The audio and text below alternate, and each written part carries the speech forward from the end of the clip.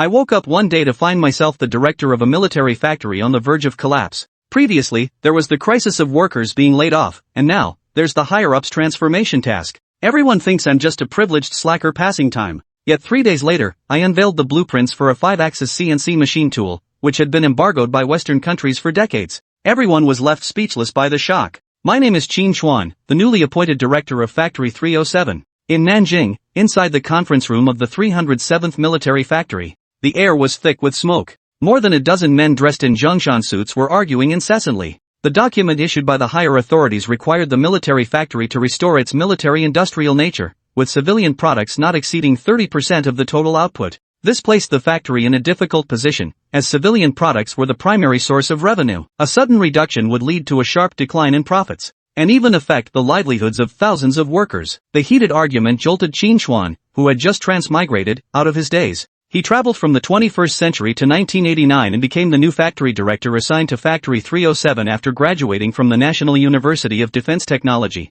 He was well aware of Factory 307's future trajectory. If things proceeded as in his previous life, the factory would go bankrupt in a few years. He couldn't let the tragedy repeat itself. Just as he was at a loss, a voice sounded in his mind, "Ding, the military term Plunder system has been successfully bound." The system transformed all the techniques he learned in his previous life into entries, categorized from low to high as white, green, blue, purple, golden and red. With this system, he could not only solve the immediate problems but also forge a sharp sword for the defense of Dragon Country. Qín Chuān had an idea. He slapped the table to signal everyone to quiet down and said firmly, "This transformation is a decision from higher-ups, and we can only comply. But the problem isn't hard to solve, as long as we find a new high-profit product. As the factory director, it's my duty to handle this matter. Within 3 days, I'll present everyone with a perfect solution." Meeting adjourned. The crowd exchanged glances, filled with skepticism toward this young new factory director. They believed he was just a parachuted appointee with connections, not someone genuinely capable of solving problems. Deputy Factory Director Zhao Jinsong tried to calm everyone down, knowing that Qín Chuān was a graduate of the National University of Defense Technology with an impressive resume. But academia and managing a factory are two different things. Despite his doubts, he chose to trust Qín Chuān. The next day, Qín Chuān arrived at a new workshop. He noticed that the factory had imported a 3-axis CNC machine from the White Bear country, which was purchased to increase the production capacity of civilian products. He knew that high-end CNC machine tools represented a country's industrial level. Western countries have consistently treated it as a strategic resource and imposed blockades. He placed his hand on the 3-axis CNC machine tool, and the system interface appeared before his eyes, displaying various technical specifications of the machine. From linear motor drives to spatial trajectory helical interpolation algorithms, Qín Chuān chose to plunder and used all the word fragments to upgrade. In an instant, all the core technologies related to 5-axis CNC machine tools flooded into his mind. He knew that as long as he could develop the most advanced 5-axis CNC machine tool, all problems would be solved. He immediately returned to his office and began drawing structural sketches of the 5-axis CNC machine tool along with its core technical parameters. For 3 days straight, he shut himself in his office, paying no attention to the factory's affairs.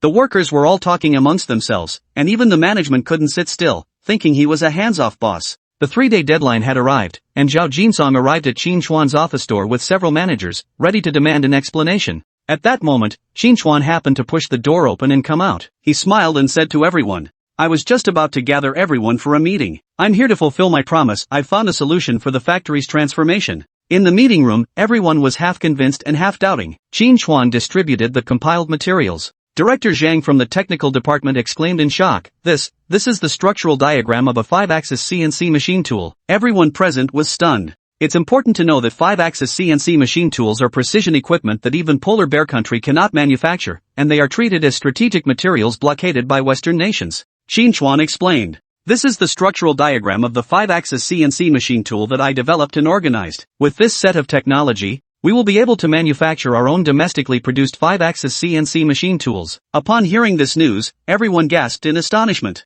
They fully understood the value and strategic significance of 5-axis CNC machine tools. A 3-axis CNC machine tool costs over 500,000 yuan, let alone a 5-axis one. If mass production can be achieved, it will not only perfectly overcome the transformation difficulties but also generate substantial foreign exchange through exports, propelling Dragon Country from an industrial powerhouse to an industrial leader. Everyone's attitude toward Qín Chuān underwent a complete 180-degree shift, transforming from skepticism into admiration and respect. After this battle, Qín Chuān firmly established his footing at Factory 307. With everyone's support, Qín Chuān immediately began organizing production. He inquired with Zhao Jinsong about the factory's available funds. Though it was only a little over 800,000, it was sufficient. He meticulously arranged the procurement list, ranging from high-rigidity cast iron to carbon fiber composite materials, and stated that the most important CNC systems and multi-axis controllers would be completed by him. Qín Chuān rushed non-stop to the computer institute affiliated with the Dragon Academy of Sciences to seek help from his mentor, Zhao Defa. After seeing the technical materials Zhao Defa had brought, he was amazed and praised the CNC system as highly advanced. He promised Qín Chuān that he would quickly organize a team to develop the control system and said he would not charge any fees, because this software is also highly beneficial for the research conducted at their institute. After explaining all matters, Qín Chuān hurried back to Factory 307, ready to personally oversee many aspects of the CNC machine tool. He knew this would be a tough battle, but with the system's help, he was confident in leading Factory 307 to a glorious future. Chapter 4, Grade 8 Fitter vs. 5-Axis CNC Machine. 1 week later. Lively cheers echoed through the workshop of Plant 307. Before Qín Chuān, Zhao Jinsong, and other military factory technicians stood a large piece of machinery. Director, we've actually built it. Yes. This is Longguo's first 5-axis CNC machine tool. Even White Bear Nation doesn't have one. We've broken through Freedom Nation's technological blockade. With this high-end CNC machine, even if our factory keeps only one workshop for machine tool production, our profitability will far exceed current levels. The factory's technicians and workers were all overcome with excitement. The creation of this high-end machine tool meant their livelihoods were secured. Even if military production resumed in the future, they wouldn't have to worry about money. Resolving the factory's optimization and restructuring issues is just the beginning. The emergence of this high-end CNC machine tool will multiply our factory's military manufacturing capabilities and production efficiency several times over. Once it becomes widespread domestically, both our nation's industrial manufacturing and military industries will experience rapid development. Qín Chuān's vision extended far beyond that of these skilled workers. With high-precision CNC machine tools, many of his advanced military technologies would become much easier to implement. That was the true significance. Director, we've built the 5-axis CNC machine, but how does its performance stack up? Exactly. While I know the CNC machine must perform well, how does it stack up against high-end foreign models? Hearing the surrounding doubts, Qín Chuān smiled. Testing this machine's performance is simple enough. Just pit it against our factory's most skilled master machinist and we'll see. At this suggestion, Zhao Jinsong and the others' eyes lit up. That's a great idea. Master Wang, come over and pit your skills against our 5-axis CNC machine. Sure thing. With that, an experienced master in blue overalls strode confidently forward from the crowd. Cheers erupted from the surrounding crowd. Factory manager Qín, Master Wang is our factory's most skilled level 8 fitter. His eyes are like a ruler. The precision parts he crafts are every bit as good as those made by high-end CNC machines. Zhao Jinsong declared proudly.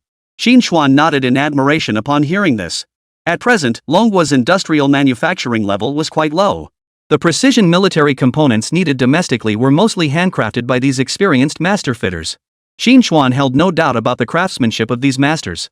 However, when it came to mass-producing precision components, these masters simply couldn't compete with CNC machines. At Zhao Dongxiao's instruction, workers quickly brought 2 lengths of steel material. Our test is simple, a recent military order for track pins just received by the factory. These are the standard dimensions provided by the military. Within half an hour, whoever produces the most pieces that meet the specifications wins. Once the rules were clear, both sides immediately began preparations. Soon, at Zhao Jinsong's command, the contest commenced.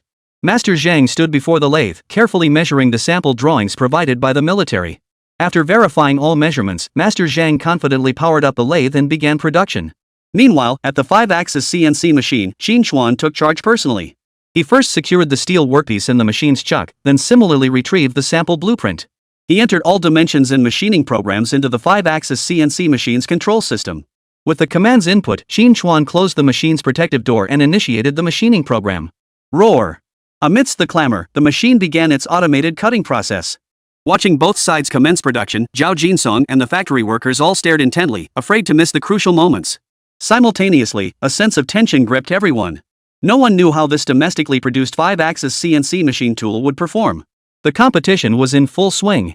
Since 5-axis CNC machines require data programming first, Qín Chuān spent nearly 10 minutes on this step. This made him significantly slower compared to Master Zhang, who had merely glanced at the blueprints before enthusiastically starting to machine the parts. Qín Chuān's 5-axis CNC machine had only just begun operating. Across the room, Master Zhang had already skillfully turned a standard track pin using his masterful craftsmanship. Many of the gathered workers felt Master Zhang had this round in the bag. Only Qín Chuān's lips curled upward, his expression radiating confidence. A few minutes later, the tide of the contest finally turned. Though Master Zhang maintained his pace, he ultimately couldn't match the speed of the high-speed CNC machine. Seeing this, Master Zhang, who had remained unflappable until then, suddenly grew anxious. He instinctively accelerated his machining speed, but the more he rushed, the more prone he became to mistakes. Finally, after Master Zhang made 2 consecutive errors on standard parts, the competition time came to an end. Master Zhang could only sigh helplessly, setting down the unfinished standard part. Master Zhang, don't lose heart. We may not match machines in speed, but you might just be unmatched in precision. Several workshop workers encouraged Master Zhang. Alright, the test competition is over. Now let's tally the results. Master Zhang produced 8 standard track pins in half an hour, while factory manager Qín managed 45. Zhao Jinsong announced excitedly as he reviewed the figures. Hearing this, Master Zhang couldn't help but shake his head.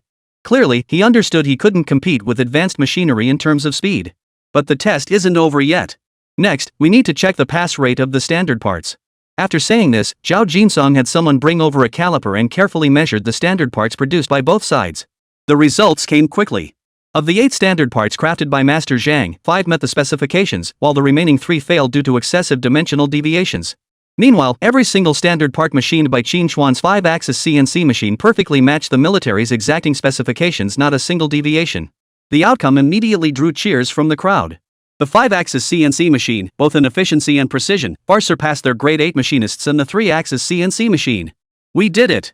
We really did it! This 5-axis CNC machine is incredibly advanced. Look at these standard parts, they're like works of art.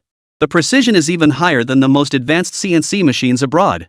With this machine, our factory is set for success. Workers instantly gathered around, examining the 5-axis CNC machine from every angle. Factory director, we're truly impressed this time.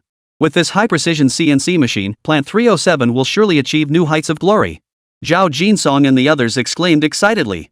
Alright, while the 5-axis CNC machine has passed testing, our factory's issues aren't completely resolved yet. Deputy Director Zhao, have someone prepare a truck shortly. We'll transport this 5-axis CNC machine with us. Director, why are you taking the CNC machine? Hearing Qín Chuān intended to transport the 5-axis CNC machine away, many grew anxious. This first 5-axis CNC machine hadn't even had time to settle in before it was being hauled away? What for? To find a buyer, of course. Our high-end machine tools may be excellent, but we still need to find buyers for them. With that, Qín Chuān smiled and walked out of the workshop. Chapter 5, The Arrogant Experts from the Land of Cherry Blossoms. Time to take a trip out of town.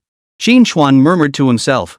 China's industrial manufacturing sector was still in its infancy, creating a massive demand for high-end CNC machine tools. However, compared to general factories, manufacturers of precision components were the ones most urgently in need of high-precision machine tools. Currently, the only capable manufacturer nearby was Southern Precision Factory. This manufacturer primarily produced needle roller bearings and one-way clutches, demanding extremely high precision from their CNC machine tools. Therefore, Qín Chuān's destination was Nanfang Precision Machinery. Although Nanfang Precision Machinery is not located in their city and the journey is not short. Fortunately, Plant 307 had decent assets. Besides several large trucks, the factory also owned 2 passenger cars. In an era when cars were still rare, owning one was a real status symbol. After a quick tidy-up, Qín Chuān pushed open the door and stepped outside.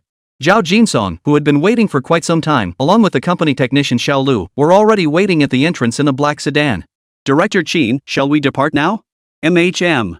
Have you arranged everything for the CNC machine tools? Qín Chuān asked as he settled into the car.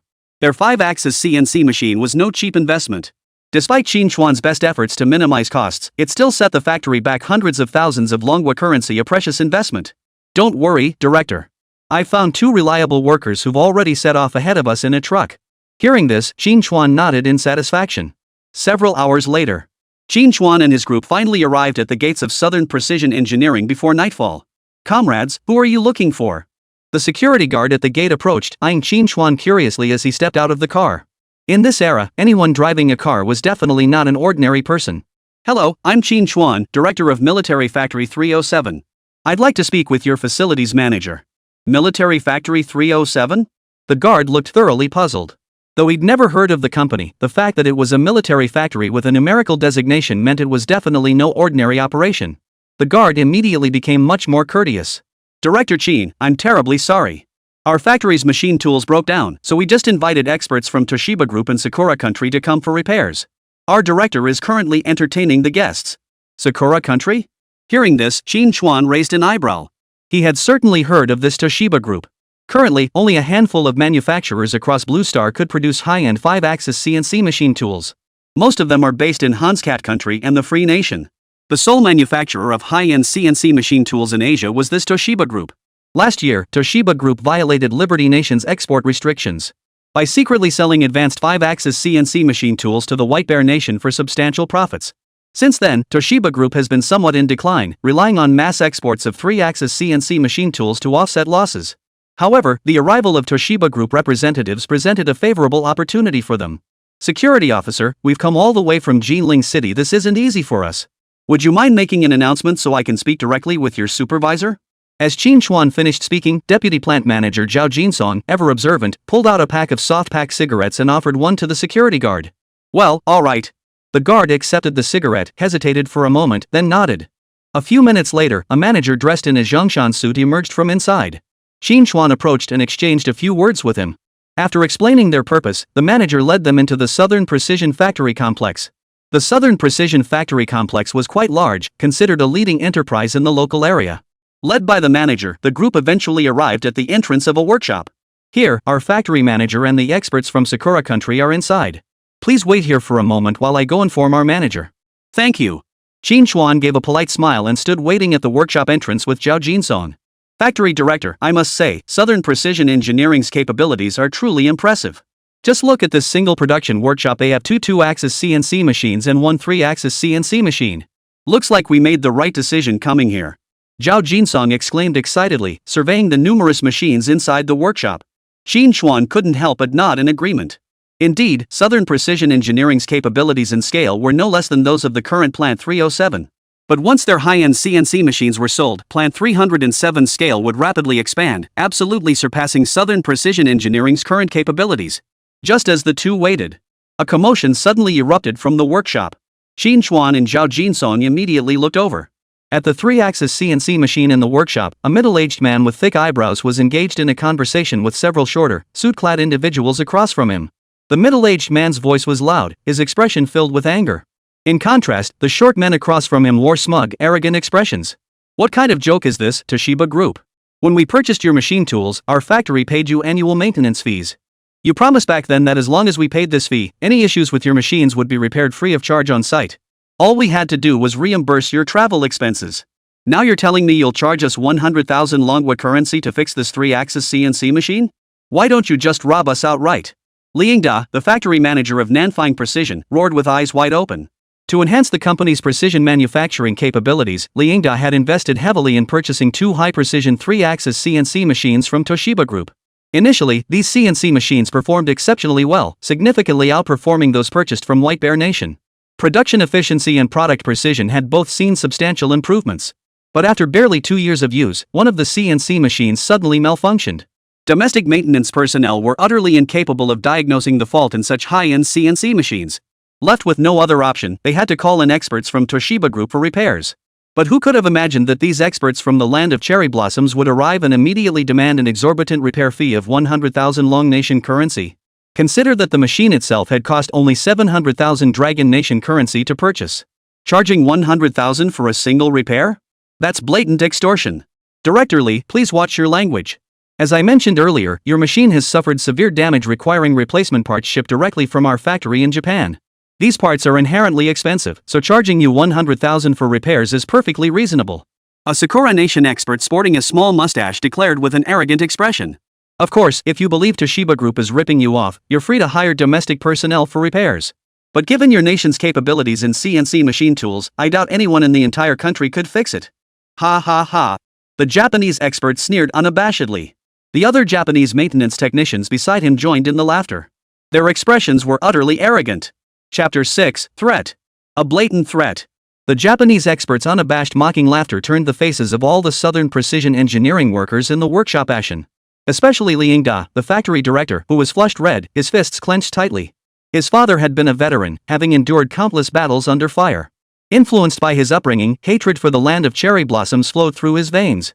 If it weren't for the factory's development needs, coupled with the fact that high-end CNC manufacturers from Handcrafting and Liberty Nation refused to sell to their Dragon Nation, he would never have considered purchasing CNC machine tools from Sakura Nation. The ugly, mocking expressions of the Sakura Nation experts enraged everyone present, yet they could do nothing about it. After all, this imported 3-axis CNC machine was the backbone of their factory's production. The most precise components all required its use. The factory had already spent a considerable sum to acquire these two 3-axis CNC machines. They couldn't simply turn their backs on Japan over a few taunts from its experts that would only hurt themselves in the end. But now, Japan had them on the chopping block, intending to fleece them thoroughly. They weren't about to play the sucker. Just as Li Yingda looked utterly frustrated and helpless. Clang! A metallic clang echoed from behind the group.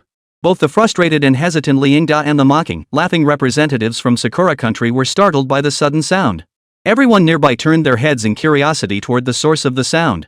Unnoticed until now, two unfamiliar figures were crouched beside the malfunctioning 3-axis CNC machine, fiddling with something inside. Factory manager, are you up for this? This is a cherry blossom country CNC machine. If we can't fix it, we'll have to pay for it, right? Put. Fixing a piece of junk like this? That'll take no time at all. Don't forget, our factory produced China's first 5-axis CNC machine. With that, Qín Chuān shone his flashlight and peered deep into the CNC machine's interior. What are you doing? This is Toshiba Group's high-end 3-axis CNC machine. How dare you Chinese tamper with it? Seeing two Longguo nationals in Zhongshan suits crawling beneath their CNC machine, the Toshiba Group technical representative instantly lost his temper. Director Li, are these technicians you hired to repair the machine? I already said, this high-precision 3-axis CNC machine contains delicate components. You Longguo people can't fix it. And don't forget the purchase agreement we signed. Machines sold by our company can only be serviced by us. Should you disassemble it without authorization, Toshiba Group will bear no responsibility for any resulting issues. Hearing the Toshiba Group representative's words, Li Yingda's expression darkened. Which workgroup's technician are you? Who authorized you to touch this imported CNC machine tool? Facing Li Yingda's rebuke, Zhao Jinsong awkwardly stood up beside him. But Qín Chuān below seemed oblivious, continuing to fiddle with the machine. Only after Zhao Jinsong's urgent reminder did Qín Chuān finally crawl out from beneath the machine. His body and face were covered in thick, black oil stains, and he held a wrench in his hand, a tool he'd somehow managed to find. It was you guys. Didn't I just tell you to wait outside the workshop? Why did you come in on your own? And you touched our imported CNC machine. The supervisor who had led Qín Chuān and his partner inside earlier glared at them, eyes wide. Xiaolu, who are these people? Li Yingda paused, looking puzzled. Mr. Li, I'm Qín Chuān, the factory manager of Military Factory 307. I sincerely apologize for my presumption in examining your CNC machine earlier. Truthfully, this CNC machine isn't seriously faulty.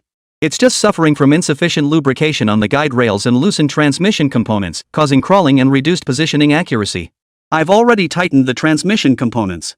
Just add a bit more lubricant to the guide rails and it'll be fine. Qín Chuān flashed a faint smile as he spoke calmly. Military Factory 307?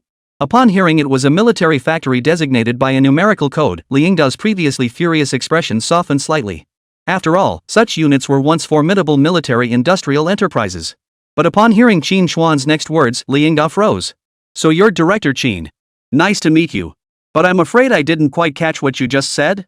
You're saying the decline in positioning accuracy of our CNC machines isn't due to major equipment failure, but merely loose transmission components? Not only was Li Yingda perplexed, but the surrounding Southern precision engineering workers also wore expressions of skepticism. They knew full well that Toshiba Group's Japanese technical experts were ripping them off by charging 100,000 yuan. No one believed their equipment issues could be as simple as a loose conveyor belt. If that were the case, these Japanese technical experts would be utterly despicable. Bastard! What do you know about technology, you Dragon Nation man? This is a high-precision CNC machine from Toshiba Group. Your country can't even manufacture such equipment now, how could you possibly repair it? Hearing Qín Chuān's words, the Toshiba Group technical representative who had been arrogantly boasting moments before suddenly paled and shouted in frustration. Director Li, please reconsider carefully. If you proceed with unauthorized repairs, Toshiba Group will cease all maintenance services for your factory. Furthermore, due to your breach of contract, Toshiba Group will place your Southern Precision Engineering on our blacklist. You'll never purchase another advanced 3-axis CNC machine tool from Toshiba Group again. At these words, Li Yingda and the assembled workers all turned ashen-faced. Threats. This was a blatant threat. Li Yingda's face alternated between darkening and paleness. The arrogant attitude of the representative from Sakura country pushed Li Yingda beyond his limits. But if Qín Chuān was lying and Toshiba Group blacklisted them over this incident, their factory's high-precision component machining business would suffer immense damage.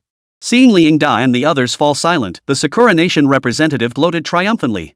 He knew full well that across the entire Blue Star, only his East Asian nation and the White Bear Nation could supply 3-axis CNC machine tools to the Dragon Nation.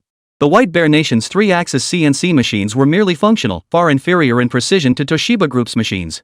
He refused to believe Li Yingda would sever business ties with Toshiba over this. "You shorties from Cherry Blossom Nation, what are you bragging about? It's just a crappy 3-axis CNC machine. Our Plant 307 has produced the most advanced 5-axis CNC machines. 5-axis CNC machines will soon be standard across our country. No one will bother with your trashy 3-axis machines." Faced with repeated taunts and threats from the Toshiba Group's technical representative, Zhao Jinsong beside Qín Chuān couldn't help but step forward and speak up. Hearing this, everyone present froze in surprise. But moments later, several Japanese technical representatives burst into uproarious laughter. "Ha ha ha. What did I just hear? You Dragon country developed 5-axis CNC machine tools, and they're the most advanced on Blue Star? Do you even know how complex 5-axis CNC machine technology is? This is the most ridiculous thing I've ever heard in my life." Hearing this jarring mockery, Li Yingda and the others from Southern Precision Factory turned grim. They thought to themselves, the people from Military Factory 307 sure know how to brag. Their Dragon Nation hadn't even managed to develop 3-axis CNC machine tools yet. And here he was claiming they'd already developed a domestic 5-axis CNC machine? Chapter 7, Neil. Humiliating the Japanese experts. Director Li, this is our factory's deputy director, Zhao Jinsong. He's correct, our 307 military factory has developed China's first 5-axis CNC machine tool. We came here today to discuss a partnership with your Southern Precision Engineering. Qín Chuān looked at the skeptical faces around him and stated bluntly. "You're out of your minds. Looks like all you Longguo people have lost your minds. A 5-axis CNC machine? If your country really had that technology, I'd kneel before you." Ha ha ha. The Toshiba Group's technical representative laughed arrogantly. "Boss, there's a big truck at the gate claiming to be from Military Factory 307. They say they're delivering a 5-axis CNC machine tool." At that moment, the security guard at the entrance came running over, shouting loudly. "What? They actually brought the machine tool?" Li Yingda had thought Qín Chuān was joking. Who would have thought they'd actually hauled the CNC machine all the way from Jinling? "Factory manager Li, since our machine tool has arrived anyway, why don't you take a look first before making a decision?" Well, Li Yingda's face showed hesitation. After all, Toshiba Group's technical experts were still present. Might such an action completely provoke them? "Director Li, since your Dragon Nation has developed 5-axis CNC machine tools, let us broaden our horizons. We're also curious to see what the most advanced 5-axis CNC machine tools on Blue Star actually look like, ha ha ha," the Toshiba Group technical expert said with an expression of anticipation, as if waiting for a good show. "Alright, then pull it in." "Got it." With Li Yingda's approval, the truck drove in. With the help of Southern Precision's workers, the brand new 5-axis CNC machine was installed in the workshop. This really does look like a CNC machine. Yeah, look at those cutting tools and couplings, it really seems to be a 5-axis machine. And look, it even has a nameplate from Plant 307. Could this actually be domestically made? The surrounding Southern Precision Engineering workers gathered around the unfamiliar CNC machine, whispering among themselves. Even Li Yingda and several technical supervisors from the factory gathered around out of curiosity. They scrutinized the machine tool from top to bottom. Meanwhile, several technical representatives from Toshiba Group, upon seeing the machine's exterior and structure, suddenly paled. "Impossible. This CNC machine structure is identical to a 5-axis CNC machine. Where did you steal this technology from?" The lead technical representative from Sakura Nation wore a grimace of fury. After all, 5-axis CNC machines, the most precise and advanced on Blue Star, were always subject to strict restrictions. Especially after Toshiba Group secretly sold several 5-axis machines to the White Bear Nation for huge profits, only to be hit with severe sanctions and fines by the Free Nation. The Toshiba Group still hadn't recovered from the blow. Had it not been for that incident, they never would have sold 3-axis CNC machines to the Dragon Nation. "You short-statured Japanese. Watch your filthy mouth. This 5-axis CNC machine is entirely self-developed by our 307 military factory. Every technology and component is domestically produced." Zhao Jinsong glared fiercely at the Japanese representatives, causing them to instinctively step back.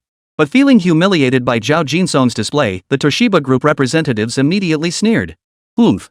So what if it looks like a 5-axis CNC machine? Who knows if it's just an empty shell, a mere facade?" Exactly. CNC machine technology is about high-precision manufacturing, not just for show. Qín Chuān ignored the stubborn Japanese technical representatives and turned to Li Yingda. "Director Li, this is the 5-axis CNC machine tool developed entirely in-house by our Plant 307. Why don't we run a test? See the results for yourself." Hearing this, Li Yingda nodded. Upon seeing this entirely domestically produced CNC machine tool, Lingda had already begun to take action. His instincts told him this machine wasn't fake. He immediately instructed workers to fetch a piece of high-carbon chromium-bearing steel, a common material for manufacturing needle roller bearings. He then handed Qín Chuān a set of drawings for needle bearings used in motorcycle engines. Qín Chuān nodded and, under the curious gaze of the crowd, input the technical parameters for producing needle roller bearings into the CNC system. Buzz, buzz, buzz. As the commands finished loading, the 5-axis CNC machine began its cutting operation. The Toshiba Group technical representative, who had been so stubborn moments before, paled visibly the instant the 5-axis CNC machine started working. As a representative of one of Blue Star's few manufacturers with the capability to develop and produce 5-axis CNC machines, Qín Chuān's series of operations had already sparked an extremely ominous premonition within him. Ding! Shortly after, the 5-axis CNC machine halted its operation. All done. Qín Chuān smiled as he opened the machine's protective door, retrieving a compact, precision outer ring needle roller bearing to hand to Lingda. Director Li, please take a look. Does this product meet your factory's production requirements? Lingda took the outer ring needle roller bearing, his eyes lighting up. The outer ring was exceptionally smooth, and its internal structure was exquisitely neat, a true industrial work of art. Director, this needle roller bearing fully meets the standards, and its precision far surpasses that of Toshiba Group's 3-axis CNC machine. It even outperforms the high-end CNC machines from manufacturers in Handcrafting and Liberty. This truly is a high-precision 5-axis CNC machine. After meticulously comparing every detail of the bearing, the technician from Southern Precision Engineering couldn't help but exclaim, "Whoa!" The surrounding crowd gasped in unison upon hearing this. Damn it! There's no way your Dragon Nation could have independently developed such an advanced CNC machine. You must have stolen the technology. That's it, exactly. We're reporting this to the relevant authorities in the Free Nation. High-end CNC machine tool technology has been leaked. The Free Nation will investigate this matter, just wait for your sanctions. At that moment, the devastated Toshiba Group technical representative stomped his feet and shouted like a madman. What enraged him was not merely the precision of this high-end 5-axis CNC machine tool. It was also the fact that this was a fully domestically produced 5-axis CNC machine tool. This meant that not only would Southern Precision Engineering now have access to high-end CNC machines, eliminating the need to import their subpar 3-axis machines, but that the entire industrial manufacturing sector of the Dragon Nation could now access advanced CNC equipment. Toshiba Group would completely lose China's vast CNC machine tool market. Moreover, it would rapidly elevate Longguo's industrial manufacturing capabilities, creating direct international competition with them. Get lost. This is our factory's own production. Don't even think about asking the Free Nation to investigate. Even if you brought God himself, I wouldn't be scared. Oh, and earlier you said you'd kneel if we actually developed a 5-axis CNC machine, right? Well, get on your knees now. I'm waiting to see it. Zhao Jinsong retorted with no holds barred. Hearing this, Lingda and the surrounding Southern Precision Engineering workers all burst into hearty laughter. This expert from the land of the rising sun had truly shot himself in the foot. Not only had his scheme to extort 100,000 yuan in exorbitant repair fees failed, but he'd been completely outmaneuvered. You all. Damn it. Let's get out of here. Seeing that staying any longer would only bring further disgrace, the Toshiba Group technical representative, leading several Japanese technicians, exited with their tails between their legs. Chapter 8, Making money is just a side hustle. Military industry is the real deal. Damn it. Those cherry blossom country experts are real jerks. It's just a loose transmission part, and they had the nerve to demand 100 grand from us. Watching the disgraced Japanese technical representative leave, the workers of Nanfan Precision Factory vented their frustration with angry curses. Director Qín, we're truly grateful for your help this time. If you hadn't arrived in time, we would have been ripped off by those Japanese experts. Lingda expressed his sincere gratitude. Factory manager Li, you're too kind. Those cherry blossom country folks are just so unprofessional. Director Qín, is this 5-axis CNC machine truly independently developed and manufactured by your factory? Absolutely. This 5-axis CNC machine was personally developed by our factory director. There's no question about it. Zhao Jinsong interjected eagerly from the side. Hearing this, Lingda and the others looked at Qín Chuān with even greater respect. Who would have thought that such a young factory director not only manages a military factory but is also such an outstanding researcher? Director Li, you flatter me. Actually, we came here today to promote our domestically produced 5-axis CNC machine tools. You witnessed its performance earlier. It should meet your factory's technical requirements. Does Southern Precision Engineering have any interest in purchasing? Qín Chuān asked calmly. We're interested. Very interested indeed. This domestically produced 5-axis CNC machine tool is far superior to those from Sakura country. With this high-precision machine, we'll be able to manufacture needle roller bearings that meet international standards. Then our products will be able to compete internationally, Longguo said excitedly. It turned out their factory had previously attempted to venture into foreign trade and open up overseas markets. Yet their bearings held no competitive edge over foreign manufacturers beyond their low price. This was the primary reason why Southern Precision Engineering had spared no expense in acquiring Toshiba Group's 3-axis CNC machine tools. Today, the 5-axis CNC machine tools developed and manufactured by Plant 307 match the performance and precision of the world's top 5-axis CNC machines. This undoubtedly enables them to produce bearings with higher precision. Combined with their lower prices, this gives them a significant advantage in opening up foreign markets. I just wonder how much your domestically produced 5-axis CNC machine tools cost per set. Factory manager Qín, forgive me for saying this, but we've yet to recoup the costs of these two imported 3-axis machines we invested heavily in. Longguo chuckled awkwardly. The 3-axis CNC machine tools they purchased from Sakura country cost them 1 million Longguo currency per set. That was significantly more expensive than the 3-axis CNC machine they'd previously acquired from the White Bear Nation at Plant 307. As for the cheapest 5-axis CNC machines from abroad, they started at 1.5 million Longguo currency, with higher-end models exceeding 2 million. Crucially, even if they had the money, they couldn't buy them. The domestically produced 5-axis CNC machine at Plant 307 performed just as well as the high-end machines from major foreign manufacturers. Longguo worried their factory couldn't bear the exorbitant cost. Director Li, you needn't worry about that. While our domestically produced 5-axis CNC machine matches the performance of major foreign manufacturers, it's priced significantly lower than theirs. Our 5-axis CNC machine is priced at 900,000 Longguo currency, and we offer a 5-year free warranty. Should any issues arise with our machine during this period, we will provide complimentary on-site repairs. The high price of foreign high-end CNC machines doesn't necessarily mean their production costs are that high. In reality, tariffs and shipping costs alone account for nearly half of the selling price. Add to that the premium foreign companies charge for their technology, and you get the exorbitant price of these CNC machines. Domestic high-end CNC machines, however, face no tariffs and have significantly lower transportation costs, giving them a substantial price advantage from the outset. Qín Chuān had already calculated the costs after developing the 5-axis CNC machine. Currently, many of their components are custom-made externally, which drives up costs somewhat. However, the total cost can still be controlled around 500,000 Longguo currency. Once sales volume increases later on, the prices of these components will also drop rapidly. Qín Chuān is confident they can control the price at around 400,000 Longguo yuan per unit.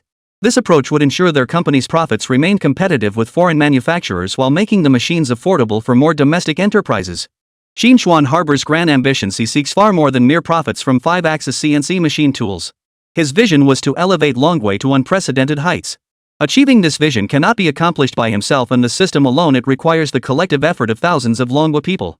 Once 5-axis CNC machine tools became widespread in Longguo, the industrial manufacturing sector would undergo earth-shaking changes. It would profoundly impact numerous other sectors: aerospace, automotive manufacturing, electronics production, medical devices, mold fabrication, and more. This is a grand chess game that will shape the nation's destiny. Only 900,000 Dragon Nation currency. That's cheaper than the 3-axis CNC machine we bought from Toshiba Group. Director Qín, if that's truly the price, we'll order 2 units right now. No, make it 3. Seeing that the domestically produced 5-axis CNC machine not only cost significantly less than imported models but also came with a free 5-year warranty from Plant 307, Longguo had no further reservations.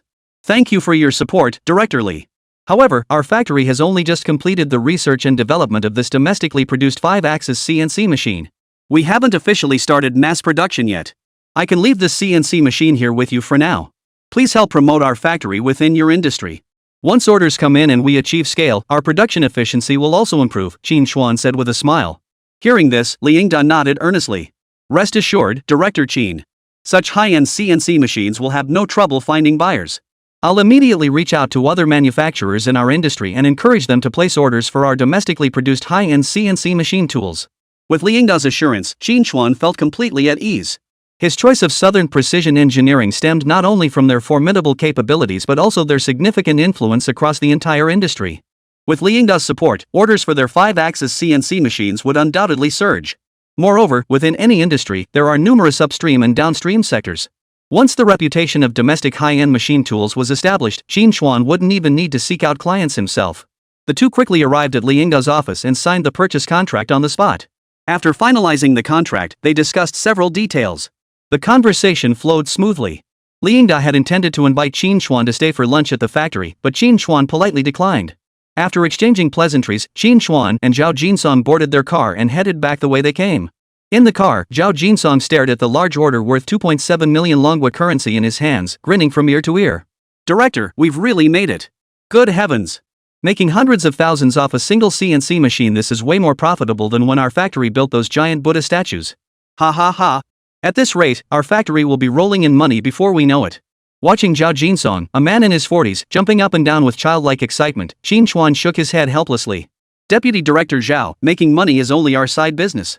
Don't forget the original mission of Military Factory 307, to optimize reforms and swiftly restore the factory's military-industrial capabilities. Only with a strong military industry can national defense be robust. Only when our national defense is strong can we have the confidence to live better lives. Qín Chuān narrowed his eyes slightly, his gaze unwavering as he spoke. Chapter 9, Expanding the Factory Grounds, Raising Wages for All. 307 Military Factory, Entrance Gate. Factory managers and department heads waited anxiously. Do you think the factory director and his team will succeed in their sales pitch at Southern Precision Engineering? Who knows? That's the leading enterprise in China's parts industry. We should have confidence in ourselves. You've all seen the 5-axis CNC machine our factory director developed. Even our factory's top technician, Master Wang, says the machine's precision is terrifyingly high. It's bound to work out. Let's hope so. Our factory's success in restructuring hinges on this trip. The group murmured anxiously. They weren't worried about the performance of Qín Chuān's high-precision CNC machine after all, they'd witnessed its capabilities firsthand. But building the 5-axis CNC machine had nearly drained the factory's working capital. If Qín Chuān and his team failed to secure this deal, the factory wouldn't just struggle to transform, it might not even survive. Just then, someone in the crowd shouted. Look! It's the factory director's car. They're back. At the sound, everyone immediately looked up. A black sedan had already pulled up smoothly at the factory gate. Qín Chuān and Zhao Jinsong stepped out, both wearing broad smiles. The crowd immediately surrounded them. Director Qín, Deputy Director Zhao, have we sold the 5-axis CNC machine yet? Has Southern Precision Engineering placed an order for the CNC machine? Observing the eager yet anxious crowd, Qín Chuān remained silent, offering only a faint smile. Zhao Jinsong, however, was bursting with pride as he pulled a contract from his briefcase. Of course. With Director Qín and I personally handling it, how could it not succeed? Look at this. This is the contract order for the 5-axis CNC machine tools Southern Precision Engineering placed with our factory. Hearing that the two had actually sold the 5-axis CNC machine, the crowd erupted in cheers. Fantastic! Our 5-axis CNC machine has succeeded. Ha ha ha! With this 5-axis CNC machine order, our factory's transformation should be considered a complete success. Director Qín is truly amazing. Solving such a major problem for our factory right after taking office. Deputy Director Zhao, how many CNC machines did the client order? What's the contract value? Hearing the question, Zhao Jinsong proudly waved the contract. Actually, they didn't order many, just 3 units. The contract price? Only 2.7 million. What? 3 high-end CNC machines? A 2.7 million yuan contract signed in one go? Hearing this, everyone was stunned. They knew 5-axis CNC machines were high-end equipment with substantial profit margins. They never imagined it would be this substantial. The price for just 3 machines alone was approaching 3 million Longguo currency. That's almost as much as their factory's sales for over half a year. This is pure profit. This order for 3 CNC machines is just the beginning. More CNC machine orders will be placed with our factory in the future. From now on, you won't have to worry about the factory's profits. Just focus on advancing military research and development. Qín Chuān said to everyone with a smile. By the way, Director Zhang, have you finished cleaning up the workshop I asked you to handle? Rest assured, Director. We'll handle it immediately. Qín Chuān nodded with satisfaction. The optimization reforms mandated by higher authorities required them to reduce the proportion of civilian products in the military factory. This didn't mean they had to reduce production. If they had sufficient funding, they could continue expanding the military factory's scale. The key was maintaining the structural ratio of production capacity.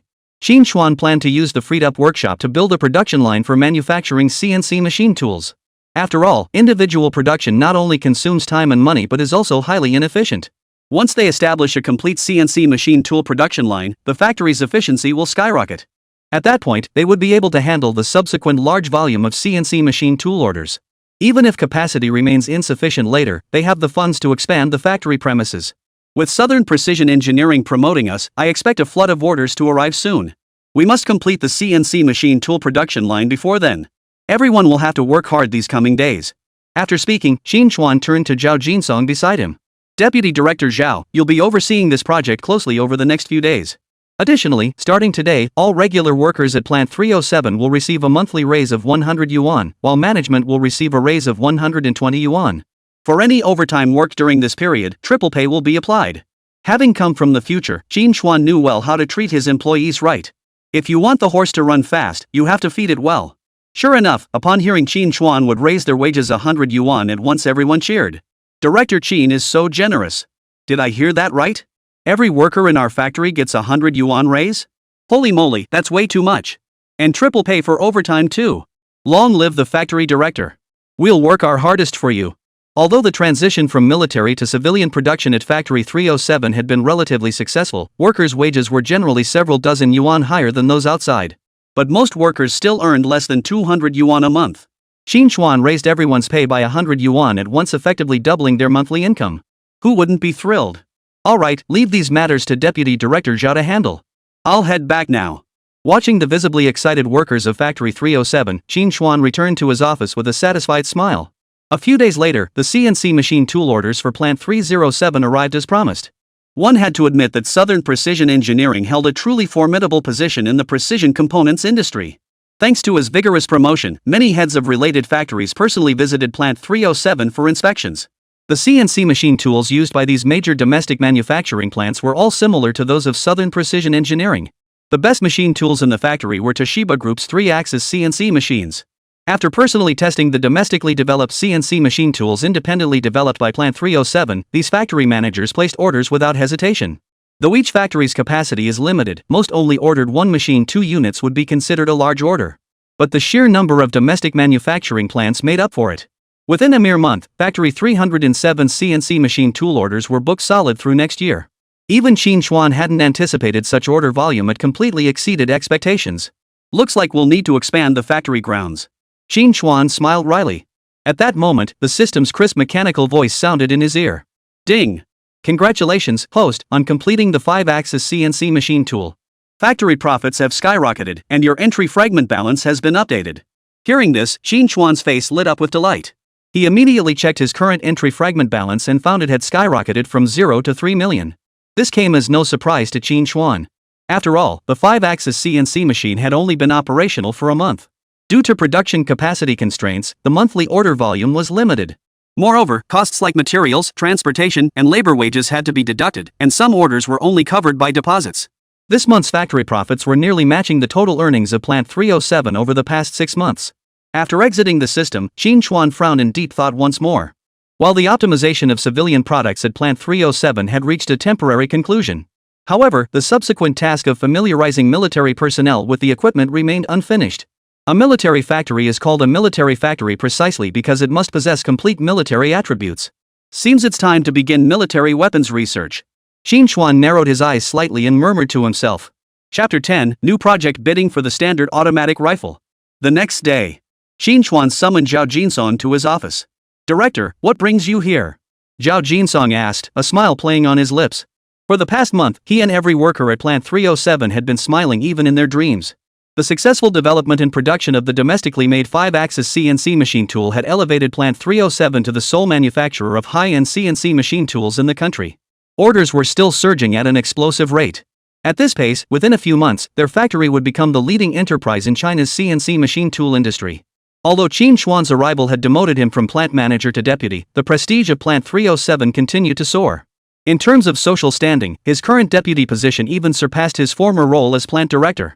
Now, when Zhao Jinsong walked down the street, he held his head high. If he weren't afraid of bumping into walls from not seeing the road ahead, his nose would have been pointing straight to the sky.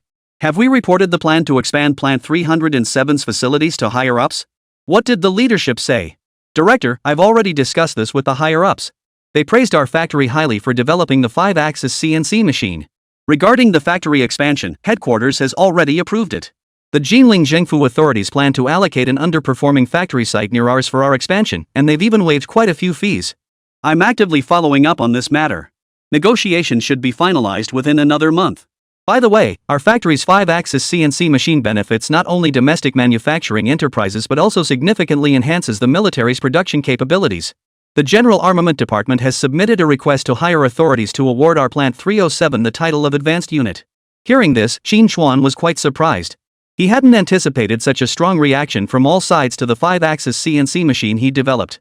The military even intended to award them an advanced unit title, a pleasant surprise indeed. This matter has been handled well. But even though orders are picking up, we need to increase staffing. We can't have our workers running non-stop overtime shifts. Qín Chuān reminded him. Don't worry about that, Director. The line of people wanting to work at our factory stretches all the way to the Qiantang River. Recruitment is absolutely no problem. At present, Factory 307 was at its peak. Qín Chuān had raised wages for every employee in the factory. Overtime even came with triple pay, further fueling the enthusiasm of everyone at Factory 307. Workers from nearby factories now envied them intensely, with many trying to pull strings to get jobs at Plant 307. They had no shortage of personnel whatsoever. The CNC machine tool project is entirely in your hands. But now that Factory 307 is back on track, we need to catch up on our military research projects. Has the factory received any military projects recently? Hearing this, Zhao Jinsong paused, then replied after a moment's thought. Well, we haven't been getting many military projects lately. However, the army did issue a tender for a new automatic rifle a couple of days ago. Don't underestimate this as just another automatic rifle tender. This time it's different from previous rifle development projects. Word is the military aims to create an entirely new standard issue automatic rifle and plans to deploy it on a large scale across the troops. While the unit price isn't high, the volume is substantial enough. I've heard major domestic firearms research institutions like the China Ordnance Equipment Group, the China Academy of Ordnance Science, and the 202nd Research Institute of the China North Industries Group Corporation are all competing for the project. However, while our factory handled half of the nation's firearms production during wartime, our capabilities in firearms have weakened since the military to civilian transition. Director Qín, should we bid on this project? At these words, Qín Chuān's eyes lit up. A standard issue automatic rifle project? This was no small undertaking. It must be noted that while Dragon Nation has developed several generations of new rifles over the years, only a handful of series have been mass-produced and deployed to the troops. As the backbone of light weapons, the widespread deployment and critical importance of rifles are recognized by nations worldwide. A superior standard issue rifle is particularly crucial for enhancing a military's fundamental combat capabilities. Moreover, compared to large-scale military R&D projects like missiles and artillery, the development of standard-issue rifles was relatively simpler. Now, with their 5-axis CNC machine tools, Plant 307 has established a foothold in the civilian market. However, as a military factory, they urgently need a high-impact weapon to restore the 307 factory's prestige in the defense sector. The standard-issue rifle perfectly aligned with their military development roadmap. Securing a military standard rifle contract would establish 307 factories' reputation in the defense sector. This would open the door to securing more defense contracts in the future. Take it. Why wouldn't we take such a great project? Qín Chuān said with a smile. But the China North Industries Group Corporation and the China Academy of Ordnance Science are major players in domestic firearms research. Can we really compete with them? Why can't we compete? Didn't we develop our own 5-axis CNC machine tools when none existed domestically before? Well, I suppose that makes sense. Zhao Jinsong might lack confidence in his factory's firearm research capabilities, but he had complete faith in Qín Chuān. They might not be up to it, but their factory director certainly was. Instantly, Zhao Jinsong's smile widened. Now that their civilian products had been successfully optimized, if they could also thrive in the military sector, restoring the former glory of Military Factory 307 would be within reach. Alright, Director, I'll go discuss this with the military right away. Alright, go ahead. After all, Factory 307 was a long-established military facility in the country. Although it had transitioned to civilian production for some time, it still held considerable prestige in the military sector, particularly in firearms. Furthermore, the recent successful development and production of their 5-axis CNC machine tools has greatly benefited major military factories and defense research institutions. Consequently, approval for bidding on the Army's standard-issue rifle contract came swiftly. Upon receiving the bid documents, Qín Chuān immediately headed to Plant 307's firearms production workshop. Although their firearms research lagged behind other specialized units, they had still secured several production contracts. Director, what brings you to our workshop? Zhao Difu, the director of the firearms production workshop, approached with a look of surprise. Since Plant 307's transition from military to civilian production, output of civilian products had steadily increased, while the military production workshops like theirs had gradually declined. Even the factory's key military research institutes had nearly ground to a halt. This was the primary reason Zhao Jinsong expressed little confidence in Plant 307's firearms research capabilities. Were it not for the remaining orders for firearms and ammunition production, Plant 307's military identity would likely exist in name only. Thus, when higher-ups demanded military factories nationwide restore their defense capabilities, directors like Zhao Difu were the most enthusiastic supporters. Director Zhao, I've heard your military workshop has had pitifully little work these past 2 years, Qín Chuān remarked with a smile. You bet. Ever since our factory shifted from military to civilian production, these military workshops have been practically idle. In fact, many skilled workers from our workshops have been reassigned to civilian production lines. If it weren't for our factory still handling military firearm and ammunition production, the machinery here would be rusting away. Zhao Difu vented his frustration with a hint of resentment. Hearing this, Qín Chuān smiled. That was certainly the case before, but this situation will improve soon enough. Before long, your firearms workshop will be swamped with work. Zhao Difu's eyes widened at the news. Director, what do you mean? Are we getting major military contracts? Chapter 11, New Gun Design Complete. Assembly Department representatives arrive. Pretty much. Our factory just won the bid for the Army's standard issue rifle. If we successfully develop this new rifle, the orders will be so overwhelming you won't be able to keep up. Hearing this, Zhao Difu and everyone in the firearms workshop were overjoyed. Although Qín Chuān had previously raised wages for every worker in the factory, they felt uneasy about the money since their military workshop had little work day after day. Standard issue rifles? That's no small feat to develop. As the head of the firearms workshop, Zhao Difu knew this all too well. Standard issue rifles were meant for mass deployment across the entire military, demanding exceptionally high standards in both weapon performance and reliability. It wasn't something that could be achieved through minor innovations alone. That's precisely why I came to your workshop for inspiration. Qín Chuān said with a smile. Director Zhao, what you're currently producing is the Type 81 standard issue rifle currently in military service, correct? That's correct. Director Qín, the Type 81 is currently the primary standard issue rifle for our military units, though many still use the earlier Type 56 automatic rifles. Qín Chuān nodded upon hearing this, then picked up a freshly manufactured Type 81 automatic rifle. Several technical entries appeared before him. Target, Type 81 automatic rifle.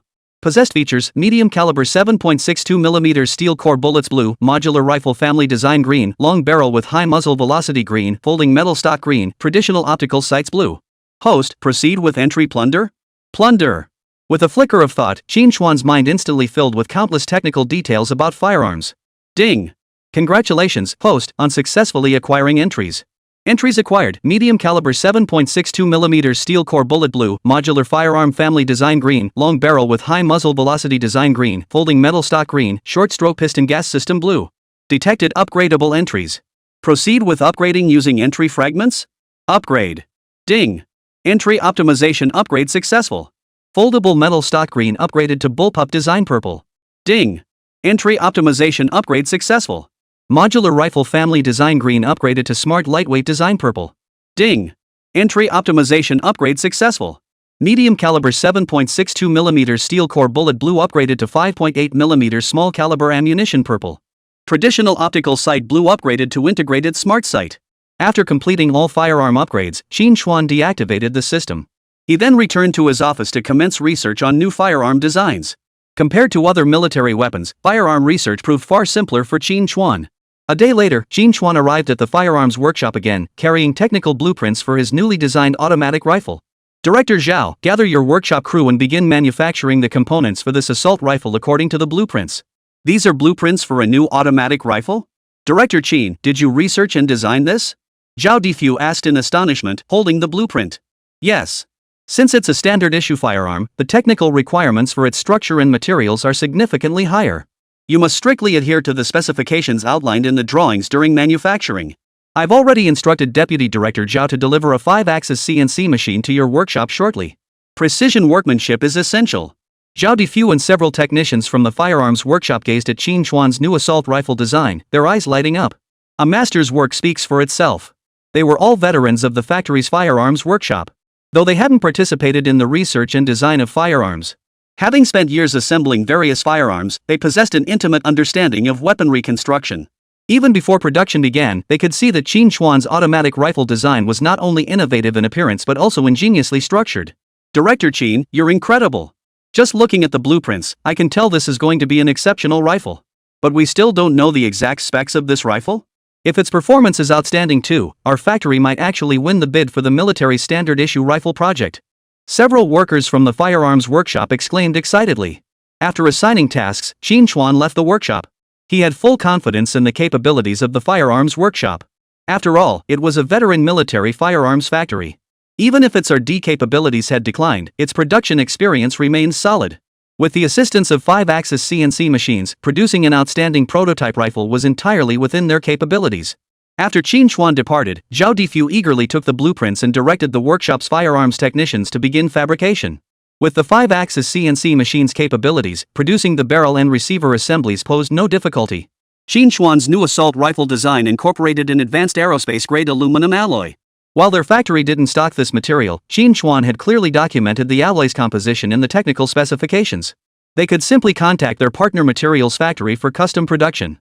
While the firearm was being manufactured, Zhao Defa personally supervised the workers as they produced 2 large ammunition boxes of bullets. After all, once the rifle was complete, live fire testing would be required, demanding ample ammunition. Working at a frantic pace, Zhao Difu and his team produced Qín Chuān's new rifle design in less than a week. The main delay stemmed from the specialized aluminum alloy used in the firearm. Otherwise, the timeline could have been significantly shorter.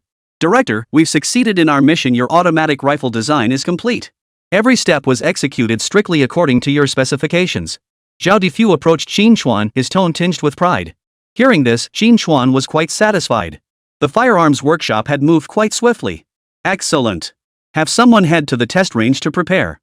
I'll contact the assembly department to send inspectors over. Whether your firearms workshop's orders will surge depends entirely on this one. Got it. After responding, Zhao Difu eagerly set off to arrange the testing procedures. Qín Chuān then summoned Zhao Jinsong and informed him of the successful development of the new automatic rifle and the upcoming acceptance inspection. Zhao Jinsong was thrilled to hear the news. He had been swamped with orders for 5-axis CNC machines these past days and knew nothing about Qín Chuān's progress on the new assault rifle. Zhao Jinsong promptly contacted the General Armament Department. When the General Assembly Department learned that Factory 307 had developed the new automatic rifle so quickly, they were astonished. After all, Factory 307 had been the last to enter the firearms bidding process, yet they were the first to complete the manufacturing of the new automatic rifle. While the General Armament Department was pleasantly surprised by the factory's development speed, they harbored some doubts about the performance of this newly designed automatic rifle.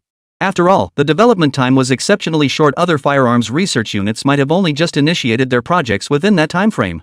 However, considering Factory 307's recent fame stemming from its 5-axis CNC machine tools, the General Armament Department decided to send personnel for inspection, taking the opportunity to assess the factory's development potential.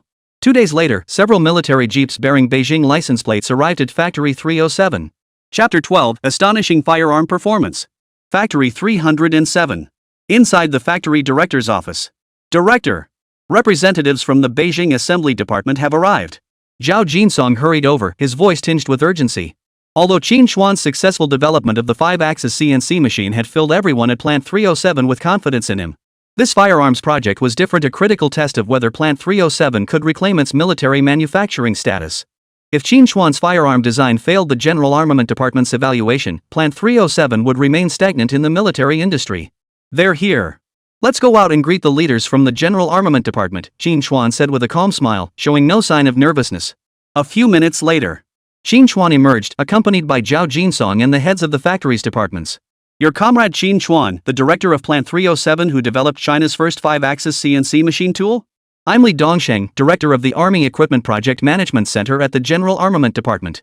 Before Qín Chuān could speak, a middle-aged man in a crisp military uniform at the doorway addressed him first. Director Li, it's a pleasure. Hearing this, Qín Chuān calmly stepped forward to shake his hand. Observing Qín Chuān's youthful composure, Li Dongsheng gave a slight nod. Impressive. I'd heard that the director of Factory 307, who developed the 5-axis CNC machine tool, was a young man who had just graduated from university. I didn't believe it at the time, but seeing you today, you truly are a promising young talent.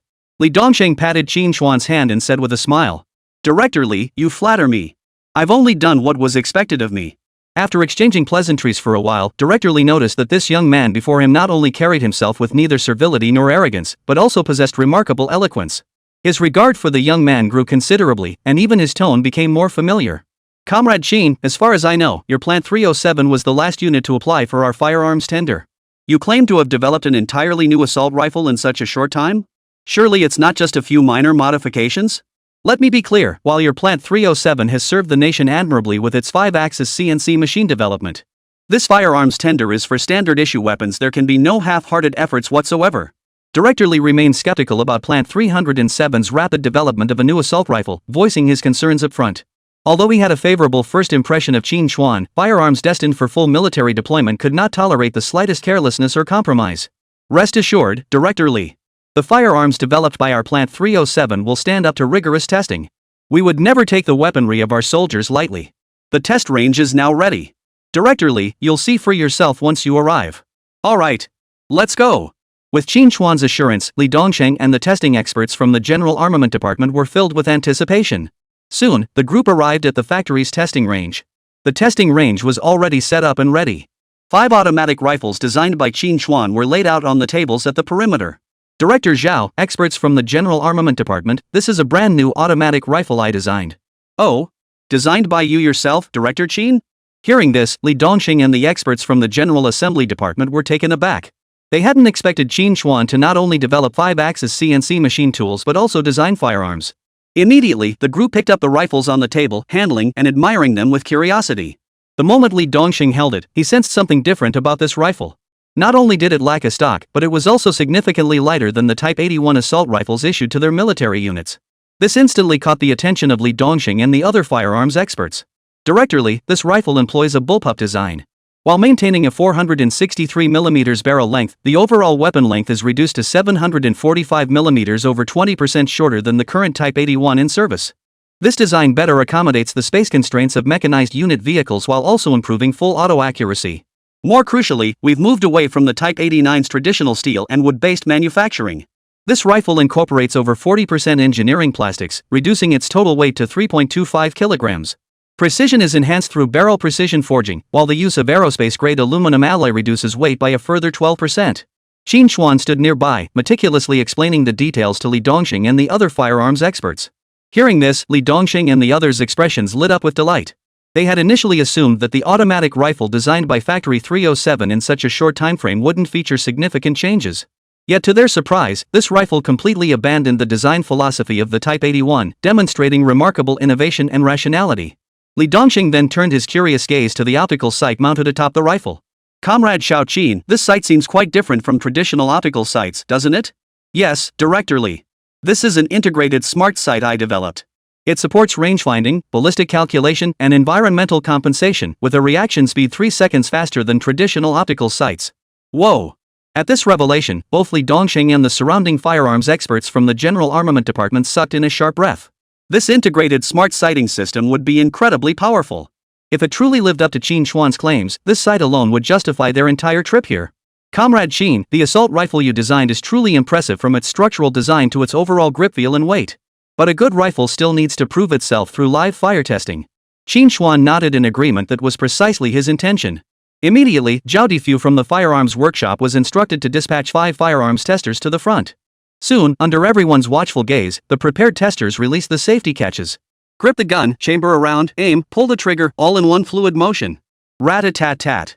Rat-a-tat-tat. Rat-a-tat-tat. In an instant, a barrage of rapid gunfire echoed across the range. Countless bullets struck the steel targets, sparking brilliant sparks and producing crisp, sharp sounds.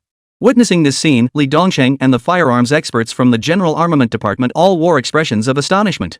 The rifle maintained continuous fire, its barrel remaining remarkably steady while its accuracy far exceeded their expectations.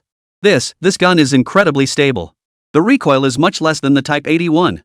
Not only that, its accuracy during sustained fire is remarkably high. It's a small-caliber automatic rifle, yet its penetration power is nothing to scoff at. Its effectiveness rivals that of a full-power rifle. At that moment, Li Dongsheng and the others all had eyes aglow, their faces radiating surprise and excitement. The live fire test of this rifle had far exceeded expectations. Amidst the surrounding gasps of astonishment, the firearms testers grew increasingly excited with each shot. As firearms testers at Factory 307, they had tested numerous rifles before. But this was the first time one felt so effortlessly smooth to handle. Within mere minutes, they had emptied an entire box of ammunition before them. Alright. That's enough testing for now.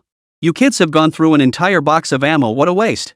Zhao Difu, watching from the side, quickly stopped the firearms testers from continuing their firing. He looked genuinely heartbroken. Even though Plant 307 was better off now than before, they couldn't afford such wastefulness.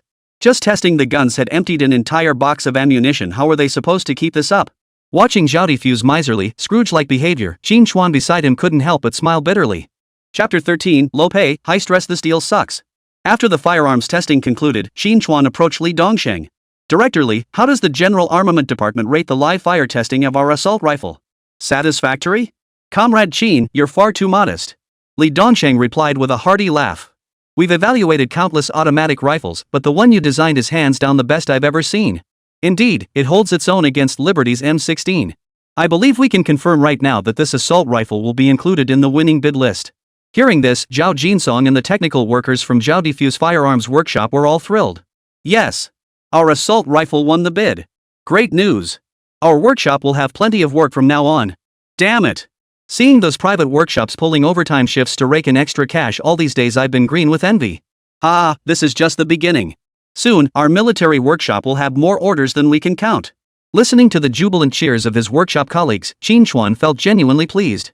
Compared to the civilian market driven by 5-axis CNC machines, Qín Chuān was even more delighted by the revival of their military-industrial identity at Plant 307. Securing this Army standard rifle contract would at least re-establish Plant 307's presence in the military sector. Moreover, once this assault rifle was widely adopted by the troops, Qín Chuān was confident it would earn the approval of most soldiers.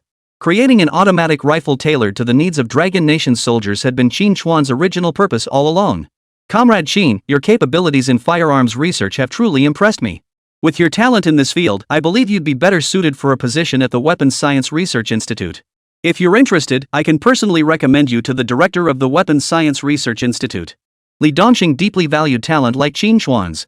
He believed that while the 307 military factory was respectable, its long transition from military to civilian production simply couldn't compare to mainstream domestic military research institutions like the Academy of Ordnance Science.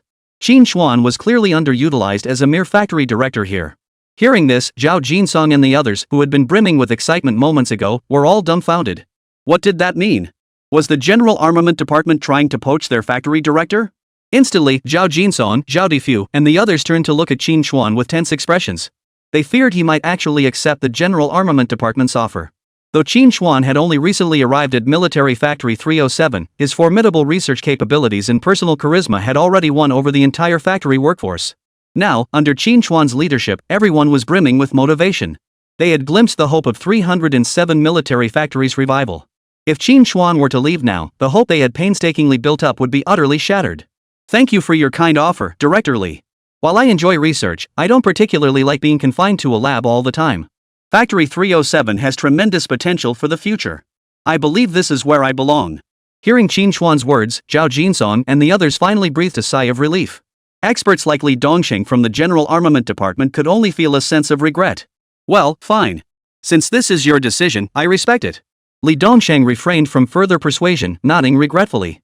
"Comrade Qín, although the automatic rifle designed by your Plant 307 has passed our General Armament Department's testing, it still requires small-scale field testing within the military before it can be formally adopted for widespread deployment. I hope you understand. The approval process for new firearms was no simple matter, especially for a standard-issue rifle destined for the entire army. It required a series of long-term tests before final approval. I understand that. Practice is the sole criterion for testing truth, after all. Deploying it to troops in small batches allows soldiers to personally test our product, enabling better feedback on the firearm's performance and allowing us to make improvements." Qín Chuān agreed. Seeing Qín Chuān so reasonable, Zhang Dongxing actually felt a bit embarrassed. He understood that Qín Chuān's rapid development of the new assault rifle stemmed not only from his exceptional research talent, but also his urgent desire to restore Plant 307's military production capabilities and secure more defense research contracts. Although this rifle had passed the General Armament Department's testing, it would still take some time before it could be fully deployed across the entire military.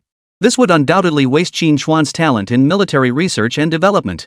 After a moment's hesitation, Li Dongxing spoke up.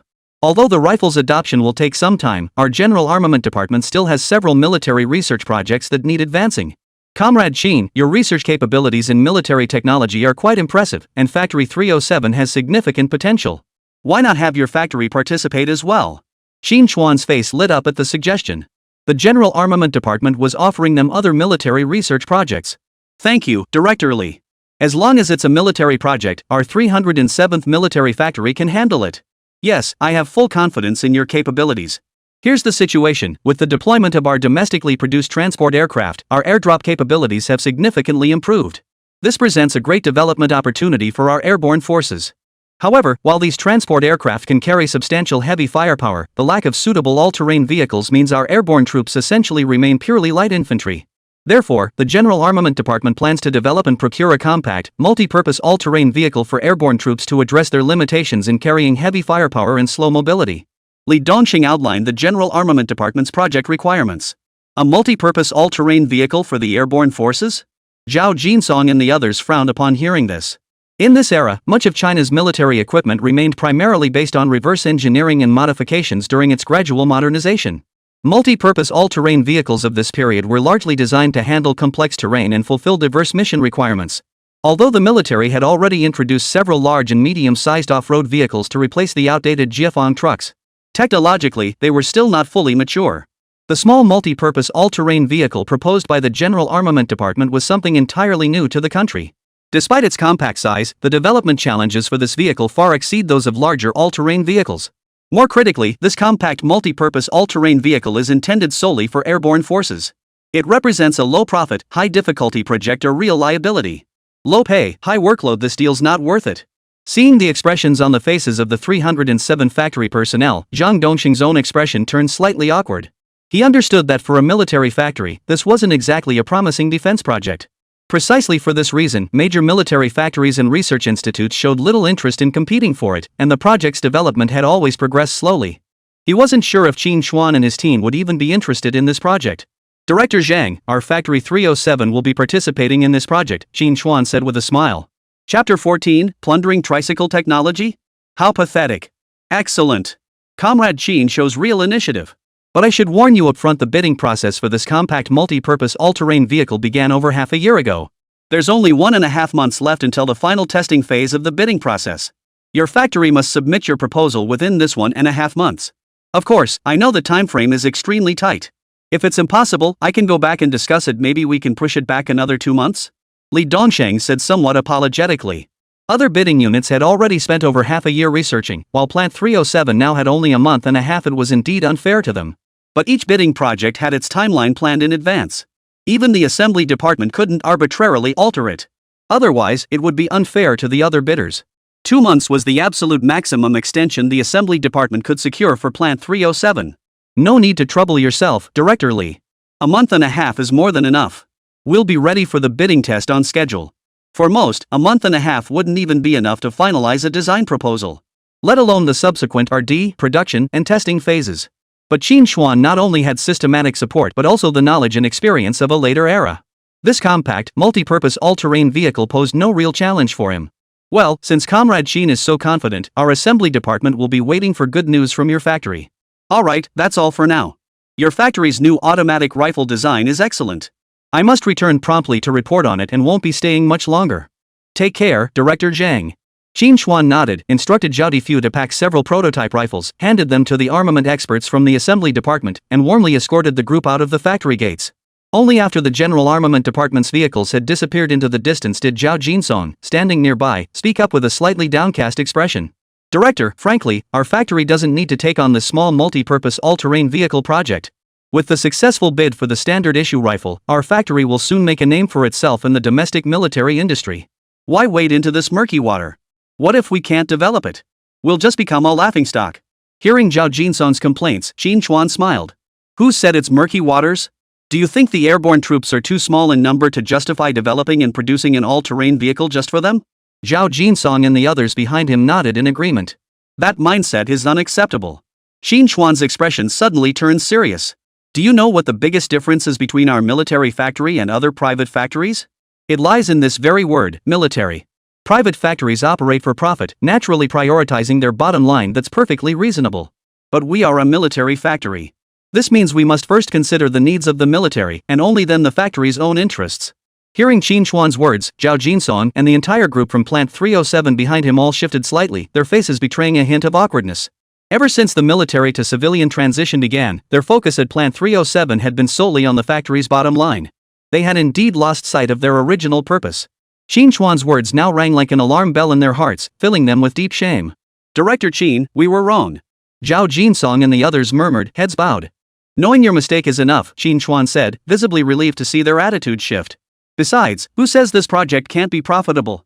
Although this military project was customized for the airborne troops, if we can perfect our small multi-purpose all-terrain vehicle, it might be adopted across the entire military, just like the standard issue rifles? Zhao Jinsong and the others perked up at this suggestion.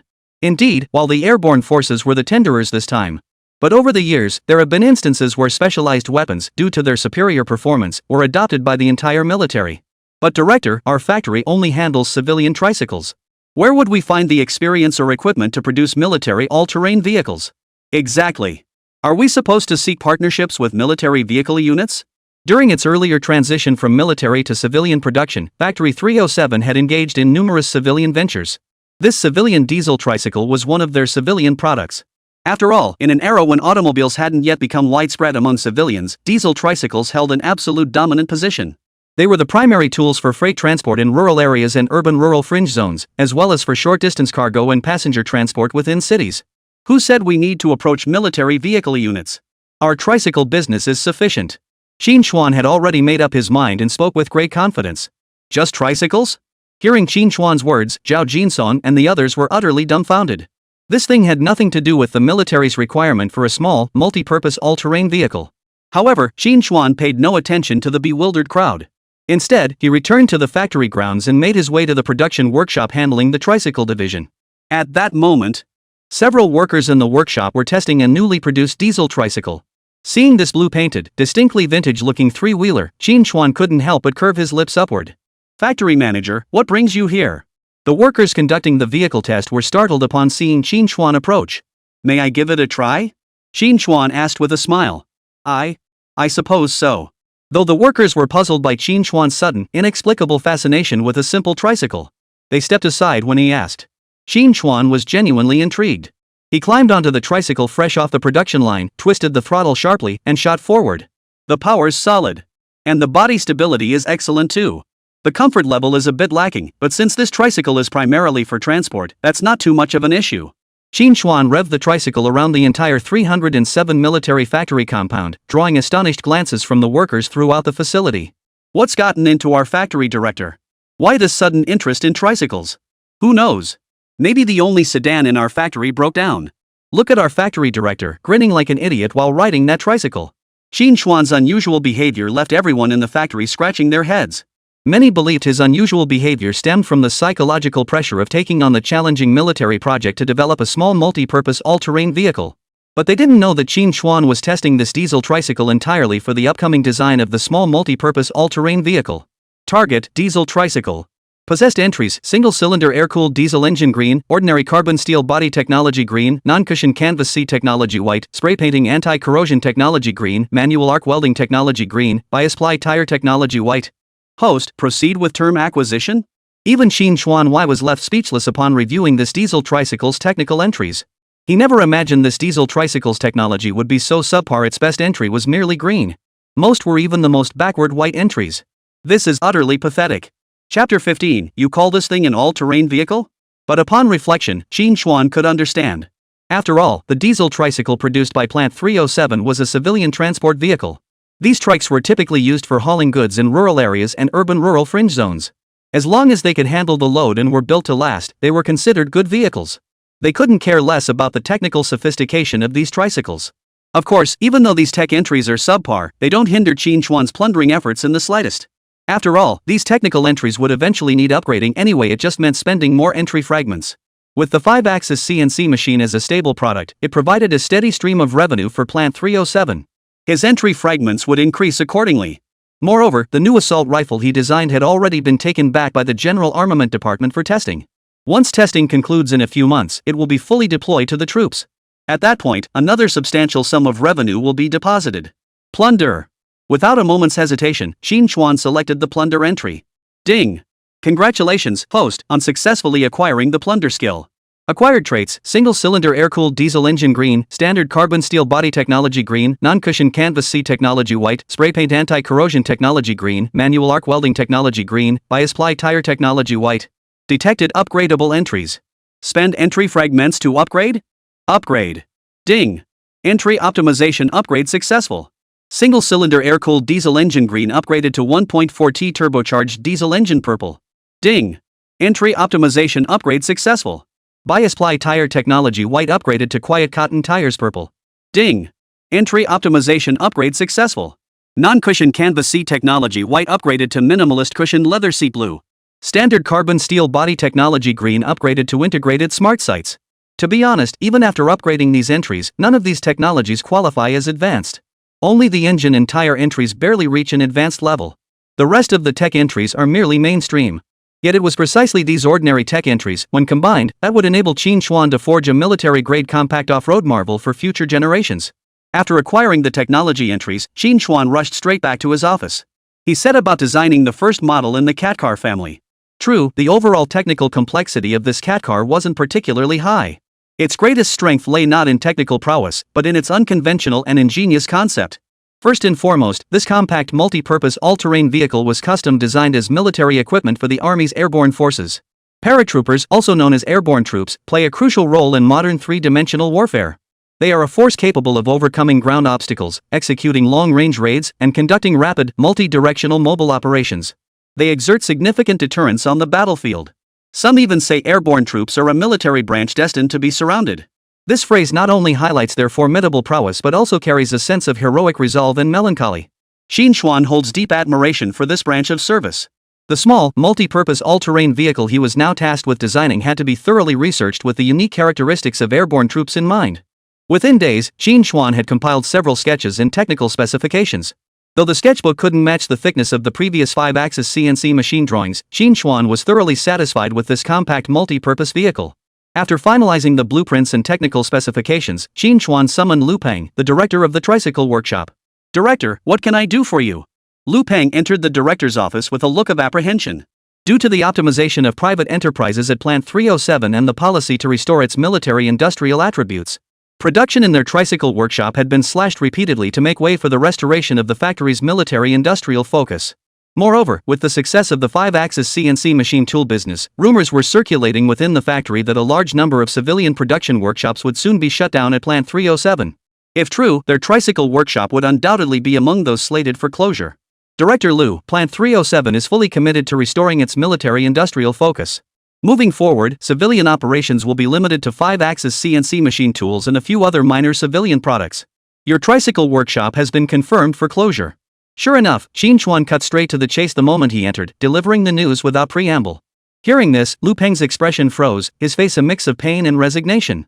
He had long anticipated that the factory's restructuring would inevitably place their tricycle workshop on the list for elimination. But when the day finally arrived, Lu Peng still couldn't accept it. After all, their tricycle workshop had been operating for several years. While it couldn't match the factory's former large Buddha statue business, its sales were quite respectable compared to other private sector products in the factory. He never imagined the factory would target their workshop first. Alright, we'll comply with the arrangement. Though disappointed, Lu Peng understood this was the inevitable trend, not something he could change by arguing his case. Compared to the huge profits from 5-axis CNC machines, the meager profits from their tricycles simply weren't competitive. Seeing Lu Peng's disappointed expression, Qín Chuān immediately smiled and said, "Director Lu, don't be too upset. Although our factory's tricycle business will be cut, your workshop's personnel and structure will remain unchanged. It's simply a transfer from the civilian workshop back to the military workshop." Lu Peng, who had been deeply disheartened moments ago, brightened at these words. "Director, what do you mean by that? Our workshop will continue to exist." "Of course. Not only will your workshop continue to exist, but it might even expand in scale," Qín Chuān said with a smile. Director Qín, what exactly are you implying? I'm a bit confused." Qín Chuān had just mentioned shutting down their tricycle workshop, yet now he was talking about expanding it. This left Lu Peng utterly bewildered. "Director Lu, you know our Factory 307 recently secured a military project from the General Armament Department, a small, multi-purpose all-terrain vehicle, right?" I know." Upon hearing this, Lu Peng paused for a moment before nodding. He had heard bits and pieces about the factory's newly secured military project. After Qín Chuān concluded negotiations with the General Armament Department, he even rode a tricycle around their workshop for a tour. "Well, I've basically finished the design for the small multi-purpose all-terrain vehicle project. I intend to assign this military project to your workshop for completion. Here are the design drawings and technical specifications I've prepared. Take a look first." With that, Qín Chuān handed several freshly drawn blueprints to Lu Peng. "A small multi-purpose all-terrain vehicle for our tricycle workshop to manufacture?" Lu Peng was about to protest. After all, they were just a workshop producing tricycles. Where would they have the experience or technology to build an all-terrain vehicle? But when he saw the blueprints Qín Chuān handed him, the words caught in his throat. "You call this thing an all-terrain vehicle? This isn't much different from the tricycles our workshop makes." Chapter 16, Everything else can change, but not the name. Factory. Factory director, are you certain this is an all-terrain vehicle you designed? Lu Peng swallowed hard, his voice stiff as he muttered. He didn't mean to sound so dismissive, but Qín Chuān's design simply bore no resemblance to an all-terrain vehicle. It was essentially an enlarged version of their diesel tricycle. Apart from the wheels increasing from 3 to 8, it only had a simple layer of armor plating, not even a roof. And judging by the specs, that armor plating was just ordinary steel, barely bulletproof. If he had to point out any technical highlights, it would only be the 1.4T turbocharged diesel engine on the blueprint and the run-flat tires. Beyond that, he saw no particularly advanced technology. If this thing entered the military small multi-purpose all-terrain vehicle tender, it'd be eliminated in minutes. Seeing Lu Peng's expression, Qín Chuān gave a helpless chuckle. Sure enough, an all-terrain vehicle with few technical highlights was bound to be dismissed. Director Lu, do you feel this small multi-purpose all-terrain vehicle falls short of expectations? It wasn't just failing to meet expectations, this thing was completely useless. Lu Peng didn't voice his true thoughts, but his expression spoke volumes. Qín Chuān didn't take offense. Instead, he smiled and said, Director Lu, you're well aware of the characteristics and requirements of airborne troops, right? Yes, I know. Airborne troops primarily operate by parachuting onto the battlefield. Their defining characteristics are lightweight equipment, high mobility, and elite personnel. That's right. Qín Chuān nodded with satisfaction. Although Lu Peng now served as the director of the tricycle workshop, as a veteran employee of Military Factory 307, he himself had a military background. He was quite familiar with the characteristics of paratroopers. Given that, the primary consideration for the small, multi-purpose all-terrain vehicle they need is its carrying capacity. And constrained by the transport platform's capacity, this all-terrain vehicle cannot be too large or heavy. As a highly mobile unit, we must also consider the vehicle's maneuverability and off-road capability. It must navigate rugged mountain trails and traverse shallow waterways. So, incorporating these requirements, our design must prioritize simplicity above all else. Shock absorption and comfort are off the table. It has to be rugged. Qín Chuān spoke with great enthusiasm, noticing Lu Peng's eyes growing increasingly bright. He suddenly realized his previous thinking had been too narrow. He had been comparing this compact multi-purpose all-terrain vehicle to traditional mid to large-sized all-terrain vehicles. After hearing Qín Chuān's explanation, Lu Peng felt enlightened. Director Qín, your concept is truly unique. Why didn't I think of this before? With Qín Chuān's introduction, Lu Peng looked at the blueprints again, his eyes brimming with excitement. The compact, agile chassis carried a touch of endearing charm that seemed at odds with the military's stern demeanor. Simplicity was the key, exactly what the airborne troops needed in an all-terrain vehicle. Glad you see it. Most of the materials and components for this compact multi-purpose all-terrain vehicle should already be available in your tricycle workshop.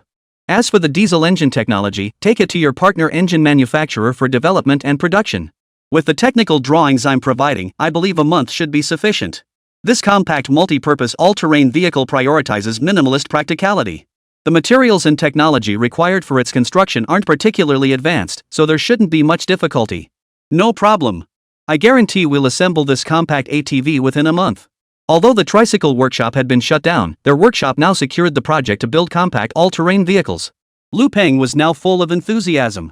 By the way, factory manager, have you decided on a name for this vehicle? I think Eagle all-terrain vehicle is perfect. Eagles swoop down from the sky to capture their prey. It's a fitting name. If that doesn't work, how about the alligator ATV? It highlights its amphibious capabilities and bold character. Lu Peng said excitedly. This compact all-terrain vehicle was set to become the flagship product of their tricycle workshop. The name had to be sufficiently bold and commanding, only then could it truly showcase the capabilities of Plant 307. I've actually already come up with a name. It's on the back of the blueprint. You've got it? Let me see what it is. Lu Peng flipped the blueprint over immediately upon hearing this.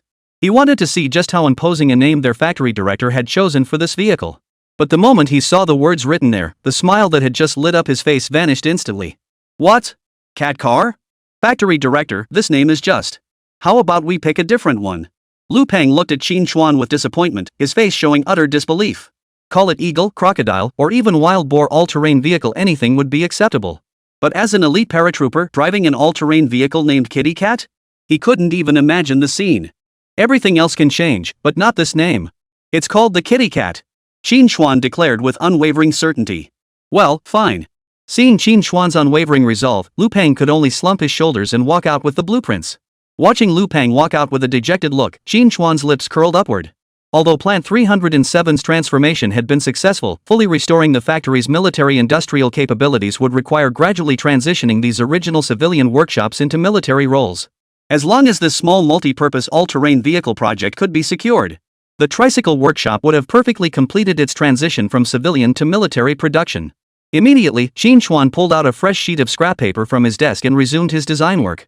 In the future, the Cat vehicle wouldn't be just one model, but an entire series designed to meet the needs of different missions and terrains. 4-wheel, 6-wheel, even 8-wheel variants, he intended to design them all. As Qín Chuān grew more engrossed in his designs, his ideas flowed like floodwaters released from a dam, utterly unstoppable. We also need to design a light weapons unit, mortars, anti-aircraft guns, everything must be integrated. This way, this compact all-terrain vehicle will not only solve the transport issues for airborne troops but also address the challenge of carrying large quantities of individual weapons. Gazing at this Cat vehicle with its limitless modification potential, Qín Chuān's smile grew broader. If not for weight constraints, he'd even consider adding a vertical launch system to the rear of this Cat vehicle. Time flew by. While Qín Chuān was obsessively modifying the design blueprints for various Cat vehicle models, cheers erupted from the tricycle workshop. Moments later, Lu Peng burst into Qín Chuān's office, his voice brimming with excitement. "Director, our workshop has built the first small all-terrain vehicle." Hearing this, Qín Chuān nodded with satisfaction. "Let's go. We'll go take a look." Chapter 17, Crazy Test Drive. "Director, slow down." Soon, Qín Chuān followed Lu Peng to the tricycle production workshop. Seeing the compact, agile little all-terrain vehicle before him, Qín Chuān's lips curved upward. "Director Lu, come on. Let's take it for a spin." "Huh? Me too? No. I'd rather not. I'm getting on in years, can't handle the rough ride." Lu Peng tried to refuse. After all, their workshop had built this vehicle entirely based on Qín Chuān's technical specifications. While the steel frame was sturdy and durable, it offered little in the way of comfort. The shock absorption was hardly any better than their original tricycles. At his age, he genuinely feared the jolting would shake his bones loose. But Qín Chuān didn't wait for an answer, he simply yanked Lu Peng up. Before Lu Peng could react, Qín Chuān slammed the accelerator, sending both man and machine hurtling forward. "Factory director, please slow down. My heart can't take this. Relax, I've got my Class C license. My driving skills are absolutely solid." Military Factory 307 had once been tasked with manufacturing tanks for the army, but later lost its share to specialized tank factories. However, the terrain used for testing tank mobility remained intact. This testing ground simulated a variety of extreme environments, featuring 1.2-meter deep trenches and 70-degree inclines. Simulated swamps, mudflats, snowfields, mountain forests, plateaus, and rugged terrain. To test the Cat's mobility and off-road capabilities, Qín Chuān accelerated straight toward the testing grounds. Upon entering the site, the vehicle's high speed kicked up a massive cloud of dust from the rear. "Whoa! Factory director, slow down." Lu Peng, sitting inside the vehicle, widened his eyes and shouted urgently. "Slowing down. I'm already slowing down. Director Lu, I must say this little car packs some serious power. Though it tops out at 65 km/h, that's more than enough for this rough terrain." Qín Chuān said he was slowing down, but his foot pressed the accelerator all the way to the floor. Especially on this bumpy terrain, Lu Peng felt like his insides were about to shift out of place from the jolting. Finally, they passed through the simulated mountainous forest area, and the jolting became less severe. But before Lu Peng could catch his breath, he saw Qín Chuān continue charging at full speed toward a nearby elevated area. Seeing this, Lu Peng's face drained of color. Boss, there's a 70-degree slope up ahead. We really need to slow down." Lu Peng shouted at the top of his lungs. "I know. I'm slowing down." Unlike Lu Peng's pallor, Qín Chuān grew increasingly exhilarated with every passing moment. This little car's maneuverability was simply incredible. In the blink of an eye, Qín Chuān charged up the 70-degree incline at top speed, his foot never lifting from the accelerator. And just like that, Qín Chuān and Lu Peng soared off the ground in the cat car, briefly entering flight mode. Lu Peng had lived to this age without ever experiencing weightlessness. This time, he finally got the full picture. The commotion at the test site was so loud that it quickly drew the attention of workers from other workshops at Plant 307. Many came out of curiosity, gathering at a distance to watch the two men speeding by. "Holy crap! What's going on? How did the factory director and Director Lu just take off? Flying my ass. Didn't you see the factory director just clear that 70-degree incline? What kind of car is this? With performance this insane? It just flew over a 70-degree incline. Holy crap! I just checked the test instruments. The factory director and his crew maintained a steady 65 km/h throughout the entire run. This car's performance is insane." At this, gasps erupted from the crowd. Is this the compact all-terrain vehicle designed by Director Qín himself? It doesn't look like much, but its performance is truly outrageous. Look, Director Lu's been shouting excitedly the whole time. He must be proud and thrilled that their workshop produced such a powerful all-terrain vehicle. Director Lu doesn't look excited to me. More like terrified. Director, slow down. I am slowing down. I'm already slowing down. Don't just say slow. Actually ease off the throttle. By the end of the ride, Lu Peng's body was completely wrecked. His only consolation was that Qín Chuān, while cutting corners on features and costs, had at least installed seatbelts. Otherwise, he would have been thrown out the window when they flew over that 70-degree incline. As the end of the test track came into view, Lu Peng's heart finally settled. But before he could speak, Qín Chuān showed no sign of slowing down. At full speed, he barreled straight toward the half-meter-deep artificial lake within the factory grounds. Factory director. That's our factory's artificial lake. I know. I'm just testing the extreme capabilities of this cat car. Gurgle gurgle. After driving through the lake for over 2 minutes, water was nearly flooding into the cabin. The brand new cat car finally ran out of power installed in the lake. Watching several curious goldfish swim closer, Qín Chuān sighed helplessly. Director Lu, this vehicle performs exceptionally well in terms of power, maneuverability, and off-road capability. It just falls short in water crossing capability. Looks like we'll need to keep refining it later to enhance its water crossing capability. Lu Peng's face turned pale as he gasped for breath. Hearing Qín Chuān's words, he couldn't help but roll his eyes at him and said in a low voice, Director, we've already driven the Cat vehicle right into the middle of the lake. If it can still drive like this, that's not wading, that's sailing. You're right. Qín Chuān nodded thoughtfully. Though the Cat car's wheels were now completely off the ground, its waterproofing remained remarkably effective. Apart from the initial splash of water inside due to inertia when they first entered, there were no other leaks. If you equip this cat car with a pair of simple oars, it could easily glide through the water. Of course, after being submerged for so long, the engine was undoubtedly rendered inoperable. But the airborne troops weren't the Navy. This level of water crossing capability was already quite impressive. After a long wait, Zhao Jinsong finally dispatched personnel to retrieve Qín Chuān and Lu Peng from the artificial lake. Seeing Lu Peng, soaked to the bone, pale-faced, and having vomited 3 times, everyone's gaze toward Qín Chuān held a hint of unease. Well, Director Lu isn't feeling well and needs some rest. We'll give you the next 2 days off, with pay as usual. Qín Chuān gave an awkward chuckle. Director Lu was getting on in years, and keeping up with him all this time had been no easy feat. After wringing the water from his clothes, Qín Chuān turned to Zhao Jinsong and said, Deputy Plant Manager Zhao, I just tested the small all-terrain vehicle we developed. It fully meets the requirements. Contact the assembly department shortly and inform them our factory will participate in the upcoming bidding session as scheduled. Hearing this, Zhao Jinsong nodded with a delighted expression. With this compact all-terrain vehicle, coupled with Qín Chuān's automatic rifle design, the military production capabilities of Plant 307 were fully restored. Chapter 18, Qín Chuān and the crosshairs of the General Assembly Department. Reporting. Army Equipment Project Management Center. Li Dongsheng. Outside the General Armament Department, Beijing. Li Dongsheng stood ramrod straight and called out loudly. Come in. A resonant voice echoed from within. Oh, isn't this Director Chen? You came too. As soon as he entered the room, Li Dongsheng spotted the head of the Air Force Equipment Project Center seated on the sofa. He was deep in conversation with Wu Pengtao, the head of their General Armament Department. Although the Army had long been the dominant force among the 3 services, since the nation intensified its support for national defense development, the Navy and Air Force branches have actually reaped the greatest benefits. This wasn't to say the Army was falling behind. Rather, with the Army's rapid development in recent years, many military projects had reached a bottleneck. Achieving major breakthroughs has become exponentially more difficult. While the Navy and Air Force started from a relatively weaker foundation, their potential for growth is significantly greater. Especially with substantial military funding, the Navy and Air Force consistently announce new equipment and technological breakthroughs. This has somewhat overshadowed the Army Equipment Project Management Center, which once held the highest status. Director Li, you're here too, Chen Xiao said, rising to his feet with a smile.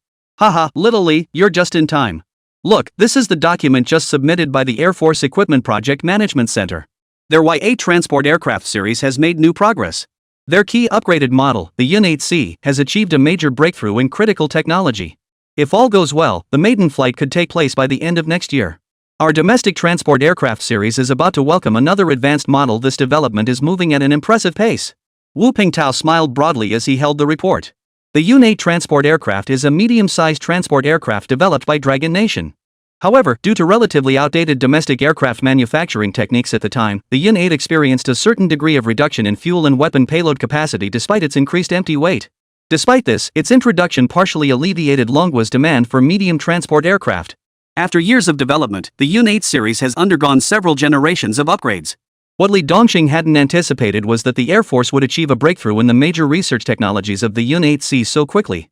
While this was indeed a cause for celebration for their nation, watching the Air Force advance at an increasingly rapid pace still left a bitter taste in Li Dongsheng's mouth. Congratulations, Director Chen. Director Li, you're too kind. Once our Yan 8C development succeeds, the transport aircraft's payload capacity will increase significantly, enhancing both airdrop and airborne deployment capabilities. This will be especially beneficial for the airborne forces. By the way, Director Li, I heard the airborne forces commissioned your Army Equipment Project Management Center to develop a compact all-terrain vehicle. How is that project progressing? Although the airborne troops fall under the Air Force, the Army's Equipment Department has more experience with transport vehicles like this. My visit today is specifically to report on this matter to Minister Wu. Commander, here are the bidding arrangements for the compact all-terrain vehicle. The bidding session will be held in 1 week. All participating defense contractors have already completed their bid proposals. Upon hearing this, Wu Pengtao nodded with satisfaction. He immediately picked up the list and began studying it intently. Although the small all-terrain vehicle project wasn't particularly large, it marked the military's first attempt at developing such a vehicle. Wu Pengtao had always paid close attention to this field. Southern Weapons Industry Vehicle Institute, Lingcheng Vehicle Machinery Manufacturing Plant, Changchun Military Equipment Group. Not bad. All the major domestic military vehicle manufacturers are participating in this bid. Looks like this small all-terrain vehicle project is going to work out. Wu Pengtao glanced at the list and smiled with satisfaction. Ha! Isn't Military Factory 307 a specialized manufacturer that doesn't produce vehicles? Why are they on the bidding list? Wu Pengtao looked at the name of the last bidder on the list and asked in confusion. Sir, have you forgotten? Military Factory 307 previously succeeded in developing China's first high-end 5-axis CNC machine tool. Later, they also won the bid for our Army's next-generation service firearms. As I previously reported, although Factory 307 isn't specialized in vehicles, its military R&D potential is immense. Especially their newly appointed young factory director, a rare genius in military R&D. That's precisely why we included their factory in this bidding process. At the mention of the 5-axis CNC machine and the new generation of assault rifles, Wu Pengtao finally understood. Oh, you mean that young man named Qín Chuān? I've reviewed his file as well. He's truly an exceptional talent. We specifically highlighted him at the Tri-Service Development Conference. Especially the 5-axis CNC machine tool he developed. It's a huge boost for the entire Longguo industrial sector. Talent like this truly deserves our attention. Alright. You handle this matter. Make sure to select a suitable small all-terrain vehicle for our airborne troops. Yes, sir. Li Dongxing saluted solemnly before exiting the office. After Li Dongxing departed, Chen Xiao beside him grew intrigued. Although Plant 307 had gained considerable renown through its 5-axis CNC machine tools, within the military, those outside relevant departments had scarcely heard of Qín Chuān's name. Sir, is this young man Qín Chuān truly that capable in military R&D? Hearing this, Wu Pengtao chuckled. Of course. That kid just arrived at Factory 307 not long ago. Not only did he complete the task of optimizing and upgrading civilian products as required by higher-ups, but he also directly elevated our domestic industrial capabilities to a whole new level. And the rifle he designed for the Army's standard issue has reached internationally advanced levels. They say he designed that automatic rifle in just a few days. Now he's involved in the compact all-terrain vehicle project, truly a military engineering prodigy. Whoa! That impressive? Hearing Wu Pengtao's praise, Chen Xiao couldn't help but gasp in astonishment. His eyes immediately began darting around. Noticing Chen Xiao's sly, fox-like gaze, Wu Pengtao gave a knowing smile. What? Has the Air Force Equipment Project Management Center taken a liking to this kid too? Heh, we certainly have that in mind. Our Air Force's third-generation fighter has been in development for several years now, and while we've made significant progress, but the most critical fighter jet engine technology has been bottlenecked, preventing any breakthrough. If this kid can help us crack the engine technology, our third-generation fighter could hit the ground running.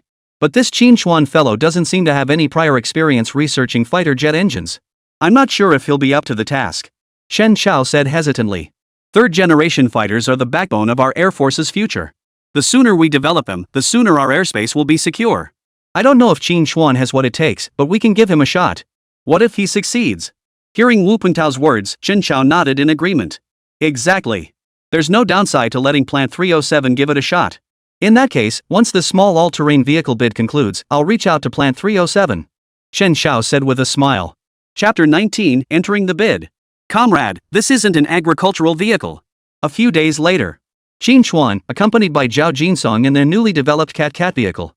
They traveled through the night to Xiaochang, the location of the airborne forces under the Huazhong military region. The journey had been somewhat rushed. But Qín Chuān had no choice. The previous prototype he had test-driven failed to meet expectations during water crossing tests, so Qín Chuān redesigned it to enhance waterproofing. Building a new prototype had inevitably taken considerable time.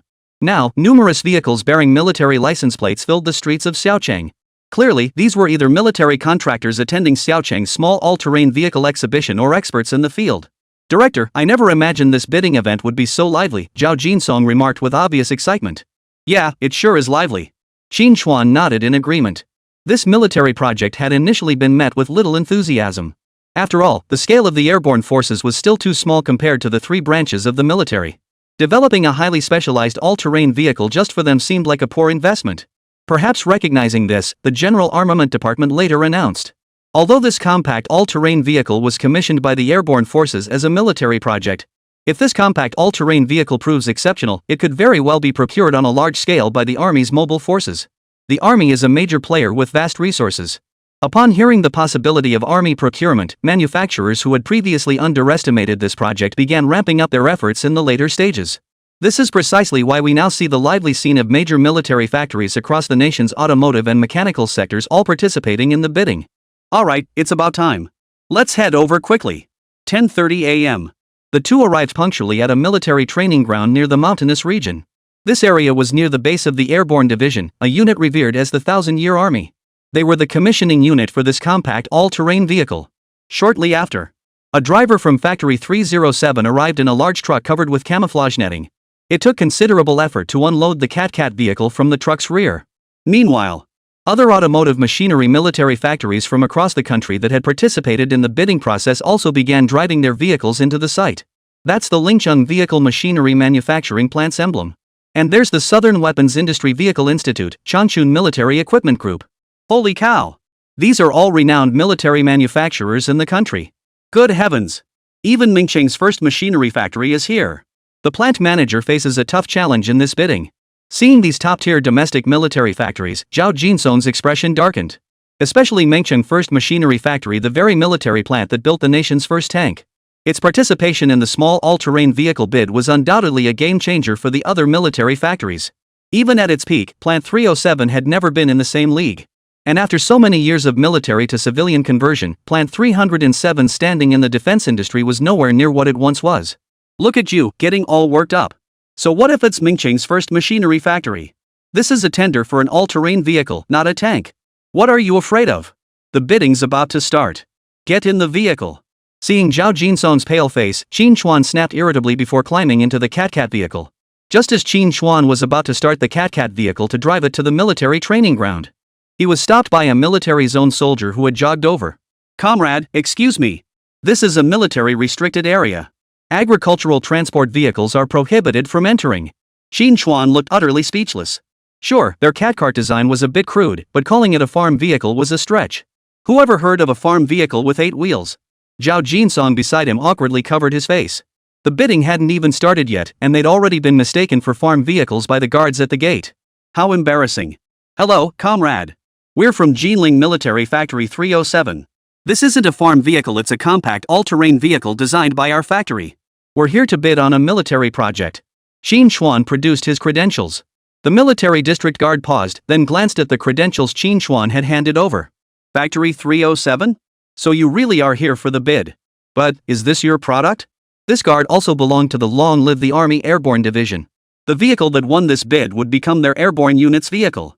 As a member of the Airborne Corps, he would naturally be driving it in the future. Upon learning that this extremely rudimentary product resembling a farm transport vehicle was actually being bid on, the guard's expression turned peculiar. If this thing actually won the bid, wouldn't they be mistaken for cargo-hauling country folk whenever they went out on missions? Though he held little hope for the vehicle, the guard politely returned the credentials. Sorry, comrade. I thought you were. Never mind. You should hurry inside now, the bidding is about to start. Thanks. With the guard's permission, Qín Chuān finally started the Cat vehicle beneath him. It then bumped and swayed its way into the military training ground. Even as Qín Chuān and his companion grew distant, the peculiar expression on the guard's face remained unchanged. I bet Factory 307 is just here to make up the numbers. Shaking his head in disbelief, the guard returned to his post. At that moment, paratrooper units were still training within the military training grounds. The soldiers watched the various models of small all-terrain vehicles arriving for the bidding process, their excitement palpable. For these paratroopers, having small all-terrain vehicles would make both training and combat significantly easier in the future, greatly enhancing their combat effectiveness. Hey, look at that one. It's got a great look, just like a compact off-roader. Pretty cool, huh? That one in the back is pretty solid too. Look at that thick armor, this is practically a mini armored vehicle. Put. These are nothing. When it comes to vehicle design and armor thickness, the Mengcheng First Machinery Manufacturing Plant takes the cake. They're a military factory that builds tanks, their build quality has to be top-notch. True. All the vehicles in this bid are top-notch. Whichever one gets selected, I'll be thrilled. Ha! What's this? A 3-wheeled vehicle with a cargo box just rolled in? Could it be delivering supplies for our unit? Wait. That doesn't look like a tricycle at all, it clearly has 8 wheels. What on earth is that thing? Could it be this is another vehicle participating in the bid too? What? This is a bid vehicle too? Then I take back what I said earlier, as long as this one doesn't get selected, any other vehicle is fine. Yeah, this little thing is way too flimsy. Look how those two up front are bouncing around, this thing probably doesn't even have suspension. Aren't all the bidders military factories? How did an agricultural tricycle manufacturer sneak in? The Air Force soldiers, who had been beaming with excitement moments ago, all wore expressions of astonishment and disdain when they saw Qín Chuān and his crew approaching in the Cat vehicle. Chapter 20, Completely Wrong Research Direction. Under the disapproving stares of the surrounding soldiers, Zhao Jinsong, sitting inside the Cat car, felt so embarrassed he wished he could dig out a 3-bedroom apartment with his toes. Qín Chuān, however, drove the Cat car along happily, humming to himself, completely unfazed by the disdainful stares from the surrounding soldiers. Factory director, aren't you the least bit embarrassed? Why should I be? Once our Cat vehicle wins the bid, they'll be the ones feeling embarrassed. Okay. Seeing Qín Chuān's unwavering confidence, Zhao Jinsong could only shake his head helplessly. When Qín Chuān and his team drove the vehicle onto the bidding site, it once again drew a wave of mockery and contempt from the surrounding major military factories participating in the bid. But Qín Chuān paid no heed to the taunts, his gaze fixed instead on a jeep approaching from the distance. Soon, the jeep pulled up in the center of the test field. A middle-aged man, wearing shoulder straps with 2 parallel blue stripes and 3 silver white stars in the center, stepped out of the vehicle. This was Colonel Yu Peng, the commander of the Airborne Division. Yu Peng's eyes swept the area, radiating an imposing presence that commanded respect without needing to raise his voice. The once bustling test site fell instantly silent at his arrival. Ahem. It's a pleasure to have all of you military manufacturers here to participate in the small all-terrain vehicle project commissioned by our airborne forces.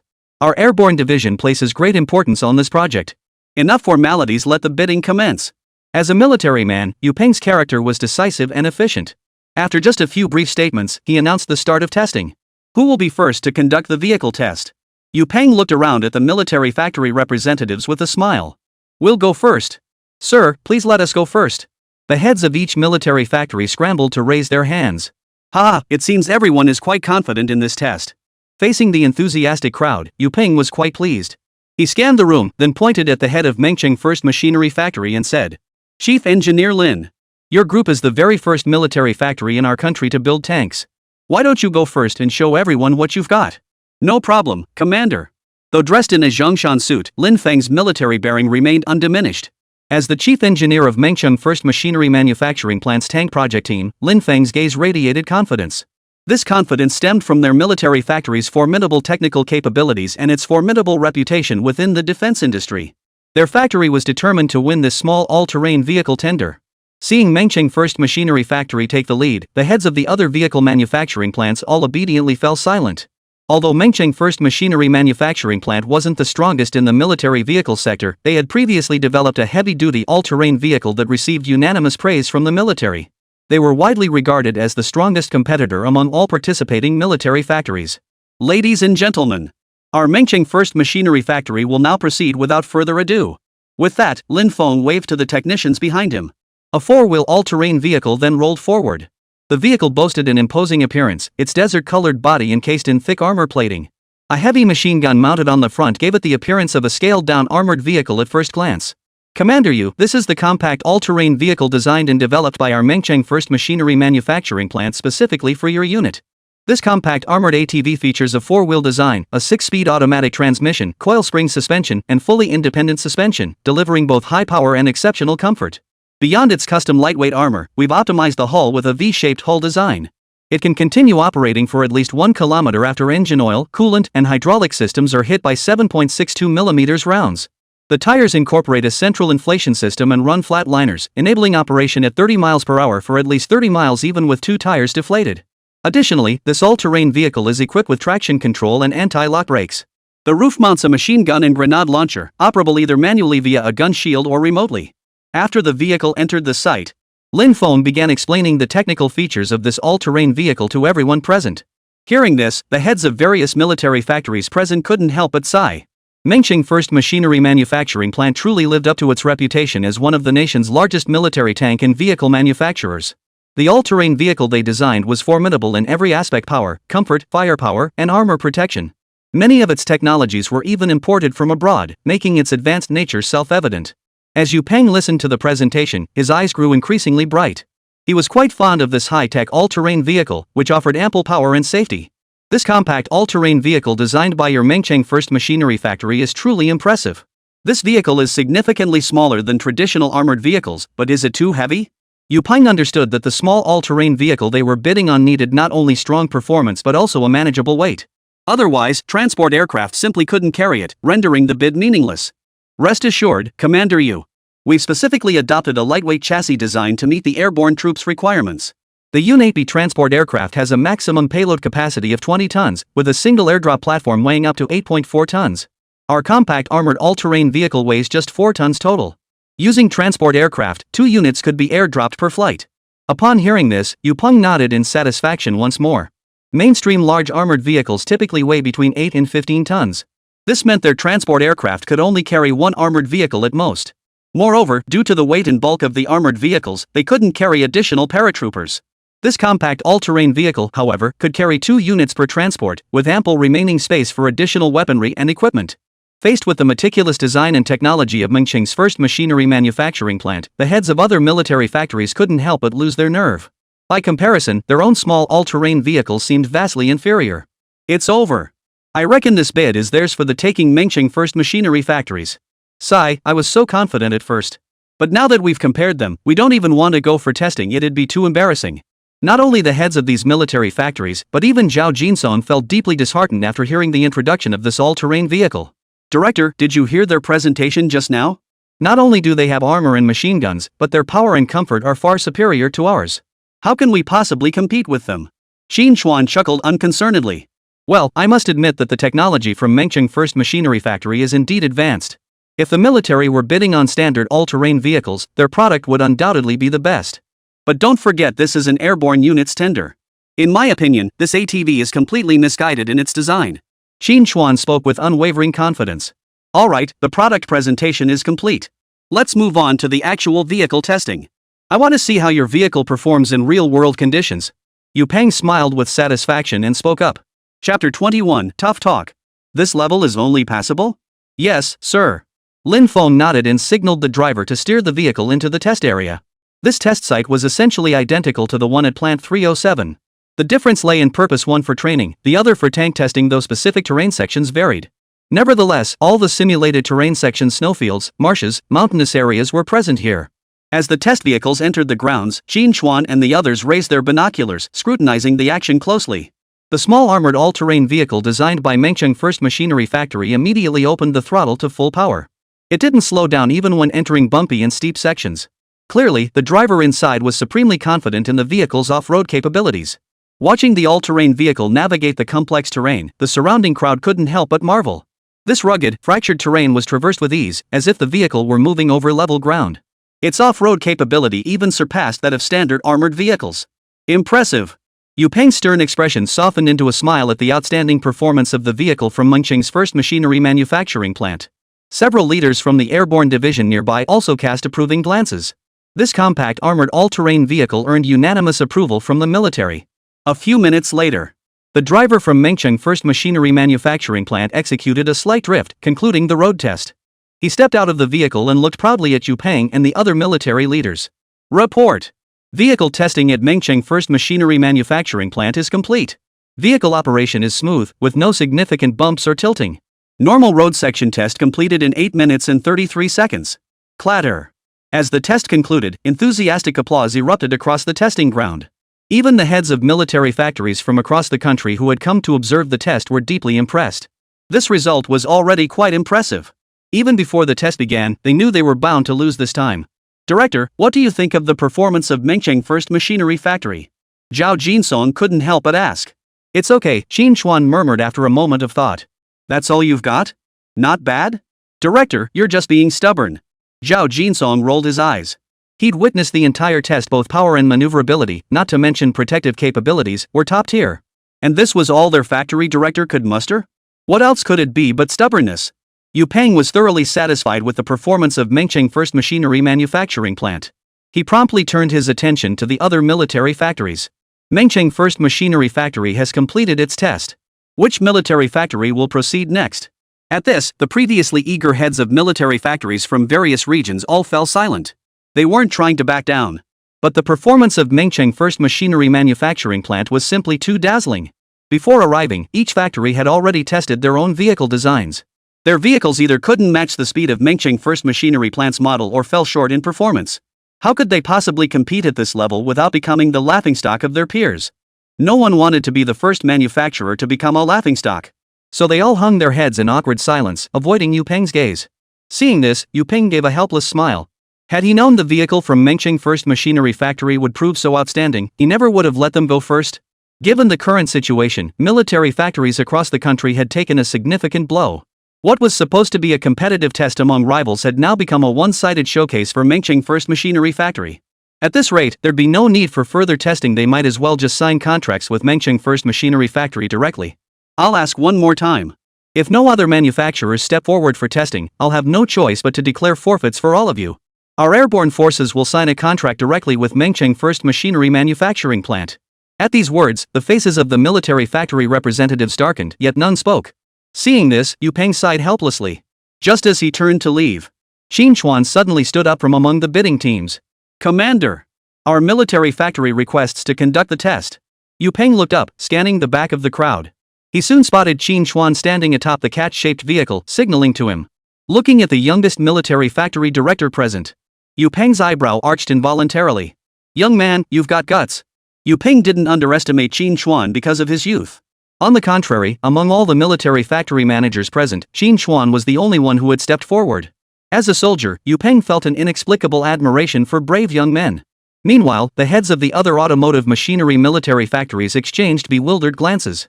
Clearly, none of them recognized this young man. Compared to this group of middle-aged and elderly leaders, Qín Chuān's youth seemed somewhat out of place. Young man, which munitions factory are you a technician at? Yu Peng asked with a gentle gaze. Qín Chuān's age was clearly not advanced. He looked like a student who had just graduated from university. At this age, to secure a position as a technician at a military factory, he must possess considerable expertise in military research and development. Though Yu Peng wasn't highly educated himself, he treated these scholarly young people with great consideration. Reporting for duty, sir. I am Qín Chuān, director of Jinling Military Factory 307. Despite his youth, Qín Chuān spoke with remarkable composure and poise. He showed no sign of being intimidated by Colonel Yu Peng's rank. What? This young man is actually the factory director of a military factory? Military Factory 307? That's a long-established military facility. Ha! That name sounds familiar. Oh right. I remember now. Isn't Factory 307 the military plant that developed China's first high-end 5-axis CNC machine tool? It really is. Who would have thought the director of Plant 307 would be so young? Though Qín Chuān hadn't yet made a name for himself in the military industry, and even Plant 307 had been forgotten by many. But these military factories, especially those in the automotive machinery sector, all require advanced CNC equipment. Naturally, they were aware of the domestically produced high-end 5-axis CNC machine tools. In fact, each factory had ordered 1 or 2 units. Oh? You're actually the director of a military factory? As the commander of an airborne division, Yu Peng spent his days leading troops in training, so naturally he knew little about CNC machines. Yet judging by the expressions of other military factory leaders, this Plant 307 seemed to have something special. Moreover, given that Qín Chuān had attained the position of military factory director at such a young age, Yu Peng knew this young man was no ordinary individual. Yu Peng's interest was immediately piqued. I never imagined the director of your 307 factory would be so young. Ha, that's right. Since you volunteered, I assume you have great confidence in your factory's products. Bring your factory's bid vehicle over here for me to inspect. Yu Peng said with great enthusiasm. Got it. With that, Qín Chuān slid back into his seat, started the engine, and drove the compact, agile cat-cat car over. Make way, let me through. Qín Chuān steered the cat-cat car to the center of the test field, leaving everyone staring in bewilderment. Yu Peng was taken aback by the sight. Director Qín, I asked you to bring the vehicle you're bidding with. Why did you bring a small commuter car? Sir. This is the compact all-terrain vehicle developed by our Factory 307. Sitting atop the cat-cat, Qín Chuān explained in a matter-of-fact tone. Yupeng?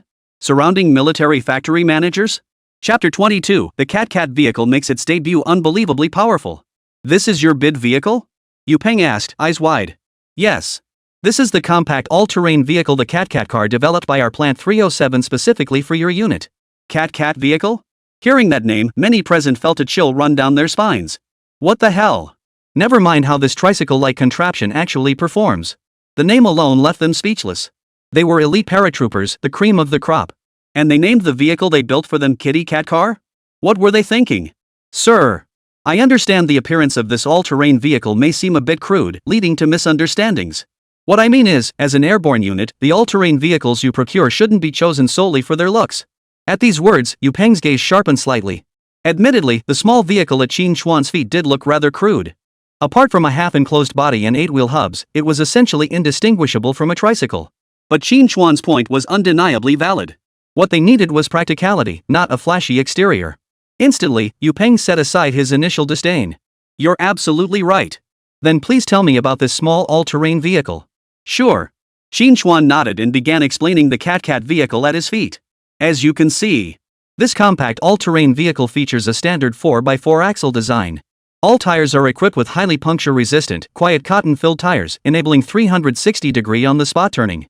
It's powered by a 1.4T turbocharged diesel engine paired with a 5-speed manual transmission.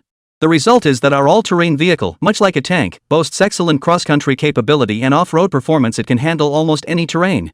It also boasts impressive towing capacity. With a curb weight of 1,700 kilograms and a payload of 1,100 kilograms, it can carry 6 fully equipped soldiers plus their gear. It can even float across water at a full weight of 2,800 kilograms.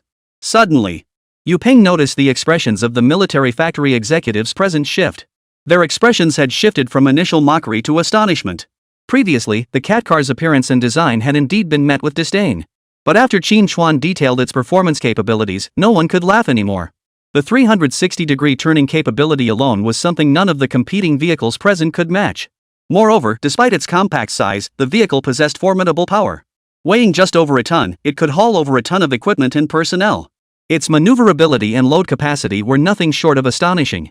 You mean the whole vehicle weighs just over a ton? Yupeng, having noticed this detail, emphasized his question. That's right. The armored all-terrain vehicle from Mengqing's first machinery factory required a transport aircraft to move it. But our little Cat car? Just one helicopter can handle the airdrop mission. Qín Chuān looked up, his voice brimming with pride. Because that was the vehicle's crucial advantage. Whoa!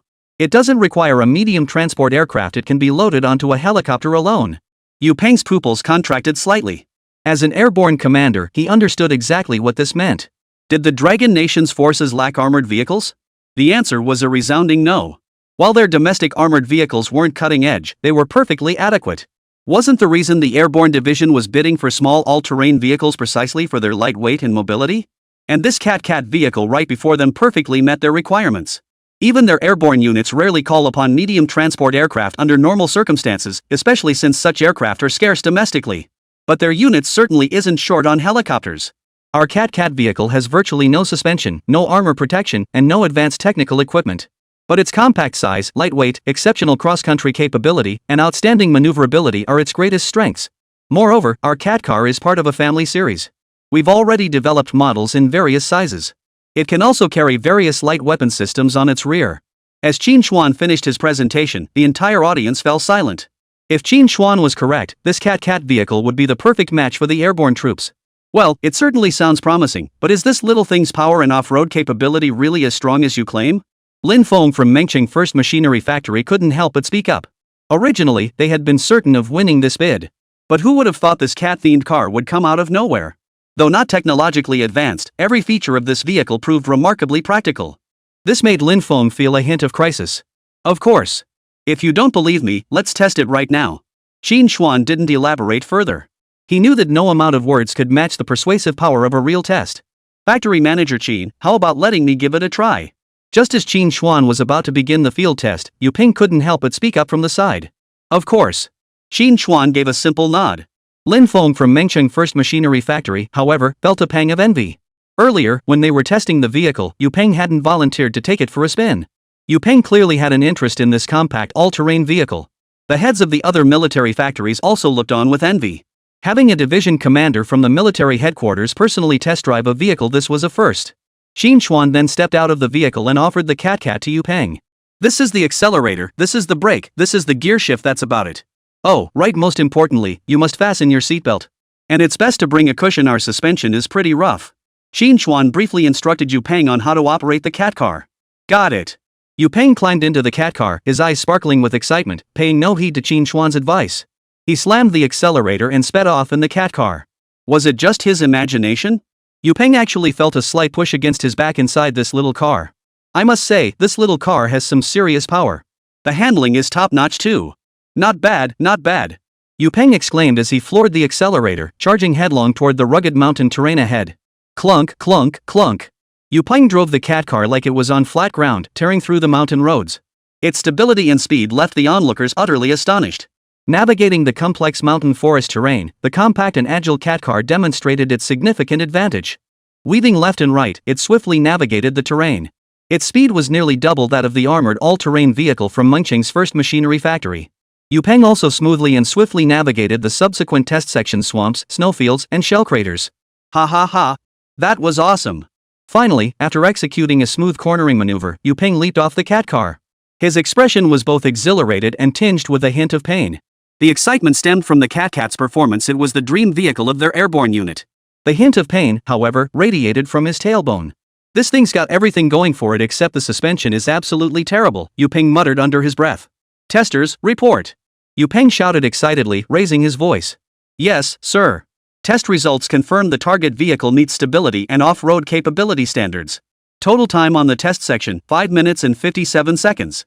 The test results sent shockwaves through the testing ground. No one had expected it. On such a complex test course, an utterly unassuming little car managed to complete it in under 6 minutes. It was simply incredible. Chapter 23, Bid 1. Forging Plant 307 into the strongest. Faced with this test speed, even Yu Peng, the driver, felt a bit dazed. He only remembered driving smoothly just now, but never imagined the speed would be this fast. To complete such a complex test course in under 6 minutes was simply incredible. However, the others quickly understood. In terms of powertrain performance, this cat car might not be particularly outstanding. Not only did it outperform vehicles developed by Mengqing's premier machinery factory, but it also surpassed many military-grade vehicles from other manufacturers present.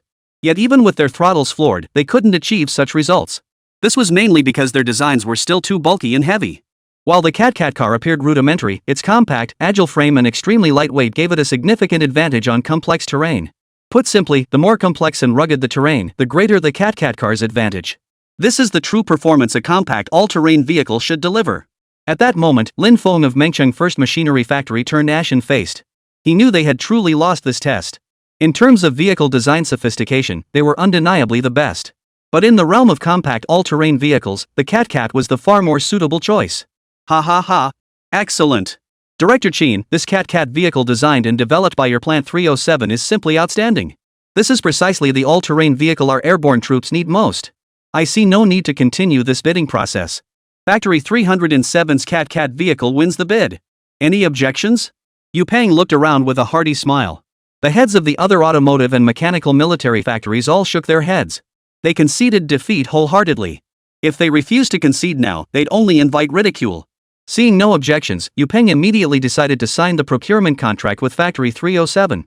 Although the first batch of orders from the Airborne Corps was only for a little over 200 vehicles, the unit price was just 130,000 Longguo currency. But the actual cost of each vehicle was only around 30,000 yuan, and that was because the engines for the cat vehicles had to be sourced from an external manufacturer. Otherwise, the price could have been even lower. Moreover, the military order wasn't a one-time deal.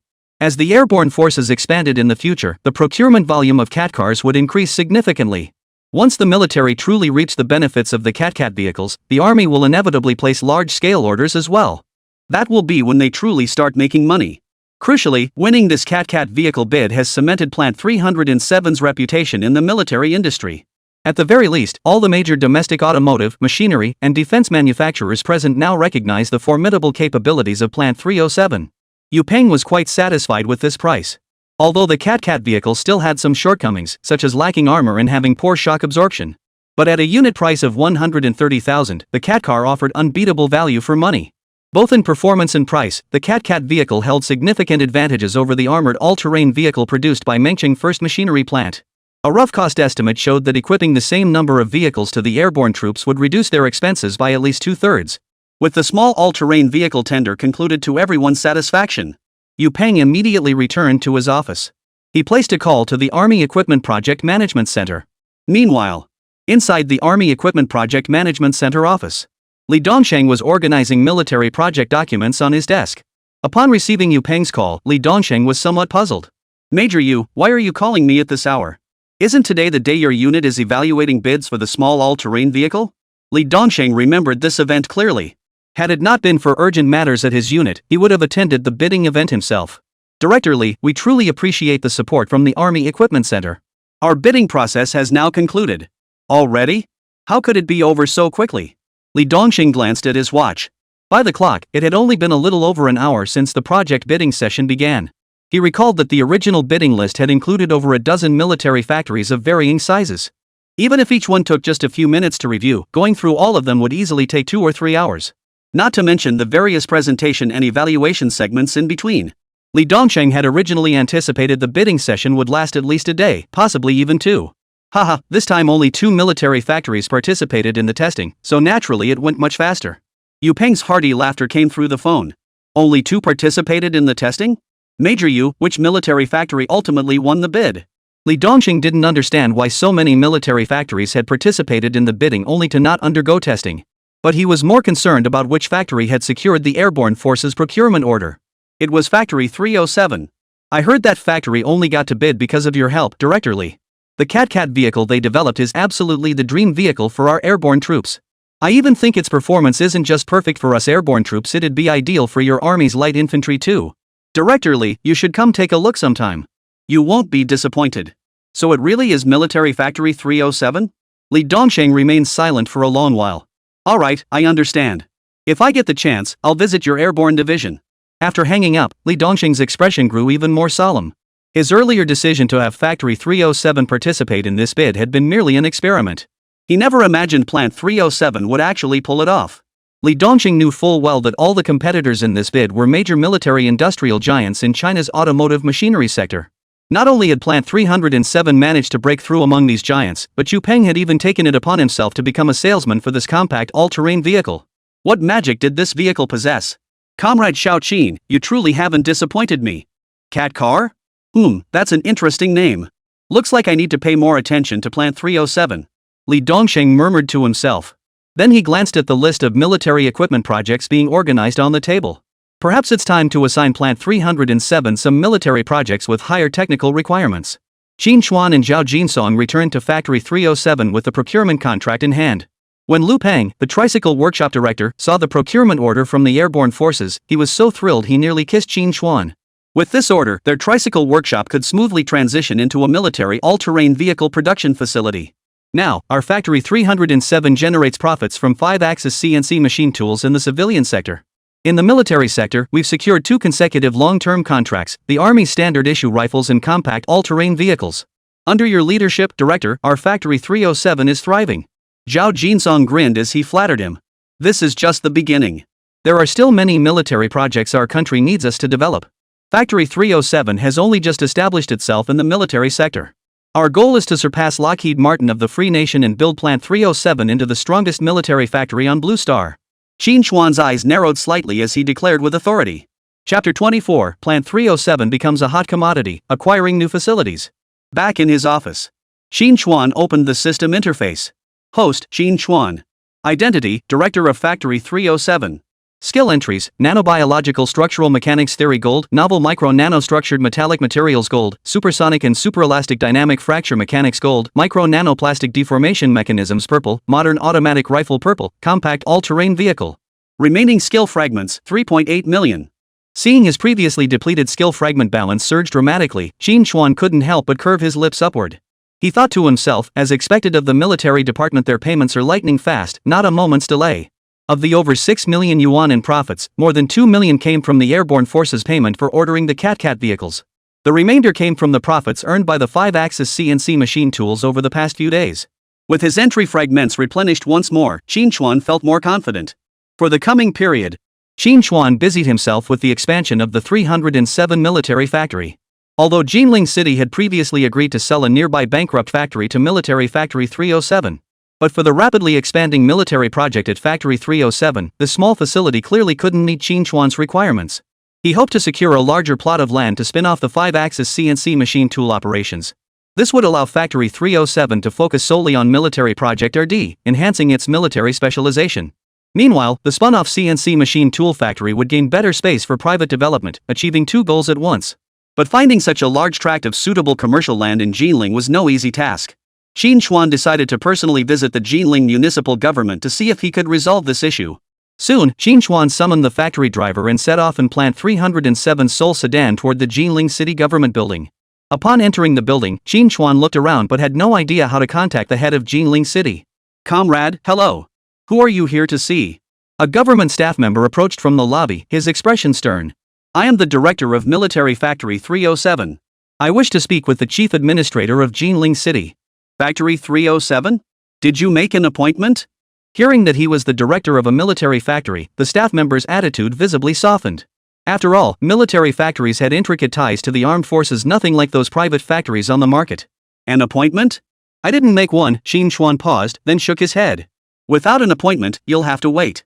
I'll notify them for you. If the director has time, we'll call you back." "Thank you." Qín Chuān nodded helplessly. As the head of the entire city, the chief administrator was perpetually swamped with duties. Showing up without an appointment was indeed rather abrupt. Thinking of this, Qín Chuān couldn't help but smile bitterly. Though he was the director of Factory 307, he was competent managing the factory and handling RD, but when it came to dealing with government departments, he was clearly clueless. "I should have brought Zhao Jinsong along," Qín Chuān muttered as he sat down in the waiting area of the lobby. Not long ago, Zhao Jinsong had been in discussions with the Jinling city government regarding the acquisition of a small factory near the plant site. He was undoubtedly far more familiar with these matters than Qín Chuān. After waiting for a while, seeing that the staff members still hadn't emerged, Qín Chuān stood up, thinking he'd just have Zhao Jinsong come over this afternoon to handle the matter. But just as he was about to leave, a middle-aged man in a Zhongshan suit approached him with a broad smile. "Ha ha ha, you must be Director Qín from Factory 307. "Oh, Director Qín, why didn't you let me know you were coming? If my meeting hadn't been cancelled at the last minute, I wouldn't have known you were here." Hearing this, Qín Chuān paused, then promptly extended his hand. "My apologies, Director Li. I hadn't considered the implications earlier. My apologies for the intrusion." Qín Chuān hadn't expected Li Suolong, the chief of Jinling City, to personally come down to greet him. He felt both flattered and a bit overwhelmed. "Haha, no problem. Actually, even if you hadn't come to see me, I was planning to visit your factory in the next couple of days. The 5-axis CNC machine tools developed by your Factory 307 have attracted so many enterprises to Jinling City, driving our city's economic growth.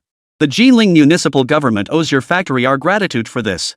Hearing this, Qín Chuān finally understood why Li Suolong had been so courteous toward him. This period marked the initial stage of rapid economic development in the Dragon Nation. The state placed great emphasis on regional economic development. Attracting investment and earning foreign exchange became the main focus for local governments. To boost local economic scale, governments continuously offered preferential policies to attract out-of-town enterprises to establish factories and invest locally. Meanwhile, their 307 military factory developed high-end 5-axis CNC machine tools, not only breaking the industrial technology blockade imposed by Western nations like the Free Nation. Simultaneously, this breakthrough propelled the factory to become China's largest CNC machine tool manufacturer. This has given Jinling City a new domestic industry leader. Numerous downstream CNC machine tool industries and supporting enterprises proactively relocated to Jinling City. This rapidly boosted Jinling City's GDP, making it one of the fastest-growing cities in the province this quarter. It seemed as though they had done nothing, yet with just one 307 military factory, they propelled the entire city forward. At this moment, Factory 307 had become a highly coveted asset. Numerous cities were preparing to extend olive branches, seeking to relocate Factory 307 to their jurisdictions.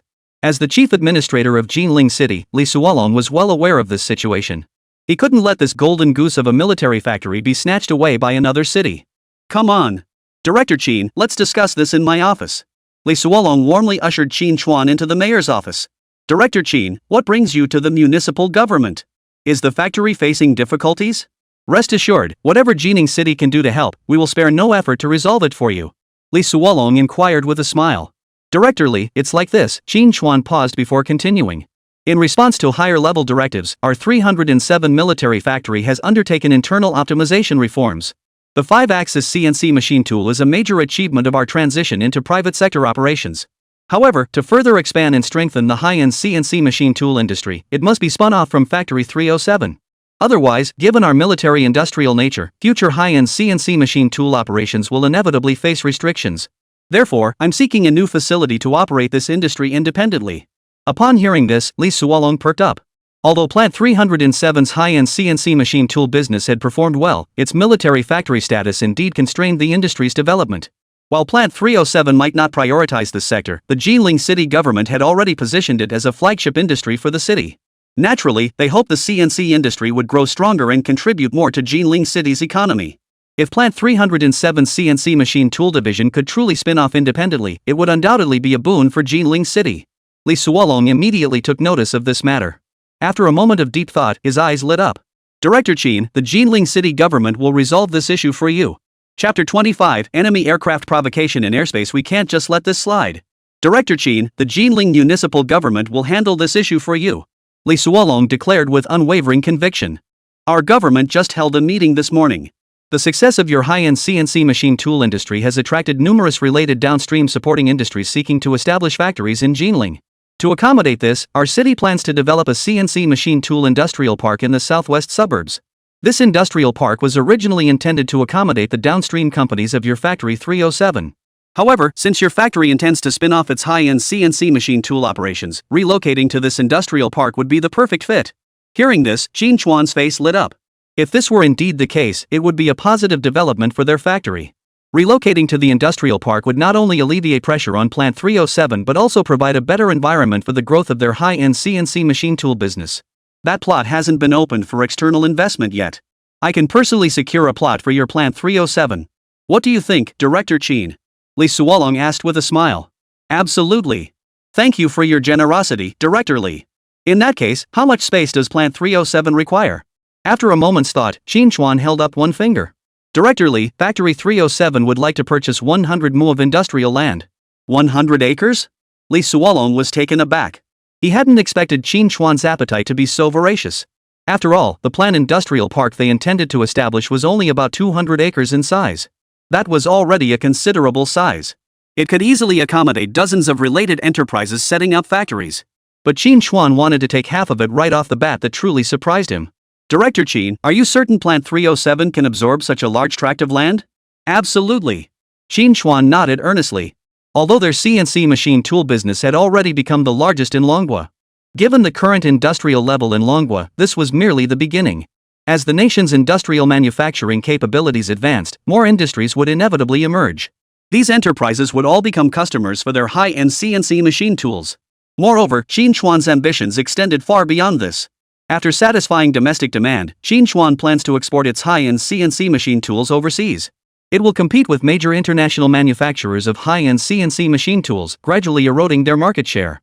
So don't be fooled by the current 100-acre site. It won't be nearly enough once the company reaches its full potential. Ha ha ha, excellent. Director Qín certainly has lofty ambitions. But the stronger your CNC machine tool industry grows, the more beneficial it will be for our city of Jilin. This land is yours, Factory 307. Really? Thank you so much, Director Li. Seeing Li Suolong's prompt agreement, Qín Chuān hurriedly expressed his gratitude. Director Li, how much would you like for this land? Name your price. Today was different from the past. The 307 military factory had just secured several major contracts and was not short on funds. Therefore, Qín Chuān's tone was quite firm. Based on the price discussed at our previous meeting, we plan to sell it at 28,000 yuan per mu.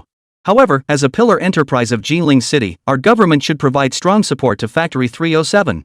Therefore, we'll offer it at the cost price of 23,000 yuan per mu. Is this price acceptable to you? Hearing this price, Qín Chuān's face lit up.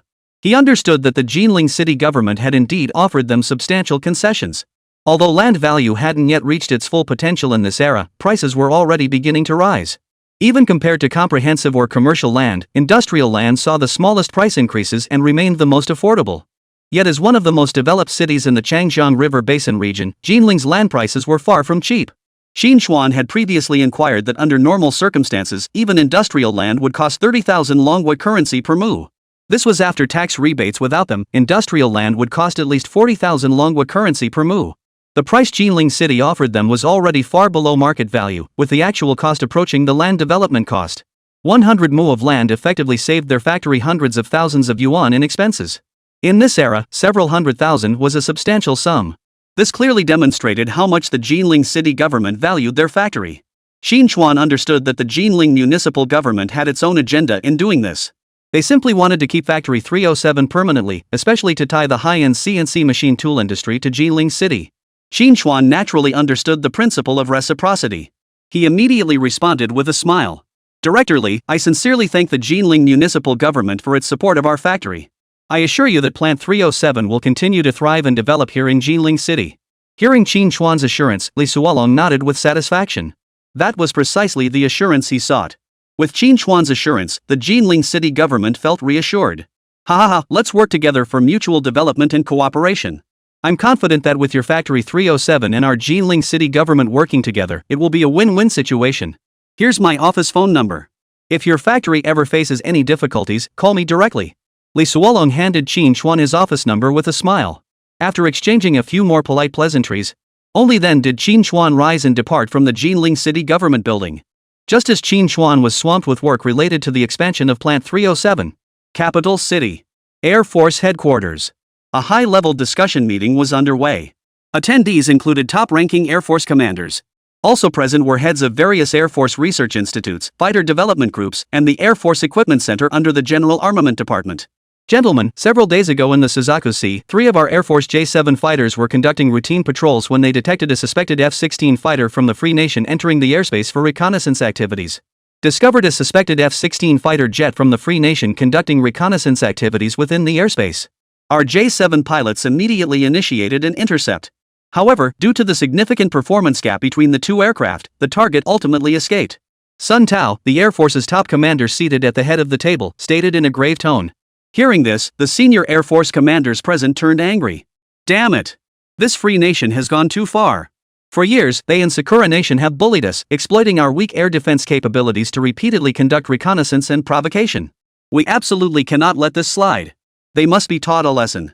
Several hot-tempered Air Force commanders from various military regions shouted angrily. Over the years, the Free Nation and the Land of Cherry Blossoms had practically treated their airspace as their own backyard. They've conducted all sorts of reconnaissance operations in our airspace with complete impunity. This not only humiliated the Air Force but constituted a direct provocation against the nation.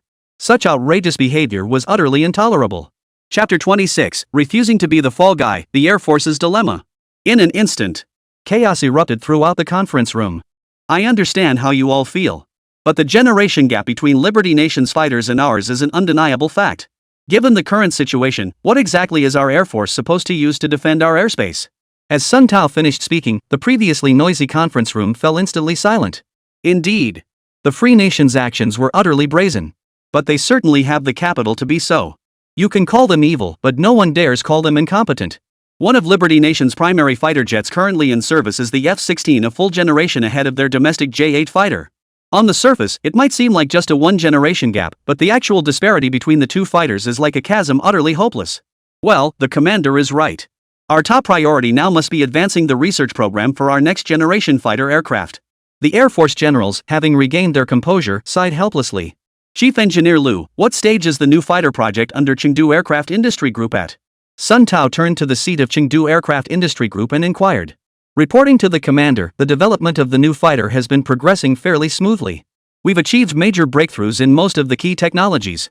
However, as you are aware, our domestic fighter technology is not inherently weak.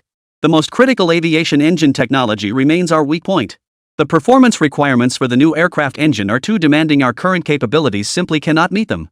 If we were to use domestically produced Aero engines, it would take at least another 8 or 9 years. Liu Hongjie of Chengdu Aircraft Industry Group looked somewhat awkward.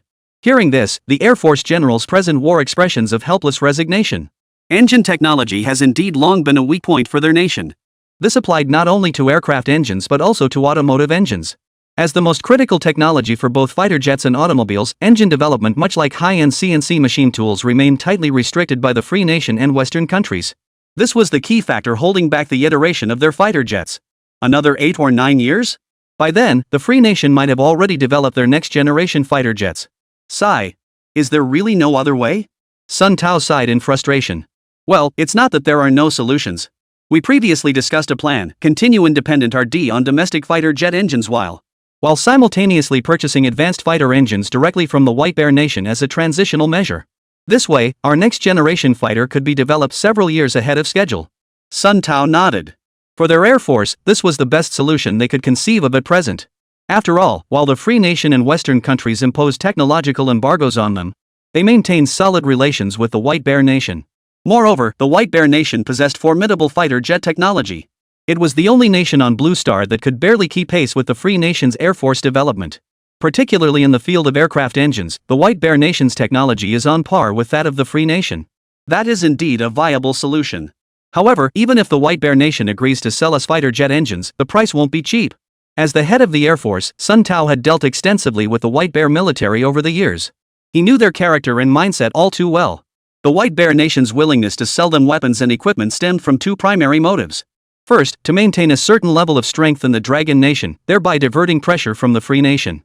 Second, they sought to sell their obsolete weapons and equipment at inflated prices to reap substantial profits. Over the years, not only the Air Force but also the Navy had purchased numerous decommissioned warships from White Bear Nation.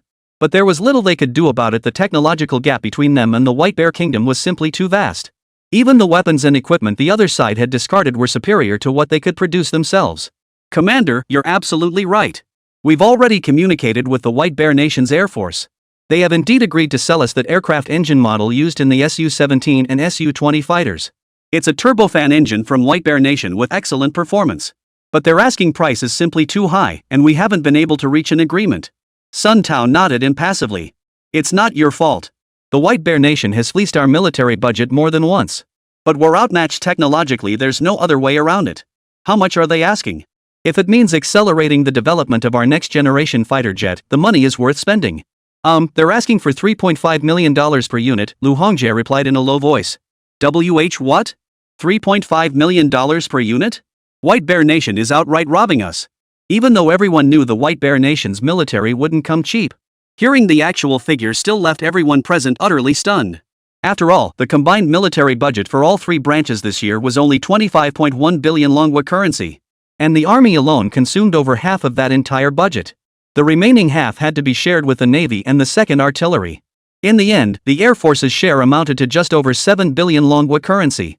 Converted at the current exchange rate, this amounts to less than $2 billion. This $2 billion represents the entire budget allocation for their Air Force. After deducting routine maintenance and various operational expenses, the actual military budget available for research and equipment procurement becomes even smaller. Now, a single aircraft engine from the White Bear Nation costs $3.5 million. Even Sun Tao found this price tag unbearable. For a moment, the atmosphere in the conference room grew unnervingly heavy. That White Bear country isn't exactly a saint. Just one engine, and they dare charge us such an exorbitant price. Damn it! If a single fighter jet engine costs this much, even if our new fighter program succeeds, we won't be able to afford many engines from White Bear Nation. That means White Bear Nation will have us by the throat when it comes to our new fighter production numbers. No way. We absolutely can't be taken for a sucker. If need be, we just won't buy them. Right. We won't buy them. Several Air Force generals shouted in unison. Gentlemen, please calm down. If we truly refuse to buy them, our next generation fighter jets will be delayed by at least another decade. What will we use to defend the Dragon Nation's airspace in the meantime? Seeing this, the Air Force generals' lips twitched, but no words came out. 1,000 words boiled down to a single sigh. They were indeed caught in a dilemma. Without purchasing the White Bear Nation's expensive aircraft engines, their next-generation fighter jets would remain perpetually delayed. But if they did buy them, not only would they be fleeced out of a huge chunk of military funds by White Bear Nation, but White Bear Nation would also firmly control the future quantity of their new fighters. Either choice would be detrimental to their Air Force. Commander, I believe we can continue negotiations with the White Bear military while simultaneously pursuing independent development. Of course, by independent development, I don't mean relying solely on Chengdu Aircraft Industry Group. We should involve other military factories. For instance, the 307th Military Factory in Jiling would be an excellent choice. I believe we should let them participate and give it a try. Just as everyone was debating, Chen Chao, head of the Air Force Equipment Project Center, suddenly stood up and declared. Chapter 27, Participating in Next-Generation Aero Engine Research. Military Factory 307? Is this also the unit responsible for developing fighter jets for our Air Force? Sun Tao asked in confusion. Upon hearing this, representatives from major Air Force research institutions and aircraft manufacturers exchanged glances and shook their heads. Clearly, none of them had ever heard of such an Air Force military factory. Sir, our Air Force doesn't seem to have this particular military factory. However, there is a 307 military factory in Nanjing that specializes in firearms manufacturing. The domestically produced 5-axis CNC machine tools were developed by that military factory. It's precisely because of their advanced CNC machine tools that they've provided significant technical support for the development of our new generation of fighter jets. Many precision components that were previously impossible to produce domestically can now be manufactured independently. From the side, Lu Hongjie of Chengdu Aircraft Industry Group spoke up. Exactly. That's the factory I'm referring to. It's not under our Air Force, but its scientific research and technology are exceptionally strong. Beyond domestically produced high-end CNC machine tools, they recently won bids for the Army's Rifle Deployment Project and the Airborne Force's Small All-Terrain Vehicle Project. Especially their plant manager, a true genius in military research and development. Here's his personal file, Commander. Please take a look.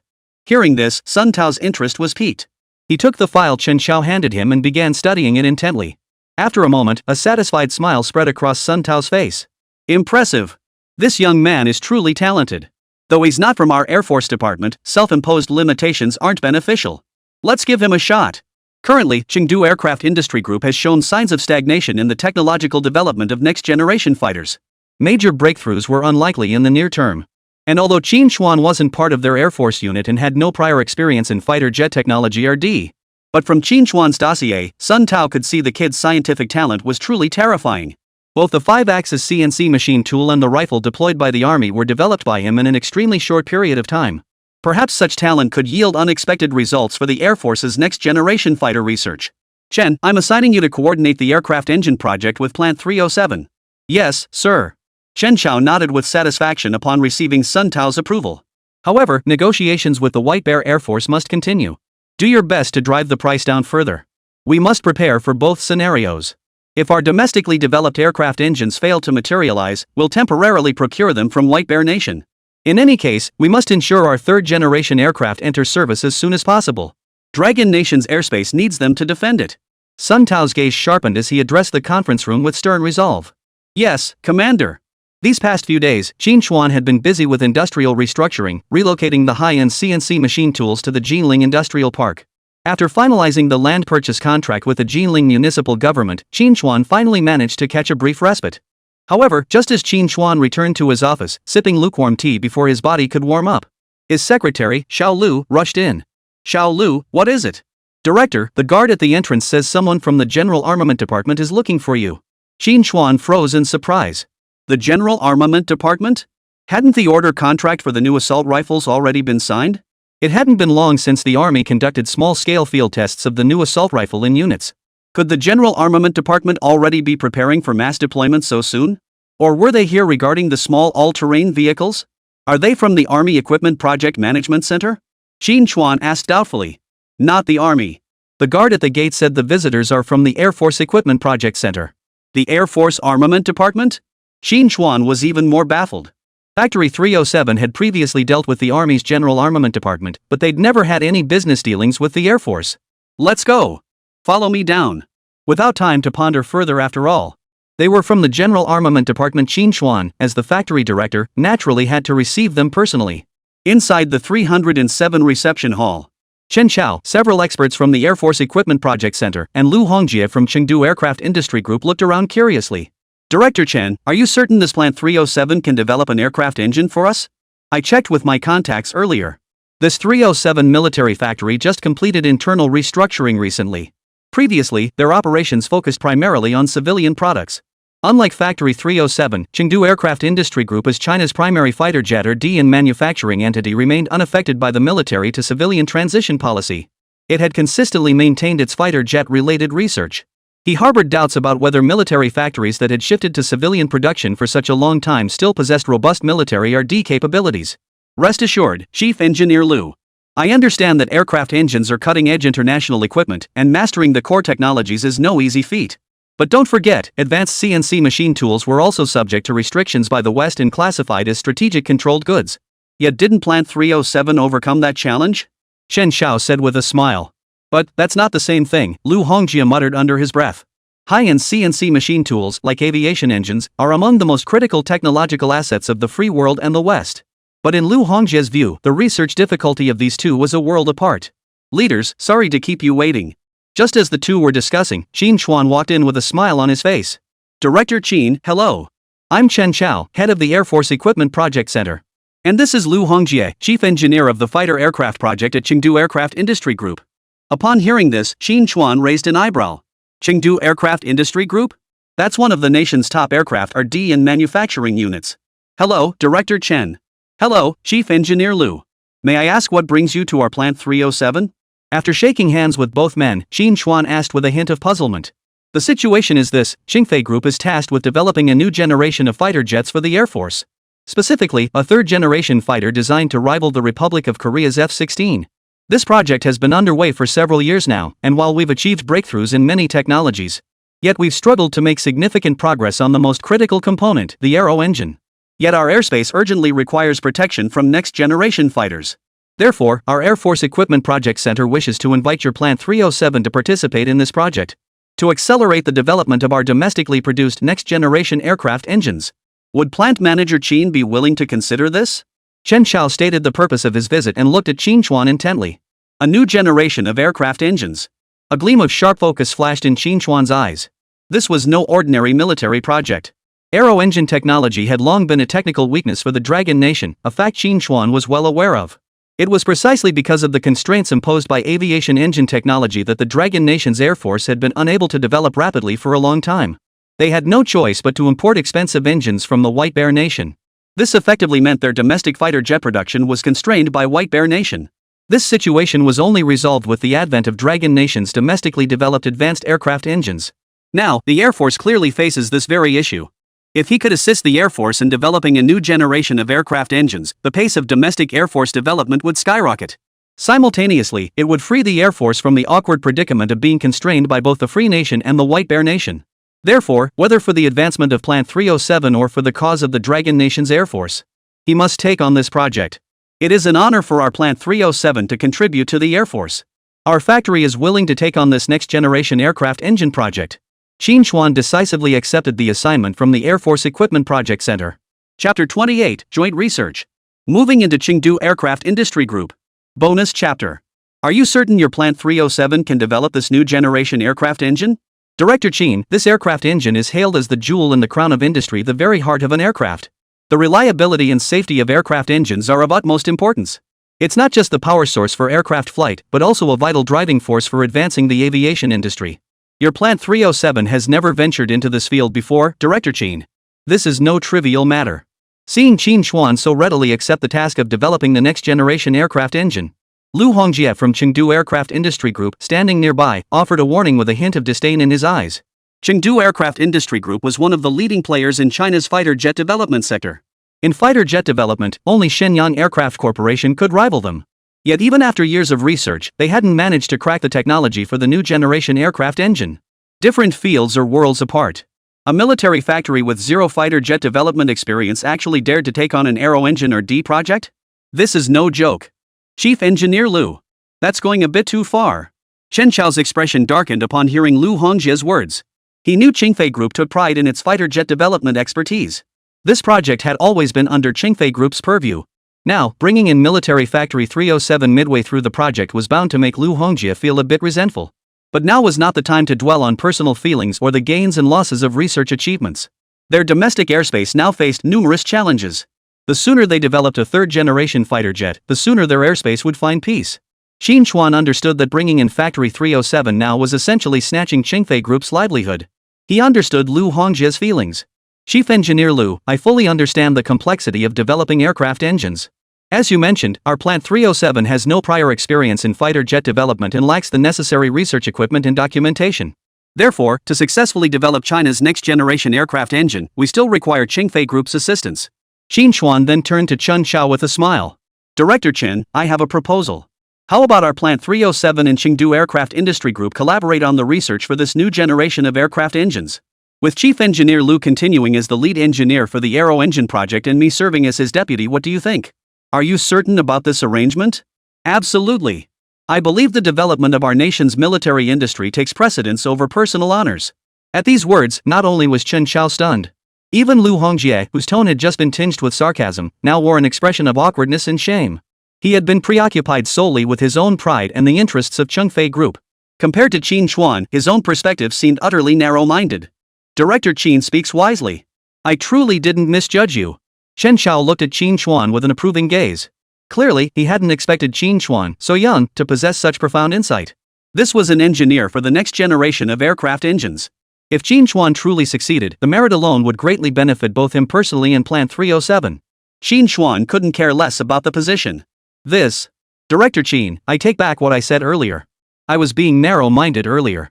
You're right, everyone should prioritize the national interest. So, since the Air Force Equipment Department approached you, Plant 307 will lead this project and Chengdu Aircraft Industry Group will provide full support. The position of chief engineer for this aircraft engine is still best suited for you. Lu Hongjie said, feeling somewhat ashamed. That's the spirit. Regardless of who leads this project, as long as we successfully develop the next generation aircraft engine, you'll all be heroes. Shen Xiaojian was delighted to see both sides reach consensus. In that case, we'll take on this project. Chief Engineer Lu, in a few days I'll lead our research team from Military Factory 307 to your group. Let's work together to develop this Aero engine. Excellent. You're always welcome here. The two men shook hands firmly, all lingering resentment now gone.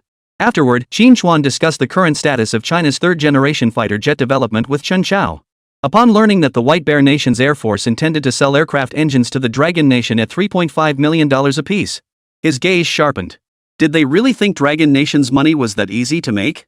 Several days later, Qín Chuān selected several young technicians with strong military research capabilities from the 307 military factory and headed to the Chengdu Aircraft Industry Group in Rongcheng.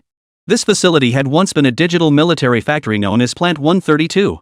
Now, it was a mega enterprise under the Dragon Nation Aviation Industry Group. A large-scale modern aircraft manufacturing enterprise integrating research, production, testing, and flight trials. It serves as a key fighter jet development and production base for Longguo. Welcome to Chengdu Aircraft Industry Group, led by Director Qín. Actually, I should now address you as Chief Engineer Qín, huh? After several days of discussions between the two parties, Lu Hongjie's attitude toward Qín Chuān had undergone a complete reversal, and he was now extremely warm toward him. Chief Engineer Qín, I've prepared accommodations for everyone to rest. The kitchen has prepared meals.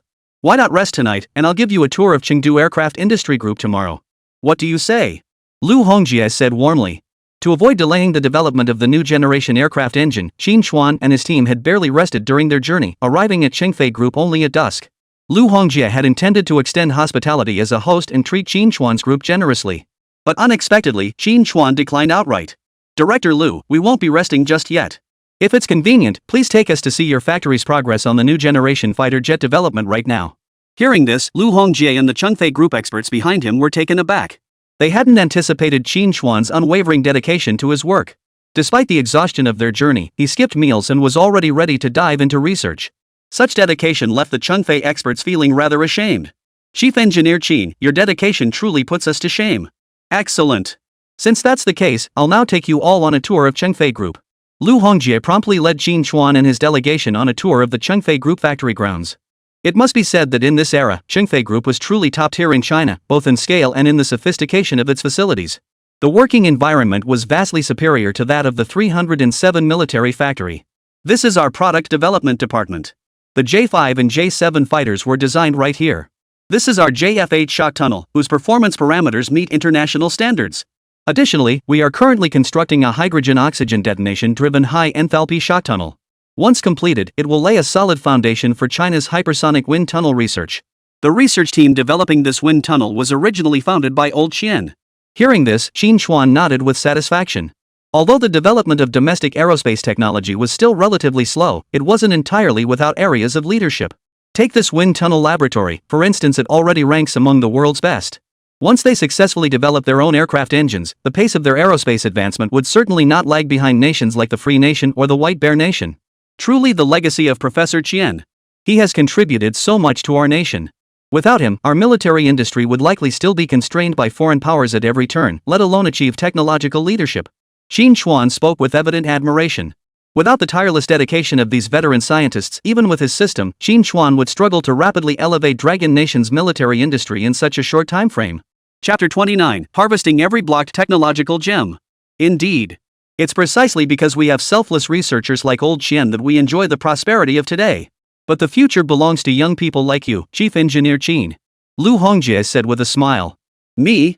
I wouldn't dare compare myself to old Xian and the others. Qín Chuān waved his hand with a smile. With that, the group arrived at the prototype train workshop of Chengfei Group. Chief Engineer Qín, take a look. Here are all the prototype aircraft developed by Chengfei Group since its founding. Hearing this, Qín Chuān's expression grew solemn. His visit to Chengfei Group had been driven by one ultimate purpose, to see this very place. The technicians from Plant 307 who accompanied Qín Chuān were all thrilled as they gazed at the various fighter jets and interceptors displayed in the workshop. This is the J-5 prototype, our group's first fighter jet. This is the J-7A aircraft, also our nation's first export model. This is the J-7M prototype. Lu Hongjie meticulously introduced each aircraft to Qín Chuān. These prototypes and test models represented the proud history of Chengdu Aircraft Industry Group. Whenever they saw these fighters, Lu Hongjie and other Chengdu Aircraft Group technicians felt their confidence reignited. Director Lu, what about these two aircraft engines? After reviewing the aircraft developed by Chengfei Group over the years, Qín Chuān pointed to two aircraft engines displayed nearby and asked. Oh, you mean these two? These are the aircraft engines from the MiG-21 prototype of the White Bear Nation. To develop the J-7, we purchased the complete production blueprints and technical documentation for this fighter jet from the White Bear Nation. We also acquired 12 MiG-21 aircraft and several prototypes. However, due to the deterioration of our bilateral relations, they ultimately failed to transfer most of the technical documentation to us. We ended up reverse engineering the J-7 fighter jet based on these prototypes, learning as we went. Recalling this bitter chapter, Lu Hongjie's face darkened with sorrow. Back then, with their weak industrial foundation and numerous challenges in fighter development, successfully creating the J-7 fighter was no small feat. Oh? So this is the MiG-21's jet engine? I've heard their engine performs quite well. Qín Chuān's eyes lit up as he spoke with a smile. That's right. Though the White Bear Nation isn't much stronger than the Free Nation either. But we have to admit there are D capabilities and aircraft engines are quite strong. Otherwise, the Air Force wouldn't have spent so much to buy that many fighters from them. To be honest, while our J-7 fighter was developed by reverse engineering the MiG-21, there's still a gap in performance when it comes to the aircraft engine. Qín Chuān nodded in agreement. The Russians' heavy industry capabilities were not to be underestimated. They were the Free Nation's greatest rival in the blue sky sector. Qín Chuān immediately walked over to the two MiG-21 aircraft engines. With a thought, several technical entries appeared before his eyes. Target, turbojet aircraft engine. Possessed entries, axial flow twin rotor structure technology purple, high mean stage pressure ratio technology blue, adjustable afterburner system blue, titanium alloy application lightweight design blue, combustion chamber cooling technology blue. Host, proceed with term acquisition? Seeing the technical entries for this MiG-21 fighter jet's engine, Qín Chuān couldn't help but feel admiration. This engine was imported from the White Bear Nation 30 years ago. Yet even by today's standards, many of its technologies remain remarkably advanced. This made Qín Chuān reflect it seemed their nation's path to military-industrial development still had a long way to go. Plunder. Ding. Congratulations, host, on successfully looting the entry. Acquired entries, axial flow twin rotor structure technology blue, high average stage pressure ratio technology blue, adjustable afterburner system blue, titanium alloy application and lightweight design blue, combustion chamber cooling technology blue. Host's remaining entry fragments, 3.8 million. Detected upgradable entries. Proceed with entry fragment expenditure? Without a moment's hesitation, Qín Chuān selected to upgrade the entry. Ding. Entry optimization upgrade successful. Axial flow twin rotor structure technology blue upgraded to level 14 axial flow compressor technology purple. Ding. Entry optimization upgrade successful. Adjustable afterburner system blue upgraded to gas-cooled blades and annular heat exchanger system purple. Ding. Entry optimization upgrade successful. Combustion chamber cooling technology blue upgraded to tubular combustion chamber technology purple. Ding. Entry optimization upgrade successful. Titanium alloy application and lightweight design blue upgraded to nickel-based high-temperature alloy technology purple. Ding. Entry optimization upgrade successful. High average stage pressure ratio technology blue. Qín Chuān exhausted every last fragment to barely upgrade all core technology entries of this Aero engine to purple. Seeing this, Qín Chuān couldn't help but shake his head. It seemed the 5-axis CNC machine tool industry must be spun off as soon as possible to grow and strengthen. Military projects also needed to secure major contracts. Otherwise, he'd soon find himself short on entry fragments. After successfully upgrading the aviation engine entries, Qín Chuān exited the system interface. Thank you for your time tonight, Director Lu and all the experts from Chengfei Group. I've gained a thorough understanding of Chengfei Group's situation. It's getting late, let's head back. Qín Chuān, feeling thoroughly satisfied, addressed Lu Hongjie and the others. Alright. I'll have someone escort you back to your dorms shortly. We'll hold the RD discussion meeting tomorrow. After exchanging a few words, Lu Hongjie and the others departed. Qín Chuān and several technicians from Plant 307 were also accommodated in the group's guesthouse. Director, Chengfei Group is so advanced in building fighter jets, yet they haven't developed the next-generation aircraft engine. Can we really pull this off? A young researcher from Factory 307 asked hesitantly. Although they were all carefully selected by Qín Chuān and represented the finest researchers at Plant 307, none of them felt confident about the upcoming Aero engine project. What? You're backing out before we've even started? Qín Chuān smiled and continued. You should have gained some perspective during our tour of the Chengfei Group exhibition hall. Back then, our predecessors faced situations where they had neither the technology nor the funding, yet they never flinched. Now we have advanced high-end CNC machine tools and world-leading wind tunnel labs, yet you lack confidence? We. Hearing Qín Chuān's words, the group lowered their heads in embarrassment. Aviation engines are indeed called the jewel in the crown of industry, but so what? What we must do is pluck every single one of those technological jewels, the very ones being locked away by free nations through sanctions, and take them back. Qín Chuān declared with unwavering resolve. Chapter 30, The Latecomer's Advantage. Developing Advanced Aircraft Engines. Early the next morning, Qín Chuān led the technical staff from Plant 307 to the conference room at Chengdu Aircraft Industry Group. Lu Hongjie and other fighter jet RD experts from Chengfei Group had also arrived. Chief Engineer Qín, did you sleep well last night? Very well. After exchanging brief pleasantries with Lu Hongjie and the others, then they sat down at the conference table and began today's meeting. Everyone, although Plant 307 has been tasked with participating in the development of the new generation of domestically produced aircraft engines. However, prior to this, experts from Chengdu Aircraft Industry Group have been conducting related research. I'd like to hear your research and development insights first. Qín Chuān surveyed the conference room, his tone calm as he spoke. Chief Engineer Qín, I'll begin. Lu Hongjie, the former chief engineer of the project, spoke first. Our third-generation fighter jet project has been in development for several years now. However, our primary focus has been on aerodynamic layout and airframe materials for third-generation fighters.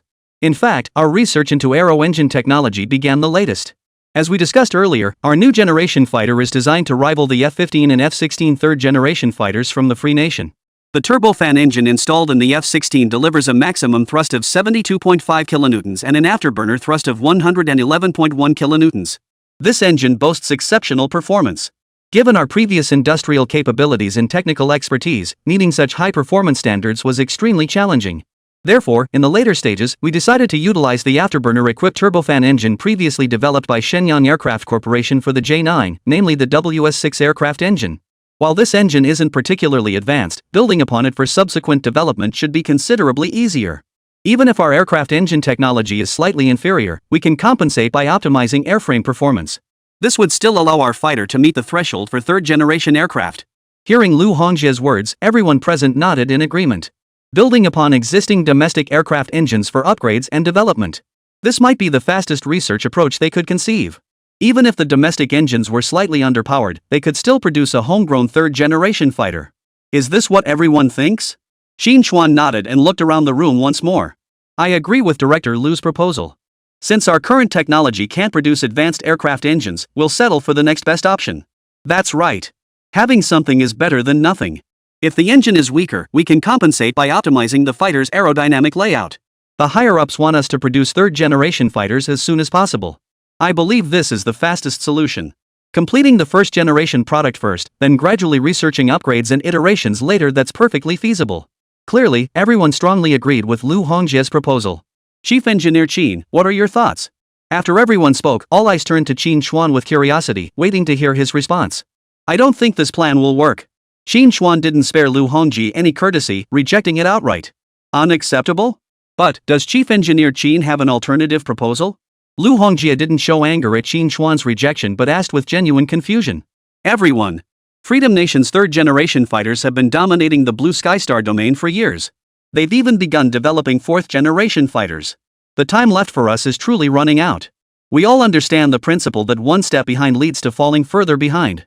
What real value would there be in rushing development to produce a fighter barely meeting third-generation standards? We still wouldn't pose a threat to the Free Nation in our airspace.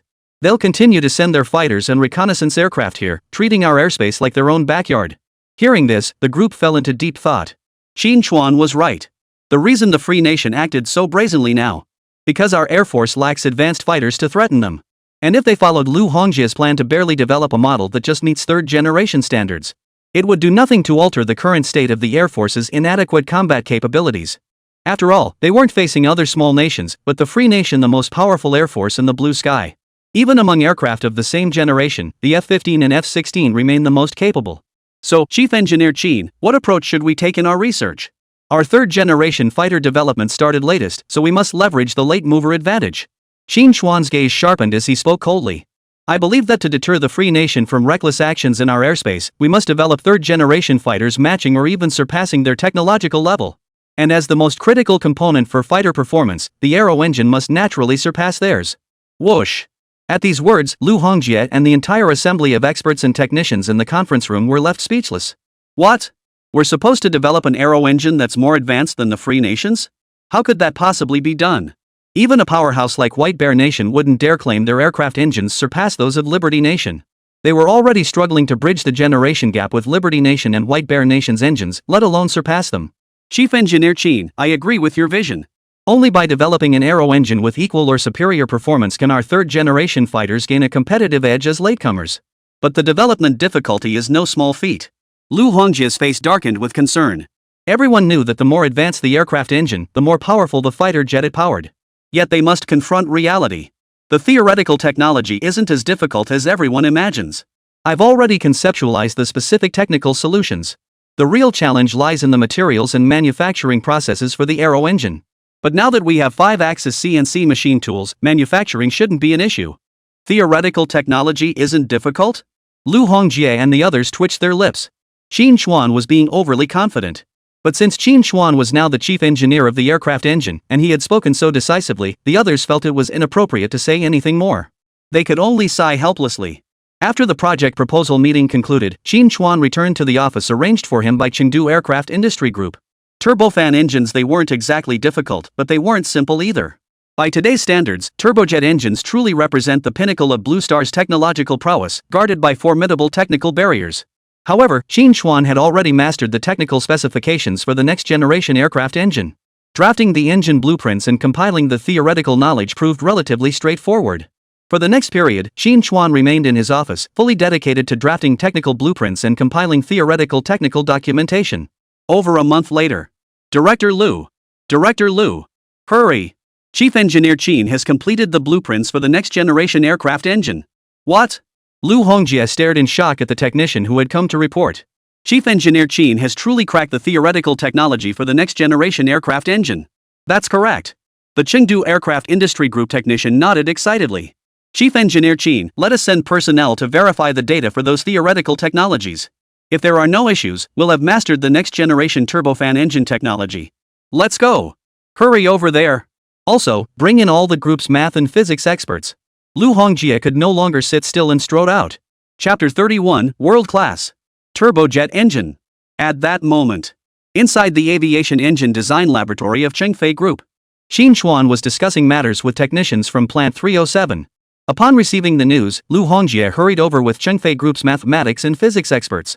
Chief Engineer Qín, you've actually produced the theoretical data for the Aero engine. Lu Hongjie, an older man, had jogged all the way over. His face was flushed and he was panting heavily from exhaustion. But he paid no heed to his own condition, rushing straight toward Qín Chuān the moment he entered. Director Lu, there's no need to rush. The theoretical technical data for the new generation of aircraft engines has indeed been breakthrough. But the computational load is substantial. I need additional personnel to assist with verification and cross-checking. Did I have the math and physics experts I asked you to find come over? Qín Chuān held a thick stack of drafts in his hands as he replied with a smile. They're here.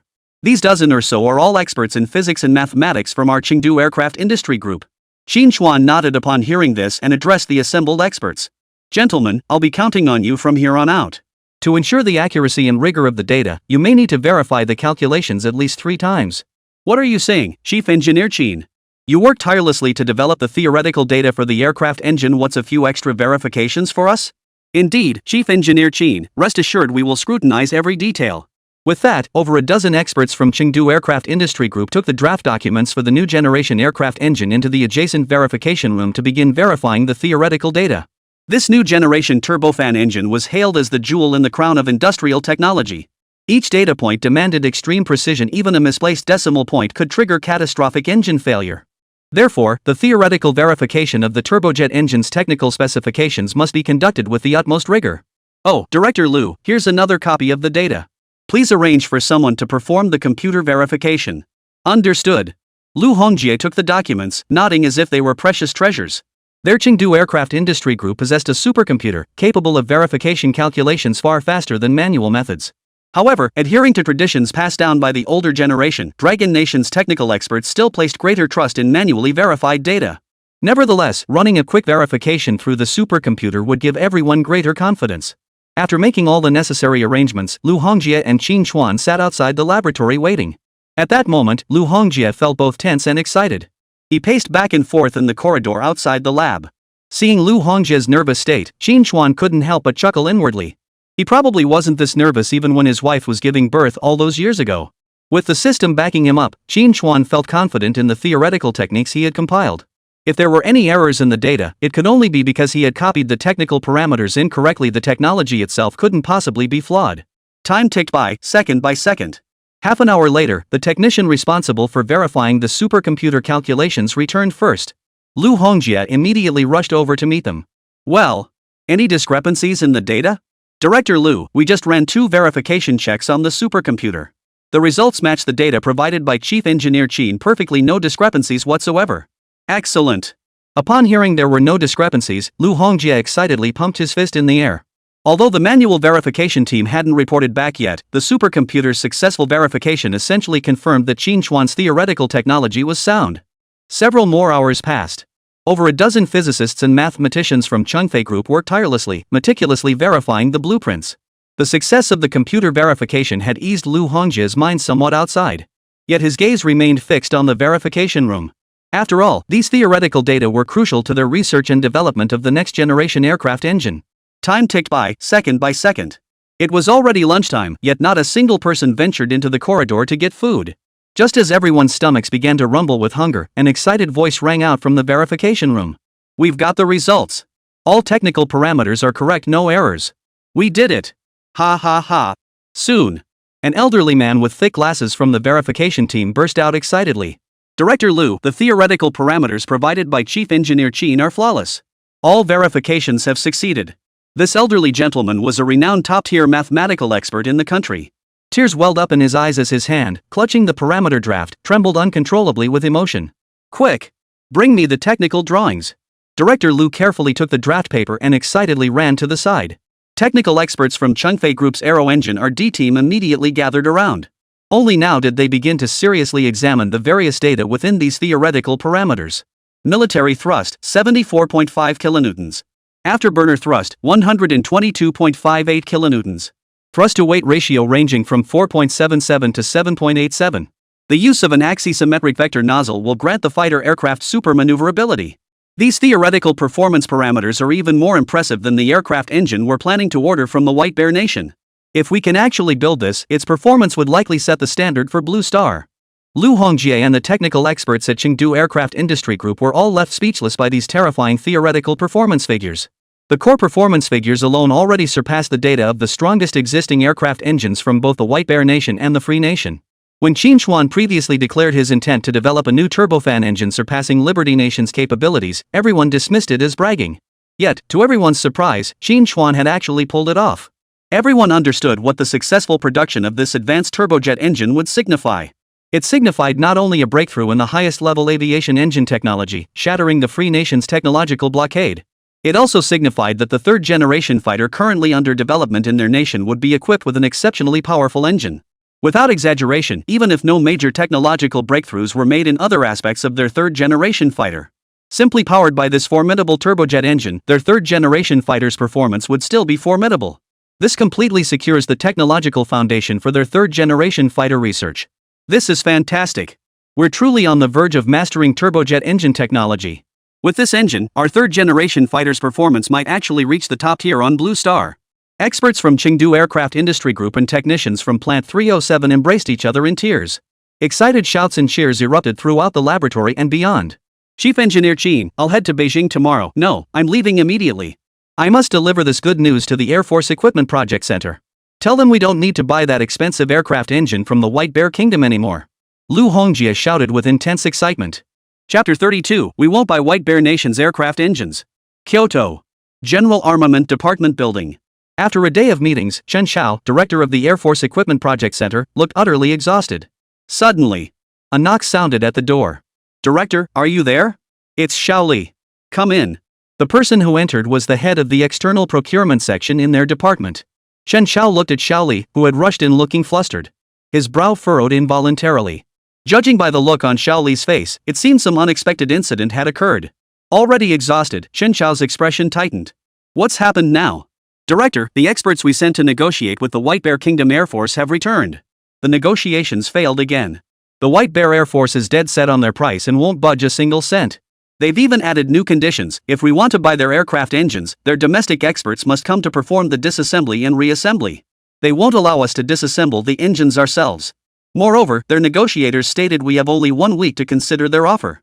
If the next round of talks also fails, they plan to return home.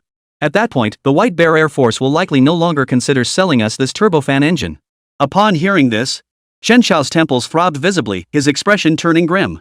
Earlier, to facilitate better discussions with the White Bear Air Force regarding the import of aircraft engines, the Air Force had assigned the negotiation task to their Air Force Equipment Project Center. According to the original plan, they intended to drag out the talks with the White Bear Air Force. After all, Military Factory 307 and Chengdu Aircraft Industry Group had restarted the research and development of turbojet engines. If domestic development proved impossible, they would then consider importing engines from the White Bear Air Force. Unexpectedly, the White Bear Air Force proactively dispatched several negotiation experts to expedite the agreement. With no other option, the Air Force Equipment Project Center had to send representatives to negotiate. After a full fortnight of talks, the White Bear Nation showed no sign of yielding. They even pressed and threatened them to make a decision quickly, warning that the engine would no longer be available for sale otherwise. Oomph. The White Bear military clearly doesn't want to give us time to explore alternatives. They're pushing to close this deal quickly so they can fleece us for every penny. Chen Xiao flung his pen aside, his face darkening. Ultimately, it boils down to our Air Force starting development too late. If we'd had just a few more years to develop, we wouldn't be in this passive position now. His frustration and anger were palpable. In recent years, their domestic Air Force technology had advanced at a respectable pace. Despite severely inadequate military funding, they had achieved considerable success with their second-generation fighters, medium transport aircraft, armed helicopters, and more. Such a pace of development was simply unattainable for other nations. Unfortunately, their Air Force started significantly later than nations like the Free Nation and the White Bear Nation. Despite their current efforts to catch up, decades of technological disparity cannot be bridged overnight. Director, what should we do now? If White Bear's experts truly withdraw, our plan to import their advanced turbojet engines may well fall through. If our domestically developed new aircraft engines remain in the research phase, our air power will be severely inadequate. Xiao Li said with a look of concern. White Bear Nation is currently the only country willing to sell turbojet engines to them. Should they truly abandon this opportunity, independent development would be their only remaining path. While independent development would eliminate foreign interference, the immense difficulty and lengthy timeline posed major challenges.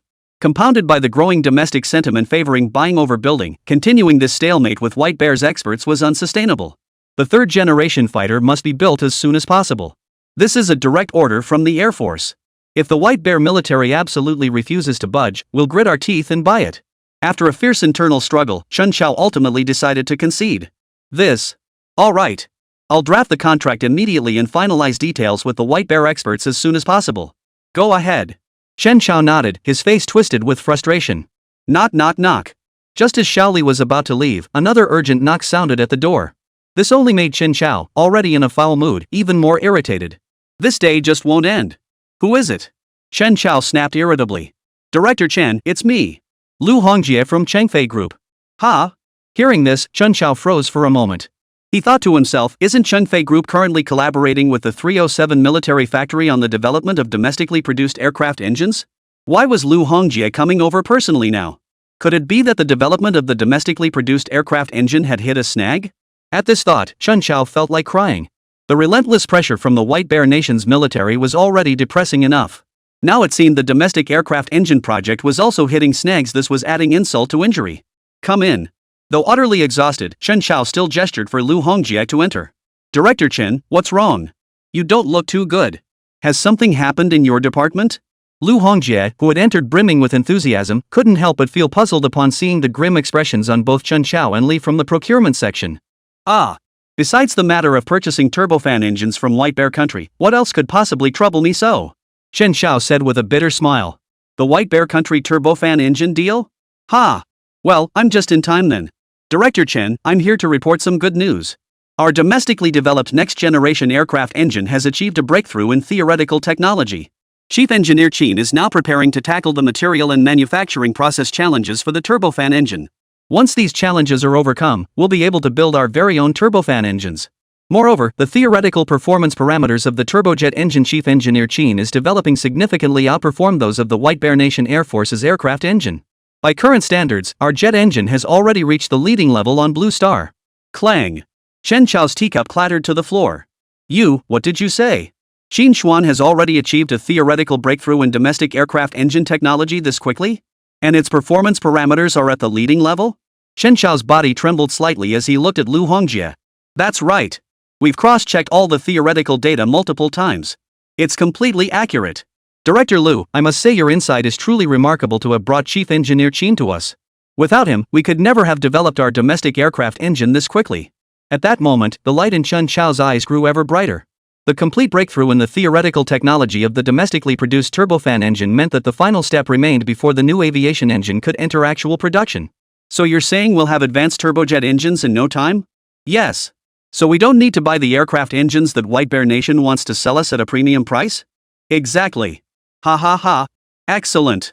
Absolutely splendid. Chen Xiao burst into excited laughter. His gaze then sharpened as he turned to address Xiaoli, who hadn't yet exited the room. Xiaoli, go notify our negotiators with the White Bear Kingdom military. We're not buying White Bear's aircraft engines. Chapter 33, Deception. The White Bear Nation experts are stunned. Kyoto. In the State Guesthouse Dining Hall. Two tall, blonde-haired, blue-eyed White Bear Country nationals were laughing and chatting as they savored the lavish dinner spread before them. Though living standards in the country were still modest during this era, with many struggling to meet basic needs. The State Guesthouse in Kyoto, designated for hosting foreign dignitaries, served meals of unparalleled opulence. Lobster, steak, red wine, caviar, everything imaginable was present. One of the White Bear nationals speared a slice of red sausage with his fork, placed it in his mouth, and chewed it slowly. Moments later, he picked up a glass of red wine from the table and took a satisfyingly large sip. Petrov, the food at this hotel is truly delicious. We're eating much better here than we do back home. I'm starting to feel reluctant to leave this place, ha ha ha. Hearing this, Petrov across the table gave a dismissive chuckle. Heh, Ivanov. This is a place in Dragon Country specifically for entertaining foreign VIPs, so the food is naturally quite high-end. But given the Dragon Nation's current backward development, ordinary people wouldn't get to eat such fine things. If their Air Force wasn't so desperate to buy turbojet engines from us, why would they let us stay here this long? You're absolutely right. Ivanov took a taste of the fresh caviar and nodded in agreement. But the Dragon Nation Air Force is being downright naive. Do they really think treating us to a few fancy meals will make us lower our prices? Do you think we care about the cost of these meals? Ha ha ha, they're just too naive. The two were experts dispatched by the White Bear Nation to negotiate with the Dragon Nation Air Force. Before departing the White Bear Nation, their superior military representatives had clearly outlined the purpose of these negotiations. Just as the Dragon Nation military had speculated in their previous meeting. First, they intended to use this opportunity to fleece the Dragon Nation Air Force for a hefty sum of military funds to take back home. Second, they intended to use the advanced turbofan engines sold to the Dragon Nation to completely dissuade it from developing its own aircraft engines, ensuring perpetual dependence on imports from White Bear Nation. This would allow them to constrain the development of Longguo's third-generation fighter jets through the most critical component, the aircraft engine. This would effectively grant them control over the core combat capabilities of the Dragon Nation Air Force. Therefore, their mission this time was twofold: to secure sufficient funds while simultaneously ensuring the successful sale of the aircraft engines to the Dragon Nation Air Force.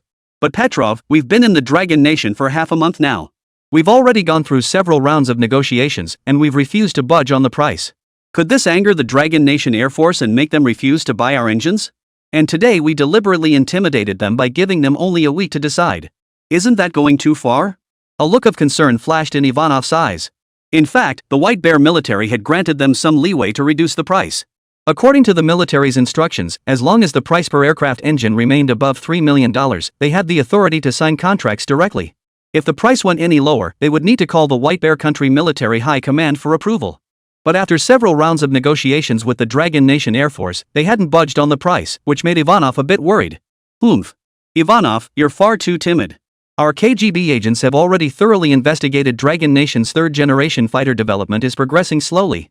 Especially their aviation engine research, it hasn't made significant progress. Otherwise, why would they be so eager to negotiate with our White Bear Nation to purchase our turbojet engines? Petrov scoffed dismissively. Only a handful of nations on the entire Blue Star currently possess jet engines capable of meeting third-generation fighter performance requirements.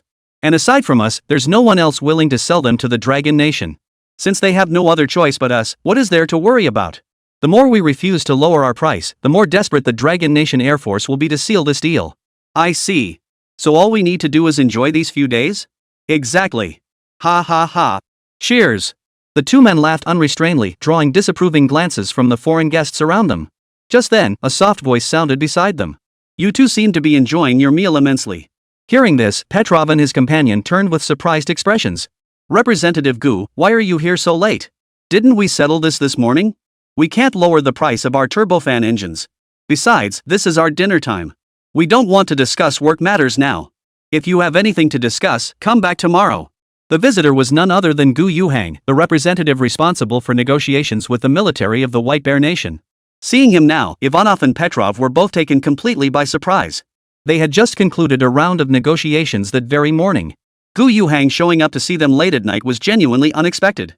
Seeing the arrogant expressions on their faces, Gu Yuhang sneered inwardly. Over the past fortnight, he and his domestic negotiation team had endured no shortage of cold stares and mockery from these two. To avoid offending them and jeopardizing the mission to import aircraft engines, Gu Yuhang and his team had endured their treatment with restraint. Now, he finally didn't have to put up with it anymore. With this thought, the smile on Gu Yuhang's face grew even brighter. My apologies for disturbing you both so late. However, I've come bearing a decision from our Air Force superiors. Are you two really not interested in hearing it? Gu Yuhang said with a faint, ambiguous smile. What? Your Air Force superiors made up their minds so quickly? Haha, I told you this aircraft engine boasts unmatched performance. You simply won't find anything comparable outside our White Bear Nation. Why didn't you just say so earlier? Now we've been stuck in your dragon country for half a month eating such terrible food. Really? Ivanov and Petrov both assumed the Dragon Nation Air Force leadership had come around and agreed to the price they'd previously discussed. Smug, arrogant expressions spread across both their faces. Sure enough, even without lowering the price by a single penny, the Dragon Nation Air Force would still buy it obediently. I think you two might have misunderstood. After careful deliberation by our Air Force leadership, we have decided to cancel our plan to purchase your country's aircraft engines. At these words, the two men, who had been gloating moments before, instantly turned pale. What? The Dragon Nation Air Force isn't buying their aircraft engines? How could this be? The sudden reversal in the Dragon Nation Air Force's stance left the two men frozen in place. They couldn't process it. The Long Nation Air Force had been begging to buy their aircraft engines before. Why would they suddenly stop? They must be lying. They must be lying. Chapter 34, Next Generation Turbojet Engine Development Success. They're lying. They must be lying. Petrov and Ivanov simply couldn't believe it was true. Their intelligence agencies had already confirmed months ago that Dragon Nation's domestic aviation engine development had hit major roadblocks. There was no way they could achieve a technological breakthrough in just a few short months. The Free Nation and several other Western countries have consistently kept advanced aircraft engine technology and equipment firmly in their grasp, making it utterly impossible for them to sell such technology to the Dragon Nation Air Force. Therefore, if they wish to successfully develop third-generation fighters, they must purchase aircraft engines from the White Bear Nation. Representative Gu, are you sure you're not pulling our leg? I know you Long Nation folks love your schemes. You're not trying to feign retreat to get us to lower our prices, are you? I'm afraid your plan won't work. Petrov, now composed, smirked coldly, convinced he had seen through Gu Yuhang's scheme. Schemes? Mr. Petrov, I'm afraid you're overthinking things. Oh, right. Here are your tickets back to White Bear Country tomorrow. We've already purchased them for you both. If there's nothing else, I'll be taking my leave. Goodbye. Gu Yuhang couldn't be bothered with the self-important Petrov. He tossed the two tickets onto the table and turned to leave. Hearing his words and seeing the tickets on the table, Petrov, who had just regained his composure, panicked completely. They'd even bought their tickets? Could it be they truly weren't interested in purchasing their aircraft engines? He's leaving already? Petrov, the Dragon Nation really isn't going to do business with us. Damn it! Look at the mess you've created. I told you before we should have lowered the price. Now look what we've done. We've really pissed off the Dragon Nation. If we return like this, forget promotions, the military will probably demote us all the way down. Ivanov shot him a resentful glare, his voice thick with fury. Petrov watched Gu Yuhang about to step out the door. His eyes flickered several times as he clenched his fists. Ignoring Ivanov's complaints, he quickened his pace to catch up with Gu Yuhang. Representative Gu, I sincerely apologize for our arrogance over the past fortnight. Actually, the price for your country to import our aircraft engines is negotiable. This is what I propose. I'll personally authorize a further reduction of 200,000 yuan per unit. That brings the price down to 5.3 million US dollars per engine. Is that acceptable? Hearing this, Gu Yuhang gave a dismissive chuckle and continued walking away. No. The price can go lower. We only want $5.2 million, $5.1 million is acceptable too. Representative Gu, I'm offering you $5 million per unit, that's the absolute limit of my authority. If that's still not acceptable, then there's truly nothing more to discuss. If your Dragon Nation regrets this later, you'll never get another chance to acquire such advanced aircraft engines. Seeing that he had already lowered the price to the absolute minimum, Gu Yuhang seemed not to hear him, offering no response whatsoever. This sent Petrov into a complete rage. Other foreign guests dining at the state guesthouse shot cold stares at Petrov, who was now completely losing his composure. Just moments ago, these two had been so arrogant and triumphant over their meal. How could they turn around and panic like this? At that moment, Gu Yuhang finally halted his pace. Mr. Petrov, let me be blunt. We have successfully developed our own new generation of turbojet engines. Its performance surpasses that of your country's turbofan engine. So, I'm afraid we'll have to decline your offer. He turned to Petrov, his expression cold. You've developed a new generation turbojet engine yourselves? And it outperforms ours? That's absolutely impossible. You know the performance of our aircraft engine. Even the Free Nation wouldn't dare claim their aircraft engines surpass ours. Petrov's expression shifted in shock. After a few seconds of deep thought, he continued. Could it be that your domestic RD units falsified the reports? We're the experts in this field. Why don't you take us to see it? I'll give it a thorough check. Falsified? Mr. Petrov, you're worrying too much. Our Dragon Nation would never stoop to such practices over a mere aircraft engine technology. Thank you for your offer. Goodbye. With that, Gu Yuhang descended the stairs without a moment's delay. In an instant, Petrov's body froze in place. A mere aviation engine technology? How did Longguo suddenly become so arrogant? Ha ha ha ha. That feels good. Damn good. As soon as Gu Yuhang stepped out of the state guesthouse, he could no longer contain his emotions and burst into unrestrained laughter. The past 2 weeks of negotiations with the White Bear Nation experts had been the most frustrating days of his life. The arrogance and contempt of his counterparts had left a deep-seated resentment festering within him. Now, that pent-up resentment had finally erupted. Especially when he saw the White Bear experts groveling and begging them to buy the turbofan engines. That was pure bliss. Representative Gu, I heard that Chengdu Aircraft Industry Group wasn't the main force behind developing the new domestic turbojet engine, his assistant asked curiously. That's correct. I hear the 307th Military Factory in Nanjing participated in this project, with their factory director achieving the breakthrough in theoretical technology. From now on, our Air Force's fighter jets will be entirely under our own control, no longer reliant on any other nation. That director of Plant 307 is a major hero of our Air Force. Setting aside the immense boost Qín Chuān's turbojet engine will bring to their third-generation fighter development. Simply achieving independent research saves the Air Force billions in procurement costs. The theoretical research for the new generation turbojet engine has reached a milestone.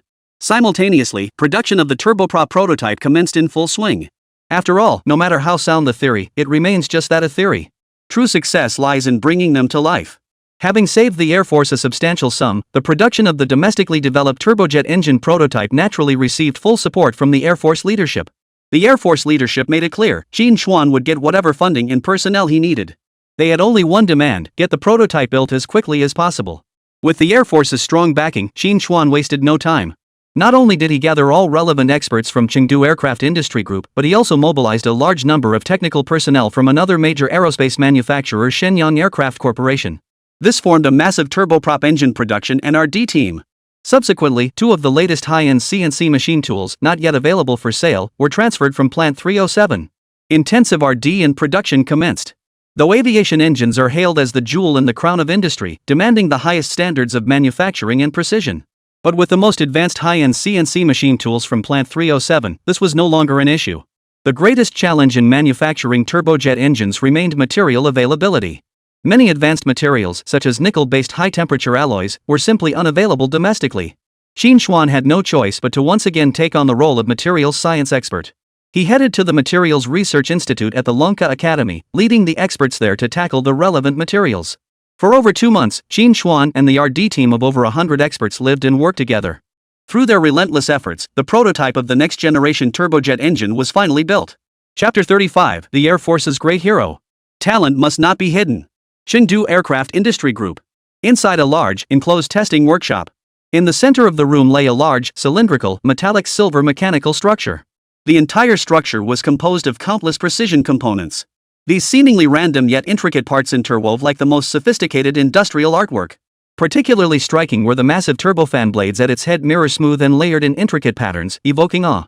This was the entirely domestically produced new generation turbofan engine, jointly developed by experts from the 307th Military Industry Unit and Chengdu Aircraft Industry Group.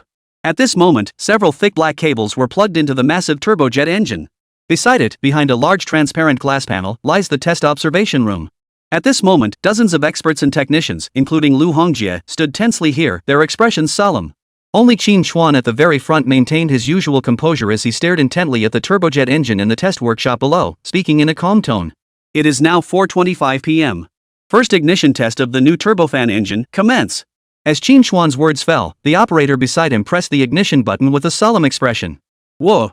As the engine's turbofan blades began to spin, a roaring mechanical rumble erupted, sounding like the dragon's roar. The distinct sound made Lu Hongjie and the other fighter experts instinctively clench their fists.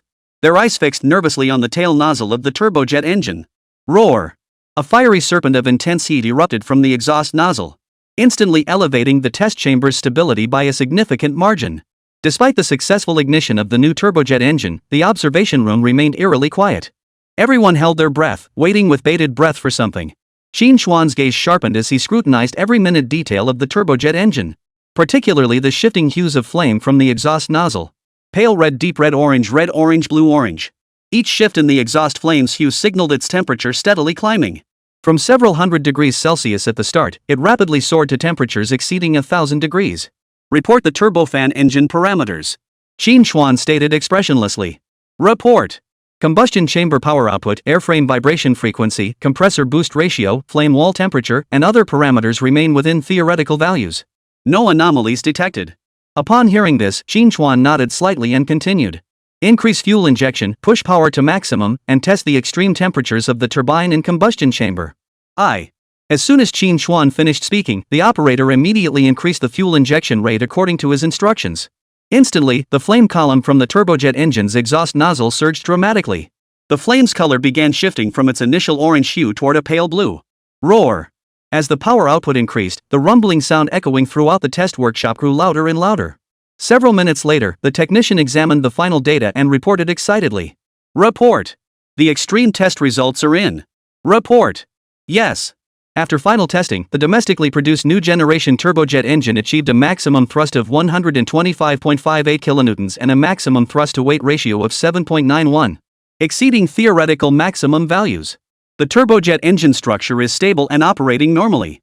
Upon hearing the final test results, Lu Hongjie and the assembled technical experts from Chengdu Aircraft Industry Group erupted in cheers. We did it! The test passed. Lu Hongjie's breath quickened with excitement as he shouted aloud. They had previously considered procuring aircraft engines from Bear Country for their MiG fighters and were well aware of their core performance parameters. Now, after the extreme testing just completed, their domestically produced new generation turbojet engine demonstrated superior overall performance and structural stability compared to the foreign counterpart. This meant they had not only fully mastered the latest turbojet engine technology, but had also created an aircraft engine with world-class performance. Lu Hongjie was overcome with emotion, unable to find words. Chief Engineer Qín, you are truly a great contributor to the Longguo Nation Air Force. With this powerful turbojet engine, our third-generation fighter development will accelerate significantly. Perhaps before long, fully domestically produced third-generation fighters will be deployed in the Air Force. Everyone's faces flushed as they turned to look at Qín Chuān. Without him, Longguo could never have developed a new generation turbofan engine so quickly, let alone one so advanced. This is the result of everyone's collective effort. Without you all, my technology would remain confined to theoretical concepts. Qín Chuān said with a calm smile. Director Lu, our task at Plant 307 is now complete. The subsequent development of the third-generation fighter jet will now be handed over to your Chengdu Aircraft Industry Group. Qín Chuān was certainly capable of assisting them with the third-generation fighter's technological development. However, now that the most critical component, the Aero engine, was secured, the overall performance of the third-generation fighter would be quite capable. At the very least, it would be more than sufficient to safeguard the Dragon Nation's airspace. Moreover, Chengdu Aircraft Industry Group had already made solid progress in other technical aspects of the third-generation fighter. At this stage, the involvement of Plant 307 held little significance. As Qín Chuān saw it, if he were to undertake fighter research, it should be at least for fourth-generation fighters. Given the current state of domestic industrial capabilities and technological capacity, even if he were to acquire and upgrade 4th-generation level specifications, mass production would remain extremely challenging.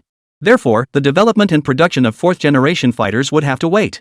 Numerous weak links in the domestic defense industry still awaited his breakthrough. Upon hearing this, Lu Hongjie nodded. Leave the rest to us. Rest assured, Chief Engineer Qín. The new generation turbofan engine is your flagship research achievement. When our 3rd-generation fighter is unveiled, both you and Plant 307 will be credited on the development team. Naturally, when the military procures our 3rd-generation fighter jets, Plant 307 will receive a proportionate share of the profits. We will coordinate with the Air Force Equipment Project Center to finalize the specific details later. Qín Chuān deserved the lion's share of credit for the successful development of China's new generation turbojet engine. Chengdu Aircraft Industry Group dared not claim undue credit. Alright, we'll discuss this matter further later. We've been out here for so long, it's time for Plant 307 to take the lead. Qín Chuān wasn't particularly concerned about the procurement issues following the successful development of the 3rd-generation fighter. With the Air Force Equipment Project Center mediating, he was confident Plant 307 would not be shortchanged. Moreover, since Chengdu Aircraft Industry Group provided both the R&D facilities and materials, whatever share 307 factory received would be fair. Thus, after handing over the technical documentation for the new generation turbojet engine to Qingfei Group, shortly after Qín Chuān returned to Plant 307. Shortly after Qín Chuān returned to the 307 military factory, a report detailing the successful testing of a prototype for China's new generation turbojet engine appeared in the office of the General Armament Department's director.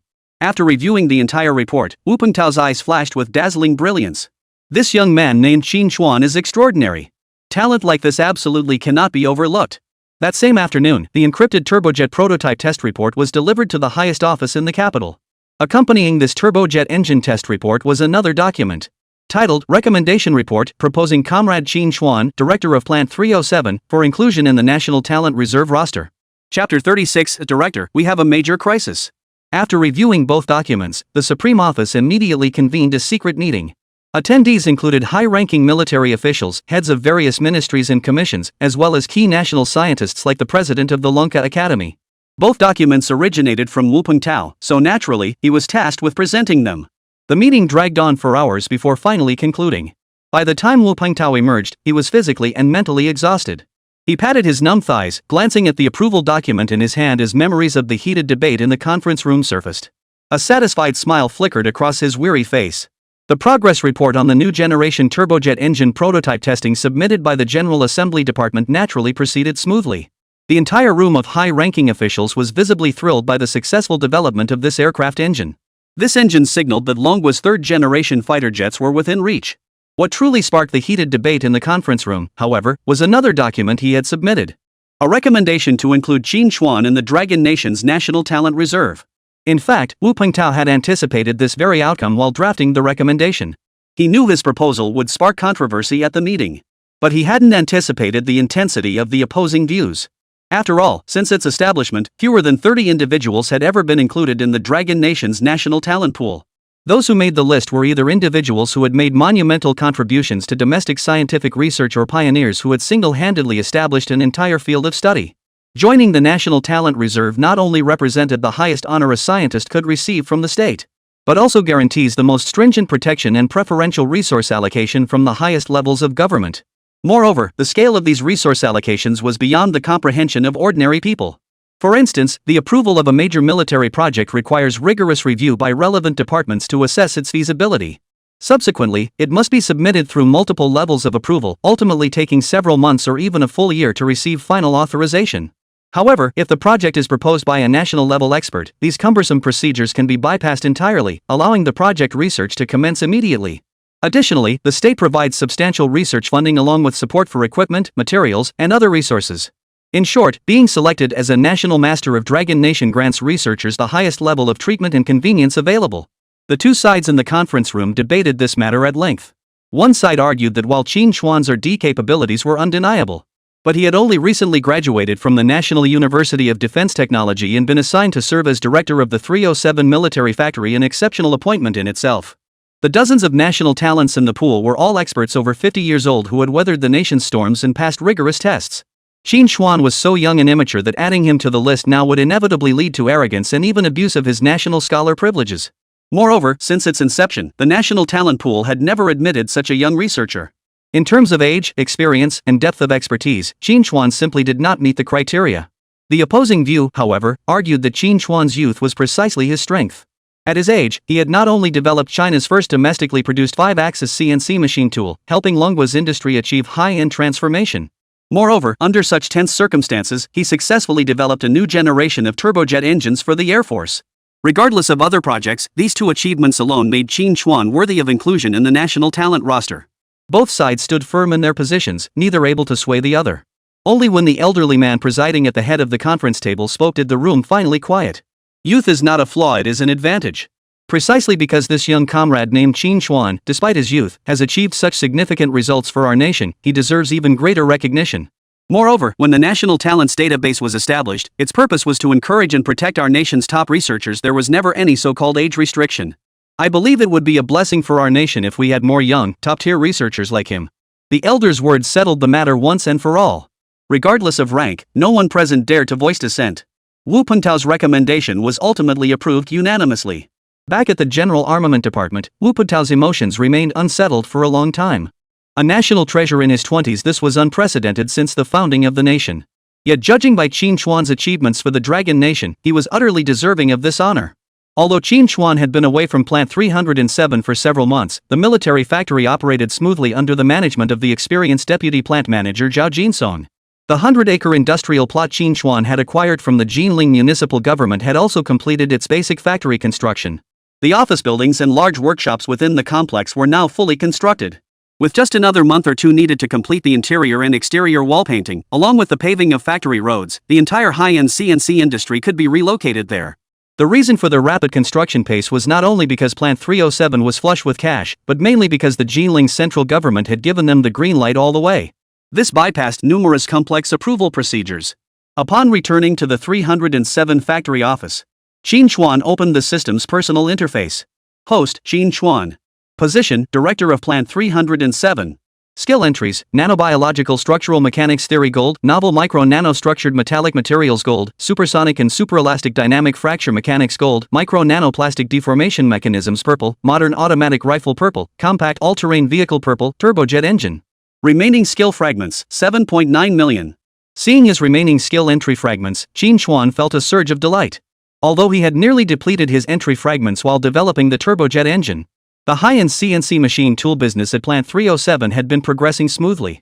Additionally, the Army had begun formally adopting automatic rifles, though currently in small batch procurement, which had also earned Plant 307 a considerable sum. Director, you're finally back. These past few months without you have kept me incredibly busy. Just as Qín Chuān closed the system interface, Zhao Jinsong walked in with a look of complaint on his face. The current 307 military factory was no longer the struggling military plant that had relied on private enterprises to stay afloat. Managing the high-end CNC machine tools, the rifle deployment, and the Cat vehicle series had left Zhao Jinsong, who had served as factory director for so many years, physically and mentally exhausted. Enough. No need to vent at me. I know everyone's been working incredibly hard lately. Wages were just raised not long ago, so naturally we can't increase them again so soon. But we can still distribute bonuses. Qín Chuān paused to think, then said with a smile. Here's what we'll do. Havli, the accountant, come over later and distribute a 500 yuan bonus to everyone in the factory as a reward. At the mention of bonuses, Zhao Jinsong's aching back and sore legs vanished, as if his entire body was suddenly filled with boundless energy. This left Zhao Jinsong puzzled. Was this the allure of money? Just as Zhao Jinsong was pondering how to spend the bonus, a staff member from Plant 307 rushed in with a look of urgency on his face. Director! Director! It's an emergency. Chapter 37, Serial Number 28, added to the National Talent Pool. Wang, what's the rush? You're a manager now, for heaven's sake. What kind of example are you setting, always rushing around like this? Besides, this is the factory director's office. You barged in without even announcing yourself. What kind of etiquette is that? Our Plant 307 is a major factory now. We can't afford to be so reckless anymore, understand? Zhao Jinsong, his reverie shattered, scolded the intruding Xiao Wang with displeasure.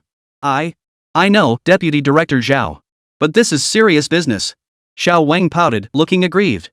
Alright, enough about Xiao Wang. What happened to Xiao Wang? Qín Chuān asked with a smile from the side. Director, security just called. They said a group of soldiers showed up at the factory gate. Put. I thought it was something major. Our factory is a military plant to begin with. What's so surprising about some military personnel showing up? Zhao Jinsong rolled his eyes at Xiao Wang in exasperation. As a military factory, even the personnel in their gate security office were assigned by the local military command. No, these aren't like the military personnel who came before. This time there are tons of soldiers with live weapons, and they've surrounded the entire factory. What? Armed soldiers surrounding the factory grounds? Holy crap! Could this be an attempt to raid the military factory? In an instant, Zhao Jinsong, who had just been mocking Xiao Wang, shuddered in shock. Qín Chuān remained calm, but a hint of confusion flickered in his eyes. What the hell is the military up to with such a massive show of force? Xiao Wang, why didn't you mention something this important sooner? Zhao Jinsong asked, his expression tense. Xiao Wang shot Zhao Jinsong a reproachful look. Was it me who didn't speak up earlier? I wanted to tell you the moment I walked in, but you said I was too impulsive and wouldn't let me speak. Now you're blaming me? Factory director, didn't you successfully research aircraft engines at Chengdu Aircraft Industry Group before? Could it be that the aircraft engine has suffered a major accident? With so many armed soldiers surrounding the factory, something major must have happened. But recently, Plant 307 had been operating and developing products according to plan without any issues. Therefore, Zhao Jinsong believed these military personnel must be targeting Qín Chuān. Unlikely. The turbofan prototype testing went smoothly. Qín Chuān shook his head. If it's not the jet engine, then what could it be? Seeing Qín Chuān's denial, Zhao Jinsong's mind was spinning. Worrying about it now won't help. Let's go out and see what's happening. Although a large contingent of armed soldiers had surrounded Plant 307, Qín Chuān found the whole affair baffling. But Qín Chuān didn't believe his factory or he personally had done anything wrong. He immediately walked toward the factory gate with a calm expression. Zhao Jinsong and Xiao Wang, seeing this, immediately followed suit. At that moment, the commotion at the entrance of Factory 307 had also caught the attention of the workers laboring inside the workshop. The workers began murmuring in curiosity. What's going on? I heard a group of soldiers armed to the teeth suddenly showed up outside our factory and surrounded it. What? A group of soldiers in armored vehicles, fully armed, showed up outside? They said our factory is involved in something and have surrounded the place? What? Special forces arrived in tanks, saying our factory is suspected of arms smuggling and they're going to raze it to the ground. As the saying goes, rumors stop at the wise. Unfortunately, it seems there aren't many wise people at Military Factory 307. As the story spread through exaggerated retellings, it grew increasingly absurd. By the end, rumors even claimed Qín Chuān was conducting underground nuclear tests at Factory 307 and had been discovered by the military. This sent the entire 307 factory into a panic. Everyone dropped their work and rushed toward the factory gates. As Qín Chuān and his colleagues descended the stairs, they saw a fleet of military vehicles parked at the factory entrance.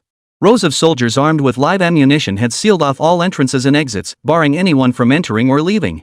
Simultaneously, another squad of soldiers stormed into the various workshops of Factory 307, rounding up all the workers inside and herding them onto the factory grounds. Seeing this scene, even Qín Chuān felt a pang of unease. Had he really done something so terrible? Yet he had always obeyed the law since childhood. While he wouldn't claim to be exceptionally virtuous, he had generally been a decent person, even helping old ladies cross the street as a child.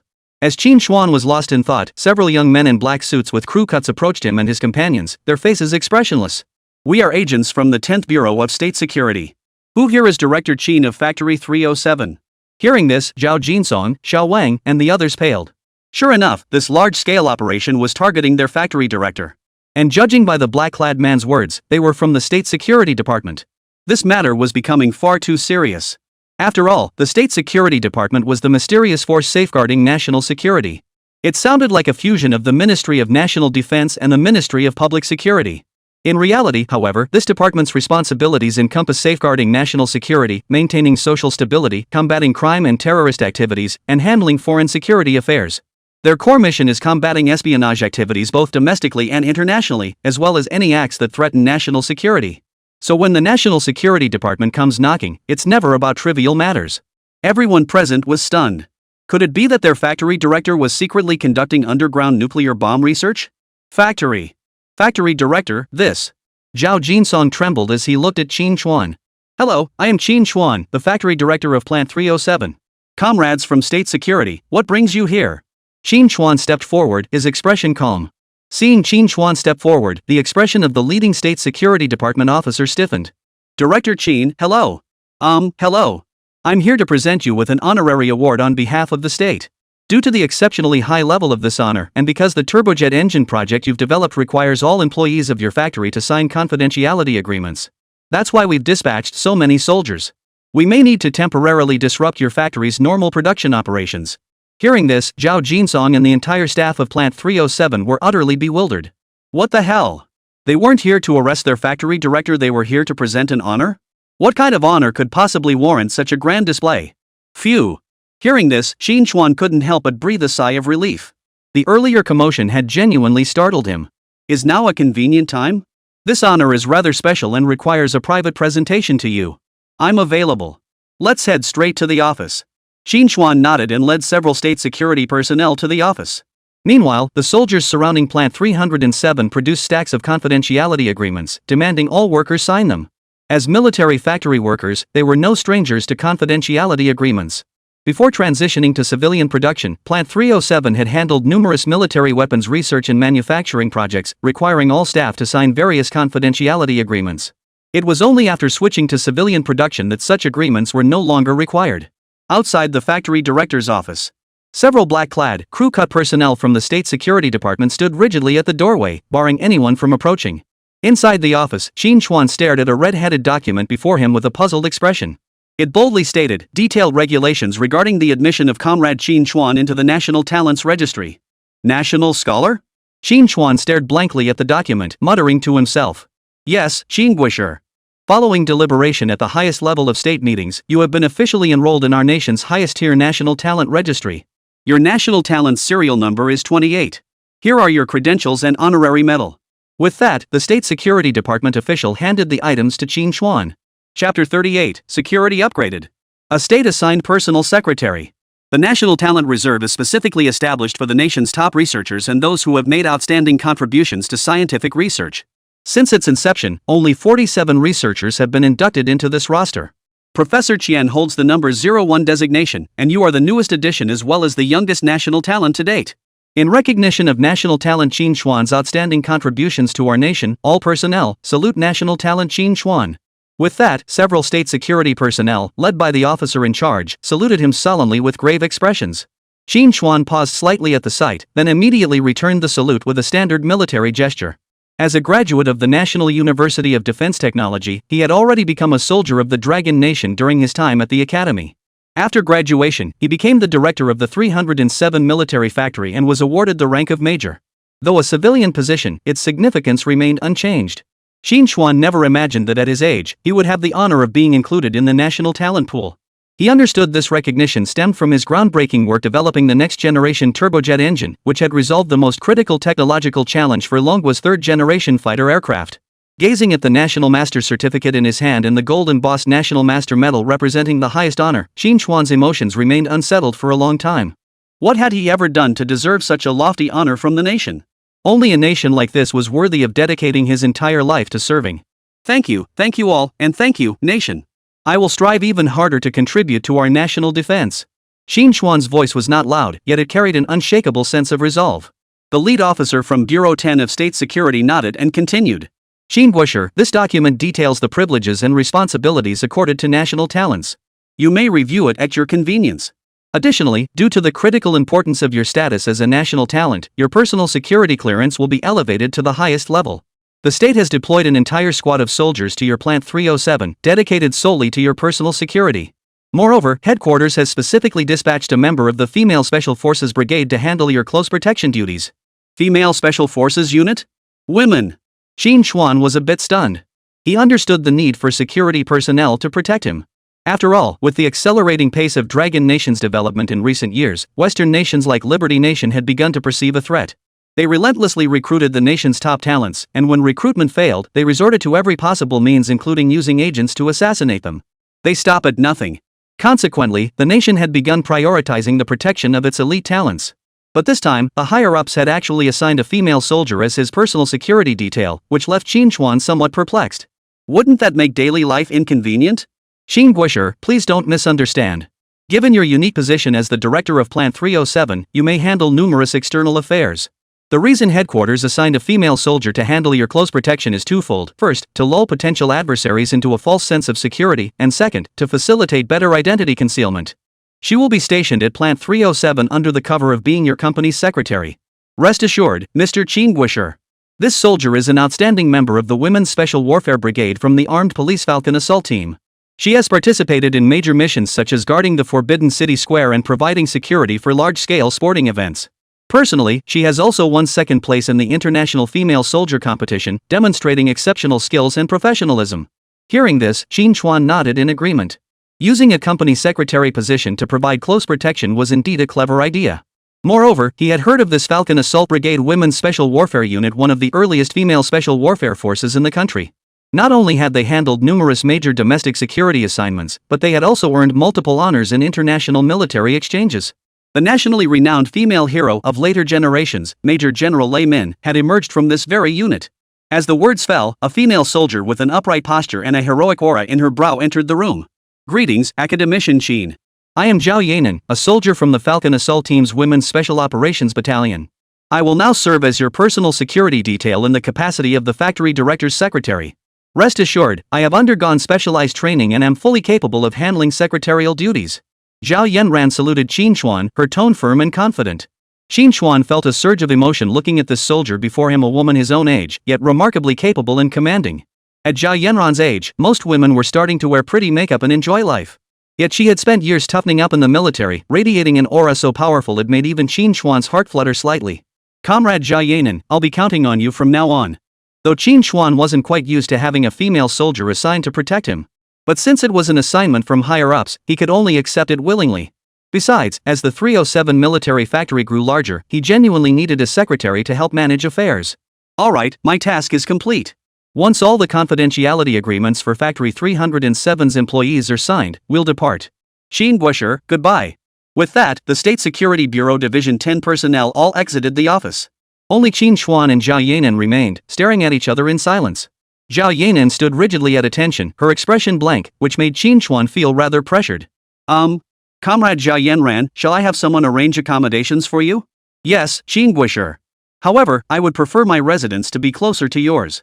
While a squad of soldiers is officially assigned to your security detail, I need to be able to protect you at any moment, just in case. Alright, fine. Qín Chuān nodded. Also, my official position is as your specially recruited factory director's secretary. When we're out in public, it's best if you just call me Zhao. Also, I might need you to prepare a set of work clothes for me. Zhao Yanan stated impassively. Understood. No problem. I'll arrange it immediately. It'll also give someone the chance to familiarize you with our Plant 307 environment and briefly introduce you to the work. Alright. Zhao Yanan nodded and walked out. Watching Zhao Yanan depart with her commanding presence and mature aura, Qín Chuān took a deep breath and couldn't help but smile bitterly. Being protected was a privilege he enjoyed, but it also came with responsibilities. It seemed his life wouldn't be as carefree as before. But this wasn't entirely a bad thing. Since Zhao Yanran had been dispatched by higher-ups, communicating and handling affairs with the authorities would become much easier for him. Moreover, his status as a national hero would bring him immense advantages. With this status, he would at least gain access to more military research and development projects. Most fundamentally, he could now proactively propose new military projects instead of waiting for assignments from the General Armament Department or competing for bids. Chapter 39, Tank Corps approaches Plant 307? After months of high-intensity R&D work at Chengdu Aircraft Industry Group, coupled with yesterday's Grand Military Commendation ceremony, Qín Chuān, who had never slept in a single day, finally woke up naturally. Sitting up, he glanced at his watch. It was nearly noon. This made Qín Chuān smile wryly. He had finally succumbed to laziness. But he had to admit, this rest had quickly restored his body to peak condition. His once weary body now felt inexplicably light and agile. After a quick wash, Qín Chuān left the factory dormitory and headed to his office. Director, you've been at the factory for so long, but this is the first time I've seen you come in this late. Unbeknownst to him, his one instance of sleeping in had been caught red-handed by Deputy Factory Manager Zhao Jinsong. Yes, indeed. These past few days have been exhausting. My body just couldn't keep up. By the way, what about the documents that need organizing today? Let me take a look. Qín Chuān ignored Zhao Jinsong's teasing and sat down at his desk to ask. Secretary Zhao has already taken the documents to organize them. Factory Director, I never expected your eye for talent to be so sharp. You've hired such a beautiful and capable secretary. Secretary? Qín Chuān froze for a moment before realizing Zhao Jinsong was referring to the female Special Forces operative assigned yesterday to provide close protection. He hadn't expected Zhao Yanran, who had only arrived last night, to already be handling secretarial duties today, organizing his documents. True to her military background, her swift and decisive efficiency caught Qín Chuān off guard. Secretary Zhao has only just arrived at our 307 military factory. She likely isn't familiar with many things yet. You should guide her and help her become more familiar with the workings of our facility. Qín Chuān hadn't really expected Zhao Yanran, his bodyguard, to actually serve as his secretary. After all, Factory 307 was now a major facility with no shortage of matters requiring attention. Coming straight from the military, she had no experience working as a secretary in a large factory. How could she possibly handle the factory's affairs? What? Secretary Zhao needs to familiarize herself with our factory's work? Director, you're joking. She's highly professional, you know. Zhao Jinsong praised with a smile. This Secretary Zhao is quite something. Her knowledge of military weaponry is incredibly deep. She even explained the new automatic rifle we're developing for the army with remarkable precision. She even picked up a freshly manufactured rifle for a quick test. Her grip was textbook perfect. Even the veteran soldiers in the workshop gave her a thumbs up. Plus, she handles tasks with such efficiency you can tell she's a true professional. Director, did this Secretary Zhao serve in the military before? When did our Longguo forces start having female soldiers? Also, Secretary Zhao mentioned she was specially recruited by you. When did you meet her? Zhao Jinsong perked up his ears, eager for gossip. It wasn't surprising that Zhao Jinsong was so nosy. Qín Chuān and this new secretary were simply too well matched. They were close in age, and he was handsome while she was beautiful. Zhao Yanan had only just taken a stroll around the factory grounds when she already sparked heated discussions among many employees at Plant 307. Even Zhao Jinsong, who had weathered many years, couldn't resist the urge to gossip. You'd be wise to keep quiet about Secretary Zhao. Just know she was sent here by higher-ups. But keep it quiet. Otherwise, you'll probably have to sign another confidentiality agreement. Zhao Yanan couldn't reveal much about her identity. Had Zhao Jinsong not been the factory's deputy director and someone she knew intimately, she wouldn't have shared even this much. Hearing this, Zhao Jinsong paused slightly, his expression immediately turning serious. Good grief! Zhao Yanran's capable demeanor and sharp personality clearly marked her as no ordinary person. He hadn't realized she was actually dispatched by higher-ups. Well, that's quite an identity. As they spoke, the office door swung open. Qín Chuān glanced over curiously and froze in place. Yesterday, when Zhao Yanan arrived, she was also dressed casually, but her innate military bearing was immediately apparent. Today, however, Zhao Yanan had changed into a form-fitting black suit and black high heels, looking like a completely different person. In this era, though the Chinese people's attire wasn't as diverse as in later generations. However, with the rapid economic development of the country, foreign cultures had begun to permeate Longguo. The most obvious sign was that more and more men were wearing suits and ties, carrying mobile phones. These had become the identity markers and cultural symbols of the era. Especially for factory owners in the South, these were now basic essentials. Meanwhile, to enhance their corporate image, tailored suits and skirts had almost become the standard uniform for female secretaries in large companies. But Qín Chuān hadn't expected Zhao Yanan to have such a keen sense of style. Though her little suit carried a hint of vintage charm, her striking looks and petite figure would still turn heads even in later generations. Zhao Yan. Secretary Zhao, Qín Chuān began, then quickly corrected himself. He nearly forgot that outside the office, Zhao Yanran held the title of his personal secretary. Mr. Qín, these are the documents requiring your attention from Plant 307 during your recent absence. I've organized everything. Please take a look. Zhao Yanran's high heels clicked crisply as she approached, placing a thick stack of documents on the desk. Seeing the stack several inches high, both Qín Chuān and Zhao Jinsong flashed a look of astonishment. You've organized all these documents? Yes. Zhao Yanan nodded calmly. Hearing this, Qín Chuān couldn't help but smile with satisfaction.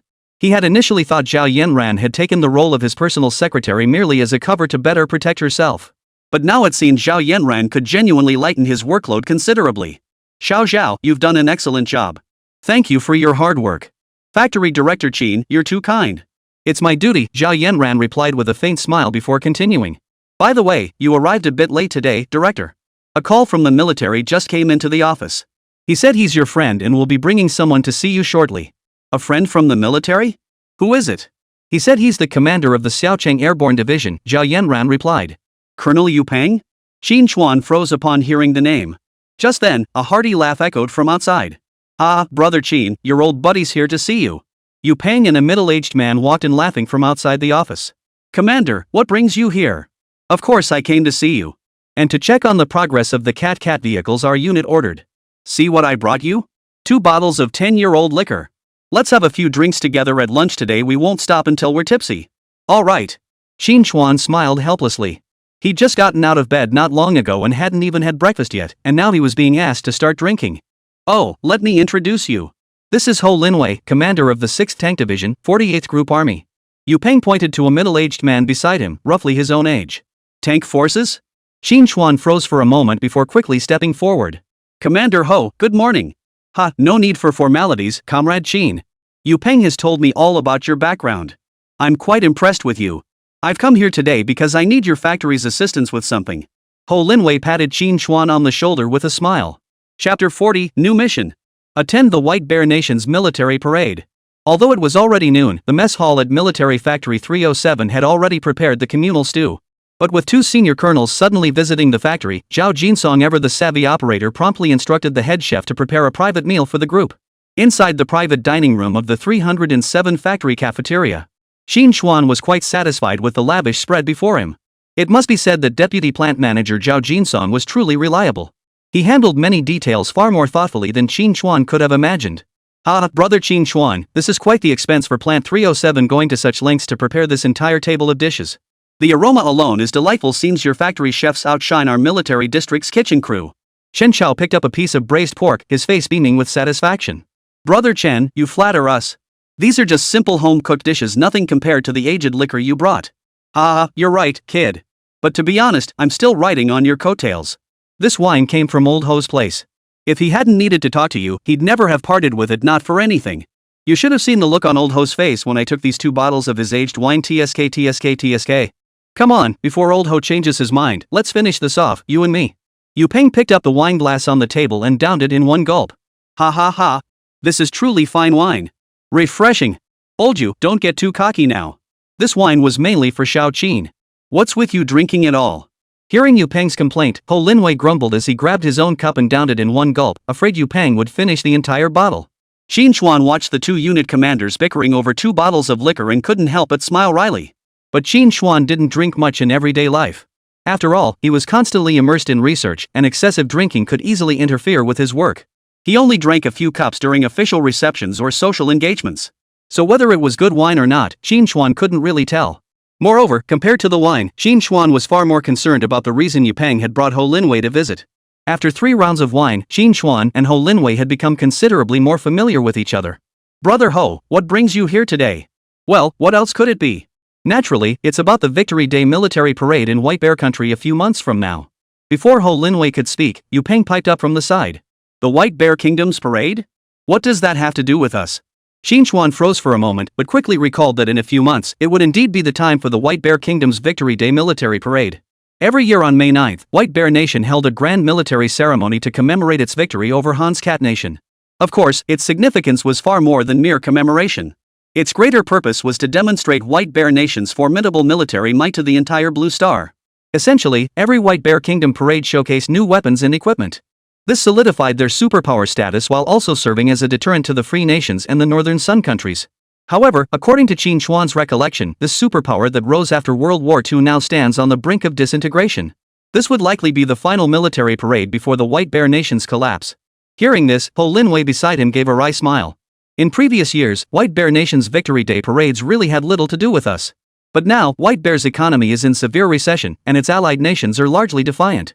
To bolster their military influence, this time White Bear has not only invited its allied nations but also, unusually, extended invitations to us and White Elephant, among others, to participate in the parade.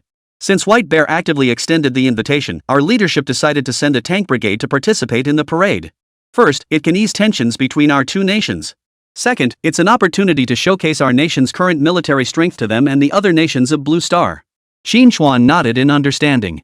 In his previous life, the White Bear Kingdom hadn't invited other nations to its last Victory Day parade. It seemed his presence had caused certain events to diverge from their original course. However, participating in the White Bear Kingdom's military parade this time truly presents an excellent opportunity to demonstrate our strength. At the very least, it would let other nations know that the Dragon Nation's military power has now risen. This is a positive development for us, isn't it? You're right. Participating in the White Bear Kingdom's military parade is indeed a good thing. But you know, even though the White Bear Nation's military strength has declined significantly, a starving camel is still bigger than a horse. Their conventional military might naturally can't compare to the Free Nations, but it's still formidable compared to other nations. Especially their land forces. Even today, they remain a formidable iron tide. Yu Peng took a sip from his glass and continued. And we happen to be the tank unit selected for this mission. Higher-ups have ordered us to perform some updates and upgrades on our main battle tanks to enhance their overall performance. But time is too tight. Major modifications to existing main battle tanks are unrealistic, so we can only perform minor component upgrades. We previously commissioned the first machinery manufacturing plant in Mengcheng to assist with the modifications, since our Type 80 tanks were primarily developed by their facility. But when our unit visited Old Yu's unit for an exchange last time, we saw the Cat vehicle your factory developed. It's really well done. Old Yu spoke highly of you, calling you a military engineering prodigy. That's why I'm reaching out to you now to see if your factory could assist us in upgrading our tanks. Upon hearing this, Qín Chuān finally understood Ho Linwei's true purpose. Tanks, combining offensive and defensive strengths, demonstrated their immense power upon debuting in human warfare during the First Blue Star War. They earned the title King of Land Warfare. During the Second Blue Star War, tanks became the undisputed champions across global battlefields, particularly in the tank battles between the White Bear Nation of Kursk and the Handcrafting Nation. Not only did over 6,000 tanks participate, making it the largest tank battle in human history, it also became a turning point in World War II, altering the course of Blue Star's history. Even in later eras, though the rise of naval and aerial forces alongside high-tech localized warfare diminished tanks' military significance, absolute control of the land remains the domain of tanks. Especially in this era, tanks remain the absolute backbone of every nation's ground forces on Blue Star. The strength and quantity of tanks have become a benchmark for measuring a nation's land military power. Therefore, enhancing tank performance directly elevates the overall military strength of the Dragon Nation's ground forces. Xiaoqin, do you have any way to help Old Ho and his team improve the performance of their tanks? Rest assured, the army isn't short on funds. They can cover the modification costs. Yu Peng looked expectantly at Qín Chuān from the side. Well, alright. We'll give it a try at Plant 307. After a moment of contemplation, Qín Chuān finally nodded in agreement. Chapter 41, Term Plunder, Type 80 Main Battle Tank. Great. I knew entrusting this to you guys at Plant 307 would be absolutely no problem. Haha, Qín, you've earned my friendship for life. Don't put too much pressure on yourself. The Mengcheng First Machinery Plant is already nearly finished with the modifications. Even if you can't make many improvements, we can still roll in with the Type 80 tanks. Come on. Let's drink to that. Seeing Qín Chuān agree, Yu Peng and Ho Linwei were both quite pleased, shouting as they drank. The three drank until late afternoon, finally stumbling out of the cafeteria in a drunken stupor. Brother Ho, having our Plant 307 attempt the conversion is fine, but I need one of your army's most advanced tanks. As you know, while our factory still produces tanks for the army, they're all outdated models now. It's difficult to make significant upgrades to these outdated models. Hearing this, Ho Linwei waved his hand unsteadily. Don't worry about that. Once I get back, I'll have someone bring over our Type 80 tanks for you. Go ahead and modify it boldly. Even if it gets scrapped, it's no problem. Our military will cover the costs. Great. Qín Chuān nodded drunkenly, then had Zhao Jinsong help escort the two men out. Factory director, have some hot tea to sober up. Just as Qín Chuān began staggering, Zhao Yanran steadied him and handed him a cup of hot tea. Thanks. Qín Chuān smiled as he took it, gulping it down in one go. Instantly, his stomach felt much warmer. It must be said, Zhao Yanan's adaptability was remarkable. She seemed to have fully embraced her role as the factory director's secretary. Earlier, Zhao Yanran had stood behind Qín Chuān throughout their meal, and neither Yu Peng nor Ho Linwei had detected her military background. Let's head back to the office. Back to the office? Director, after drinking so much, shouldn't you rest first? Zhao Yanan reminded him. She had personally witnessed Qín Chuān consume a considerable amount of baijiu. Besides the 2 bottles Yu Peng had brought, the group, still not satisfied, had her fetch 2 more bottles from the 307 factory guesthouse. That meant the 3 of them had polished off 4 bottles of baijiu. Yu Peng and Ho Linwei, having spent years in the military, could handle their liquor.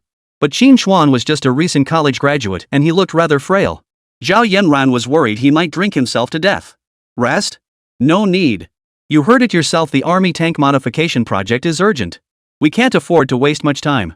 After saying this, Qín Chuān, who had been staggering slightly, suddenly smiled. He then strode toward the office with perfectly straight steps and a light, brisk pace. Zhao Yanan, watching from behind, froze for a moment. Then, with a peculiar look in her eyes, she murmured to herself as she watched Qín Chuān's retreating figure. He was faking that drunk act. Even I fell for his act. Zhao Yanran couldn't help but shake her head. She never imagined that after years of training in disguise within the military, she would be fooled by Qín Chuān. If Qín Chuān ever pursued acting, he might just win an Oscar. Back in the office, Qín Chuān couldn't help but ponder. Currently, the main battle tanks in the country were primarily the Type 59 medium tank and its upgraded variants, the first generation of domestically produced main battle tanks in the Dragon Nation. Despite numerous subsequent upgrades and improvements, their outdated foundation meant significant enhancements were unlikely. Additionally, there are some Type 69 tanks, but this model is positioned as a simplified version of the Type 59. It retained the Type 59 chassis but omitted the gun stabilizer, making it suitable for training in secondary missions. The most advanced domestic tank currently is the Type 80, China's first independently developed second-generation main battle tank. Its performance meets international mainstream standards, yet it still lags a generation behind tank powerhouses like the Free Nation and Hanscat. Merely upgrading second-generation tanks is insufficient to significantly enhance the performance of our army's tanks. The best approach is to directly develop third-generation tanks to fully catch up with other established tank powers. After much deliberation, Qín Chuān finalized the development objectives. Ho Linwei proved equally bold. The very next day after confirming Plant 307 would handle their tank retrofitting project, he dispatched personnel to deliver a brand new main battle tank model to their facility. The sheer size and imposing presence of its steel armor drew a crowd of curious onlookers from Plant 307. Qín Chuān was among the first to arrive. Gazing at the nearly pristine Type 80 main battle tank, Qín Chuān placed his hand upon it. Several technical entries appeared before his eyes. Target: Type 80 main battle tank. Possessed entries: passive protection technology for frontal sloped armor blue, 730 HP diesel engine technology blue, primary bidirectional stabilizer plus ballistic computer technology green, 105mm rifled gun technology green, homogeneous steel cast turret composite armor technology blue, conventional armor piercing shell technology green. Host: proceed with entry Plunder? Plunder. Ding. Congratulations, host, on successfully looting the entries. Entries acquired: passive protection technology for frontal sloped armor blue, 730 HP diesel engine technology blue, primary bidirectional stabilizer plus ballistic computer technology green, 105mm rifled gun technology green, homogeneous steel cast turret composite armor technology blue, APR technology green. Host's remaining entry fragments: 7.9 million. Entry upgrade detected. Proceed with upgrade using entry fragments? While the technology of this Type 80 main battle tank is considered internationally mainstream compared to some nations without strong tank development capabilities. However, compared to the Free Nation and Hanscat Nation, which have long since developed the M1A2 and Leopard 2A7, it still falls significantly short. The gap is particularly pronounced in terms of power and the tank's active and passive protection capabilities. Therefore, the focus of future upgrades should be on these technical attributes, ideally achieving a qualitative leap. Ding! Entry optimization upgrade successful. Homogeneous steel cast turret composite armor technology blue upgraded to welded turret composite armor plus explosive reactive armor purple. Ding! Item optimization upgrade successful. Hull front sloped armor passive protection technology blue upgraded to ceramic sandwich composite armor technology purple. Ding! Entry optimization upgrade successful. 730 horsepower diesel engine technology blue upgraded to 1500 horsepower diesel engine electronic high pressure common rail technology purple. Ding! Entry optimization upgrade successful. Basic bidirectional stabilizer plus ballistic computer technology green upgraded to laser rangefinder plus digital ballistic computer plus thermal imager purple. Ding! Entry optimization upgrade successful. 105mm rifled cannon technology green upgraded to 125mm smoothbore cannon purple. Ding! Entry optimization upgrade successful. Conventional armor piercing shell technology blue upgraded to new fin stabilized discarding sabot armor piercing shell purple. This upgrade consumes 7.6 million entry fragments, upgrading a total of 14 entries. Host's remaining entry fragments: 300,000. Although he had accumulated a considerable number of entry fragments beforehand, the sheer volume of technical entries required to build a third-generation main battle tank proved overwhelming. Qín Chuān hadn't upgraded all entries yet, focusing only on key technological ones. Still, Qín Chuān felt no regret. After all, Military Factory 307 was now fully operational, with its profits steadily increasing each month. After completing the entry upgrades, Qín Chuān confidently shut down the system. Chapter 42, Is this the confidence of a national hero? Director, this must be our nation's second-generation Type 80 main battle tank. It certainly looks far more advanced than the Type 60 tanks our factory produces. Absolutely. After all, it's currently our nation's most advanced tank. It's designed to rival the M60 from the Free Nation and the T-72 main battle tank from the White Bear Nation. Factory Director, I heard we're modifying this tank? That's a major undertaking. Our factory's getting better and better. We've gone from upgrading assault rifles to modifying tanks. Indeed, under the factory director's brilliant leadership, the reputation of our 307 military factory is growing by the day. The surrounding 307 factory workers gathered excitedly around the Type 80 main battle tank. Director, do you have any good ideas this time? How should we modify it?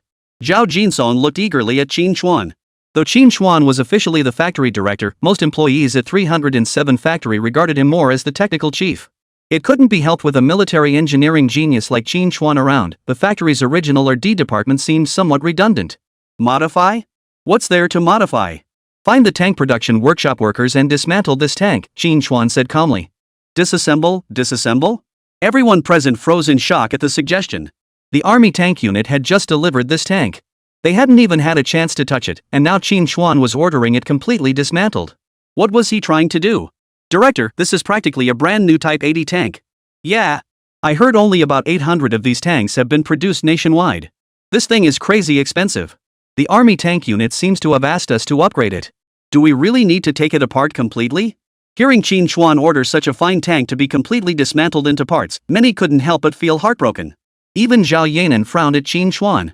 While she understood Qín Chuān's status as a national genius whose military R&D expertise was beyond question, but hearing he planned to dismantle such fine tanks entirely, she couldn't help but think the act was downright wasteful. You've all heard the saying, you can't build something new without first tearing down the old. The army tank units only need to modify and upgrade this tank model. I find such upgrades meaningless. They offer little enhancement to the army's tank combat capabilities.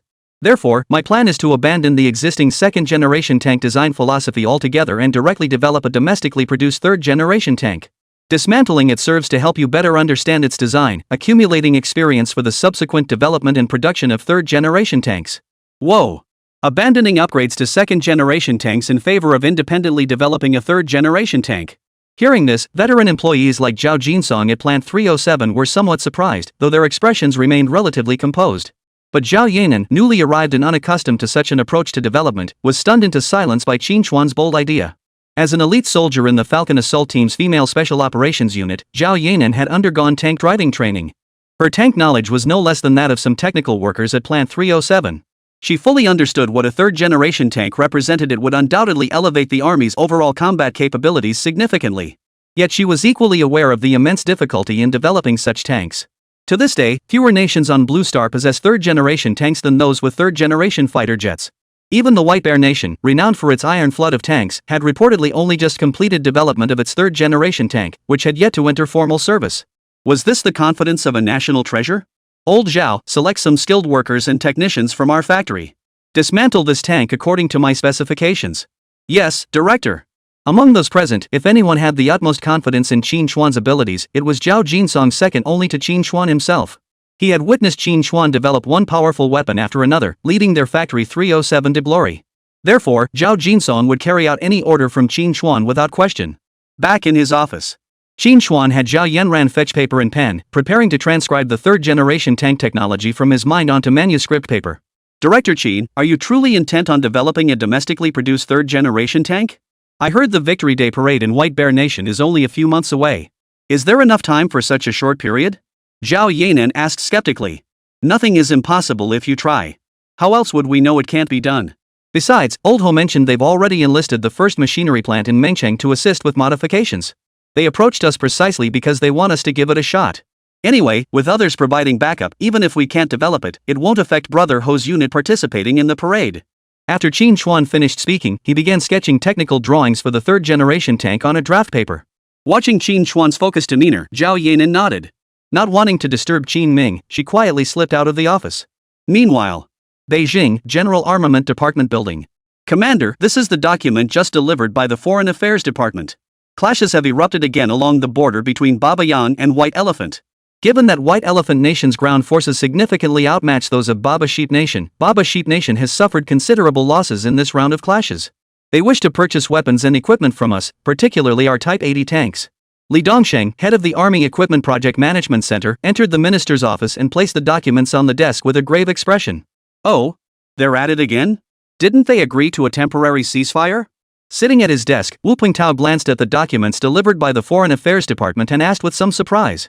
They did agree to a temporary ceasefire, but that was merely White Elephant Nation's delaying tactic. The real reason White Elephant Nation agreed to the ceasefire was to buy time while waiting for a shipment of T-72 main battle tanks from White Bear Nation. Now that those T-72s have arrived, they've resumed hostilities with Baba Yang. Those Indians sure have picked up a few of our military tactics. Li Dongsheng remarked with a look of contempt. Oh? So White Elephant Nation bought a significant number of T-72 main battle tanks from White Bear Nation. No wonder they've grown so bold. As the head of the General Armament Department, Wu Pingtao was well aware of the T-72 main battle tank's formidable power. Not only would the Goat Nation stand no chance against these T-72s, but even their own army's current main battle tanks wouldn't fare well against them. Though both second-generation tanks, their Type 80 main battle tank, while matching the Leopard 1 and M60A3 in performance, still lag behind the White Bear Kingdom's T-72 in fire control and protection. Alright, you'll handle the liaison with Babayang Nation on this matter. Although our Type 80 tanks are inferior to the T-72 in fire control and protection, they can still hold off the White Elephant Nation for the short term. Understood. Li Dongxing nodded earnestly. Commander, one more thing. We previously agreed to send a unit to participate in the White Bear Nation's Victory Day parade. But according to intelligence from the National Security Department, it said that White Bear Nation plans to showcase their newly developed third-generation tank, the T-90, during this parade. What? The White Bear Nation intends to showcase their T-90 tanks at the parade? Upon hearing this, Wu Pengtao's expression instantly darkened. Originally, their participation in the White Bear Kingdom's military parade was intended to showcase the military might of their own Dragon Nation. Yet unexpectedly, they ended up being outmaneuvered by White Bear Nation. By unveiling their new third-generation tank at this moment, the White Bear Kingdom was clearly aiming to intimidate them. Oomph. The White Bear Nation really has the nerve. Their country is practically falling apart at the seams, yet they still think they can flex their muscles with us? Wu Pengtao slammed his fist on the table in fury. Chapter 43, Watch and Wait. China's third-generation tank makes its debut. Yeah, we were furious when we heard this news too. White Bear Nation can't even control its own allied states now, yet they still think they can flex their muscles abroad. Probably hoping this third-generation tank will help them maintain their military presence on the global stage. After all, the Northern Sun is already itching for action against the White Bear Nation. Upon hearing Li Dongxing's words, Wu Pengtao nodded in agreement. White Bear Nation was now on its last legs, its internal state already a complete mess. Once this superpower collapses, it will inevitably face encroachment from the Free Nations and the Northern Alliance. Unveiling their latest third-generation tank was likely an attempt to temporarily intimidate other nations. But regardless, with the White Bear Kingdom's new third-generation tanks unveiled, the Dragon Nation's original plan to showcase its military might have effectively been thwarted. All in all, it's still because our military development is too slow. Forget third-generation tanks, our second-generation tanks were only developed a few years ago. Wu Pengtao sighed deeply. In terms of weaponry and equipment, the army is already the branch with the smallest gap compared to the world's top military powers. But in many critical weapons systems, we still lag significantly behind. Speaking of which, didn't higher-ups say they wanted to use this period to upgrade the Type 80 tanks? How's that progressing? Yes, I've already discussed this with the 48th Group Army. They've engaged the first machinery manufacturing plant in Mengcheng to handle the upgrades. Wu Pengtao nodded. As the original developer of the Type 80 tank, Mengcheng First Machinery Manufacturing Plant possessed the deepest understanding of its capabilities. To achieve maximum performance enhancements in such a short time frame, they were indeed the most suitable choice. However, I heard from Colonel Yu of the Airborne Forces that he introduced the commander of the 6th Tank Division of the 48th Group Army to Plant 307, asking them to also attempt modifications. Oh? They approached Plant 307? Ha ha ha. Looks like Yu Peng has truly aligned himself with Qín Chuān. Wu Pengtao raised an eyebrow and couldn't help but chuckle. Even before Qín Chuān began developing aircraft engines for the Air Force General Armament Department, the Airborne Forces had already praised the Cat-Cat vehicle developed by Plant 307. Wu Pengtao had also reviewed that Cat-Cat vehicle and confirmed it was an exceptionally capable small all-terrain vehicle. Even Li Dongxing had visited Plant 307 on behalf of the Army Equipment Department, intending to procure a batch for use by the Army's field units.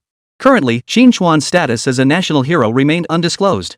Aside from a handful within their General Armament Department, only high-ranking military officials were privy to this identity. It must be said that the 6th Tank Division of the 48th Group Army had indeed made a wise decision in approaching Factory 307. Back then, Qín Chuān had no prior aerospace research experience, yet he managed to help Chengdu Aircraft Industry Group develop a new generation of turbojet engines. Factory 307 had once been a domestic manufacturer of tanks. With that foundation, Qín Chuān might just deliver another surprise. Keep a close eye on Plant 307. If Qín Chuān requires any resources, we must find a way to provide them. Yes, sir. I understand. Wu Pengtao nodded, his voice tinged with emotion. The White Bear Nation's military parade is only a few months away. Who knows how far they'll have upgraded their second-generation tanks by then? We'll just have to wait and see. In the days that followed, under Qín Chuān's command, the 307th Military Factory became exceptionally busy. The high-end CNC machine tool division had been spun off and relocated entirely to the Jinling Industrial Park. This made the military nature of Factory 307 even more pure. The vacant lot adjacent to the factory grounds, once occupied by a defunct plant, had been fully renovated and integrated with the main 307 facility. The current scale of the 307 main plant's premises had expanded by nearly one-third compared to before Qín Chuān's arrival. Given that Factory 307 was already one of Jinling's major military plants, the current military production volume meant the space was sufficient for the time being. Subsequently, Qín Chuān launched an intensive effort to develop third-generation tanks. Before its military-to-civilian transition, Plant 307 had indeed undertaken some improvement and development tasks for domestically produced tanks. Therefore, the factory was not lacking in talent for tank development. However, having not conducted related research for several years, the technical approach had grown somewhat rusty. Qín Chuān directed the factory's technical staff to disassemble the Type 80 main battle tank delivered by the tank forces. This was also to help these research technicians reacquaint themselves with tank research technology. Of course, the core technology for third-generation tanks was provided by Qín Chuān. Domestic tank technology already possessed a solid technical foundation, further enhanced by high-end CNC machine tools that elevated military manufacturing capabilities. Development and production of certain hardware technologies proceeded relatively smoothly. For instance, the 125mm smoothbore gun and welded turret composite armor were completed well ahead of schedule. However, significant challenges persisted in the R&D and production of other high-tech materials. The slow progress in developing advanced materials like ceramic sandwich composite armor and explosive reactive armor has constrained production speed. Additionally, complex technologies like electronically controlled high-pressure common rail diesel engines and digital ballistic computers required Qín Chuān's direct involvement in R&D. Fortunately, Qín Chuān had made excellent advance preparations. Although many steps were delayed, all these technological breakthroughs were ultimately achieved within Qín Chuān's scheduled timeline. Unlike aircraft engines, the greatest challenge in developing the new tank lay in achieving technological and material breakthroughs. Actual production required far less stringent manufacturing standards than those demanded by aircraft engines. Moreover, their 307 military factory already possessed a tank production line. With minor modifications, they could commence manufacturing immediately. Take it slow, everyone. Don't scratch our factory's precious treasure. Inside the tank production workshop, Zhao Jinsong and the factory's key personnel looked up intently as a freshly produced tank was hoisted off the production line. Deputy Director Zhao, this tank's armor uses the ceramic sandwich composite armor developed by Director Qín. Even cannon fire couldn't penetrate it. Aren't you being overly cautious? A manager from Plant 307 teased from the side. What do you know? If it can withstand cannon fire, that means our tank's performance is excellent. But since it's brand new equipment, being cautious is only right. Besides, to you it's just an advanced tank, but to me, it's our Factory 307's new military calling card. If it shines at the White Bear Nation's military parade, our Plant 307 might just become world-renowned. Zhao Jinsong stood tall, his face radiating pride and confidence. Put. As if it's all you're doing. It's all thanks to our factory director. You're just asking for a beating. While I wasn't involved in developing our factory's third-generation tanks, I've put in a lot of effort in manufacturing them. Seeing the excitement among the 307 factory crew, Qín Chuān couldn't help but smile. Standing nearby, Zhao Yanan felt frozen in place, her eyes fixed intently on the massive tank. She never imagined that in just a few short months, Qín Chuān would actually build a domestically produced third-generation tank. Chapter 44, Who knew the factory director could drive a tank? Several minutes later, the domestically produced third-generation tank landed steadily on the ground. Its towering, imposing form, angular external armor, and thick, straight gun barrel epitomized the beauty of brute force. Faced with such a land warfare colossus, no man could resist the surge of adrenaline and the urge to climb aboard and take the wheel. Factory director, when are we test driving this thing? Let me take it for a spin. You're not a tank tester. I'll handle this. Step aside, all of you. Sure, you're a tank tester, but this is a third-generation tank. Do you even know how to operate its systems? I'll handle it. Everyone in the factory yard eagerly volunteered to pilot this steel colossus. Qín Chuān smiled as he glanced around, his gaze finally settling on Zhao Yanran beside him. At that moment, Zhao Yanran's eyes burned with fire as she gazed longingly at the brand-new third-generation domestically produced tank. Qín Chuān could clearly see that her admiration for this tank had reached an uncontrollable level. This left Qín Chuān rather speechless. Girls her age were usually more interested in cosmetics or pretty dresses. Yet here she was, staring at this tank like a rogue eyeing a widow, practically salivating over it. Secretary Zhao, interested in taking it for a spin? Qín Chuān asked with a smile. Is that allowed? Zhao Yanran froze for a moment, hesitantly staring at the third-generation tank. While she desperately wanted to drive this colossal king of land warfare, her duty was to protect Qín Chuān. Moreover, her public role was Qín Chuān's personal secretary. What would it look like for a secretary to drive a tank? If her superiors found out, disciplinary action would be inevitable. Why not? Rules are rigid, but people are flexible. This tank can seat 3 crew members. Let's all climb aboard together. Who'd know you're the one driving? I insist on driving it myself. You're supposed to protect me, aren't you? Hearing this, Zhao Yanan's eyes lit up. If she boarded the tank under the pretext of protecting Qín Chuān, it wouldn't count as a violation. Thank you. Zhao Yanran felt a warm surge of gratitude and said gratefully. Alright, stop standing there. Let's go test the performance of this domestically produced third-generation tank. With that, Qín Chuān led the way toward the third-generation tank. After a moment's hesitation, Zhao Yanan followed suit. The crowd from Plant 307, who had eagerly volunteered for the test drive, froze in place as they watched Qín Chuān and Zhao Yanan walk over. What? Plant manager Qín is going to test drive it himself? This is a tank, not one of those toy cars. Does our factory director even know how to drive it? Of course he can. He designed the entire tank. Who here knows it better than him? Well, that's true, but designing a tank and driving one are two different things. And why is Secretary Zhao getting on the tank too? The gathered workers, seeing Qín Chuān actually preparing to test drive the tank himself and bringing Zhao Yanan along for the test, began murmuring with curiosity. This tank can carry 3 people, right? We're short a gunner, I'll go. A worker who had recently been discharged from the military made a move to follow, only to be stopped abruptly by Zhao Jinsong beside him. Get lost, kid. We're just testing the vehicle today, not firing live rounds. What are you going up there for? Keep messing around, and I swear I'll have someone shove you into the barrel and fire you out. I. Shouted at by Zhao Jinsong, the worker reluctantly backed away. You young whippersnappers can't see a thing.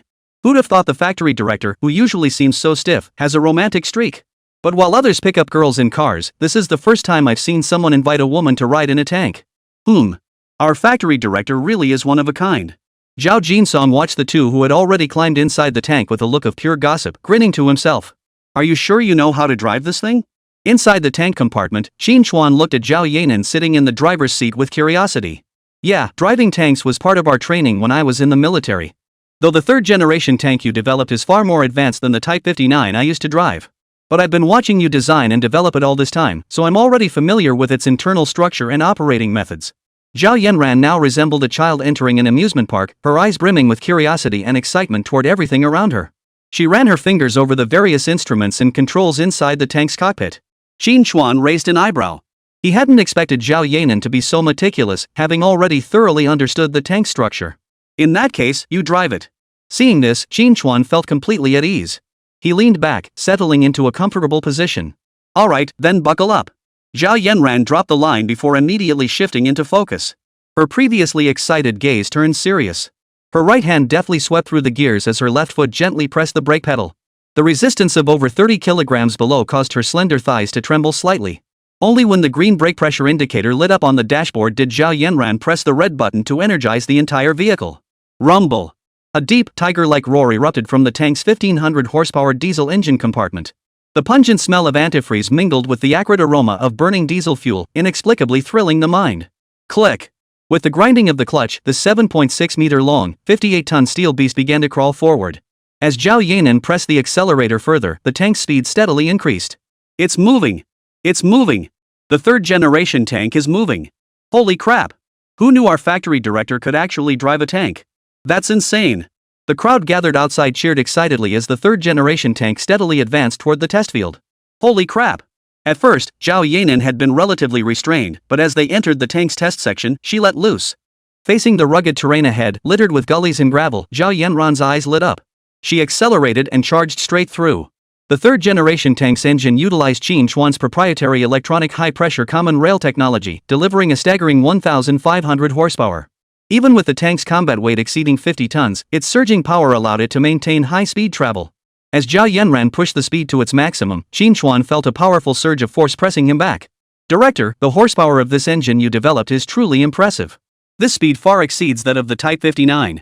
Current maximum highway speed is 80 km per hour, with off-road top speed reaching 60 km per hour.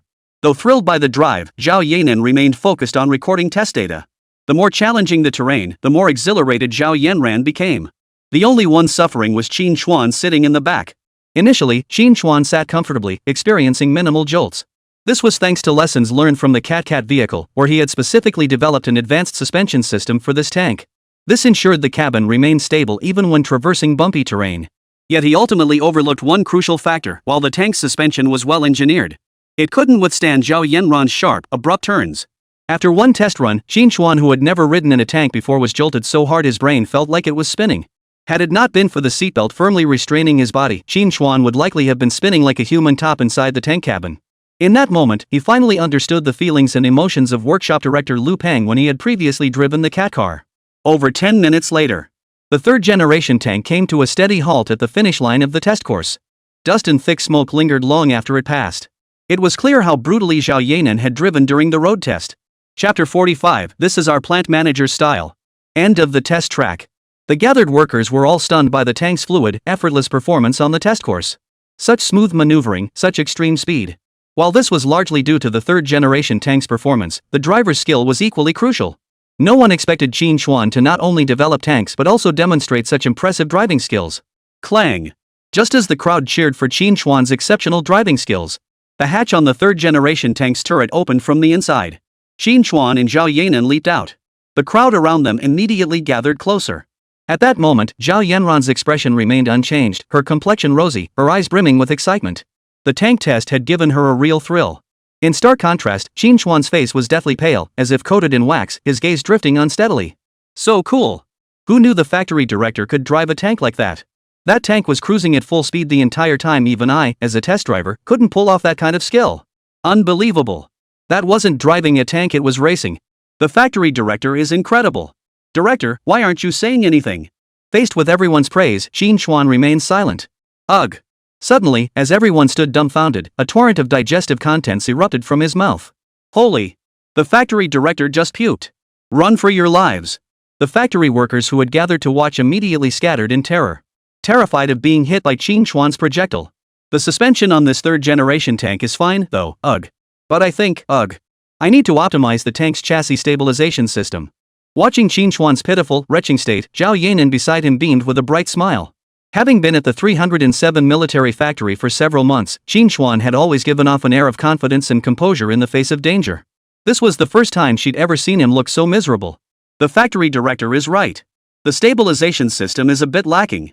Let me help you back to make some improvements. Alright. Ugh. Qín Chuān could no longer maintain his composure. His legs were so weak he could barely stand. He could only lean on Zhao Yanan as they moved slowly toward the office. From a distance, Zhao Jinsong watched their state and let out an ant-like smile. Back in the office.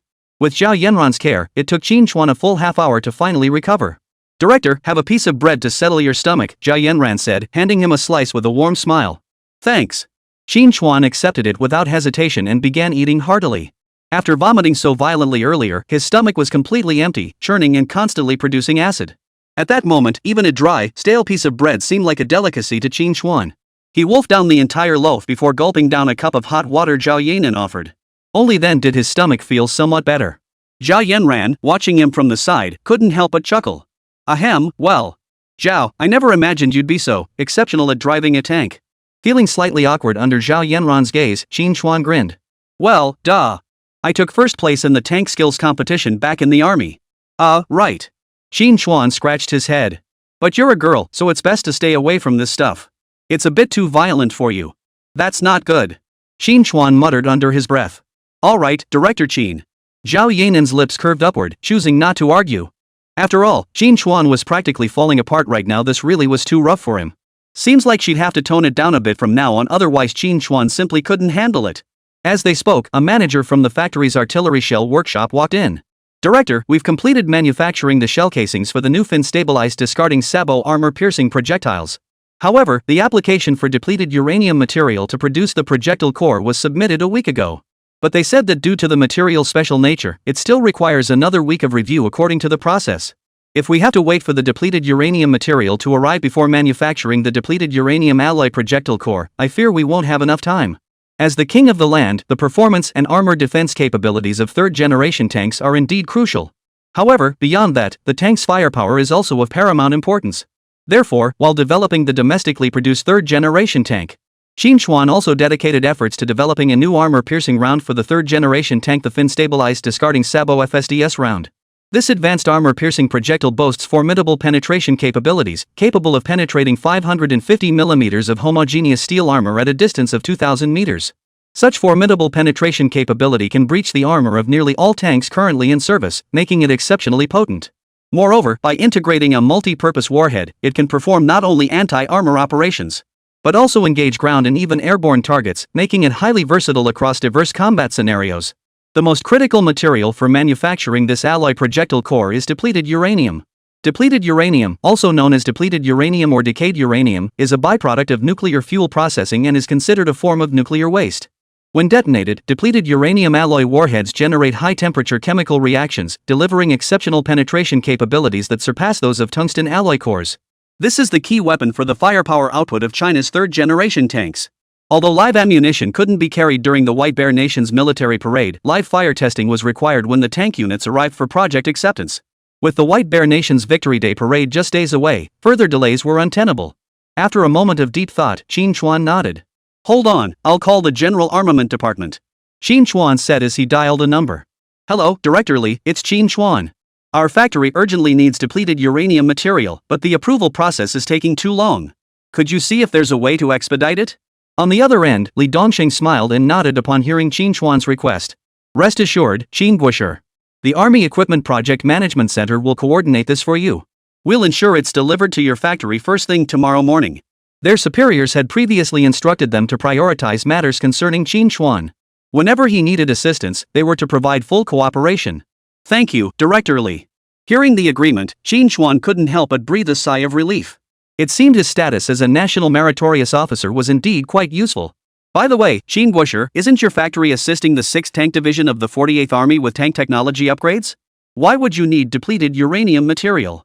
"Yes, it's the primary material required for depleted uranium armor-piercing rounds used in third-generation tanks." "Oh, I see. Third-generation tanks do require better armor-piercing capabilities." "Wait, what did you say? Third-generation tanks?" "That's right, third-generation tanks. Our factory just finished developing them." "Qín Guosher, hold on. This afternoon, no. I'll contact the nuclear energy supplier right now and have them deliver the depleted uranium material to you. Thank." Beep beep beep. Before Qín Chuān could finish his sentence, the other end had already hung up. It was clear the General Assembly Department was in a panic. Qín Chuān sighed bitterly as he set down the phone. "We've made the arrangements. The General Assembly Department should deliver the depleted uranium material this afternoon." Hearing this, the manager of the factory's artillery shell workshop nodded in stunned disbelief. "What is networking? This is what connections mean." Factory 307 was a subordinate unit of the General Armament Department, and they'd never been able to contact the department directly before. But their factory director? He made a single phone call directly to the General Armament Department. The crucial part? With just a few words, the General Armament Department wasted no time and personally delivered the depleted uranium material. That's the clout of the 307 military factory director. Chapter 46, Visitors from above say you can't have your cake and eat it too? That same afternoon, with the Assembly Department's assistance, the depleted uranium material was swiftly delivered to Factory 307. The final phase of tank armor-piercing shell production commenced in full swing. Meanwhile, Mengcheng 1st Machinery Plant, originally commissioned by the 48th Army Group, completed the upgrade of the Type 80 tank. The commander of the 48th Army personally led an inspection team to the factory premises. It must be said that as the military factory responsible for developing China's first tank, the first machinery manufacturing plant in Mengcheng, it is also the manufacturer behind the Type 80 second-generation tank, and its capabilities in tank technology are beyond question. Despite the extremely short development period of just a few months, the efforts of the Mengcheng first machinery manufacturing plant resulted in a significantly upgraded variant of the Type 80 tank. After extensive testing, its overall performance fully met the standards of a second-and-a-half-generation tank. It proved considerably superior to established second-generation tanks like the Leopard 1 and M60A3. It held its own even against the T-72 tanks of the Bear Nation. This outcome greatly satisfied the high-ranking military officials of the 48th Army, who lavished praise on the outstanding capabilities of Mengcheng First Machinery Manufacturing Plant. Originally, everyone assumed this modified Type 80 tank would be the one deployed for the White Bear Nation's Victory Day parade. But a phone call from the Army Equipment Project Management Center of the General Armament Department left the entire 48th Army dumbfounded. No one could have anticipated that while they were inspecting Mengcheng First Machinery Plant, the 307th military factory in distant Jinling had produced a domestically developed third-generation tank. Upon hearing this news, the high command of the 48th Group Army lost all interest in the Type 80 modified tank. They immediately decided to board armed helicopters and head straight to the 307th military factory. Lin Feng, the tank development project director at Mengcheng First Machinery Manufacturing Plant, found the news utterly unbelievable. After all, third-generation tanks were currently only developed by tank superpowers like the Free Nation and Sakura Nation. Their technological gap with these nations was at least a decade wide. How could Factory 307 possibly achieve such a breakthrough in just a few short months? What frustrated him even more was that the previous order for compact all-terrain vehicles had also been snatched away by this very same Factory 307. Small all-terrain vehicles weren't the primary focus of Mengcheng First Machinery Manufacturing Plant, so losing that order was one thing. But tank development was their core R&D business. If that order got snatched by Military Factory 307 too, they'd lose all face. Lin Feng immediately demanded to accompany the senior officers of the 48th Army Group to Factory 307. He intended to see for himself what this Factory 307, which had repeatedly snatched their orders, was really up to. The senior officers of the 48th Army Group raised no objections. In truth, they were filled with suspicion. If not for the direct call from the General Armament Department, who could possibly believe that their nation had developed a third-generation tank so quickly? It seemed almost like a dream. Lin Feng happened to be the nation's foremost authority on tank research. Having him verify the third-generation tank would confirm its authenticity. Thus, several armed helicopters took off from Mengcheng, heading straight for Jinling. Jinling. Military Factory 307. Sun Ziyuan, commander of the 48th Group Army Li Dongsheng, director of the Army Equipment Project Management Center Ho Linwei, commander of the 6th Tank Division and Lin Feng, head of Tanker D at Mengcheng First Machinery Plant, all were present. Welcome to Factory 307, comrades. I am Qín Chuān, the factory director. Qín Chuān greeted the line of high-ranking military officials with a broad smile. At the head of the delegation, a commanding middle-aged man who exuded authority without needing to raise his voice nodded with a smile. Comrade Qín, though this is our first meeting, your file has certainly made quite an impression on me. Due to the classified nature of Qín Chuān's status as a national hero, few were aware of this aspect of his identity. Though Sun Ziyuan was the commander of the army group, he too had been unaware of Qín Chuān's status as a national hero until reviewing his file. But after reviewing Qín Chuān's illustrious resume, he was now nearly convinced of the 307th Factory's claim to have developed third-generation tanks. After all, technologies like 5-axis CNC machine tools and next-generation turbojet engines had been tightly restricted by free nation and Western countries for years. Yet Qín Chuān had single-handedly developed all of these. With such a military genius, it was hardly surprising he'd created a third-generation tank. Commander, you flatter me. I merely enjoy conducting research. Among the group stood Lin Feng, director of tank development at Mengcheng First Machinery Plant. Watching this man, once the rival who snatched their factory's orders, now chatting animatedly with the commander, his heart brimmed with envy.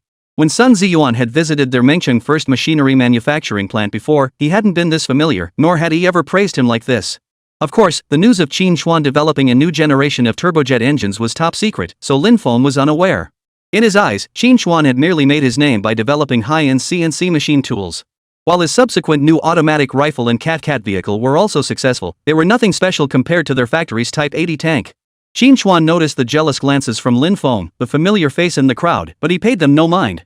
He hadn't set out to snatch work from Mengcheng's First Machinery Factory, but what could he do? They just weren't pulling their weight. If you can't do the research well, you can't stop others from doing it. Ah, Qín Chuān, my friend. That dinner I treated you to a few months back wasn't for nothing. You've really made me proud this time. Commander Ho Linwei of the 6th Tank Division gave Qín Chuān a hearty hug so tight it nearly crushed his ribs. He truly hadn't expected that Qín Chuān's initial task was merely to experiment with modifying the Type 80 tank. But Qín Chuān delivered a massive surprise, a third-generation tank for their division. If the tests passed, not only would Plant 307 gain fame, but as the commander of the 6th Tank Division, he himself would receive commendations from the Army Group. Afterward, Qín Chuān nodded to Li Dongsheng, director of the Army Equipment Project Management Center. Li Dongsheng had been instrumental in helping Plant 307 reach its current level of development. Everyone, let's head straight to the test site. After exchanging pleasantries with everyone, Qín Chuān wasted no time and led the group straight to the tank training ground within the factory complex. At that moment, the third-generation tanks produced by Plant 307 stood in the testing and waiting area of the training ground. Parked beside them were the Type 80 tanks originally delivered by Ho Linwei's team. While the group hadn't previously grasped the scale of this third-generation tank, its size became starkly apparent when compared to the Type 80. This is the third-generation tank? It's clearly a whole size larger than the Type 80. Director Qín, this third-generation tank must weigh at least 50 tons. It's a real beast. Sun Ziyuan's eyes lit up as he surveyed the imposing third-generation tank. Commander, you have excellent eyesight. This tank's total weight reaches 58 tons. Hearing this figure, Li Dongsheng and the senior officers of the Army Group all turned their heads. Only Lin Feng curled his lips in a sour smirk. Commander, a heavier tank certainly looks more imposing. But heavier isn't always better. After all, the heavier the tank, the greater the load on the engine. Without a powerful engine, it only hinders the tank's combat speed. You can't have your cake and eat it too, right, Director Qín? The assembled officers all fell into deep thought. Heavier tanks generally meant thicker armor plating. The added weight does indeed impact the tank's power. The Type 80 second generation tank utilized a 730 horsepower diesel engine. To balance speed and armor, its weight was kept around 38 tons. Who says you can't have your cake and eat it too? Qín Chuān chuckled, rubbing his nose. Our third generation tank has seen significant enhancements in engine power. We've boosted the 730 horsepower diesel engine to 1,500 horsepower. This allows us to balance both weight and speed. How much? 1,500 horsepower? The moment these words were spoken, Lin Feng, who had been smug moments ago, suddenly widened his eyes. Sun Ziyuan and the surrounding senior commanders all gasped in astonishment. Chapter 47 Absolute Performance Dominance. The true third-generation tank. Impossible. Absolutely impossible. Our Type 80 tank's power plant may not be the strongest, but it's still top tier among domestically produced tanks. Our diesel engines only produce 730 horsepower. How could you possibly build a 1,500 horsepower engine? Lin Feng, who had been smug moments ago, shook his head in disbelief upon hearing the tank's diesel engine boasted 1,500 horsepower. This third-generation tank weighed 20 tons more than their Type 80, yet its power system was more than double that of their tank. In other words, this behemoth could outpace their Type 80 tanks. He had just claimed you couldn't have your cake and eat it too, only to be proven wrong in the face. Sun Ziyuan, Li Dongsheng, and the others paid no heed to Lin Feng's skepticism. After all, if someone claimed to have developed a 1,500 horsepower engine, they might not believe it either. But who was Qín Chuān? He was the military engineer who developed the next-generation turbojet engine. Qín Chuān has even developed top-tier aircraft engines hailed as the crown jewels of the industrial crown. Developing a high-performance diesel engine is no big deal at all. Comrade Xiao Qin, your tank has undergone road tests, correct? What were the results? A sharp gleam flashed in Sun Ziyuan's eyes. Yes, we've completed one round of road tests, Qín Chuān nodded. The current maximum highway speed reaches 80 km per hour, while the off-road top speed is 60 km per hour. That fast? Sun Ziyuan looked stunned. For a vehicle of this weight, achieving a maximum highway speed of 80 km per hour was faster than many of their units off-road armored vehicles. More importantly, this was a 58-ton steel beast. Combined, these performance figures were downright outrageous. Brother Qín, you're incredible. Your tank speed is almost catching up to a sedan. Ha ha ha. Ho Linwei burst into excited laughter beside him. As the commander of the 6th Tank Division, Ho Linwei had spent years living and breathing tanks. He understood exactly how significant an 80 km per hour top speed was for their large tanks. This would not only dramatically enhance the mobility of their tank units, but also reduce the probability of enemy shelling and minimize casualties. Seeing that no one paid attention to his doubts, everyone was busy praising Qín Chuān. Feeling his pride stung, Lin Feng persisted in his rebuttal. Director Qín, what material is your tank's armor made of? I've never seen anything like it before. Tanks are so heavy, could it be that the armor material is subpar, forcing them to increase thickness instead? Since he couldn't find fault with the speed, Lin Feng decided to shift his focus to the tank's armor. After all, 3 key factors determine a tank's performance. One is its speed, while the other 2 are the defensive capability of the tank's armor and its firepower output. He refused to believe that the tank developed by Plant 307 was truly flawless, without any weaknesses. Sun Ziyuan raised an eyebrow at this remark. He could tell that as the primary developer of the Type 80 tank, Lin Feng was deeply dissatisfied with Qín Chuān, this industry disruptor. He was determined to find faults with Qín Chuān's tank design, nitpicking at every turn. Sun Ziyuan understood Lin Feng's actions. After all, Mengcheng First Machinery Factory had long been the leading domestic tank developer. The emergence of the formidable competitor, Military Factory 307, inevitably stirred jealousy. Moreover, Lin Feng was considered an authoritative expert in the field of domestic tank research. Though he kept nitpicking, the issues he raised were highly professional. If even Lin Feng couldn't find fault with this tank, it would actually give him greater confidence. The armor material is our Factory 307's latest development. It's perfectly normal that Director Lin hasn't seen it before. Qín Chuān calmly walked up to the third-generation tank and began explaining directly to the group. New armor material? Comrade Qín, elaborate. Sun Ziyuan and the others perked up with interest. This third-generation tank's protection system employs a combination of multiple armor technologies. Explosive reactive armor and ceramic sandwich composite armor are the 2 core defensive measures. This section utilizes ceramic sandwich composite armor. Qín Chuān pointed to the tank's side armor. It consists of alternating layers of materials, with a core layer of high-strength ceramics like aluminum oxide and silicon carbide, wrapped in outer layers of titanium alloy and other composite materials. This gives it exceptional resistance against both armor-piercing and shaped-charge projectiles. It can tear apart the metal projectile of AP rounds, disrupting their integrity, and also dissipate the kinetic energy of heat projectile jets.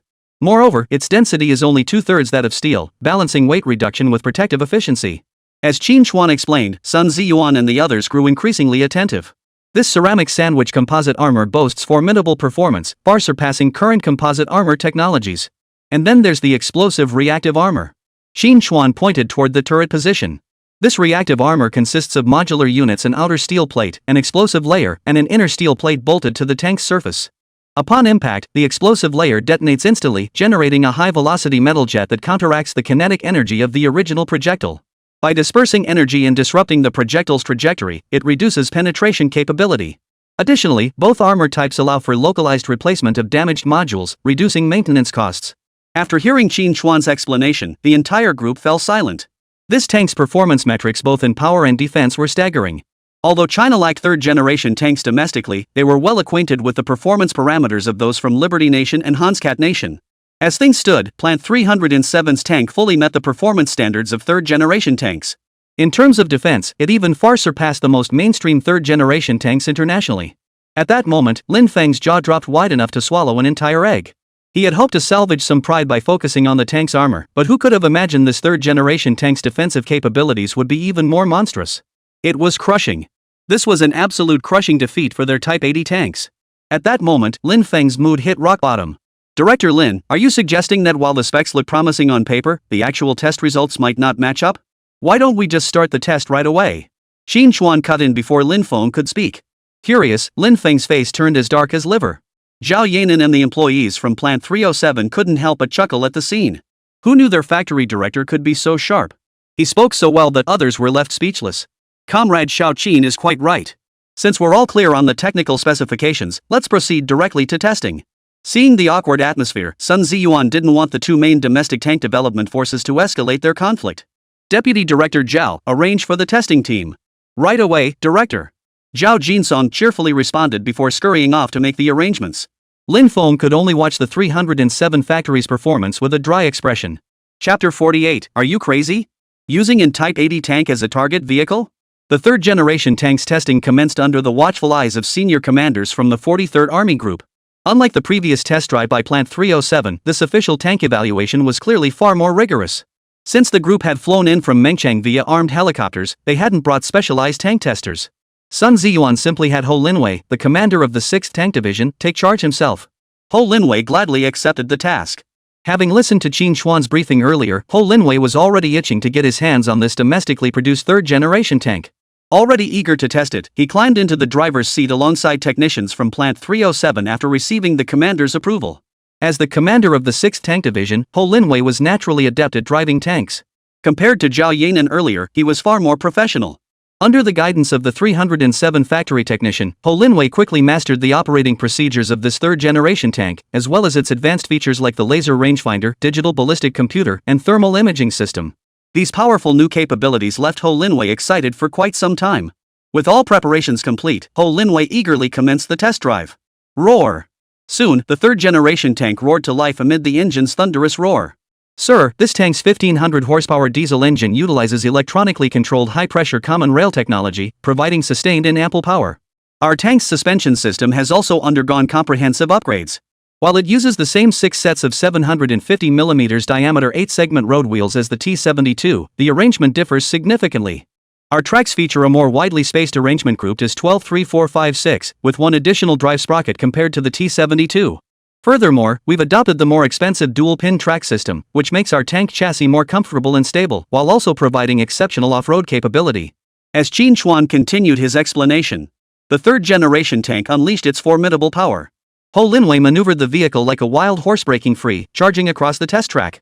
Whether traversing pitted, muddy terrain or steep, bumpy simulated mountain roads, this third-generation tank shows no sign of slowing down. It charges forward relentlessly, dominating every terrain. After witnessing the third-generation tank's abundant power and formidable off-road capabilities, everyone present fully believed Qín Chuān's earlier explanation. A 58-ton steel beast maintained a steady 60 km/h off-road. The sight delivered a profound shock to everyone present. Even Lin Feng, who had been nitpicking earlier, now stared in utter bewilderment. The third-generation tank developed by Plant 307 completely outclassed their Type 80 modified variant. A sudden wave of helplessness washed over him. Human psychology is strangely complex. When someone's achievements only slightly surpass your own, you might feel envy or resentment. But when the other side completely crushes you, leaving you perpetually unable to catch up, that jealousy vanishes. What remains is nothing but admiration and awe. Watching the third-generation tank glide effortlessly over the complex test terrain, Lin Feng was utterly humbled by Qín Chuān's military engineering prowess. Recalling his earlier taunts and mockery, Lin Feng felt like a ridiculous clown. Excellent! As Ho Linwei executed an impossibly difficult 270-degree drift parking maneuver in the tank, thunderous applause erupted from the test site, cheers merging into a continuous roar. With the maneuverability test concluded, the most thrilling phase, the firepower test, was about to begin. When Qín Chuān ordered the Type 80 tank representing China's most advanced domestic model at the time to be driven onto the test range, Sun Ziyuan and the senior commanders of the 43rd Group Army all lit up with excitement. Everyone realized Qín Chuān intended to bypass conventional armor plate testing. He was using the Type 80 tank itself as the target vehicle. Compared to steel plate tests, using a tank as a target vehicle was undeniably more visually impactful and far more convincing. What surprised everyone even more was that Qín Chuān had already made all the necessary preparations for the test. A remote control system had been installed within this Type 80 tank. While this system couldn't replicate the agility of a manned tank, allowing it to roam freely across the test field or fire its weapons, but simple maneuvers like moving forward, backward, and turning were sufficient. Watching the unmanned Type 80 tank dart erratically across the test range, Sun Ziyuan and the others all took a deep breath. The difficulty of this moving target far exceeded that of a stationary one, especially since the moving target was their own unit's main battle tank. Qín Chuān was clearly aiming to simulate real battlefield conditions. Even Sun Ziyuan and the other senior army officers were witnessing this testing method for the first time. Comrade Qín, you've really opened our eyes. Using a moving Type 80 tank for firepower testing? In all my years in the military, this is the first time I've seen it. Sun Ziyuan remarked with astonishment in his eyes. But this is the only way to simulate real battlefield conditions to the greatest extent and obtain the most authentic test data. Excellent. Once testing concludes, provide us with a copy of your remote control system technology. I believe this testing method should be adopted across the entire Army's firepower evaluations. The other senior Army commanders nodded in agreement upon hearing this. Clearly, everyone was intrigued by this novel and realistic testing approach. No problem. Qín Chuān nodded with a smile. I'll compile the remote control technology documentation and send it to the unit. This remote control technology wasn't particularly difficult to develop, so giving it away to the military wouldn't hurt him. But Director Qín, using nearly brand new Type 80 tanks as target vehicles, that's quite extravagant of your 307th factory. Li Dongxing gritted his teeth, his gaze fixed on the Type 80 tank in the field, a pang of regret washing over him. As the head of the Army Equipment Project Management Center, no one knew the cost of this Type 80 tank better than he did. The production cost of this main battle tank was nearly 16 million Longguo currency, which converted to US dollars amounted to a staggering 1.9 million. While considerably cheaper than the White Bear Nation's T-80 tanks costing over 2.5 million US dollars. But for a nation with limited military budgets, this was already quite expensive. Using a 16 million Dragon currency tank as a target vehicle? Even the free nation wouldn't dare be so extravagant. That's downright extravagant. As the head of the Project Management Center responsible for Army equipment procurement, he couldn't help but feel the sting. Director Li, feeling the pinch? Qín Chuān smiled as he saw Li Dongxing's pained expression and offered an explanation. Actually, Director Li, you're overthinking it. While we are using the Type 80 tank as a target vehicle for firepower testing, we don't intend to destroy it completely. We just want to test the firepower penetration of our third-generation tanks. At most, the turret section of the Type 80 tanks might be scrapped. The repair costs afterward won't be nearly as high as you imagine. Hearing this, Li Dongxing couldn't help but breathe a sigh of relief. If it was just the turret being scrapped, that was manageable. But, Director Qín, the Type 80 tank is constantly moving. How can you guarantee hitting the turret with pinpoint accuracy? What if you miss? While modern tanks are equipped with gun aiming systems, hitting an enemy tank at this range isn't particularly difficult. But achieving pinpoint accuracy, striking the turret precisely as Qín Chuān described, was another matter entirely. Sun Ziyuan and the others looked equally curious. That's where our laser rangefinder and the gun sight system with a digital ballistic computer come into play. Its accuracy will surpass your wildest expectations. Just wait and see. Qín Chuān offered no further explanation, leaving them in suspense. This only piqued everyone's curiosity further. Amidst their conversation, Ho Linwei, seated in the cockpit, completed the final preparations before firing. Bang! As the turret of the domestically produced third-generation tank swiveled into position, a brilliant flash erupted from the muzzle of its 125mm smoothbore cannon. The shell streaked toward the Type 80 main battle tank, darting about in the center of the firing range. Chapter 49, Eyes Opened. The sharpest spear against the hardest shield. Inside the third-generation tank's cockpit, Ho Linwei had just grasped the formidable capabilities of the new gun aiming system under the guidance of the 307 technicians. guided by the laser rangefinder and precise calculations from the digital ballistic computer. A tail-stabilized armor-piercing fin-stabilized discarding sabot round, forged from depleted uranium alloy, screeched forth. All they saw was a blinding flash erupt from the barrel of the domestically produced third-generation tank. Before anyone could react, a massive shockwave erupted above the Type 80 main battle tank that had been wildly darting across the test range. Under the immense pressure of the circular shockwave, the Type 80 tank froze instantly. The ground beneath the tank violently trembled, sending a cloud of dust skyward that scattered outward in all directions from the Type 80's position. As the dust settled, the onlookers watched in horror through their binoculars as the deck above the Type 80's turret had been completely pierced. This terrifying, unexpected scene utterly stunned everyone present. It hit? Sun Ziyuan's eyes flashed with excitement, his body trembling uncontrollably from sheer exhilaration. At such close range, hitting a slow-moving tank was no difficult feat.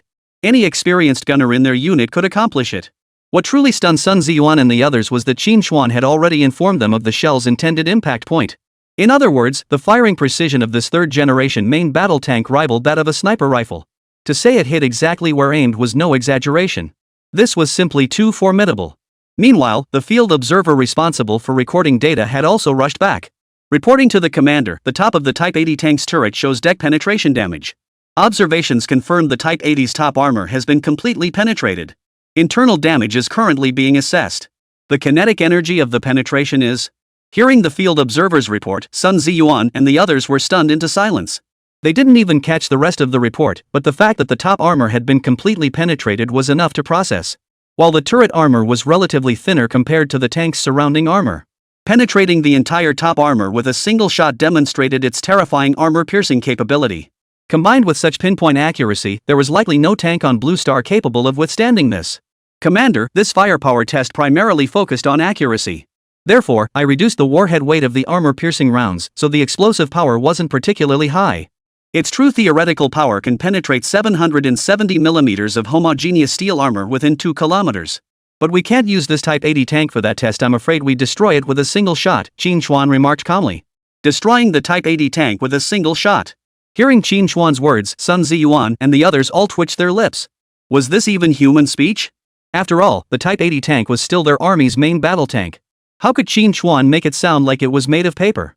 Everyone suspected Qín Chuān was just showing off, but they had no proof. After all, the thickest frontal armor on the Type 80 tank's turret was approximately 230 millimeters of equivalent homogeneous steel. The 2-kilometer penetration of 770 millimeters homogeneous steel armor he mentioned would likely pierce right through their Type 80 main battle tanks. That penetration test? Let's stick with the standard steel plate target for now. We can make up for it later, no rush. Li Dongsheng hurriedly interjected, terrified Qín Chuān might actually destroy an Type 80 tank with a single shot. That tank cost over 10 million Longguo Nation currency, enough to equip the entire army with top-tier gear. In that case, shall we skip the firepower test for now and proceed directly to the final defensive test? Qín Chuān asked the group. Yes. Let's proceed with the defense test. Li Dongsheng quickly chimed in, afraid Qín Chuān might change his mind. Very well. Let's begin then, Sun Ziyuan nodded slightly. Though I'm curious, how exactly does Comrade Qín plan to conduct this defense test? Earlier, Qín Chuān and his team had used a remotely controlled Type 80 tank for the firepower test, leaving Sun Ziyuan and the other high-ranking army officers thoroughly impressed. Now everyone understood that the 307th Military Factory's testing methods were unconventional. It was hard to imagine what new tricks Qín Chuān would pull off for the upcoming tank defense test. Director Qín, you wouldn't be planning to use our Type 80 tanks to bombard your factory's third-generation tanks, would you? But the damage to that Type 80 tank is still unclear. It's questionable whether it can even be driven out. How could it fire a shell? Li Dongsheng looked equally curious. Naturally, we can't use the Type 80 tank, Qín Chuān chuckled. We'll test with the Type 86 100mm smoothbore anti-tank gun. Hearing this, everyone froze. Brother Qín, so that's why you borrowed the anti-tank gun from our 6th Tank Division for this test? Ho Linwei's expression turned understanding. Earlier, Qín Chuān had called him, requesting to borrow several of the most advanced smoothbore anti-tank guns. Ho Linwei had assumed Qín Chuān intended to use the anti-tank guns to study and modify tank armor performance. Little did he expect they would be used directly for defensive testing against third-generation tanks. Qín Chuān nodded. Soon after, workers from Plant 307 in the distance hauled over 5 smoothbore anti-tank guns. They were lined up in a row and placed within the testing area. Workers then hauled in 2 crates of ammunition. Although the Type 86 100mm smoothbore anti-tank gun is currently one of the most advanced anti-tank weapons in our military. However, the standard tungsten alloy APF SDS rounds still lack sufficient penetrating power. Qín Chuān pointed to the 2 boxes of newly manufactured shells beside him. So I specifically had the factory workers produce a batch of 100mm depleted uranium alloy fin stabilized discarding sabot rounds. Although this armor-piercing round doesn't match the power of our 125mm third-generation tanks, its penetration capability is still quite formidable. It's perfect for conducting extreme tank defense tests. Hearing Qín Chuān's words, Sun Ziyuan and the others felt a mix of emotions. They had witnessed firsthand the destructive force of that simplified depleted uranium alloy fin stabilized discarding sabot round. A single shot had pierced the turret armor of their Type 80 tank. While these depleted uranium alloy fin stabilized discarding sabot AP rounds were smaller in size, their armor-piercing capability should be significantly stronger than the simplified versions fired by third-generation tanks. Qín Chuān was truly a ruthless individual.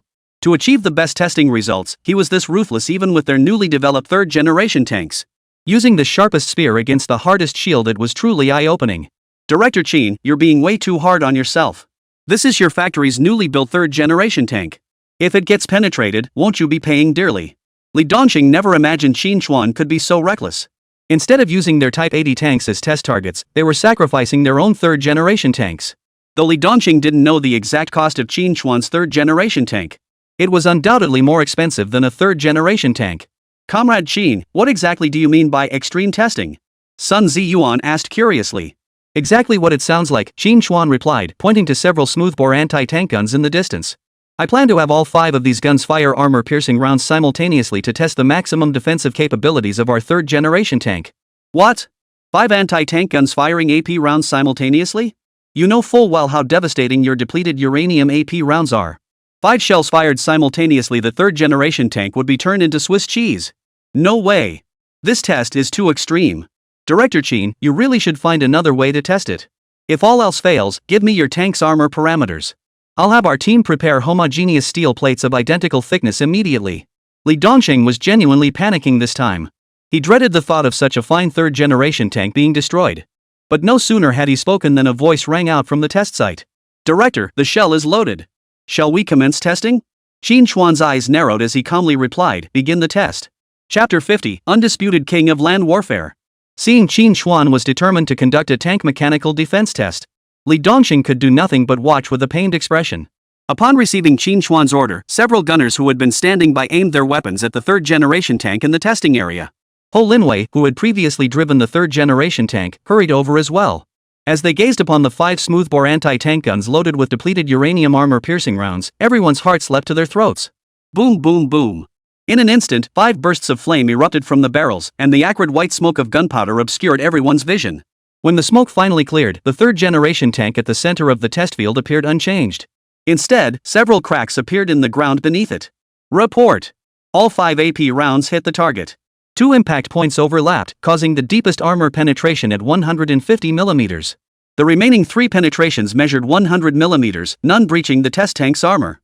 After hearing the test report, everyone's eyes widened. Sun Ziyuan's gaze sharpened, his arms bulging with veins as he grew visibly excited. Not even 5 depleted uranium AP rounds could penetrate this tank's armor. What level of defense was this? They had just witnessed firsthand how a single depleted uranium AP round of the same type had penetrated the top of a Type 80 tank. Yet now, the tables were turned. 5 AP rounds couldn't even scratch this tank.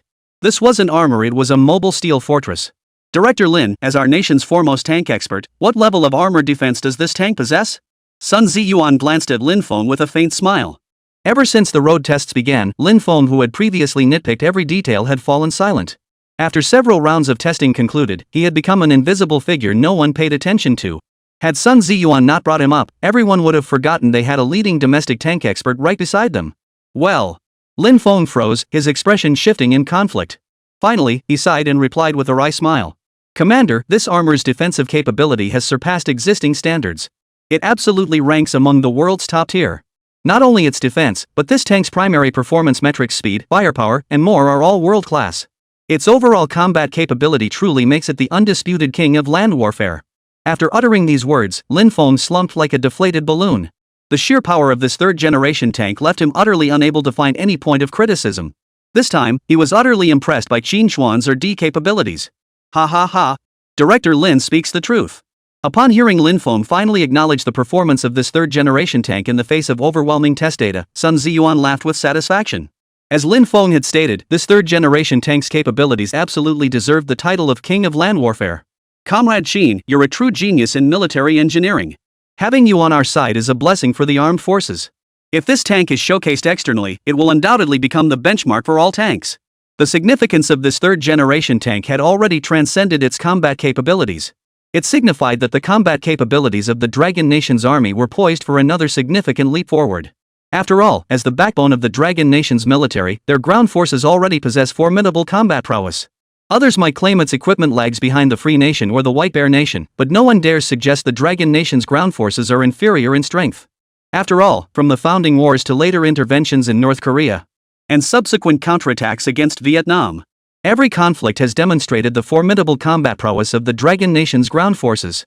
Now, this already formidable ground force has been equipped with Blue Star's most advanced tanks. No one dares to contemplate just how terrifying their combat capabilities might become. At this thought, Sun Ziyuan and other senior army commanders found their breathing quickening. This third-generation tank holds epoch-making significance for their army. If anyone dares to say our army is inferior to the Navy or Air Force again, I'll haul this third-generation tank right over there. Let them experience the awe-inspiring power of the King of the Land. With the tank tests concluded, Plant 307's third-generation tank earned unanimous recognition from the Army's senior commanders through its proven capabilities. Even Lin Feng from Mengqing's first machinery plant acknowledged its formidable power. Ultimately, this third-generation tank became the mainstay of the White Bear Nation's Victory Day parade. Comrade Xiao Qín, we have less than half a month before heading to White Bear Nation for the parade. Will the armor damage on your third-generation tank be repaired in time? Sun Ziyuan asked with some concern. After all, the White Bear Nation's parade held immense significance for their Dragon Nation. Now that they finally possessed a trump card capable of stunning Blue Star, it would be a tremendous loss if they couldn't participate in the White Bear Nation's parade. Commander, rest assured. Our tank armor is modular, we can simply remove the damaged sections and replace them. Our factory has stockpiles for the armor of these two main tank models. The entire replacement should take about a day. Really? That puts my mind at ease. Sun Ziyuan smiled with satisfaction. Once they're repaired, have them transported back to the unit immediately. Though every tank crew member was an elite driver, this was ultimately their first time participating in a major international parade. To avoid mishaps, the troops must first become thoroughly familiar with these tanks. Additionally, this third-generation tank can essentially be designated as our military's next-generation main battle tank. I'll formalize this decision upon my return. Subsequent orders for large quantities of tanks will likely be placed with your Plant 307. Can your production capacity handle it? Sun Ziyuan expressed some concern. While the third-generation tank possessed formidable capabilities, its full combat effectiveness depended on being deployed in organized formations. Since it had been essentially confirmed as the Army's next-generation main battle tank, production must keep pace. While Factory 307 was sizable, with 2 tank production lines operating simultaneously, this production capacity was clearly insufficient to meet the massive demands of the ground forces. Even if they expanded the tank production lines now, it would take far too long. Hearing this, Zhao Jinsong and the others at Plant 307 grew anxious. The nature of their military factory was fundamentally different from ordinary civilian factories. Their primary mission was to ensure the supply of weapons to the military. The original 307 military factory had worried about lacking military orders, but now they were troubled by the sheer volume of orders they couldn't fulfill. Lin Feng, observing the massive orders secured by Factory 307 for the army, could only offer a wry smile. Times had truly changed. Their Mengqing first machinery manufacturing plant would soon lose its position as one of Longguo's top tank manufacturers. If they couldn't develop new tanks soon, their future orders would dwindle even further. Ultimately, they would end up like Factory 307 before them, barely scraping by picking up production projects other military factories rejected. Commander, our tank production line at Plant 307 is indeed insufficient. Rebuilding it would not only be time-consuming and costly, but could also disrupt our military production layout. I believe that as a leading domestic tank manufacturer, the tank production line at Mengqing First Machinery Manufacturing Plant should be sufficiently equipped. We need only send personnel to retrofit it, and it could swiftly become a specialized production line for third-generation tanks. Hearing this, not only senior commanders like Sun Ziyuan were stunned. Even Zhao Jinsong and the others from Plant 307 were filled with confusion. The implication was clear: their factory director intended to outsource the third-generation tank production. How could that be acceptable? Handing over the third-generation tank they'd painstakingly developed to someone else to produce? What on earth was the factory director thinking? Chapter 51, Border Skirmishes, the Arrogant White Elephant Nation. Hearing Qín Chuān's words, Sun Ziyuan raised an eyebrow. He had indeed considered involving other tank manufacturing plants in production. After all, the deployment of third-generation tanks was crucial for the army's enhancement. A single factory like 307 simply lacked the capacity to handle such a massive order volume. However, this third-generation tank was developed by Qín Chuān himself. Factory 307 had worked day and night to develop this tank. If he were to hand the order over to another tank factory, it would be unfair to Qín Chuān and the workers at Factory 307 who had poured their hearts into the development. But he hadn't anticipated that Qín Chuān would voluntarily offer to relinquish the tank order. This was something even he hadn't anticipated. Director Qín, what do you mean by that? Lin Feng, who had already assumed the first machinery manufacturing plant of Mengcheng was in decline, looked utterly astonished upon hearing Qín Chuān's words. Director Lin, your Mengcheng first machinery manufacturing plant possesses significantly greater tank manufacturing capabilities than our Plant 307. Our factory's current tank production lines are limited. Rather than delaying the Army's deployment of third-generation tanks, it would be better for our two factories to collaborate. Qín Chuān smiled faintly as he voiced his proposal. He certainly wouldn't make a losing deal after all. He wasn't just contributing to national defense and military industry. He also bore the responsibility for the livelihoods of thousands of workers at Plant 307. What form would this cooperation take? Lin Feng inquired, frowning. We will produce the engines, composite armor, and various advanced technical components for the third-generation tanks. The tank hulls and tracks would be manufactured by your Mengcheng first machinery plant and other tank factories. Naturally, we'll oversee the conversion of your factory's production line for third-generation tanks. For every tank you produce, you'll only need to share 30% of the profits with us. What do you think of this cooperation model, Commander and Director Lin? Qín Chuān looked at the two men with a calm expression. This cooperation model is excellent. It solves our Army's third-generation tank supply issue while ensuring Plant 307's profits. Sun Ziyuan pondered for a moment, then slapped his thigh and laughed. Upon hearing this, Lin Feng also frowned in thought. Qín Chuān's proposal was to reserve the high-tech, high-profit components of the third-generation tanks for Factory 307 to produce independently. Then, the less technically demanding tank hulls would be assigned to their factory for production. While this arrangement meant Factory 307 would capture the lion's share of profits. But their Mengcheng first machinery manufacturing plant would secure a large volume of tank production orders. While the profits would pale in comparison to those of Factory 307, they could still achieve decent returns through sheer volume. Most crucially, as long as orders flowed in, their tank production line at Mengcheng first machinery manufacturing plant would remain operational. In the future, they could still turn things around through other R&D projects or developing new tank models. Qín Chuān's proposed solution created a win-win situation for both parties. What Lin Feng hadn't anticipated, however, was this. Despite his persistent opposition to Qín Chuān, the latter was still willing to allocate the majority of tank production orders to their Mengcheng first machinery manufacturing plant. Such magnanimity and tolerance made Lin Feng feel ashamed of his own pettiness. Thank you, Director Qín. Lin Feng looked up with a bitter smile. I was being petty earlier. At that moment, Lin Feng felt utterly embarrassed and ashamed. It's fine. Minor disagreements are understandable. After all, we snatched 2 consecutive orders from your factory. If I were in your shoes, I'd feel resentful too. Qín Chuān quipped. At the very least, we're all working toward the same overarching goal, the defense of the Dragon Nation. Well said, Comrade Qín. Sun Ziyuan patted Qín Chuān's shoulder approvingly. Previously, he could only see Qín Chuān's formidable military capabilities from his resume. But he knew nothing about Qín Chuān's character or mindset. Now it was clear that despite his youth, Qín Chuān's grasp of the bigger picture and his open-mindedness truly earned him the title of national treasure. Since everyone has spoken their minds, let's proceed with this matter accordingly. Director Li, the details of the third-generation tank order will be handled through negotiations between your Army Equipment Project Management Center and Plant 307. Regardless of the outcome, the 48th Group Army must receive the largest allocation of the first batch of third-generation tanks upon production. Sun Ziyuan fixed Li Dongsheng with an imposing gaze. Rest assured, your 48th Group Army truly deserves the greatest credit for making the third-generation tanks development possible. Li Dongsheng nodded with a smile.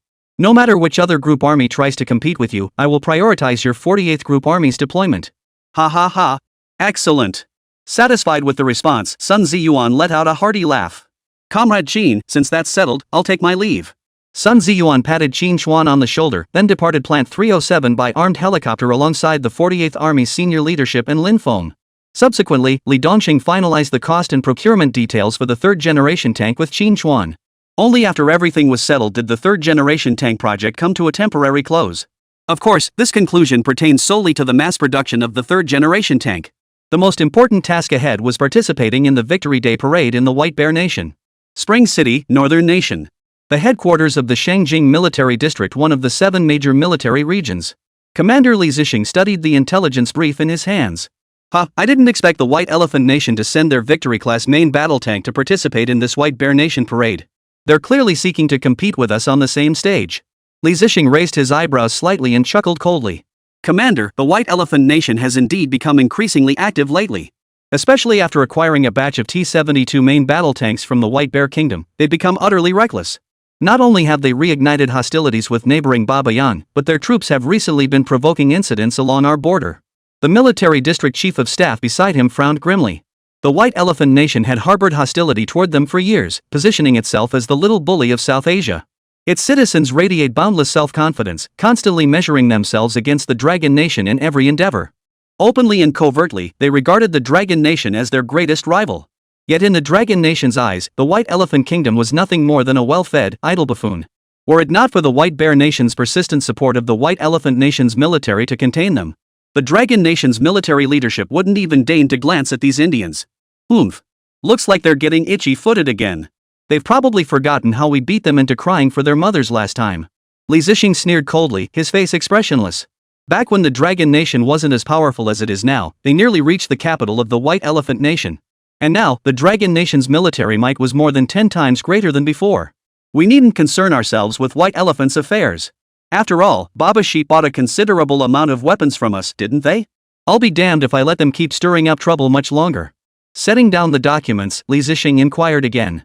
By the way, how are preparations progressing with the 48th Army Group? What's the status of their second-generation tank upgrades? I heard it was handed over to Mengcheng First Machinery Plant earlier, but I haven't followed up on the results yet. Hearing this, Li Zixing's brow furrowed. Originally, the White Bear Nation's military parade was supposed to be their chance to showcase the army's strength and deter other hostile nations. But the sudden development of the White Bear Nation's T-90 third-generation tank had completely disrupted their plans. Knock knock knock. At that moment, a knock sounded at the door. Before Li Zixing could respond, Sun Ziyuan of the 48th Group Army burst in with a hearty laugh. Ziyuan, what brings you here? Commander, the White Bear Kingdom's military parade is all taken care of. We now have our own domestically produced third-generation tanks. Not only that, but they're the undisputed king of the land. Even if the White Bear Nation brings out their T-90 third-generation tanks, we'll still outshine them. At these words, Li Zixing, who had been frowning, sprang to his feet. His face lit up with excitement. You mean it's true? We have third-generation tanks too? Absolutely true. And we've already tested the tanks. All I can say is they're terrifyingly powerful. Sun Ziyuan boasted triumphantly. Chapter 52, Heading to the White Bear Nation. Qín Chuān's objective. Really? Which tank factory developed the third-generation tank? Was it the first machinery manufacturing plant in Mengcheng, or the weapons equipment group? Why haven't I received any related information before? Li Zixing was both excited and suspicious. There were only a handful of major military factories domestically capable of developing and producing tanks. As the commander of an army military region, he had never received any intelligence on this matter before. Neither. It's the 307 military factory in Jinling. Factory 307? That's Qin Chuān, the one who developed the new generation turbofan engine. Li Zixing pondered for a moment before suddenly recalling Qín Chuān. Exactly. That's the man. Commander, you have no idea how exceptional this third-generation tank's performance is. Its power, armor defense, and firepower are all off the charts. Compared to this tank, our previous main battle tanks are like paper cutouts. As he spoke, Sun Ziyuan handed over a set of documents. Commander, these are the performance specifications for that third-generation tank. Please review them. I've come to request approval from higher-ups to adopt this tank as our next-generation main battle tank. Seeing the exaggerated performance figures on the document, Li Zixing's eyes flashed with intense light. On paper, this tank's capabilities truly outclassed every existing tank on Blue Star. Bang! Li Zixing slammed his fist on the table and stood up, radiating the distinctive authority of a military officer. Excellent! Our nation finally has its own domestically produced third-generation tank. This means we've finally caught up with the Free Nation in main battle tanks. No! Judging by this tank's superior performance, we should be crushing them.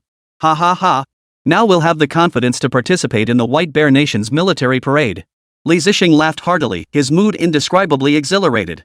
Over the past few years, the Army had watched the Navy and Air Force make rapid strides, with new generations of weapons and equipment emerging one after another.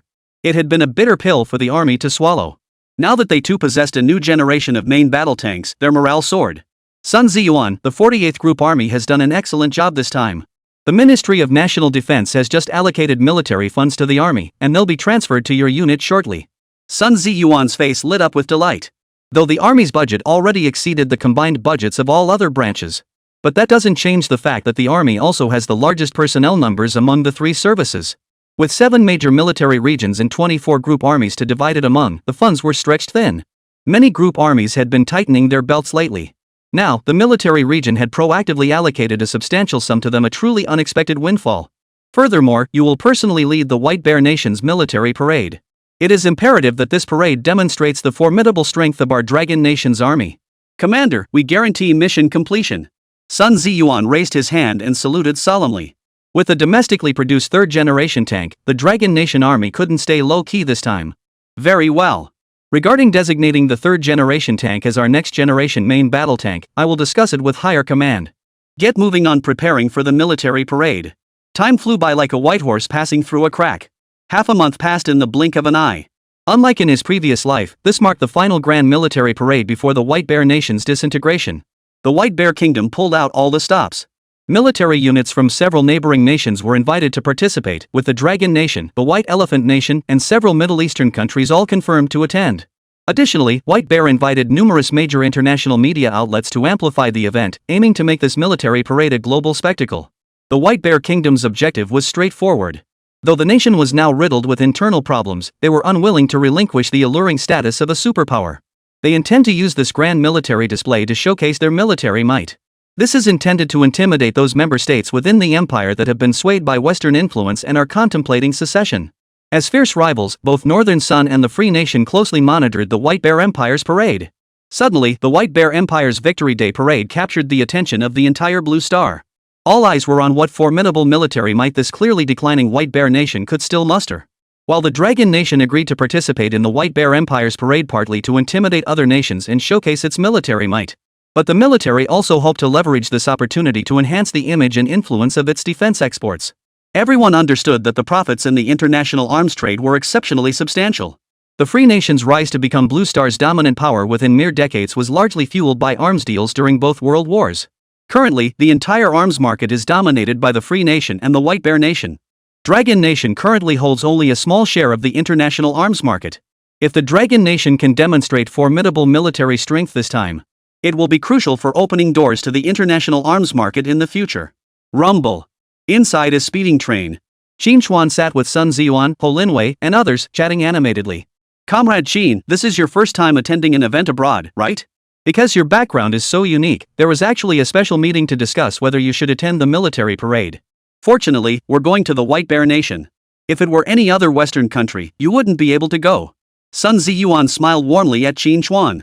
Qín Chuān had proactively requested permission from his superiors to attend the White Bear Kingdom's military parade.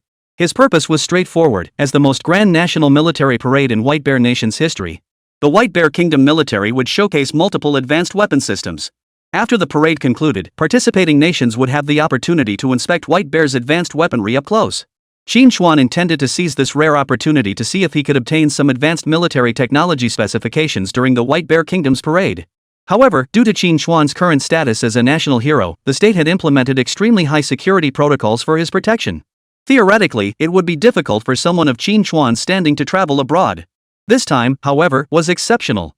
After all, a large contingent of troops from the 48th Group Army was accompanying Qín Chuān. This significantly eased the burden of his security arrangements. Furthermore, Bear Country is their neighboring nation. Should any incident occur, they could provide support at the fastest possible pace. It was precisely under these circumstances that higher authorities convened a special discussion meeting before finally approving Qín Chuān's request to accompany the army contingent to Bear Country. The security presence surrounding him was no less substantial than that afforded to Sun Ziyuan, the commander of the military region. I owe you my thanks for this, Commander. Qín Chuān understood that Sun Ziyuan had exerted considerable influence to secure his participation in the White Bear Kingdom's military parade. Ha, Comrade Qín, you're too kind. You helped our army develop third-generation tanks. We're the ones who should be thanking you. But once you're in White Bear Nation, it's best to keep a low profile and avoid drawing too much attention. Sun Ziyuan cautioned. Yes, I understand. Qín Chuān nodded solemnly. Qín Chuān gazed out the window at the snow-covered landscape, his eyes brimming with excitement. Though the White Bear Nation was on the brink of collapse, its military might remain formidable. This time, he must acquire as many advanced military technology entries as possible to save the Dragon Nation's military industry from years of detours. Chapter 53, Provocation from the Indian. White Bear Nation. southwest of Moscovo state. There stood a massive army base, the Konovo military base. This base is one of the largest military installations of the White Bear Nation's army, located just 60 kilometers from the nation's capital, Mexico City. It serves as a crucial strategic hub for the White Bear Army. It features advanced training grounds, armories, and command centers, undertaking the deployment and training of mechanized forces. Inside the base's command headquarters office, General Ivanovich was preparing for the Victory Day military parade scheduled 3 days hence. How many foreign military units participating in the parade have arrived so far? Upon hearing the question, the adjutant beside him immediately replied, "Sir, the forces from Elong, E-Class, and other Middle Eastern nations have all arrived. The Dragon Nation's participating forces have just entered the base as well. Only the White Elephant Nation's contingent remains." Ivanovich nodded with a smile. This Victory Day parade was the grandest military review held by the White Bear Nation in recent years. Beyond the White Bear Nation, they had invited several neighboring countries. Bear Nation's military leadership placed great importance on this parade. For this event, the military had practically brought out every advanced weapon in their arsenal. How many people did the Dragon Nation send? Have their weapons and equipment been inspected yet? Among the participating nations, the Dragon Nation held the most significant weight. Although relations between White Bear Nation and Dragon Nation have been strained in recent years due to certain circumstances, he must acknowledge that the Dragon Nation's economic and military advancement far outpaces his own country's. Watching the Dragon Nation, once viewed as a junior partner, flourish increasingly as the senior partner, the White Bear Nation felt a deep sense of resentment and envy. Inviting the Dragon Nation to this military exercise also carried the intention of intimidating and warning them. Ivanovich paid close attention to the details of the Dragon Nation's participating forces. The Dragon Nation has dispatched 523 personnel, and most of the weapons and equipment they brought have already passed inspection. Only one tank model lacked corresponding specifications provided by the Dragon Nation. They claim it's their first ever third-generation tank, intending to reveal its specific performance parameters during the official parade. Third-generation tank? Ha ha ha. Is Longguo pulling our leg? Ivanovich couldn't help but burst into laughter, his eyes glinting with a hint of mockery. No one could deny the formidable combat capabilities of the Dragon Nation's ground forces. But when it came to the Dragon Nation's weaponry, aside from the Winter Seal Express, few items were worthy of the White Bear Nation's attention. Especially in tanks. For years, Dragon Nation had reverse-engineered their own models based on our White Bear tanks. Their second-generation tanks had only been in service for a few years. How could they possibly develop third-generation tanks so quickly? I see. Their intelligence must have picked up word that we're showcasing the T-90 third-generation tank at this parade. Ivanovich snorted coldly. Oomph. They don't want to be mere props in our military exercises. They've just modified their second-generation tanks to pass them off as third-generation ones, trying to salvage some face. Never mind. If the Dragon Nation army claims it's a third-generation tank, then so be it. The truth will be revealed at the parade in 3 days anyway. This is the perfect chance for everyone to see who truly is the third-generation tank. Ivanovich remarked with disdain. Konovo military base. A small path behind the barracks. Those White Bear soldiers are going too far. Zhao Yanran frowned, her eyes flashing with a hint of menace. They actually mocked our tanks as mere facades. After the Dragon Nation's participating delegation moved into the White Bear Nation's barracks earlier, the White Bear soldiers here had already begun to look down on them with a hint of arrogance. When the White Bear soldiers came to inspect the participating weapons, Sun Ziyuan refused their request for the performance parameters of the third-generation tanks. This incident infuriated the White Bear inspector. Though they hesitated to openly clash with Longguo, the invited participating nation, their remarks remained laced with veiled insults. Several White Bear soldiers even openly mocked the Dragon Nation, claiming it was incapable of producing third-generation tanks. They called the tanks mere toy models. This enraged the soldiers of the Dragon Nation army. Ho Linwei even prepared to roll up his sleeves and confront these insolent White Bear soldiers. But Sun Ziyuan intervened, demanding the White Bear soldiers apologize.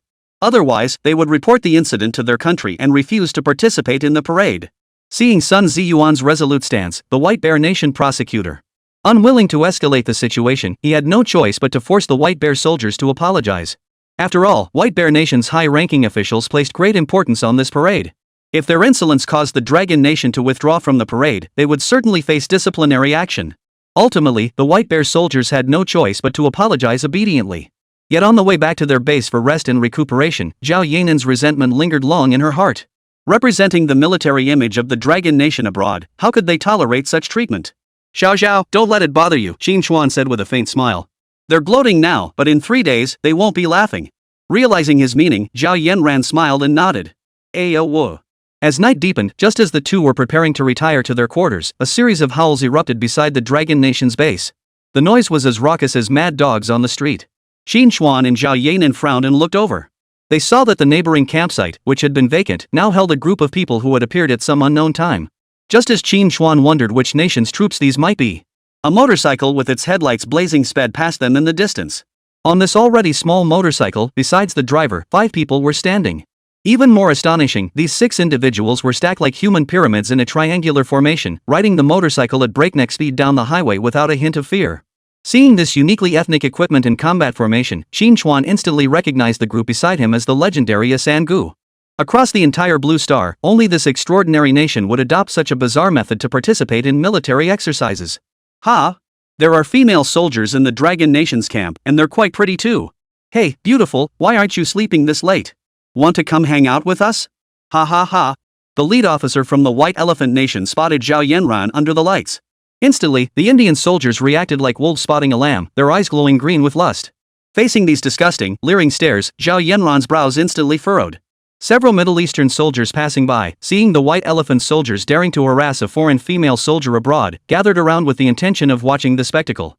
Accompanying them were several White Bear soldiers patrolling the camp. But judging by their expressions, they showed no intention of intervening. Instead, they stood at the edge of the crowd, pretending not to see, watching the spectacle unfold. Evidently, these White Bear soldiers harbored resentment over having to apologize to the Dragon Nation troops earlier. Seeing this, Qín Chuān narrowed his eyes slightly. At that moment, several soldiers responsible for Qín Chuān's security at the Dragon Nation base noticed the situation and hurried over. Seeing Qín Chuān now protected, the rage in Zhao Yanan's eyes boiled over. Director, if we fight here, will I face disciplinary action? Zhao Yanran's tone was icy. Disciplinary action? That's only for the loser, Qín Chuān chuckled. If you win, I'll give you a raise. Should I call Brother Ho over? No need. They're just a few pests. No need to disturb the commanders. With Qín Chuān's approval, Zhao Yanran's hesitation vanished. With that, she lunged toward the insolent White Elephant officer. Chapter 54, White Elephant Nation complains, throwing all dignity to the wind. Bang! No one expected a female soldier from the Dragon Nation to dare strike in front of so many people. The White Elephant Kingdom officer, who had just moments ago been grinning lewdly, was startled by Zhao Yanran's fierce attack. He scrambled to block with a punch. Zhao Yanan spun and delivered a flying kick, her foot sweeping with the wind toward the White Elephant Kingdom officer's legs. Seeing no way to evade, a ruthless glint flashed in the White Elephant officer's eyes. Though he usually seemed eccentric, becoming an officer in the White Elephant Kingdom required some skill. He didn't even try to dodge, taking Zhao Yanran's flying kick head-on. Female soldiers from the Dragon Nation sure pack a punch. The White Elephant officer grinned smugly after blocking the strike. A lecherous glint returned to his eyes. Just as he thought Zhao Yanran had nothing more to offer, she swiftly leaned backward. Her left leg shot upward, striking at an unexpected angle toward his groin. This fierce counterattack stunned the soldiers from other nations who had been watching the exchange. No one had anticipated that the female soldiers of Dragon Nation possessed such agile and ruthless combat skills, every move a deadly strike. The soldier from the White Elephant Kingdom lost all his previous composure, a flicker of panic crossing his eyes. He had assumed Zhao Yanran was merely a pretty ornament, but her combat prowess proved far beyond expectations. His gaze sharpened, and he dared not underestimate Zhao Yanran in the slightest. I never expected you to have any real skill, the White Elephant officer said coldly. But now, I'm going to get serious. After several rounds of probing attacks, Zhao Yanran had already grasped the White Elephant Kingdom officer's strength and tactics. She immediately assumed a fighting stance and coldly retorted, if you've got the guts, come at me. You can't even beat a woman from our Dragon Nation, yet you have the nerve to brag here? The insulted White Elephant officer erupted in fury, planting his feet and charging forward. Now utterly enraged, he swung his fists at Zhao Yanran with reckless abandon. A cold smile touched Zhao Yanran's lips. This was the opening she'd been waiting for. With lightning reflexes, she ducked low, evading his straight punch. Then, bending her knees, she launched a fierce upward kick, striking the officer squarely in his vital area. Ah! A piercing scream echoed throughout the entire military camp. The previously arrogant officer from the White Elephant Kingdom now curled up like a shrimp, writhing on the ground in agony. SSSSHHH. The other soldiers from various nations watching the spectacle instinctively covered their groins at the sight of the White Elephant officer's agony. A chill shot straight to their foreheads. The sheer force of Zhao Yanran's strike earlier would have shattered even a dinosaur egg to smithereens. The other White Elephant soldiers were frozen in shock by the scene. After a long moment, the White Elephant soldiers finally snapped out of it and rushed forward to check on their commander's injuries. You dare assault our White Elephant soldiers? You're asking for death. Several White Elephant soldiers, seeing this, made a move to charge forward and surround Zhao Yanran. Soldiers from other nations watched with expressions of contempt. It was already embarrassing enough that their officer was beaten to a pulp by a female soldier. Now these white elephant soldiers have the audacity to surround and attack her. They've truly lost all sense of shame. Go protect Xiao Xiao. Qín Chuān, witnessing the impending mob attack, immediately ordered the Dragon Nation soldiers guarding him. Several Dragon Nation soldiers swiftly charged forward, forming a protective barrier in front of Zhao Yanan. Dragon Nation soldiers never back down in a fight, especially against the Indians who had once been soundly beaten by them. Instantly, tensions flared between the two camps. What the hell is going on here? Just as the brawl was about to erupt, Sun Ziyuan and Ho Linwei arrived with a contingent of Dragon Nation soldiers. The Dragon Nation soldiers, who had been outnumbered, suddenly gained the numerical advantage. The White Elephant soldiers, who had just been bellowing about a brawl, paled visibly at the sight of so many Dragon Nation troops arriving. They might not know the combat prowess of the Dragon Nation's female soldiers, but the individual combat capabilities of Dragon Nation soldiers were downright terrifying. Especially in this era, Longguo's Special Forces soldiers were practically superhuman. Commander, these Indians provoked Comrade Zhao, only to get beaten by her. These Indians refuse to accept defeat and still want to gang up on her alone.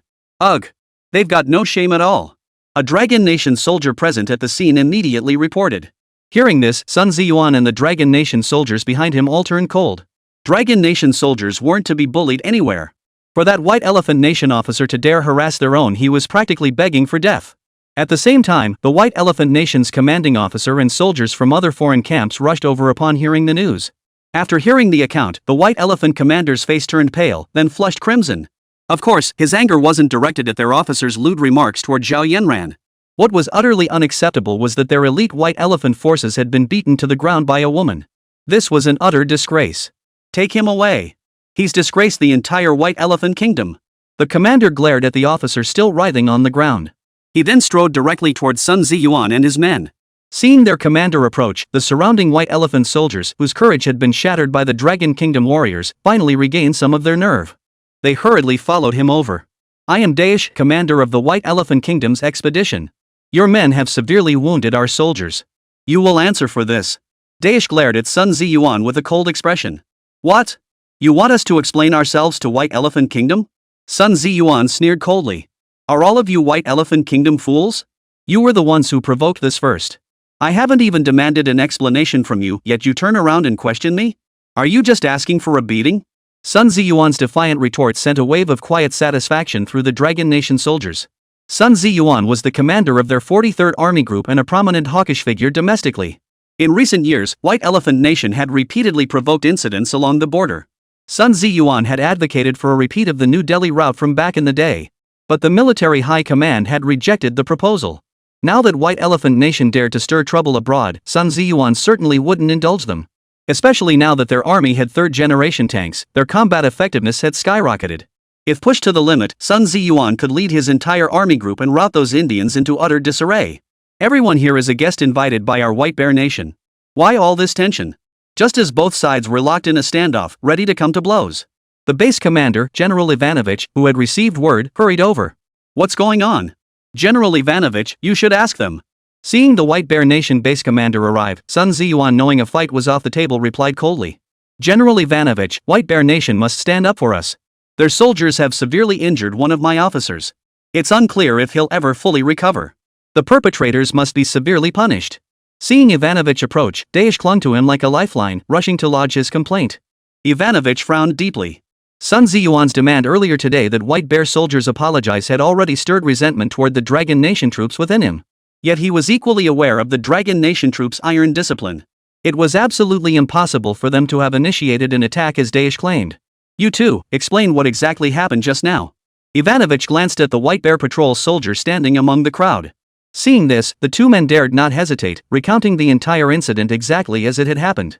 Upon hearing that the White Elephant Kingdom had instigated the incident and that one of their officers had been struck by a female soldier from the Dragon Kingdom, Ivanovich's mouth twitched involuntarily.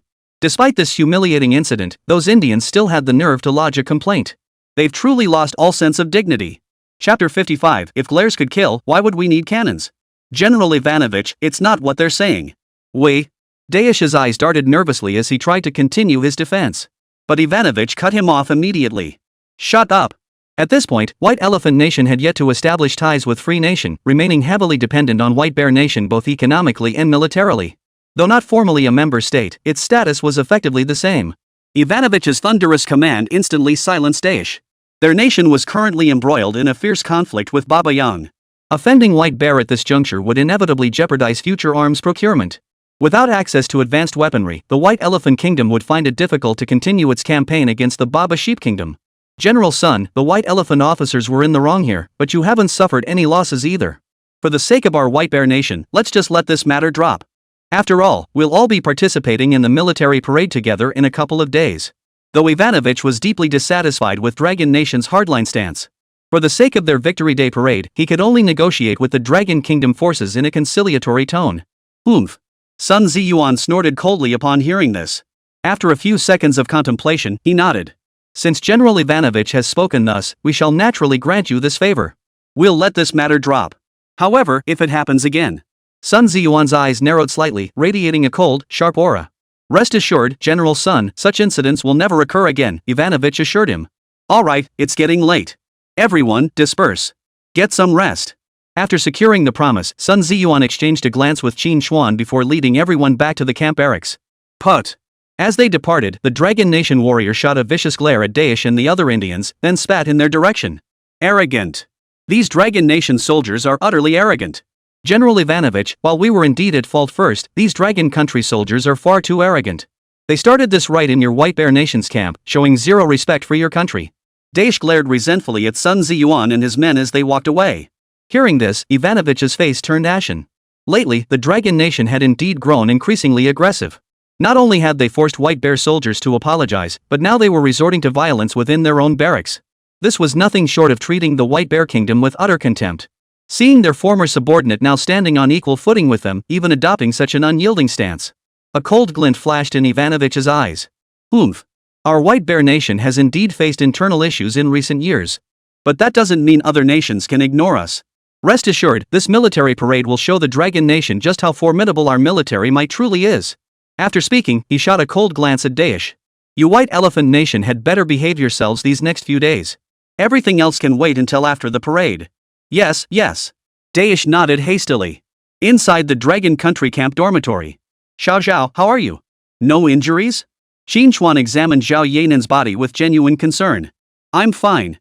Back in the army, we often sparred with male soldiers. Compared to our Longguo warriors, these White Elephant soldiers are nothing but chicks. Zhao Yanan flicked a strand of hair casually, utterly unfazed. Hearing this, Qín Chuān couldn't help but smile wryly. This Xiao Yanran looked so frail on the surface, yet she fought with such ferocity not an ounce weaker than the male soldiers in the military. No wonder the higher-ups assigned her to handle his security. Ha ha ha. Zhao, you did well this time. You didn't disgrace the Dragon Nation's military. Sun Ziyuan walked in with a smile, his eyes brimming with admiration for Zhao Yanan. As the military district commander, Sun Ziyuan was well aware of Zhao Yanran's true identity. Though he hadn't witnessed how she'd beaten the White Elephant officer earlier. But seeing the man cowering and howling, he knew just how badly he'd been beaten. Commander, I'm sorry. I shouldn't have acted impulsively. Seeing Sun Ziyuan enter, Zhao Yanran hurriedly stood up, her eyes darting nervously. Though her current duty was to protect Qín Chuān's personal safety, she remained a soldier at heart. Engaging in physical altercations with foreign soldiers without authorization was a clear violation of military discipline. What nonsense are you talking about? Our Dragon Nation came here precisely to demonstrate our strength. When we're abroad, we Dragon Nation people absolutely cannot be bullied. Besides, I've had my eye on those White Elephant scoundrels for ages. You handled this perfectly. I'll take full responsibility as your commander. Sun Ziyuan declared with a hearty laugh. Over the next few days, the Dragon Nation force's formidable demeanor spread throughout the military camps of all participating nations. Commanding officers of all participating nations issued strict orders prohibiting any conflicts with the Dragon Nation forces. Zhao Yanan's decisive action had thoroughly intimidated the other nations' forces. If even a female soldier from the Dragon Nation forces was this formidable, how powerful must their male warriors be? In stark contrast, the White Elephant Nation's troops became the laughingstock of all participating forces over the past 2 days. Especially after learning that the White Elephant soldier who had been beaten was now being transported to a hospital in Moscow for surgical treatment. If the surgery failed, this White Elephant officer might lose the ability to have children. Thus, Qín Chuān and his comrades spent their days in the White Bear Nation's military camp in relative calm. Finally, the day of the White Bear Kingdom's Victory Day military parade arrived. White Bear Nation. Moscow, Red Square. Huge crowds of White Bear Kingdom citizens had gathered, filling the vast Red Square to capacity. Over the past few years, as the White Bear Kingdom's economy continued to decline, internal conflicts had intensified. The White Bear citizens' morale had reached a breaking point, but this grand military parade served as a powerful shot in the arm for their spirits. It allowed the citizens of White Bear Nation to glimpse hope for the nation's continued strength. This was precisely one of the objectives of the White Bear Nation's leadership. Before the grandstand overlooking Red Square, the White Bear Kingdom's military and political elite had all taken their places. Even the Baltic Three Fools, who had been clamoring for independence, sent their high-ranking military commanders to observe the ceremony. In truth, they too wished to gauge the true extent of White Bear Nation's current military might. If it fell short of their expectations, they would have no further reservations and could decisively sever ties with White Bear Nation. But if the White Bear Nation demonstrated formidable military might, they would have to weigh whether they could bear the consequences of such a breakup. Beyond these nations, representatives from countries across the Middle East, Asia, and other regions invited to attend the parade also entered the venue. Whether by design or coincidence, the Dragon Kingdom's viewing section was positioned directly adjacent to the White Elephant Kingdoms. After Qín Chuān, Zhao Yanan, and their group took their seats, rows of furious, resentful stares from the White Elephant Kingdom section converged on them. News of a White Elephant officer being crippled by a Dragon Nation female soldier 2 days prior had been leaked by an unknown source and published by international media. The incident quickly caused an international uproar. The White Elephant Kingdom's military forces became the laughingstock of Blue Star's populace. This further tarnished the already poor image of the White Elephant Kingdom. However, Qín Chuān couldn't care less about the furious stares from the White Elephant Kingdom. If looks could kill, what need would there be for cannons? They were nothing but a bunch of clowns. Seeing their opponent utterly dismissive of them, the Indians' expressions darkened further, yet they were utterly helpless. They could only turn away in frustration, watching the White Bear Kingdom's military parade. Hurrah! Hurrah! Hurrah! Amidst the fervent cheers and shouts of the crowds surrounding Red Square, the White Bear Nation's Victory Day parade commenced. Chapter 56, White Bear Nation tanks make their debut. Why aren't you astonished? As the White Bear Nation's military parade, the main event was naturally the display of its armed forces. In the distance across Red Square, row upon row of White Bear soldiers, their formations impeccably aligned and radiating formidable presence, marched forward in precise step. Each soldier's eyes gleamed with fierce intensity. Steel rifles gripped tightly in their hands, a powerful aura radiating from their very presence. This commanding spectacle was something cameras couldn't capture. It could only be truly experienced in person. The White Bear Nation truly lives up to its reputation as a superpower. This military presence is formidable. Sun Ziyuan and the other Dragon Nation military personnel glanced over, their eyes filled with admiration. The White Bear Nation was now in decline. Many believed it stood on the brink of collapse. Yet regardless, as a nation that once commanded a million-strong Iron Tide, its military might remain terrifyingly formidable. Qín Chuān narrowed his eyes as he observed this White Bear Nation unit of exceptional combat prowess. Such formidable presence was matched by few nations across the entire Blue Star. Fortunately, the military prowess of the Dragon Nation was equally formidable. As the infantry formation marched across Red Square, an armored mechanized unit slowly approached from behind. This mechanized force was led by several armored vehicles and tracked infantry carriers, followed by multiple rocket launchers, howitzers, and mortars. Seeing these formidable ground-based firepower assets, Sun Ziyuan, Ho Linwei, and the others' eyes lit up. Within the army's weaponry units, aside from tanks, these various types of artillery and armored vehicles held equal importance. While Longguo's artillery development had advanced rapidly in recent years, but compared to the established land power, White Bear Nation, they still lagged behind in terms of equipment sophistication. Those are White Bear's self-propelled howitzers and mortar systems. Damn! You gotta admit, that country's got deep pockets. Even with our domestic economy in such a dire state, they've still managed to develop so many advanced heavy weapons. I wonder when our country will be able to develop artillery this advanced. Sun Ziyuan watched these formidable artillery systems with a touch of envy. Among these artillery units, only their self-propelled rocket launchers showed decent development domestically. Compared to the White Bear Nation, their other weapons still lagged significantly behind. Yeah, even though the White Bear Nation's economy has declined, their weapons remain highly advanced. Xiao Qin, when will Plant 307 help our army develop some advanced artillery systems? That would make our army unbeatable. Ho Linwei murmured with envy. Hearing this, Qín Chuān narrowed his eyes slightly. His primary purpose for coming this time was to acquire advanced military technology specifications from the White Bear Kingdom's forces. After the military parade concluded, as invited guests, the Dragon Nation's army would be granted access to inspect White Bear Nation's ground weaponry. All these advanced artillery systems would become his targets for acquisition. At this thought, Qín Chuān couldn't help but chuckle. No problem. Once we return, I'll secure several sets of advanced artillery equipment for the army. Really? Ha ha ha, then it's settled. Ho Linwei's eyes lit up at the news. Their tank units already possessed advanced third-generation tanks. If they could also upgrade the performance of all their artillery systems. Ho Linwei felt a surge of excitement just imagining it. Who on Blue Star would stand a chance against them then? just as Ho Linwei was envisioning how formidable their tank force would become in the future. A sudden, thunderous cheer erupted across the red square. All eyes were drawn to the source. Behind the armored mechanized forces, several colossal vehicles rumbled toward them. Even from a great distance, Qín Chuān and the others could feel the ground trembling slightly. Sun Ziyuan, Ho Linwei, and the others immediately snapped back to attention, their eyes fixed intently on the distant scene. The highlight of the White Bear Nation's parade is here. Sun Ziyuan narrowed his eyes. Qín Chuān, Zhao Yanan, and the others also looked over. On Red Square, 4 massive main battle tanks formed a line, advancing with formidable presence. The tanks were painted in camouflage, their hatches bearing 125mm automatic loading smoothbore cannons, showcasing formidable firepower. The moment these tanks appeared, they ignited intense discussion and cheers from the crowd both inside and outside the venue. The White Bear citizens surrounding Red Square, in particular, gazed at these imposing steel beasts with eyes burning with fervor. The Free Nation's status as a superpower rested on its formidable naval supremacy. In the minds of Free Nation citizens, aircraft carriers and naval fleets represented the most crucial military assets. The White Bear Nation, however, stands in stark contrast. Their rise to superpower status was built upon land power. A million-strong iron tide sweeps all before it, unstoppable. Thus, in the hearts of White Bear citizens, tanks were the true war totems they revered. Ladies and gentlemen, advancing toward us now is the White Bear Nation's new third-generation main battle tank. As it will not formally enter service with the Army until next year, it has been designated the T-90. A voice from the White Bear military suddenly echoed through the venue. This tank is an upgraded version of the T-72 main battle tank. It features an advanced fire control system, equipped with a 125mm automatic loading smoothbore gun capable of firing conventional shells and guided missiles. It incorporates the Curtain 1 electro-optical countermeasure system and a V84 MAV diesel engine, with a combat weight of 46.5 tons. Whoosh! Upon hearing the White Bear military's performance briefing for this tank, the military representatives seated at the various nations' tables all sucked in their breath in unison. The new third-generation main battle tank developed by White Bear Nation was indeed terrifyingly powerful.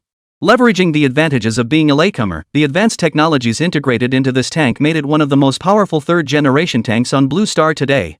The unveiling of this tank left the representatives of White Bear's member states looking grim. They had never imagined the military's newly developed third-generation tank would be so formidable. This development caused the breakaway member states to grow uneasy. Watching the entire audience stunned by this brand new third-generation tank, the high-ranking military officials of the White Bear Nation on the main viewing platform wore satisfied smiles. This was precisely the effect they had sought.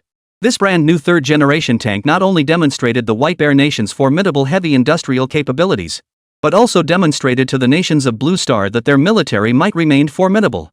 Northeast and the Free Nation, nations that had been eyeing them greedily, would now have to weigh the consequences of provoking the White Bear Nation. Ah, truly the mighty White Bear Nation. The performance specs of this third-generation tank are terrifyingly strong. Unlike certain nations that lack the capability to develop third-generation tanks and instead try to fool others with a second-and-a-half-generation tank. With this tank on the battlefield, all others will become laughingstocks. At the neighboring White Elephant Nation's seat, Daesh shot a smug glance at the Dragon Nation delegation, his tone laced with sarcasm. They had heard rumors that not only would the White Bear Nation showcase its new third-generation tank, but the Dragon Nation had also brought its newly developed domestic third-generation tank. In their eyes, this was nothing but Dragon Nation puffing itself up to avoid embarrassment. Daesh was certain that upon seeing the White Bear Nation's powerful third-generation tank, the Dragon Nation delegation would be overcome with shame. But when he prepared to witness the humiliated expressions of the Dragon Nation troops, he was stunned. For in the eyes of these Dragon Nation military representatives, he saw none of the awe or fear evident in the eyes of other nations' delegates. Instead, their gazes were remarkably calm, tinged with disappointment and disinterest. This sent a chill through Daesh's heart.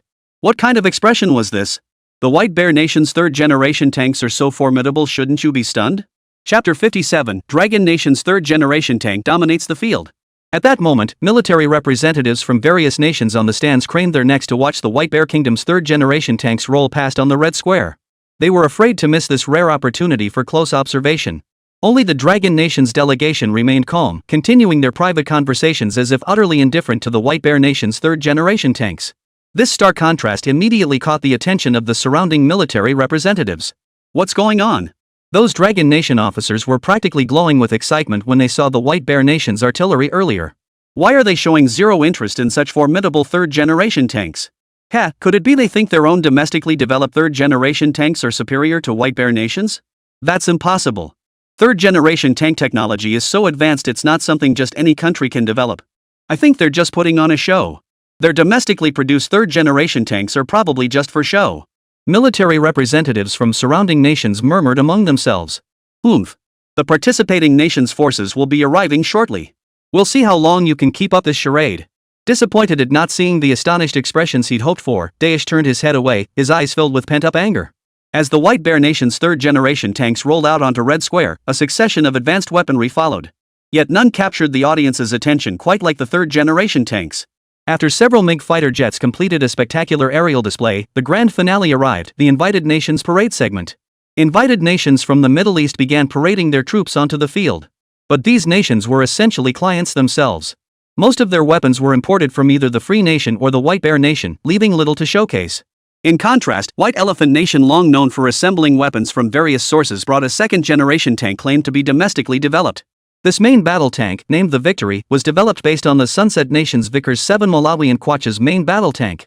As soon as the tank rolled out, White Elephant Commander Daesh immediately lifted his head, his eyes brimming with pride as he looked toward the Dragon Nation's formation. He wanted to see how the Dragon Nation would react.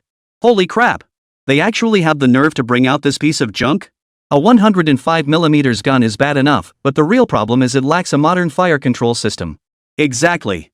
What era is this? Even our Type 80 tanks use integrated armor. And this tank still uses the weakest homogeneous steel armor? Ha ha ha, absolutely laughable. Faced with this tank utterly devoid of any redeeming features and riddled with fatal flaws, Ho Linwei and the other army officers couldn't help but burst into laughter. Damn it! How dare they mock us? Seeing Ho Linwei and the others' mocking expressions, Daesh was furious enough to jump up and down. Their painstakingly developed domestic tank was being dismissed as scrap metal by this group of Long Nation people. It wasn't just the Dragon Nation military representatives from other nations seated nearby also burst into uproarious laughter upon seeing the tank. The scene left the soldiers of White Elephant Nation red-faced and seething with rage. Roar! At that moment, the Dragon Nation's army unit, marching directly behind the White Elephant Nation's formation, made its entrance. The once boisterous Red Square instantly grew quiet. Compared to military powers like the White Bear Nation and the Free Nation, Dragon Nation's weaponry wasn't particularly advanced. However, in recent years, the Dragon Nation's military-industrial development had gained tremendous momentum, drawing the attention of numerous countries. Look! That's the third-generation tank developed entirely by the Dragon Nation. Whoa, look at that size. It's a whole size larger than the White Bear Kingdom's T-90 we just saw? And look at that 125mm smoothbore cannon barrel, its firepower seems genuinely formidable. Ha! The armor on this tank looks like it uses some new material never seen it before. Despite its size, this tank seems to have plenty of power. The appearance of the domestically developed third-generation tank instantly captured the attention of the military representatives and civilians gathered in the square. Though they weren't clear on its specific performance. Many tank experts present could discern the differences between this domestically produced third-generation tank and others. Even at the scene, representatives from several countries were already whispering among themselves. They planned to have their intelligence agencies specifically probe the technical specifications of this third-generation tank after the parade concluded. Standing on the main viewing platform, the high-ranking officers of the White Bear Nation's military watched the Dragon Nation's main battle tank, which clearly exuded a more imposing presence. Their expressions instantly turned grim. They too sensed that this tank was vastly different from any previously developed by the Dragon Nation. Although it couldn't showcase many technical maneuvers during the parade, the sheer power it displayed and the unprecedented new armor materials already subtly overshadowed their T-90 main battle tanks. Particularly at the end, when the Dragon Nation tank driver executed an extremely difficult tank drift right on Moscow's Red Square. This feat elicited gasps from countless spectators both inside and outside Red Square. How could this happen? General Ivanovich's face darkened as he gripped the viewing platform railing tightly. His eyes fixed with fierce hatred on the third-generation Dragon Nation tank that had stolen the show. This parade was supposed to be the moment for their own White Bear Nation's T-90 main battle tanks to take center stage. Yet on their own turf, they had been utterly outclassed by the main battle tanks brought by the Dragon Nation's army. This outcome was hard for the White Bear Nation's military leadership to swallow. Hadn't the Dragon Nation's tanks always been imitations of theirs? How could they suddenly surpass their own tanks? Something was off. Something is very wrong. Sir, the Dragon Nation's tank certainly looks intimidating and boasts formidable power. But who says armor made with new materials is automatically stronger? Besides, while this tank's gun barrel is the same caliber as ours, our shells are undoubtedly more advanced.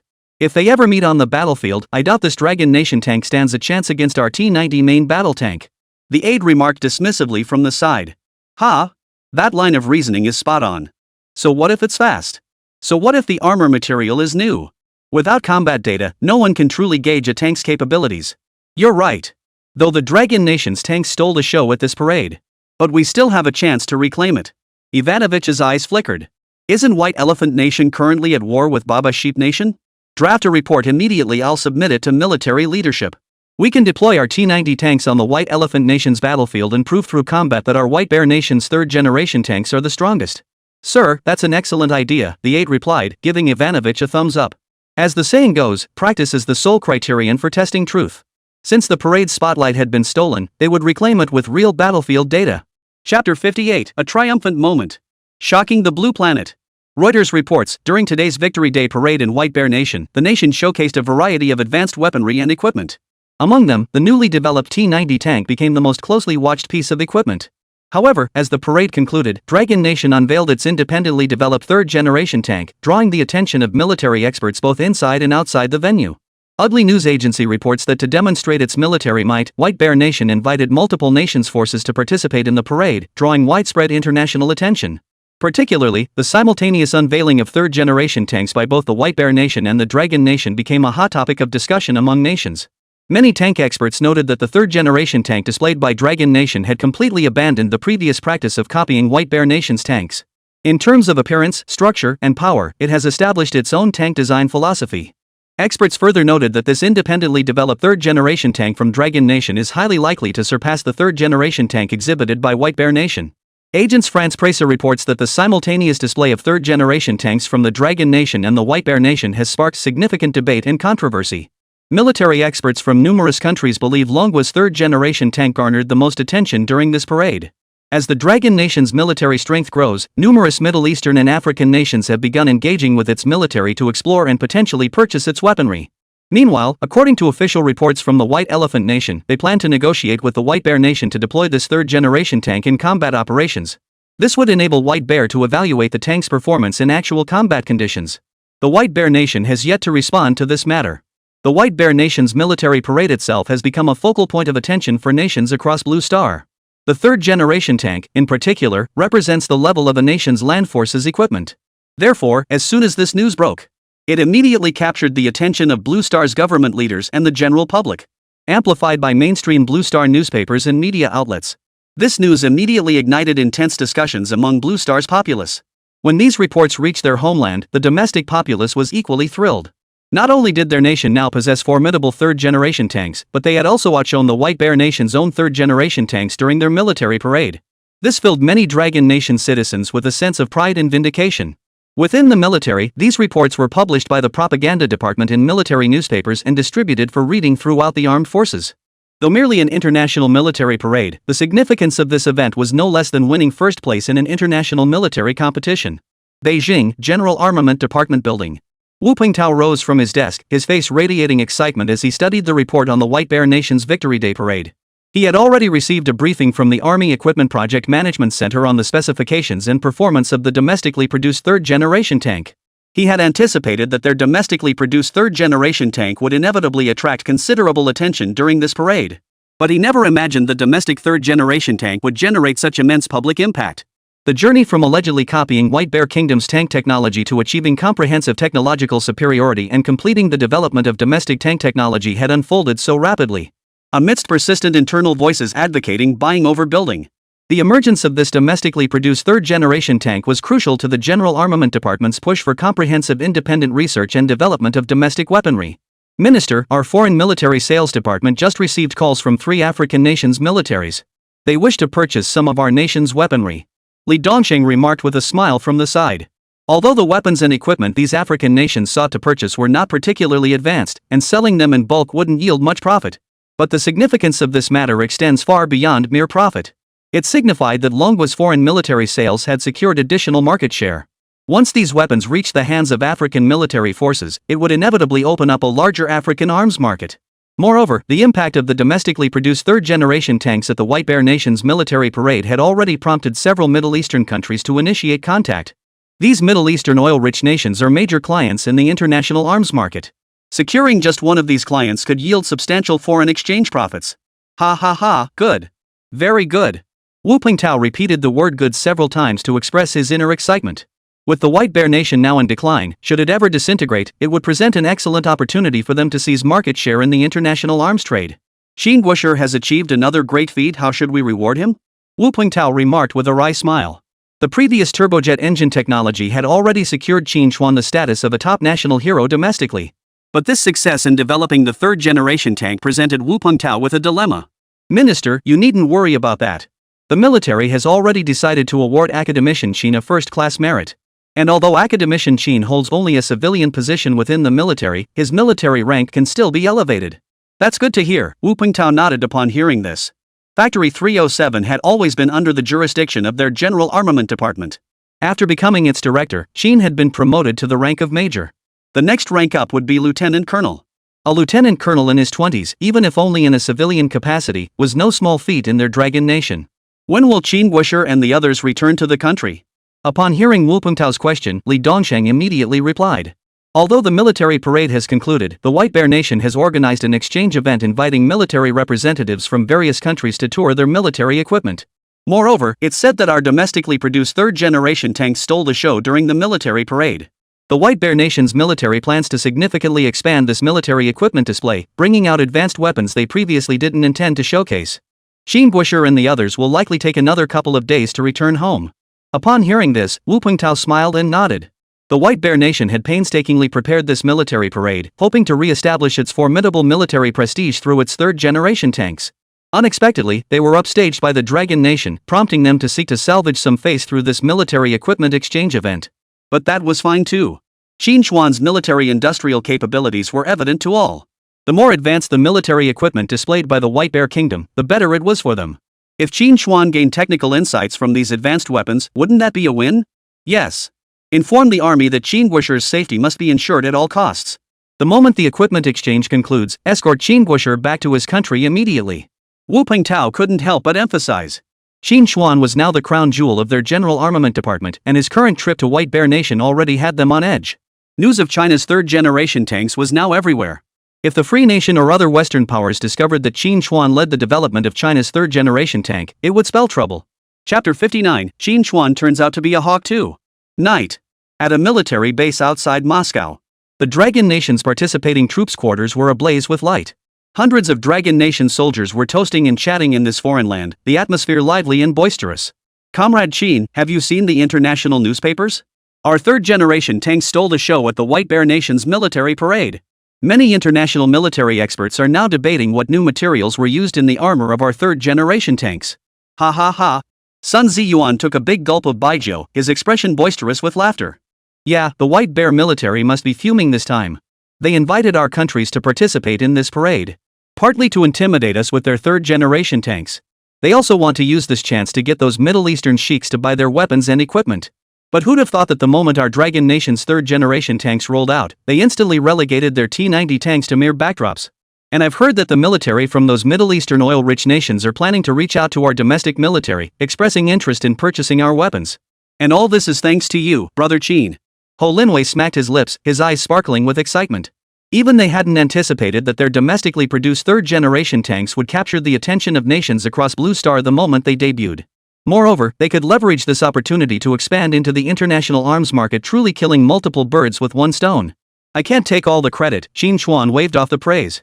The reason our domestically produced third-generation tank shone so brightly at the parade isn't just because of its outstanding performance. I believe there were also certain external factors at play. External factors? Comrade Qín, what do you mean by that? Sun Ziyuan and the others froze. Commander, don't you think our domestically produced tanks have gained too much exposure and influence? Hearing this, Sun Ziyuan furrowed his brow slightly. Officers like Ho Linwei from the Dragon Nation army also fell into deep thought. Had Qín Chuān not pointed it out, they truly hadn't considered this angle. But now they were gradually catching on. The international attention and heated discussions surrounding their third-generation tanks were alarmingly intense. As a nation positioned in a different camp from the Free Nations and Western powers, they hadn't been idle in developing advanced weaponry over the years. For instance, the Dongfeng missiles and rocket artillery systems, these advanced weapons developed by Longguo, only stirred minor ripples within their own borders. Western media, controlled by the Free Nation, never voluntarily covered them. Without exposure, discussion was non-existent. This time, however, it was different. Not only did major international news agencies like AFP and AP rush to cover the story, even renowned international tank experts have weighed in. Crucially, most of these Western tank experts claimed that their own third-generation tanks completely outclassed those of the Bear Nation. These mainstream international media outlets and military experts are all propaganda tools manipulated by the Free Nation and the West. They simply couldn't believe the Free Nation would be so benevolent as to unconditionally assist the Dragon Nation with military propaganda. There's no way they'd believe there's no hidden agenda here. Comrade Qín, are you suggesting there's something fishy behind this? Sun Ziyuan raised an eyebrow, his voice deepening. Yes, absolutely, Qín Chuān nodded. The reason the Free Nation and Western countries so readily acknowledge the superiority of our domestically produced third-generation tanks is undoubtedly to suppress the White Bear Nation and to flatter us to death. Hearing this, both Sun Ziyuan and Ho Linwei's pupils contracted slightly. Initially, they hadn't grasped the implication, but Qín Chuān's words finally illuminated the crux of the matter. The White Bear Nation was now in its twilight years. Anyone with even basic military knowledge could see it was teetering on the brink of collapse. The once mighty White Bear Nation could crumble at any moment. The White Bear Kingdom had staged this grand military parade precisely to demonstrate its strength to the outside world, aiming to intimidate the various powers on Blue Star. Yet now, with the spotlight stolen by their third-generation tanks, the White Bear Kingdom's attempt to assert military dominance had clearly fallen short of expectations. The Free Nation and Western powers seized this opportunity to further undermine the White Bear Kingdom's military image by amplifying propaganda about the formidable capabilities of its domestically produced third-generation tanks. Once the White Bear Nation completely collapses, these Western media outlets and military experts will inevitably step forward again. They would claim that their domestically produced third-generation tanks are inferior to those of the Free Nation, and so on. This would simultaneously undermine the Dragon Nation's international military image, achieving two objectives with one strike. Bang! I knew there was something fishy about the Free Nation and these Western countries suddenly acting so conscientious and helping us with our propaganda. Turns out they never had good intentions. Sun Ziyuan slammed his fist on the table, his eyes blazing with fury. We're done for. Doesn't that mean we've fallen right into the Free Nation's trap? They've used us as their pawns? Ho Linwei spoke urgently, his face twisted with anxiety. Brother Qín, what should we do now? He hadn't anticipated the Free Nation and the others would be so treacherous. Though the Free Nation and those Western countries harbor ill intentions, we needn't worry too much about this matter. Qín Chuān calmly took a bite of his dish, smiling as he looked around at everyone. Ha! Little Qín, what do you mean by that? Ho Linwei was momentarily bewildered. Qín Chuān had just claimed this was a conspiracy by the Free Nation and Western powers. How could it suddenly be no big deal now? The Free Nation and their allies intended to use this opportunity to kill two birds with one stone, targeting both us and the White Bear Nation. But they overlooked one crucial fact. Qín Chuān's lips curved upward. What fact? The entire premise of the Free Nation strategy stems from one belief, that our domestically produced third-generation tanks aren't actually that capable. Therefore, if we can demonstrate the capabilities of our third-generation tanks in actual combat, the Free Nation's entire argument will collapse on its own. Hearing this, Sun Ziyuan, Ho Linwei, and the others froze. Prove our third-generation tanks' capabilities in combat? That's certainly a sound approach, but where on earth would we find a battlefield? In recent years, both domestically and internationally, the Dragon Nation had enjoyed a period of peace and stability, which had provided them with favorable opportunities for development. Their nation's philosophy prioritized peace, making it impossible for them to brandish military might indiscriminately like the Free Nation, flaunting their power across the Blue Star. They certainly couldn't start a war with another country just to prove the performance of their domestically produced third-generation tanks. While this might align with the hawkish views of someone like Sun Ziyuan, the Dragon Nation's leadership would certainly never approve. We may lack battlefields domestically, but they exist abroad. Commander, I heard White Elephant Nation recently went to war with Barbary Sheep Nation. Is that correct? Correct. Sun Ziyuan nodded. This wasn't exactly a secret. The conflict between White Elephant Nation and Baba Sheep Nation had been simmering for years.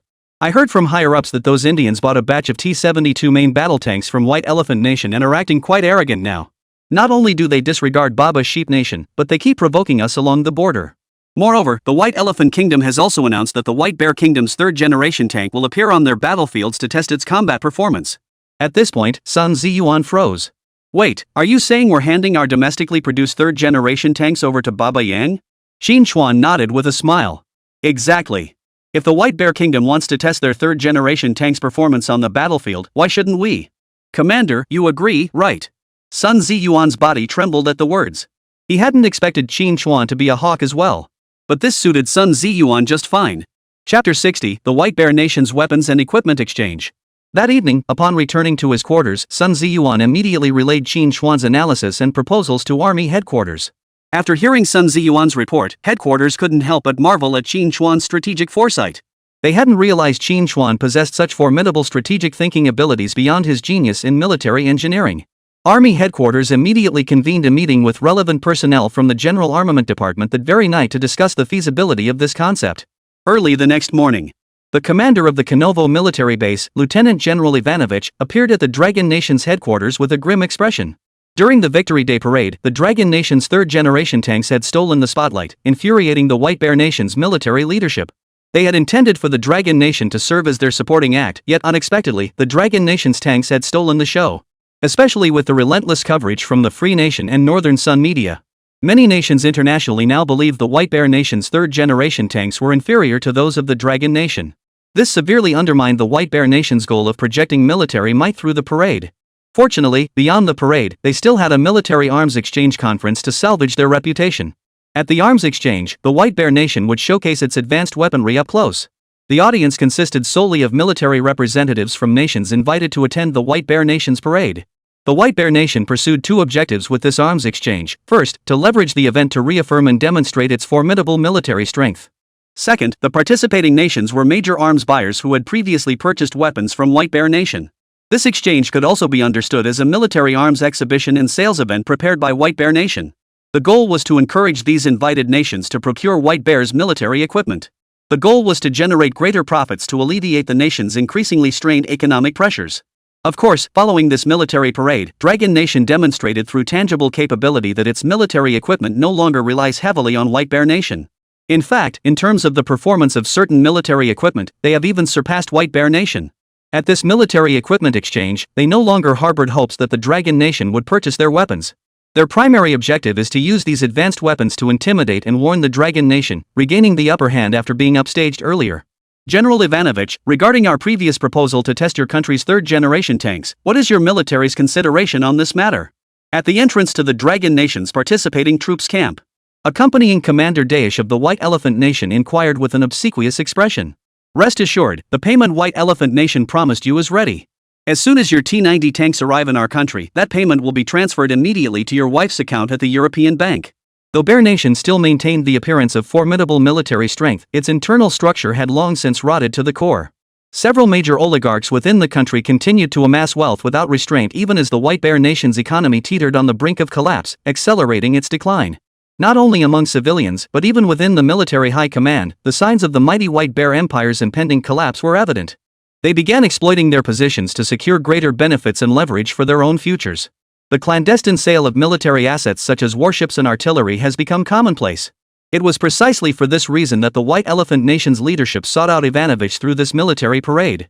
They hoped to leverage his connections to secure battlefield deployment rights for the T-90 third-generation tanks.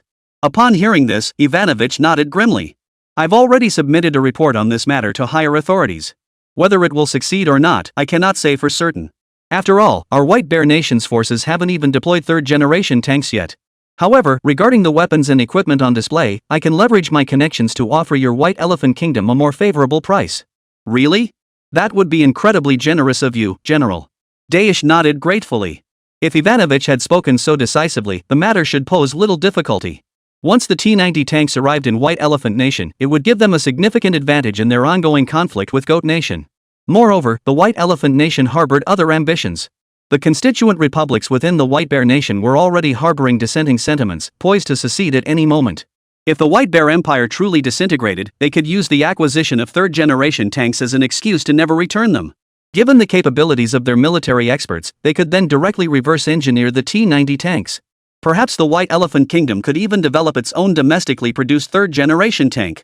With domestically produced third-generation tanks, their army's combat capabilities would surge dramatically. Wouldn't the neighboring Barbary sheep nation be easily overrun by their ground forces? And it wouldn't just be Baba sheep, even the neighboring Dragon Nation might not stand a chance against them. At this thought, Daesh burst into excited laughter. After all, surpassing the Dragon Nation to become Asia's true dominant power was their greatest dream. Ivanovich watched Daesh standing alone, grinning foolishly, his eyes filled with disdain. If it weren't for the need to secure more wealth for his own future, just in case, he'd never have agreed to partner with these brainless, arrogant Indians. Enough with the silly grinning. The Dragon Nation's people are coming out. At those words, Daesh's expression instantly tightened. Within the Dragon Nation's compound, Sun Ziyuan, Qín Chuān, and the others emerged with light steps. General Ivanovich, we're sorry to have kept you waiting. Thanks to the outstanding performance of the domestically produced third-generation tank yesterday, Sun Ziyuan was in a remarkably good mood. He greeted Ivanovich and his men with a cheerful smile. Seeing his expression only deepened Ivanovich's hatred. However, Sun Ziyuan and his men were still guests of the White Bear Nation, so he couldn't let his feelings show too obviously. Right. Let's proceed. The military equipment exchange is about to begin. Ivanovich gave a slight nod before leading the group out of the barracks with an icy expression. Commander, that White Bear commander seems pretty unhappy, Ho Linwei whispered from the side. Of course. Yesterday we stole the spotlight from their third-generation tanks. You'd be upset too. Oomph. But it doesn't matter. They never had any good intentions from the start anyway. Sun Ziyuan's lips curled upward, his eyes gleaming with satisfaction. Beside him, Qín Chuān narrowed his eyes, calculating how many advanced technology entries they could seize later. With each harboring their own hidden agendas, the group arrived by vehicle at a large military factory on the outskirts of Linjiao City, Saida. Everyone, we've arrived. You'll now have the opportunity to examine our White Bear Nation's advanced ground forces equipment up close. Beyond what was displayed during yesterday's military parade, numerous other advanced weapons and equipment will be showcased here. At these words, military representatives from both the White Elephant Nation and other Middle Eastern countries revealed a hint of excitement in their eyes. Although the White Bear Nation's T-90 tank hadn't achieved the anticipated publicity effect, no one doubted the formidable strength of its weaponry. Numerous nations had already made plans to procure White Bear arms. Particularly the Middle Eastern princes wearing turbans, who rubbed the glittering gold rings on their fingers. They looked ready to go on a shopping spree at the vegetable market. Chapter 61, Feeling Inferior. Middle Eastern princes splurge big time. Qín Chuān paused outside the military factory named Seidlinger Tractor Plant, narrowing his eyes slightly. He knew a thing or two about this military factory in White Bear Nation. Though named a tractor factory, it was one of the most renowned military plants in White Bear Nation's history. Especially remarkable was its ability to maintain robust production even amidst the ravages of war. During the Seidlinger battle, this military factory became the very heart of the city's defense. A significant portion of the White Bear Nation's tanks, artillery tractors, and other military vehicles were produced in this very facility. Upon entering the vast exhibition hall of the military factory, the invited military representatives from various nations were immediately captivated by the array of military equipment on display. Ladies and gentlemen, this is the exhibition area for our weapons and armor exchange conference. Now, let me introduce you to these advanced weapons. Ivanovich stepped in as an impromptu guide, enthusiastically explaining to the group. This is our nation's most advanced long-range multiple rocket launcher, the BM-30 Tornado. With a 300mm caliber and 12 launch tubes, it boasts a range of 70 kilometers, a salvo time of 38 seconds, and a coverage area of 67 hectares. It is equipped with various munitions, including high-explosive shells, thermobaric shells, cluster munitions, and guided missiles. Built on the MXZ 543 M8 wheeled heavy-duty off-road chassis, it has a combat weight of 43.7 tons, amphibious capability, and a road speed of 60 km per hour. Ivanovich proudly led the group to an advanced rocket artillery system. The White Bear Nation harbors a special affection for rocket artillery itself. The renowned Commander Joseph of the White Bear Nation once famously declared on the battlefield, "Artillery is the god of war." Rocket artillery has always been a crucial component in their army's arsenal. During World War II, the White Bear Nation's land forces consistently employed a strategy of unleashing overwhelming firepower across the battlefield with a massive array of artillery, shattering enemy defenses with devastating force. Back then, the Dragon Nation was profoundly affected by the White Bear Nation's firepower, developing a phobia of insufficient firepower. Sun Ziyuan and other Dragon Nation military representatives also held a particular fascination for rocket artillery. Holy crap! This is the legendary Tornado rocket artillery system. I finally get to see the real thing today. Wow, wow, wow. As expected of White Bear Nation, this rocket artillery system's performance is truly formidable. When will we ever have artillery this advanced? Ho Linwei and the other Dragon Nation army representatives gazed at the rocket launcher with envious eyes, their admiration palpable. Qín Chuān, too, was captivated by this rocket artillery system. As the earliest developer of modern rocket artillery, the Katyusha rocket artillery gained fame during World War II, inflicting heavy casualties on the formidable Han's-Cat Nation forces. The Dragon Nation also achieved remarkable battlefield successes with this rocket artillery system. Later, the Hail rocket, featuring advanced stabilizer technology, spread widely and was adopted by the armed forces of as many as 56 countries. It became the second most influential guerrilla weapon after the AK-47 rifle. The Tornado rocket launcher, newly developed by the White Bear Nation, represents the most advanced rocket artillery system currently available. The White Bear Nation military holds high expectations for this advanced rocket artillery system. General Ivanovich, is this rocket launcher truly that advanced? Does it really have a maximum range of 70 kilometers? A prince wrapped in a white headscarf within the Shat military delegation inquired with keen interest. Currently, most mainstream rocket launchers on the Blue Star market have a range of around 30 to 40 kilometers. Only the M270 rocket artillery system from the Free Nation could achieve a maximum range of 70 kilometers. However, that system had only recently been developed by the Free Nation and was not available for sale. Thus, the White Bear Nation's Tornado rocket launcher became the longest-range rocket system they could actually purchase. Meanwhile, in the Middle East, Saudi Arabia had amassed immense wealth from its inexhaustible underground oil reserves. Despite their vast wealth, they lacked the corresponding military capabilities to protect themselves. The Iran-Iraq War in particular made Saudi Arabia, with its vast wealth but limited military capabilities, acutely aware of the dangers. Ground-based weapons like rocket launchers, with their formidable firepower, became their prized acquisitions. Ivanovich also places great importance on these Middle Eastern big spenders. In the international arms market of their White Bear Nation, aside from White Elephant Country, these Middle Eastern big spenders were the largest purchasers of their weapons and equipment. Moreover, these Middle Eastern big spenders share another characteristic: once they set their sights on something, they rarely haggle over the price. They were the most coveted, high-value customers for arms dealers worldwide. Seeing Prince Shat's keen interest in their rocket artillery system, Ivanovich's enthusiasm immediately surged. Prince Aziz, our White Bear Nation's weaponry specifications are always accurate. This rocket launcher boasts formidable performance. And what is the price for this rocket artillery system? Prince Aziz nodded and pressed further. Hearing this, military representatives from other nations all turned their attention to the discussion. They were all intrigued by this advanced rocket launcher. Even the Dragon Nation's military representatives, including Sun Ziyuan, felt their interest stir. If the White Bear Nation's rocket launcher was reasonably priced, they might report back to their military leadership and purchase a batch. Prince Aziz, this rocket launcher system is our White Bear Nation's latest research achievement. We originally had no intention of selling it externally. However, to express our gratitude to the invited nations for attending our military parade, the White Bear military has decided to offer these weapons for priority sale to the countries present here. As I mentioned earlier, the performance of this rocket launcher comes at a price. Each Tornado rocket launcher is priced at $5 million, while each rocket projectile costs $450,000. If you require larger quantities, we can offer additional discounts. Ivanovich explained with a smile. Whoa! A rocket artillery system costing $5 million per unit? And a single rocket costs $450,000? Hearing these figures, military representatives from several nations present sucked in their breath in shock. Sun Ziyuan and the other Dragon Nation officers' eyes widened in utter shock.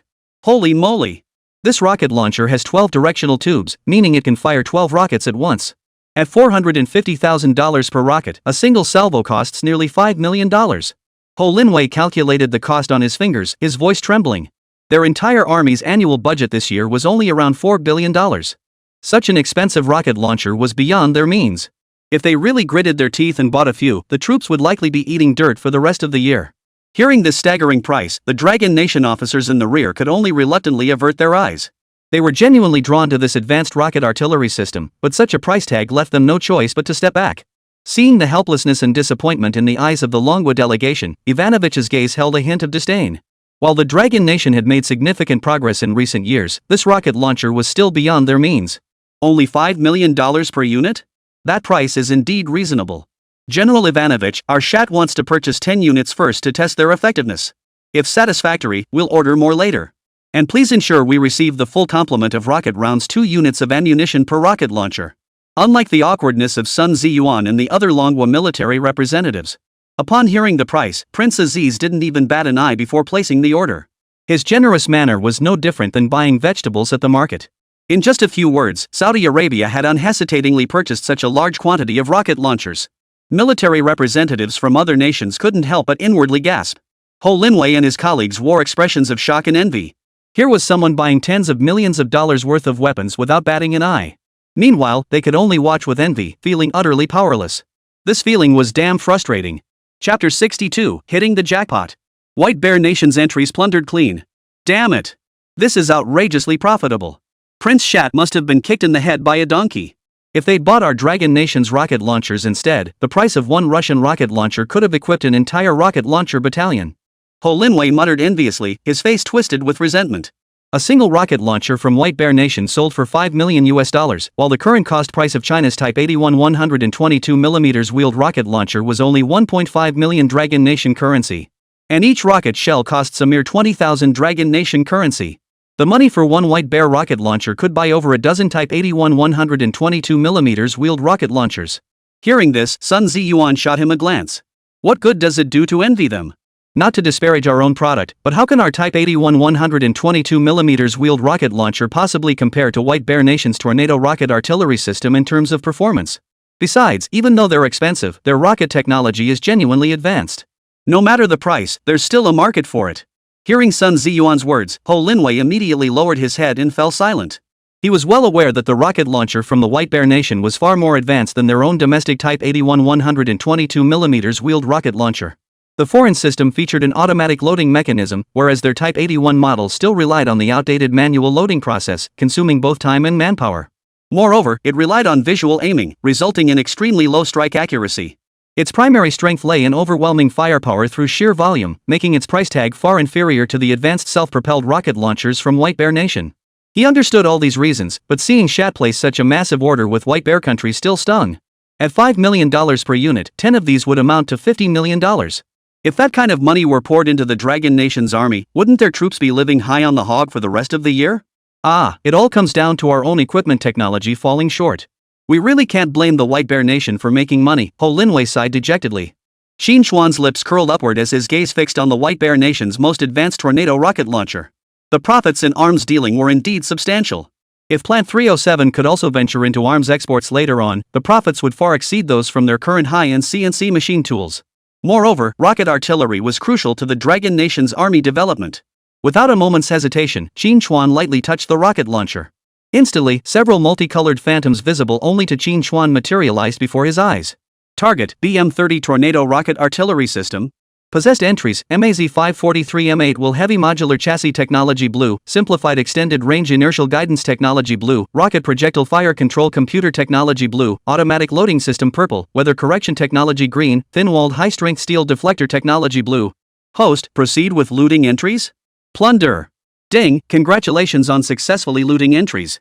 Entries acquired, MAZ-543M8 will Heavy Modular Chassis Technology Blue, Simplified Extended Range Inertial Guidance Technology Blue, Rocket Projectile Fire Control Computer Technology Blue, Automatic Loading System Purple, Meteorological Correction Technology Green, Thin-Walled High-Strength Steel Directional Technology Blue, 9M554 Rocket Projectile. Host's remaining entry fragments, 12.5 million.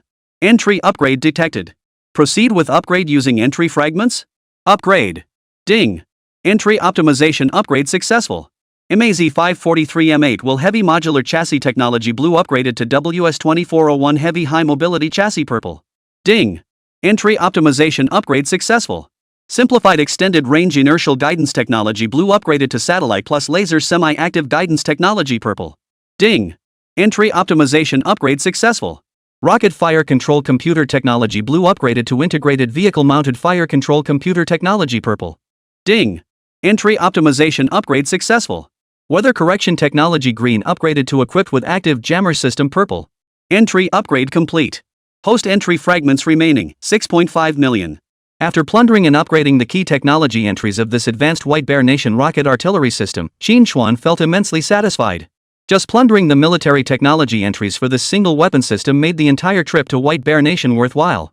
Not to mention, there were still numerous other advanced weapons and equipment to come. Prince Aziz, we deeply appreciate your nation's trust in our weaponry. Once we've reviewed all the weapons and equipment at the exhibition, shall we continue our discussions regarding the rocket artillery system order? Ivanovich said with a slight smile. He hadn't anticipated that this rocket artillery system would be so favored by Shat. In just a short while, he had already secured a major arms deal. Once the weapons and armored vehicles exchange concluded, the military high command would surely praise him highly. However, Ivanovich desired more than just this.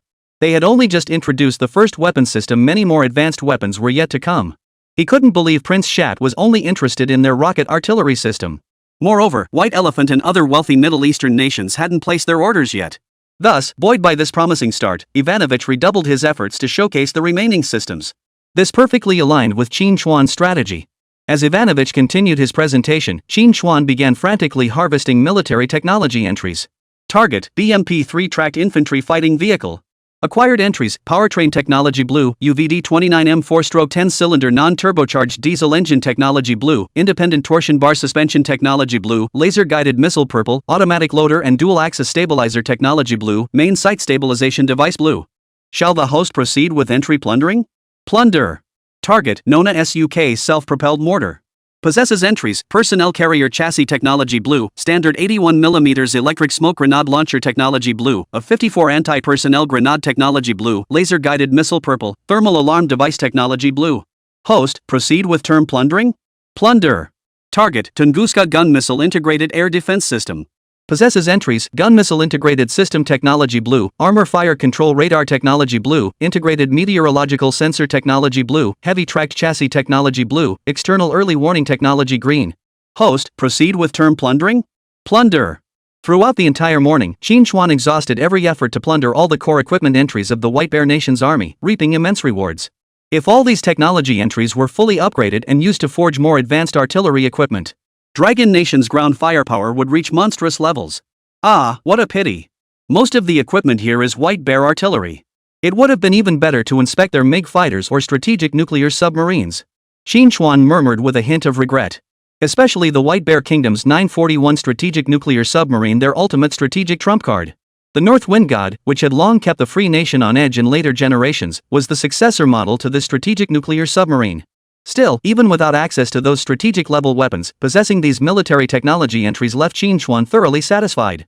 After Ivanovich's exhaustive morning presentation, the White Bear military delegation had also gained substantial insights. Beyond the initial large order of rocket launchers purchased by Prince Shat, Prince Aziz also made numerous purchases of subsequent advanced artillery systems without batting an eye. His extravagant spending left Ho Linwei and the other Chinese military representatives speechless.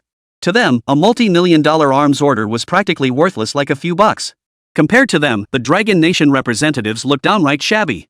Chapter 63, The Hidden Ace Up Our Sleeve. The Super Large Transport Aircraft. Don't worry, we'll have these weapons in Longguo soon enough.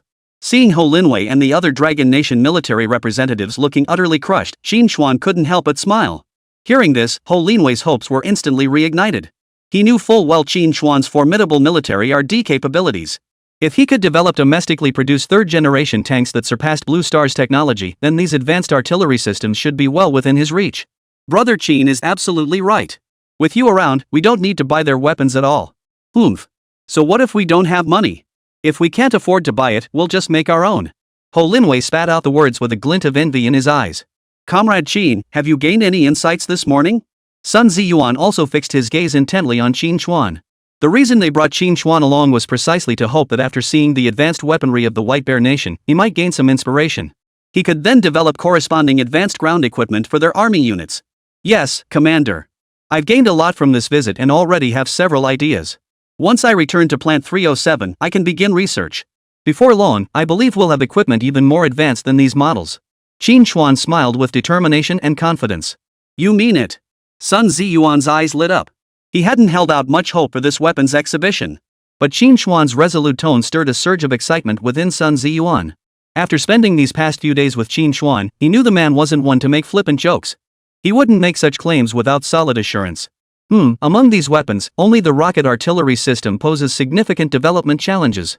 The other artillery pieces and armored vehicles have solid foundations domestically, so their development shouldn't be too difficult. Qín Chuān answered with unwavering certainty. Great. Hearing that puts my mind at ease. Sun Ziyuan smiled with satisfaction. Once we return, the General Armament Department will coordinate with you. As for the research funding, our unit will cover it. Earlier, Qín Chuān's successful development of the domestically produced third-generation tank had prompted the Army headquarters to prioritize allocating a military budget to their 48th Group Army. Now, their unit was flush with cash, the very foundation of Sun Ziyuan's current assertiveness. Commander, we've pretty much finished showcasing all the weapons here. Shouldn't the arms exchange be wrapping up soon? Qín Chuān asked curiously. I'm not sure, Sun Ziyuan shook his head. According to Bear Nation's original plan, perhaps displaying these weapons and equipment is sufficient. But after our domestically produced third-generation tanks stole the spotlight from their T-90 tanks during yesterday's parade, the White Bear military seems poised to ramp up their exhibition. Rumor has it they plan to unveil several top-secret technologies currently under development, though whether that's true remains to be seen. Top-secret technologies under development? Qín Chuān exclaimed in astonishment. As the only nation capable of rivaling the Free Nation, the White Bear Nation possessed numerous cutting-edge technologies during the late Cold War era. Many of its military technologies even surpassed those of the Free Nation. Unfortunately, with the final collapse of the Bear Nation, many powerful weapons and equipment were permanently shelved. While Qín Chuān pondered this, Ivanovich addressed the invited military representatives from various nations with pride. Ladies and gentlemen, what you've just seen are various artillery pieces and armored weapons of the White Bear Nation's army. For this Weapons and Equipment Symposium, our military has decided to showcase several advanced weapons still under development. Although these weapons have not yet been fully developed, you may still draw inspiration from them. They may prove beneficial to your respective nation's military research. Though Ivanovich spoke thus, he did not truly believe the experts present could extract useful technology from these unfinished prototypes. After all, while this weapons and armor exchange allowed attendees to observe, it strictly prohibited bringing in any photographic or listening devices. This was one of the key reasons the White Bear military dared to showcase its covertly developed advanced technology. Another crucial factor was that while these black tech weapons possessed cutting-edge technology and formidable power, their development costs were also astronomically high. During White Bear Nation's period of prosperity, they possessed sufficient funds to pursue such cutting-edge research. However, with the nation's economy now teetering on the brink of collapse, it simply lacked the resources to continue these projects. Since these advanced weapon projects have been suspended by the military anyway, it would be better to seize this opportunity to showcase the White Bear Nation's formidable military R&D capabilities to the world. If even White Bear Nation lacks the capacity to pursue these military projects, other nations certainly cannot. Indeed, they still have cutting-edge technologies up their sleeves. Hearing this, the military representatives from various nations present all looked visibly excited. They had long heard rumors that the White Bear Nation's military secretly developed numerous devastating weapons. But such high-level military research was something they could never have witnessed during the White Bear Nation's heyday. Only now, with the White Bear Nation in decline, did they need these advanced black technologies to maintain the appearance of military might. Only then did they get a glimpse of these systems. Though they understood that even if they saw these cutting-edge weapons, they would have no means to acquire the underlying technology. But at the very least, it would broaden their horizons and expand the horizons of military research and development across nations. With hearts filled with excitement and curiosity, the group followed Ivanovich to a large, enclosed workshop at the rear of the military factory. After exchanging words with several White Bear soldiers guarding the entrance, the sealed workshop doors slowly swung open. A heavy, musty odor wafted out from within. Qín Chuān narrowed his eyes slightly. Judging by the appearance, this workshop had likely been sealed off for quite some time. The White Bear Nation's military had long been severely corrupted internally, otherwise, such major military projects wouldn't have stalled for so long due to lack of R&D funding. Please come in, everyone, Ivanovich said proudly. As rows of overhead lights illuminated the vast workshop, the once dim interior suddenly brightened like daylight. Qín Chuān's pupils contracted involuntarily at the sight of several military equipment pieces displayed within the workshop. Before him stood a transport aircraft, only half completed, clearly a project halted mid-production. Holy crap! I've never seen a transport aircraft this massive before. Compared to this giant, our Air Force's Yun 8C transport looks like a toddler. This must be the largest transport aircraft on Blue Star. Although most of the military representatives invited to attend this parade were experts in the field of ground forces, this in no way diminished the sheer visual impact of witnessing this colossal transport aircraft. Watching the awe and astonishment in the eyes of the international military representatives, Ivanovich smiled with satisfaction. This was precisely the reaction he had hoped to see. This colossal workshop housed nothing but the White Bear Nation's top-tier military equipment, long kept under wraps by their armed forces. Each piece of weaponry showcased the White Bear Nation's unrivaled military R&D capabilities and its ambition to dominate Blue Star. Chapter 64, not over yet? There's more. General Ivanovich, is this your nation's newly developed large military transport aircraft? White Elephant Commander Daesh stared at the massive, unfinished silhouette with palpable excitement. In modern military conflicts, support aircraft, primarily military transporters, bear the brunt of operations, deployed on a scale nearly matching that of frontline combat aircraft. Their role is highly significant throughout the entire combat process and system-on-system confrontation. The number of military transport aircraft, especially large military transport aircraft, along with their technological sophistication and transport capabilities, serve as a crucial indicator of a nation's defense strength. Only 5 or 6 nations on the entire Blue Star possess the capability to independently produce transport aircraft. Currently, only the Free Nation and the White Bear Nation possess the capability to develop and produce large transport aircraft. Even the rapidly developing Dragon Nation has only a few domestically developed medium military transport aircraft. As for the White Elephant Nation, they can only import expensive medium transport aircraft from the White Bear Nation. The White Elephant Nation, fixated on becoming the dominant power in Asia and even the entire Blue Star, has long coveted large transport aircraft. Now, seeing this super transport aircraft significantly larger than standard military transporters, Daesh's heart raced, his eyes burning with greedy fervor. That's right. This is the super large military transport aircraft developed by our White Bear Nation, the Tupolev Tu-225. This aircraft has a maximum takeoff weight of 640 tons, a cargo hold maximum payload of 250 tons, a top fuselage maximum payload of 200 tons, a fuselage length of 84 meters, and a wingspan of 88.4 meters. Both its payload capacity and takeoff weight are the strongest on Blue Star. What you're seeing is our currently unfinished second prototype. It really is the In-225 transport aircraft. Hearing Ivanovich's words, Qín Chuān was overcome with excitement. In his previous life, he had heard of this super transport aircraft. Originally developed to transport the Snowstorm space shuttle for the Polar Bear Nation. To accelerate development and minimize costs, designers based the project on the In-124 airframe. It wasn't until late last year that the first prototype was finally assembled at the aircraft auxiliary plant. The world's largest aircraft caused a sensation and astonishment among all nations of Blue Star the moment it made its debut. Ivanovich's earlier claim that its payload and takeoff weight were the strongest on Blue Star was actually quite conservative. In reality, this super transport aircraft shattered a total of 250 Blue Star records. Many of these Blue Star records remained unbroken until Qín Chuān's time travel in later generations. Without exaggeration, this super transport aircraft stands as Blue Star's most powerful military transport period. It was unfortunate that the White Bear Nation's military had originally planned to build 2 units. However, as the White Bear Nation's economy deteriorated to a point where it could no longer support the costly space exploration program, the Blizzard project was forced to terminate after only 1 successful launch. The Tupolev Tu-25, designed and built specifically for the space program, naturally lost its purpose. The second Tupolev Tu-25 was only partially completed and placed in storage. Subsequent plans to finish it were repeatedly proposed but ultimately abandoned. The sole surviving aircraft, the world's largest, was utterly destroyed in the war. Since then, no super transport aircraft of comparable power has ever existed on Blue Star. Gazing at the half-finished fuselage of this super transport, Qín Chuān knew this must be the unfinished second In-225. His eyes immediately flashed with sharp determination. The importance of large military transport aircraft was undeniable, especially in the various wars of later generations, where they played an extremely vital role. Though China had already developed the capability to manufacture medium-sized military transport aircraft, there remained a considerable gap compared to super transport aircraft.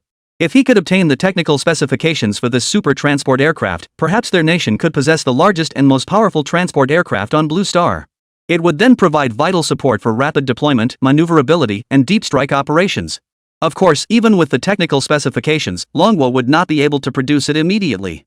After all, as Qín Chuān understood, the cost of building a single In-225 transport aircraft was around $300 million. Moreover, establishing a production line for super transport aircraft requires integrating technical resources and human resources. Combined with its operational costs and logistical expenses, this would incur enormous expenditures. The White Bear military's decision to halt production of this super transport aircraft stems from the unsustainable costs involved. The inability to produce it is one matter, possessing the corresponding technology is another. Even if the Dragon Nation military currently lacks sufficient capability and military funding to produce this super transport aircraft, Qín Chuān was well aware that the Dragon Nation's military budget would rise year after year, with its economic and defense capabilities growing formidable. Especially after the Dragon Nation joined the Blue Star Trade Village, its economy experienced explosive growth. By then, they will possess the capability to manufacture this super transport aircraft. Most importantly, even if they currently lack the capacity to produce a complete super transport aircraft, some of its advanced technologies could be integrated into the existing Baiyi transport aircraft. What troubled Qín Chuān, however, was that this super transport aircraft was merely an unfinished prototype. He wasn't sure if he could extract the technical specifications from it. As Ivanovich enthusiastically introduced the super transport to the group, Qín Chuān quietly placed his hand on the fuselage. Instantly, countless military technology entries appeared before his eyes. This delighted Qín Chuān immensely. It worked! Target In-225 RIA transport aircraft. Acquired entries: large-scale titanium alloy composite fatigue-resistant material technology purple, D-18T turbofan engine technology prototype purple, multi-wheel landing gear system technology purple, hydraulic linkage system technology purple, fly-by-wire flight control system blue, dual redundant navigation system prototype blue, retractable auxiliary power unit technology blue. Host: proceed with item acquisition? Plunder. Ding. Congratulations, host, on successfully acquiring entries. Entries acquired: large-scale titanium alloy composite anti-fatigue material technology for airframes purple, D-18T turbofan engine technology semi-finished product purple, multi-wheel landing gear system technology purple, hydraulic linkage system technology purple, fly-by-wire flight control system blue, dual redundant navigation system semi-finished product blue, retractable auxiliary power unit technology blue. Host's remaining entry fragments: 00000. Detected: host entry fragments exhausted. Entry upgrade cannot proceed. Truly the most advanced super-large transport aircraft on Blue Star, even its semi-finished technologies meet the standards of purple entries. Once fully upgraded, wouldn't they all become gold entries? Qín Chuān was thrilled by the technological entries he had plundered this time. As for the depleted entry fragments preventing upgrades for now, Qín Chuān couldn't care less. Their 307 military factory's defense industry was expanding rapidly, generating profits at an astonishing pace. Moreover, once he returned and reverse-engineered the rocket launchers and various artillery pieces looted from the exhibition hall, it would secure another substantial sum for Military Factory 307. General Ivanovich, would your country consider selling this large transport aircraft? I see this transport aircraft is still a work in progress. If your country is willing to sell it, our White Elephant Nation could collaborate with you on its development and production. The White Elephant Nation held a particular fascination for this super transport aircraft, prompting Daesh to inquire. I'm afraid not, Ivanovich replied with a dismissive shake of his head. The White Elephant Nation was truly dreaming. Though their military currently lacked the funds to complete this super transport aircraft, the military would certainly resume the transport project once funds became available. The technological sophistication and performance of this super transport aircraft surpass even what the Free Nation could achieve. For the White Elephant Nation to even entertain the notion of acquiring this transport aircraft is utterly laughable. Ivanovich's outright refusal left Daesh deeply disappointed. But since the White Bear Nation refuses to sell it, they have no choice but to reluctantly abandon the idea. Alright, everyone, you've seen this transport aircraft. Now let's move on to another model. With that, Ivanovich led the group toward another location. Another one? Qín Chuān's eyes sparkled with excitement. This adventure to the White Bear Nation was absolutely worth it. Chapter 65, Satellites. The mythical satellite reconnaissance system. Not only had they acquired several advanced artillery technology entries from the White Bear Kingdom, but they'd also encountered the largest super transport aircraft on Blue Star. Now, the White Bear Kingdom was about to showcase even more cutting-edge technology. Qín Chuān knew these black technologies were projects the White Bear Kingdom could no longer afford to develop. That's why they dared to flaunt them in front of military representatives from various nations. But they could never have imagined that Qín Chuān could extract the core technology just by examining these prototypes. If the White Bear Nation's military high command found out about this, they'd be devastated. Soon, guided by Ivanovich, the group moved to the other side of the workshop. Two intricately wired metal cylinders lay flat on a large platform, flanked by several solar panels. These are satellites? Ho Linwei blurted out upon seeing the two metallic devices. That's right. These are two reconnaissance satellites developed by the White Bear Nation military. To be precise, they are called the Myth Satellite Reconnaissance System. This satellite reconnaissance system consists of both active and passive reconnaissance satellites, the very ones you see before you now. Ivanovich explained with pride. Our satellite reconnaissance system can intercept radio and radar signals emitted by surface vessels, employing single satellite baseline interferometric phase comparison to pinpoint targets. The two satellites complement each other, enabling effective reconnaissance of both silent and non-silent targets while providing targeting data for weapon systems. Their positioning accuracy reaches 3 meters, with a minimum detectable target size of approximately 1 meter. They possess strong reconnaissance capabilities for surface targets, ground-based moving targets, and especially small-sized targets.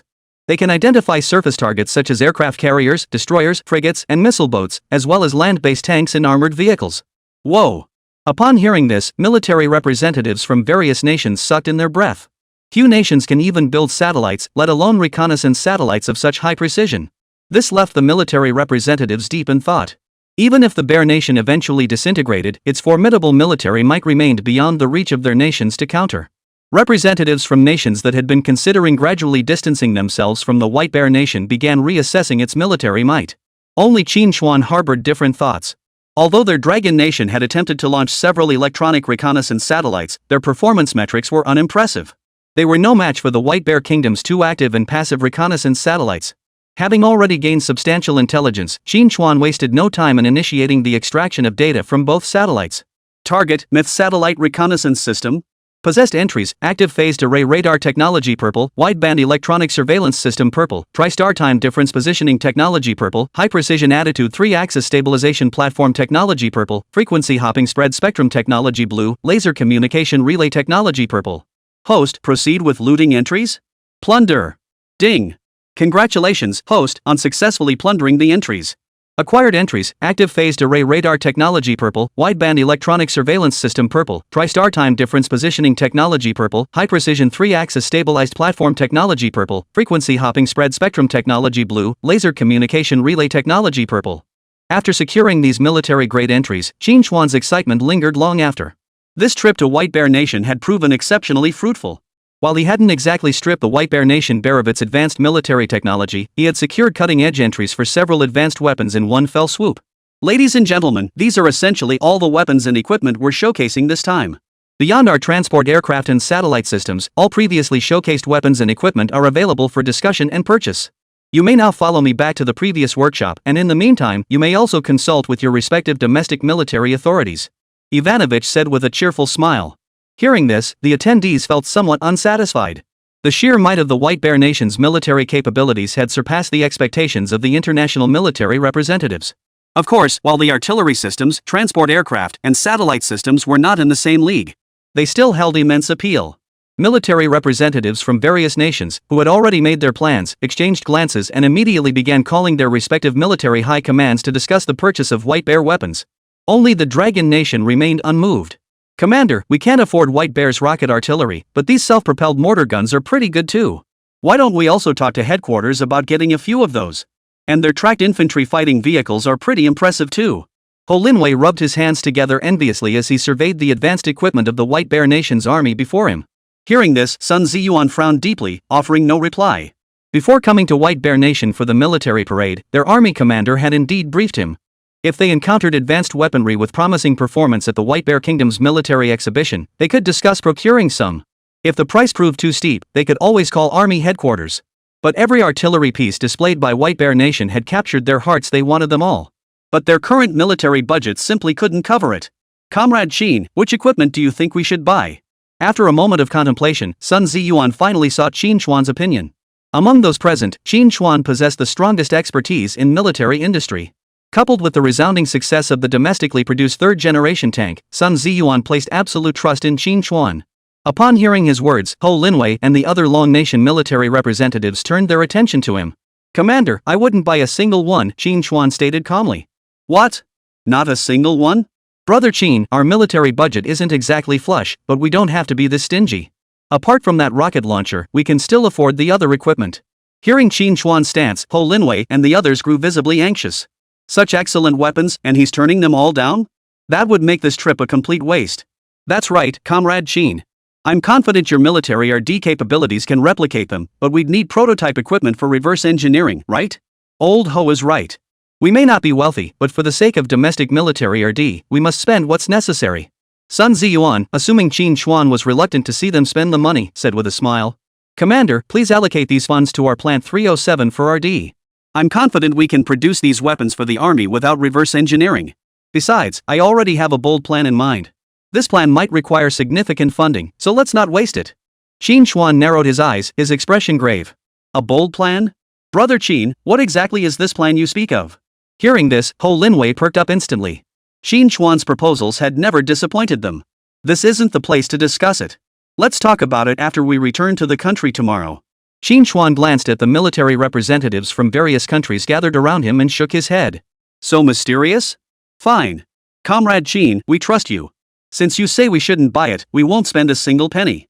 We'll save all the money for your 307 factory." Sun Ziyuan patted Qín Chuān on the shoulder, his eyes brimming with trust. "Thank you, Commander." Qín Chuān's lips curved upward, his gaze unwavering as if he'd made up his mind. Chapter 66, Is selling arms this lucrative? Worth a try. Inside the Dalinger tractor factory office, Ivanovich, clad in military boots, leaned back in his chair, casually crossing one leg over the other. Though all profits from the arms orders signed at this military equipment exchange went to the White Bear Nation's military, that didn't mean he couldn't profit from these deals. After assigning this task to Ivanovich, the White Bear military high command had provided him with a price list for the weapons. Ivanovich enjoyed a degree of autonomy as long as he stayed within the price range set by the military. He could set the prices himself. This presented him with an opportunity to profit. When negotiating arms prices with representatives from various countries, he would quote the highest price listed on the price sheet. Except for the deep-pocketed Middle Eastern tycoons like Shat, military representatives from other countries would find the prices too steep. At this point, he would subtly hint to these representatives that he could offer them more favorable prices. These seasoned military representatives were no fools. They understood Ivanovich's meaning perfectly well. Essentially, with every arms deal signed, Ivanovich secured a hefty commission. Though few nations were invited to attend the White Bear Nation's military parade. But this time, the White Bear Nation's military had spared no expense. The weapons and equipment on display were either currently in service or newly developed within the past few years. Such high-quality weaponry, produced only by them and the Free Nation, was naturally in high demand. As for whether his personal profiteering from arms deals would be discovered by Bear Country's military superiors and lead to accountability, Ivanovich wasn't the least bit worried. After all, the bulk of the money wasn't his to begin with. Higher-ranking military officials were involved. Otherwise, this lucrative assignment wouldn't have fallen so easily into his lap. Moreover, the White Bear Kingdom was already rotten to the core internally. Military departments were scrambling to resell weapons and equipment, securing their own futures. Ivanovich alone knew of one naval vice-admiral who had abused his authority to declare a warship which only needed repairs scrap. He then dismantled all the advanced equipment from the ship and secretly sold it to other countries. In the end, even the dismantled hull was sold off as scrap metal. Compared to those bold operators, their petty profiteering from arms contracts was practically insignificant. Knock knock knock. Come in. Ivanovich lifted his head indifferently. Sigh. Mihailovich, the director of the Dalinger tractor factory, walked in with a smile. He held a thick stack of arms contracts in his hands. Sir, all the arms sales contracts with various nations have been finalized. Mihailovich beamed as he handed over the contracts. Ivanovich's eyes lit up as he examined the substantial stack of arms contracts. Your factory has done well this time. As previously agreed, aside from our Tornado rocket artillery system, the remaining artillery orders will all be assigned to your factory for production. Thank you, sir. Mihailovich nodded excitedly upon hearing this. Though Bear Nation still projected formidable military strength abroad, it had long been hollow inside. The advanced artillery systems on display were all military projects developed 4 or 5 years ago. In the past 2 years, the White Bear Nation's military budget had been severely depleted, leading to the cancellation of numerous costly large-scale military projects internally. For instance, the super transport aircraft and reconnaissance satellite systems were only showcased to international military representatives after being scrapped due to budget cuts. Beyond these, numerous other major projects had also stalled. This has led to a sharp decline in orders for White Bear's major military factories. Those producing ground forces equipment fared somewhat better. However, most shipyards responsible for naval vessel production have either halted operations or gone bankrupt due to the lack of orders. Securing this substantial arms order would significantly improve the military factory's situation. By the way, aside from Shat, which country purchased the most arms? Ivanovich asked. While Shat was notoriously demanding, they rarely haggled over prices, a boon for the White Bear military, allowing them to maximize profits. But Ivanovich himself stands to gain no profit. Thus, Shat's massive arms sales order was merely a token gesture to appease higher-ups. What truly mattered to him was how much he could pocket personally. Besides Shat, the White Elephant Nation has placed the largest order. Except for that rocket artillery system, they only ordered 3 units. They've procured a significant quantity of other artillery pieces. The White Elephant Nation wasn't wealthy. The reason they spent so much on White Bear Nation's weapons and equipment is primarily due to their own inadequate military R&D capabilities. They can only spend large sums of military funds to purchase weapons and equipment from abroad, heavily relying on the White Bear Kingdom. This situation was similar to that of Dragon Nation decades ago. However, the Dragon Nation later gradually broke free from its dependence on the White Bear Nation's arms supply through its formidable military reverse engineering capabilities and the diligent efforts of its own researchers. What about Dragon Nation? How much weaponry did they purchase? Previously, the White Bear Nation's Air Force had hoped to secure a lucrative military contract from the Dragon Nation through turboprop engines, but that effort ultimately failed. This time, the military aims to recoup those losses through this conference. However, Mihailovich shook his head. Sir, the military representatives from the Dragon Nation didn't purchase a single one of our weapons. Not a single one? That's not right. Ivanovich exclaimed in astonishment. This time, they had primarily showcased various artillery pieces and armored vehicles for the Army's armored forces. These were precisely the weapons and equipment the Dragon Nation's army needed most at present. Even if the Dragon Nation couldn't afford their Tornado rocket launchers, purchasing some self-propelled mortar howitzers or armored vehicles should have been feasible. How could they not buy a single one? Damn it! They already stole the spotlight at the last military parade. Now we try to get some military funding from them, but they won't buy a single order. They won't let us White Bears get any advantage at all. Ivanovich glared angrily out the window at the Dragon Nation delegation chatting and laughing, his face contorted with fury. Ha ha ha, I bet Ivanovich is pretty bummed right now. On the square, Ho Linwei surveyed the representatives from various nations who had just signed the military procurement contracts, his face beaming with satisfaction. Brother Qín, our military is pinning all its hopes on you. Rest assured, upon returning, Plant 307 will commence research according to plan. Everything you saw from the White Bear Nation, I will make it happen. Qín Chuān's eyes blazed with intensity. Then I can rest easy. With Qín Chuān's assurance, Ho Linwei and the others were completely at ease. Without Qín Chuān's commitment, they would have returned empty-handed and likely regretted it bitterly. In that case, let's prepare to head back home. Seeing that the White Bear Kingdom's weapons and equipment discussion session was nearly over, Sun Ziyuan said with a smile. Commander, wait a moment. After speaking, Qín Chuān turned his gaze towards several Middle Eastern military representatives wearing headscarves and walked over with a smile. Brother Qín, why are you seeking out those Middle Eastern bigwigs? Sun Ziyuan, Ho Linwei, and the others were taken aback by his actions. Whatever Qín Chuān discussed with these Middle Eastern bigwigs, the conversation seemed to be going quite smoothly. Finally, Qín Chuān pulled several business cards from his pocket and handed them to the other party. After a few more brief exchanges, Qín Chuān returned. Brother Qín, you speak Arabic? What were you two talking about just now?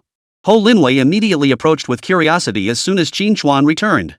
Yeah, I taught myself some Arabic back at the National University of Defense Technology.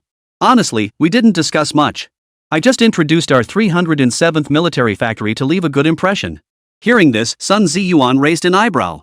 Comrade Qín, are you thinking of selling weapons to countries in the Middle East? Yeah, seeing how profitable arms sales are for the White Bear Nation, I think we could give it a shot too. Of course, the time isn't right yet. Qín Chuān's eyes were as deep as the sea as he spoke with profound meaning. Chapter 67, Return to China. An unprecedented promotion. Upon hearing Qín Chuān's proposal, Sun Ziyuan and the others raised their eyebrows slightly. They hadn't let White Bear Nation squeeze a single penny out of them this time. Yet witnessing Prince Shate's lavish spending earlier and the sight of military representatives from various nations lining up to purchase White Bear weapons, they couldn't help but feel envious. To put it bluntly, Prince Shate's single military equipment order from White Bear Nation already exceeded the entire foreign exchange reserves of their own Dragon Nation. If all those orders had landed in their Dragon Nation, their military would never have to worry about funding again. Comrade Xiao Qín, your idea is sound, and Shate is indeed a promising client. But for our weapons and equipment to gain a foothold in the international arms market, it's still very difficult. Sun Ziyuan sighed as he spoke. With the Dragon Nation's military strength growing in recent years, it had indeed begun exporting some weapons and equipment. Yet beyond the Barbary sheep, most buyers were small African nations. To secure arms contracts amid competition from the White Bear Nation and the Free Nation, they've been selling their weapons at rock-bottom prices. Beyond earning a reputation for being cheap and durable, they've reaped little profit. Commander, I'm aware of all this. But the real reason our weapons aren't selling is that they're not advanced enough and lack combat data. Qín Chuān continued with pride. Once our third-generation tanks achieve remarkable combat results on the battlefield of Barbary Sheep Nation, I believe more countries will take notice of our weapons. When that time comes, we must have sufficiently advanced weapons to sell abroad to seize the opportunity and break into the international arms market. Qín Chuān had already formulated his plan. Although defense spending had been increasing year after year as the nation's leadership began prioritizing national defense, the investments required for Qín Chuān's military projects were also escalating. Relying solely on the military budget would be insufficient to sustain his defense project RD. The military technology looted from the White Bear Nation would swiftly be transformed into weapons and equipment for their own Dragon Nation upon returning home. Of course, these top-tier weapons and equipment could not be sold abroad. Even simplified export versions would retain formidable capabilities. At that point, they would have the capability to compete with Freedom Nation and White Bear Nation in the international arms market. Hearing Qín Chuān's words, Sun Ziyuan and the Dragon Nation military representatives behind him all showed a glimmer of hope in their eyes. If Qín Chuān's words prove true, they too could generate substantial military funding through arms sales in the future. Shortly thereafter, Sun Ziyuan and Qín Chuān's delegation concluded their visit to the White Bear Nation.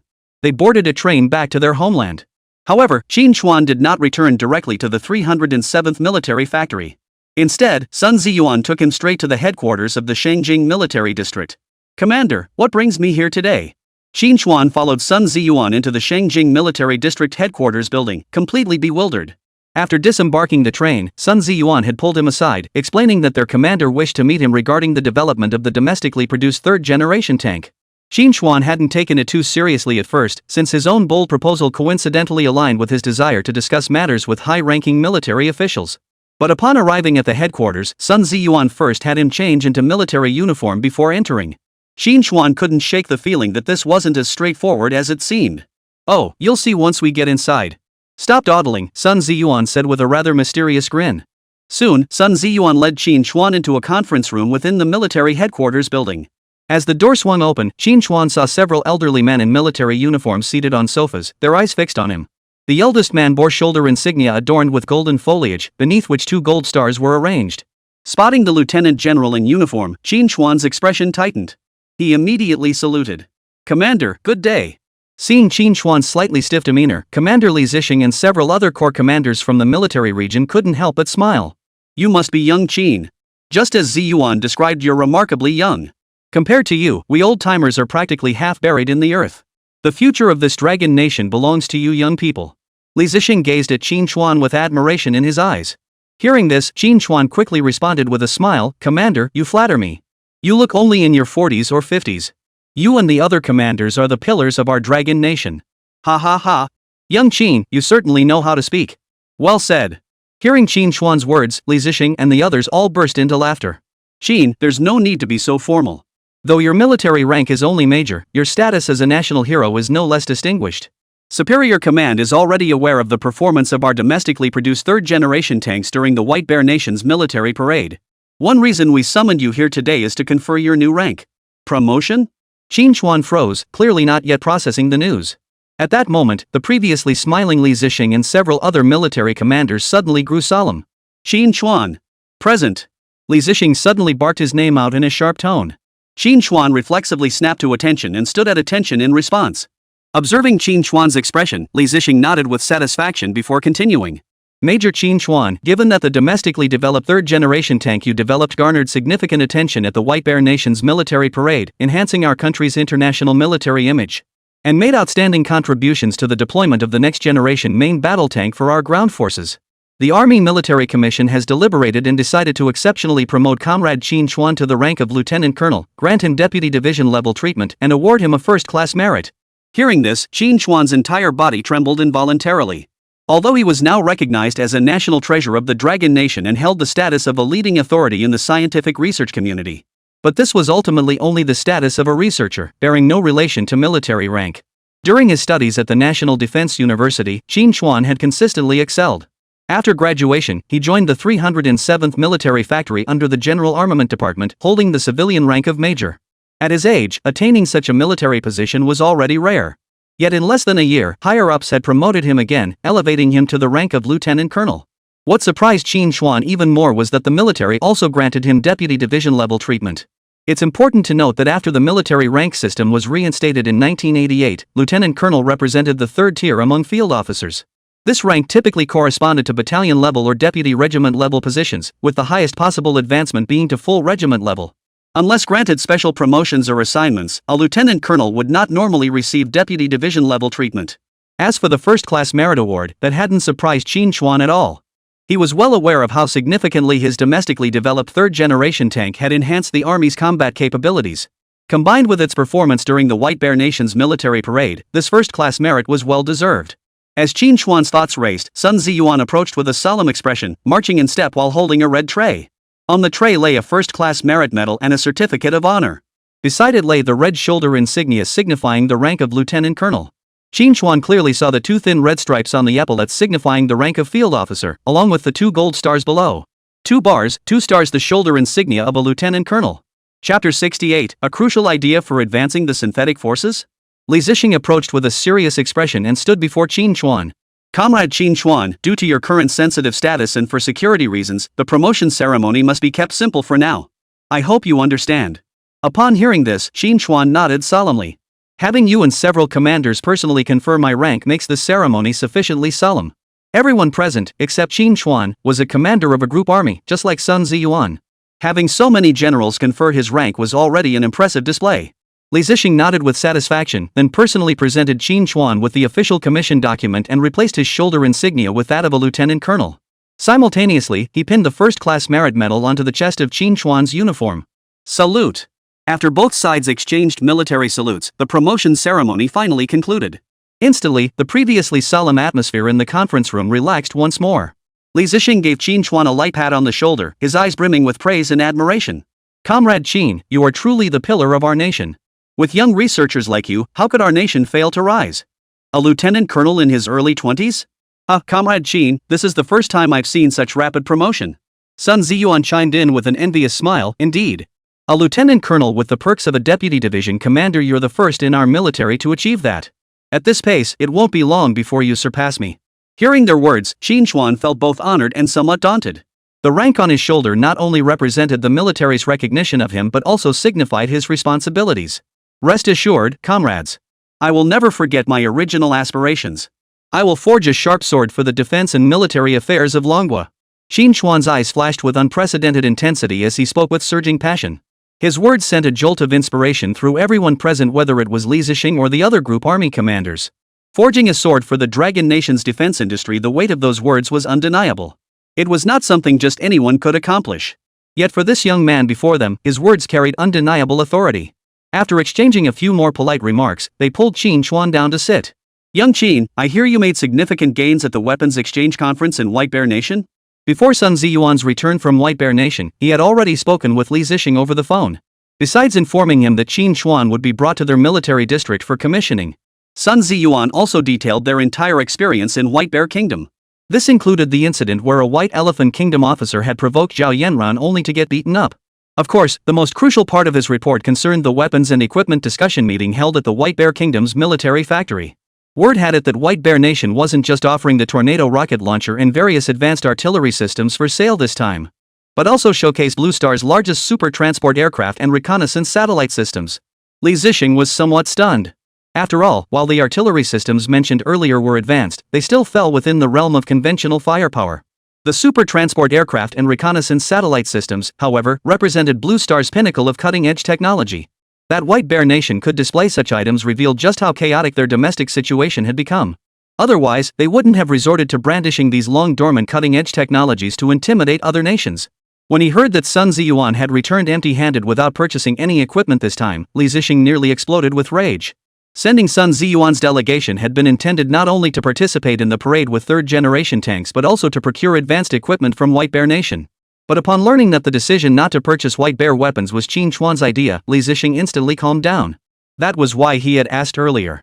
Upon hearing this, Qín Chuān understood exactly what Li Zixing wanted to know and immediately nodded earnestly. Commander, I did gain quite a bit from this trip to White Bear Nation.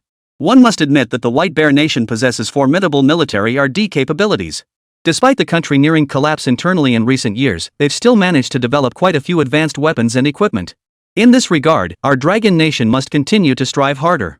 Li Zixing and the others nodded in agreement. At its peak, the White Bear Nation was a superpower that even the Free Nation feared. In many military R&D fields, it had even surpassed the Free Nation, leading the entire Blue Star. Even in its current state of decline, it remains a force they cannot underestimate. From what Ziyuan implied, he intends to independently develop those rocket launchers and various artillery systems. Yes, the White Bear Nation's weapons and equipment are simply too expensive. The military budget required to purchase their weapons far exceeds the funds needed for our own development. Moreover, relying solely on foreign arms purchases will erode our own military R&D capabilities. Overdependence on White Bear Nation will only keep us perpetually constrained. Most crucially, the White Bear Nation is on the brink of collapse. Once it falls, the Free Nation and Western powers will continue their blockade against us. Where else would we be able to buy weapons and equipment? Therefore, I believe technology is only truly secure when we hold it in our own hands. Qín Chuān's words earned Li Zixing's full agreement. In truth, the nation had long followed the principle of buying rather than building. Especially in the early years of the nation's founding, when domestic industrial capabilities and military R&D capacity were insufficient. To build a strong military force, they had no choice but to rely on support from the big brother, the White Bear Nation. This later evolved into a habit of purchasing all kinds of equipment from the White Bear Nation's military. However, as cracks appeared in bilateral relations, the White Bear Nation quietly withdrew a large number of aid and technical personnel, forcing the suspension of numerous domestic projects.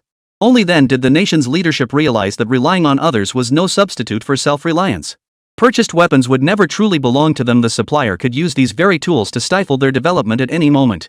Subsequently, the nation significantly increased investment in independent military research and development.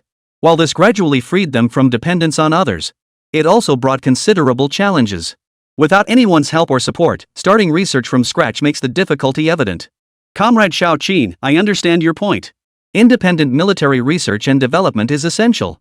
However, developing weapons and equipment as advanced as those of the White Bear Nation will likely take considerable time.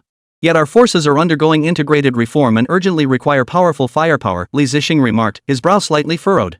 The military had initiated this integrated reform several years prior. The most significant change at the time was the formation of combined arms armies. At the Army Corps level, this achieved the integrated grouping of infantry, armored troops, artillery, engineers, chemical defense units, and even Army aviation. After several years of development, a degree of integration had recently been achieved at the division level. However, during these years of integrated operations, the military has uncovered numerous internal issues. For instance, the Army's firepower configuration consistently falls short of the military's ideal requirements, which is a major concern.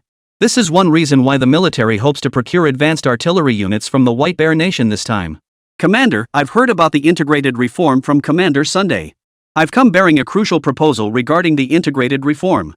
Qín Chuān fixed Li Zixing with a sharp gaze as he spoke. Ha?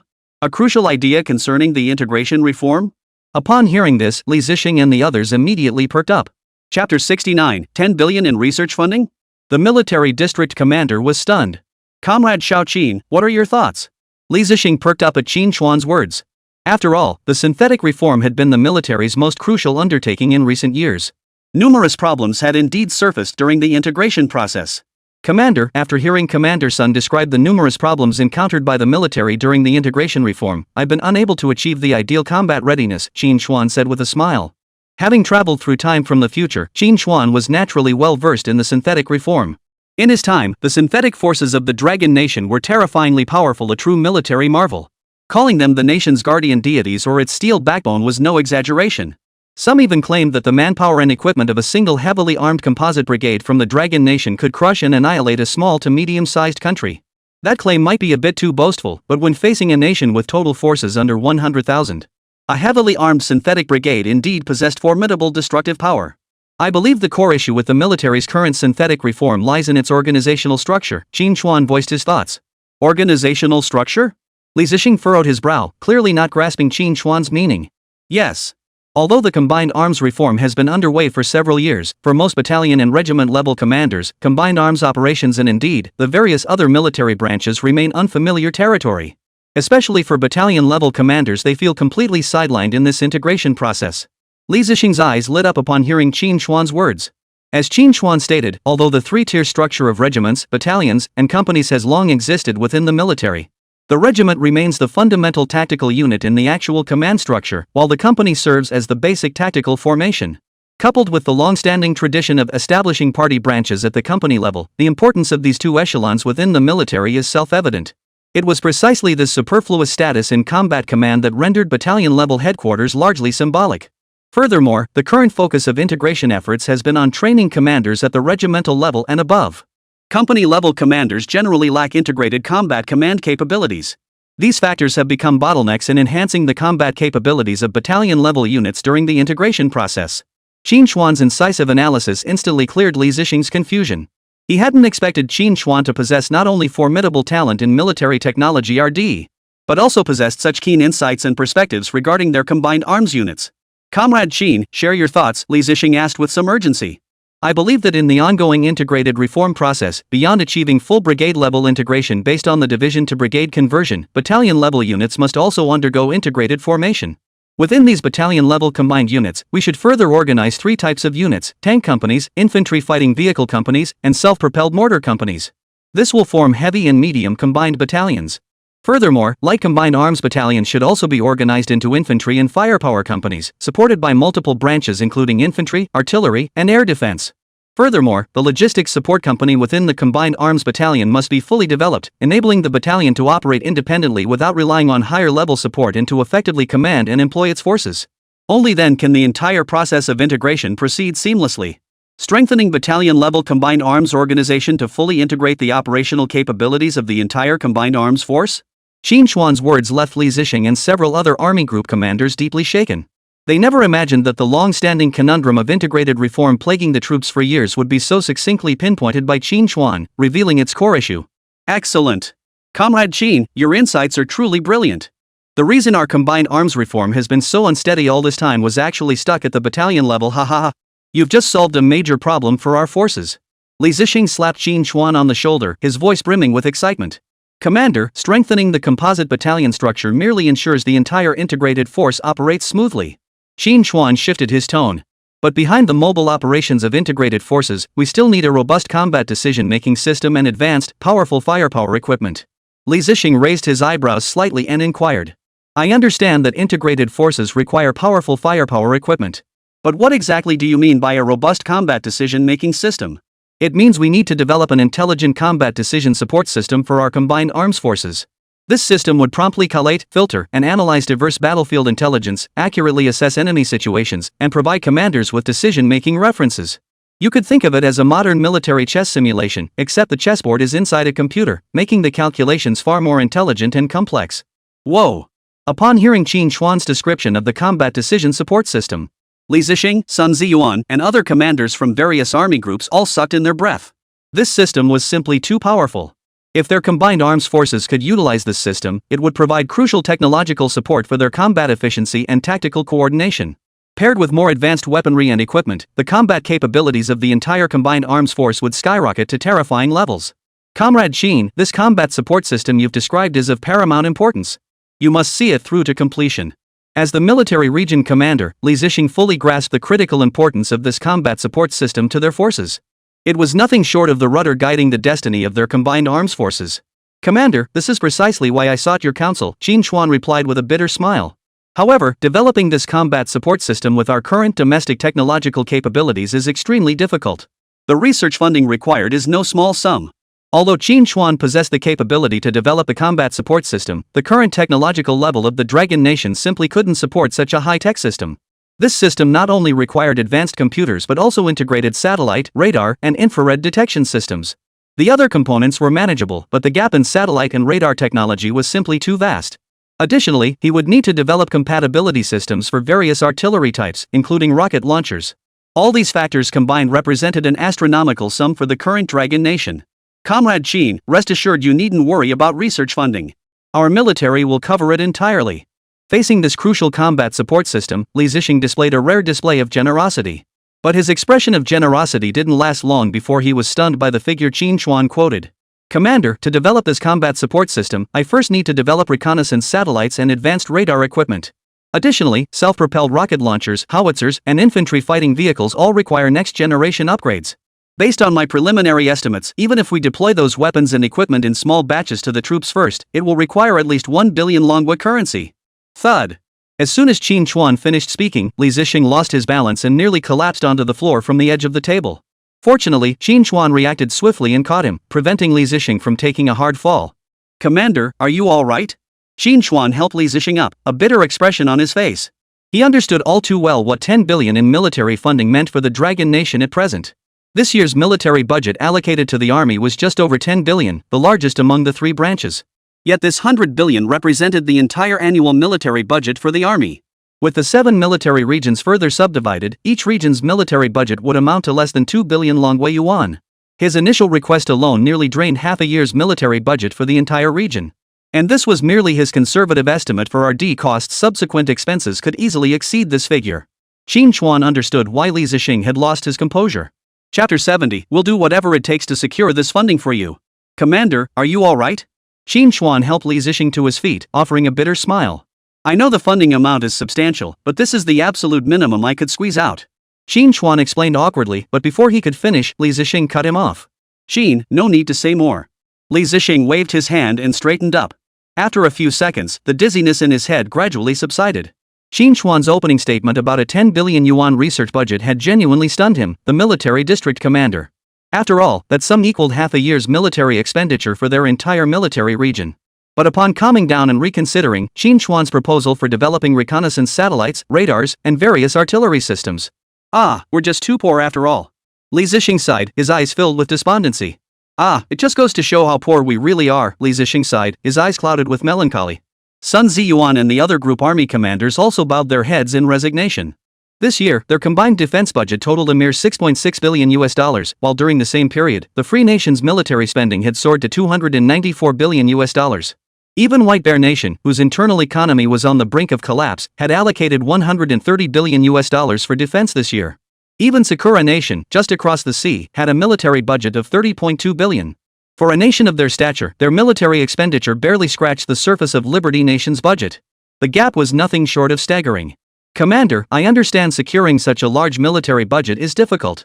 If absolutely necessary, we can prioritize the research and production of various artillery systems.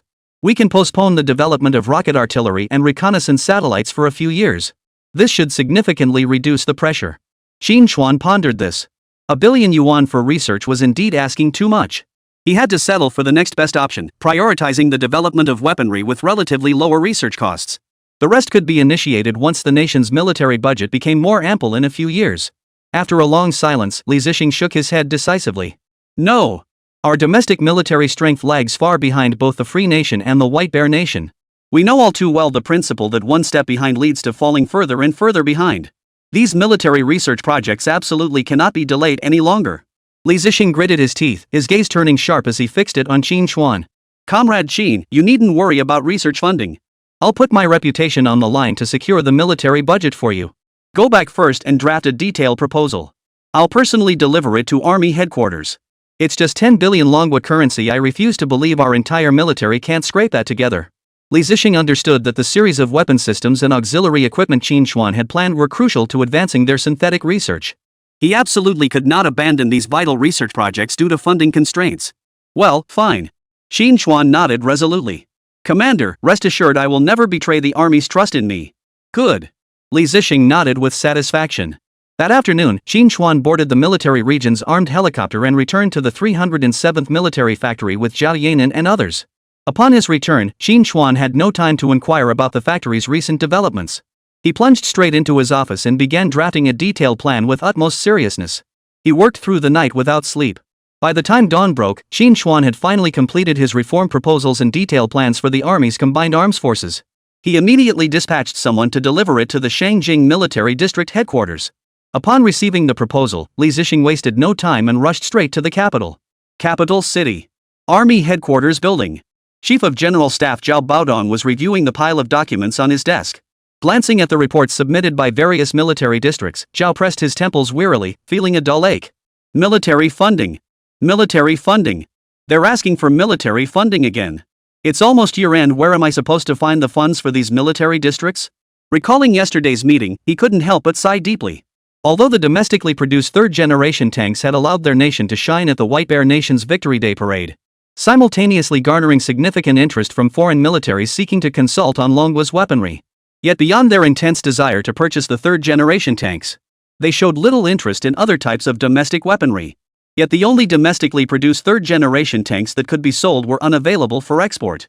Apart from a few African nations requesting a batch of Type 59 assault rifles and outdated rocket launchers, no major deals were secured.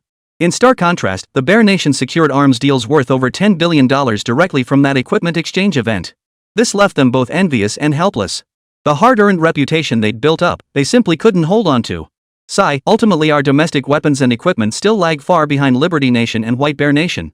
Relying solely on our domestically produced third-generation tanks to establish military prestige and reputation clearly isn't enough. Zhao Baodong understood that the fundamental reason their country couldn't break into the international arms market lay in the backwardness of their weaponry. While their nation's weaponry was already quite advanced compared to most countries, but compared to superpowers like the Free Nation and the White Bear Nation, they were utterly uncompetitive. Moreover, arms sales differ fundamentally from ordinary product sales. Ordinary products could secure a decent market share as long as they were affordable and of good quality, even if not cutting edge. But nations purchasing arms do so to bolster their military strength and safeguard national security. No matter how cheap your weapons are, without outstanding performance, they simply won't find a market. Only impoverished, underdeveloped nations might purchase them, but such deals yield little profit. We must accelerate the pace and intensity of domestic military research and development. At this thought, Zhao Baodong unconsciously clenched his fist. The strength of weaponry and equipment lies not merely in how much military funding it can generate for a nation, but the very foundation of a robust national defense. Without advanced weaponry, they lack sufficient standing on the international stage and can only be pushed around by others. For now, we can only submit another request to higher-ups, hoping next year's military budget might see a slight increase. Every extra dollar in military funding means more investment in defense or D. Just as Zhao Baodong was about to pick up his pen to draft the request for next year's military budget allocation, a knock sounded at the door. Commander, General Li from Shangjing Military District requests urgent military intelligence briefing. Come in. Bang. The door swung open instantly as Li Zixing entered, his expression tinged with urgency. Old Li, why aren't you handling matters at your Shangjing Military District? What brings you here? Zhao Baodong raised an eyebrow at Li Zixing's appearance. Commander, I have critical military intelligence to report. Oh? What kind of important military intelligence? Zhao Baodong picked up the steaming enamel teacup, took a sip, and asked with a smile. Commander, we need 10 billion in military funding. Li Zixing blurted out directly. Put. The moment Li Zixing finished speaking, Zhao Baodong spit out the water he hadn't yet swallowed. What? How much? 10 billion in military funding?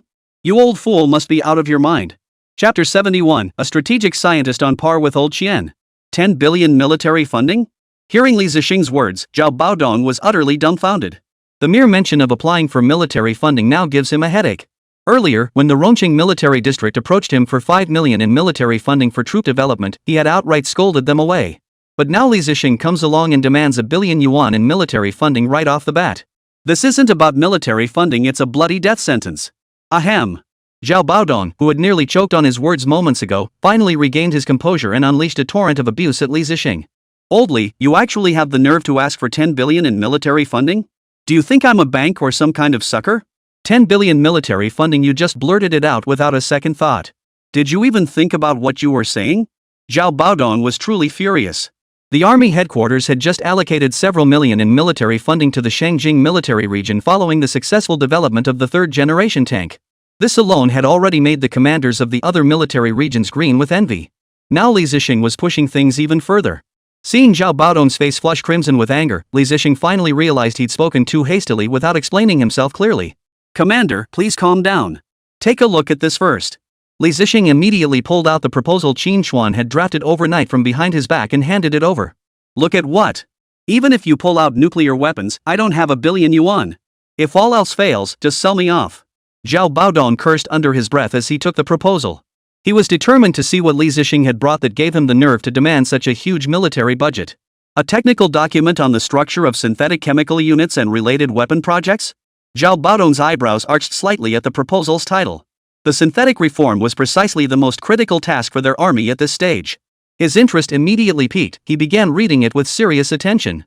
Strengthen battalion-level integrated formations to fully integrate the operational capabilities of all combined arms units? Brilliant thinking. How did we overlook this issue before? Excellent. This proposal is truly outstanding. Reading this, Zhao Baodong's eyes flashed with a sharp gleam. The integrated force reform itself was spearheaded by him. No one understood the overall layout of integration better than he did. Yet the current integrated units faced immense difficulties in advancing, never achieving full cohesion. This proposal not only pinpointed the shortcomings of the current integrated forces phase, but also proposed detailed and well-developed improvement directions and concrete measures. This left Zhao Baodong both surprised and delighted. Old Li, which commander in your military region authored this proposal? This is undoubtedly a rare military talent. We must promote him properly. Li Zixing remarked with a hint of teasing. Commander, this talent was just promoted a couple of days ago. We can't promote him again. Ha? Just promoted? Who? Zhao Baodong froze for a moment, asking curiously. It's Comrade Qín Chuān, the director of Factory 307 under the General Armament Department, also the youngest national hero in our Dragon Nation. Oh, and he's the one who developed our domestically produced third-generation tank. It's him. Zhao Baodong couldn't help but smile bitterly.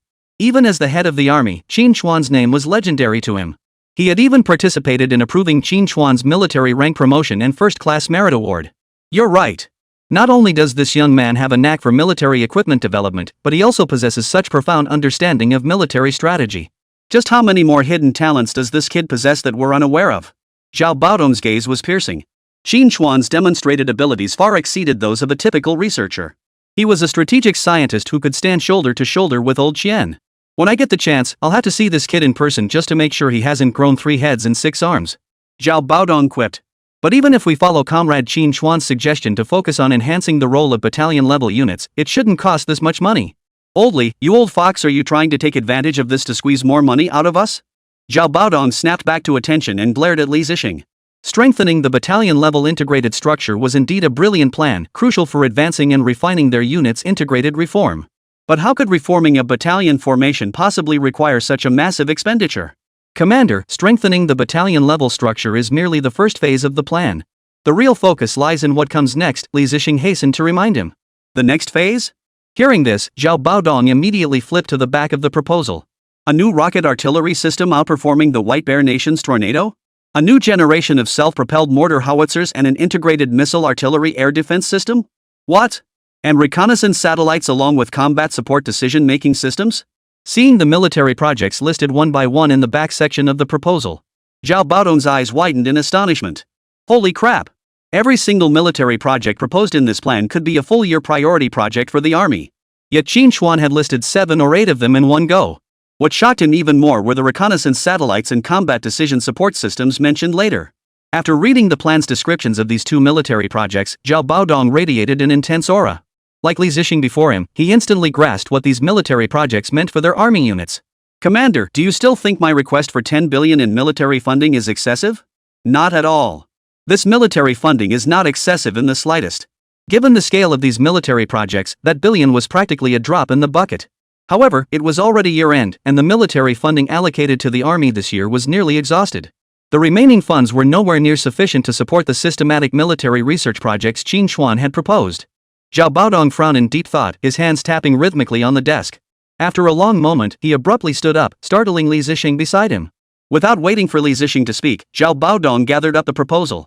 He strode briskly toward the door. Commander! Commander, where are you going? Li Zixing, seeing this, hurried after him and asked in confusion. What am I doing? Going to get military funding, of course. How can the army possibly manage with the meager funds we have left? Hearing this, Li Zixing's face lit up with delight. Since Zhao Baodong had said that, it meant he approved of Qín Chuān's plan. But where are we going to get the military funds? To the Forbidden City demand it from the Supreme Commander. With that, Zhao Baodong quickened his pace and strode straight out of the army headquarters building. Holy cow! Go straight to the Commander-in-Chief for military funding? Haha, now we've got our funding sorted. Li Zixing hadn't expected their Chief of General Staff to be so bold. He immediately broke into a trot and followed after him. Chapter 72, Commanders of all three services gather borrowing money? This meeting won't happen. The capital. Within the Forbidden City. Two elderly men in differently colored military uniforms sat in a closed room, conversing loudly. Both held the rank of general equivalent to that of Army Chief of Staff Zhao Baodong. One commanded the Navy, the other the Air Force. What's old Zhao up to? It's not even the year-end review meeting yet, and he's summoned all of us here. Who knows what that old codger's up to now? Oomph. He probably just wants to show off their third-generation tanks to us two branches. The Army's been the big brother of the three services for years. Compared to us, this is just bullying. Anyway, if he starts showing off with his third-gen tank later, we're not giving him the time of day. Right, ignore him. The two military commanders in the room seemed to harbor significant resentment toward Zhao Baodong. But it was hardly surprising after all, the army was the earliest branch established and remained the strongest domestically. It even received the lion's share of the military budget. Zhao Baodong had often flaunted the army's advancements to the two commanders, leaving them with considerable resentment. Fortunately, in recent years, the Navy and Air Force had gradually improved, preventing Zhao Baodong from successfully showing off. But now the army had once again made a splash with a domestically produced third-generation tank, dominating the parade in the White Bear Nation and earning considerable international prestige. Both men felt a pang of unease. Just as they were whispering and complaining about Zhao Baodong, a series of hurried footsteps echoed outside the door. Soon, Zhao Baodong pushed open the conference room door and walked in. Hey, old Qian, old son, both of you are here. Seeing Zhao Baodong's hurried demeanor, the two raised their eyebrows slightly. Zhao, what's the rush? Why did you call us to this high-level military meeting out of the blue? I've got a mountain of work to handle. Yeah, the prototype of our Air Force's third-generation fighter jet is about to enter production. I was just about to head over to check on it when you yanked me away. Hearing Qian Yunxiang and Sun Tao's complaints, Zhao Baodong grinned. Cut the act. Your Air Force's third-generation fighter is just about getting the turbofan engine sorted out, right? There are still plenty of core technologies yet to be mastered. Building a third-gen prototype already? You're not afraid of talking big and getting called out? And what about you Navy guys? Haven't even seen a second-generation destroyer yet, have you? You've got nothing else to do, so what's wrong with coming to the meeting? Seeing their retorts deflected by Zhao Baodong's sharp response, both men's expressions darkened. But after a long pause, they couldn't think of a comeback. They'd never won an argument with Zhao Baodong. There was nothing they could do about it. The army had more weapons and equipment, and now with the domestically produced third-generation tanks, they simply had more confidence than them. Still, seeing both men visibly annoyed, Zhao Baodong paused in surprise. He was so used to confronting these military leaders that he'd almost forgotten he'd come here today to ask for their help. Instantly, Zhao Baodong transformed. A forced smile stretched across his stiff, wrinkled face. He narrowed his eyes slightly as he looked at them. We've been old comrades for years now. Why are you two actually getting upset? I was just joking with you. Old son, isn't your Navy currently researching radar technology for second-generation destroyers? Well, our Army Air Defense Research Institute has just developed an air defense radar. Once I get back, I'll have them send the relevant technical documentation over to your Navy. After speaking, he turned to the Air Force's chief, Qian Yunxiang, with an obsequious look. Old Qian, have you guys finalized the fire control system for your third-generation fighter jets yet? If not, I'll have our Weapons Equipment Institute folks come over and lend a hand. Zhao Baodong's insinuating, eerie smile made both men shudder violently. They knew Zhao Baodong's character all too well. This old fox never released his hawks until he saw the rabbit. When he had nothing to ask of them, Zhao Baodong was stingier than Scrooge McDuck. Old Zhao, stop grinning like that, it's giving me the creeps. Your army tech is way beyond what we Navy folks can handle. Yeah, you're a 1,000-year-old fox, what are you trying to pull here? The barrage of teasing instantly ignited Zhao Baodong's temper. But he quickly forced himself to calm down. Haha, you two really know me best. Zhao Baodong clicked his tongue hesitantly. Since we're on the subject, I'll just say it straight. Spit it out. Well, it's not really a big deal. I just need to borrow some money from both of your armies. Zhao Baodong carefully chose his words, smiling as he spoke. Borrow money? Ah, I thought you old codger had something serious up your sleeve. If it's about borrowing money, we can discuss it. But it'll have to come out of next year's defense budget. Exactly. Is this really worth calling us all here for a meeting? You could have just told us directly. Both men had assumed Zhao Baodong had some major request for them. Little did they know it was merely about borrowing military funds. This sort of thing was routine for all three branches of the military. After all, the total defense budget is fixed. Whenever one branch has critical funding needs, the other two branches will reallocate portions to support them. After all, it would simply be deducted from the next year's defense budget. Besides, it was already year-end, and the next year's defense budget would be allocated in just a few months. At present, both the Navy and Air Force had surplus funds, so lending to the Army posed no issue. You two really are reliable, aren't you? True friends show their worth in times of need. But this time, the Army needs a bit more funding. Zhao Baodong shifted gears, grinning awkwardly at the two men. How much is a bit more? $1 million or 10 million? Just 10 billion. What the hell? 10 billion. Hearing the figure, Qian Yunshuang and Sun Tao both jumped straight up from their chairs. Old Zhao, is there something wrong with my ears, or is there something wrong with your brain? How much is our Air Force's annual budget? You're asking to borrow 10 billion? Are you trying to starve our Air Force over the holidays? 10 billion? If you're serious about this, I'll sell you our Navy's warships for scrap metal. Neither of them had expected Zhao Baodong to actually ask them to borrow 10 billion Long Nation currency. What kind of joke was this? Forget it. This meeting's going nowhere. I'm out of here. I'm out too. If I don't leave now, our Navy's warships will be gone. Both men stood up and turned to leave. Seeing this, Zhao Baodong panicked. He rushed to the conference room door and shouted, Commander, look! These two old fools won't pay up. Commander? Qian Yunshuang and Sun Tao's expressions darkened. Zhao Baodong was the chief of the general staff. The only person he would ever call commander was that one man. Old Zhao, have you no shame? You come begging us for money and now you're dragging the commander into it. No sooner had the words left his mouth than the conference room door swung open. A sprightly old man, radiating an imposing presence, stepped inside. Commander, you actually came? Commander, you must rein in old Zhao. He's demanding 10 billion in military funds right off the bat. This leaves no room for our two armies to operate. Qian Yunshuang and Sun Tao immediately complained upon seeing the old man. The commander sat down directly in the conference room's seat of honor. No need to complain to me, I was pulled in here at the last minute too. Baodong, tell me what exactly is troubling the army. I recall your army's budget this year is significantly higher than previous years. Sure, the new third-generation tanks are out, and you need to equip your units, but there's no need to rush like this.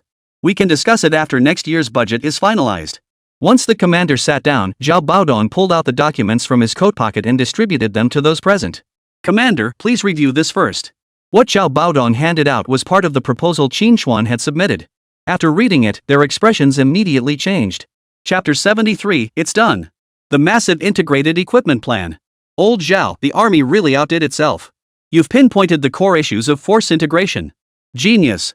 Whoever devised this plan is a true prodigy. Who knew the army had such hidden talents? Zhao Baodong smiled. Well, we've been working on this integration reform for so long it's only natural we'd eventually pinpoint the core issues. Zhao Baodong did not directly disclose Qín Chuān's information. After all, their military RD project for the synthetic core still depended on Qín Chuān. If those two old codgers found out Qín Chuān had proposed it, wouldn't they just snatch it right out from under him? Before the military funding was secured and the proposal approved by the High Command, he had to keep Qín Chuān this valuable asset well hidden. Hearing Qín Chuān's explanation, the others nodded without pressing further. After reviewing the proposal, the High Command praised excellent. Once the integration issues are resolved, the Army's combat capabilities will see a significant boost. Our entire force's combat effectiveness will rise. But surely this doesn't require exhausting the entire Army's budget and borrowing another 10 billion? Well, Commander, this 10 billion isn't for improving the synthetic formation structure, it's for developing and upgrading the troops' weaponry and equipment. It's just that the number of weapon systems we're proposing to develop this time is truly excessive, which is why we're facing such a large funding shortfall. Too many weaponry research projects? This piqued everyone's interest. What kind of military project could possibly require such a massive RD budget? Seeing everyone staring at him, Zhao Baodong passed over the last few pages of the plan. This outlines the research and development projects for all supporting weaponry and equipment for the synthetic forces. The commander took the documents and studied them carefully. A flash of astonishment and excitement immediately crossed his eyes. Noticing the commander's reaction, the other two also began reading with curiosity. Their expressions became equally vivid. Old Zhao, this weapons and equipment project proposal was truly staggering. The group roughly counted there were over 7 or 8 projects proposed for development. Whoa, rocket artillery systems and various artillery research are one thing, but you're actually developing reconnaissance satellites too? And this combat decision support system, it's a revolutionary breakthrough. If this system becomes reality, it won't just be your army combined arms units that can use it. It would enable full-spectrum coordinated operations across our entire tri-service forces. Upon seeing the complete project documentation, Qian Yunxiang and Sun Tao's eyes lit up. Military projects like rocket artillery and self-propelled guns only enhance the firepower of the Army's combined arms units. But reconnaissance satellites and combat decision-making support systems are different. This is a powerful equipment system capable of benefiting all 3 branches of the military, providing equally significant assistance to the other 2 services. Old Zhao, you've really been holding back something big. We absolutely must support such an outstanding military project. Indeed, this billion-dollar military expenditure is well worth every penny. The Navy fully supports it. But let's be clear, once these projects are developed, we want copies of the technical documentation for both our branches. Faced with such strategically forward-looking systems, the Combat Decision Support System and the Reconnaissance Satellite Project, both men agreed without hesitation. Rest assured on that point. These reconnaissance satellites and combat decision-making support systems are intended for use by all 3 branches of our military. Moreover, this project was proposed by our Army. We'll cover the development costs for the rocket artillery and various artillery systems ourselves. As for the remaining reconnaissance satellites and the combat decision support system, let's pool our resources across the 3 services. Hearing this, the other 2 nodded in agreement.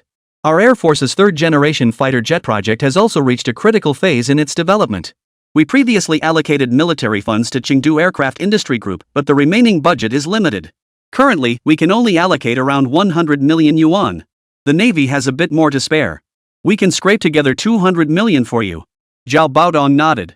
Our army still has a significant portion of military funding left, but it needs to be allocated to the integrated forces. The actual usable amount is just over 300 million. After much deliberation, the 3 service chiefs realized they were still short by 400 million Longguo currency. Their eyes instinctively turned to the supreme commander seated at the head of the table. Commander, we're still short nearly 400 million in military funding. What do you suggest? They met Zhao Baodong's pleading gaze. The commander-in-chief couldn't help but laugh heartily. The importance of these military projects to our forces is self-evident. You 3 branches needn't scramble for funds. The central government will cover the entire 1 billion. Moreover, next year's defense budget will see a further appropriate increase. Really? That's absolutely fantastic. Commander, you are truly wise. Hearing they wouldn't have to dip into their own budgets, Zhao Baodong and the others exchanged excited smiles. But Baodong, while these military projects are crucial for the armed forces, their development poses significant challenges. Are you army folks truly confident you can pull off all these military projects? Hearing this, the other 2 turned their attention to him as well. This was a major concern. Although the proposal detailed the development directions and plans for these military projects, but when it comes to military RD, no one can guarantee a 100% success rate. If development failed or progressed slowly, wouldn't that 10 billion in military funding go down the drain? Commander, I have confidence, Zhao Baodong declared with unwavering assurance. No. It should be that I have confidence in the person who proposed this plan. The commander and the other 2 raised their eyebrows. Commander, it wasn't the army that proposed the composite battalion structure and this weaponry. It was academician Qín Chuān from the General Armament Department, the same man who developed the 3rd-generation tanks and the Air Force's turbofan engines. Immediately, Zhao Baodong briefly outlined Qín Chuān's background. After hearing Zhao Baodong's words, the commander's eyes lit up with admiration. To achieve so much for our nation at such a young age, this comrade Qín Chuān is truly a pillar of our country. Since he proposed this plan, his capabilities should ensure its success. It's settled then. Have the finance department allocate the funds to you shortly. Hearing this, Zhao Baodong and the other 2 beamed with delight. Oh, Commander, there's one more matter Comrade Qín Chuān brought up. Speak. Comrade Qín Chuān mentioned that these rocket launchers and various artillery systems are highly sought after in the international arms market. Once they help our army develop these weapons, they plan to design an export-specific simplified version. However, our nation's military equipment hasn't yet established a solid reputation. And White Elephant Nation is preparing to test their 3rd-generation tanks for White Bear Nation on the battlefield. We also want to bring our domestically produced 3rd-generation tanks over. The commander nodded approvingly upon hearing this. That's an excellent idea. The arms trade is a huge pie. If we can get a slice, your military budget won't have to be so stretched thin in the future. Proceed as you suggest. Yes, sir. Zhao Baodong, having achieved his objective, departed the Forbidden City with satisfaction. He then relayed the approved plan to Sun Ziyuan. Learning the plan had gained the commander's approval, Sun Ziyuan felt his confidence surge. He immediately called Qín Chuān to inform him that all projects outlined in the proposal could proceed. Meanwhile, a domestically produced third-generation tank, codenamed Weilong Type 1, quietly entered the territory of Babayang via rail. Chapter 74, T-90 tanks enter the White Elephant battlefield. White Bear Nation. Southwest Moscovo Province. Kanivo Military Base, Commander-in-Chief's Office. Major General Ivanovich basked in the sunlight. He was admiring the medal awarded by the White Bear military to recognize his negotiation of several major arms deals at the Weapons Exchange Conference. Though the medal itself was worth little, it would greatly aid his future career prospects. Even though Ivanovich was already the commander of the White Bear Nation's largest military base. But his ambition lay elsewhere. The White Bear Nation was now riddled with internal corruption. Though he commanded an army base, he could leverage his authority to secure certain benefits. Yet compared to those military departments controlling multiple munitions factories, his position as a base commander held little advantage. Now that he had earned a medal from the White Bear military, if he invested money to lobby higher-ups, he would likely be transferred to the military's equipment management department. That would be when he could make big money. The thought of soon profiting handsomely by trafficking White Bear arms caused Ivanovich's lips to curl upward involuntarily. Ring ring ring. A frantic ringing of the phone interrupted his thoughts. Ivanovich frowned as he glanced at the caller ID before picking up the phone. Hello? This is Ivanovich. Ivanovich said in a flat tone. General Ivanovich, it's Daesh. Hearing the name, Ivanovich's eyebrows arched slightly. Oh, what is it? General Ivanovich, your country's T-90 tanks have been delivered to our White Elephant Nation. Our military leadership in White Elephant Nation is deeply grateful for your assistance. The previously promised $1 million has been transferred to your wife's European bank account. Additionally, to express our gratitude for the preferential terms you offered on this arms order, we have also transferred an extra $500,000. Hearing this, Ivanovich felt a surge of satisfaction. It must be said, the White Elephant Kingdom had handled this matter efficiently. He had merely leveraged his authority to smooth things over for them, and now he'd easily secured $1.5 million. He hadn't earned that much in all his years as an officer in the White Bear Nation. Indeed, arms dealing was the most lucrative business. Please convey my gratitude to your White Elephant Kingdom's high command. Once I'm transferred to the Army Equipment Management Department, we'll have even more opportunities for cooperation. Oh, and one more thing. To get our T-90 tanks onto your battlefield, I took on a significant amount of responsibility. You must safeguard those T-90s. Should any mishap occur or they get destroyed, I'll be implicated too. Ivanovich hadn't let the money cloud his judgment. Though the money came easily, he also bore considerable responsibility. After all, it was his proposal to send their T-90 tanks to the White Elephant Kingdom for combat testing. If anything went wrong, the consequences would be severe. Rest assured, General Ivanovich. We will assign your T-90 tanks to our elite tank units on the front lines. With Baba Sheep Nation's outdated weaponry, they couldn't possibly inflict even a scratch on your country's superior tanks. On the other end of the line, Daesh pounded his chest in assurance. Very well, that's settled. Alright, that's all for now. Our relationship is sensitive, let's avoid frequent contact. Understood. White Elephant Kingdom. Inside a military camp. Click. After hanging up the phone, Daesh's eyes brimmed with smug satisfaction. Oomph. A mere $1 million or so in exchange for several third-generation tanks from the White Bear Kingdom? What a bargain! And that Ivanovich actually warned us to protect those tanks? How laughable. Does he really think we'll return them once they're in our White Elephant Kingdom? Ivanovich coveted White Elephant Nation's money, unaware that White Elephant Nation also had its sights set on those third-generation tanks. Where are those White Bear Nation T-90 main battle tanks now? Daesh sneered at his aide beside him. Sir, as per the military's prior directive, one tank was transported to our Tank Research Institute.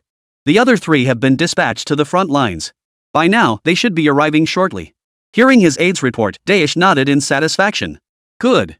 Inform the Tank Development Institute to exercise caution when dismantling that White Bear Nation third-generation tank.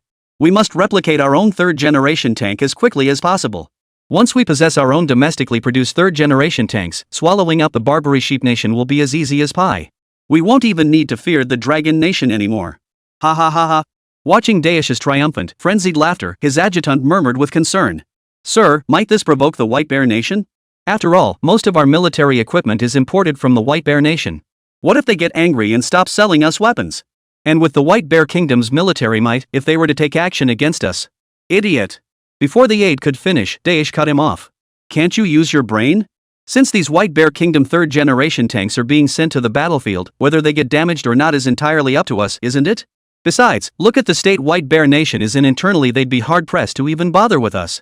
For all we know, the White Bear Kingdom might collapse entirely by then.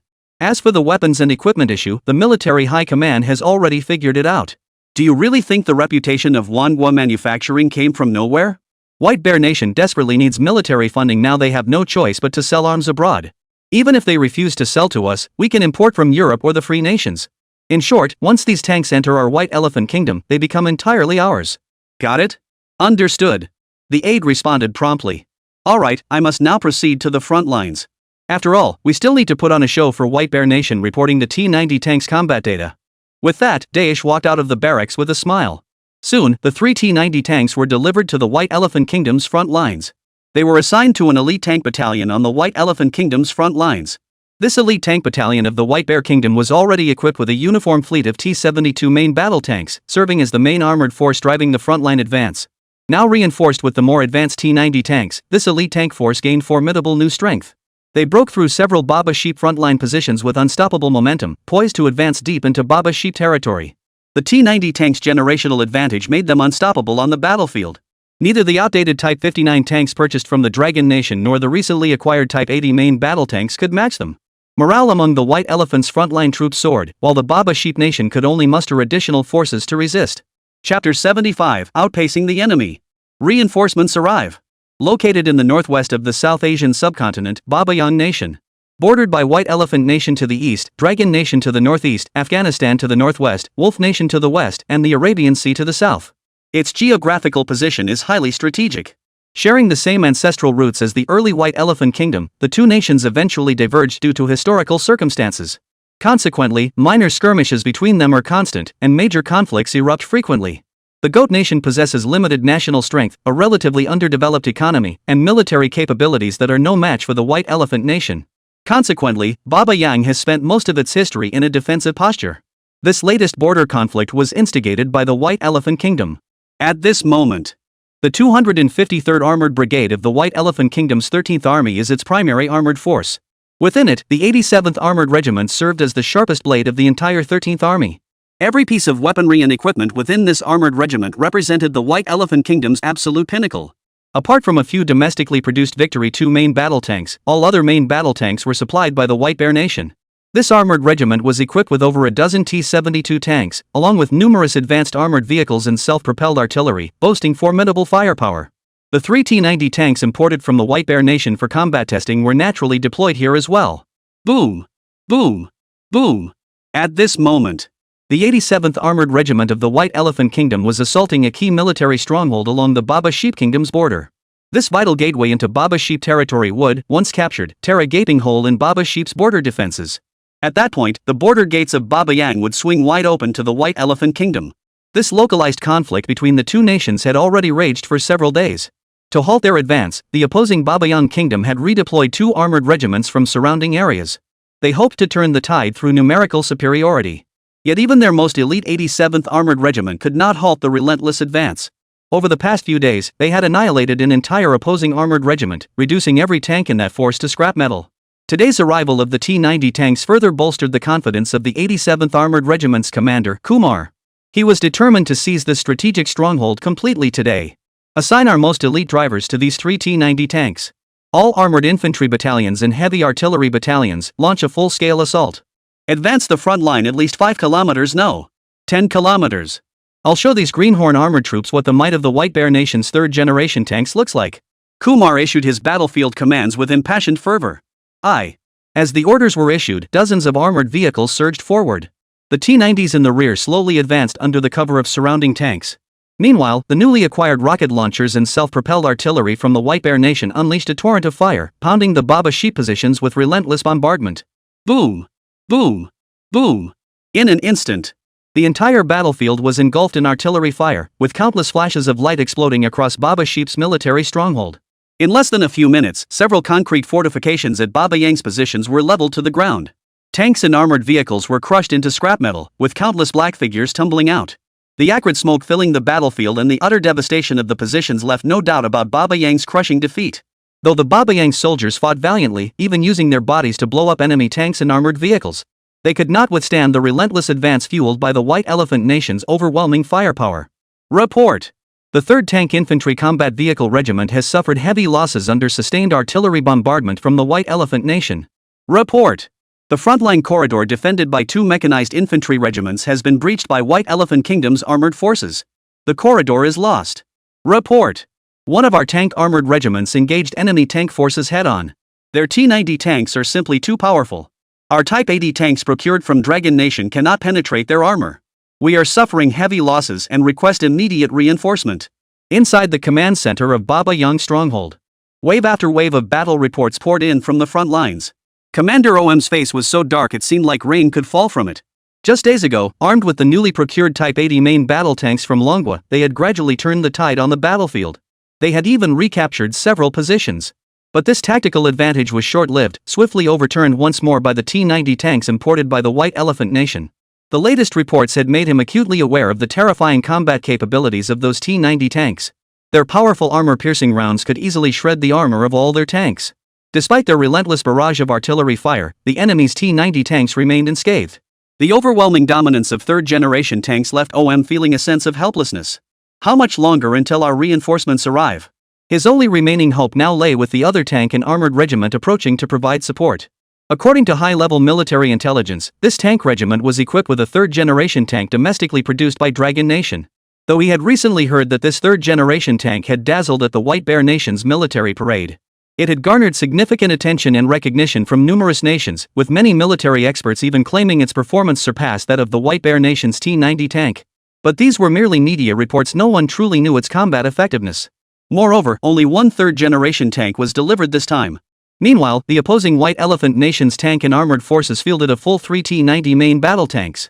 Both are 3rd-generation tanks, but this massive disparity in numbers leaves the outcome uncertain. Regardless, this remains their last hope for defending the strategic stronghold. Sir, we've contacted the 5th Tank Armored Regiment. They're less than 30 kilometers away from us. Calculating the time, they should arrive within 5 minutes at the latest. Hearing this, Commander OM's eyes darkened slightly. After a moment's thought, he shouted with unwavering resolve. Transmit my order. Deploy every operational tank and armored vehicle to the front lines. Hold the remaining positions at all costs. We must hold out at all costs until reinforcements arrive. Under OM's frantic command, several Baba Sheep units launched a frenzied counterattack, their tanks and armored vehicles charging fearlessly toward the White Elephant Kingdom's elite tank and armored regiment. At other frontline positions, countless Baba Sheep soldiers charged directly toward the opposing White Elephant Kingdom's armored vehicles, grenades in hand, detonating them. They sacrificed their own flesh and blood to buy time for the reinforcements. The battlefield's ferocity rivaled that of the Dragon Nation's past campaigns. Yet, observing the Baba Sheep forces' suicidal resistance, Kumar, commander of the White Elephant Kingdom's 87th Armored Regiment, wore a look of contempt. Ha! Do they truly believe flesh and blood can halt the steel torrent of our White Elephant Nation? Advance relentlessly. Leave not a single Baba Sheep soldier standing. With victory over Baba Yang's stronghold within reach, the White Elephant Kingdom's assault intensified.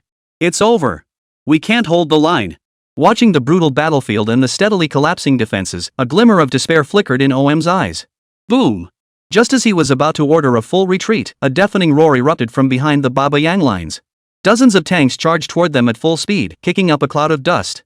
The imposing silhouette of the domestically produced 3rd-generation tank, codenamed Weilong Type 1, stood out starkly among the uniform ranks of Type 80 tanks. They're here. Our reinforcements have finally arrived. The Baba Yang troops, who had been defending their positions with their lives, were all galvanized by the sight of this formidable reinforcements. Especially the lead Weilong Type 1 main battle tank. Though the largest in size, its power was terrifyingly strong. It charged toward the battlefield, leaving the others in the dust. Chapter 76, One-Shot Kill. The 3rd-generation tank demonstrates its might. As the frontline positions neared collapse, Baba Yang finally saw the arrival of the reinforcements. Many Baba Yang soldiers nearly wept with joy. As the battlefield commander, Ong breathed a deep sigh of relief. With the support of this tank armored regiment, they would likely hold the line today. Yet, barely a moment after Ong's expression relaxed, his expression instantly turned tense again. For he saw that massive 3rd-generation tank from the Dragon Nation, leaving the rest of the tank force far behind as it charged ahead at breakneck speed. It charged toward the fiercely contested battlefield at breakneck speed. Damn it! That Dragon Nation 3rd-generation tank is charging in on its own. Quick! Notify our artillery regiment immediately to provide covering fire. OM shouted, his eyes filled with rage and worry at the sight. He cursed inwardly, thinking the soldier piloting this Wurong Type 1 main battle tank was a reckless fool. Though it was a third-generation Dragon Nation tank, its performance far surpassed the second-generation tanks on the battlefield. But that didn't mean it should charge headlong into danger. They must remember that their current adversaries on the battlefield were the White Elephant Nation's most elite tank and armored forces. Never mind the 3 T-90 main battle tanks there, the firepower of just those dozens of T-72 tanks alone was terrifying. On the current battlefield, Baba Sheep Nation's tank and armored unit had been decimated, with barely any operational tanks or armored vehicles left. If it charged in alone to provide support now, not only would it fail to turn the tide, but it would become the enemy's primary target. This third-generation Dragon Nation tank was their last hope on the battlefield. If it were to be overwhelmed by a coordinated assault, their positions would likely crumble. And so it was. On Baba Yang's position, every available artillery piece unleashed a barrage of fire toward the Weilong Type 1 main battle tanks. Boom! Boom! Boom! The relentless barrage of artillery fire poured down, managing to suppress the White Bear Nation's fierce offensive in a short time. The sudden shift on the front lines caught the attention of the White Elephant Nation's rear command post. What's happening at the front? Why has the enemy's artillery fire suddenly intensified? Commander Kumar of the 87th Armored Regiment frowned deeply. Sir, a tank and armored regiment from Babayan Kingdom has arrived to provide support. What? Their reinforcements arrived so quickly? Hearing this, a flash of hostility flickered in Kumar's eyes. He had intended to swiftly capture the strategic Baba Sheep stronghold by exploiting the technological edge of his T-90 tanks. That would allow the White Elephant Kingdom's main force to advance unimpeded from the rear. But he hadn't anticipated these Babayan troops proving so tenacious. They had fought on for so long, risking total annihilation. Now, a fresh Baba Sheep tank and armored unit had arrived, once again slowing their advance. This won't do. We must eliminate this tank and armored force immediately. Transmit my orders, mobilize the tank maneuver units from the other two fronts. All forces are to attack this Baba Yang reinforcement unit. Ensure their complete annihilation in the shortest possible time. Kumar glared fiercely at the distant smoke of battle. Soon, tank units from both sides converged on this front. Colonel, our tank reinforcements have arrived. The deputy commander of the tank armored regiment, currently engaged in bloody combat at the front, shouted into his walkie-talkie. Hearing this, Colonel Rasha's excitement surged. Earlier on the battlefield, they had been routed by the White Elephant Nation's formidable T-90 tanks. Dozens of Type 59 tanks had been virtually annihilated, with only a handful of Type 80 tanks still barely operational.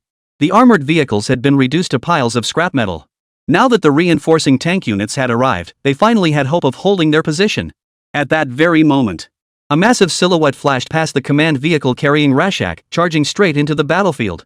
Rolling clouds of dust billowed behind it, a testament to the sheer speed of this colossal machine. What the hell is that? Rasha stared blankly at the dust cloud, utterly bewildered. It looks like one of our tanks. Our tanks? Impossible? Its speed rivals an armored vehicle. When did we acquire tanks this fast?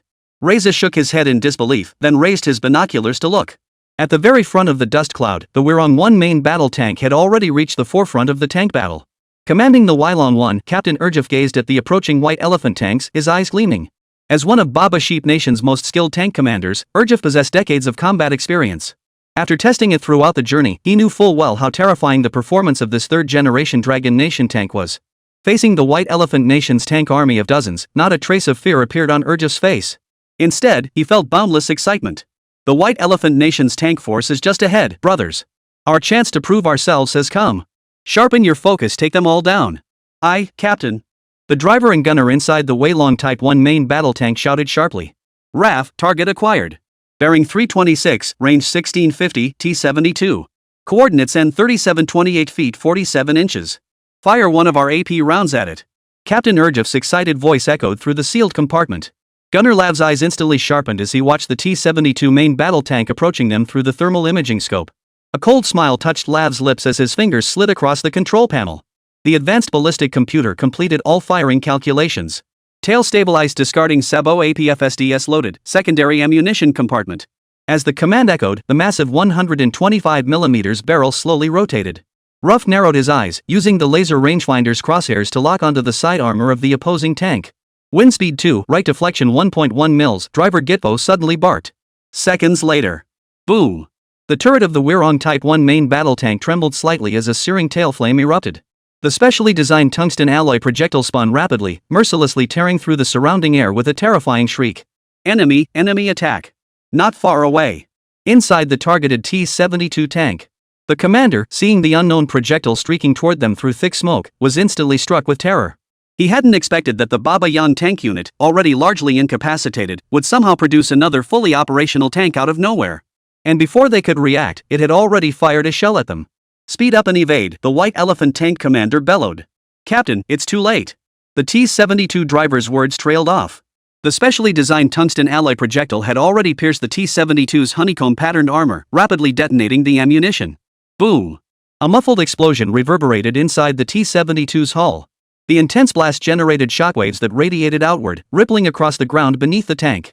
Countless fragments of tank armor flew in all directions, slicing through the bodies of several White Elephant infantrymen nearby like razor blades. Hit. Coordinates updated, N37 28 feet 50 inches. Inside the Weylon Type 1 main battle tank, Captain Urjev stared at the blue fireball blooming on the thermal imaging screen and shouted excitedly. Chapter 77, 1v3. The Duel of Third-Generation Tanks. Sir! Sir! That Weylon 1 main battle tank just destroyed an enemy T-72. On the command vehicle, the deputy commander of the frontline tank and armored regiment exclaimed through his binoculars. What? They took out an enemy tank that fast? Lasha shouted, his eyes wide with shock. Setting aside the T-72's formidable performance and protection as Blue Star's mainstream second-generation tank, simply acquiring and locking onto an enemy tank required considerable time. Moreover, unless the gunner was exceptionally experienced, it was extremely difficult to land a precise hit on a moving enemy tank with a single shot. Yet that Weyrong Type 1 main battle tank had only just appeared on the battlefield. In such a short time, they had not only locked onto the enemy tank but also destroyed the formidable T-72 with a single shot. This efficiency left the battle-hardened Reza utterly astonished. After securing the first kill against the enemy, the Weyrong Type 1 main battle tank also significantly boosted the morale of the Baba Yang tank unit, which had been on the verge of despair. The few operational Type 80 tanks swiftly maneuvered into position. Simultaneously, the reinforcing tank units from the rear finally arrived on the battlefield. In an instant, both sides' tank forces engaged in a fierce exchange of fire. The outstanding performance of the Weylong Type 1 main battle tank was witnessed by the frontline tank units. It became their primary target to destroy. Instantly, 4 T-72 tanks swiveled their turrets, aiming to eliminate the culprit responsible for destroying their tanks. Commander, looks like we're about to get ganged up on. Inside the Weylong 1 main battle tank's cockpit, the driver remained unflappable, smiling as he spoke. Advance immediately to the 2 o'clock direction. Watch out for enemy fire. RAF, keep loading armor-piercing rounds, take out every last one of these nuisances. Though Urjev was well aware of the formidable armor performance of this Weyrong Type 1 main battle tank, but he still didn't want to be easily attacked by the other party. Boom! In an instant, several booms echoed from the White Elephant Kingdom's tank positions. For shells hurtled toward the Weylong Type 1 main battle tank. However, due to the Weylong 1's exceptional mobility, it had already darted to the side the moment the shells were fired. Compounded by the T-72 tank's lack of striking precision, all 4 shells missed their target. Simultaneously, the Weylong 1 main battle tank, having successfully evaded the attack, initiated its counterattack. Boom boom boom. Equipped with advanced thermal imaging instruments and ballistic computers, every armor-piercing shell fired by the Weylong 1 main battle tank struck the enemy tanks with pinpoint accuracy. In an instant, the White Elephant Nation's tank force lost another 4 T-72 tanks. Now, the White Elephant Nation's armored tank force was thrown into panic. No one dared to provoke this terrifyingly powerful tank. Inspired by the Weylong 1's outstanding performance, the morale of the remaining Baba Yang tank units soared. Their Type 80 tanks were of the same generation as the T-72s, with no significant disparity in performance. As the balance shifted, the Baba Sheep tank force, which had been at an absolute disadvantage, began forcing the White Elephant Kingdom's troops into a steady retreat. Inside the White Elephant Nation's rear command post, when Commander Kumar of the 87th Armored Regiment received the frontline report, he nearly fainted from rage. Their tank forces had already pushed right up to the very doorstep of Baba Yang's positions. How had they suddenly been driven back? And they'd lost several T-72 tanks in quick succession. It must be noted that although these T-72 tanks were manufactured domestically using production lines imported from the White Bear Kingdom, but each T-72 tank cost around $1.3 million. Losing this many meant White Elephant Nation had just burned through tens of millions of dollars. Of course, the financial loss was a minor issue. War was inherently costly. The critical issue was that their armored tank forces not only failed to capture Baba Sheep's key stronghold, but had instead begun retreating step by step. This was something Commander Kumar could not tolerate. What the hell is going on? They only sent 1 armored regiment. Why can't we beat them? Kumar yelled hysterically. He couldn't fathom it. They had easily wiped out an enemy tank regiment before, so why couldn't they do it now? Sir, according to reports from the front lines, Baba Yang's tank armored regiment is different from the previous one. This tank and armored regiment includes a single large tank with exceptionally formidable performance. Not only is it highly maneuverable and difficult to target, but its accuracy is exceptionally high, essentially one shot, one kill. It was this tank that destroyed several of our T-72s in quick succession. Frontline soldiers suspected might be a third-generation tank, similar to the T-90. Whoa! One shot, one kill? A third-generation tank? Kumar was instantly dumbfounded. Third-generation tanks were advanced weapons possessed only by a handful of nations like the White Bear Nation, the Free Nation, and Han's Cat. Given Baba Sheep's ties to Western nations, it was impossible for them to obtain such advanced tanks from those sources. As for White Bear Nation? Even less likely. Many of Baba Sheep's weapons and equipment were procured from neighboring Dragon Nation. Dragon Nation? At this thought, Kumar suddenly realized. During the White Bear Nation's military parade, the Dragon Nation had made a name for itself with a domestically developed third-generation tank. Damn it! It must be the third-generation tank. Damn it! Quick! Immediately send our 3 T-90 tanks to the battlefield to surround the Baba Sheep third-generation tank. Kumar shouted furiously. Upon receiving the order, the 3 T-90 main battle tanks, which had been positioned in the rear, swiftly advanced toward the center of the battlefield. Minutes later, the 3 T-90s encountered the Weilong 1 main battle tanks. Seeing the T-90 tanks closing in to encircle the Weilong 1 main battle tank, in the rear command vehicle, the commander of the tank regiment, Rasha, cursed furiously. Those shameless bastards from White Elephant Nation. We only have one third-generation tank, yet they're preparing to surround us with 3 T-90s of the same generation. They've got no shame at all. The surrounding Baba Yang soldiers watched the scene with growing anxiety. Led by this Weilong 1 main battle tank, they had finally gained a slight advantage on the battlefield. Now, 3 third-generation tanks were closing in on a single Weilong. What chance did they stand? Sir, what do we do now? The deputy regiment commander shouted anxiously. Order the remaining tanks to provide support immediately. But our other tanks aren't a match for the T-90s. Then get them in there. Even if they have to act as meat shields, we won't let that Dragon one be destroyed. Hearing this, the deputy commander's expression hardened as he nodded urgently.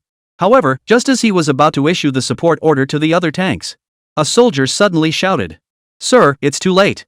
The Weilong 1 main battle tank is already locked in combat with those 3 T-90s. What? Hearing this, Colonel Rasha's face drained of color and he nearly fainted on the spot. It's over. Everything was over. Chapter 78, a death-defying resolution. Trading 1 for 2 isn't a loss. Baba Sheep Nation. Along the highway flanking the military stronghold. On one side of the highway stood 3 imposing White Bear Nation T-90 third-generation tanks.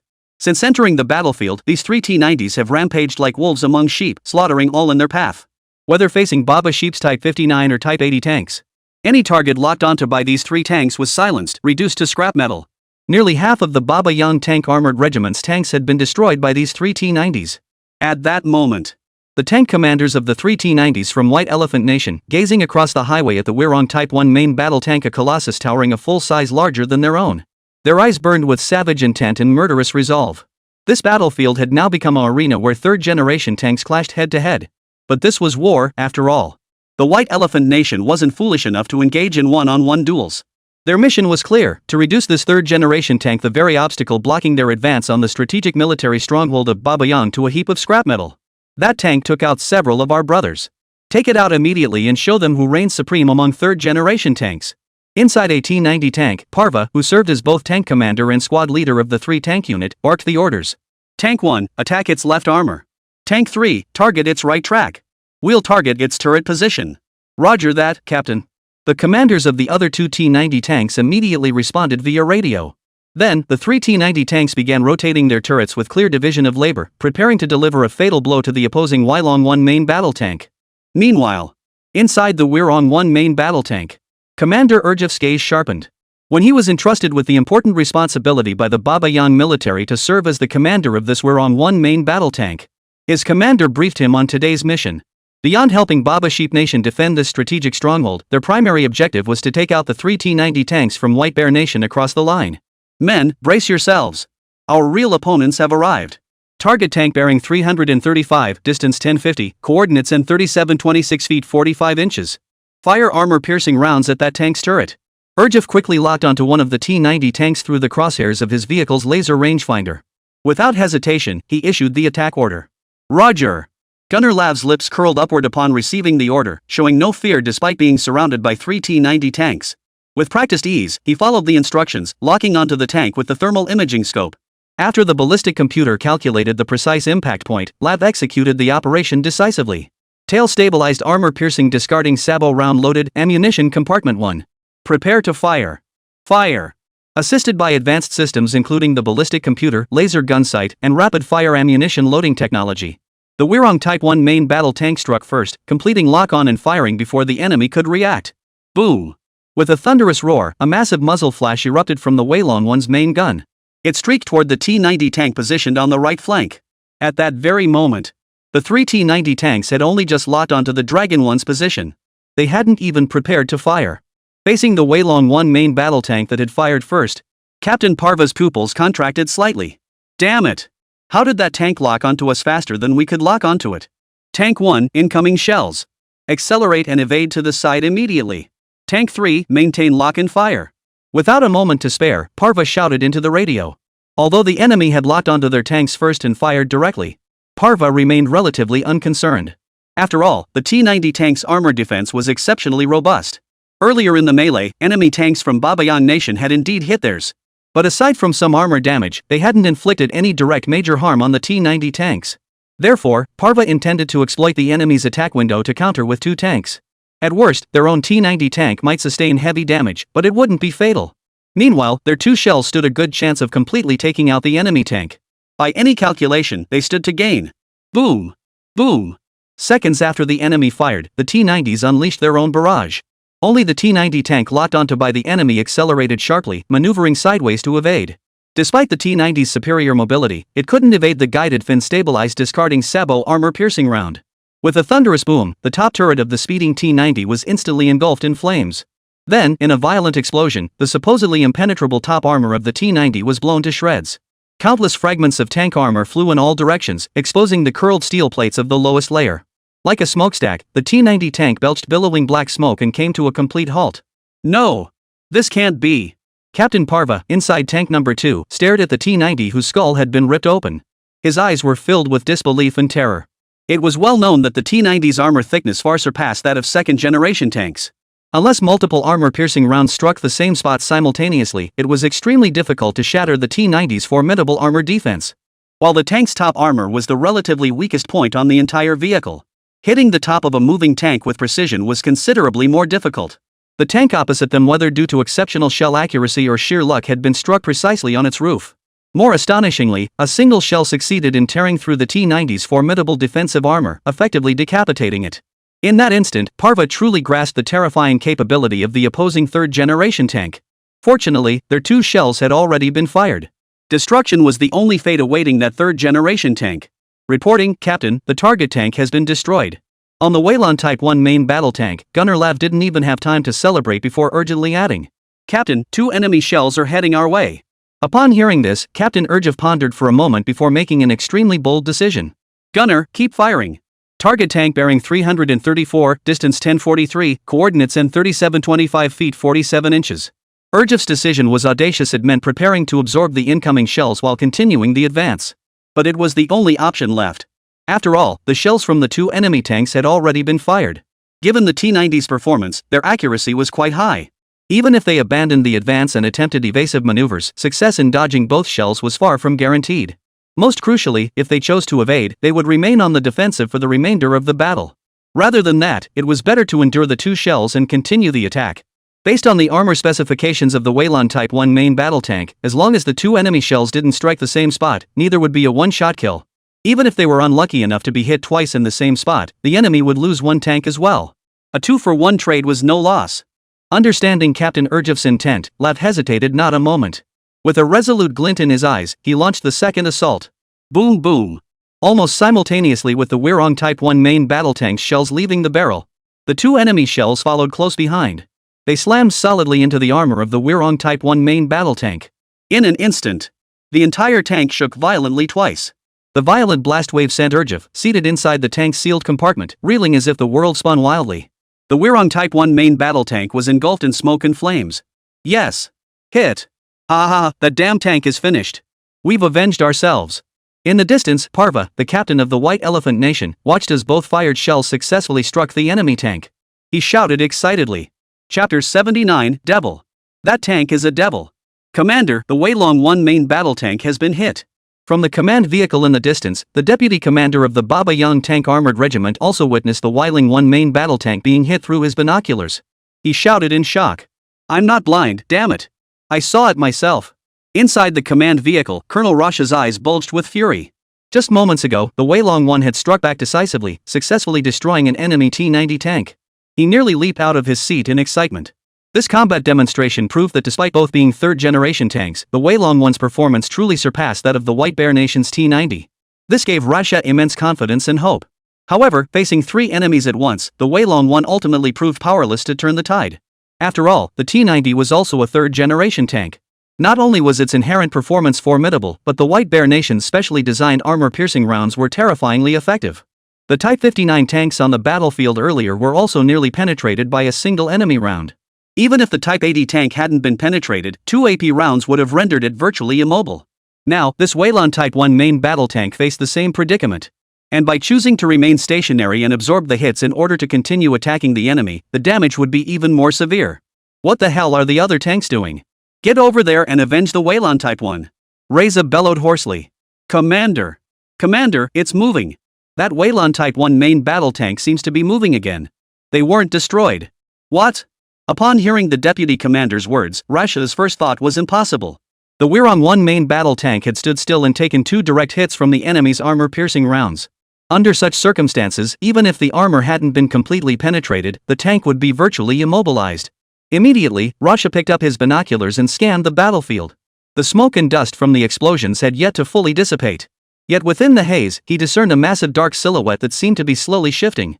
The gun barrel was constantly adjusting its position, as if preparing for another round of fire. Witnessing this, Russia rubbed his eyes vigorously, convinced he was hallucinating. Under such intense artillery fire, the Weilong Type 1 main battle tank was still operational. Just how absurdly strong is its armor? 1 minute earlier. Captain, we didn't get blown to bits. Ha! We're still alive. This tank's armor is absolutely insane. After a dizzying whirl, the Gunner Lab's excited voice rang out. Commander Urjev's eyes sparkled with the exhilaration of having narrowly escaped death. He hadn't expected that the technical specifications of this Dragon Nation tank were completely accurate, even somewhat conservative.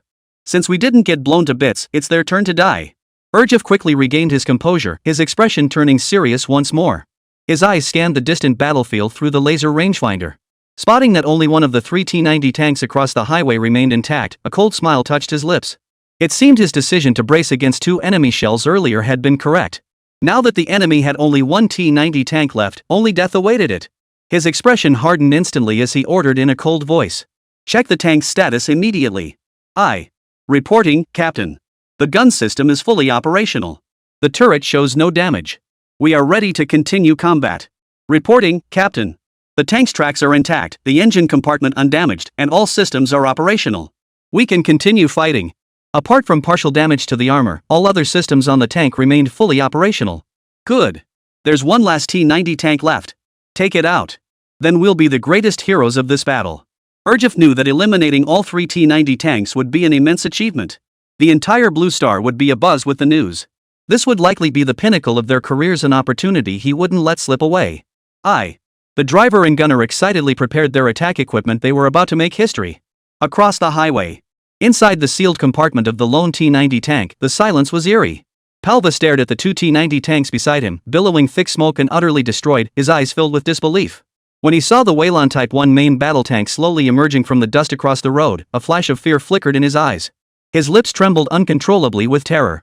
No one had expected that after taking 2 direct hits from their shells, the enemy tank remained fully operational. And now they were the only ones left mobile. Devil! That tank over there is definitely a devil. Parva, who had been brimming with confidence moments ago, was now utterly terrified.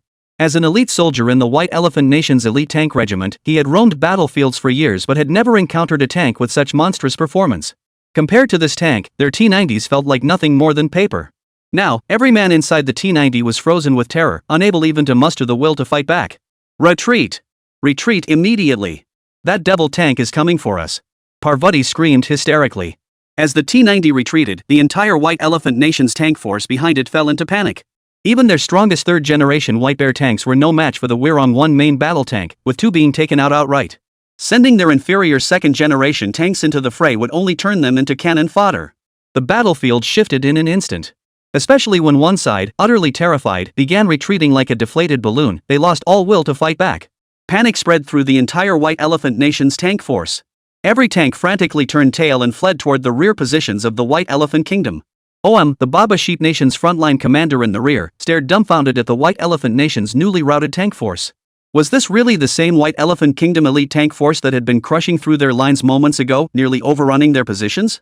A single Weirong-1 main battle tank had completely altered the battlefield's dynamics, something he never anticipated. However, naturally wouldn't let this rare opportunity slip away. He immediately ordered all Baba Sheep tank units to launch a counterattack. In an instant, the White Elephant Kingdom's elite tank force, now stripped of all fighting spirit and fleeing in panic, offered no resistance, becoming moving targets. The soldiers of Baba Yang suddenly seemed energized beyond measure, unleashing a relentless barrage of shells onto the battlefield without restraint. Under the relentless barrage of artillery fire, tank after tank was destroyed. At the very front, the Weiling Type 1 main battle tank now fully lived up to its title as the king of the land. After annihilating 3 T-90 tanks, it began a one-sided slaughter of the remaining White Elephant tanks. Commander Kumar of the White Elephant Nation's 87th Armored Regiment watched his retreating tank units and screamed frantically. "Damn it! Who ordered the retreat? Keep fighting! Anyone who dares retreat again, I'll shoot them dead." Yet no one paid attention to Kumar's frenzied roar. After all, getting hit by bullets meant at least leaving a whole body behind. If they were struck by the Weirong Type 1 main battle tank, they wouldn't even leave a trace. "Sir, the enemy's firepower is overwhelming. All 3 of our T-90 tanks have been destroyed. We can't beat them, we should retreat immediately. Otherwise, our entire elite tank unit will be annihilated." Under his aide's frantic pleas, Kumar's eyes filled with despair as he issued the retreat order. The positions previously occupied by White Elephant Nation swiftly returned to Baba Sheep Nation's control. Not only that, but the rest of Baba Sheep Nation's forces seized the momentum to accelerate their counterattack. Not only did they recapture all previously lost positions, but they also pressed forward into White Elephant territory. In an instant, the tide of battle between the two nations had completely reversed. Chapter 80, Astonishing Feat. Undisputed King of Land Warfare. White Elephant Kingdom. On a highway leading to the front lines, a military jeep moved slowly, escorted by several armored vehicles. Inside the jeep, Lieutenant General Daesh of the White Elephant Kingdom Army sat with a satisfied smile, feeling exceptionally content. He had successfully persuaded the White Bear Kingdom to deliver their precious T-90 tanks to the White Elephant Kingdom. The White Elephant military was highly satisfied with Daesh's performance and entrusted him with important responsibilities. Have him represent the White Elephant Kingdom's military to oversee operations at the front lines. This presented Daesh with an exceptional opportunity to advance his standing. If the White Elephant Kingdom could defeat Baba Yang's forces, he would receive immense rewards for his role as military supervisor. Moreover, with the T-90 tanks procured from the White Bear Kingdom and their own domestically produced T-72 main battle tanks, defeating Baba Sheep's tank force would be a piece of cake. Going there now would essentially be a walk in the park to claim the glory. "General Daesh, when you are promoted, please transfer me along with you. I wish to remain by your side forever." His aide fawned obsequiously at his side. "Rest assured. You've been with me all these years, I'll take you wherever I go." Ha ha ha. Daesh was thoroughly enjoying this flattery. But just as he basked in his triumph, an urgent call came through to the aide. "Sir, it's the frontline commander calling." The aide glanced at the number but didn't answer. Instead, he handed the phone to Daesh in the back seat. The frontline commander? Could they have captured Baba Yang's military stronghold so quickly? Ha ha ha. I haven't even arrived to oversee the battle yet, and the war's already over? That's not quite right. Daesh muttered to himself as he excitedly answered the call. "Hello, this is Daesh.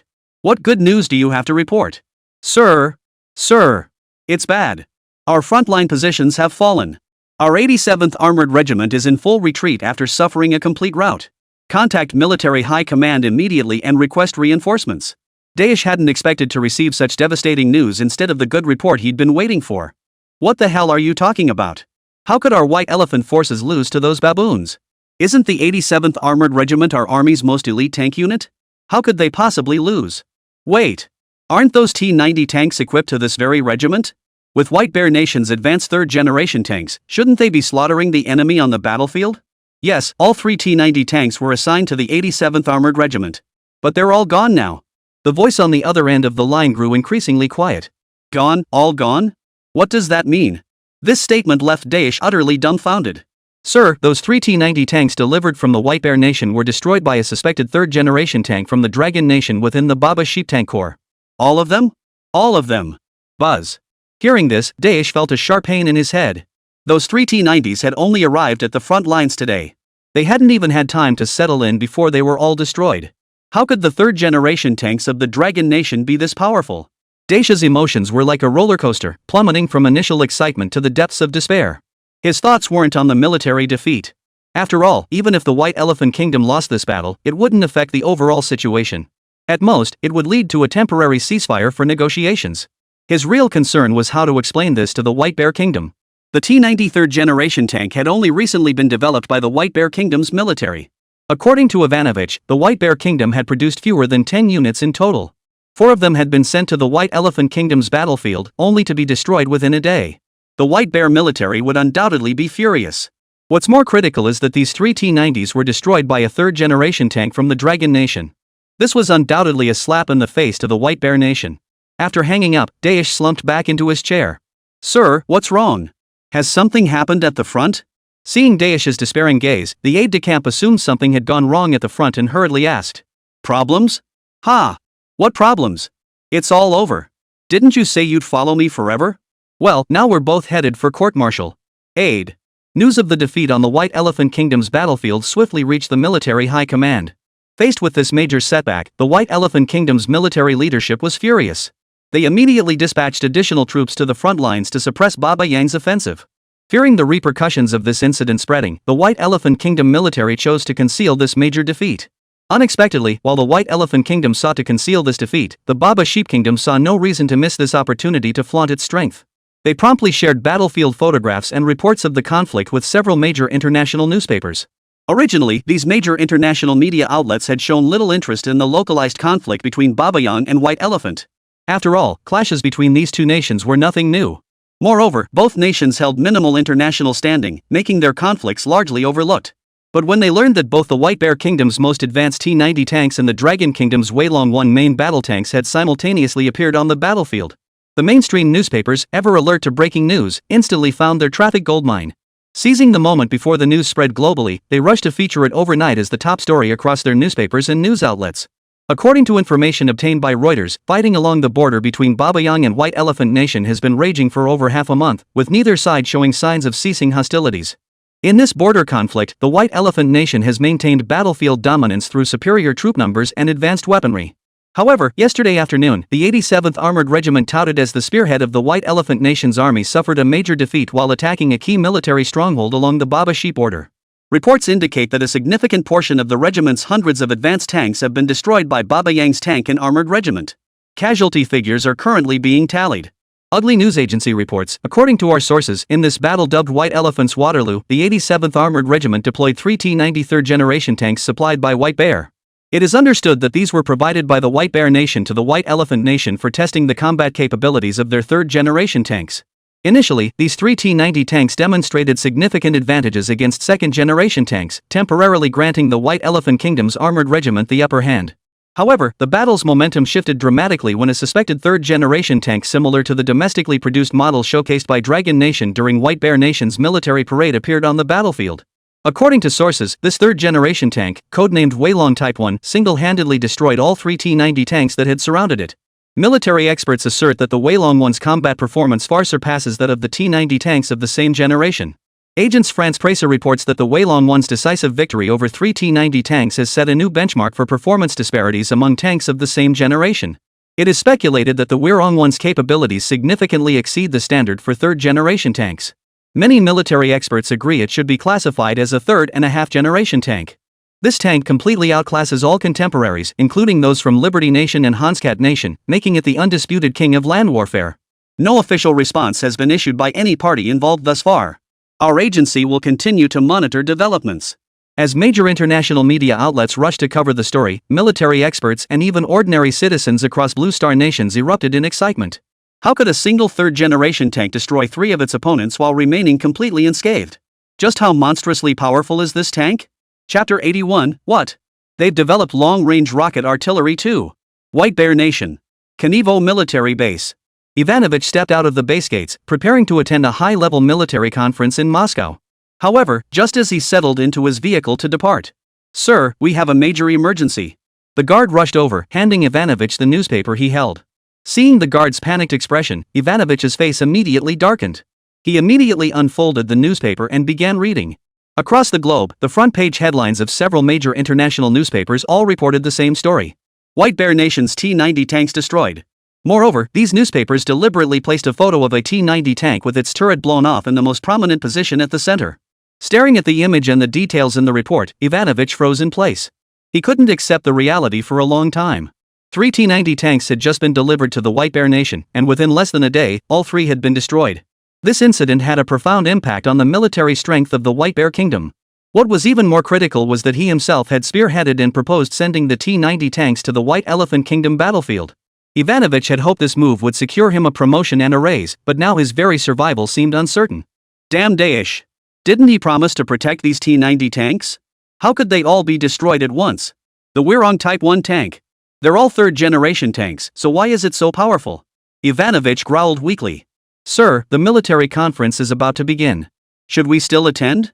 The White Bear soldier serving as driver up front asked in a low voice. To hell with it. Head straight to my residence, pick up my wife and kids, then go to the airport. The airport? Yes. Immediately. Right now. Ivanovich knew how significant this incident would be for White Bear Nation. Originally, they had intended to demonstrate the formidable power of their T-90 tanks on the battlefield, thereby enhancing White Bear Nation's military standing internationally. But now, their painstakingly developed T-90 tanks had become mere stepping stones for the Longguo Type 1 tanks. Once the White Bear Kingdom's military high command learned of this, he would be held squarely responsible. His superior officer might even sacrifice him as a scapegoat to protect himself. Fortunately, White Elephant Nation had previously transferred substantial funds to his European bank accounts. Combined with the substantial profits he'd amassed over the years through his position of power, escaping the White Bear Nation would allow him to live out his days in comfort. But just as the driver prepared to pull away, several burly men clad in black trenchcoats blocked the vehicle. General Ivanovich, we are agents of the KGB intelligence agency. We require your immediate assistance with an investigation. Please come with us. Staring at these expressionless KGB agents, Ivanovich's face drained of color, his eyes filled with despair. China, Nanjing. Inside the office of the director of Military Factory 307. Director, have you seen the news? Our Longguo 1 main battle tanks are running rampant on the battlefield in Babayang. Not only did it take on 3 T-90 tanks of the same generation and destroy them all, but it also wiped out over a dozen other second-generation tanks and armored vehicles. This is absolutely incredible. Zhao Jinsong burst in, newspaper in hand, his face aglow with excitement. Oh, I know. Qín Chuān, who was bent over his desk drawing blueprints, showed no reaction whatsoever. He merely uttered a flat O before returning to his drawings without lifting his head. Director, that's not the right reaction, Zhao Jinsong said disappointedly, not seeing the response he'd expected from Qín Chuān. What's wrong with my reaction? Qín Chuān set down his pen and looked at Zhao Jinsong with a smile. The outstanding performance of the Weilong Type 1 tank had long been within his expectations. Its formidable composite armor, ample power, and specially developed depleted uranium armor-piercing rounds. Combined, these technologies were bound to deliver astonishing combat results. The success of our domestically produced third-generation tank serves as excellent advertising for our nation's military equipment. But if we've already put out the advertisement without having a solid product to back it up, wouldn't that be all for naught? Qín Chuān now had to not only help the Dragon Nation's army develop equipment for its synthetic forces, he must also begin laying the groundwork for the arms export business of their Factory 307.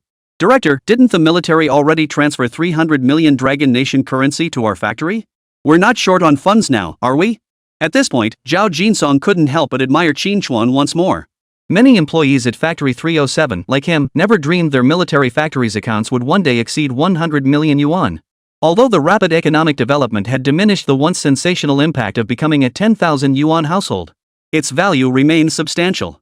And their factory's 100 million yuan balance sheet was a rarity even on a national scale. Of course, he understood that this money wasn't earned by their factory, nor was it intended for their factory. Instead, it was earmarked entirely for the research and development of Qín Chuān's proposed comprehensive synthetic equipment project. Even so, every day when Zhao Jinsong gazed at the countless zeros in the account, he couldn't help but feel elated. Alright, stop grinning like an idiot. Our factory isn't short on cash now, but that money isn't ours either. What we need to do is use this money to build advanced weapons and equipment, then sell them. Only then will the money truly belong to our factory. With that, Qín Chuān handed Zhao Jinsong several technical documents he had organized.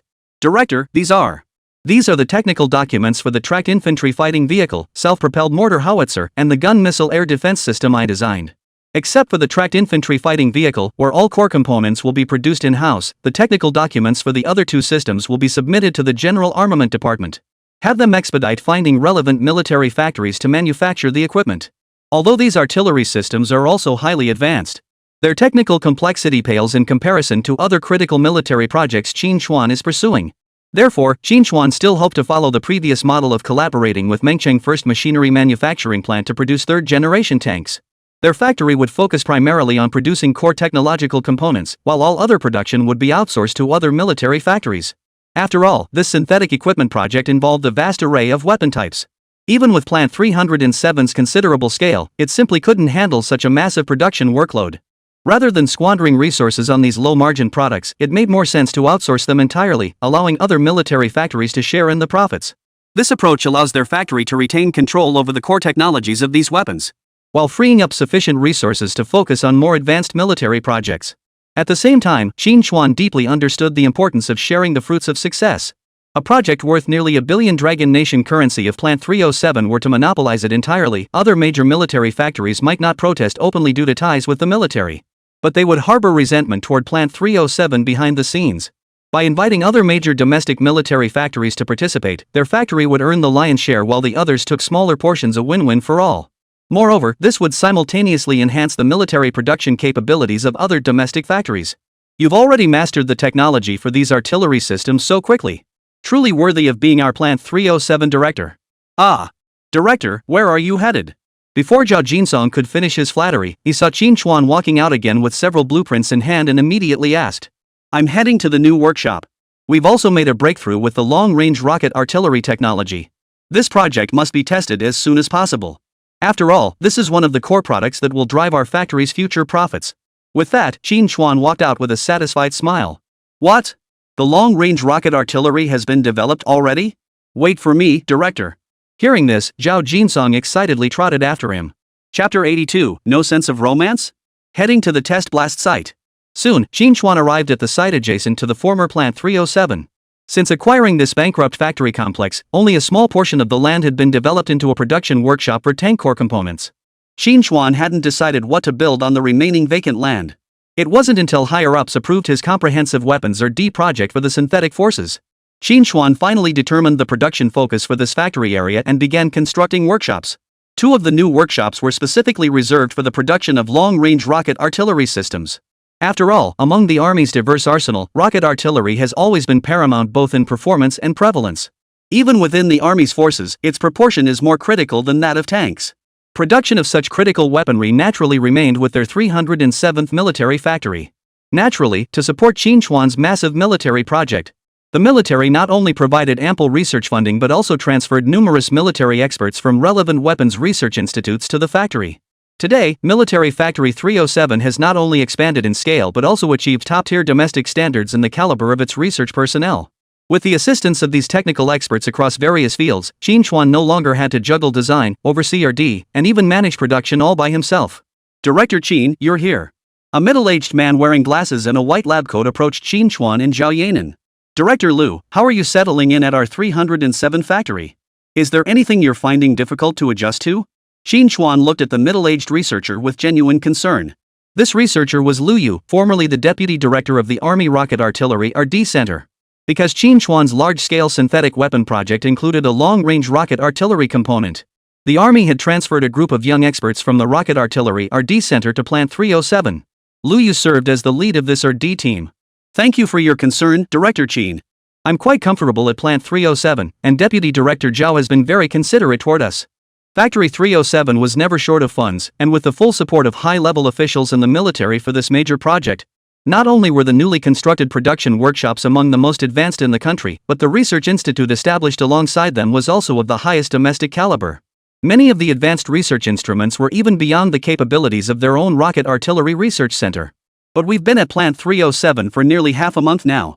When can we finally start our research? We're getting restless from all this downtime. Plus, the food here is excellent. Our researchers have already started putting on weight before even beginning their work. Liu Yu's eyes betrayed a hint of impatience. When they first arrived at Plant 307, the long-range rocket artillery project hadn't been formally approved yet. Having finally found some downtime, they were indeed living comfortably. Beyond preparing for the project's formal launch, there was little else to occupy their days. A day or two of this was fine, but after more than half a month of such leisure, Liu Yu and his fellow researchers were starting to get restless. Seeing Lu Yu's anxious expression, Qín Chuān couldn't help but smile. Director Lu, there's no need to fret. I'm here specifically to inform you that the long-range rocket artillery project can now commence development. With that, Qín Chuān handed over the manuscript he was holding. This covers the theoretical framework for the long-range rocket artillery system. Your task now is to validate these theories and build the prototype. You won't be idle for the next month or two. Great! Finally, we can get back to research. Lu Yu exclaimed excitedly as he took the manuscript. Director Qín, this past fortnight has left us completely idle. As long as we can do research, 2 months is nothing. We could easily spend half a year on this. Lu Yu, who had seemed listless moments before, now radiated renewed energy, his eyes brightening noticeably. For researchers like them, nothing was more thrilling than diving into development work. That won't do. The long-range rocket artillery project is the cornerstone of our entire synthetic program. Headquarters has ordered us to expedite the entire project's implementation. You should accelerate your research, no intentional delays allowed. Qín Chuān teased with a smile. How could that be possible? Rest assured, Director Qín, we will complete the project research at the fastest possible pace. Lu Yu tucked away the blueprints and gave a solemn assurance. In that case, I'm placing this project in your hands. Qín Chuān nodded with satisfaction. If you encounter any technical issues, come find me anytime. Qín Chuān gave Lu Yu a few more instructions before leaving. With the technical theories already provided, and given Lu Yu's team's years of experience in rocket artillery system development, validating and implementing these technologies would pose no significant challenge. 2 months later. Qinghai Province, Haiyan County, Hebei Prefecture. A vast grassland stretched out before them. Surrounded by mountains on all sides, the land is lush with water and grass. In the height of summer, silver-leaved honeysuckle and golden dewdrop flowers bloom in competition, creating a breathtaking spectacle. The familiar song in that faraway place spread from here across the nation and into the world. The entire grassland spans 1,100 square kilometers. Yet, what many do not know is this. This place is not only a scenic grassland, but also hides the site of the first nuclear weapons research, testing, and production base in the Dragon Country. To support the construction of the nuclear base, 6,000 local herders and over 150,000 cattle and sheep were relocated from the grasslands where their ancestors had lived for generations in just 10 days. In a remarkably short time, a nuclear base integrating research, production, and living quarters rose from the grasslands. Codenamed Factory 221 at the time, it was officially referred to as the Qinghai Mining Area. A large scientific research and logistics team settled here, establishing a town. The town comprised 18 factory zones and 4 residential areas, along with 38.9 kilometers of dedicated railway lines and 75 kilometers of asphalt-paved roads. Later, as the international situation stabilized and the development and testing of the mushroom bomb concluded, this town hidden in the grasslands gradually fell into decline. Originally designed for mushroom bomb testing, the base gradually transformed into a site for military units to conduct large-scale, long-range weaponry and equipment trials. Today, while the base still maintains an Army chemical defense unit, its role has diminished significantly. At this moment, a military jeep, followed by a large vehicle covered in canvas, slowly drove down the highway. It came to a stop before the gates of the testing base. This is the place. Qín Chuān and Zhao Yanan stepped out of the military jeep. Fresh air carrying the distinctive earthy fragrance of the grasslands washed over them. The endless expanse of green left both of them feeling refreshed and exhilarated. The scenery here is truly breathtaking. When we retire someday, we should come live here for a while, Zhao Yanan said dreamily. Don't even think about it. Don't forget, not far from here is the mushroom bomb test site. It's mostly abandoned now, but who knows when they might reactivate it. I wouldn't dare live here. Qín Chuān's rather unromantic remark made Zhao Yanran, who was still basking in the beauty of nature, roll her eyes. Director Qín, are all you science guys so clueless about romance? Unromantic? I'm just stating facts. Qín Chuān scratched his head in confusion. He thought to himself, I was absolutely right about that. The grasslands were beautiful, but being right next to a mushroom cloud test site was just too out of the ordinary. Forget it, I'm not arguing with you. Let's just get inside. Zhao Yanran couldn't be bothered to argue with Qín Chuān any longer and strode toward the test site entrance first. During her time with Qín Chuān, Zhao Yanan had come to understand exactly what the books meant by a genius. Qín Chuān's talent for military technology research was nothing short of astonishing. Zhao Yanan held profound admiration for his talent and genius. Yet at the same time, Qín Chuān retained the quintessential traits of a science nerd and seemed to be taking them to new extremes. Whenever she tried to discuss something emotional with him, his rational responses would inevitably dampen her enthusiasm. Chapter 83, Excuse me, are you guys testing a missile? Old Zhao, did I say something wrong again? Qín Chuān opened his mouth, asking in confusion. I couldn't say. But the way you two are acting right now, you look like a couple having a fight. TSK tisk TSK. Zhao Jinsong, standing nearby, grinned with a lecherous expression. Stop talking nonsense. Qín Chuān gave a wry smile, ignoring the gossip-loving Zhao Jinsong as he too headed toward the entrance of the test site. Hello, we're from Military Factory 307. We're here to conduct weapon test firings at your range. Here are my credentials and the approved paperwork. The guard at the entrance examined the paperwork, then looked at Qín Chuān's credentials. His posture immediately stiffened. Good day, Lieutenant Colonel Qín, the soldier saluted with military precision. Hello, may we proceed now?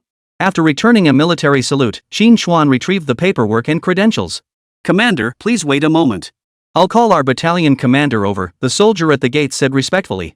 This was the first time Qín Chuān had ever been addressed as commander, and he couldn't help but feel a bit awkward. Though he held the rank of lieutenant colonel, he had spent his entire career either at the military academy or in the munitions factory, never having served in an actual unit. But the soldier at the gate didn't see it that way. He'd been stationed at the test base for 5 or 6 years and had seen officers with higher ranks than Qín Chuān. But a lieutenant colonel of such youth? That was a first. He knew full well that such a young age paired with this rank meant Qín Chuān must have performed significant service for the nation. News of his arrival quickly reached the base's battalion commander, Lu Qi, who hurried over. Upon learning that the young man before him held the rank of lieutenant colonel, a flicker of astonishment crossed Lu Qi's eyes. Moreover, living out on the vast grasslands, outsiders were a rare sight. Lu Qi warmly and excitedly led Qín Chuān and his group into the test base. Lieutenant Colonel Qín, as you know, this place was once a test site for mushroom bombs. Although they're no longer in use, radiation remains in many surrounding areas and water sources. Most supplies are shipped directly from outside, so living conditions might be a bit rough. We appreciate your understanding. Hearing this, Qín Chuān smiled. We're just here to test the performance of a new weapon. It's not complicated, we should wrap up in half a day and won't need to stay overnight. That's good, that's good. Lu Qi nodded eagerly. By the way, Major Qín, how large an area do you require for your weapon test? We have 3 small test sites, 2 medium-sized ones, and 1 large-scale test site.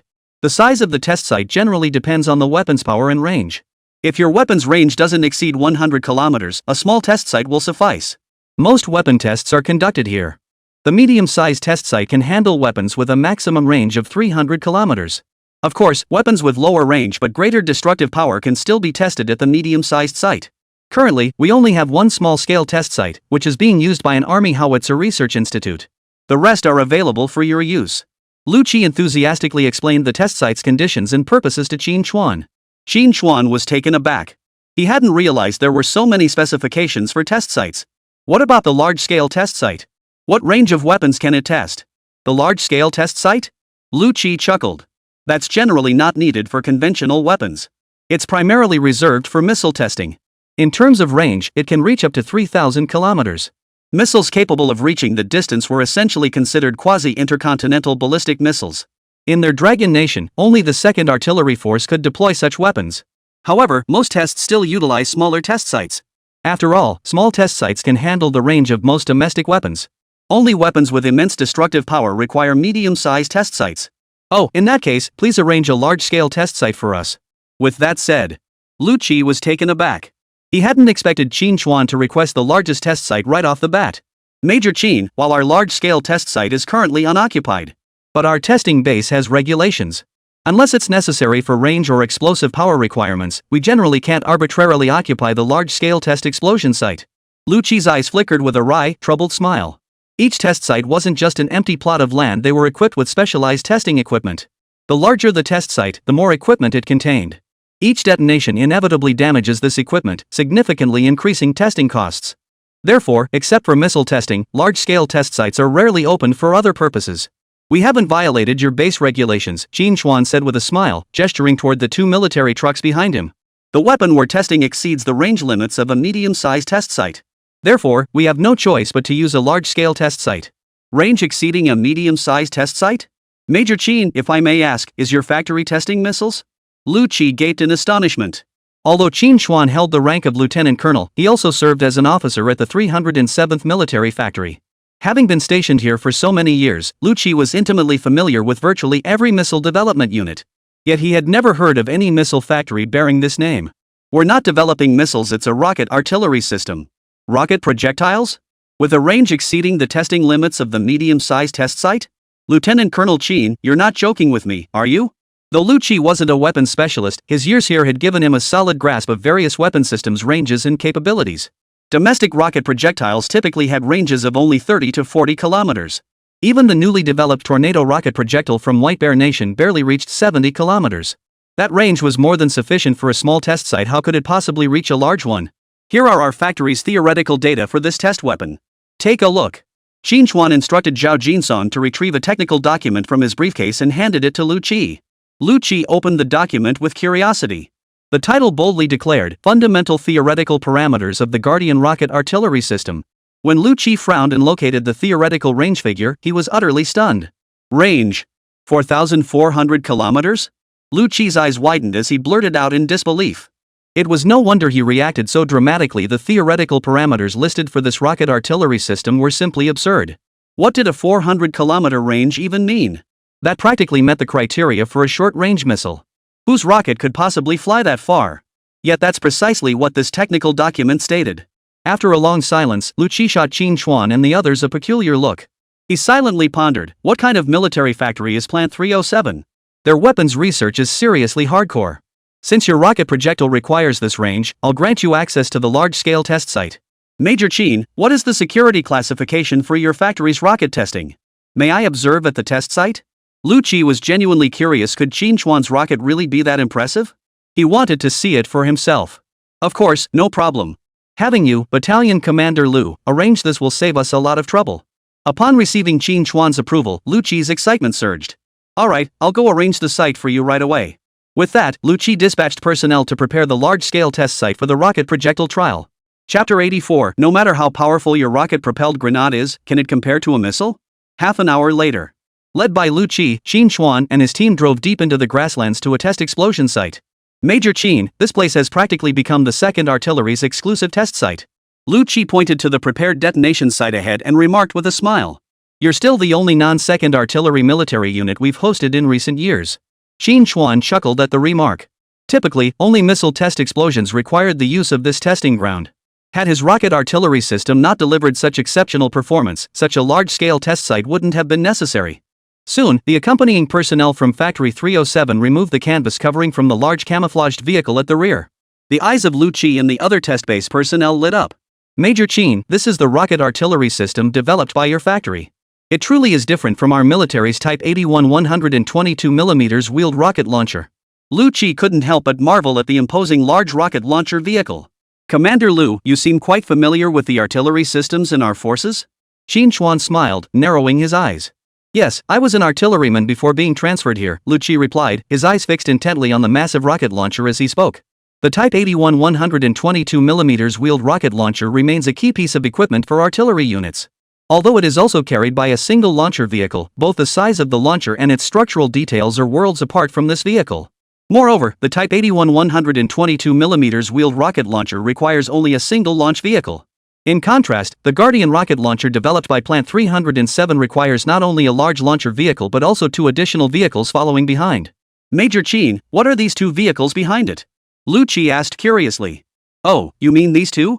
Qín Chuān smiled as he explained to Lu Qi. Our Guardian rocket artillery is a complete system. Besides the rocket launcher, there's also a fire-controlled vehicle and a transport reloading vehicle. Lu Qi listened intently to Qín Chuān's explanation, his eyes growing increasingly bright. See what true professionalism looks like. This is what professionalism looks like. Though he didn't understand why a single rocket launcher required so many specialized vehicles. But just the names firing command vehicle, transport and loading vehicle sounded incredibly advanced. Compared to the bare-bones Type 81 122mm wheeled rocket launcher, this was simply leagues ahead. Lu Qi, who had previously doubted whether a rocket could achieve an ultra-long range of 400 kilometers, now found himself beginning to believe it. Next, Lu Qi watched as personnel from Plant 307 unloaded several types of warheads with different coatings from the vehicles, his eyes brimming with curiosity. This time, before he could ask, Qín Chuān thoughtfully explained. Our factory is quite far from your test site, so coming here isn't easy. So we decided to conduct comprehensive testing. These are the high-explosive, incendiary, bunker-busting, and cluster warheads specially developed and equipped by our factory for this rocket artillery system. We've tested each one's performance thoroughly. Gulp. Lu Qi's mouth dropped open instinctively, his Adam's apple involuntarily bobbing as he swallowed. It's one thing for a rocket launcher to have an absurdly long range, but to also come equipped with such a diverse array of warheads? High-explosive shells, incendiary shells, bunker-busting shells, cluster munitions. Major Qín, this rocket artillery system is practically designed to handle any mission objective. Comprehensive. Absolutely comprehensive. Even before testing began, Lu Qi was already utterly impressed by Qín Chuān. Battalion Commander, the test site preparations are complete and the test mission report has been submitted. We're ready to begin at any time.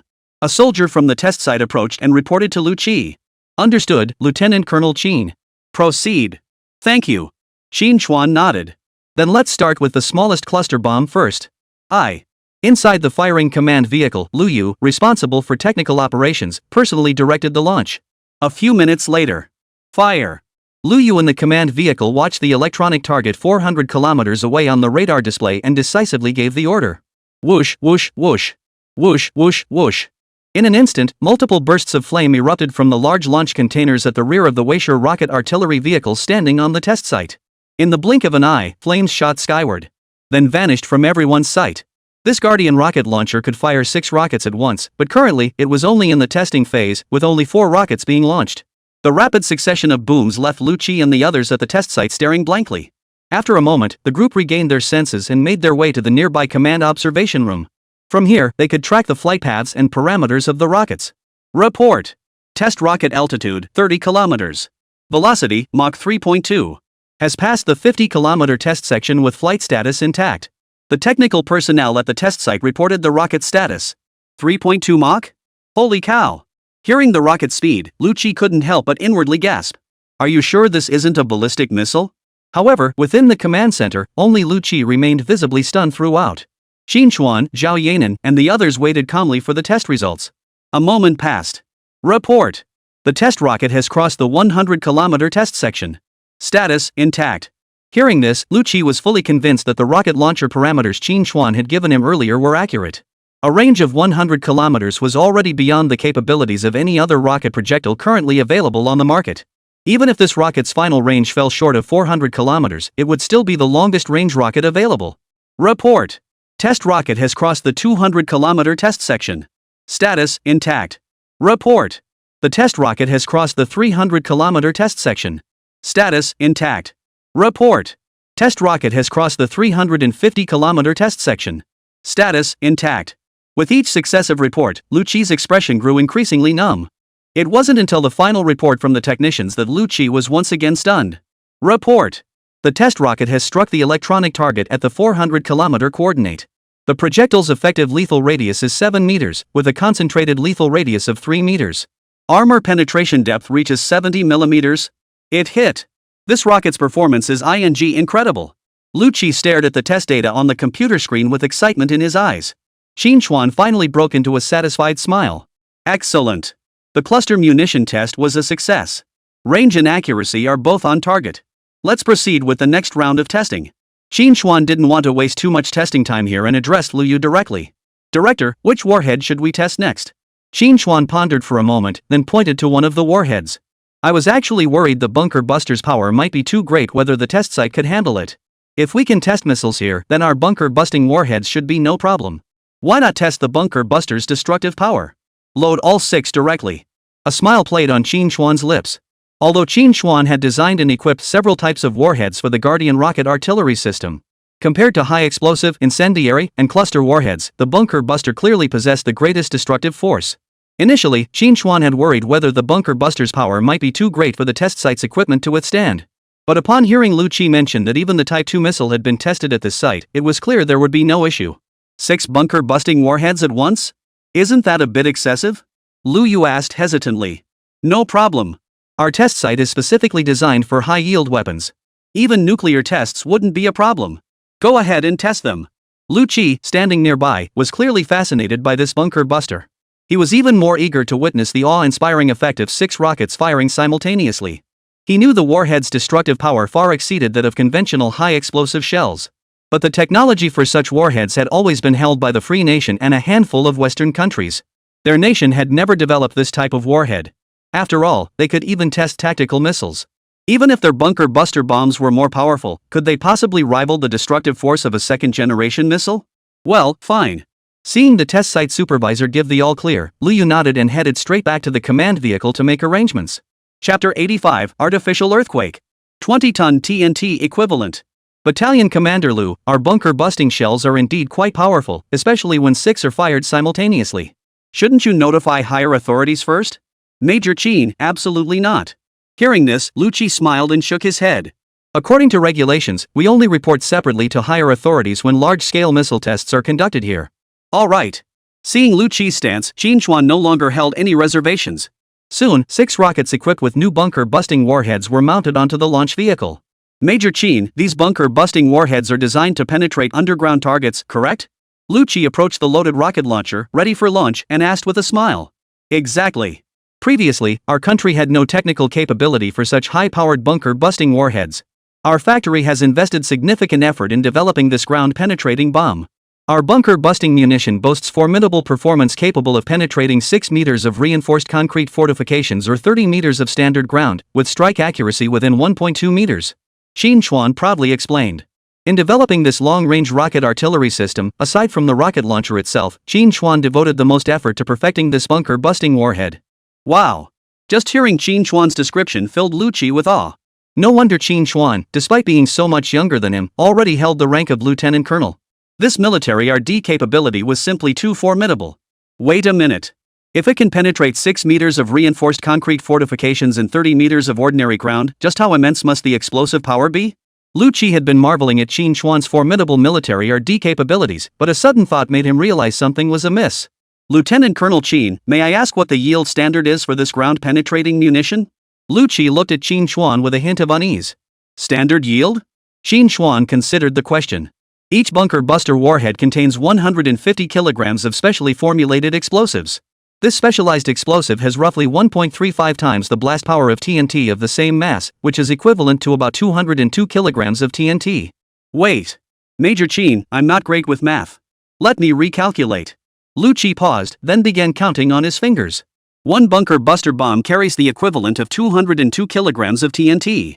Now we're firing 6 simultaneously, so the total yield is roughly 1,212 kilograms of TNT.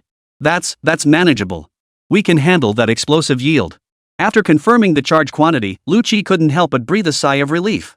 Though over a ton of TNT equivalent was indeed substantial, it thankfully remained within the standard testing limits of their detonation site. Explosive equivalent? If you're calculating explosive equivalent, Captain Liu, you can't do it that way. Qingqing explained with a smile. Because of the bunker buster's unique penetration capability and concentrated explosive release, its actual destructive effect far exceeds that of conventional bombs. According to our theoretical data, its concentrated blast power is roughly 20 times that of a conventional bomb of the same weight. What? 20 times. That means these 6 rounds have a combined explosive power of 20 tons of TNT. That's practically on par with a conventional missile's explosive yield. Lucci shouted, his voice strained as he processed the realization. Well, pretty much. Qín Chuān couldn't understand why Lucci was suddenly so worked up. This large-scale test site frequently conducts missile detonations. What's so unusual about the explosive yield? Quick! Halt the launch immediately. This yield requires prior approval. Realizing something was terribly wrong, Lucci scrambled to halt the test. But no sooner had he spoken than 6 streaks of fire shot out in succession from the rocket launcher vehicle towering over the site. The deafening roar made the surrounding earth tremble slightly. Watching the 6 bunker-busting rockets vanish in an instant, Lucci slumped to the ground, his gaze blank. At that moment, Haiyan County Seismological Bureau. 2 staff members were chatting and laughing. Hey, old Zhao, lunch breaks in 10 minutes. Fancy a drink with me? Get lost. You're off duty this afternoon, but I've got the shift. If the section chief finds out I'm drinking on the job, he'll give me hell. What's there to fear? There haven't been any seismic disturbances in our area lately. Only the nearby test base might cause some commotion. Besides, their report today doesn't mention any high-yield missile tests. Nothing to worry about. Although Haiyan County lies within an earthquake zone, underground monitoring in the surrounding area had remained stable lately, showing no signs of seismic activity. Their work was usually pretty laid back.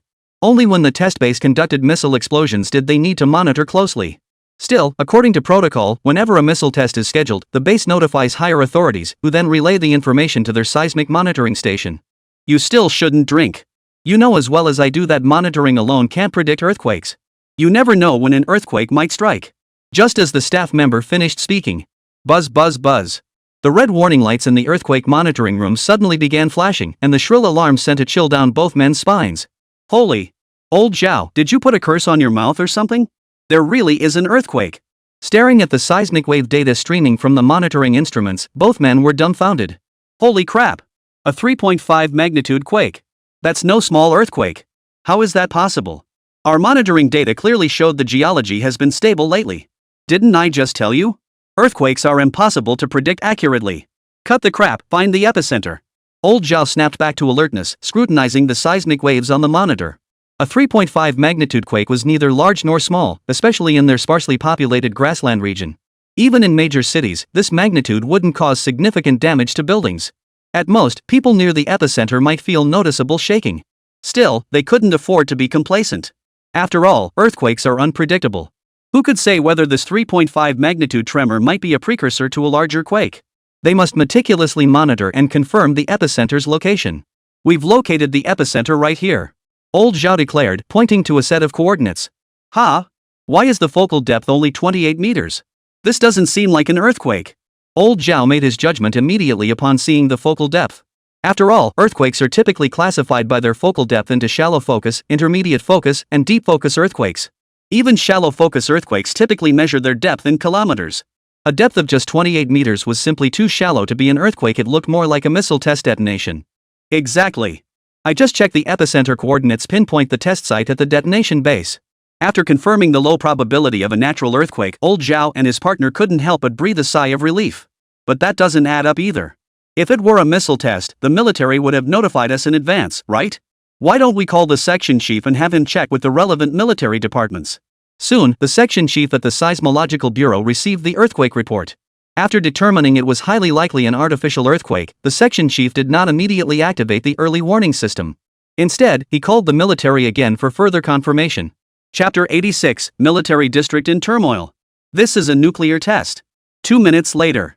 Haibei Military Subdistrict. Senior Colonel Li Qixing, the overall commander, was having lunch in the military district cafeteria. Just then, his guard rushed over. Reporting, Commander. The Haibei Seismological Bureau just called there's been an earthquake in Haiyan County. What? Upon hearing this, Li Qixing and the 2 lieutenant colonels dining beside him all sprang to their feet in alarm. Although the Haibei Military Subdistrict did not belong to a border defense military region and was not tasked with border patrol duties.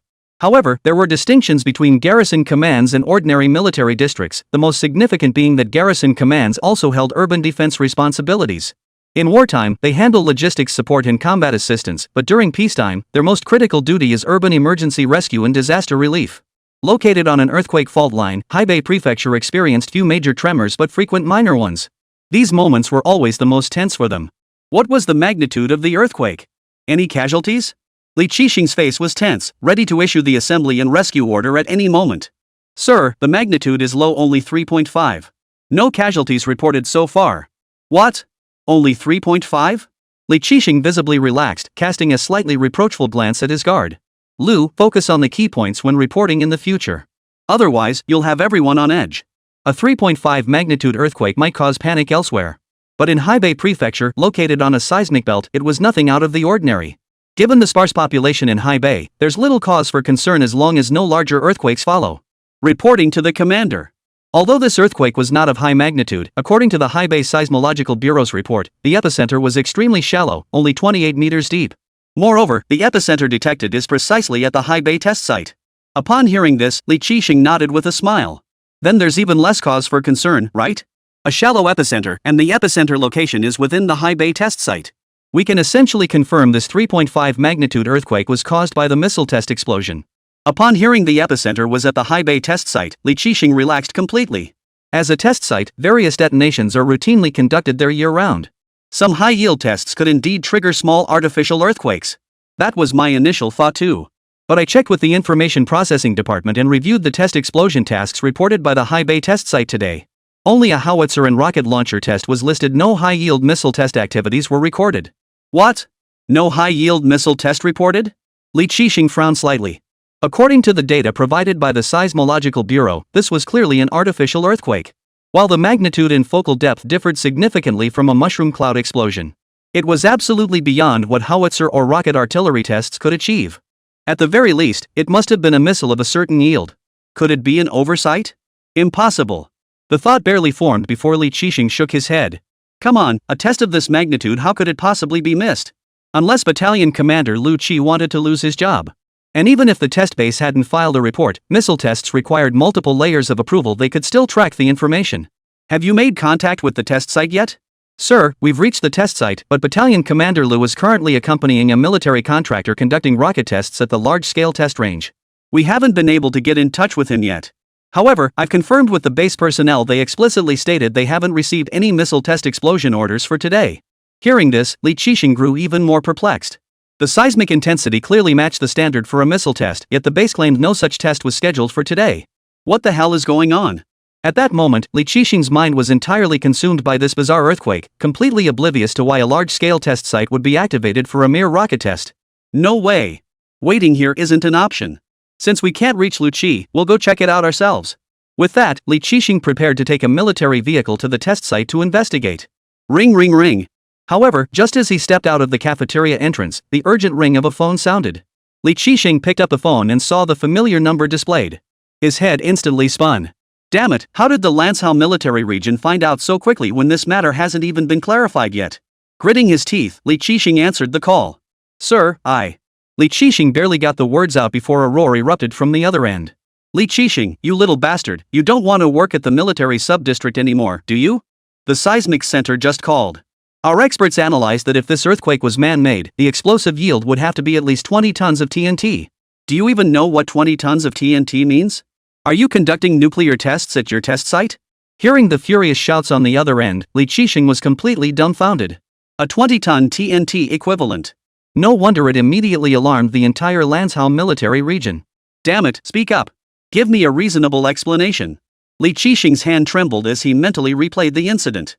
Yet he still couldn't come up with a reasonable explanation. This incident was too bizarre. Commander. I only just received word of this earthquake myself.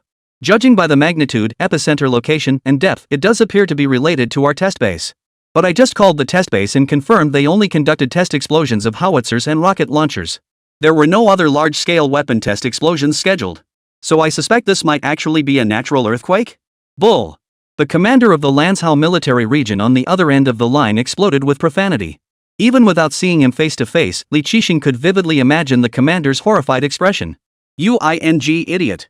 Have you ever heard of a natural earthquake with a depth of only 28 meters? And coincidentally strike your test base? It is indeed too coincidental. Li Qixing hung his head, cold sweat pouring down his face. But today we only tested howitzers and rocket launchers. There's no way their explosions could have caused this kind of damage. Even if you weren't the military district commander, any random soldier in their unit would possess that basic common sense. How many shells would it take to achieve a 20-ton TNT equivalent blast from howitzers and rocket launchers? Their facility was a test site, not a Middle Eastern battlefield. Which units applied for those test explosions? The commander of the Lanzhou military region suddenly asked over the phone. Oh, one is the Army Howitzer RD Center. The other is the 307th Military Factory. Li Qixing hastily replied. In his view, the commander's question seemed rather unnecessary. Neither of these military research institutions possessed the qualifications to develop missiles. The project applying for the test detonation was also unproblematic. Wait, hold on. You said there's another one besides the Army Howitzer RD Center? What's its name? The commander's voice over the phone suddenly rose 8 octaves. Li Qixing, who was in the middle of his report, jumped in surprise. Chapter 87. If I said we tested a rocket, would you believe me? Is it the 307th Military Factory? What's wrong, sir? Is there a problem with this factory? Li Qixing was stationed in the sparsely populated Haibei military sub-district, where information flowed relatively slowly. He knew nothing about this Factory 307. Yet upon hearing this familiar name, the commander of the Lanzhou military region on the other end of the line visibly tensed. After the Longguo 1 main battle tank debuted at the White Bear Nation's military parade, it had captured the attention of military experts both domestically and internationally. Its subsequent battlefield performance in Babayang and White Elephant Nations single-handedly taking down 3 White Bear T-90 third-generation tanks had cemented its reputation. While this feat was widely known within China's military circles, the identity of the designer behind the domestically developed third-generation tank remained classified. However, as the commander of the Lanzhou military region, he was clearly aware of the 307 military factory and Qín Chuān's identity. If it's military factory 307, then perhaps this matter can be explained. On the other end of the line, the commander of the Lanzhou military region uttered this remark out of the blue. Sir, what do you mean? Why would it make sense if it's military factory 307? Li Qixing scratched his head in confusion. It was just a military factory with a letter designation. There were plenty of such facilities domestically. Can't discuss it over the phone. In any case, head to the test explosion center immediately. I'll personally fly there by helicopter shortly. What? Commander, you don't need to come personally. Our military district can handle this. Hearing the commander of Lanzhou military region was coming personally, Li Qixing assumed he was being dismissed as incompetent and hurried to explain. You know nothing, the commander of the Lanzhou military region barked over the phone. Factory 307 is conducting weapon tests. They must have developed something new. I suspect this massive disturbance might very well be caused by their weapon test. If that's the case, our Lanzhou military region must intercept it before any other military region does. Alright. That's enough. I'm boarding the helicopter now, you guys better hurry over too. Beep beep beep. Before Li Qixing could say another word, the line went dead. What? This earthquake is related to the weapon test explosion at Military Factory 307? Are you kidding me? That's a 20-ton TNT equivalent blast. How could a rocket launcher test possibly pack that kind of punch? Did they use rocket artillery to level the area? But seeing the attitude of the Longguo military region commander, Li Qixing couldn't afford to dwell on it now. He immediately arranged for a vehicle and rushed non-stop to the test site on the grasslands. A few minutes earlier, at the test site, within the large-scale testing field, Lu Qi and the monitoring staff stood in the observation room. Their eyes were fixed on the display screen as the explosion test readings surged upward. Finally, it halted at a critical red alert level. Reporting to the battalion commander, all test rockets hit the 412-kilometer target. Penetration depth, 28 meters. Explosion radius, 6 meters. Explosive yield, approximately 20 tons of TNT equivalent. 1 surface test device damaged, 3 underground detection devices damaged. Gulp. As the tester finished his report, an eerie silence fell over the entire observation room. The only sound audible was the swallowing of saliva from Lu Qi and the others. A 400-kilometer range. 20 tons of TNT equivalent. These test figures weren't unfamiliar to them. When the 2nd Artillery Force had previously tested the Dongfeng missile, the recorded figures had been even more terrifying. Yet the shock gripping Lu Qi and his men now surpassed even that of the 2nd Artillery Force's Dongfeng missile tests. After all, those were missiles staggering figures were to be expected, which is precisely why they were called the nation's heavy weapons. The problem was that this terrifying figure had appeared on a rocket launcher. Depth, 28 meters. Though half a meter shallower than my ideal calculation, it still falls within acceptable parameters. This can barely be considered a successful test. Qín Chuān murmured to himself calmly as he studied the readings on the monitor. What the hell? You've drilled down to 28 meters deep, and you call that barely passing the test? You're not seriously planning to shoot through the entire Blue Star, are you?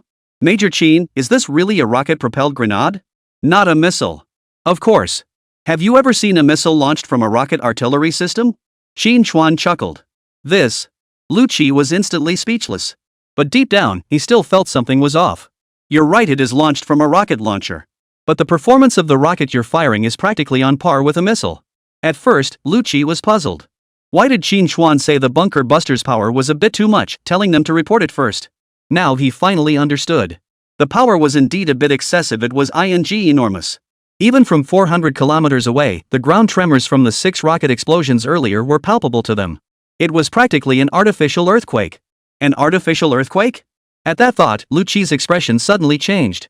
Damn it! An explosion this powerful would register as a magnitude 3 or higher earthquake.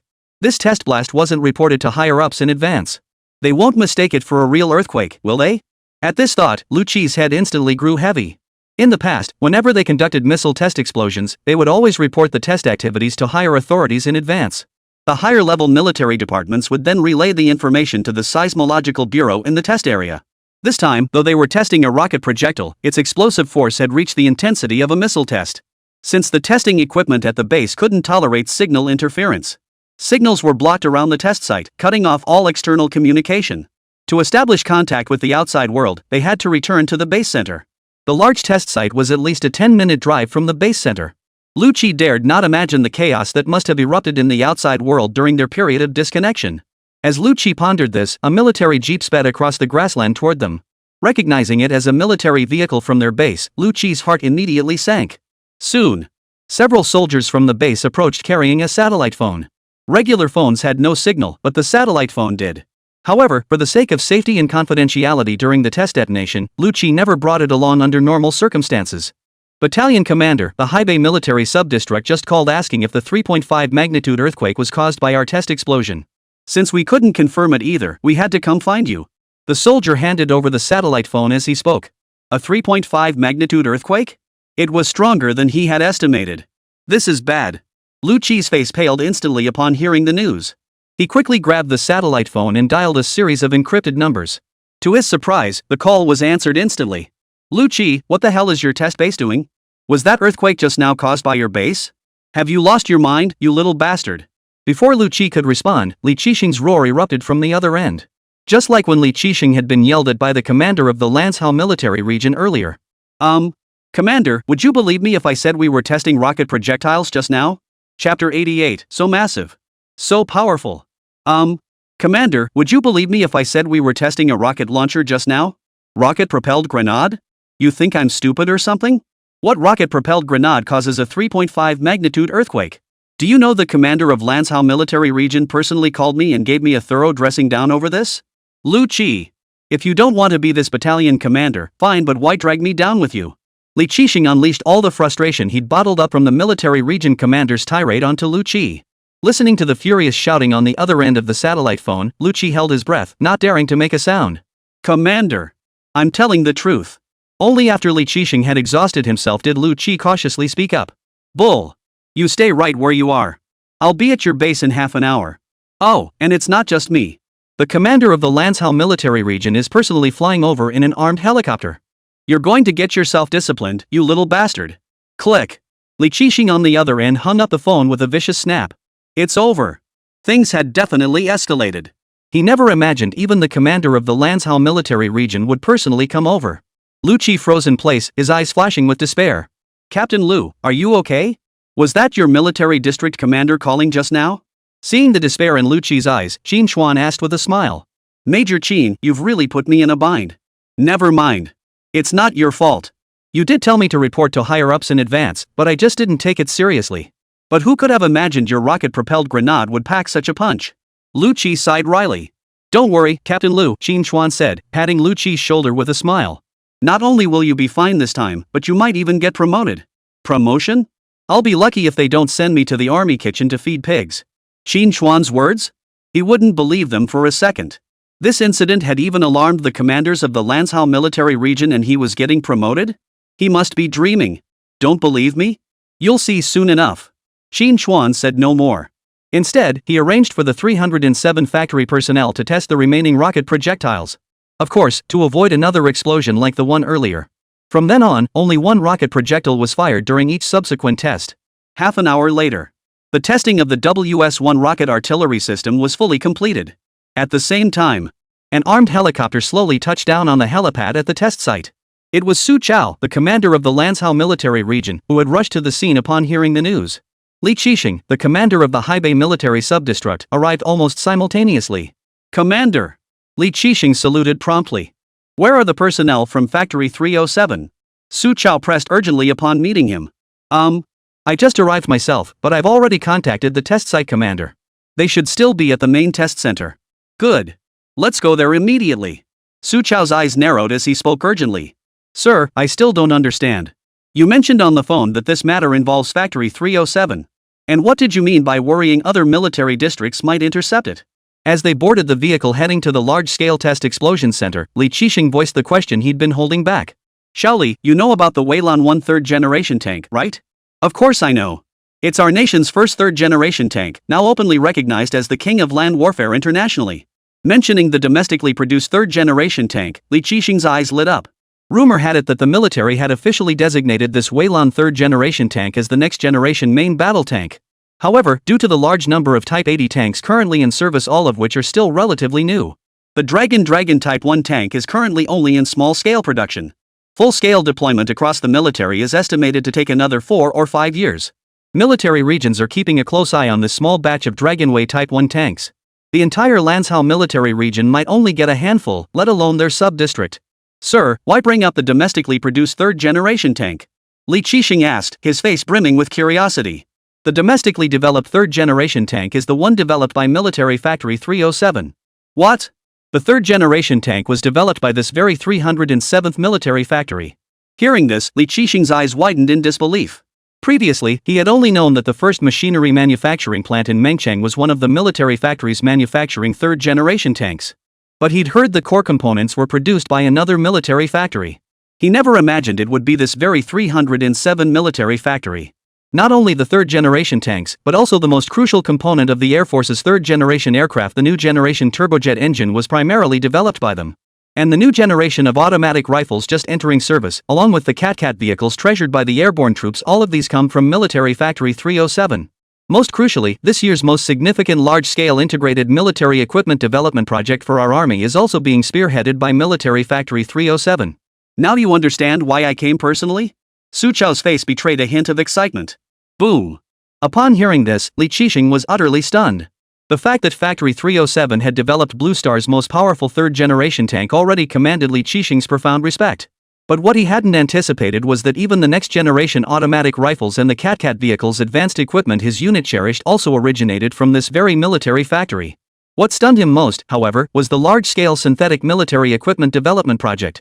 Although Li Qixing wasn't part of the equipment center, as the head of the military sub-district, he was well aware that this major project represented the most critical step in the synthetic reform. It was said that once this major military project succeeded, the reform of the Dragon Nation's integrated forces would be fully completed. At that point, the overall military strength of their units would surge exponentially. Within this major military project lay numerous sub-projects, all focused on developing the most advanced weaponry and equipment desperately needed by the army. At this thought, Li Qixing's eyes lit up. He finally understood why Su Chao had rushed over without delay upon learning that the weapon test explosion was being conducted at Military Factory 307. Sir, are you suggesting the artificial earthquake was caused by the 307th Military Factory testing new weapons? Exactly. I heard you mention they were testing rocket artillery. A rocket launcher capable of triggering a 3.5 magnitude earthquake, requiring a large-scale test site? Do you know what that implies? Whoa! Su Chao's reminder finally made Li Qixing realize. At this time, with the 307th Military Industry Group conducting weapon tests, this rocket launcher must be developed for the synthetic military project. A rocket launcher capable of triggering a 3.5 magnitude artificial earthquake. Li Qixing dared not imagine how powerful it must be. Lu, speed up. Speed up now. Li Qixing shouted urgently at the driver. The next second, the military jeep, already speeding along, suddenly accelerated even further. Trailing billowing dust, it sped toward the large test site. A few minutes later, when Su Chao and Li Qixing arrived at the large test site, they immediately spotted the massive rocket launcher vehicle standing tall in the testing area. Gazing at this imposing, high-impact rocket launcher, both men's eyes flashed with excitement and astonishment. Massive. Powerful. Li Qixing murmured. Chapter 89, What foresight? That move was brilliant. Commander. Commander. Lu Qi and the others had also rushed over upon hearing the news. But Lu Qi's face was now sallow, his eyes dull and defeated. He had already braced himself for the inevitable barrage of scolding from the two military zone commanders. Yet when Lu Qi snapped to attention, bracing for the scolding, Li Qixing remained silent. Instead, his gaze turned keenly toward the young figure standing beside Lu Qi. This must be the test supervisor from Military Factory 307? Commander, Colonel Li, I am Qín Chuān, Director of Military Factory 307. The recent test explosion incident was our fault at Factory 307. Our prior considerations were inadequate, and we've caused trouble for your Lanzhou military region. Qín Chuān stepped forward to take responsibility. Hearing this, both Su Chao and Li Qixing showed signs of relief. They hadn't expected Qín Chuān to come in person. Director Qín, what are you saying? We should be delighted you're here in Lanzhou testing new equipment. To say you've caused trouble is too formal. I hear you're testing a rocket launcher this time? Might we have a look first? Su Chao slapped Qín Chuān's shoulder warmly, acting as if they were old friends. Not a trace of the regional commander's usual airs. Of course. This is a new rocket artillery system developed specifically for the army. This way, sir. Let me give you a demonstration. Qín Chuān said, leading Su Chao toward the Guardian rocket launcher vehicle. Staring at the painting style that was completely different from what he had imagined, Lu Qi stood frozen in place, utterly bewildered. Where was the promised tirade? Why was the atmosphere so harmonious? Commander. Commander, do you think I can still keep my job as battalion commander? Lu Qi glanced nervously at Li Qixing beside him. Li Qixing, who had been beaming moments ago, instantly grew serious upon hearing Lu Qi's question. Lu, what nonsense are you spouting? You still want to be a battalion commander at the test base? Hearing this, Lu Qi's heart sank. Sure enough, the apparent harmony was all an illusion. He would ultimately bear responsibility for this incident. You did well today. I'll have someone arrange your transfer to the military sub-district headquarters. With that, Li Qixing caught up with the two men ahead, his face lit up as he engaged Qín Chuān in animated conversation. Transfer to the military sub-district? This. Not only did I avoid demotion, but I actually got promoted? Major Qín was absolutely right. Could it be that rocket artillery system saved me? Lu Qi, who had just caught up, was so excited he hurried over. Commander, this is the new WS-1 rocket launcher developed by our Plant 307 for the Combined Arms Forces. It consists of a launcher vehicle, a fire control vehicle, and a transport reloading vehicle. It utilizes highly mobile wheeled off-road vehicles as the carrier platform, employing a 6-barrel storage and launch container. Qín Chuān explained the rocket artillery system before them to Su Chao and Li Qixing. The rockets can be fitted with different types of warheads to meet varying strategic and tactical requirements. Our factory has specifically developed high-explosive, incendiary, bunker-busting, and cluster warheads for this rocket artillery system. Its theoretical maximum range is 400 kilometers, though actual testing pushed it to 412 kilometers. Additionally, all rockets are equipped with a composite guidance system combining inertial guidance, radar guidance, and satellite positioning, achieving an accuracy of 5 meters. Whoa! Upon hearing Qín Chuān's explanation, Su Chao and Li Qixing both sucked in their breath. A range exceeding 400 kilometers far surpassed conventional rocket projectiles, approaching the threshold of short-range missiles. What left them even more speechless was the rocket's array of advanced guidance systems. Wasn't this essentially a missile? While rocket-propelled grenades and missiles share significant similarities, they still have notable differences. Rockets typically utilize simple rocket engines, whereas missiles may employ alternative propulsion systems. For instance, the renowned Tomahawk missile from the Free Nation on Blue Star employs a combination of turbofan engines and rocket boosters for its propulsion system. Of course, the most significant differences lie in their guidance methods and operational purposes. Due to their immense destructive power, high cost, and precision guidance capabilities, missiles are typically reserved for striking high-value targets on the battlefield. These include command centers, air defense radars, power plants, bridges, and other critical infrastructure. They can also be employed against critical individual targets. Rockets, however, are low-cost with relatively simple technology, making them ideal for large-scale offensives. On the battlefield, they are primarily deployed in massive salvos to achieve fire coverage, without concern for precision strikes. They primarily target frontline fortifications, large-scale facilities, and numerous targets. But the rocket system Qín Chuān introduced not only boasts a 400-kilometer strike range but also possesses extremely high guidance precision. This looks like a damn missile to me. But Qín Chuān insisted it was a rocket. Did he really think they were blind? Xiaoqin, how come the rocket launcher you developed looks just like a missile? Is there any difference between the two? Su Chao couldn't help but look at Qín Chuān. Of course there's a difference. Missiles are typically launched vertically, while our rocket projectiles are fired at a normal incline angle. Plus, missiles are usually launched individually, but our rocket projectiles can fire 6 at once. Qín Chuān explained earnestly to the two. I'd say that's a pretty big difference. Su Chao? Li Qixing? Is this even human speech? Just a difference in launch angle makes that huge? And your missiles can only fire 1 at a time, while your rocket-propelled grenades can fire 6 rounds simultaneously. So you're saying your rockets are actually stronger than missiles? Both of them grimaced. They'd seen plenty of people trying to show off, but this level of pretentiousness was a first. Seeing their twitching mouths, Qín Chuān realized his explanation might have been off. He immediately changed his approach and addressed them. Sir, the real difference lies in whether they can be sold externally. Ha! That's a novel angle. Elaborate. Su Chao's expression shifted, his gaze turning curious. The Anti-Ballistic Missile Treaty. Qín Chuān uttered the 4 words with a faint smile. Anti-Ballistic Missile Treaty? After a moment of stunned silence, Su Chao snapped back to reality. When he looked at the rocket artillery system again, the intensity in his eyes deepened. He finally understood why Qín Chuān had insisted so vehemently on the significance of these rocket projectiles. In the international arms market, missile exports were restricted by the Anti-Ballistic Missile Treaty, first signed by the White Bear Nation and the Free Nation. The treaty prohibited the sale or acquisition of ballistic missiles with a range exceeding 300 kilometers and warheads exceeding 150 kilograms, along with related technologies and components, on the international arms market. The rocket-propelled grenade developed by Qín Chuān and his team, however, was so exceptionally powerful that it clearly exceeded these standards. This meant the weapon could only remain within the Dragon Nation's military and could not be produced as an export model for sale. However, the treaty specifically targets missiles, while rocket projectiles are not included in the prohibited sales list. Therefore, as long as they insisted this was a rocket projectile, the weapon could potentially be sold on the international arms market in the future. Xiaoqin, you're absolutely brilliant. Su Chao couldn't help but give him a thumbs up. Qín Chuān had not only developed such a powerful weapon but had even laid the groundwork for its international sale. That kind of mind, that foresight, no wonder he became a national treasure at such a young age. This move was absolutely brilliant. Chapter 90, this efficiency would put the production team's donkey to shame. Xiaoqin, this rocket launcher system's performance is simply outstanding, Su Chao said with a smile, looking at Qín Chuān. I just wonder if, once your Plant 307 starts mass production, you could send a few units to our Lanzhou military region first? Su Chao's lips curved upward, his eyes brimming with expectation. Of course, no problem. Qín Chuān understood such social niceties well enough. His visit to the Lanzhou test site to evaluate the new weapon had indeed been approved by high-ranking military officials. But the artificial earthquake he caused earlier had indeed caused considerable trouble for the Lanzhou military region. While the rocket's formal adoption would ultimately require approval from the General Armament Department, he could still arrange for a few units to be prioritized for the Lanzhou military region. At these words, Su Chao and Li Qixing's faces lit up with excitement. This trip hadn't been in vain.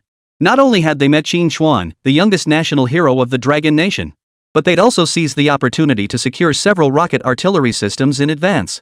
If the commanders of the other major military districts found out about this, they'd be absolutely furious.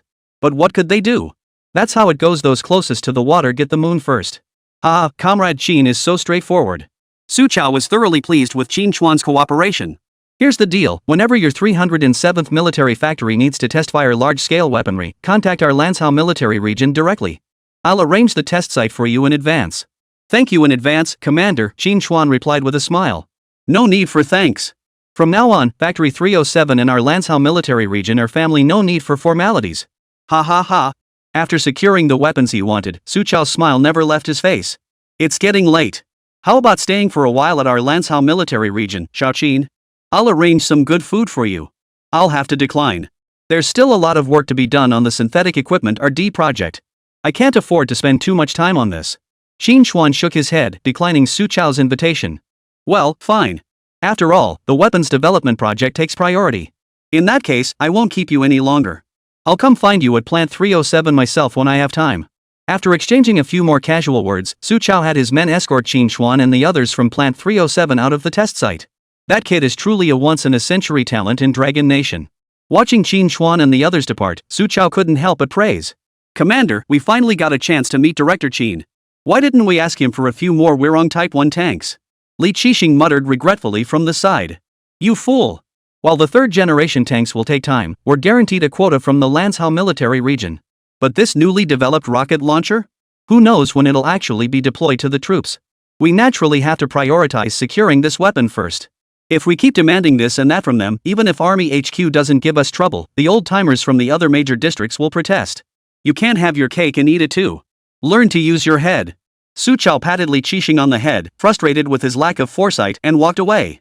Capital City. General Armament Department Building. Sir, these are the documents delivered today from various units.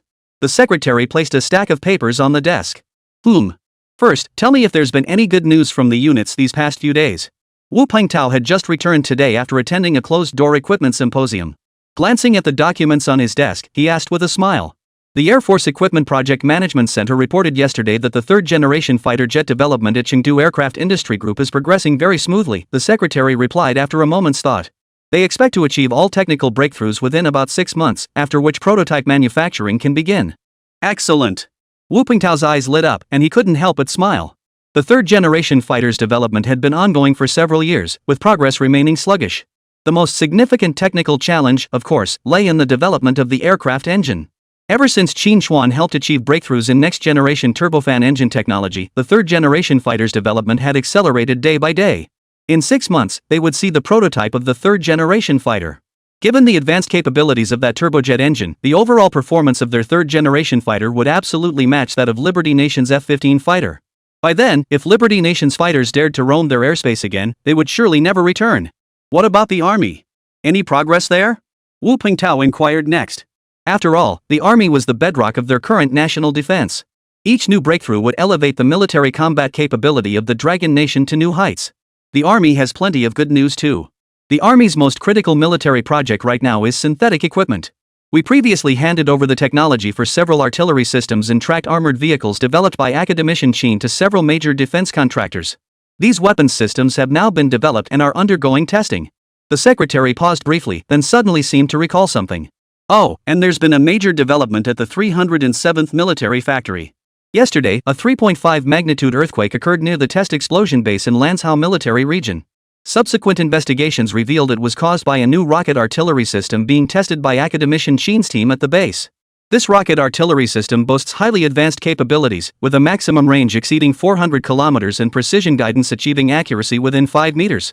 Here's the detailed test report they submitted. The secretary pulled a report from the desk drawer and handed it to Wu Pengtao. A 400-kilometer range, precision guidance, and enough power to cause a 3.5 magnitude artificial earthquake? This isn't a rocket launcher, it's a missile. Staring at the test report, Wu Pengtao was startled. If this rocket artillery were to be issued to the army, wouldn't they suddenly have a whole bunch of missile units? According to Academician Qín, this isn't a missile, it's a rocket projectile. They also mentioned this as part of their strategy for future exports of this rocket launcher. Hearing this, Wu Pengtao couldn't help but chuckle. Academician Qín is truly extraordinary, thinking further ahead than even me, the head of the General Armament Department. Ha ha ha, that's brilliant. Soon, this rocket artillery system won't just be deployed by our military, we could even develop an export variant for the international arms market. As an evergreen product in the international arms market, rocket launchers have consistently enjoyed strong sales. Countries in the Middle East and Africa, in particular, have a strong preference for acquiring such weaponry. One can only imagine the waves it will make in the global arms market when a rocket launcher with short-range missile capabilities debuts. Perhaps this weapon will become the flagship product that finally opens the door to the international arms market for the Dragon Nation. Academician Qín called yesterday, asking us to help contact the Aerospace Industry Department. Why contact the Aerospace Industry Department? Wu Pengtao looked puzzled. Academician Qín said that the Army's integrated ground weapon systems are mostly sorted now. He's preparing to advance reconnaissance satellite technology and requires cooperation from the aerospace sector. Whoa! They're moving on to reconnaissance satellites already? Wu Pengtao's eyes widened in excitement. Whether it's artillery systems or long-range rocket launchers, the benefits have primarily been limited to the Army. But a reconnaissance satellite system? That's a game-changer for all three branches. The Air Force and Navy had been eyeing this project for quite some time. Wu Pengtao had assumed that even with Qín Chuān's military research talent, it would take at least a year or two to reach this stage. Yet unexpectedly, Qín Chuān was already embarking on reconnaissance satellite research. That efficiency would put even the production team's donkey to shame. Chapter 91, More Money? Director, you're insulting me. Military Factory 307. Factory Director, are you really going to the Aerospace Industry Department to work on satellite research? What else? Does our factory have the resources to build satellites and launch rockets? Inside the factory director's office, Zhao Jinsong stared at Qín Chuān with a look of deep resentment. Ever since Qín Chuān began assisting the Air Force with turbojet engine development, he hadn't spent a single proper month at Factory 307. He was either attending the White Bear Nation's military parade or holed up in his lab conducting independent research. The entire operation of the vast Factory 307 had essentially fallen on Zhao Jinsong's shoulders. In the past, Zhao Jinsong wouldn't have said anything. But now, with more and more projects under development and the factory grounds constantly expanding, every day he was drowning in a mountain of problems, overwhelmed and exhausted. For over half a year, he'd even been working overtime on Sundays, with no personal time whatsoever. Now Qín Chuān was leaving again, and this time it was unclear how many months he would be gone. Zhao Jinsong suddenly felt a surge of anxiety. Even a workhorse in a production brigade wouldn't be pushed this hard. Director, I'm done. I'm resigning. Zhao Jinsong gritted his teeth, shooting Qín Chuān a resentful look. Ha? Resign? Qín Chuān smiled at Zhao Jinsong while gathering documents from his desk. Deputy Director Zhao, I know Factory 307 is expanding rapidly, and it's no easy task for you to handle everything alone. But I really had no choice at the time. Once I get the reconnaissance satellite up and running, I'll return to the factory to assist immediately. Hearing Qín Chuān's hands-off approach, Zhao Jinsong curled his lip in indifference. He'd said the exact same thing last time when visiting Chengdu Aircraft Industry Group to research aircraft engines. And what was the result? Alright, old Zhao, I know you've got it tough. Seeing Zhao Jinsong's unmoved expression, Qín Chuān said indifferently. Here's the deal, once this reconnaissance satellite project wraps up, I'll give you a month's leave. Plus, I'll bump your monthly salary up by 300 yuan. Zhao Jinsong felt a flicker of interest, but after a moment's thought, he still shook his head. Director, this isn't about the money at all. I haven't taken my wife and kids out for fun in ages. What I want is freedom. No amount of money will change my mind. Really? Really? Zhao Jinsong declared with unwavering certainty. 500, I'll raise your pay by 500 every month. Factory Director, you're insulting me. I told you, it's not about the money. How about 800 a month? Director, this is a bit much, 1,000 yuan a month, that's the absolute limit. If you don't agree, hand me your resignation letter now and I'll approve it. Zhao Jinsong's eyes widened in disbelief at Qín Chuān's offer of 1,000 yuan monthly raise. Director, I've given it more thought. As the Deputy Director of Military Factory 307, I do have a duty to manage our factory properly. Will the raise take effect this month or next? Zhao Jinsong's abrupt change in attitude made Zhao Yanan, standing nearby, cover her mouth and giggle. This month. Any objections? Qín Chuān's lips curved upward. No problem at all. Rest assured, Director. You can stay at the aerospace industry department as long as you need. I'll handle everything here. You're even giving up your freedom? Director, what are you saying? Our Plant 307 is a military-industrial facility. I'm here to forge swords for the nation. What freedom do I need? Qín Chuān's lips twitched at the words. He immediately lost patience with Zhao Jinsong's nonsense and led Zhao Yanan out of the office. Director Qín, Deputy Director Zhao was only making a little over 500 a month. You just raised his salary by 1,000 yuan. Won't the higher-ups have objections? Stepping outside the gates of Factory 307, Zhao Yanran asked with a smile. What objections could there be? Deputy Director Zhao may not be a researcher, but managing the current 307 military factory is no easy task. He deserves every penny. Qín Chuān gestured toward Zhao Yanan and continued with a smile. Not just him, every single person at our 307 military factory will get a raise this time. That includes you, of course. Me too? Zhao Yanan looked surprised. Of course. You're the factory director's personal secretary. Your salary isn't low. Director, I really don't need it. I was sent here specifically to protect you. That's their business. As long as you're here at the factory, I'll pay you the full salary of a private secretary. You deserve it. Qín Chuān said with a smile. To Qín Chuān, money was merely a tool for accumulating military technology fragments. Its true purpose should be to reward these dedicated researchers and workers who toil tirelessly. The Qín Chuān of later generations had witnessed too much injustice. Especially when scientists who dedicated their lives to the nation earned less in a year than a celebrity made for a single song performance. To Qín Chuān, this was profoundly twisted. It had caused the dreams of those children, once they grew up, to shift from becoming doctors, soldiers, or researchers to chasing stardom, internet fame, or live streaming. He couldn't change the state of the entire nation. But at the very least, he could ensure that every person at Military Factory 307 received compensation commensurate with their contributions. The principle of taking from the people and using it for the people was embodied in Qín Chuān to the fullest extent. And in this moment, Zhao Yanan finally understood why the factory's development had accelerated so dramatically after Qín Chuān took charge. This wasn't solely due to Qín Chuān's military engineering talent, but rather the collective effort of countless people within the factory. We should be going. Several military vehicles were parked at the entrance of Military Factory 307. Qín Chuān, Zhao Yanan, and the others climbed aboard and quickly vanished down the highway. Capital City. The Aerospace Industry Department, abbreviated as the Aerospace Department. This newly established department, less than 2 years old, is a government agency under the State Council responsible for managing the research, design, and production of rockets, missiles, and spacecraft.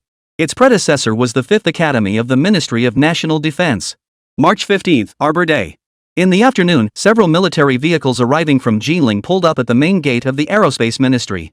Qín Chuān and Zhao Yanan stepped out of the vehicles. A crowd had already gathered in front of the Aerospace Ministry's entrance. In addition to departmental leaders and principal researchers, several Aerospace Research Institute experts had been dispatched from various regions. These experts were largely leading figures in aerospace specialties or directors and deputy directors of research institutes, all receiving state allowances. Yet, due to a single summons from above, they had obediently come to assist Qín Chuān. This clearly demonstrated the high level of trust placed in Qín Chuān by higher authorities, as well as the immense importance attached to this military reconnaissance satellite project. Director Qín, we meet again. As soon as he stepped out of the car, Qín Chuān was hailed by a familiar voice. He looked closely and recognized Lu Hongjie from Chengdu Aircraft Industry Group. Encountering an old acquaintance here brought Qín Chuān genuine pleasure. Chief Engineer Lu, I didn't expect you to be here as well. Indeed. The General Armament Department attaches great importance to this military reconnaissance satellite project you're leading. Many of us aerospace experts have been summoned. Qín Chuān nodded in response. Chief Engineer Lu, how is the research on the third-generation fighter progressing? Smooth sailing. With your turbojet engines powering us forward, our third-generation fighter development has made tremendous strides.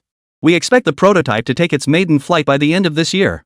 Lu Hongjie's eyes brimmed with admiration for Qín Chuān. It wasn't until the follow-up research for their third-generation fighter began that they truly grasped how crucial the turbojet engine Qín Chuān had developed for them really was. With the turbofan engine technology as the foundation, the other technical requirements for the third-generation fighter plummeted. Even if they simply mounted the fuselage of a second-and-a-half-generation fighter onto this aircraft engine now, it would absolutely meet the standards of a third-generation fighter. After exchanging a few words, Wang Wei, the RD director of the Aerospace Ministry, approached them. Qín Guisher, the conference room is ready. Let's discuss this inside. All right. Qín Chuān nodded. Accompanied by Zhao Yanan, he followed the group into the Aerospace Ministry's conference room. Chapter 92, Only Children Make Choices. I Want It All. Welcome, distinguished experts, for setting aside your research to grace our aerospace department with your presence. As the department head, I extend our deepest gratitude on behalf of the entire aerospace department. I hope that in the upcoming projects, we can work together to contribute to the advancement of our nation's aerospace endeavors. In the conference room, Gao Fenghua, the head of the aerospace department, sat at the head of the table and spoke with a smile. There was no other way. Most of those present were leading figures in China's aerospace field. Not to mention Qín Chuān, the nation's youngest genius. As the head of the aerospace department, he had to personally chair the meeting to command the room. I assume everyone is already familiar with the agenda before arriving.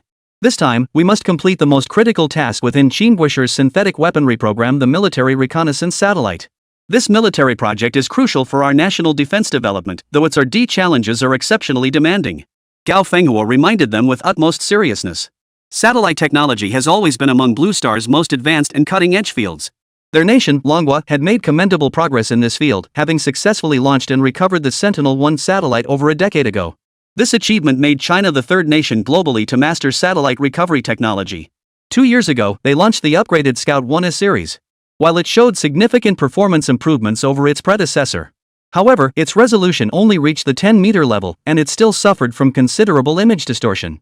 It was primarily used for targeting strategic missiles. They still lagged far behind aerospace superpowers like Liberty Nation and White Bear Nation. Now, Qín Chuān's new generation military reconnaissance satellite project will become an indispensable weapon in high-tech warfare. Once successfully developed, this project will grant Dragon Nation the space-based all-seeing eye, enabling critical capabilities such as military electronic reconnaissance and missile early warning. However, given the immense complexity of developing military reconnaissance satellites, most attendees viewed this meeting as merely the starting point of a lengthy R&D journey. After delivering the opening remarks, Gao Fenghua cut straight to the point. Today's meeting serves two purposes: first, to welcome your presence, and second, to discuss the development roadmap for this project. This discussion will be closed door with no records taken.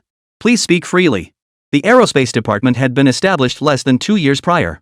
Although its predecessor, the 5th Academy of the former Defense Department, had achieved notable accomplishments in aerospace. This had little bearing on the newly formed department. As the first head of the aerospace department, this was also the first major project Gao Fenghua had taken on since assuming his position. Therefore, Gao Fenghua attached great importance to it. If the project succeeded, he could report back to his superiors as the head of the department. The aerospace experts present were equally fired up. Satellite development has always been a crucial area of aerospace research. Moreover, this project was now part of the Army's key military weapons program. Not only did it receive substantial resource allocation from the military, but funding for its development was guaranteed to be uninterrupted. For these domestic aerospace experts, this opportunity was truly rare. Most crucially, the team was led by Qín Chuān, a military genius already renowned throughout the scientific community. Therefore, after Gao Fenghua finished his candid remarks, the experts in the conference room eagerly voiced their opinions. The director of the Satellite Research Institute at the Longguo Academy spoke first. I believe we should first establish the category of this military reconnaissance satellite. As everyone knows, military reconnaissance satellites fall into several main categories: photographic reconnaissance satellites, electronic reconnaissance satellites, ocean surveillance satellites, missile early warning satellites, and nuclear explosion detection satellites. Naturally, since this project falls under the military engineering program of the Army's integrated combat forces, ocean surveillance satellites are not under consideration. Nuclear detection satellites also offer limited utility for the integrated forces. Therefore, I believe we should focus solely on 3 technical categories: photographic reconnaissance satellites, electronic reconnaissance satellites, and missile early warning satellites. Upon hearing this, the experts in the conference room all nodded in agreement. Although these military reconnaissance satellites share significant overlap in core technologies, their respective focuses differ, as do their development complexities. At present, these are indeed the only types of military reconnaissance satellites that meet our development requirements. I believe we should begin research with missile early warning satellite technology. After all, we have more experience with missile early warning satellites, so the development difficulty will be significantly lower. I disagree. We already have missile early warning satellites. Photographic reconnaissance satellites and electronic reconnaissance satellites are the breakthroughs we should be pursuing. Exactly. With so many experts gathered here and ample funding available, we should naturally pursue the most challenging technologies first. But this military reconnaissance satellite project falls under the Army's integrated weapons program, and the development timeline is limited. Directly tackling such technically demanding types could cause significant delays, and given our current capabilities, we might not even succeed. Inside the conference room, experts from various aerospace research institutes engaged in a heated debate. This was how these experts always were when gathered together. These academics tended to be single-minded or perhaps intellectually brilliant but emotionally clueless. They paid no heed to social niceties or others' feelings. Once they became convinced of an idea, they would argue relentlessly. Moreover, these experts were authorities in their respective fields, each with a strong sense of pride and self-importance. Unless a researcher who could win their respect and admiration chaired the meeting, they were unlikely to defer to anyone. Watching the meeting room descend into chaos, his Gao Fenghua, the department head, could only stand by helplessly, unable to interject. Everyone, perhaps we should first hear Qín Chuān's opinion? After all, he proposed this project, and he's leading the team this time, right? Lu Hongjie from Chengfei Group suddenly called out. His words instantly quieted the previously noisy meeting room. The assembled experts exchanged awkward glances. They had been debating so passionately that they nearly forgot this wasn't their own research institute. Moreover, they weren't the leaders of this project. Qín Chuān was the one who initiated this project, and they had been summoned merely to assist him in the R&D efforts. Immediately, several professors and experts turned their gaze toward Qín Chuān, who had remained silent from the beginning. Everyone, have you finished your discussion? Qín Chuān smiled at the group. I've heard all the experts' ideas just now, and everyone has made valid points. Whether it's photographic reconnaissance satellites, electronic reconnaissance satellites, or missile early warning satellites, all align with our development needs. Moreover, both ocean surveillance satellites and nuclear explosion detection satellites represent technological gaps in our country that urgently require filling. After Qín Chuān finished speaking, the assembled experts all froze in place. Though Qín Chuān's reasoning was sound, it felt like he hadn't said anything at all. The current discussion focused on determining the technical development direction for military reconnaissance satellites, yet Qín Chuān asserted that all types of reconnaissance satellites were equally important. Wasn't that stating the obvious? Qín Chuān, what we mean is which specific type of military reconnaissance satellite do you think we should develop? Gao Fenghua, assuming Qín Chuān hadn't grasped the meeting's focus, promptly clarified. What I just said was perfectly clear. Only children make choices. We want all these reconnaissance satellite technologies. Qín Chuān looked at everyone with pride. What? All of it? Chapter 93, what does centimeter-level imaging precision mean? All of them? Gao Fenghua stared blankly at Qín Chuān, his mouth twitching involuntarily. Mr. Qín Chuān, surely you don't mean to research all these reconnaissance satellite technologies? But, isn't that a bit too ambitious? Not only was Gao Fenghua dumbfounded, but the entire assembly of aerospace experts in the conference room was rendered speechless by Qín Chuān's words. The development of military reconnaissance satellites represents a complex systems engineering endeavor deeply integrating aerospace technology with military requirements. Its difficulty manifests across multiple dimensions: technological breakthroughs, materials and manufacturing processes, optical payloads, engineering implementation, cost control, and combat adaptability. Moreover, each distinct type of military reconnaissance satellite relies on core technological advancements. Focusing on any single technology would keep them occupied for an extended period. Achieving breakthroughs across all these technologies would be an incredibly difficult task. Yes, Qín Chuān, I know you've made a name for yourself in military research and development, creating numerous weapons and equipment that lead the world. But military reconnaissance satellites are fundamentally different from conventional weaponry. Exactly. Although the key core components of these military reconnaissance satellites are similar due to technological variations, our foundational technological expertise varies across different reconnaissance satellite types, making development challenges unique. Moreover, technology is only one aspect. If we were to study each of these satellites individually, the cost would likely skyrocket. Qín Chuān's name was well known among the experts present. They all held deep admiration for his past achievements. They were well aware that Qín Chuān had always been renowned for his boldness in military research and development. Regardless of the military project, he fundamentally pursued the strongest on Blue Star as his benchmark. This bold, aggressive research philosophy and confidence were precisely what these seasoned veterans lacked. Qín Chuān's emergence had indeed injected a shot in the arm into the military research and development field of their Dragon Nation. It infused the entire military research sector with renewed vitality and innovative thinking. However, after collaborating with Qín Chuān on research, they were still startled by his bold and radical ideas. Successfully developing just one of these various military reconnaissance satellite projects would have been enough to leave them with no regrets for the rest of their lives. Yet Qín Chuān demanded they pursue them all at once. This left the assembled experts in the conference room feeling somewhat disheartened. Only Lu Hongjie from Chengfei Group, observing the aerospace authorities and professors in the room stunned by Qín Chuān's audacity. A faint smile touched his lips, his eyes brimming with excitement. This is the spirit. Truly the youngest national hero of the Dragon Nation. Back when they were developing the aircraft engine, Lu Hongjie had also been startled by Qín Chuān's radical and daring ideas. However, it turned out that Qín Chuān was by no means recklessly bold in proposing his plans. Every statement he made, every idea he proposed, was thoroughly thought out and backed by his confidence in execution. Even Lu Hongjie found the dual demands of this RD project extremely challenging. But since Qín Chuān had spoken so decisively, there must be sound reasoning behind it. Sure enough, just as the assembled experts and professors began voicing their objections, Qín Chuān gave Zhao Yanan, standing beside him, a knowing glance. Zhao Yanan, understanding immediately, pulled a thick stack of documents from the black briefcase she carried. Everyone, actually, I had already prepared all the relevant technical development materials before coming here. As Qín Chuān spoke, Zhao Yanran distributed the pre-printed technical materials. Xin Guisher, this. Gao Fenghuo examined the materials, his expression turning peculiar. No one had anticipated that Qín Chuān, the project leader for this military reconnaissance satellite initiative, had once again stunned the entire assembly of experts with just one sentence.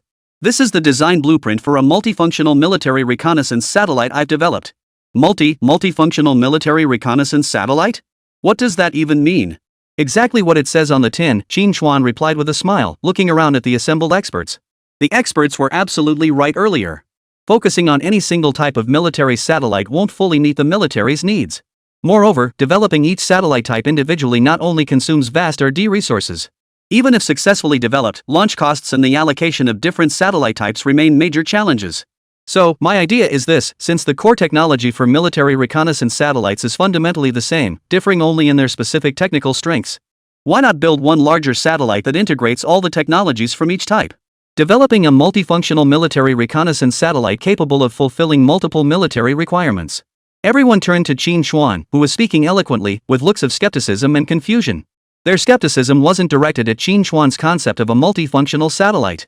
In fact, these experts had previously discussed whether it was possible to combine all the functions of military satellites into a super military reconnaissance satellite. After thorough analysis, the concept was deemed feasible. However, integrating multiple core technologies while ensuring each performs at its peak? This was beyond their current technical capabilities. High-resolution imaging technology. Have you already developed this, Qín Guisher?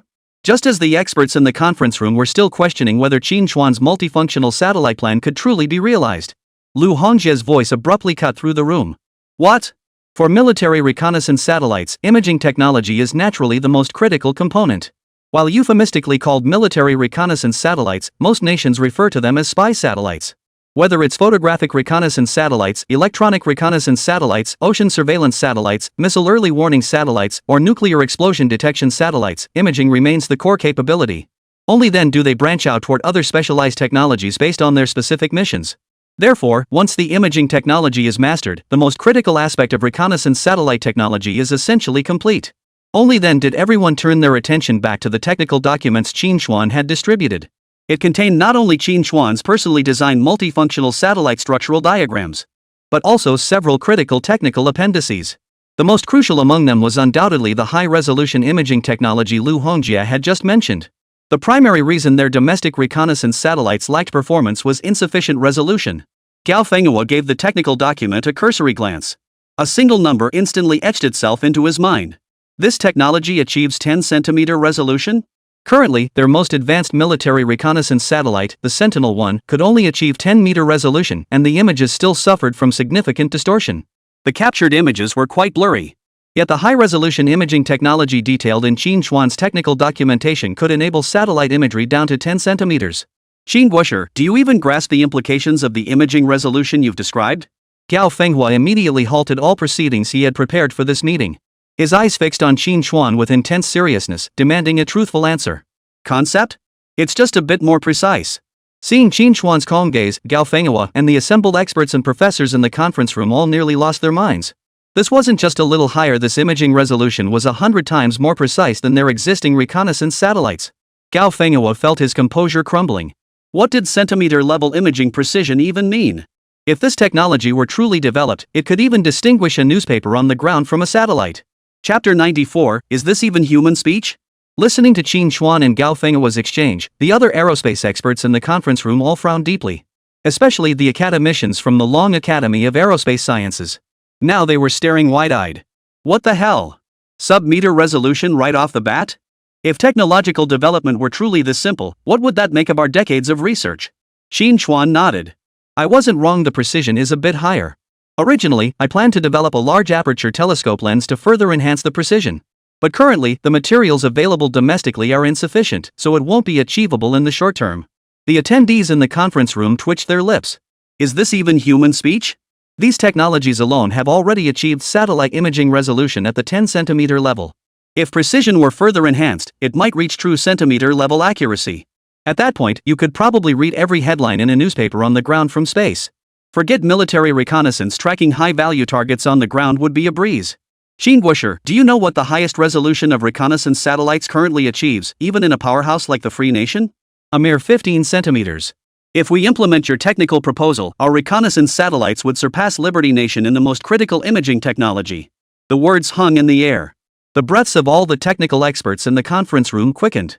A reconnaissance satellite with 10 centimeter imaging resolution would be more than sufficient, even if its other technical capabilities were somewhat weaker. So what was the point of them coming here to assist Qín Chuān with satellite research? With this technology alone, they could start building satellites immediately. Why bother with research? This realization struck a deep blow to the aerospace authorities present. Their eyes brimmed with despair. Compared to Qín Chuān, what were these self-proclaimed expert researchers but mere nobodies?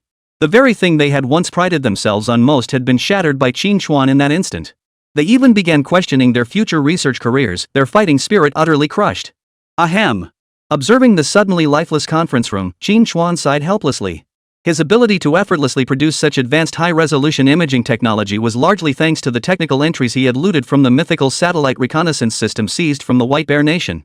After returning home, he had spent months accumulating fragments of these entries, finally breaking through and upgrading all the relevant reconnaissance satellite technology entries. In truth, high-resolution imaging was merely one of the core reconnaissance satellite technologies he possessed. He still held back numerous other advanced technologies, but seeing how devastated these experts appeared, Qín Chuān decided to hold back a little longer. If he were to unleash all these technologies at once, half of the elderly authorities present would likely drop dead on the spot. Distinguished experts, this breakthrough is purely theoretical, its practical implementation remains uncertain, Qín Chuān clarified. Moreover, satellite imaging resolution is merely one core technology of reconnaissance satellites. To build a multifunctional integrated reconnaissance satellite, we still need all of you experts here to collaborate with me on the research. Qín Chuān's words slightly lifted the spirits of the assembled experts. Only Lu Hongjie couldn't help but smile bitterly inwardly upon hearing Qín Chuān's words. He knew full well that Qín Chuān's words were nothing more than a consolation meant for the experts, including himself. Since he was able to present the most critical high-resolution imaging technology, it indicates that Qín Chuān has also mastered most of the other core technologies. The role of these experts, at most, is to verify the theoretical technologies Qín Chuān provides and then translate these advanced theoretical concepts into practical applications. If he hadn't already been dealt a blow by Qín Chuān during the development of the turboprop engine, Lu Hongjie's mood probably wouldn't be much better now. This feeling was akin to a top student who consistently ranks second in school, no matter how hard they studied, being unable to surpass the genius who effortlessly maintained first place without much effort. That despair and powerlessness could shatter the resolve of even the most ambitious professors and experts. This is the difference between a genius and a prodigy. Talent is not something that can be attained through sheer effort. Well, since Qín has finalized the development plan for military reconnaissance satellite technology, then we'll work towards that direction. First, we need to thoroughly validate the high-resolution imaging technology Qín has provided and bring this technology from the lab to practical application. This task is entrusted to all the experts present. As for other technologies, we'll follow Qín lead. Gao Fenghua, seated at the head of the conference room, surveyed the assembled experts and remarked with a wry smile. He realized that convening this R&D strategy meeting had been entirely unnecessary. As head of the aerospace department, he had intended to oversee the project and help Qín Chuān coordinate the military reconnaissance satellite initiative. Little did he know Qín Chuān would arrive with the technology already in hand. The entire reconnaissance satellite development process and technical framework had already been meticulously planned. There was no need for him to worry at all. No one could have predicted how efficiently this satellite development project would progress.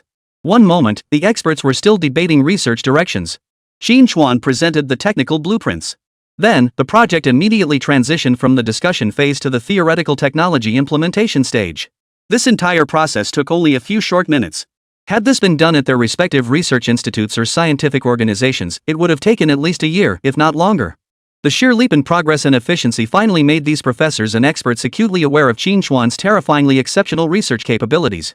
Technologies that might elude other experts for their entire careers seemed as simple as eating and drinking to Qín Chuān.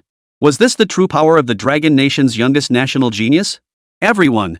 Who would have thought Qín would deliver such a tremendous surprise to our research project right off the bat? Gao Fenghua's expression was electrified. As the head of the aerospace department, his state of mind differed from the disheartened experts and professors present. After a moment of stunned silence, his heart was filled with excitement and anticipation. After all, the faster the military reconnaissance satellite project progressed and the more advanced its technology became, the more advantageous it would be for the development of their aerospace department. In that case, we hereby confirm the development of the multifunctional integrated military reconnaissance satellite project. Does anyone have any objections? The attendees in the conference room shook their heads helplessly. With the technology already laid out on the table, what objections could they possibly have? Excellent. I hereby formally announce the official launch of the Military Reconnaissance Satellite Development Project. Everyone, take a day off. Tomorrow, begin research according to your assigned tasks. Dismissed. With that, the meeting, which felt as though it had barely begun, came to an end. The aerospace experts from across the country, each holding a copy of the multifunctional reconnaissance satellite documentation, walked out of the conference room in a daze. It was safe to assume that Gao Fenghua had granted them a day off precisely so these experts could dedicate their time to comprehending the advanced technical materials provided by Qín Chuān. Chapter 95, Teaching Aerospace Experts? As all the professors and experts gathered their technical materials and prepared to leave the conference room, Gao Fenghua suddenly called out to Qín Chuān, who was preparing to leave. Qín Guosher, I noticed you had some additional materials prepared earlier. Why didn't you bring them out before? Did you encounter some problem? As the chief engineer for this military reconnaissance satellite project and the lead for key military projects within the army, Qín Chuān held significant importance in Gao Fenghua's eyes. Gao Fenghua naturally held him in high regard. All these aerospace experts gathered here were essentially supporting Qín Chuān. Even Gao Fenghua, as the head of the aerospace department, had received special instructions from higher-ups. Should Qín Chuān encounter any difficulties whatsoever, Gao Fenghua was to resolve them or escalate them to the military authorities. Well, it's not that I've encountered any problems, Qín Chuān scratched his head. Actually, I've already developed quite a few core technologies related to military reconnaissance satellites during this visit. But after seeing everyone's strong reaction to the high-resolution imaging technology, I held back from presenting those technical materials. I was afraid it might dampen the confidence of our experts. Hearing this, Gao Fenghua's pupils contracted slightly. He opened his mouth but found himself at a loss for words. He had assumed Qín Chuān's hesitation in the conference room earlier stemmed from some technical or other issue. Little did he know, the man had no technical issues at all. Instead, he had developed too many advanced technologies and feared that revealing them all at once would overwhelm the experts in the conference room. Gao Fenghua couldn't shake the feeling that Qín Chuān was putting on airs, yet he couldn't produce any evidence. Qín Guosher, what others might struggle with for years to solve. How come they seem as simple as solving addition problems to you? That's a bit of a blow to the ego. Gao Fenghua could only manage a wry smile. Why was the gap between people so vast? For the first time, Gao Fenghua realized that even among geniuses, there were distinctions. Addition problems? Not quite. At the very least, it's the difficulty level of multiplication problems. Qín Chuān thought carefully before offering his conclusion. Gao Fenghua? Is there any difference between what you're saying and what I'm saying? Alright, fine. Gao Fenghua dismissed Qín Chuān's remark as humor and dropped the subject. Still, Qín Guosher, your idea is fundamentally sound. Just the high-resolution imaging technology documents you've provided will likely keep these professors and experts busy studying and deciphering for quite some time. If you were to dump all your other core technical materials on them at once, our domestic aerospace experts would probably have a nervous breakdown. It's better to take it slowly. Although Gao Fenghua had only been in charge of the aerospace department for less than 2 years, he had previously served as vice president of the 5th Academy under the Ministry of National Defense. Over the years, he had overseen numerous scientific research and military projects, always worrying about the slow pace of development. This was the first time he'd ever worried that the experts might be overwhelmed by too much advanced technology. Qín Guosher, to avoid slowing down our project's development pace if necessary, why not organize a training session for our professors and experts here? Gao Fenghua's eyes lit up as he suddenly spoke up. A workshop? Qín Chuān looked utterly bewildered. What do you mean, Minister Gao? The thing is, the technology you've developed is so advanced and extensive. If we release it gradually and wait for these professors and experts to digest it on their own, it'll take far too long. Instead of that, why not organize an internal technical workshop? You could directly explain these theoretical technologies to everyone. This way, everyone can quickly grasp these advanced technologies and accelerate the development of our military reconnaissance satellites. It would also further enhance the capabilities of domestic aerospace technology experts. Gao Fenghua looked at Qín Chuān with eager anticipation.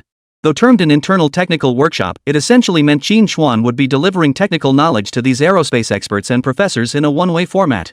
There was no other way. Although the assembled experts were the top talents in their field domestically, their technical capabilities were simply not on the same level as Qín Chuān's. The name workshop was primarily chosen by Gao Fenghua out of consideration for the experts' professional dignity, to avoid causing them undue embarrassment. This really appropriate? Qín Chuān hesitated. After all, these professors and experts were heavyweights in China's aerospace industry. They were either academicians of the Long Academy or directors of research institutes. Given his own abilities and status as a national talent, he certainly had the qualifications to teach these experts. Yet the idea of a young man barely out of his 20s lecturing professors and experts whose ages surpassed even his father's felt somewhat awkward to him. It's perfect, how could it not be? Xingguosher, it's settled then. We're all working for the betterment of our nation's aerospace technology. Well, fine. Seeing Gao Fenghua speak so decisively, Qín Chuān couldn't refuse any longer. It would make him look like a phony. Ahaha, excellent. I'll have someone clear out a larger conference room for you shortly. Xingguosher, take today off to rest. We'll start the lectures tomorrow. With that, Gao Fenghua, visibly excited, went off to make the arrangements. Truth be told, he had his own motives. Qín Chuān possessed such remarkable talent in military engineering. Now that he had finally secured an opportunity to conduct research at their aerospace department, Gao Fenghua naturally intended to seize the chance and milk Qín Chuān for all he was worth. Gao Fenghua didn't expect Qín Chuān to elevate these aerospace experts to his own level. If they could learn even a tenth of his knowledge, it would greatly ease the burden of future domestic aerospace R&D endeavors. Early the next morning, under Gao Fenghua's arrangements, the aerospace department had specially cleared out a large conference room. The room underwent a simple makeover, transforming into a temporary classroom for the technical workshop. A large blackboard was installed, and several desks and chairs were arranged. The aerospace experts and professors who had received the notice the previous day arrived at the temporary classroom early in the morning. Anxiety was etched across the faces of every expert and professor present. After yesterday's meeting, these experts and professors had taken the technical materials Qín Chuān provided them back to their labs and immediately began studying them. But alas, the technology was too advanced. Even for these veterans with years of research experience in aerospace, the materials proved obscure and difficult to grasp. This left the professors and experts thoroughly frustrated. Yesterday afternoon, they had planned to visit Qín Chuān's dormitory to seek clarification, only to be informed by Gao Fenghua that Qín Chuān would be holding a class the next day specifically to explain the technical issues they found difficult to grasp. Upon hearing this news, the experts and professors reluctantly returned. They spent the entire night pondering these technical puzzles and rushed over first thing in the morning, many without even eating breakfast. When Qín Chuān entered the classroom holding the technical materials he had organized the previous day, Lu Hongjie, the student representative, was the first to stand up and call out loudly, "Good morning, Professor Qín." Immediately, the other professors and experts rose as one, responding in unison. "Good morning, Professor Qín." Surveying the temporary classroom filled with experts and professors well past 50, Qín Chuān nodded helplessly. The youngest student here was a full generation older than him. With over a dozen academicians from the Long Academy and directors of top research institutes now his students, addressing him as their teacher, Qín Chuān felt a flutter in his heart. "Please, everyone, take your seats." Qín Chuān showed no arrogance in his role as teacher. Placing the materials on the lectern, he spoke calmly. Chapter 96, One Man Against 5 Divisions? Qín Chuān was no slouch. You are all experts in aerospace and my seniors. You have all made significant efforts and contributions to the development of our nation's aerospace industry. I hold each of you in the highest regard. Qín Chuān's opening remarks eased the tension among the assembled experts and professors. After all, while they had many questions about high-resolution imaging technology, sitting here as students felt somewhat uncomfortable for them. Especially for these research experts, who were extremely sensitive about their reputations. But with Qín Chuān's status as a national scholar firmly established, coupled with his words, a hint of respect now shone in everyone's eyes as they looked at him. "Professor Qín, you're too kind. As the saying goes, the capable serve as teachers. Age holds little significance in our academic circles." Exactly. Your status as a national scholar alone qualifies you to be our teacher, there's no shame in that. Xingguosher, you are the very leader of this project. We are all here to support your research efforts. Having a national scholar like you explain the technology to us old-timers is an honor we should cherish. I've been teaching at the university all this time, and now I finally get to experience being a student again. You know what? It feels pretty good. Ha ha ha. The professors and experts in the audience chuckled in agreement. After giving these experts and professors their due respect, Qín Chuān's expression turned serious. However, since Minister Gao has placed me at this lectern, I must live up to this role. From this moment on, you will all follow my lead, this is non-negotiable. The audience of professors and experts nodded in agreement. Many of the experts and professors present were full-time or dedicated educators, well aware of the importance of this point. Alright, since there are no objections, let's begin. With that, Qín Chuān unfolded the technical documents on the lectern and sketched a simple satellite structure diagram on the blackboard behind him. He then filled in some key data from the technical materials. Regarding high-resolution imaging technology, I'll start with the most fundamental aspect, optical system design. The most critical aspects of optical system design are large aperture mirrors, lenses, aberration correction, and multispectral and hyperspectral imaging. Qín Chuān quickly settled into his role as instructor, earnestly explaining the advanced technology he had developed to these experts.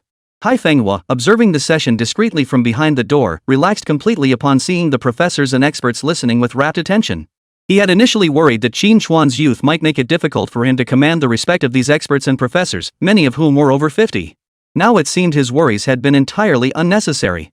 Not only were Qín Chuān's R&D capabilities extraordinary, but his emotional intelligence and teaching skills were also exceptional. To have these leading domestic experts and professors listening as intently as elementary school students, Qín Chuān is the first to achieve that. Ha ha ha. Gao Fenghua couldn't help but chuckle a few times before leaving the classroom with a sense of relief. Meanwhile, inside the General Armament Department building, Wu Pengtao was busy organizing test documents for various artillery pieces and armored vehicles recently developed by Plant 307 for the Army. ZBD-4 infantry fighting vehicle, overall length 7.2 meters, width 3.2 meters, height 2.5 meters.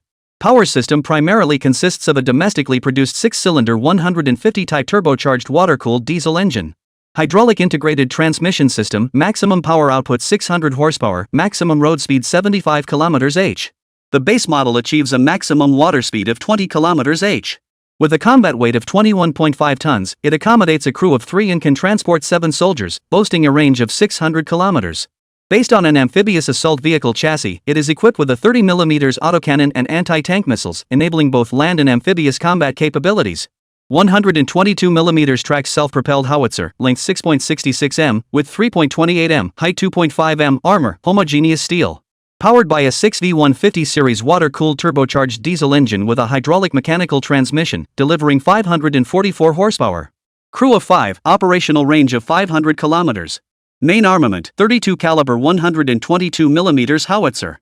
Secondary armament, 12.7mm vehicle-mounted anti-aircraft machine gun. Maximum range, 9.5 kilometers for high-explosive shells, 8.5 kilometers for mortar rounds, 1.2 kilometers for armor-piercing rounds. Land Shield 1990 close-in weapon system utilizes an 8.8 off-road truck chassis with a remotely controlled rotating turret mounted at the rear, equipped with a 7-barrel 30mm anti-aircraft gun. The cannon carries 2 ammunition boxes, each holding 500 rounds of APF-SDS armor-piercing fin-stabilized discarding sabot and high-explosive rounds respectively. It employs a wide-band tracking radar and a day-night targeting system. The gun has a rate of fire of 4,000 rounds per minute, a maximum range of 3,000 meters, and an effective target destruction range of 1,500 meters. Capable of intercepting low-flying targets such as helicopters and cruise missiles. WS-1 rocket artillery system. The rocket launcher vehicle utilizes a 6x6 wheeled off-road chassis powered by an air-cooled diesel engine. With a maximum speed of 85 km/h and a maximum road range of 600 kilometers. The WS-1 has a caliber of 300mm and is equipped with 4 directional tubes containing spiral guides, with a salvo time of 35 seconds. The rocket weighs 520 kilograms with a 150 kilogram warhead, achieving a maximum range of 412 kilometers and a peak flight velocity of Mach 3.6. Looking at these fully operational integrated weapon systems now deployed, any single one represents a key military project for the Army. Yet now, they had been developed in batches all at once. This left Wu Pengtao, head of the General Armament Department, inwardly amazed. They say old Qin alone is worth 5 divisions. But Qín Chuān was no slouch either. He had simultaneously developed and upgraded all the critical weapons for the Army's synthetic forces. Their combat effectiveness was in no way inferior to those 5 divisions. Comrade Qín's development speed truly leaves us in the dust. Not only is his weapon development speed astonishingly fast, but the performance is equally impressive. If only we had more military engineering geniuses like Comrade Qín domestically, wouldn't our national defense capabilities soon become the strongest on Blue Star? Ha ha ha. Wu Pengtao burst into hearty laughter as he surveyed the bountiful report on weaponry and equipment. Li, your Army Equipment Project Management Center is guaranteed to be the top performer in the General Armament Department this year. I think you can start drafting your speech for the year-end review meeting right now. Hearing Wu Pengtao's teasing remark, Li Dongsheng, head of the Army Equipment Project Management Center, couldn't help but laugh. Sir, it's only the beginning of the year. Asking me to draft a year-end report now seems a bit premature. You don't know the full story. Ever since Qín Chuān proposed this integrated force weapons project, the Air Force and Navy Equipment Project Management Centers have been green with envy. The Air Force is somewhat better off, since Qín Chuān also helped them develop the new generation turbofan engine, securing the foundation for our domestically produced third-generation fighter jets. But the Navy is a different story. Su Ruiguang from the Naval Equipment Project Management Center shows up at my office every single day, begging me to find an opportunity to introduce him to Qín Chuān. He's driving me crazy day after day. Listening to Li Dongxing's subtle digs, Wu Pingtao chuckled. Now that your integrated forces have mostly developed their weapons, and the Air Force's third-generation fighter prototype is nearly ready for production, it's only natural the Navy is anxious. Comrade Qín's current military reconnaissance satellite project is crucial for us. We absolutely cannot let Qín Chuān get distracted. Wu Pingtao reminded him. Don't worry about that. I've already made arrangements with them. Even if they want to contact Qín Chuān, they'll have to wait until the reconnaissance satellite project is completed. Hearing this, Wu Pingtao nodded with satisfaction. Chapter 97, Live TV Broadcast of Rocket Satellite Launch. By the way, I heard Comrade Qín has already joined the Aerospace Ministry and started research and development? Yes, but the actual development work hasn't started yet. Oh? Not underway? That doesn't sound like Comrade Qín's style. Has he run into some trouble? Wu Pingtao knew Qín Chuān was known for his decisive approach to research, otherwise, he wouldn't have developed so many military projects in such a short time. No problems. I heard the core satellite technology he proposed is too advanced. Some of the domestic experts and professors don't quite grasp it. Qín Chuān is currently teaching them the technology. Upon hearing this, Wu Pingtao couldn't help but twitch his lips. He thought to himself, Qín Chuān is getting more and more formidable. He's actually lecturing the country's top professors? Interesting. After a drizzling spring rain, the weather turned chilly for several days. Yet within the aerospace department, the eagerness to learn among the experts and professors remained undiminished. Before he knew it, Qín Chuān had been conducting research and teaching here for over 2 months. During these 2 months, whenever Qín Chuān introduced a new technology, he would spend several days teaching it to these aerospace experts and professors. Once all the experts and professors grasped the theoretical concepts, they would collectively translate these advanced theories and technologies from the laboratory into tangible prototypes. Initially, many worried that this unprecedented hybrid research teaching model might hinder the development of the military reconnaissance satellite project. Unexpectedly, under Qín Chuān's guidance, the technical proficiency of these experts and professors had significantly improved, and their research pace had actually accelerated compared to before. Within just 2 months, they essentially succeeded in implementing all the core technologies of the multifunctional integrated reconnaissance satellite from the laboratory. Of course, this research approach was uniquely achievable by Qín Chuān. Others simply couldn't replicate it. After all, this research model depended entirely on Qín Chuān having already established the crucial theoretical foundations for the core technologies. Without Qín Chuān's capabilities, the project's progress would never have been this smooth. Through days of research and academic discussions, these domestic aerospace experts had come to regard Qín Chuān as their true mentor. Not only do they diligently take notes during lectures, but they also seek out Qín Chuān after class to clarify any uncertainties. Everyone. The symposium on the core technologies for the multifunctional integrated military reconnaissance satellite is essentially concluded. Through our collective research and discussions over this period, we have successfully translated all critical theories into operational equipment. Next, we must apply the technologies developed in our laboratories to actual R&D and production. Thank you all for your support and trust during this period. Qín Chuān stood at the lectern of the temporary classroom, smiling as he surveyed the assembled experts and professors below. Professor, you're too kind. Without you, our project wouldn't have progressed so smoothly and swiftly. Absolutely. In just these 2 short months, Professor Qín has imparted so much technical knowledge to us. Compared to 2 months ago, I feel my technical skills have improved by leaps and bounds. Is this workshop ending already? Well, who would have thought a professor from prestigious universities like Tsinghua and Peking would actually enjoy teaching? Professor Qín, please visit our Longguo Institute when you have time. Give a lecture to our experts there. Visit your Longguo Institute? I'll go straight back and tell our Tsinghua president to set up a special professor's class just for us and hire Professor Qín to teach it. Ha ha ha. Give it a rest. With Qín Chuān's astonishing research talent, using it for teaching would be a waste. He should stick to military research. That's where he'll make the greatest contribution to our nation. From the audience, the professors and experts who had already become acquainted with Qín Chuān chimed in. After finishing the final summary lecture, Qín Chuān gathered his materials and left the temporary classroom. Qín Chuān, I can't thank you enough for everything you've done these past few weeks. Not only did you successfully implement our military reconnaissance satellite technology, but you also elevated the technical capabilities of domestic experts and professors in these fields. On behalf of China's aerospace industry, I extend our deepest gratitude. Gao Fenghua called out to Qín Chuān as he was about to leave, expressing sincere appreciation. Minister Gao, such formalities are unnecessary. We're all working for the nation's defense. Qín Chuān waved his hand politely and continued. The technical research phase for the multifunctional military reconnaissance satellite is now complete. Next comes the production stage. This is where the Aerospace Ministry will need to coordinate. Additionally, the launch vehicle must be planned meticulously. Once this satellite is built, we'll launch it into orbit as soon as possible. Satellite development and production are never isolated processes. Its successful launch requires the cooperation of the carrier rocket. Leave this matter to us at the Aerospace Ministry. I've already distributed the technical blueprints to our subordinate units. With ample funding and resources now secured, satellite production will accelerate significantly. We expect completion within a month or so. Regarding the rocket launch, I've already considered this. Fortunately, our rocket research base has successfully developed booster strap-on technology. This technology can boost our rocket's low Earth orbit payload capacity to 8.8 tons. I've already coordinated with them. Once our reconnaissance satellite is built, they'll launch it alongside ours. That's excellent news. Qín Chuān nodded with satisfaction upon hearing this. Although China's aerospace technology still lags behind that of the Free Nation and the White Bear Nation. In terms of launch vehicles, our domestic technology is no longer weak. At the very least, our rocket launch success rate is exceptionally high. It could fully guarantee the successful deployment of their upcoming military reconnaissance satellites into their intended orbits. The subsequent work would require little further assistance from Qín Chuān. With the full cooperation of the Aerospace Ministry, production of this military reconnaissance satellite proceeded at breakneck speed. With national backing and prioritized resources, the production timeline originally spanning over 2 months was shortened by a full fortnight. After the military reconnaissance satellite was completed, Gao Fenghua contacted the rocket development base to confirm the launch date. The nation's leadership placed great importance on this rocket satellite launch. It aimed to boost national confidence while showcasing the Dragon Nation's formidable aerospace capabilities. The authorities decided to make this rocket satellite launch mission public. Yanshi Channel 1 broadcast the entire launch process live to a global audience. This undoubtedly placed immense pressure on the Aerospace Ministry. After all, rocket launches are an extremely challenging technical endeavor. Even technologically advanced nations frequently experience failures.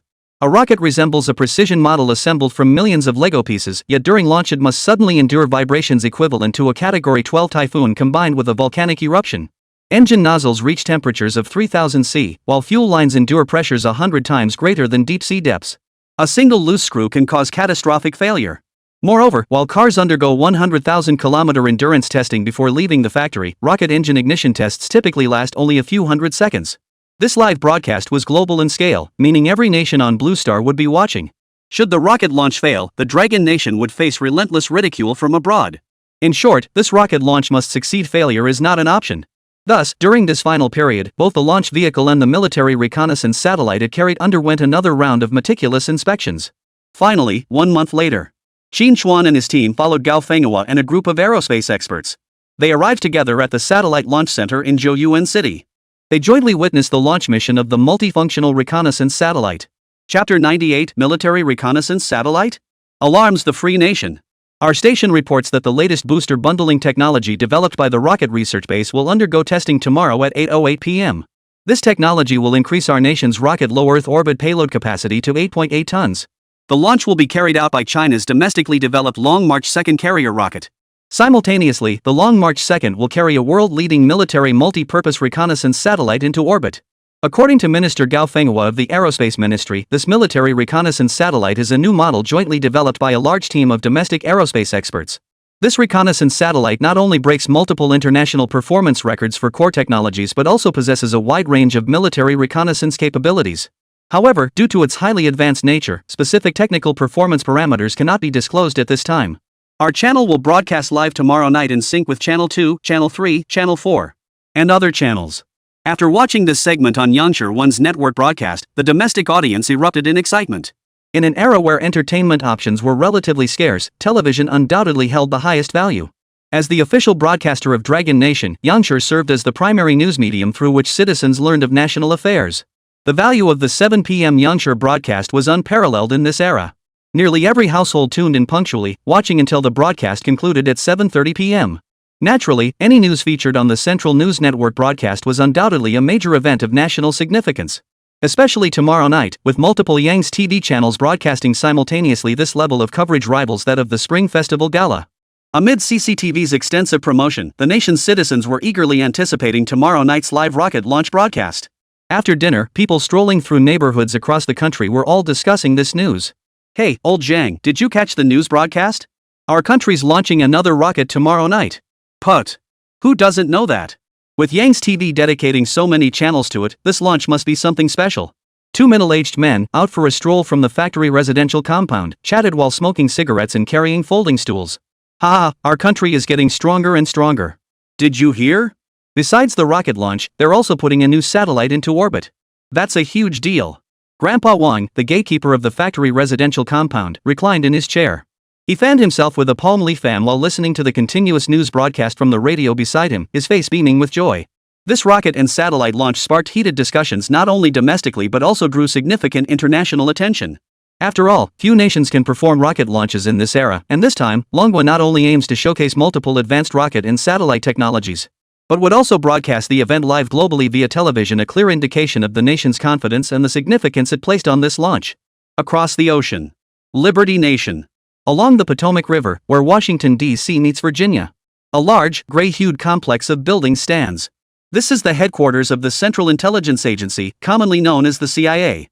Ranked among the 4 major intelligence agencies of Blue Star alongside the KGB of White Bear Nation, MI6 of Sunset Nation, and Mossad of Little Ant Nation. It has consistently been one of the most crucial military intelligence agencies in the Free Nation.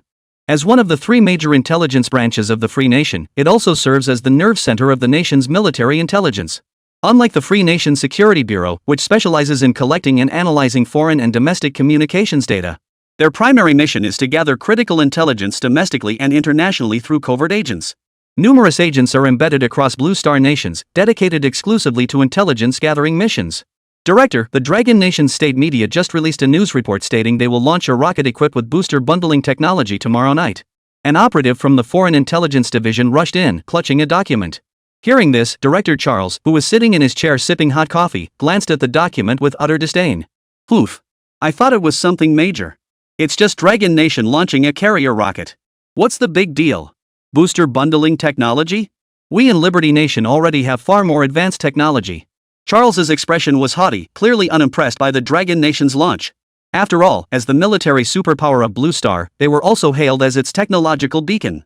Across the entire Blue Star, only the White Bear Nation could truly compete with them in aerospace. While the White Bear Nation possessed solid rocket launch capabilities, the space warfare campaign they had launched against it had left the nation reeling. The White Bear Nation now teetered on the brink of collapse. It had lost the capacity to continue challenging the Free Nation for supremacy on Blue Star. It is no exaggeration to say that in the realm of rocket launches, the Free Nation reigns supreme.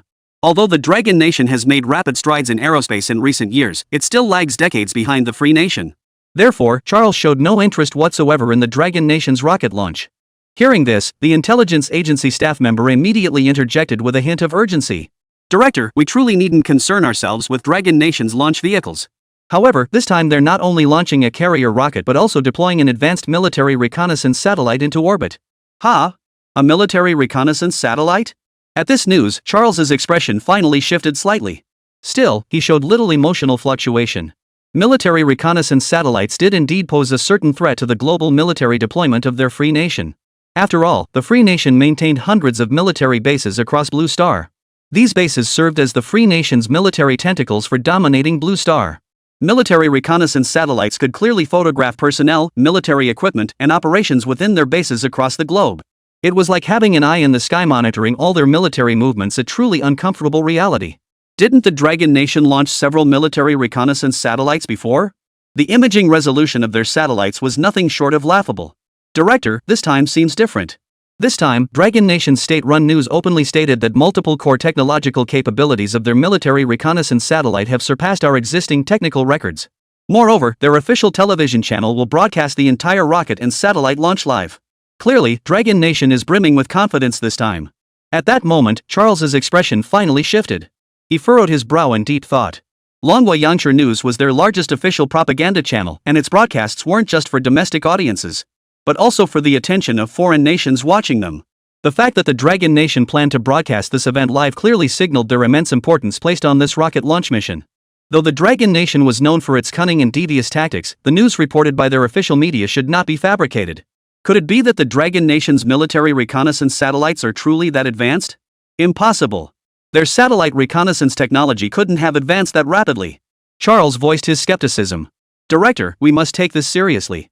Have you forgotten about that third generation We're-on-1 tank they developed earlier? An intelligence agency staff member interjected. At the mention of that third generation tank from the Dragon Nation, Charles's expression darkened further. Chapter 99, The Model Worker of the General Assembly Department. Previously, the White Bear Nation had sought to re-establish its formidable military standing and image through a grand military parade. To thwart the White Bear Nation's scheme, the Free Nation launched an aggressive campaign promoting the Dragon Nation's third-generation tank. They flooded the media with reports claiming the White Bear Nation's third-generation tanks were inferior to Dragon Nation's domestically produced third-generation tanks. Their true objective was to disillusion Blue Star's populace regarding White Bear Nation's new third-generation tanks. This would lower international assessments of White Bear Nation's military strength. After all, if White Bear's third-generation tanks couldn't even match Dragon Nation's, wouldn't that prove White Bear's military might was already in decline? Once they had successfully undermined the White Bear Nation's military image through public opinion, they then brought out the Free Nation's M1A2 Abrams main battle tank for a side-by-side comparison with the Dragon Nation's domestically produced third-generation tank. This way, they could not only suppress both the White Bear Nation and the Dragon Nation, but also showcase the military might of the Free Nation. It was a perfect plan that killed 3 birds with 1 stone. The operation itself was planned and executed by the CIA. Yet no one could have foreseen the severe deviation in subsequent developments. While they succeeded in undermining the Bear Nation's T-90 tanks, the war between the Sheep Nation and the Elephant Nation unexpectedly propelled the Dragon Nation's third-generation tanks into the spotlight. A single third-generation tank simultaneously destroyed 3 T-90 tanks of the same generation. Even the Free Nation couldn't say anything about that. If they insisted on pitting their third-generation tanks against the enemies in a performance comparison, it would likely be the Free Nation that ended up humiliated. The failure of this operation also led to severe criticism from the White House for him, the head of the Central Intelligence Agency. Thus, Charles remained deeply unsettled by the incident, harboring resentment. The pace of Dragon Nation's recent military-industrial development is indeed too rapid, it seems abnormal. Have our agents in the Dragon Nation continue investigating this matter and uncover the reasons behind their recent string of military breakthroughs as soon as possible. Additionally, monitor tomorrow night's live broadcast of the Dragon Nation's rocket launch closely. Report immediately if their rocket launch succeeds. Simultaneously, have our Intelligence Analysis Department prepare a report on this matter for submission to the White House. We will have to take action then, Charles commanded with a cold glint in his eyes. Yes, Director. The intelligence agency staff nodded and promptly exited. Watching the staff member's retreating figure, Charles's gaze held a bone-chilling coldness. In the current battle for supremacy over Blue Star, their Free Nation had essentially secured victory. Once that was done, the Free Nation would turn its attention to subverting the allied nations within the White Bear Nation.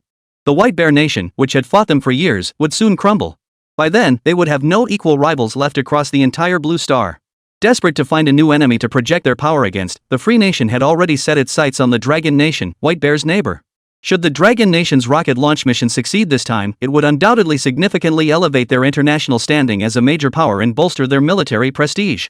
The Free Nation absolutely cannot allow the Dragon Nation to rise rapidly during this window of opportunity. Suppress.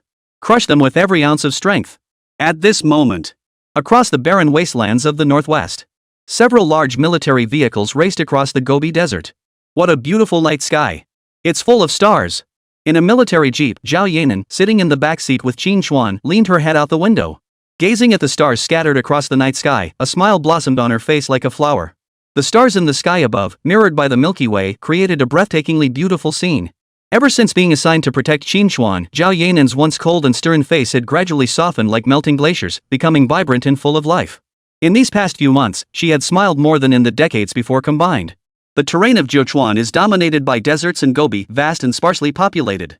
With its arid climate and sparse rainfall, clear skies prevail most of the year, truly an ideal spot for stargazing at night. Qín Chuān rolled down his window, gazing at the distant sea of stars and murmuring in admiration. Director Qín, this rocket and satellite launch is being broadcast live worldwide. Aren't you even a little nervous? Zhao Yanran turned her head, her eyes flickering as she studied Qín Chuān's chiseled, angular features. Having spent so much time with Qín Chuān, she knew his expression remained steadfast and composed. Nothing seemed capable of unsettling him. What's there to be nervous about?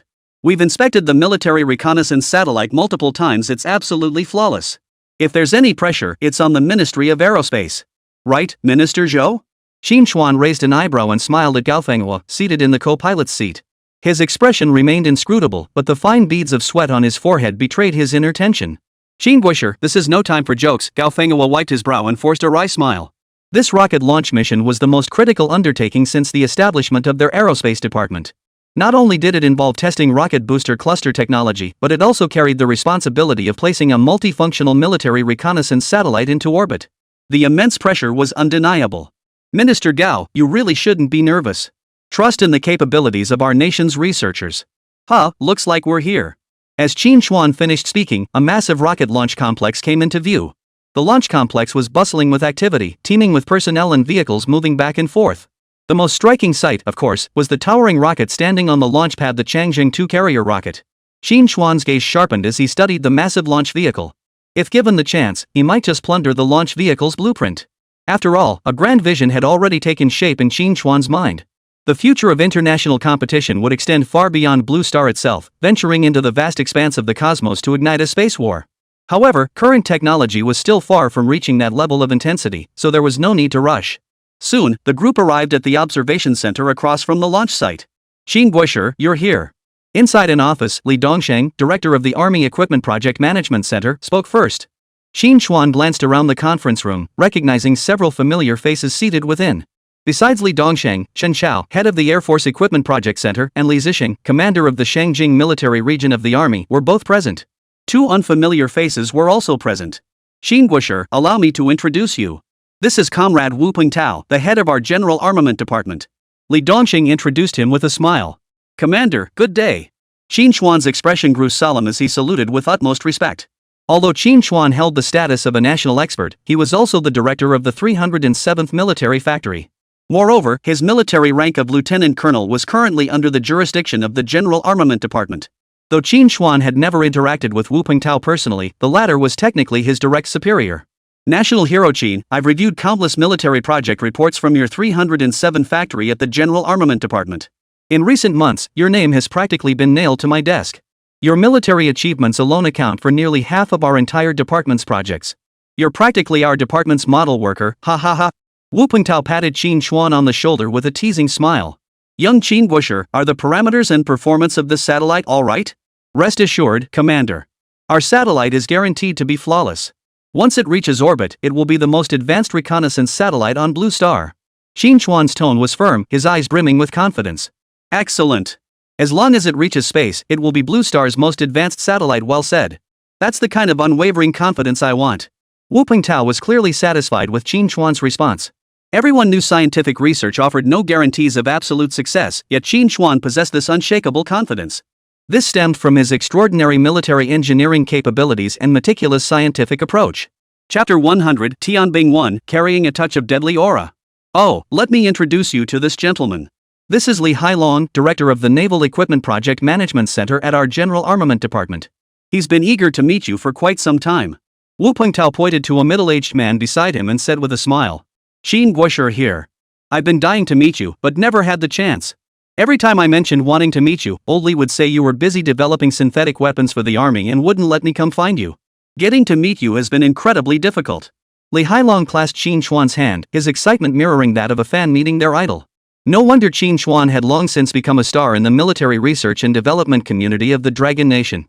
Mention his name, and the entire military research community gives him a thumbs up. Especially after witnessing how he'd helped the Air Force and Army develop so many advanced military systems. The desire to meet Qín Chuān had surged to its peak.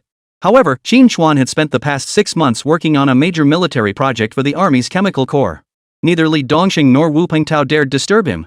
That's why Li Hailong had held off until now. Seizing the opportunity presented by the rocket satellite launch, Li Hailong had arrived early, determined to secure a meeting with Qín Chuān. Director Li, what's the urgency in seeing me? Faced with Li Hailong's overwhelming enthusiasm, Qín Chuān was clearly struggling to keep up. Nothing major, really. It's mainly because you've just helped the Army complete their integrated equipment reform and developed a turbojet engine for the Air Force. But you've never once paid us Navy any attention. What's the deal? Think our weapons and equipment are too shabby? Seeing Li Hailong's rather resentful gaze, those around them burst into laughter. Li Hailong, cut the nonsense. Your Navy's equipment is either warships or submarines, all big-ticket items. If Qín Guoshi were assigned to your research, he'd likely be stuck in your department for 2 or 3 years.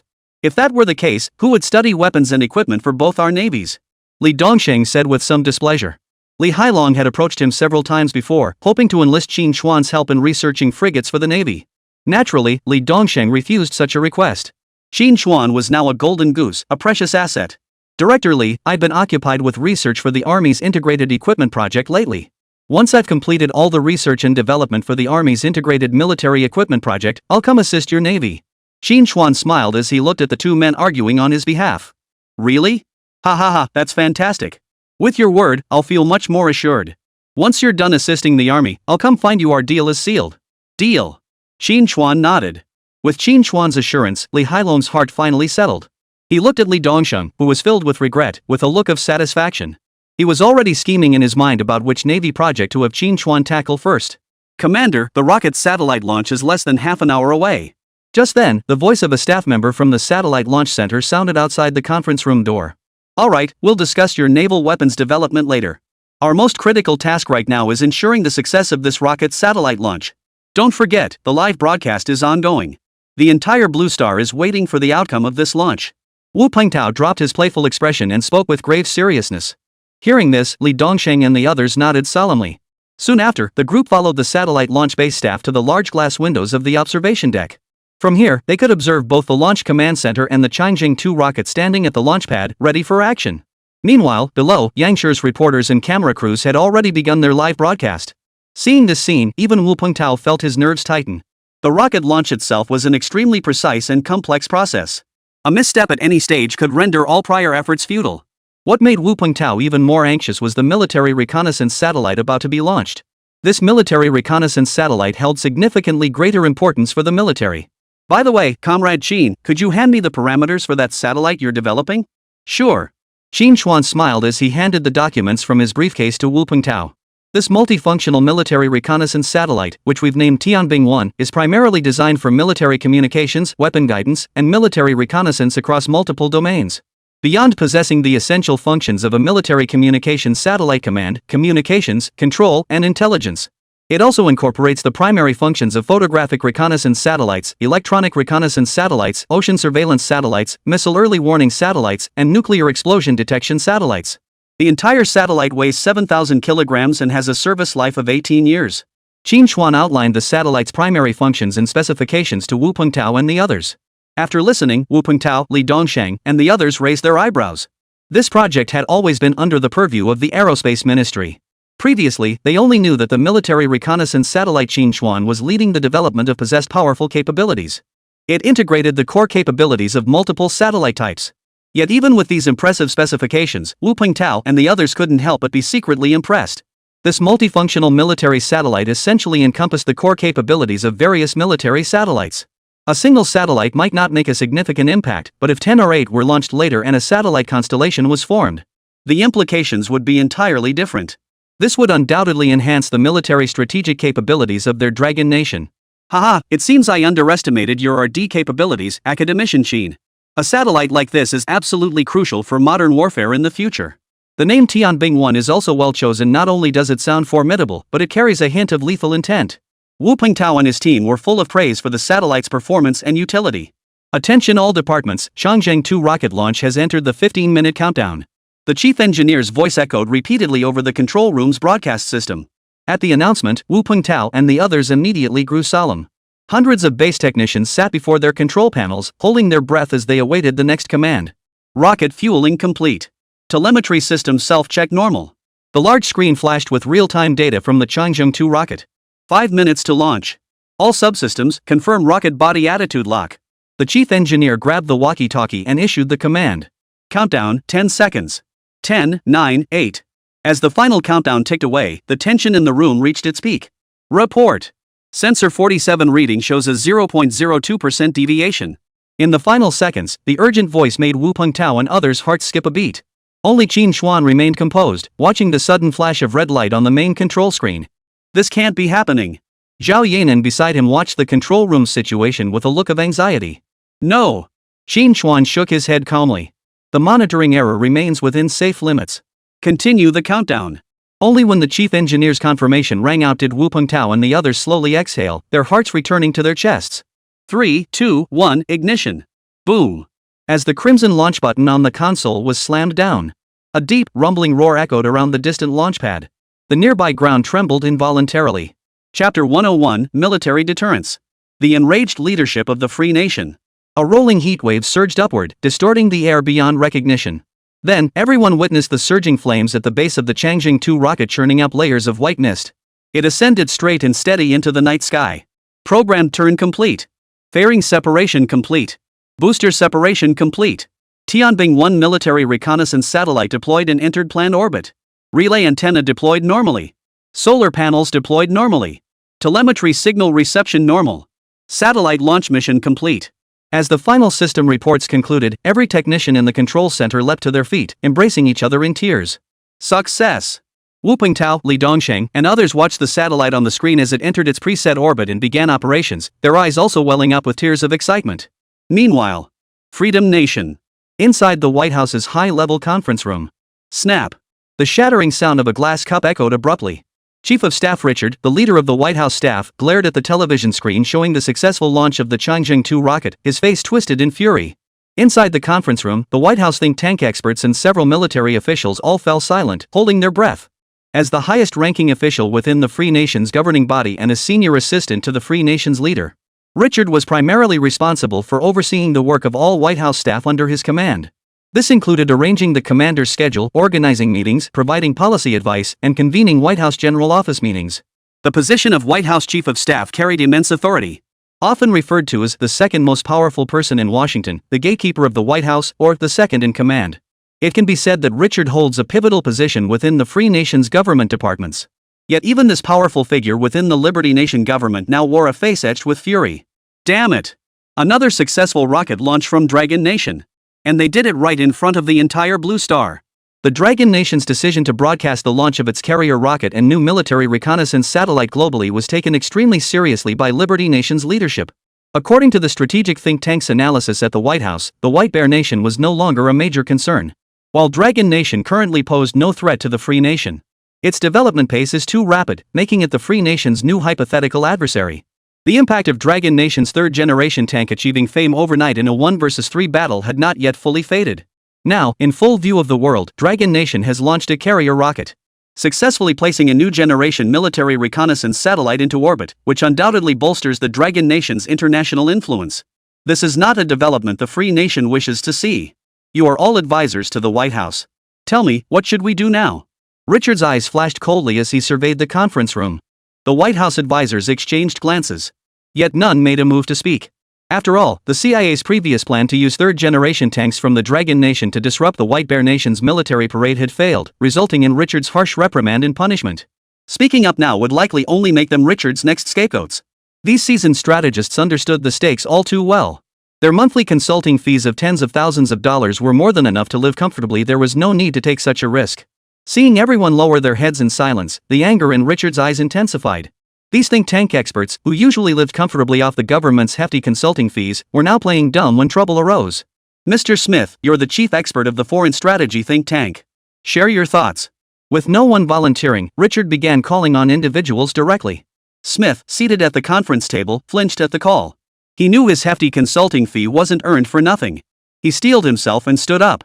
Respected Chief of Staff, I believe we need not place undue emphasis on the Dragon Nation's successful rocket satellite launch this time. As soon as he finished speaking, all eyes turned to him. With Smith, the chief expert of the think tank, initiating the discussion, the other experts in the group naturally joined in. I concur with Mr. Smith. A mere launch vehicle from Dragon Nation is scarcely worth our attention.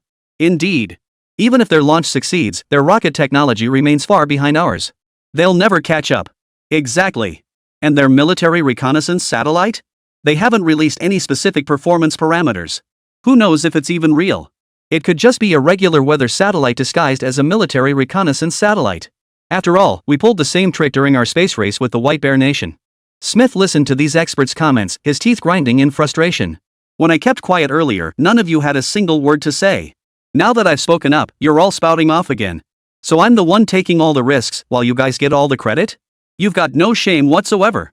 Richard turned his gaze to Smith. Mr. Smith, tell us exactly what you have in mind. Smith pondered for a moment, thinking he absolutely couldn't let these old farts get the upper hand. He immediately shifted gears and declared decisively, Mr. Richard, my point is that we needn't concern ourselves with Dragon Nation's rocket launch this time. However, we must take their current military development pace seriously. Hearing this, the think tank experts in the conference room exchanged bewildered glances. How could this old codger contradict himself like this? He'd just dismissed it as unimportant, and now he's backtracking. He was clearly determined not to let them gain any advantage. Richard couldn't help but frown at the remark. Smith continued, I'm sure everyone is well aware of the recent military developments in the Dragon Nation. Their military has been pursuing synthetic reform, and though it hasn't succeeded yet, there's clearly been significant progress. I suspect the Weirong Type 1 tank is a military weapon developed based on this synthetic reform.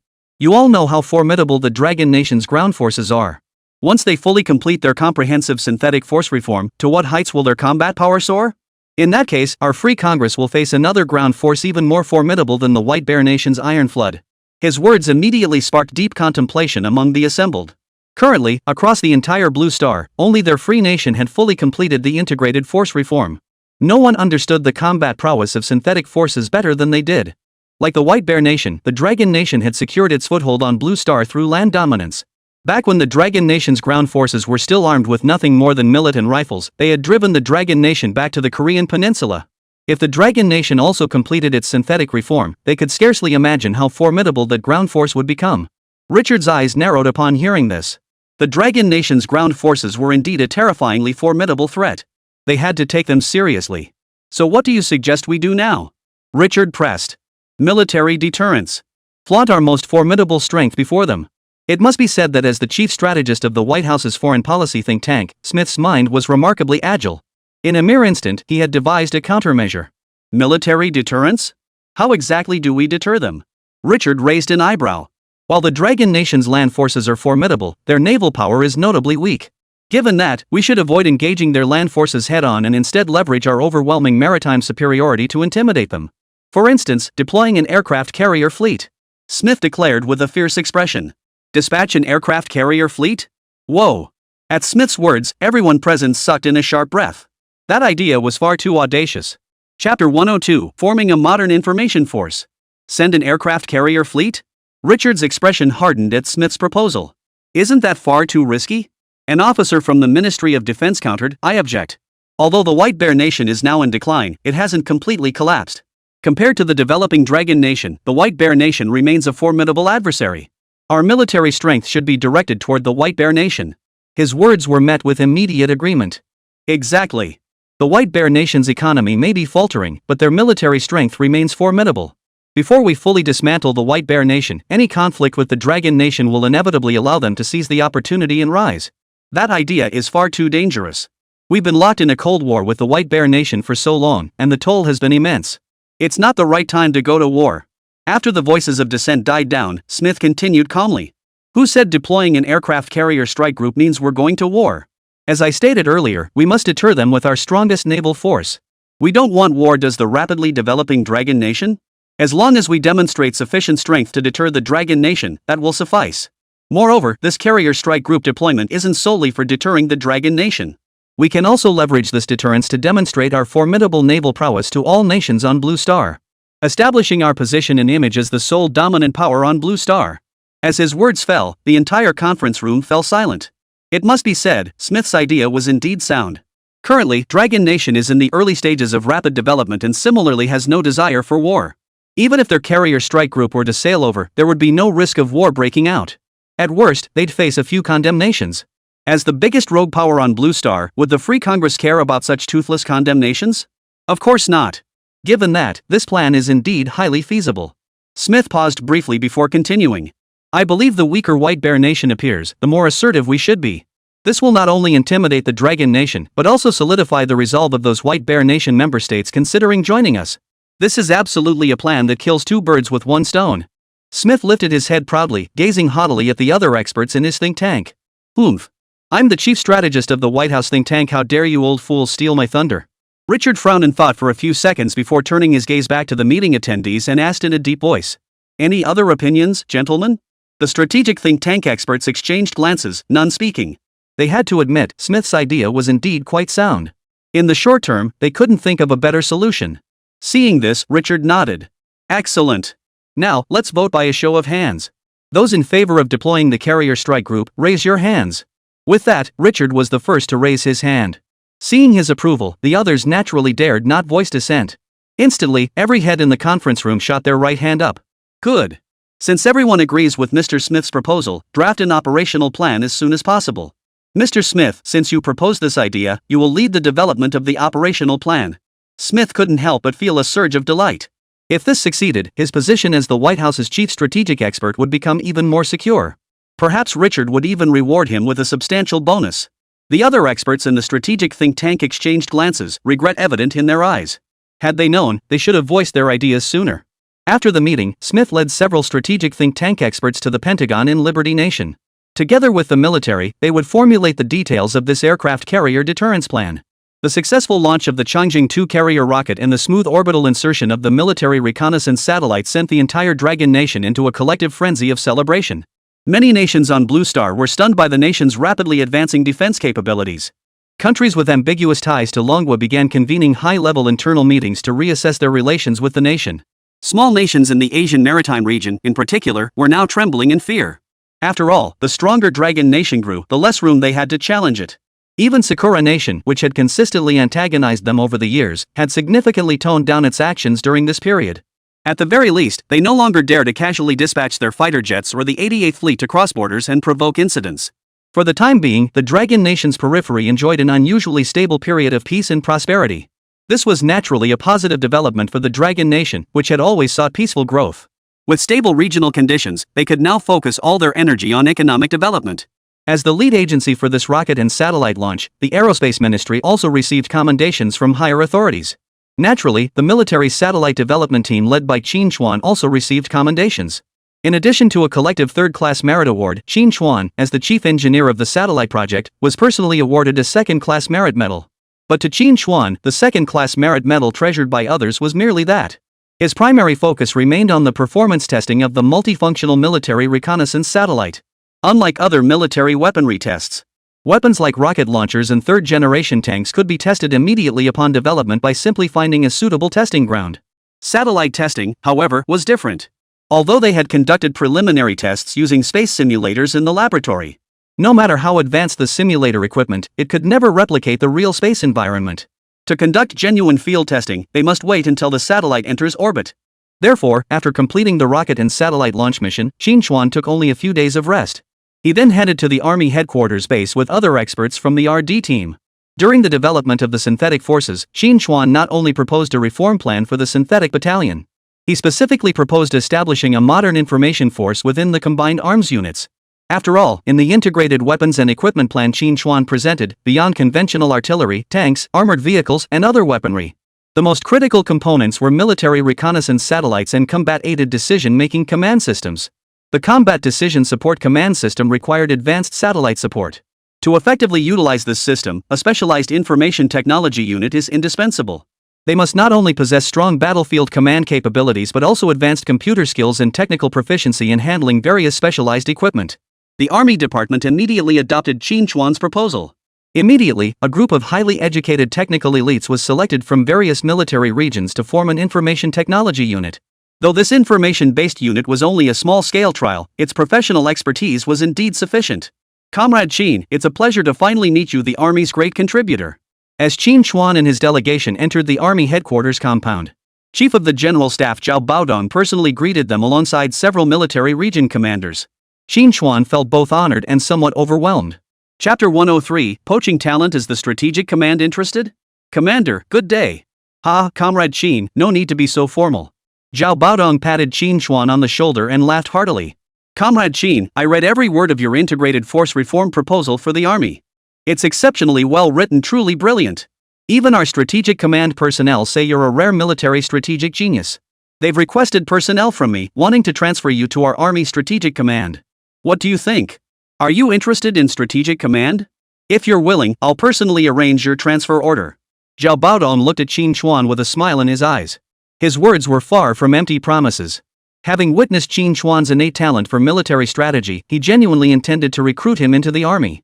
With Qín Chuān's strategic genius, he would achieve remarkable success even outside military research and development. Hearing this, Qín Chuān gave a wry smile. Why is it that whenever these commanders meet, the first thing they do is try to poach personnel? Commander, you really can't do this. Your Army Strategic Command is already strong enough, you don't need Qín. But the General Armament Department absolutely needs Qín. There's still a lot of equipment development for all three services waiting for him. Hearing even Zhao Baodong was trying to poach him, Li Hailong from the Naval Equipment Project Management Center beside him grew anxious. He'd been staying at the Aerospace Department these past few days precisely to build rapport with Qín Chuān. This was to pave the way for future naval weaponry research. But just as he was starting to build rapport with Qín Chuān, the Army was attempting to poach him outright, a prospect Li Hailong naturally opposed.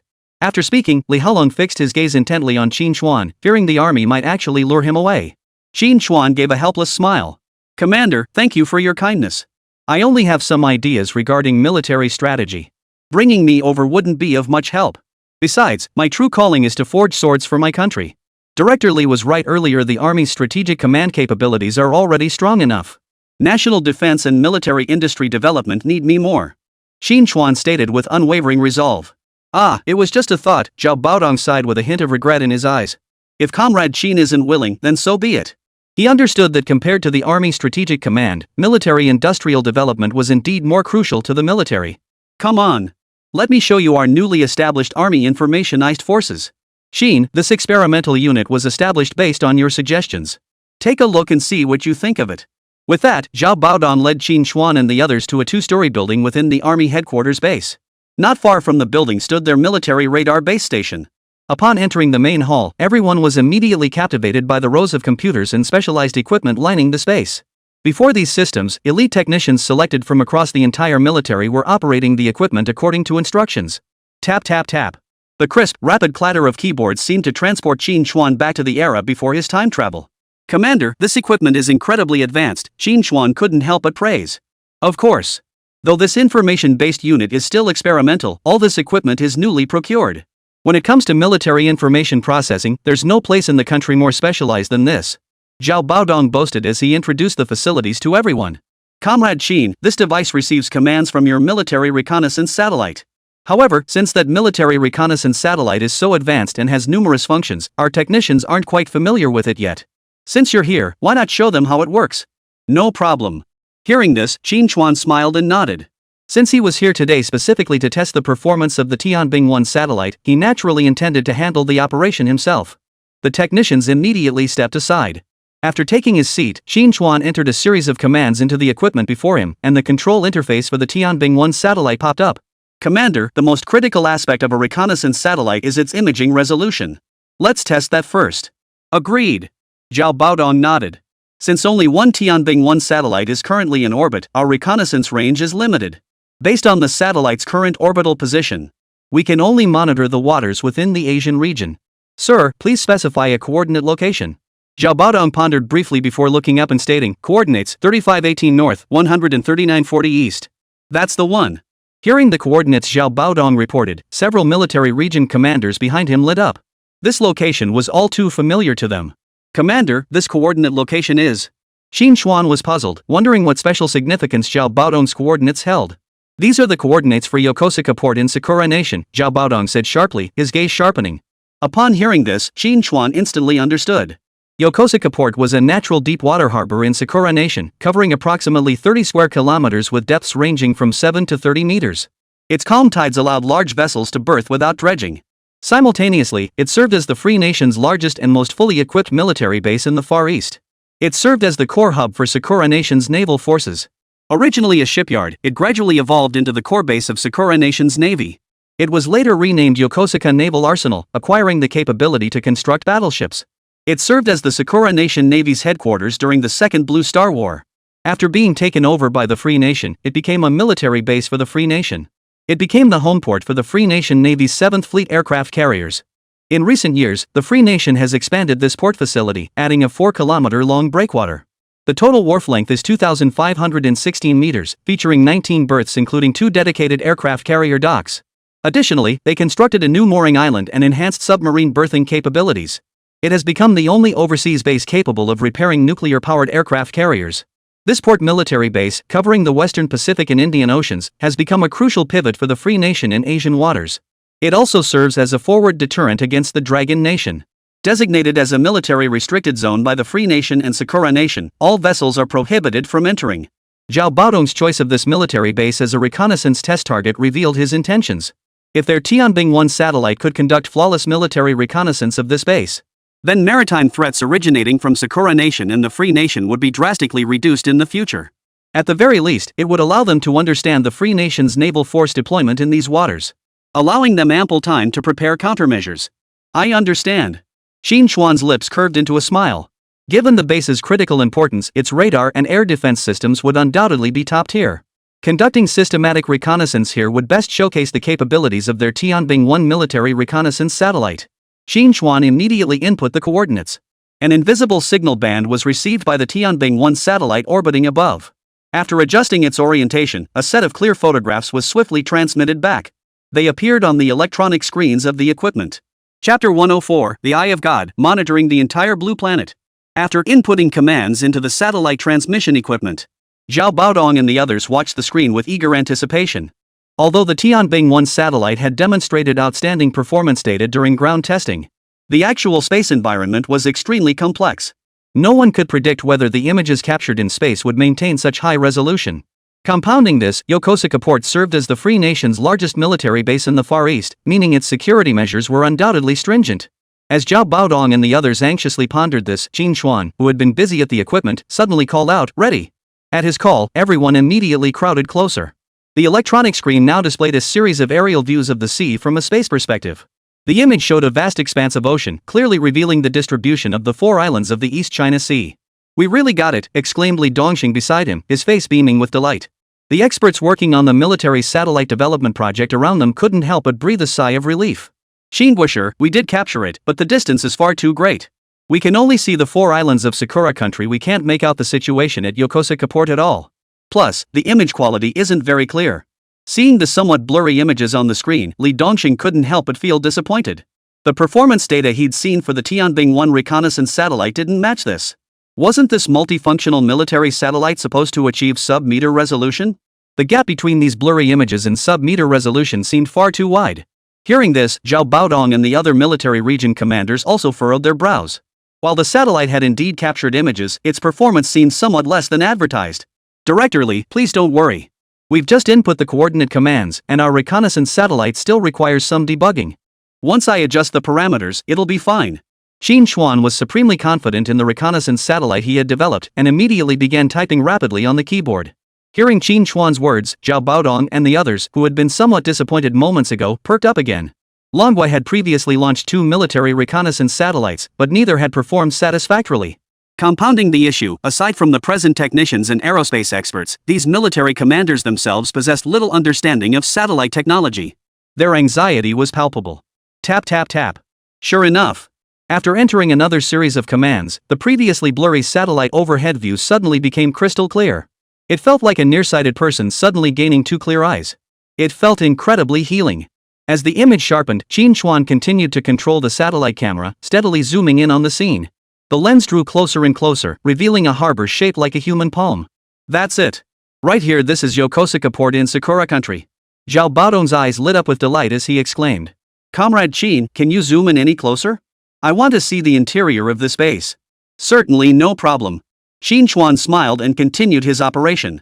The entire base, its docks, military installations, radar stations, warships, and every other facility was laid bare before Zhao Baodong and the others.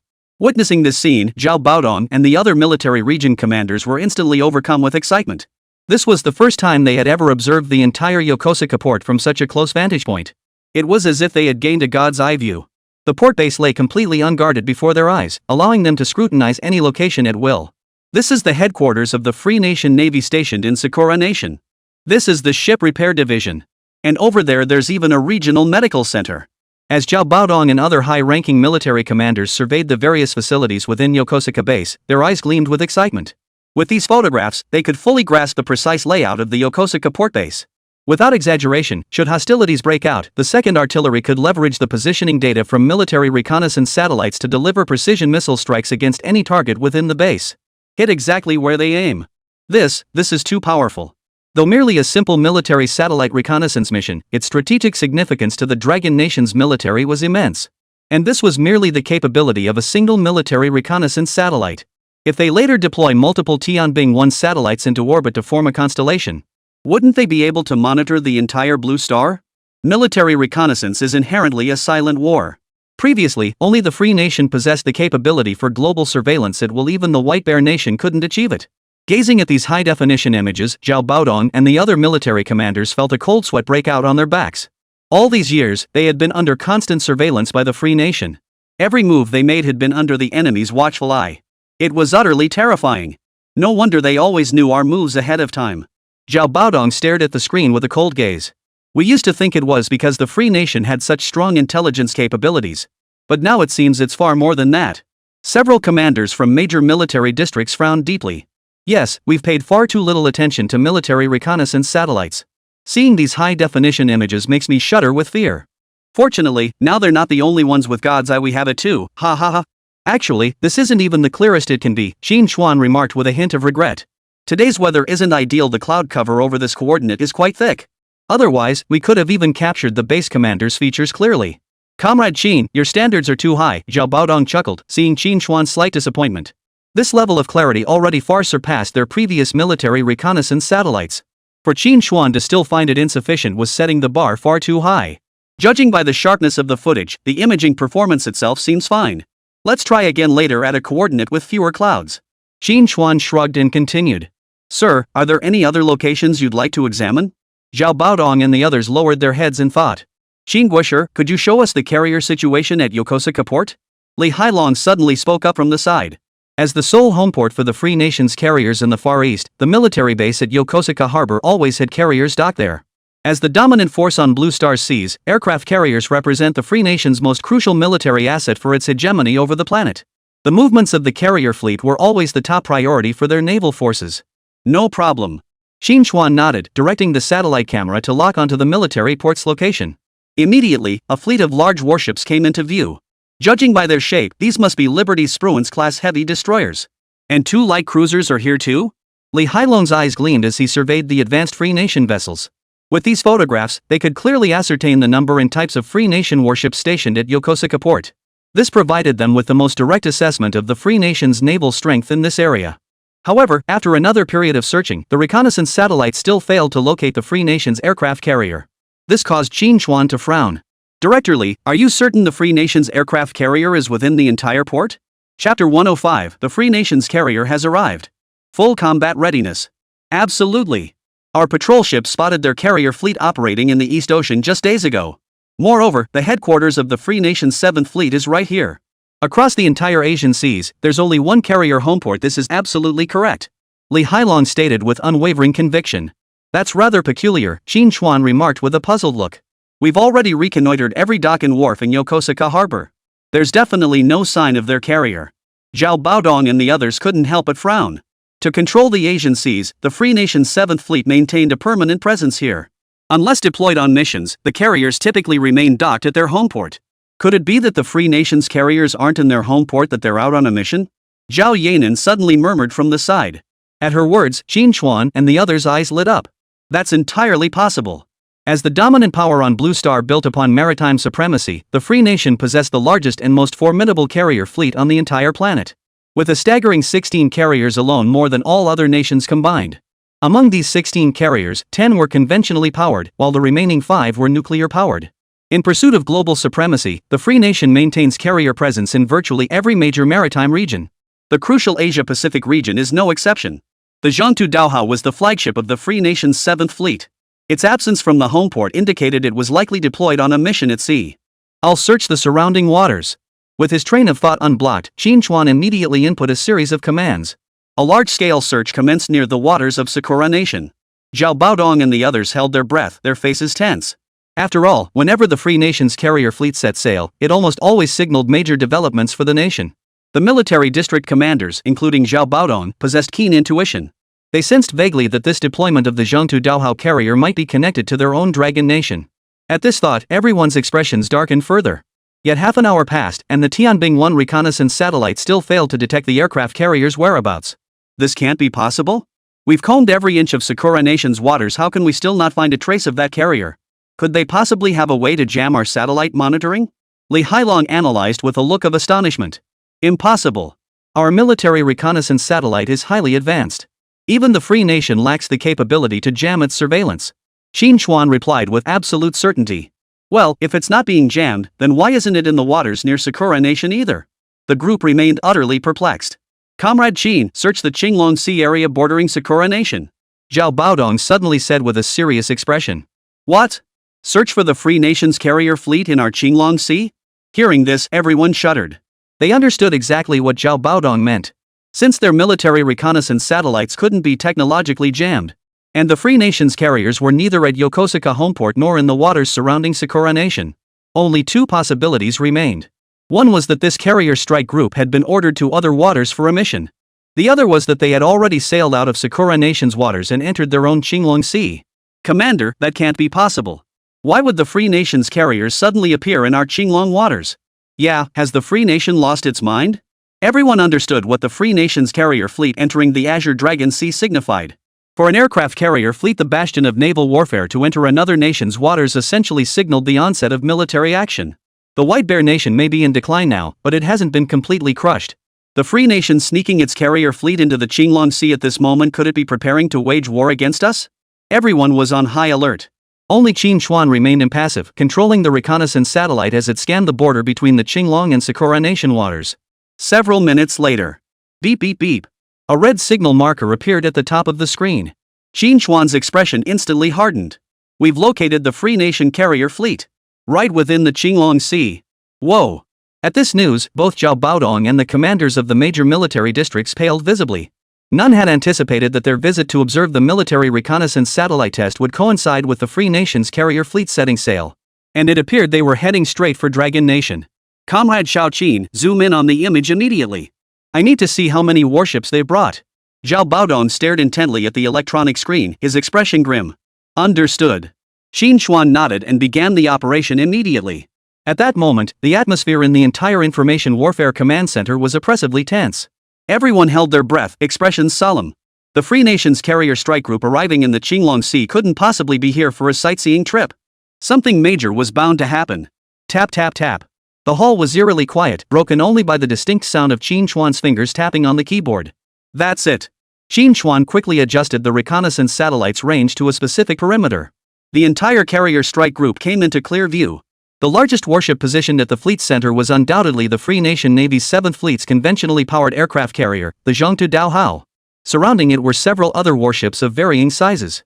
2 Ticonderoga-class cruisers, 3 Arleigh Burke-class destroyers, and 2 Perry-class frigates. The Free Nation has dispatched a full-fledged carrier strike group. Upon seeing the configuration of this carrier strike group, even Zhao Baodong, the chief of staff, paled visibly. The commanders of other major districts were equally gripped by a sense of impending crisis. Quick! Immediately notify the Navy and Air Force that the Liberty Nation carrier strike group has entered the Qinglong Sea. Place the entire military on level 1 alert. Dispatch all naval vessels. Have all Air Force fighters stand by for immediate deployment. Additionally, continuously relay the precise coordinates of the carrier strike group obtained by military reconnaissance satellites to the 2nd Artillery Corps. Prepare to launch Dongfeng missiles. Realizing the gravity of the situation, Zhao Baodong immediately issued orders to the military region commanders beside him. Yes, sir. The officers immediately exited the room. Zhao Baodong stared intently at the screen, his brow furrowed, watching the carrier strike group steadily advance toward the Qinglong Sea. Though he doubted the Free Nation Navy would dare engage them. The current situation demanded they remain on high alert for defense. Observing the tense expressions of Zhao Baodong and the others, Qín Chuān paused thoughtfully before speaking. Commander, you really don't need to be so tense. Given the current state of confrontation between the Free Nation and the White Bear Nation, they wouldn't dare attack us at this moment. It's likely just a show of force to intimidate us. Moreover, since we can now monitor the movements of their carrier strike group at any time, there's even less cause for concern. The first batch of Guardian rocket launchers produced by our factory should have already been delivered to the military region. That rocket artillery system is already integrated with our satellite network. As soon as their carrier fleet enters waters within 400 kilometers of our territory, we can execute precision strikes. Hearing this, Zhao Baodong's eyes lit up. Exactly. The first batch of rocket artillery systems developed by Qín Chuān has already been delivered to several major military regions. Hitting moving maritime targets with conventional rockets is impractical, but Qín Chuān's rockets are anything but conventional. By employing saturation fire with the rocket artillery's heavy firepower, combined with precise coordinates provided by military reconnaissance satellites, even if we can't sink their carrier, we can still deal a devastating blow to their carrier fleet. Chapter 106, The Arrogant 7th Fleet. Shaoqin, so what do you suggest we do now? Zhao Baodong turned to Qín Chuān and asked in a low voice. Immediately release the Guardian rocket launcher's test data and actual footage to the public. Then release the photo series of this carrier fleet. Let the Free Nations know their entire carrier group is under our surveillance. If they dare to come, they'd better brace themselves for our firepower. Qín Chuān's eyes narrowed slightly as he spoke with ruthless determination. In open ocean combat, no one could match the Free Nation's carrier fleet. But here, in the waters of their Dragon Nation, they now had not only the Dongfeng missiles stationed behind them. But here, in their Dragon Nation's waters, they now had not only the Dongfeng missiles as backup. Combined with the precise targeting of military satellites, even the Free Nation's carrier fleet would think twice about approaching these coastal waters. He didn't believe the Free Nation would dare risk a naval confrontation at this critical juncture. Hearing Qín Chuān's words, Zhao Baodong's eyes sharpened. Good. Let's do it. Meanwhile, Qinglong Sea. A massive fleet of Free Nation carriers swept across the ocean surface. The Zhangtu Daohao was a conventionally powered aircraft carrier commissioned after the Second Blue Star War. It was the Free Nation's first aircraft carrier equipped with an armored flight deck. Although it cannot match the tonnage of later nuclear-powered aircraft carriers, its displacement still ranks among the top conventionally powered carriers. Following modifications, its standard displacement reached 51,700 tons, with a full load displacement of 65,200 tons. For Westinghouse steam turbines provided a propulsion power of 158,000 kilowatts, equivalent to over 20,000 horsepower. It carried a total of 75 aircraft, including Hawkeye airborne early warning aircraft, Wanderer electronic warfare aircraft, and several Seahawk helicopters. As a large carrier dominating the waters of the Far East, it also carried over a dozen of the latest F-18 carrier-based fighters. Furthermore, the two Ticonderoga-class cruisers serving as its escort vessels were among the first warships equipped with the Aegis combat system. Its missile launchers, totaling 178 cells, can deploy multiple types of air defense missiles, cruise missiles, and anti-ballistic missiles. These two cruisers provided ample air defense capabilities for the entire carrier strike group. Ordinary missiles simply cannot breach its defenses. Two additional Arleigh Burke-class destroyers, also equipped with Aegis combat systems and featuring over 90 vertical launch cells, operate on the fleet's periphery. Their role extends beyond assisting the cruisers in air defense intercepts to include anti-submarine and anti-ship duties. They play a crucial role within the entire carrier strike group. Additionally, two Perry-class frigates dedicated to anti-submarine warfare and several supply ships completed the formation. This massive carrier strike group maintains a defensive perimeter extending up to 500 kilometers. Its operational radius could cover thousands of kilometers of surrounding waters. It is no exaggeration to say that the combat power of this carrier fleet alone is sufficient to annihilate the entire military force of a medium-sized nation. Each deployment of the Free Nation's carrier fleet exerts significant influence on the nations within its operational zone. At this moment, on the flight deck of the Zhangtu Daohao carrier, Colonel Raid of the Free Nation's 7th Fleet sat puffing on a cigar, basking in the sea breeze that swept across the deck. His expression radiated pure contentment. Colonel Ryder, radar indicates we have now entered the Qinglong Sea area. Should we place surrounding vessels on alert to guard against the Dragon Nation's fleet? His aide inquired from beside him. Ha, alert? We came here specifically to intimidate. What's there to be alert about? Besides, with those few ancient warships the Dragon Nation bought from the White Bear Nation, how could they possibly detect us so quickly? That's laughable. Raid wore an expression of arrogant satisfaction. As the commander of the carrier fleet, he relished nothing more than leading his ships to roam freely in foreign waters. Every time he saw the astonished and fearful expressions on other nations' naval officers upon encountering his carrier fleet, an inexplicable sense of satisfaction welled up within him. But as the dominant force at sea, the carrier fleet was rarely deployed under normal circumstances. He'd been stuck in that godforsaken Yokosuka harbor for months now, and he was thoroughly sick of it. Fortunately, the Japanese military, eager to curry favor, sent Japanese women to entertain them weekly. It must be said that the experience of these petite, sweat-free companions proved irresistible to Ryder. It had become the sole pleasure in his life at Yokosuka. After this mission, I'm going straight to the Japanese naval commander. The quality of the girls sent for comfort duty lately has been far inferior to before. They need to send a better batch, preferably twins. Letter smacked his lips and grinned lecherously. Order the fleet to accelerate. I can't wait to see the Dragon Nation Navy's panicked expressions. Soon, the carrier fleet surged forward at breakneck speed, charging recklessly across the azure Dragon Sea. Soon, it vanished into the vast ocean. Freedom Nation. White House. Chief of Staff Richard sat solemnly in the high-level conference room. Staring at the satellite imagery relayed onto the conference room screen, he asked, "Smith, is the action plan you and the Pentagon formulated still on track?" After all, their true purpose was merely to intimidate the Dragon Nation. Deploying an entire carrier strike group into the Qinglong Sea was no small matter. The slightest misstep could easily lead to an accidental clash, escalating the situation into a localized naval conflict. Rest assured, Chief of Staff. Our plan is flawless. We've deployed the 7th Fleet's carriers into the Qinglong Sea without revealing a single detail to the outside world.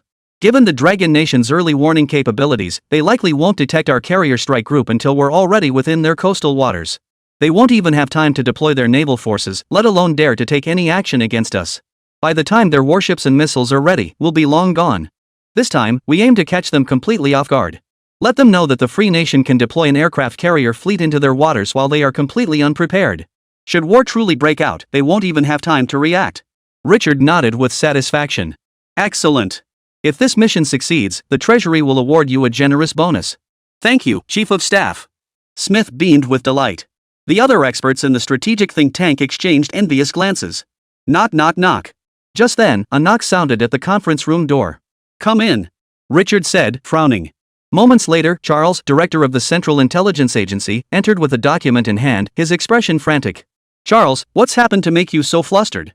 Chief of Staff, this is an announcement just released by the Dragon Nation military. The Shengjing military district of the Dragon Nation is currently conducting a joint live-fire naval exercise involving land, sea, and air forces in the Qinglong Sea. Hearing this, Richard's eyes flashed with disdain. Oof, and I thought it was something important. It's just a mere exercise. What's there to be concerned about? They were long accustomed to such maritime exercises. Not only the Dragon Nation, but their own Free Nation and the White Bear Nation also conducted exercises periodically. Beyond testing combat readiness, drills sometimes served as a deterrent aimed at specific nations. But this time, Longguo's military exercise is different. Typically, for large-scale live-fire drills, Dragon Nation announces them in advance, designates the exercise zone, and instructs passing vessels to detour. But this time, they announce the maritime exercise suddenly and directly lock down the exercise zone. More crucially, the exercise zone they've defined coincides precisely with the current coordinates of our aircraft carrier fleet. What? At these words, Richard, who had been wearing a look of disdain moments ago, instantly tensed and stood up. Chapter 107, Coincidence? Our carrier has been under surveillance. Staring at the coordinates for the Dragon Nation's naval exercises marked on the document, Richard's eyes widened in disbelief. What? How could this be such a coincidence? The Qinglong Sea is so vast, why would Longguo specifically choose this area for their exercises? These exercise coordinates. Could it be that Longguo has already detected our carrier fleet? Impossible. Absolutely impossible. Smith, seated in the conference room, abruptly stood up. Our carrier strike group has only recently entered the Qinglong Sea. Given the capabilities of Dragon Nation's land-based radar systems, detecting targets at such a distance is impossible. As for their naval shipborne radars, that's even less likely. The Qinglong Sea only hosts one conventional naval fleet. Moreover, their main warship is a Type 07 destroyer purchased from the White Bear Nation. These destroyers were already decommissioned by the White Bear Nation's navy. White Bear's naval vessels already suffer from subpar electronics and radar systems, let alone the antiquated radar on those decrepit warships. Upon hearing Smith's analysis, the other strategic think tank experts in the conference room nodded in agreement. Over the years, the Dragon Nation has indeed rapidly enhanced its national defense capabilities, but its strongest branch remains the army. Its air force and navy rank only second or third tier even within Asia. Their shipborne radar systems would absolutely be incapable of detecting the carrier strike group's presence. Unless a Dragon Nation warship happened to be sailing through this area and spotted it by visual observation. But that too is impossible. After all, their carrier fleet is equipped with Blue Star's most advanced Aegis combat system. Its radar boasts a maximum detection range exceeding 450 kilometers and can simultaneously track over 100 targets. If any Dragon Nation warships were truly lurking nearby, the 7th Fleet would have detected them long ago and reported the situation. Could this really be a coincidence? After hearing the analysis, Richard looked skeptical.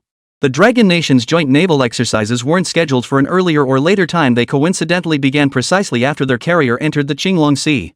If this were a coincidence, it would be too far-fetched. Chief of Staff, should our carrier continue deeper? Charles asked cautiously. At this, the entire room fell silent. While most believed the overlap between the Dragon Nation's naval exercises and their carrier fleet's coordinates was coincidental.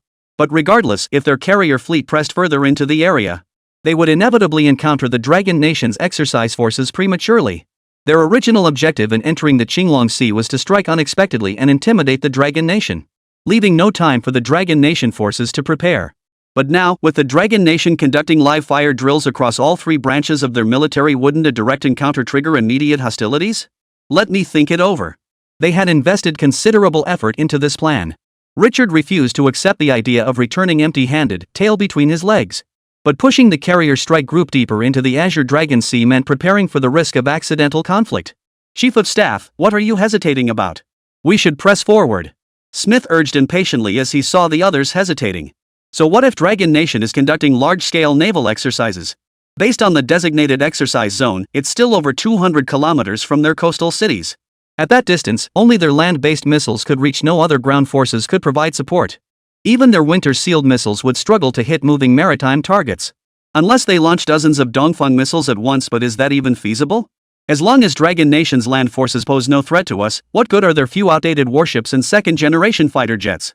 If we decide to leave, do you think they'd dare pursue us? Seeing everyone fall silent in thought, Smith continued. On the contrary, if we retreat in disgrace like this, the White Bear Nation will surely seize the opportunity to mock us. Forget deterring the Dragon Nation, even the White Bear Nation's allied states might abandon their cooperation with us. Our plan to dismantle the White Bear Nation would become even harder to execute. As the architect of this plan, Smith naturally didn't want the operation to end in failure before it even began. Where would that leave his reputation as the chief strategist of the White House think tank? The bonus he was about to receive would vanish into thin air. Most crucially, what he had just stated was undeniably true. Without the firepower support of the Dragon Nation's army, their navy and air force alone posed no real threat. Richard found the reasoning compelling. How could the mighty Free Nation, the dominant power of Blue Star, be intimidated by a mere naval exercise from Dragon Nation? Just as Richard was about to order the carrier fleet to press deeper, an MI6 agent burst into the room. Director, the Dragon Nation military has issued another announcement. Hand it over. Charles snatched the documents from the agent's grasp. As he scanned the contents of the documents, Charles's expression darkened dramatically. His hands trembled uncontrollably. What's wrong, Charles? Seeing his expression and movements, Richard sensed something was terribly wrong. Chief of Staff, the Dragon Nation military just released a set of data on their newly developed long-range rocket artillery system. This rocket artillery has a range of 400 kilometers, features precision guidance, and will participate in the upcoming joint maritime exercise. What?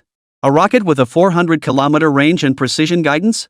This isn't a rocket launcher anymore, it's a damn missile. Damn it! How could Longguo possibly have rockets with such a long range? I don't believe it. The data for this rocket artillery system must be fabricated. Smith shouted sharply upon hearing this. As the chief strategist of the White House's strategic think tank, he was naturally well versed in all manner of weaponry. How could he not know the maximum range of a rocket artillery system? Currently, only their Free Nation and the White Bear Nation possessed rocket artillery with an 80-kilometer range. They'd never even heard of a rocket with a 400-kilometer range. This can't be a hoax. Their announcement included a live test footage clip. The range genuinely hit 400 kilometers. That data can't be faked. Charles stated emphatically, holding the documents. But that's not the most important part, Chief of Staff. Look at these photos. Charles handed over the documents. Is this our carrier fleet? Richard took the documents and stared at the high-resolution photos with a puzzled expression. Exactly. Not only is this our carrier fleet, but our personnel have confirmed these photos were taken just moments ago. Based on the naval configuration in these photos, we can confirm this is the 7th Fleet currently operating in the Qinglong Sea.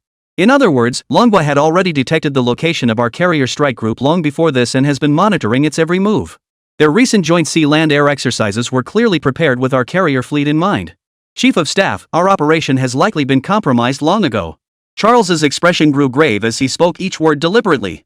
Boom. Hearing this, not only Richard but every expert in the conference room, including Smith, felt a tremor in their hearts. So their painstakingly prepared deterrence plan had been under Dragon Nation's surveillance all along. Chapter 108, Retreat. The Freedom Nation scared off. Let me see. At Charles's command, Smith, disregarding his status, hurried over in urgency. The photographs within these files featured both distant and close-up angles, all exceptionally clear. Long-range shots captured the entire Zhongtu Daohao carrier strike group. The close-ups even captured Colonel Ryder, the carrier fleet commander, leisurely puffing on a cigar atop the deck of the mid-2 inverted carrier. The astonishing resolution of these photographs sent a chill down Smith and his men's spines. How is this possible? How did Dragon Nation capture such clear images of our carrier strike group? Could it be that Dragon Nation has high-altitude reconnaissance aircraft too? Impossible. They can't even develop third-generation fighters. How could they have high-altitude reconnaissance aircraft so quickly? And even if they did develop one and flew it over our carrier fleet, the Aegis Combat System's radar would absolutely detect it in advance. High-altitude reconnaissance aircraft are designed for all-weather surveillance missions at high altitudes. Originally developed by the Free Nation for aerial reconnaissance against the White Bear Nation. Though lacking offensive capabilities, it boasts a flight ceiling of 20,000 meters. This far surpassed the capabilities of the White Bear Nation's best fighter at the time, the MiG-17. Most crucially, this reconnaissance aircraft carried a high-resolution camera capable of monitoring and surveilling enemy targets. The security protocols for developing the high-altitude reconnaissance aircraft were the most stringent since the Manhattan Project. The technology behind the high-altitude reconnaissance aircraft was absolutely impervious to leaks. If it wasn't a high-altitude reconnaissance aircraft, then how did the Dragon Nation capture these high-definition aerial photographs? Richard was seething with rage at that moment. Since becoming White House Chief of Staff, this was the first time he'd felt such rage. What had seemed like a flawless plan, meticulously prepared and certain to succeed. Now it seemed utterly foolish. Their entire maritime operation had been conducted right under Longguo's nose. They were now nothing but a bunch of ridiculous clowns. What terrified him even more was that Dragon Nation had somehow gained the capability to monitor their free nation's military facilities. For years, the Free Nation had maintained aerial surveillance over the entire Blue Star. They were well aware of how significant this development was for their military. With hundreds of military bases scattered across the globe, how many of their facilities, large and small along with troop numbers and weaponry, had already been exposed to the Dragon Nation? To say nothing of the rest, these few high-definition photographs alone were enough to strip their aircraft carrier bare. The entire carrier's structural layout, along with critical military secrets like the number and models of its aircraft, had all been exposed. Could these reconnaissance photos have been provided to the Dragon Nation by the White Bear Nation? A strategist from the think tank spoke up. Hearing this, the others frowned in thought. Beyond the Free Nation, who else could possibly possess such advanced high-altitude reconnaissance aircraft? Only a few Western nations and the White Bear Nation fit the bill. And the Western nations capable of developing high-altitude reconnaissance aircraft were all allies of their Free Nation. They would never betray their own interests. The only possibility left was the White Bear Nation. After all, the rivalry between the White Bear Nation and the Free Nation hasn't concluded yet. It's not impossible that the White Bear Nation could be assisting the Dragon Nation against them. Impossible. Even for the White Bear Nation, their reconnaissance aircraft couldn't evade our radar systems at such close range. Not even our own U-2 high-altitude reconnaissance aircraft could manage that. Smith shook his head firmly. Then, if it's not a high-altitude reconnaissance aircraft, what else could possibly capture such clear images of our carrier from that height? Surely these high-definition photos weren't taken by reconnaissance satellites. Seeing that no one could come up with an answer, an expert from the think tank muttered to himself in frustration. However, upon hearing his words, Charles, the head of the Zhongyang intelligence agency, froze. He seemed to have thought of something.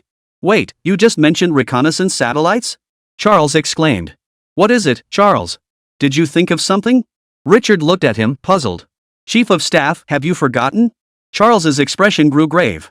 Not long ago, Dragon Nation broadcast their rocket satellite launch live to the entire world. That launch wasn't just to test their carrier rocket, they also deployed a military reconnaissance satellite into orbit. At this revelation, everyone present suddenly understood. You mean these high-definition aerial views of the carriers were captured by the military reconnaissance satellite the Dragon Nation just launched? Richard's eyes widened in disbelief. What else could it be? Charles retorted, his expression cold. High-altitude reconnaissance aircraft can't evade the radar monitoring of our Aegis combat system. And these images are all high-altitude bird's-eye views.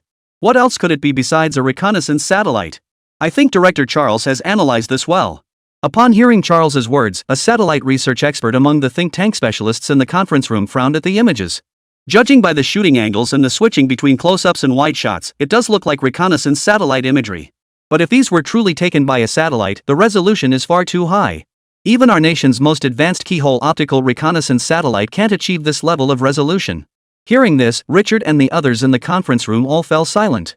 While they couldn't definitively determine whether Longguo had captured these images using high-altitude reconnaissance aircraft or satellites, what was undeniable was that Dragon Nation possessed aerial reconnaissance capabilities superior to those of their own Free Nation.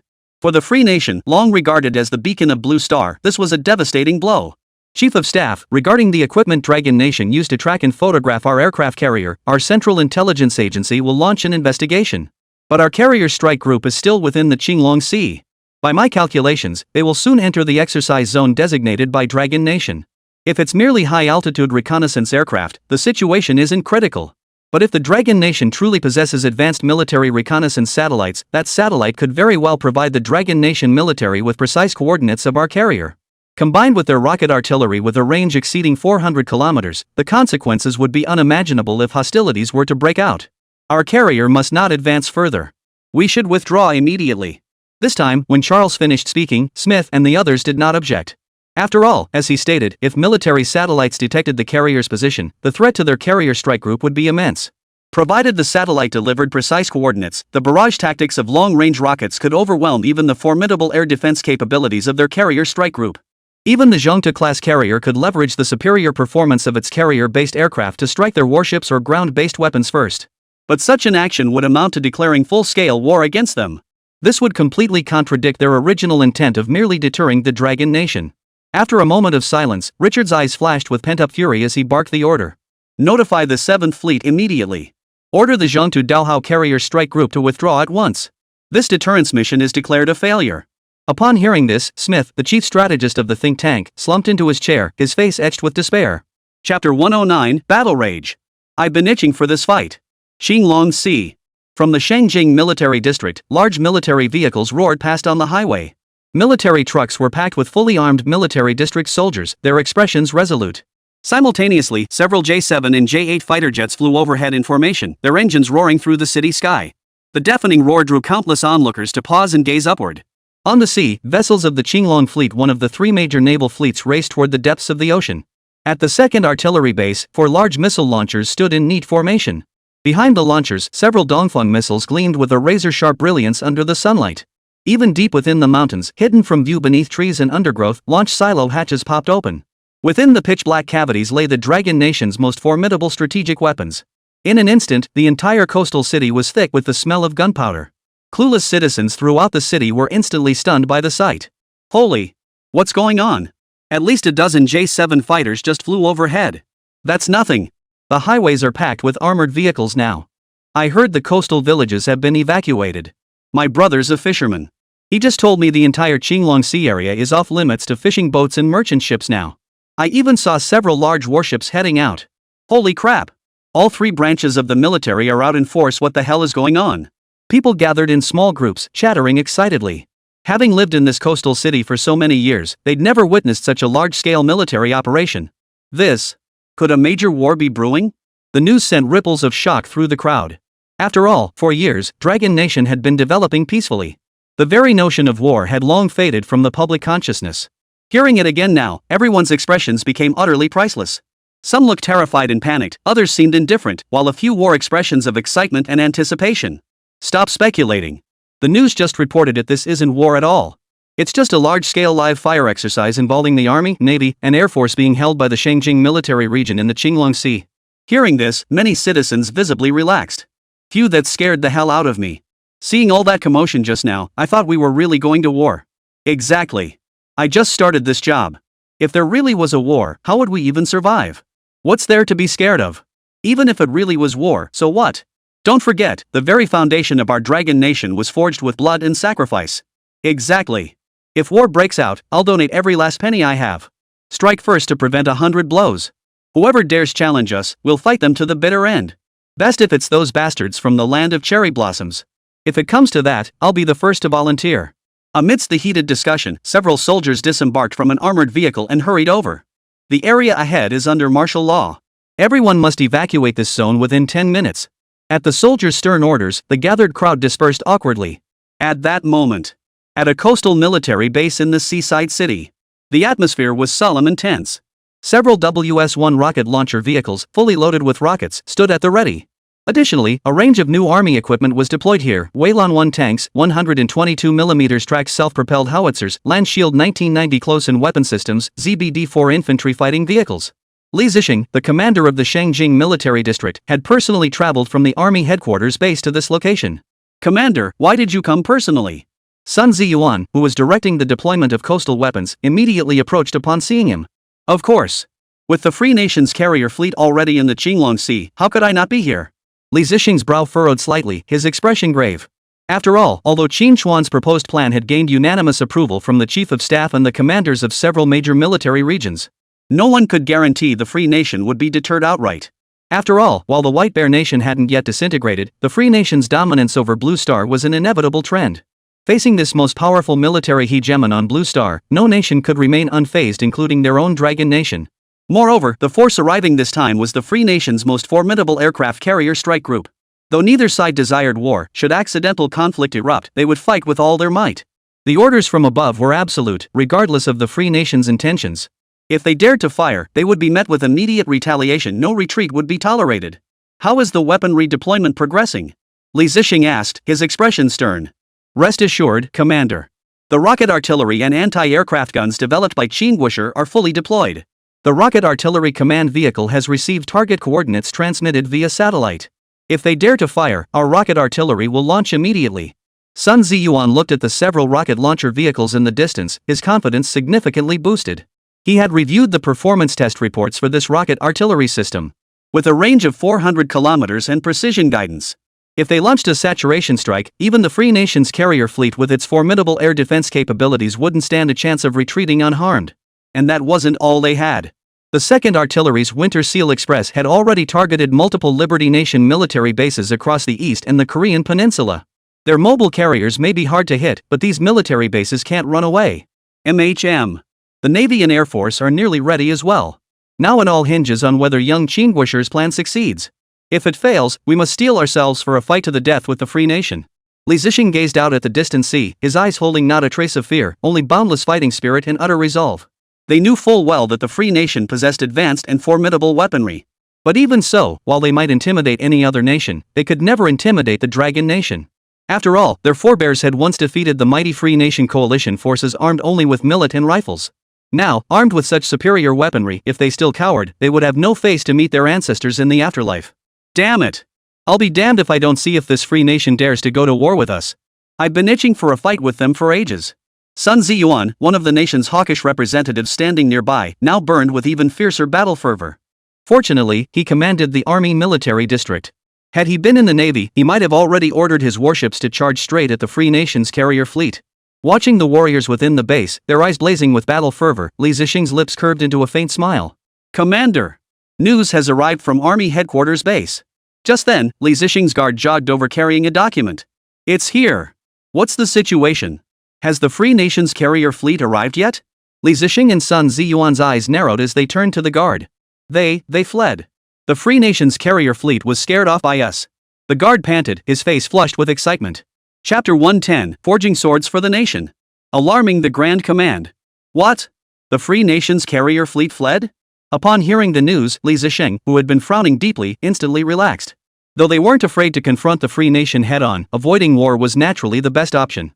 After all, the Dragon Nation was currently in a phase where its economy and defense industry were beginning to take off. Compared to war, they naturally preferred to continue developing peacefully. Damn it! That Free Nation really is all bark and no bite. I was ready to fight, and they just slinked away. Sun Ziyuan glared, his eyes betraying disappointment and resentment. With such cowardice, how dare they call themselves the rulers of Blue Star? Put! Enough, you brat! Stop ranting here. Li Zixing shot Sun Ziyuan a disapproving look. The highest form of warfare is to defeat the enemy through strategy. What kind of example are you setting as a military district commander, constantly shouting about fighting and killing? Li Zixing's expression hardened, his aura suddenly intensifying. We'll have plenty of chances to fight the Free Nation, but not now. Right now, we need to bide our time and develop rapidly in the shadows. When the time comes to fight, I'll be the first to send you into battle. Heh, thanks, Commander. Hearing this, Sun Ziyuan grinned. All right. Even though the Free Nation's carrier fleet has withdrawn, we can't afford to let our guard down yet. You will lead our military district's troops to continue guarding this position, ready for action at any moment. Li Zixing finished speaking and turned to board the armed helicopter. Commander, where are you headed? Back to Army Headquarters Base. With a brief reply, Li Zixing departed swiftly aboard the attack helicopter. The Forbidden City. Guards were stationed every 3 steps, sentries every 5. Outside a heavily guarded office, Zhao Baodong, clad in a general's uniform, strode forward with vigorous steps, radiating imposing presence. Knock knock knock. Commander, Chief of Staff Zhao of the Army is here, the guard at the door announced. Hearing this, the elderly man inside the office, busy processing documents, nodded indifferently. Let him in. Yes, sir. The guard at the door then ushered Zhao Baodong inside. Commander, the aircraft carrier strike group of the Free Nation's 7th Fleet has withdrawn. No follow-up actions have been detected at this time. Here is the response report for this operation. Please review it.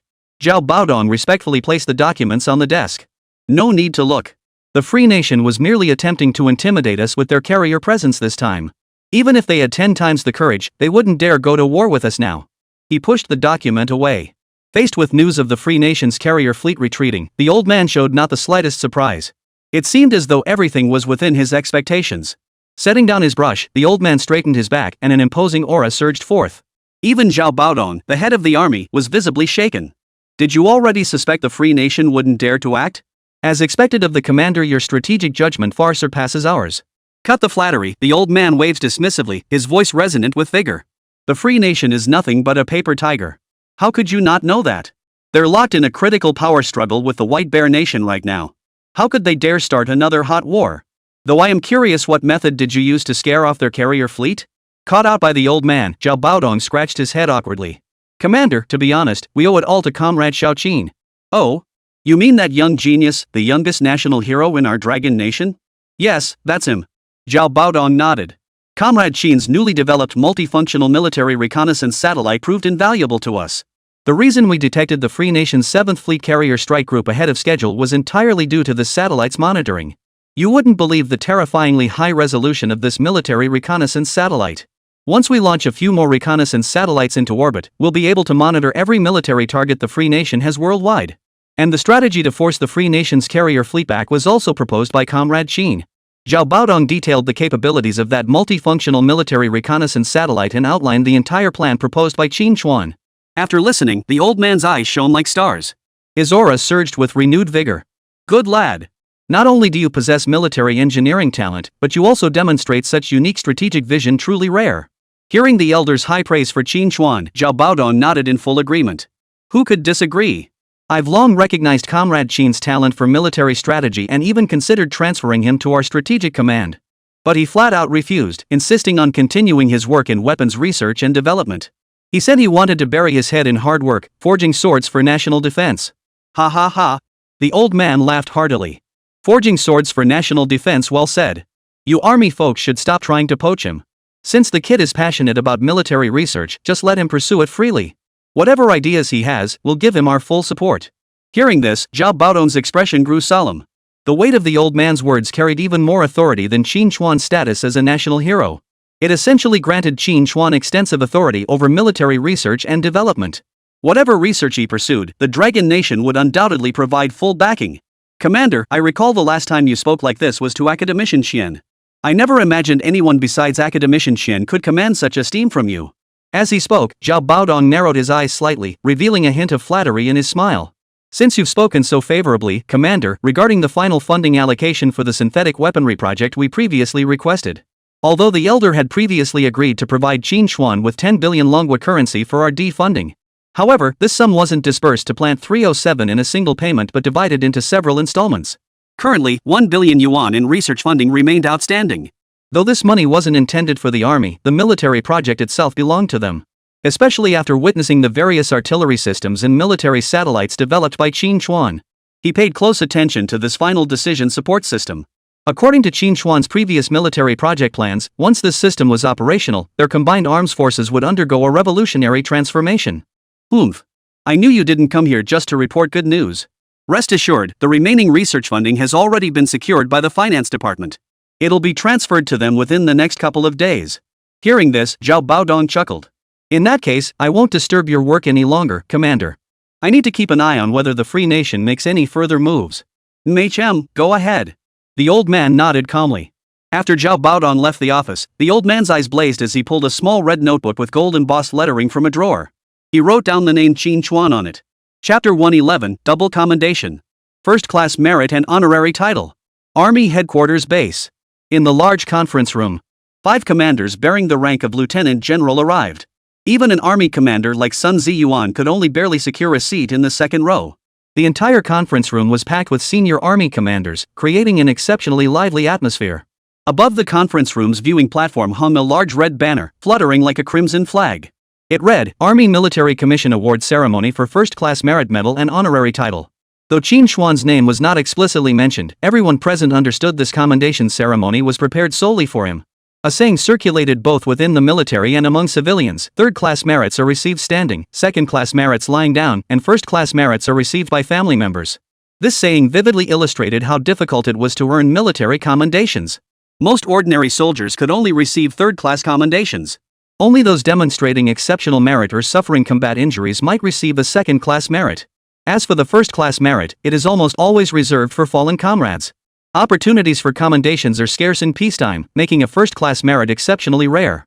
Living recipients of first-class merits are exceptionally rare. Each one becomes a source of pride for the entire military, receiving special preferential treatment in areas like military academy recommendations, officer promotions, and civilian career transitions. Yet Qín Chuān had already earned one of these first-class merits, an honor of immense prestige throughout the entire military. To earn 2 first-class merit medals within a single year, let alone in this era of peace. Even in wartime, such feats were exceedingly rare. Beyond the first-class merit medal, Qín Chuān was also awarded the honorary title of Integrated Engineer by the Army Military Commission. Unlike the Meritorious Service Medal, which is a merit-based award, honorary titles represent the pinnacle of the military's honor system, embodying profound political significance as exemplary benchmarks. It is only awarded to individuals who demonstrate exemplary and pioneering qualities on a national or military-wide scale, such as those with long-term outstanding contributions or major exemplary deeds. It represents the highest level of comprehensive honor. Typically, after receiving such an honorary title, the recipient's story is published in internal military publications for the entire army to study and emulate. However, due to Qín Chuān's unique status, this step could not be implemented for the time being. At this meeting, Zhao Baodong, as the head of the army, personally took the stage to present Qín Chuān with his medal and certificate. Such is the weight of this honor. Standing on the stage in his military uniform, Qín Chuān wore several gleaming gold medals on his chest. Centered on his chest was a bright red flower. Below the stage, several staff members from the military publicity department continuously adjusted their camera angles. These photos would not be seen by the outside world now. Only after Qín Chuān's passing would they resurface. They might even appear in history textbooks of that era. Qín Chuān stood on stage, forcing a mechanical smile for so long that his face grew stiff before he was finally escorted back to his seat. This left Qín Chuān feeling rather depressed. He felt this medal ceremony was more exhausting than doing research work. If given the choice, he'd rather stay in the lab conducting research than be forced to put on this show. Comrade Qín, it's precisely because of your background that we can't make this honorary title too grand. You don't mind, do you? Zhao Baodong said with a laugh, patting Qín Chuān on the shoulder. This isn't grand enough? Commander, next time, please keep it even simpler. Qín Chuān was at a loss for words. With so many high-ranking military officials present to witness his personal commendation, how could this not be considered grand? The implication was clear: if not for his uniquely privileged status as a national treasure, this ceremony might have been held within the Forbidden City itself. Ha ha ha, alright. Next time you earn another honorary title, we'll just send the medal and certificate straight to your 307 factory. Zhao Baodong joked loudly. He knew that researchers like Qín Chuān generally dislike such elaborate award ceremonies. Thank you, Commander, Qín Chuān nodded with satisfaction. By the way, Commander, about that RD funding. Compared to the award ceremony, Qín Chuān was more concerned about when that final RD funding would actually arrive. Don't worry. I spoke with the Grand Commander earlier. He personally assured me that the 100 million Longguo currency research funding will be transferred to your factory within the next few days. The Commander personally said that? Qín Chuān paused, surprised that the matter had reached the Commander's level. Of course. The Commander-in-Chief has spoken highly of your performance this time. He even said you should just focus on research from now on, no need to worry about anything else. That privilege was previously reserved only for academician Xian. You're the second person to receive it since the founding of the nation. Hearing this, Qín Chuān felt a surge of joy. Though his current status as a national hero already afforded him immense convenience. At the very least, his proposed military projects bypassed cumbersome application procedures and were immediately approved for research. But for large-scale military projects like synthetic chemical weapons research, securing sufficient funding still required considerable effort. The Supreme Commander's promise now felt like being handed an imperial edict. He suspected that even if he proposed a lunar base construction project, the higher-ups would approve it outright. Of course, Qín Chuān dared not do such a thing. Since the Commander-in-Chief had placed such trust in him, he naturally intended to dedicate himself wholeheartedly to military research, forging swords for the nation. So, Comrade Qín, when do you plan to deliver that strategic decision support system to the army? Zhao Baodong looked at Qín Chuān with eager anticipation. Hearing this, Qín Chuān couldn't help but smile wryly. Commander, even if I could develop it at top speed, I still need to conduct the research first. It's not like I can just snap my fingers and have the technology ready. Zhao Baodong chuckled. I was getting a bit impatient. Take your time with the research, Comrade Qín. If this system is truly as powerful as you say, we can wait as long as it takes. Qín Chuān finally nodded. Commander, while the strategic decision support system doesn't require extensive hardware resources, it demands highly advanced computer technology.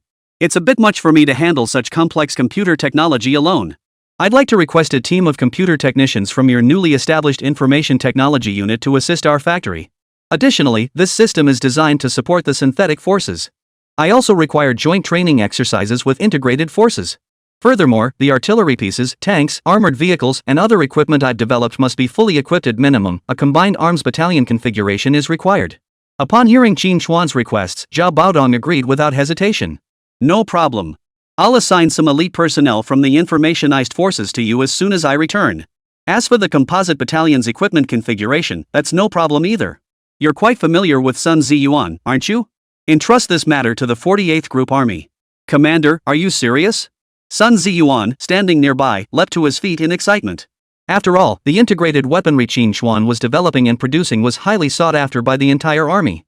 Major military regions were all waiting for this batch of weapons and equipment to be produced so they could equip their own troops. Now Zhao Baodong was assigning the 48th Group Army to assist Qín Chuān in developing the Strategic Auxiliary Decision-Making System. This meant that once the new batch of fully integrated synthetic weaponry was ready, their Group Army would be the first to receive it.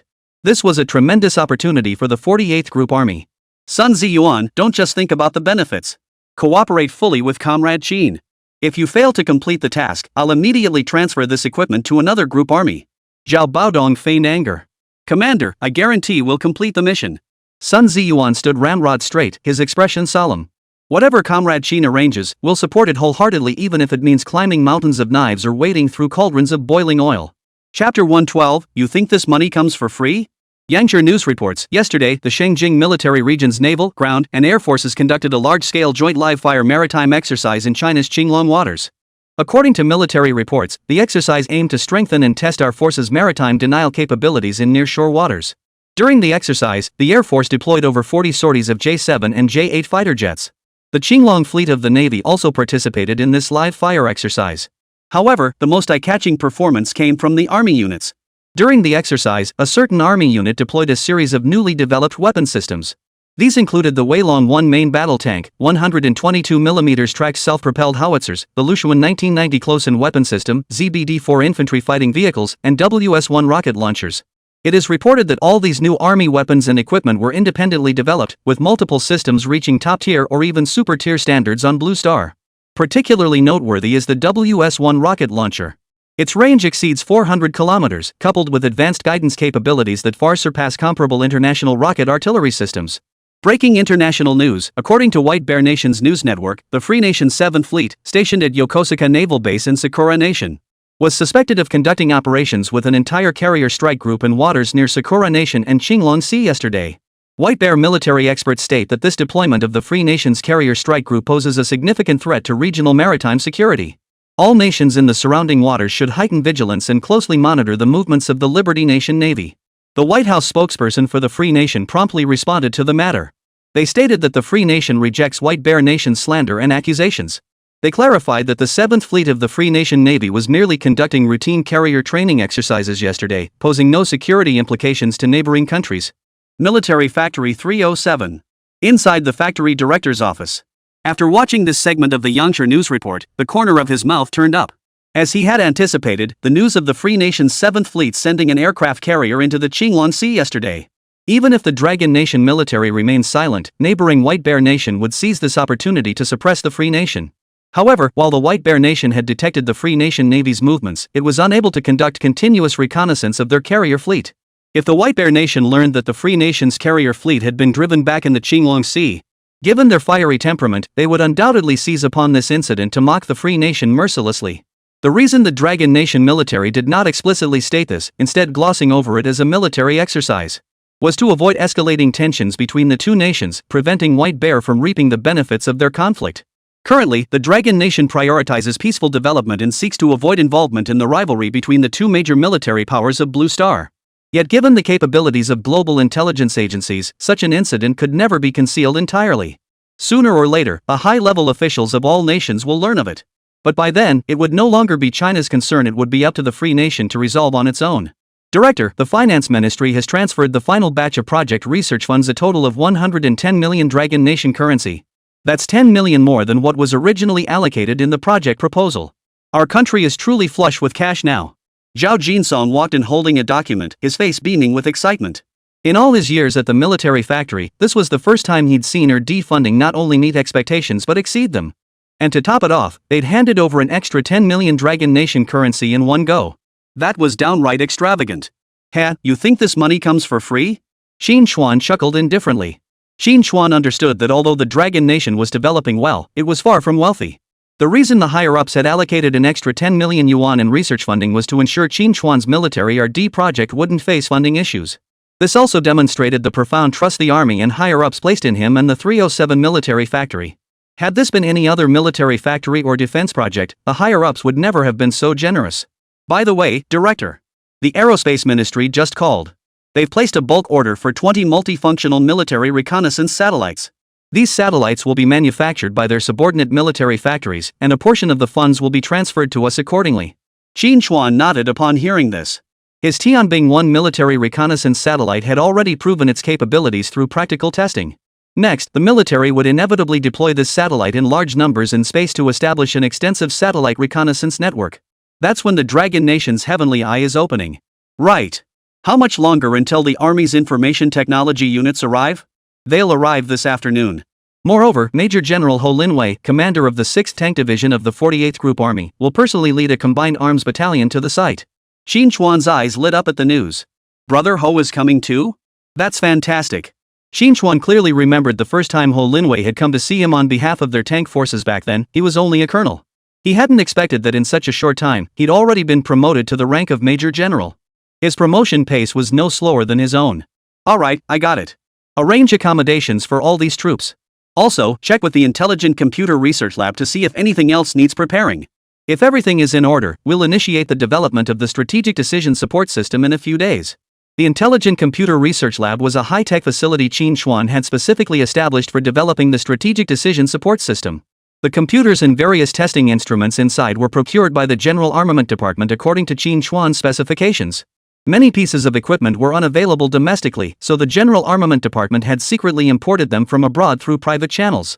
While the technical sophistication of this lab still fell short of professional computer laboratories in Free Nation, it still ranked among the most advanced facilities in the country.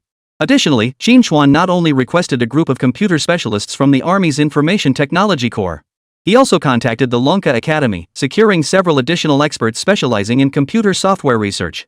Understood, Director. I'll get started right away. Zhao Jinsong nodded and turned to leave. Wait. Just as Zhao Jinsong was about to exit, Qín Chuān called him back. What is it, Director? Is there something else?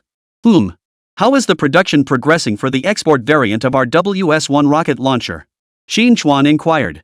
Foreign arms trade had always been something Qín Chuān wanted to pursue.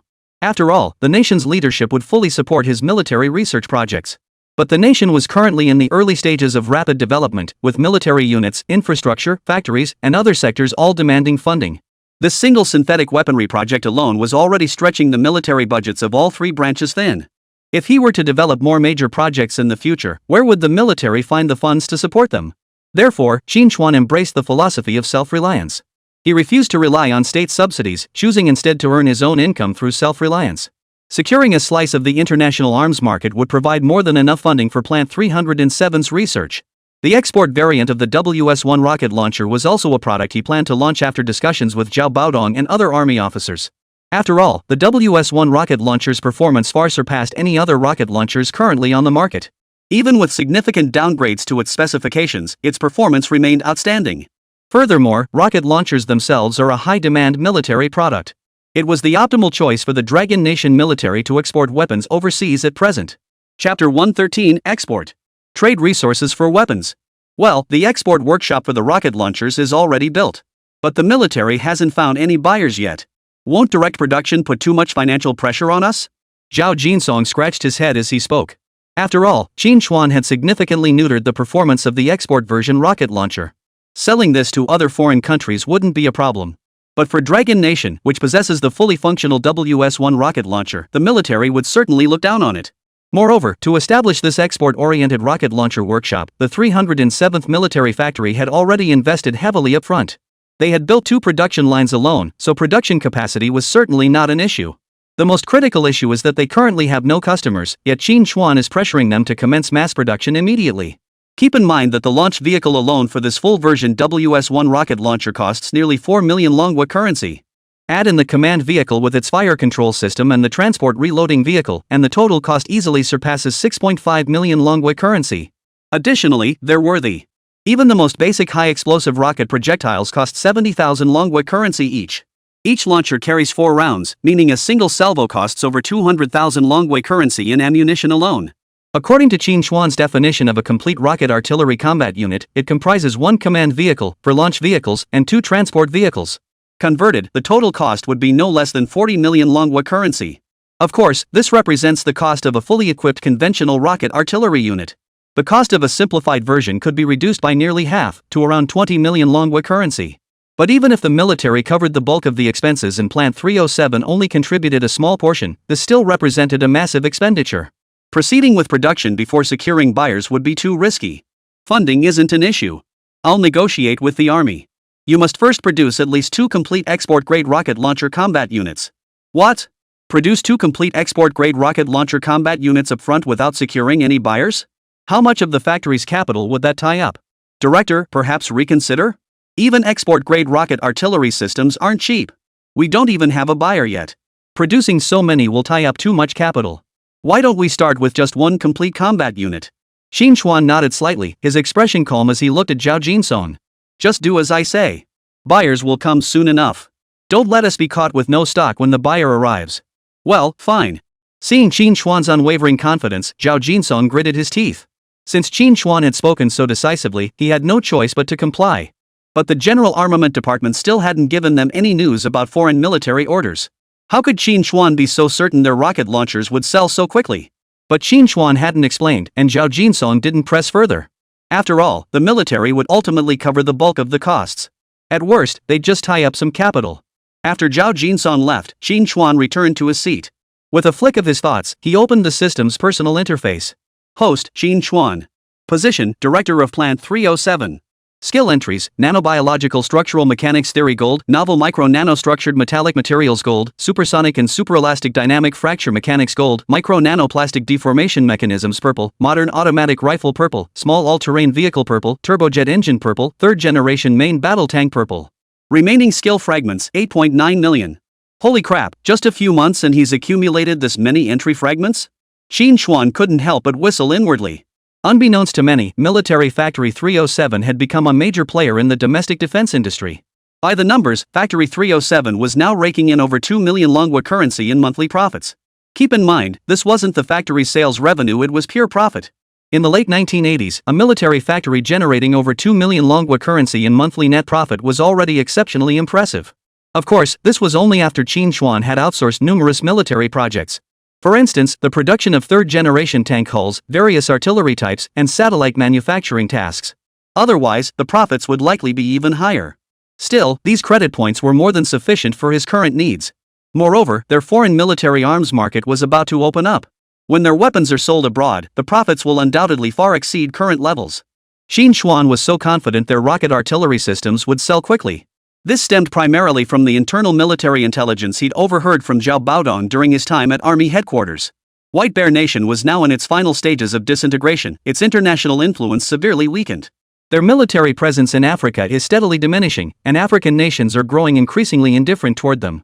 The Free Nation and Western nations are seizing the opportunity to infiltrate these countries. To maintain its influence in the African region, it was decided to provide Ethiopia with a batch of weapons and equipment to demonstrate White Bear Nation's influence in Africa. In addition to providing a large quantity of obsolete artillery equipment decommissioned by the White Bear military, they also supplied several sets of previously demonstrated Tornado rocket artillery systems. Armed with these formidable artillery systems, Ethiopia's confidence swelled overnight.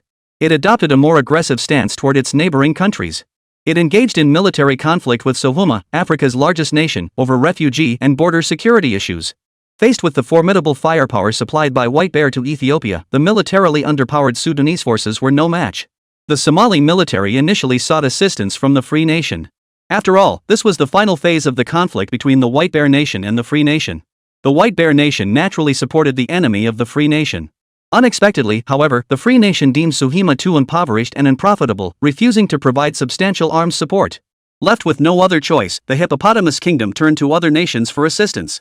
Upon receiving this intelligence, Qín Chuān devised a plan. Although the export version of the WS-1 rocket launcher costs tens of millions to produce a complete combat unit, their meager economies certainly couldn't afford it.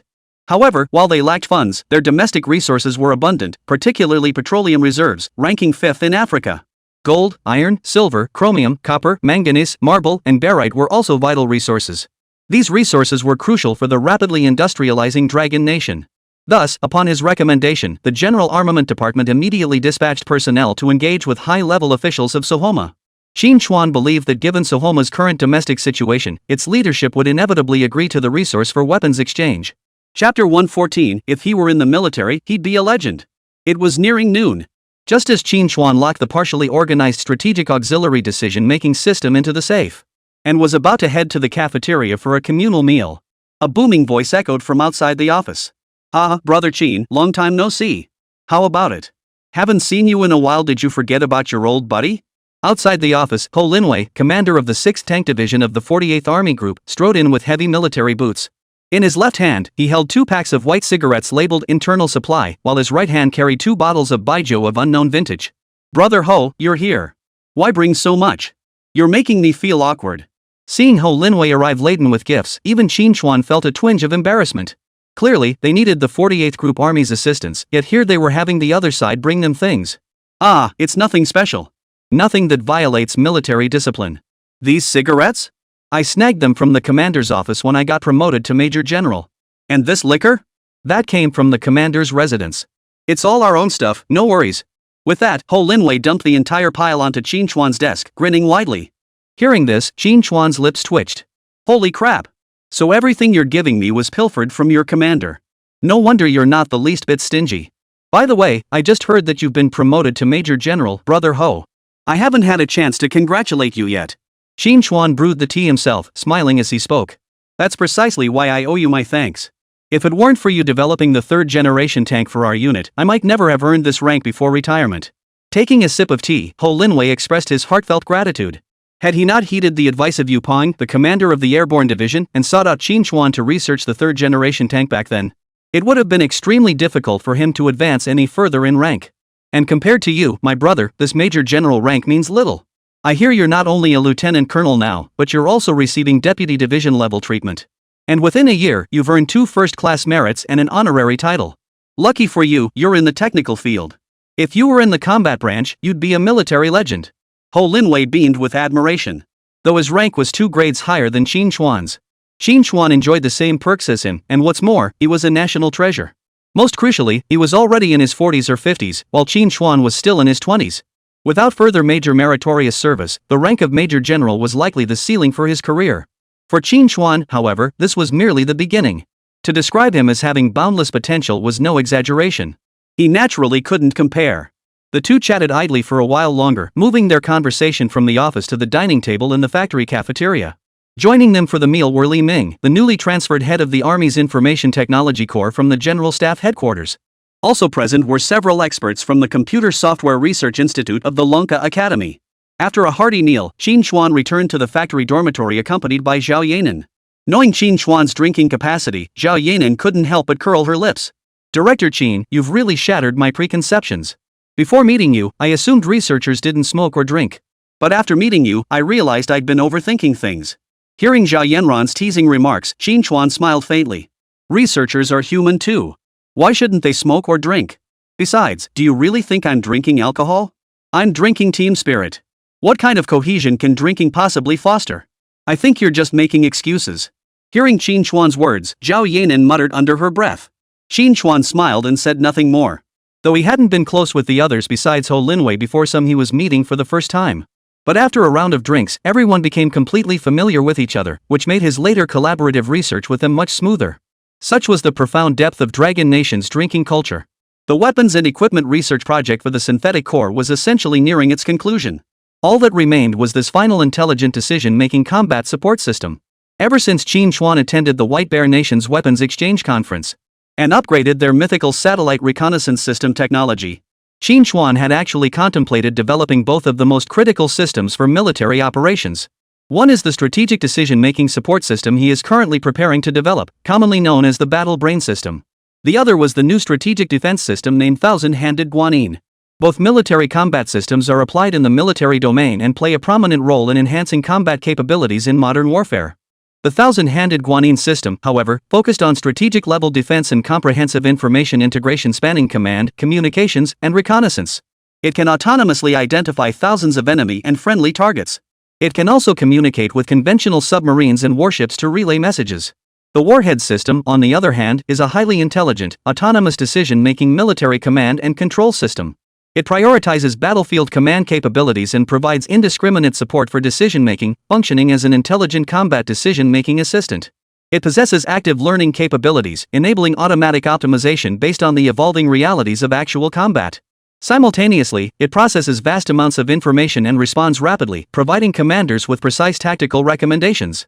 Both systems possess formidable information processing capabilities, integrating signals from diverse channels and formats. However, given the current technological level of Dragon Nation in computer science and communications, developing the thousand-handed Guanyin system presents significant challenges. While the Battle Brain system also falls under the category of artificial intelligence, it similarly demands highly advanced technology. Yet with the relevant technical knowledge Qín Chuān currently possesses, combined with China's existing technological and equipment capabilities, it is feasible to develop a simplified decision-making system that relies purely on intelligent deduction, lacking autonomous learning capabilities. Put simply, Qín Chuān's goal is not to create a complete warbrain system. Rather, it is a system that utilizes satellite and computer technology to command and assist in the combat operations of synthetic weaponry. To put it more simply, it's a computerized military chess game that combines information technology with reconnaissance capabilities. Even developing such a simplified combat support system proved challenging given China's current technological and hardware capabilities. Qín Chuān's development approach was straightforward. He had already integrated signal transmission modules into the weaponry and equipment he developed for the Army's combined arms forces. Through these modules, the integrated weaponry could not only receive commands from the command system, but also relayed their positional status and operational data back to the system. This effectively completed the integration of weapon information technology. The Tianbing-1 satellite, meanwhile, provided the ground system with reconnaissance and communication control capabilities. In other words, Qín Chuān had already resolved the hardware technology for decision support combat operations. Success would be achieved once the remaining software work was completed. Under Qín Chuān's direction, Linwei led the Combined Arms Battalion transferred from the 6th Tank Division to commence simulation training. Meanwhile, elite members of the information-based forces and experts from the Longguo Academy joined Qín Chuān in the Computer Research Lab to commence software development. Just as Qín Chuān was organizing the development of the Strategic Decision Support System, a plane arriving from Africa slowly came to a stop at the capital's airport. Chapter 115, The Stunned Nation of Sohima. Yangzhou News reports, today, the Foreign Minister of Sohamago arrived in Kyoto. He will commence a 10-day economic and military visit to the Dragon Nation. Army Chief of Staff Zhao Baodong personally greeted him, accompanied by military representatives including Director Li Dongxing of the Army Equipment Project Management Center. Our Foreign Affairs Department extends a warm welcome to Foreign Minister Sohoma's military visit. It is reported that both sides will discuss military cooperation and investments in oil and mineral resources. An unremarkable midday news segment aired on the Yangzhou broadcast. On screen, several middle-aged men with dark complexions and modest attire disembarked from the aircraft. They shook hands and conversed with Zhao Baodong and others. However, many Chinese citizens had never even heard of the African nation of Sohoma. Thus, most citizens held no interest whatsoever in news of such a state visit. It didn't even qualify as dinner table conversation.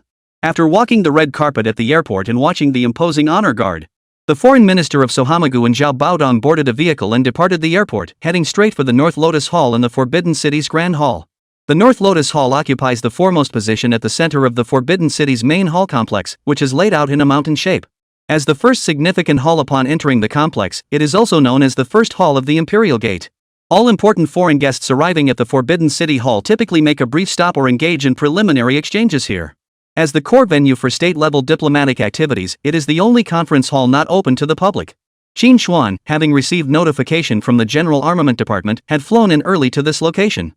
After all, the majority of the weapons and equipment being sold this time were developed and designed by him. Moreover, the military leadership placed great trust in Qín Chuān. As the head of the military manufacturer, he would participate in the arms sale negotiations with Sohoma. Director, this is my first time in such a high-level conference room. Look at the beautiful calligraphy on the hall screen. Accompanying Qín Chuān was Zhao Jinsong. At that moment, Zhao Jinsong was like an old woman visiting the Grand View Garden for the first time. He gazed left and right at this important conference room, known as the nation's premier reception hall, his curiosity piqued by every detail. That's Wang Shiji's preface to the Orchid Pavilion collection. Of course the calligraphy is exquisite. Qín Chuān chuckled wryly. He'd intended to bring Zhao Jinsong along to broaden his horizons. But seeing this guy now, Qín Chuān genuinely feared he might embarrass him later during the arms deal talks with Foreign Minister Suhima. Just sit in the back and observe. Don't speak up or interrupt, Qín Chuān found himself instructing. Don't worry. After all, I'm the deputy director of Plant 307. I know the meeting procedures and etiquette. Zhao Jinsong patted his chest, confidently assuring him. As they spoke, several pairs of noisy footsteps echoed from outside the door. Moments later, Qín Chuān and Zhao Jinsong saw Zhao Baodong and Li Dongxing enter, accompanied by Su Hamagu's foreign minister and others. Mr. Bajir, allow me to introduce you, Zhao Baodong said with a smile, turning to the foreign minister of Soma. This is Chief Engineer Qín, the technical lead from one of our domestic military factories. He will brief you shortly on our weaponry and equipment. Given Qín Chuān's sensitive position, it was naturally impossible to introduce him by his real identity. Calling him the technical director of a military factory was not inaccurate. After all, this batch of foreign trade weapons for the army had been developed and designed by Qín Chuān. Upon hearing Zhao Baodong's introduction, Foreign Minister Bajir of Sakura Nation, his dark face lit up, his two round, clear eyes practically sparkling. Chief Engineer Qín, it's a pleasure to meet you. Good day, Mr. Foreign Minister. Qín Chuān shook hands with the other man, his demeanor calm and composed. Alright, Mr. Bajir, let's take a seat and discuss. After brief introductions, Zhao Baodong gestured for everyone to take their seats. Although Soma country was not considered a wealthy nation even within Africa, its territory is quite extensive, covering approximately 2,495,800 square kilometers, about 8.3% of Africa's total land area, with a population of roughly 47 million. While most African nations are generally impoverished, not a single one lacks abundant mineral resources. How abundant are their resources? Proven recoverable oil reserves stand at approximately 4.5 billion barrels. Proven gold reserves stand at approximately 970 tons. Iron ore reserves are about 1.25 billion tons.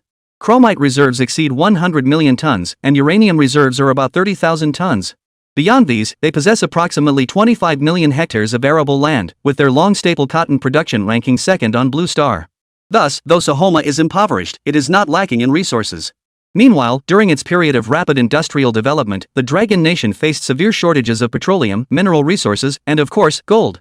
Thus, this collaboration between the two nations is highly complementary. This forms the fundamental basis for their willingness to sit down with Soma's foreign minister to discuss business. Esteemed General Zhao, we are delighted that you are willing to engage in military trade negotiations with our nation of Soma. After taking their seats, the astute foreign minister of Soma, Bajir, smiled as he spoke. Lately, the situation for Soma had been dire.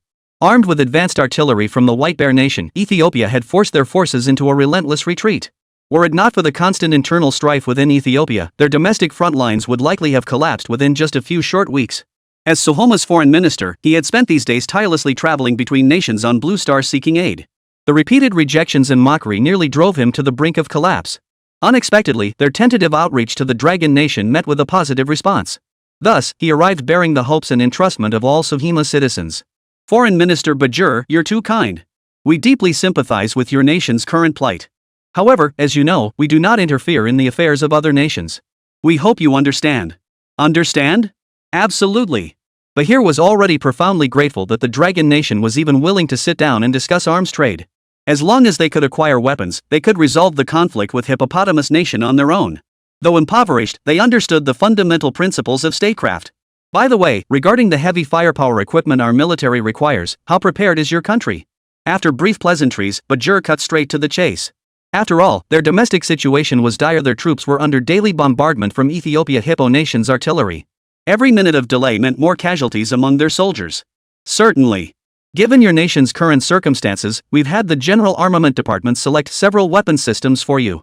Here are the performance specifications for these weapons. Please review them first. As he spoke, Zhao Baodong glanced at Qín Chuān beside him. Qín Chuān, who had been prepared all along, smiled and handed a stack of equipment performance data to Bajil. Bagger took the documents, and several military weapons experts who had accompanied him immediately gathered around.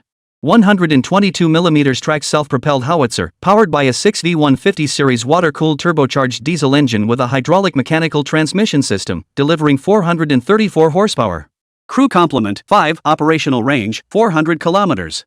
Primary armament, 32 caliber 122mm howitzer. Secondary armament, 12.7mm vehicle-mounted anti-aircraft machine gun. Holy cow! This howitzer's specs are absolutely outstanding. Minister, this is precisely the heavy firepower weapon we need. Studying the specifications of this 122mm tracked self-propelled howitzer, the chief weapons expert from Soma Kingdom exclaimed with wide eyes beside him. Hearing this, Bajir felt a surge of excitement within himself. Chapter 116, Our Nation is Saved. Before coming to Longguo, Bajir had conducted thorough research. Although Longguo's arms sales in Africa had always been strong, even renowned. For instance, the Type 63 107mm rocket launcher, the Type 69 rocket launcher, and the Type 56 submachine gun.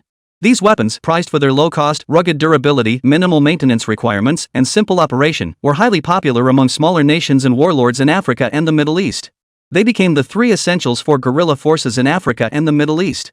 Yet while these firearms and artillery are cheap and reliable, they are hardly considered advanced weapons on the international arms market. The high-end weapons market remains dominated by the two armed superpowers, Liberty Nation and White Bear Nation. Although the Dragon Nation's Weylon Type 1 tank boasts formidable performance, earning it the title of King of Land Warfare and establishing a certain reputation for the nation's high-end weaponry. However, the Dragon Nation military currently has no intention of exporting this third-generation tank. Meanwhile, Hippo Nation relies entirely on relatively advanced weaponry gifted by White Bear Nation. As the second-ranked military power on Blue Star, White Bear's weaponry is naturally top-tier.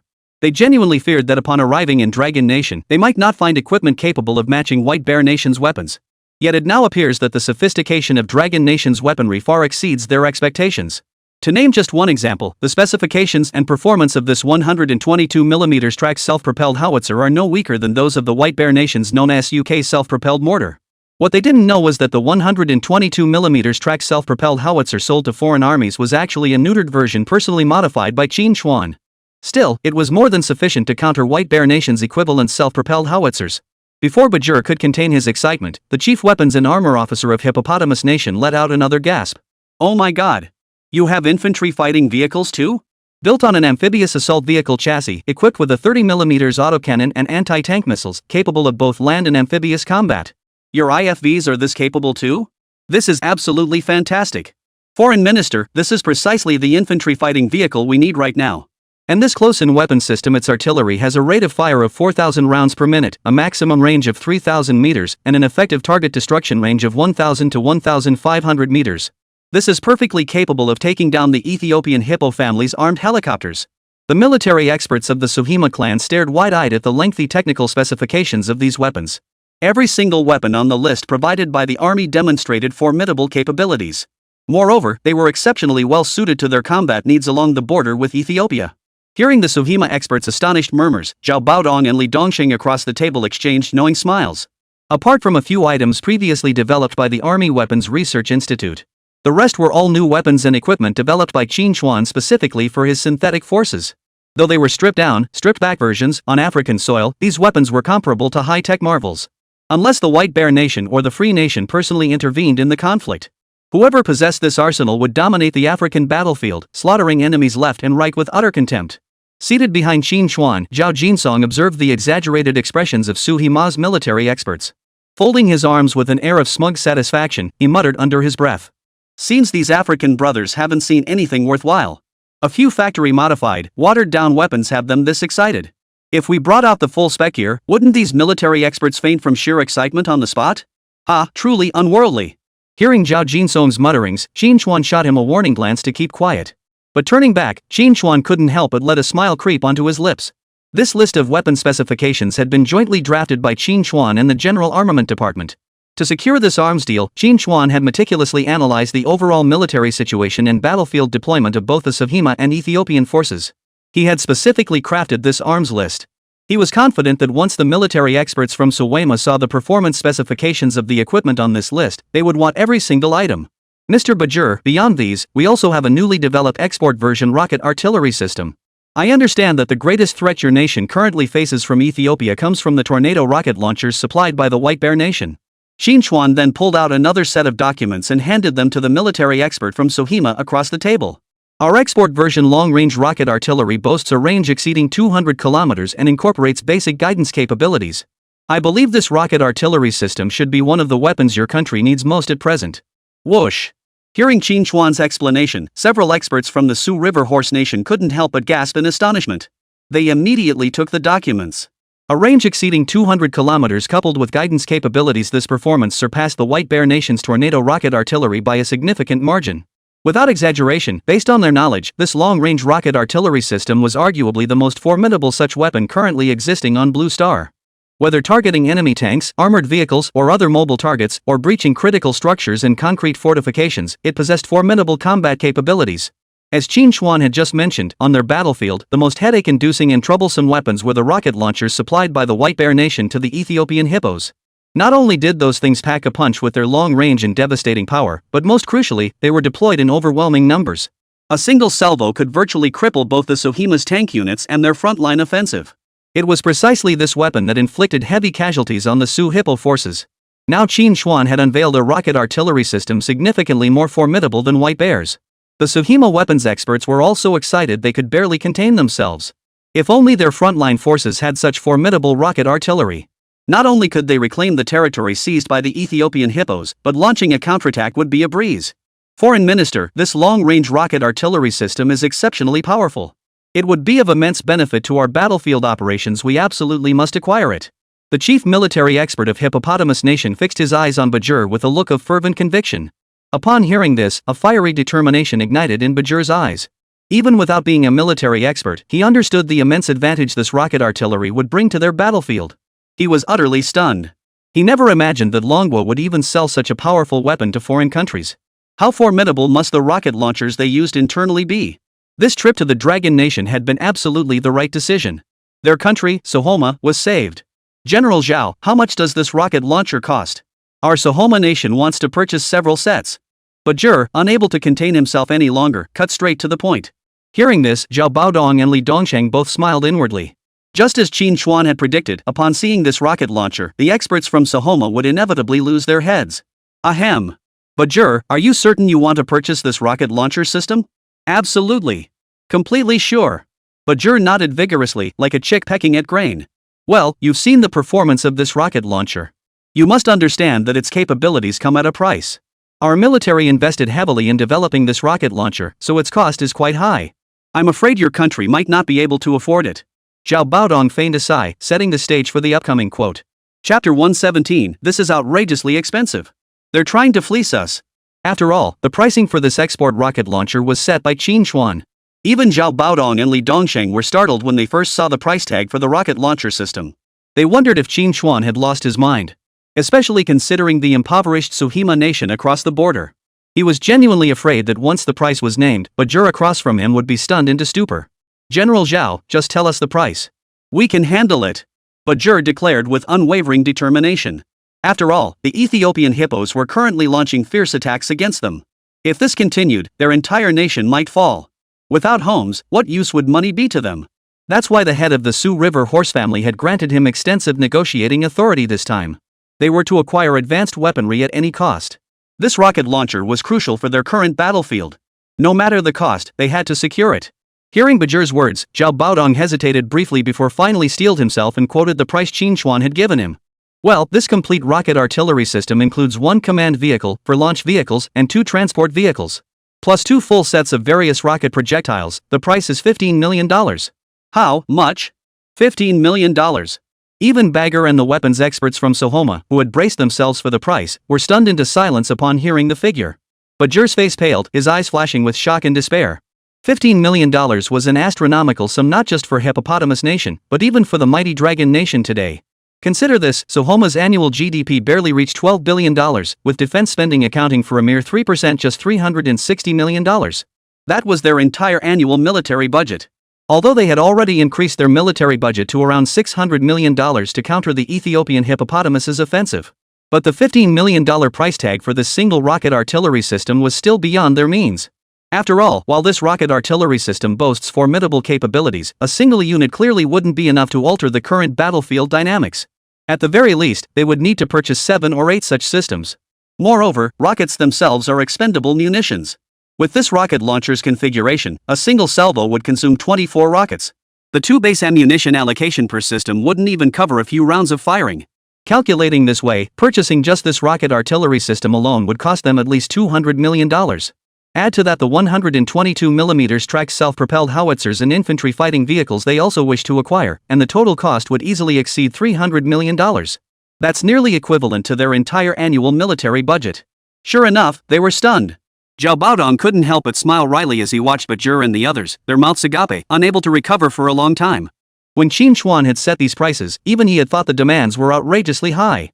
According to their country's established military export pricing conventions, export prices typically ranged from 2 to 3 times the domestic production cost. Under this pricing system, a complete rocket artillery combat unit should cost no more than $6 million. That price was already quite high. Yet Qín Chuān's price was nearly 8 times the cost. This price was truly excessive. He had originally intended to negotiate with Qín Chuān to lower the price slightly, but Qín Chuān refused. Qín Chuān's reasoning was straightforward. Given the performance of the rocket launcher system he developed, this price was not excessive at all. In fact, compared to the prices of rocket artillery systems from the Free Nation and the White Bear Nation, it was already significantly lower. Why were their rocket launchers, despite their superior performance, priced so much lower than weapons from the other two nations? Moreover, this arms deal they sought to strike with Suwa Motor wasn't about earning foreign exchange. Rather, they sought various resources from their domestic markets. If the price was too low, the other party might not be willing to trade resources for it. It was only after Qín Chuān's analysis that Zhao Baodong and the General Armament Department approved this pricing. But now, it seemed the shocked reactions from Bajir and the others hadn't surprised him. General Zhao, your nation's weaponry has always been renowned for its affordability and superior performance. Why is this rocket launcher priced so exorbitantly? Bajir asked, clearly perplexed. The other Suhima weapon and armor representatives beside him also cast resentful glances his way. In their minds, weapons from the Dragon Nation should be cheap. Even with superior performance, they shouldn't command such a high price. Wasn't this blatantly taking advantage of their situation? Knowing their nation's unfavorable battlefield situation, they deliberately inflated the price to fleece the Suhima. Well, Zhao Baodong gave an awkward chuckle. Truthfully, even he felt a twinge of guilt. It wasn't out of kindness. Personal sympathy held no place when national interests were at stake. Back when their own nation suffered, no one offered aid without expecting something in return. Even if the White Bear Nation had offered aid back then, it was solely for their own interests. There's no such thing as a free lunch in this world, and the same holds true between nations. Every transaction is ultimately driven by self-interest. However, over the years, their nation had consistently relied on cost-effectiveness to gain a foothold in the international arms trade market. They lacked the confidence to set exorbitant prices like the Free Nation or the White Bear Nation, reaping massive profits. Mr. Bajir, I assume you've researched rocket launcher prices on the international arms market before? Just as Zhao Baodong hesitated for an answer, Qín Chuān interjected with a smile. According to our research, White Bear sells a single tornado rocket launcher for $5 million. A complete set would cost around $15 million. And their complete set configuration is nowhere near as comprehensive as ours. If configured identically to ours, their price would easily exceed $20 million. As for rocket launchers from the Free Nation and Western countries, their prices would be even higher. Most importantly, our rocket launcher system significantly outperforms the tornado rocket launcher from White Bear. Therefore, I believe the $15 million price tag is not high, it's actually quite low. Were it not for your country's current domestic situation, we would never sell such advanced weaponry at such a low price. Upon hearing Qín Chuān's words, Bajir fell silent. Qín Chuān was right. They had scoured the international arms market in their quest to counter the Ethiopian hippos. They were naturally well acquainted with the White Bear Nation's rocket launcher. To be fair, the Dragon Nation's rocket launcher truly outperformed the Tornado rocket launcher in every way. Moreover, its price was nearly $5 million cheaper than the competitors. The price they offered was already quite reasonable. If blame must be placed, it lies solely with their own nation's poverty. They simply couldn't afford it. General Zhao, I was too hasty earlier and let my emotions get the better of me. I hope you won't hold it against us. Frankly, your rocket artillery system is crucial to our battlefield situation. But as you know, our nation is not wealthy to begin with, and this war has already drained our military budget considerably. We simply lack the capacity to purchase your advanced rocket artillery system. Bajir looked haggard, his face twisted with frustration as he studied the rocket launcher's technical specifications. They had clearly found a way to turn the tide on the front lines. Yet due to lack of funds, they could not obtain this weapon. Observing Bajir and the Suhima weapons experts' dejected, helpless expressions, Qín Chuān knew the moment had arrived. A smirk touched his lips as he turned to the disappointed, helpless Bajir. Bagger, if you truly need this rocket launcher system urgently, you don't necessarily have to pay with money. You could offer something else in exchange. Chapter 118, Middle Eastern Tycoon Mode activated, entering insane shopping spree. Qín Chuān grinned slyly, his eyes gleaming like a fox. Other things? What exactly do you mean by that, Chief Engineer Qín? Bajir, who had been on the verge of despair, felt hope surge within him upon hearing Qín Chuān's words. The situation in your country is tense right now, and our defense budget is stretched thin. However, to assist you, we can make a slight adjustment. Instead of settling in US dollars, we can directly offset the cost with mineral resources. At these words, Bajir and Suhima's weapons specialist's eyes lit up. As for dollars, they really don't have much left domestically. But when it comes to mineral resources, they have an abundance. The economy of Suhima relies primarily on oil exports, which account for over half of its fiscal revenue. Gold and various rare resources are also plentiful. However, due to the lack of modern smelting facilities, mining is primarily done by hand. This results in consistently low yields of gold and ore, coupled with high extraction costs, leaving little to no profit. Chief Engineer Qín, how do you plan to exchange resources for weapons? Bajir asked cautiously. He hadn't become Sohoma's foreign minister by being naive. He understood that Qín Chuān's words likely meant he had already set his sights on their country's oil and mineral resources. In truth, vast mineral riches lay buried beneath the soil of every African nation.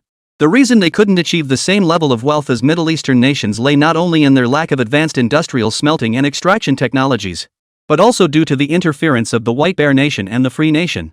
To maintain control over Africa's mineral wealth, these two nations secretly backed warlord factions in their conflicts. This had plunged African nations into chaos, leaving them utterly drained of resources to pursue industrialization. Vast quantities of resources have been plundered at rock-bottom prices by the Free Nation and other powerful Western powers. Therefore, Bajil felt some wariness toward Qín Chuān's proposal of exchanging resources for weapons. Foreign Minister, please don't misunderstand, Qín Chuān smiled, noticing the wariness in Bajir's eyes. Our dragon nation is rapidly industrializing and genuinely requires vast quantities of oil and various mineral resources. However, our nation is vast and resource-rich, capable of self-sufficiency in most mineral resources. Even if we fall short, we can purchase from other nations. Your country, Sohoma, also possesses abundant oil and mineral resources. But with all due respect, there are several nations in Africa with even greater resources than yours. Even Ethiopia, which is currently causing you trouble, possesses resources no less abundant than yours. If we were solely seeking energy and minerals, we could easily collaborate with them. Hearing Qín Chuān's explanation, Bajir's guard instantly lowered considerably. Exactly. Although the Dragon Nation's development pace has been rapid in recent years, their approach to growth differs entirely from the Free Nation and Western countries, which accumulated capital through plunder. The Dragon Nation has always relied on its own capabilities, treating even weak African nations like theirs with equal respect. They had absolutely no reason to expend such immense effort for the sake of their own domestic mineral resources. Chief Engineer Qín, please outline your country's proposal. It's quite simple, Qín Chuān replied with a smile, knowing Bajil was now intrigued by his proposal. We intend to enter your domestic oil and mineral sectors through a contracting model. Naturally, we will not only supply the weapons and equipment you require, but also construct mining and smelting facilities within your country. This way, we gain access to your mineral resources, while you acquire modern weaponry and advanced smelting technology. It's a win-win situation all around. This model of overseas contracting for mining operations and factory construction would be employed throughout Dragon Nation's later history. Qín Chuān was not lying. Under this model, not only would Longguo gain abundant mineral resources, but the cooperating nations also reaped significant benefits. Beyond substantial financial compensation, the crucial benefit lies in acquiring advanced smelting technology and equipment, the foundation of industrial development. With advanced specialized equipment, they could extract more oil, gold, and various mineral resources. Production costs were significantly reduced compared to manual mining, and profits from sales increased substantially. Bajir clearly recognized the benefits Qín Chuān's proposal offered to Sohoma. This represented a rare opportunity for them. Unlike Free Nation and other Western countries, Dragon Nation didn't merely exploit their resources for profit. Instead, it pursued cooperation through a mutually beneficial model. After all, if they were defeated by Ethiopia this time, their vast oil and mineral resources would inevitably be carved up by predatory foreign powers. Rather than face that fate, they might as well seize this chance to acquire advanced weaponry and reclaim their lost territories. It would also plant a seed for their future development. Chief Engineer Qín, I think this proposal is viable. But I'm unsure about the exchange value ratio. Bajir asked hesitantly. Provide us with a list of the weapons you require, and we will calculate the exchange based on the value of the weapons you procure.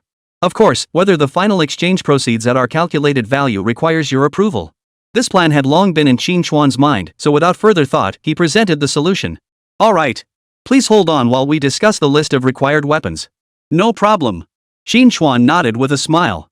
Qín Chuān believed this cooperative approach was far more suitable than simply demanding Suheimer pay up directly. After all, Dragon Nation's vast resources and energy reserves provided continuous support for its rapid industrialization. Moreover, the nation's defense development also demanded vast quantities of iron ore and various rare minerals. Moreover, this cooperative model functioned much like modern online lending platforms. Since it didn't involve Suheimer's cash flow, they would inevitably be far more generous when purchasing weapons and equipment. The value of the arms deals would naturally increase accordingly. Sure enough, it played out exactly as Qín Chuān had anticipated.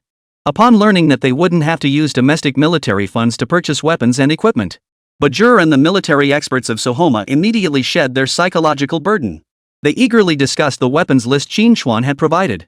This export version rocket artillery system will be immensely beneficial on our battlefields. We must secure a full complement of these weapons in one go. Otherwise, given its advanced capabilities, I suspect the Dragon Nation military will inevitably raise the price later. Exactly. Since we're trading minerals for weapons anyway, we have no reason to hesitate. Why not go straight for 10 complete combat units? 10 sets?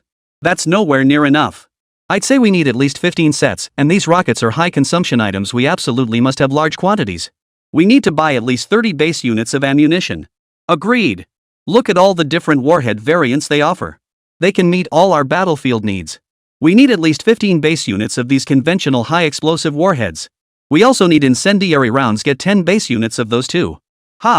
These bunker busting rounds pack such a punch. We absolutely must stock up on these 20 base units. And these cluster munitions have astonishing lethality against ground troops. 15 units of those too. Foreign Minister, with these additions, the rocket base count has reached 60, far exceeding our budget. What's there to fear? We're trading minerals for them anyway. We've got plenty of untapped mines in the north. They're just sitting there unused. Oh, and we should also buy more of those 122mm tracked self-propelled howitzers. And their armored infantry fighting vehicles. With military funding no longer a concern, the group instantly felt like Middle Eastern sheiks. Faced with this weapons list, they began buying without restraint. Chapter 119, Securing 30-year oil field extraction rights. Watching the heated debate between Bajil and the Sohima weapons experts, Zhao Baodong and the two representatives from the Army Equipment Project Management Center were both dumbfounded. No one had anticipated Qín Chuān's proposal would prove so successful. Not only had he sold their weapons and equipment to Sohoma at 8 times the price, but judging by the situation, Bajir seemed poised to purchase a substantial amount of additional weaponry. At the very least, it far exceeded the purchase scale they had anticipated when they first arrived in Longguo. Who knew Qín Guoshi had this kind of skill? He's even better at business than our general armament department. This won't do. Once we return, I'll speak with the commander. We absolutely must have Qín Guoshi take on more responsibility for foreign arms contracts. Li Dongsheng muttered to himself. For years, their general armament department had sold arms abroad at 2 to 3 times the cost price. In their eyes, this profit margin was already quite substantial. After all, the arms trade was a high-volume business, with each order representing substantial sums. A profit margin of 2 or 3 times is already quite substantial. Compared to Qín Chuān's bold asking price, their previous offers had been far too conservative. Of course, Li Dongsheng understood that Qín Chuān's confidence in demanding such high prices stemmed from his faith in the weapons and equipment he had developed. While their previous weapons and equipment were decent, they simply couldn't compete with those from the Free Nation and the White Bear Nation. They could only compete by slashing prices, trading cost-effectiveness for market share in the international arms trade. Now, even the stripped-down versions of the weapons they were selling outperformed those from the Free Nation and others. Naturally, they could command a premium price.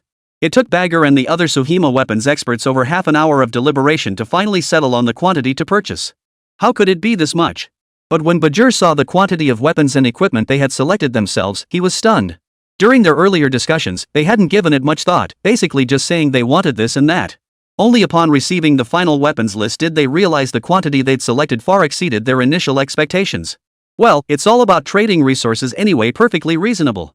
Bagheera had initially considered trimming the procurement list. But after glancing through it for a moment, he felt every single weapon was essential. In the end, he steeled himself and consoled himself. General Zhao, Chief Engineer Qín, we've finalized our discussions. This is the weapons list we intend to procure. Please calculate how many mineral resources are required. Zhao Baodong took the weapons list and reviewed it with Li Dongsheng, Qín Chuān, and others. Export version long-range rocket artillery complete combat units 15 sets. High explosive rocket projectile base stock 5. Incendiary rocket base units 10. Ground penetrating rocket base units 20. Submunition rocket rounds 15 sets. Total rocket ammunition 60 bases. 122mm tracked self-propelled howitzers 10 units. Howitzer shells 5 units. Armored infantry fighting vehicles 10 units. Gulp. Upon seeing the confirmed weapons procurement list from the Hippopotamus Kingdom, Zhao Baodong and Li Dongsheng's eyes widened in shock. Holy crap! They're buying this much all at once. Has Sohima country lost its mind? Just their export version long-range rocket launchers alone they're demanding 15 sets. Add in the 60 base rocket projectiles of various types, and the total comes to at least nearly $300 million. And that's not counting all the other weapons and equipment they've ordered. Rough estimates put the total value of this arms procurement list at no less than $600 million. Keep in mind, last year's total arms exports for the Dragon Nation barely reached $2.8 billion. This single order alone accounts for 1/5 of last year's total exports. More crucially, the profit margin on this batch of weapons is significantly higher than previous export deals. The total profit from this single order could equal 1/3 of last year's total arms export revenue or even more. Profit margins. Absolutely outrageous. Bajir, are you certain you require such a large quantity of weapons and equipment? Zhao Baodong asked uncertainly. After all, the scale of this arms order was truly enormous for a country like Soma. I'm certain, General Zhao. We currently face a severe shortage of weapons domestically and require your country's arms to replenish our stockpiles. Work out the pricing for us. That proposal was put forward by your Dragon Nation earlier. You can't just renege on it so quickly. Judging by the tone, Bajir assumed Zhao Baodong and his team were backing out because they found the order too large. He hurriedly pressed them. That's not what I meant. All right. Zhao Baodong's mouth twitched. He handed the order directly to Qín Chuān. Chief Engineer Qín, please discuss with the General Assembly Department and set a standard. Understood. Qín Chuān took the procurement list and began studying it carefully. Li Dongxing also participated in the discussions and calculations on behalf of the Army Equipment Management Center. Mr. Foreign Minister, we have finalized the pricing for your country's weapon procurement list. The total comes to $64,385,000. As this is our first collaboration, we'll waive the $5,000 fee. Qín Chuān stated generously. Zhao Baodong, standing nearby, couldn't help but twitch his lips at Qín Chuān's words. Good grief. A deal worth over $600 million, and you're wiping off $50,000 like it's some grand gesture. Upon hearing the price, Bajir and the weapons experts from Soma also showed slight changes in their expressions. Clearly, they hadn't anticipated such a large sum. Originally, they had only considered procuring $200 or $300 million worth of weapons as the absolute limit. But the calculated figure had doubled their mental expectations. Watching Bajir wince at the cost, Qín Chuān's lips curled upward. Mr. Foreign Minister, this arms order is indeed quite substantial. Perhaps you could consider trimming it down a bit? No need for cuts. Just tell me how to exchange it. Bajir rejected Qín Chuān's kind suggestion without hesitation. Based on the scale of this order, we've formulated a cooperation plan. We seek a 30-year oil extraction concession in your country's Abai region. Additionally, we propose a joint venture to exploit gold, iron, and chromium uranium deposits in the Badrak region. We will provide the funding and advanced mining equipment. All your country needs to do is grant us the 30-year mining rights. We will purchase all extracted minerals and compensate you at half the international price or provide weapons of equivalent value. What do you think of this proposal? Qín Chuān said with a slight smile, narrowing his eyes. Bajir fell deep in thought. The Abai region is one of the key oil-producing areas for their country, Soma. However, the terrain of this area made extraction extremely difficult. Manual extraction costs were prohibitively high, making it completely unprofitable. Exchanging the 30-year extraction rights to this oil field for this batch of weapons and equipment was a very suitable deal. As for the subsequent plans for joint development of gold mines and various metal ores, Bajir also found them quite appealing. After all, they wouldn't need to invest money or equipment, yet they would receive half the annual profits from this mining area. Moreover, Longguo was purchasing at international average prices, which was far more advantageous than mining it themselves. I'll consult with our commander, Bajir said before stepping outside with the satellite phone. Xingguosher, your asking price is outrageously high. With our oil extraction equipment and a 30-year lease on that oil field, wouldn't we essentially be draining it dry?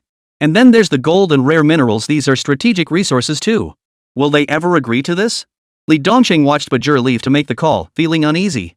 After all, Qín Chuān's terms were ruthless. When you really crunch the numbers, the value of these resources far exceeded that $600 million. For an industrial nation like our dragon country, these oil and mineral resources hold immense significance. But for an agricultural nation like Soma, both oil and minerals are merely tools to generate profits. As long as we give them sufficient immediate benefits, they will definitely agree. Qín Chuān stated with absolute certainty. Chapter 120, Weapons Secured. Launching the Counteroffensive. Bonus Chapter. After a long pause, Bajir returned from outside the conference room.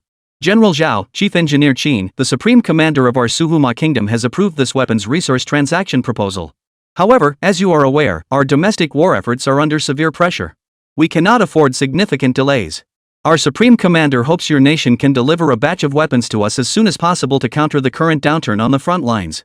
Hearing this, Zhao Baodong, Li Dongxing, and the others all brightened.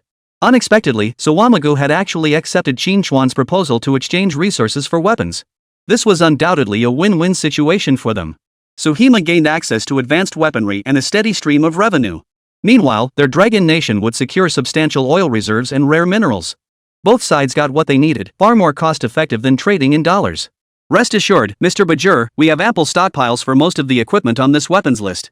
As for the export version long-range rocket artillery systems, we can only ship 2 sets to you at this time. We'll expedite production of the remaining units and allocate them for delivery within a month. Does this arrangement suit you?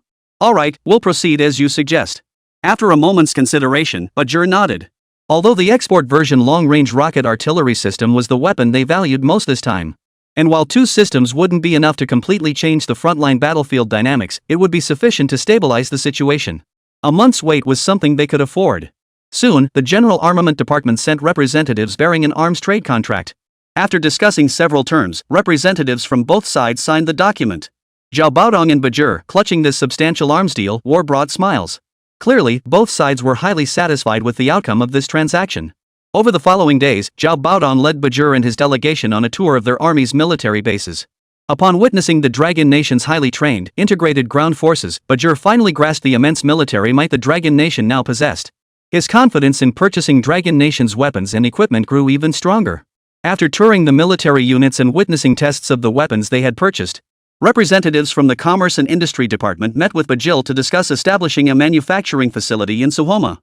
The 10-day economic and military visit concluded swiftly. Although few people in the country paid much attention during this period. Internationally, however, several sensitive nations closely monitored Sohoma's visit to Longguo. Western nations, particularly White Bear and Liberty, were well aware that Sohoma's military visit to Longguo was inevitably aimed at seeking arms support. Governments worldwide sought to uncover the nature of the cooperation forged during these talks. Unfortunately, Long Nation's national security apparatus maintained exceptional secrecy. Neither the Freedom Nation's Central Intelligence Agency nor the White Bear Nation's KGB could obtain any useful intelligence. They only knew that both nations seemed satisfied with each other. Shortly after Bajur and the Sohima weapons experts departed by plane, Yang's TV News swiftly broadcast the report. Our station reports that the 10-day economic and military visit by the foreign minister of Sohomla and his delegation has concluded.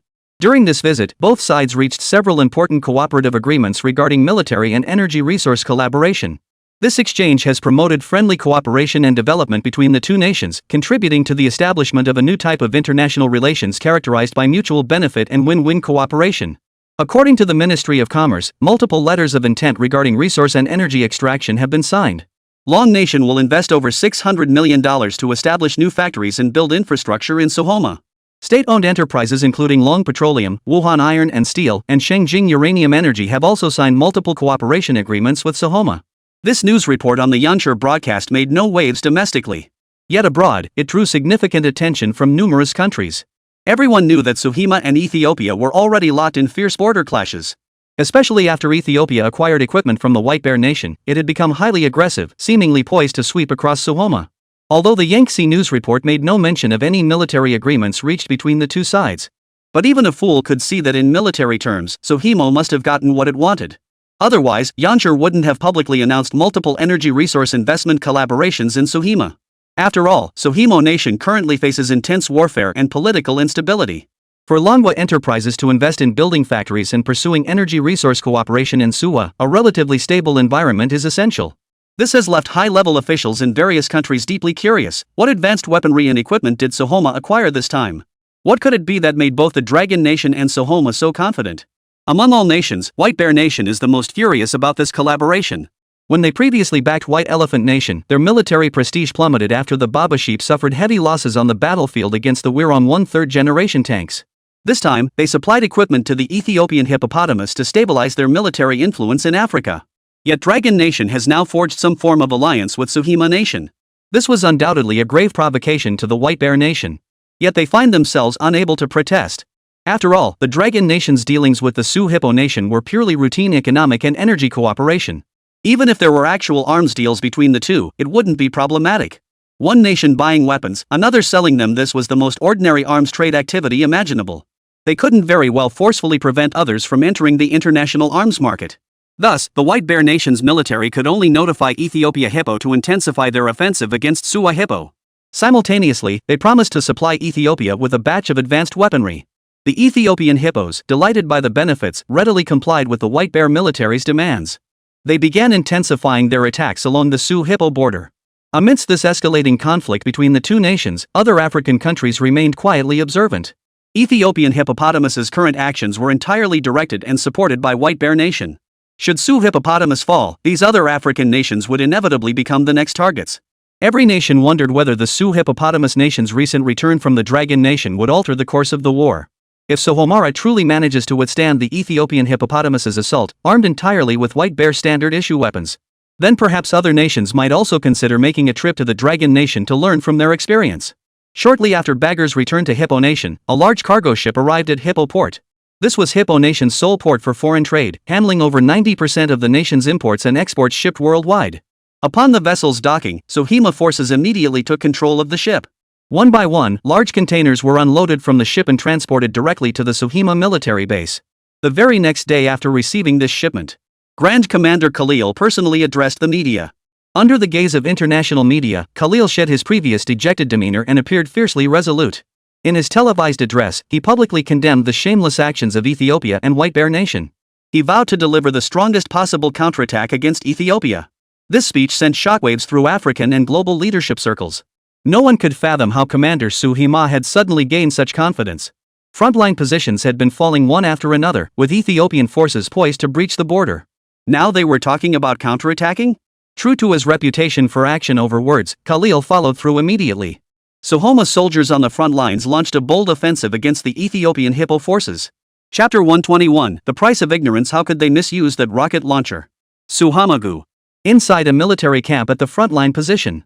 A group of African soldiers, their limbs bound in bandages, lay in temporary hospital beds, grimaces of pain etched on their faces.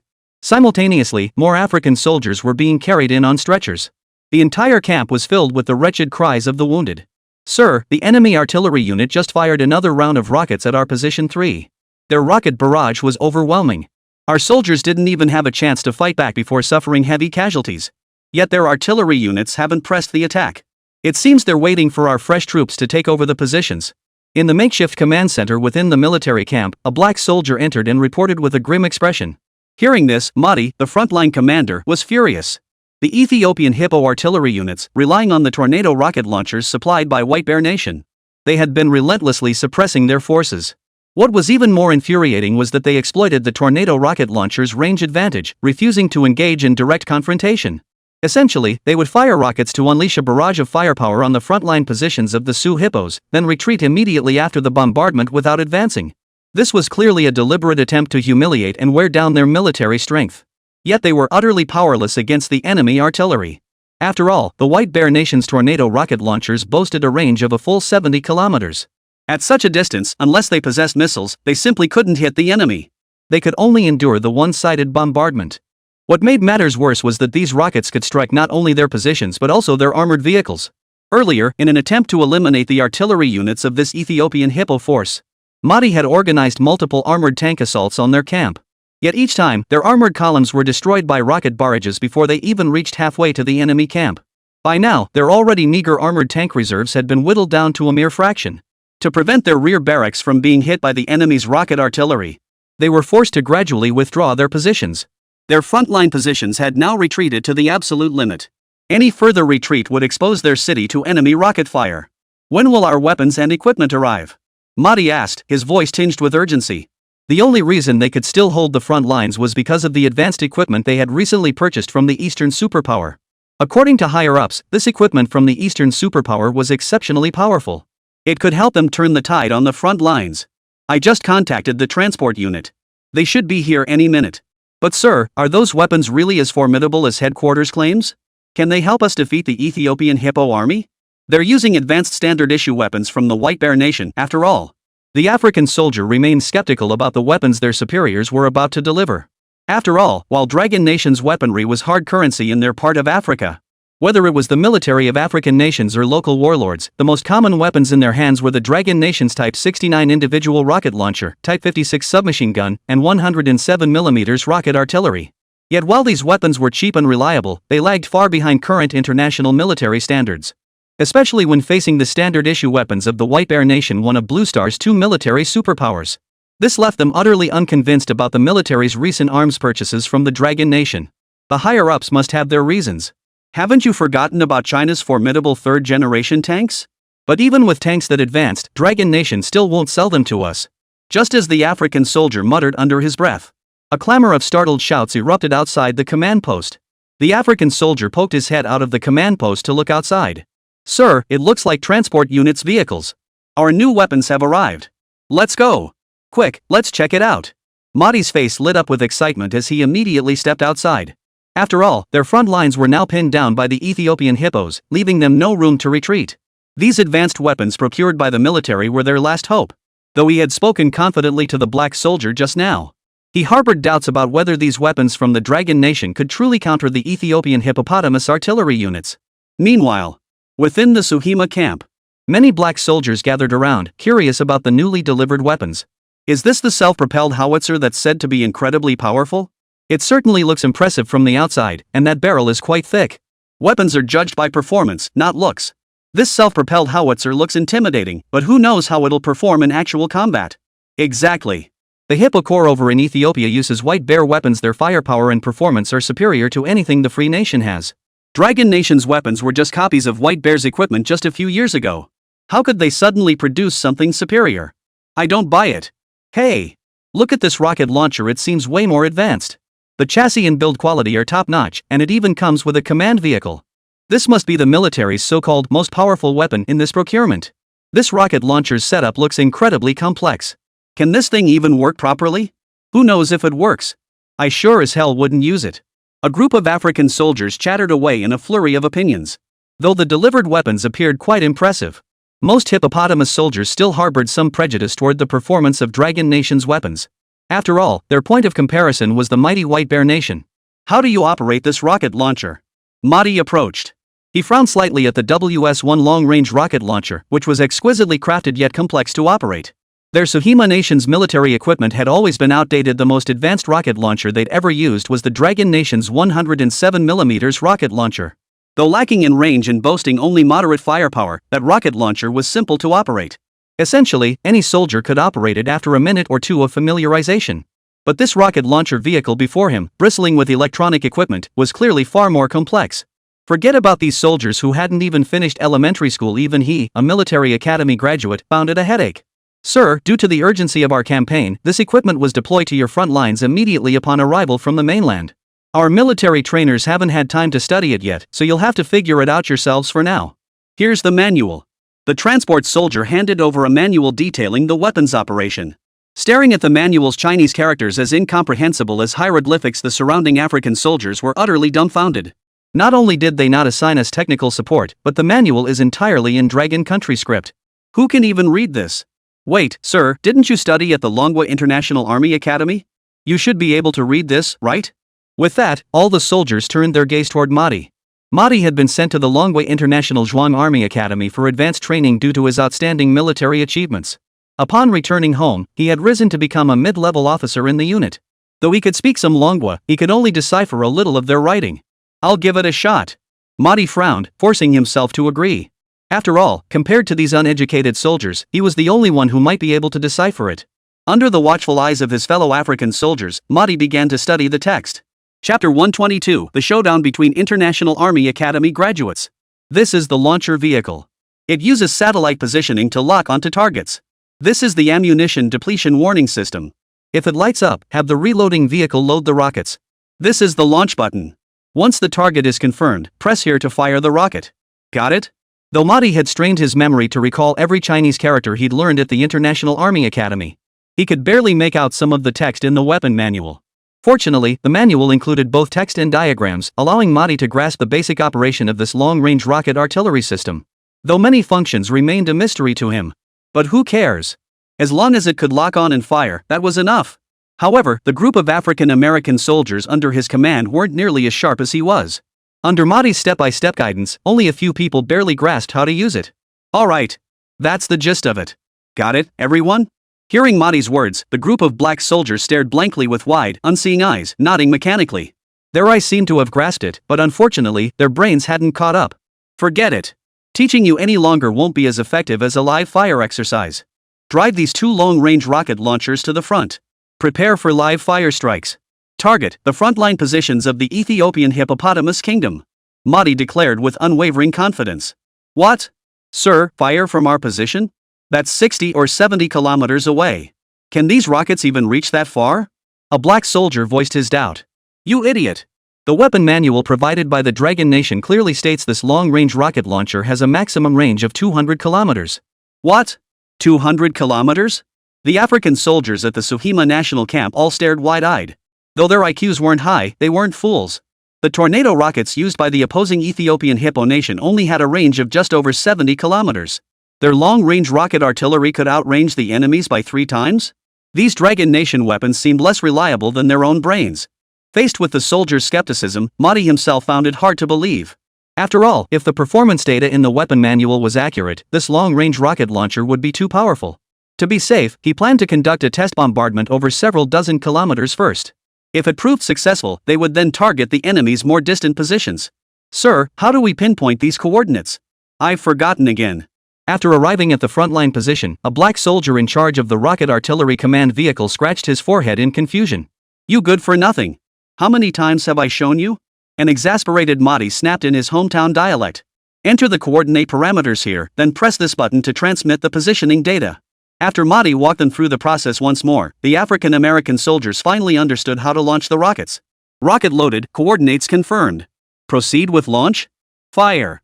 Hearing Mahdi's command, the African-American soldier seated in the launcher vehicle decisively pressed the red launch button. Whoosh, whoosh, whoosh. Whoosh, whoosh, whoosh. In the blink of an eye, all 12 rockets from the 2 rocket launchers were fired. You idiot! I told you to fire only 2 rockets first to test the effect. Who gave you permission to fire the entire load at once? Do you have any idea how much each of these rockets costs? Watching the 12 glowing points vanish rapidly into the sky, their tails trailing flames, Mahdi was so furious he could have cursed like a sailor. He'd heard from the transport unit that the weapons procured this time were incredibly expensive. This single long-range rocket launcher cost more than all the weapons their frontline unit possessed combined. Mahdi had only intended to test the effectiveness of this launch. Who knew these soldiers would be such spendthrifts? They emptied 2 entire rocket launch boxes in one go. Sir, I didn't notice, the black soldier manning the launcher said, his face innocent. Forget it. They're already fired, no use arguing now. Dispatch reconnaissance units immediately to assess the strike's effectiveness, confirm whether the target area was hit. Mahdi shook his head wearily. Yes, sir. Soon, a reconnaissance squad was dispatched from Sohama's frontline camp to investigate the battlefield. Meanwhile, at the frontline command camp of the Ethiopian Hippos, a black commander, holding a cigarette marked with the Gangnam brand, wore a smug look on his face.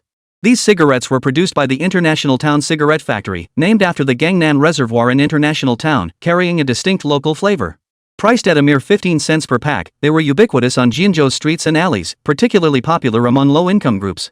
Coincidentally, this black commander was also a graduate of the International Town Army Academy. However, he and Mahdi from the Sohama barracks across the river were not classmates. It was inevitable. In the past, many officers from various African nations had been sent to the International Army Academy for advanced training to enhance their tactical skills.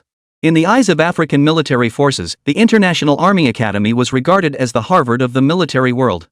A senior officer who hadn't studied there would feel embarrassed to even speak to others. And Gangnam cigarettes were the hard currency among African officers during their time at the International Army Academy. Thus, African officers who had trained at the International Army Academy, those with language skills would occasionally throw in a phrase of the Shijiazhuang dialect. Those without linguistic skills would flaunt their former student status with emblematic items. This Gangnam cigarette is the very emblem of the International Zhuang Military Academy. Ahem. Abi, the Ethiopian Hippo's frontline commander, took a sharp drag on his cigarette.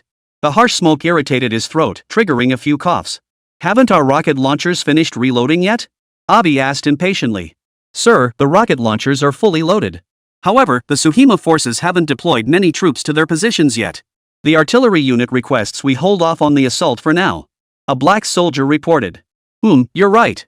Although these weapons were supplied to us by the White Bear Nation. But the rocket rounds are limited, so we can't afford to waste them. Conserve them. Wait until their soldiers are all up here before opening fire, ha! Abi was feeling extremely cocky and triumphant at that moment. After all, their unit had previously used outdated weapons like the Type 69 individual rocket launcher and Type 56 submachine gun. But now, their entire unit was uniformly equipped with White Bear standard gear. Their combat effectiveness had skyrocketed. Even without fully engaging, the opposing Suhima forces were already on the verge of collapse. Sir, I heard that Suhima's foreign minister recently visited the Dragon Nation and reportedly brought back some advanced equipment. Is that true? The aide inquired curiously. Ha! Though I studied at the International Army Academy, the Dragon Nation's tactical prowess is indeed terrifyingly strong. But you've seen their weapons yourselves, they're effective against ordinary nations. But compared to the advanced weapons of the White Bear Nation, they fall far short. Unless the Dragon Nation personally sends commanders over, even if Suhima and his crew buy back mountains of weapons, they won't stand a chance against us. Abdi declared with absolute confidence. These advanced rocket launchers and self-propelled howitzers were absolute game-changers in the African theater. They'd crush any obstacle in their path. But before Abi could finish his cigarette, a deafening roar echoed from the distance. What was happening? Hearing the massive explosion, comparable to a missile strike, Abi's half-smoked cigarette suddenly dropped to the ground. Chapter 123, a salvo of fire, our position wiped out? Sir! We're in trouble. Our frontline positions are under heavy bombardment from the Suhima direction. The entire Qín Chuān position has been flattened. We don't know yet if anyone survived. A frontline liaison officer scrambled over, rolling and crawling as he came. His normally dark skin had turned deathly pale. What? Our Qín Chuān positions wiped out? You've got to be kidding me. Abi's face was twisted with anger and disbelief. Qín Chuān was a crucial outpost on their front lines, occupying a vital strategic position. To fortify the town, they spent half a month reinforcing its defenses. Combined with the town's existing structures, its defenses were terrifyingly strong. How could it possibly be razed to the ground in one fell swoop? If you're trying to sow panic among the troops, I'll shoot you on the spot. Abi made a move as if to draw his gun. Sir, I swear I'm not lying. If you don't believe me, go see for yourself. Judging by the frontline liaison officer's panic demeanor, he certainly didn't seem to be joking. And the explosion he'd heard earlier had been incredibly loud. Could this be real? Half convinced, Abi climbed into the infantry armored vehicle supplied by White Bear Nation and headed to the frontline position. The moment he stepped out, the scene before him left him stunned. Several concrete bunkers that had been built high and strong in the front lines were now reduced to deep craters. Beyond that, numerous buildings lay collapsed in ruins. The deep shell craters scattered across the position and the soldiers lying haphazardly on the ground all spoke to Abi of the devastating intensity of the recent bombardment. Gazing at the ruins still smoldering with flames and thick smoke before the position, Abi and the officers at the command post were all dumbfounded. After a moment of dead silence, holy! How is this possible? How could the enemy's Suhima have such overwhelming firepower? Could their reinforcements have arrived? But that doesn't make sense either. This location is at least 70 kilometers from Suhima's frontline positions. How could their junk weapons possibly hit targets this far away?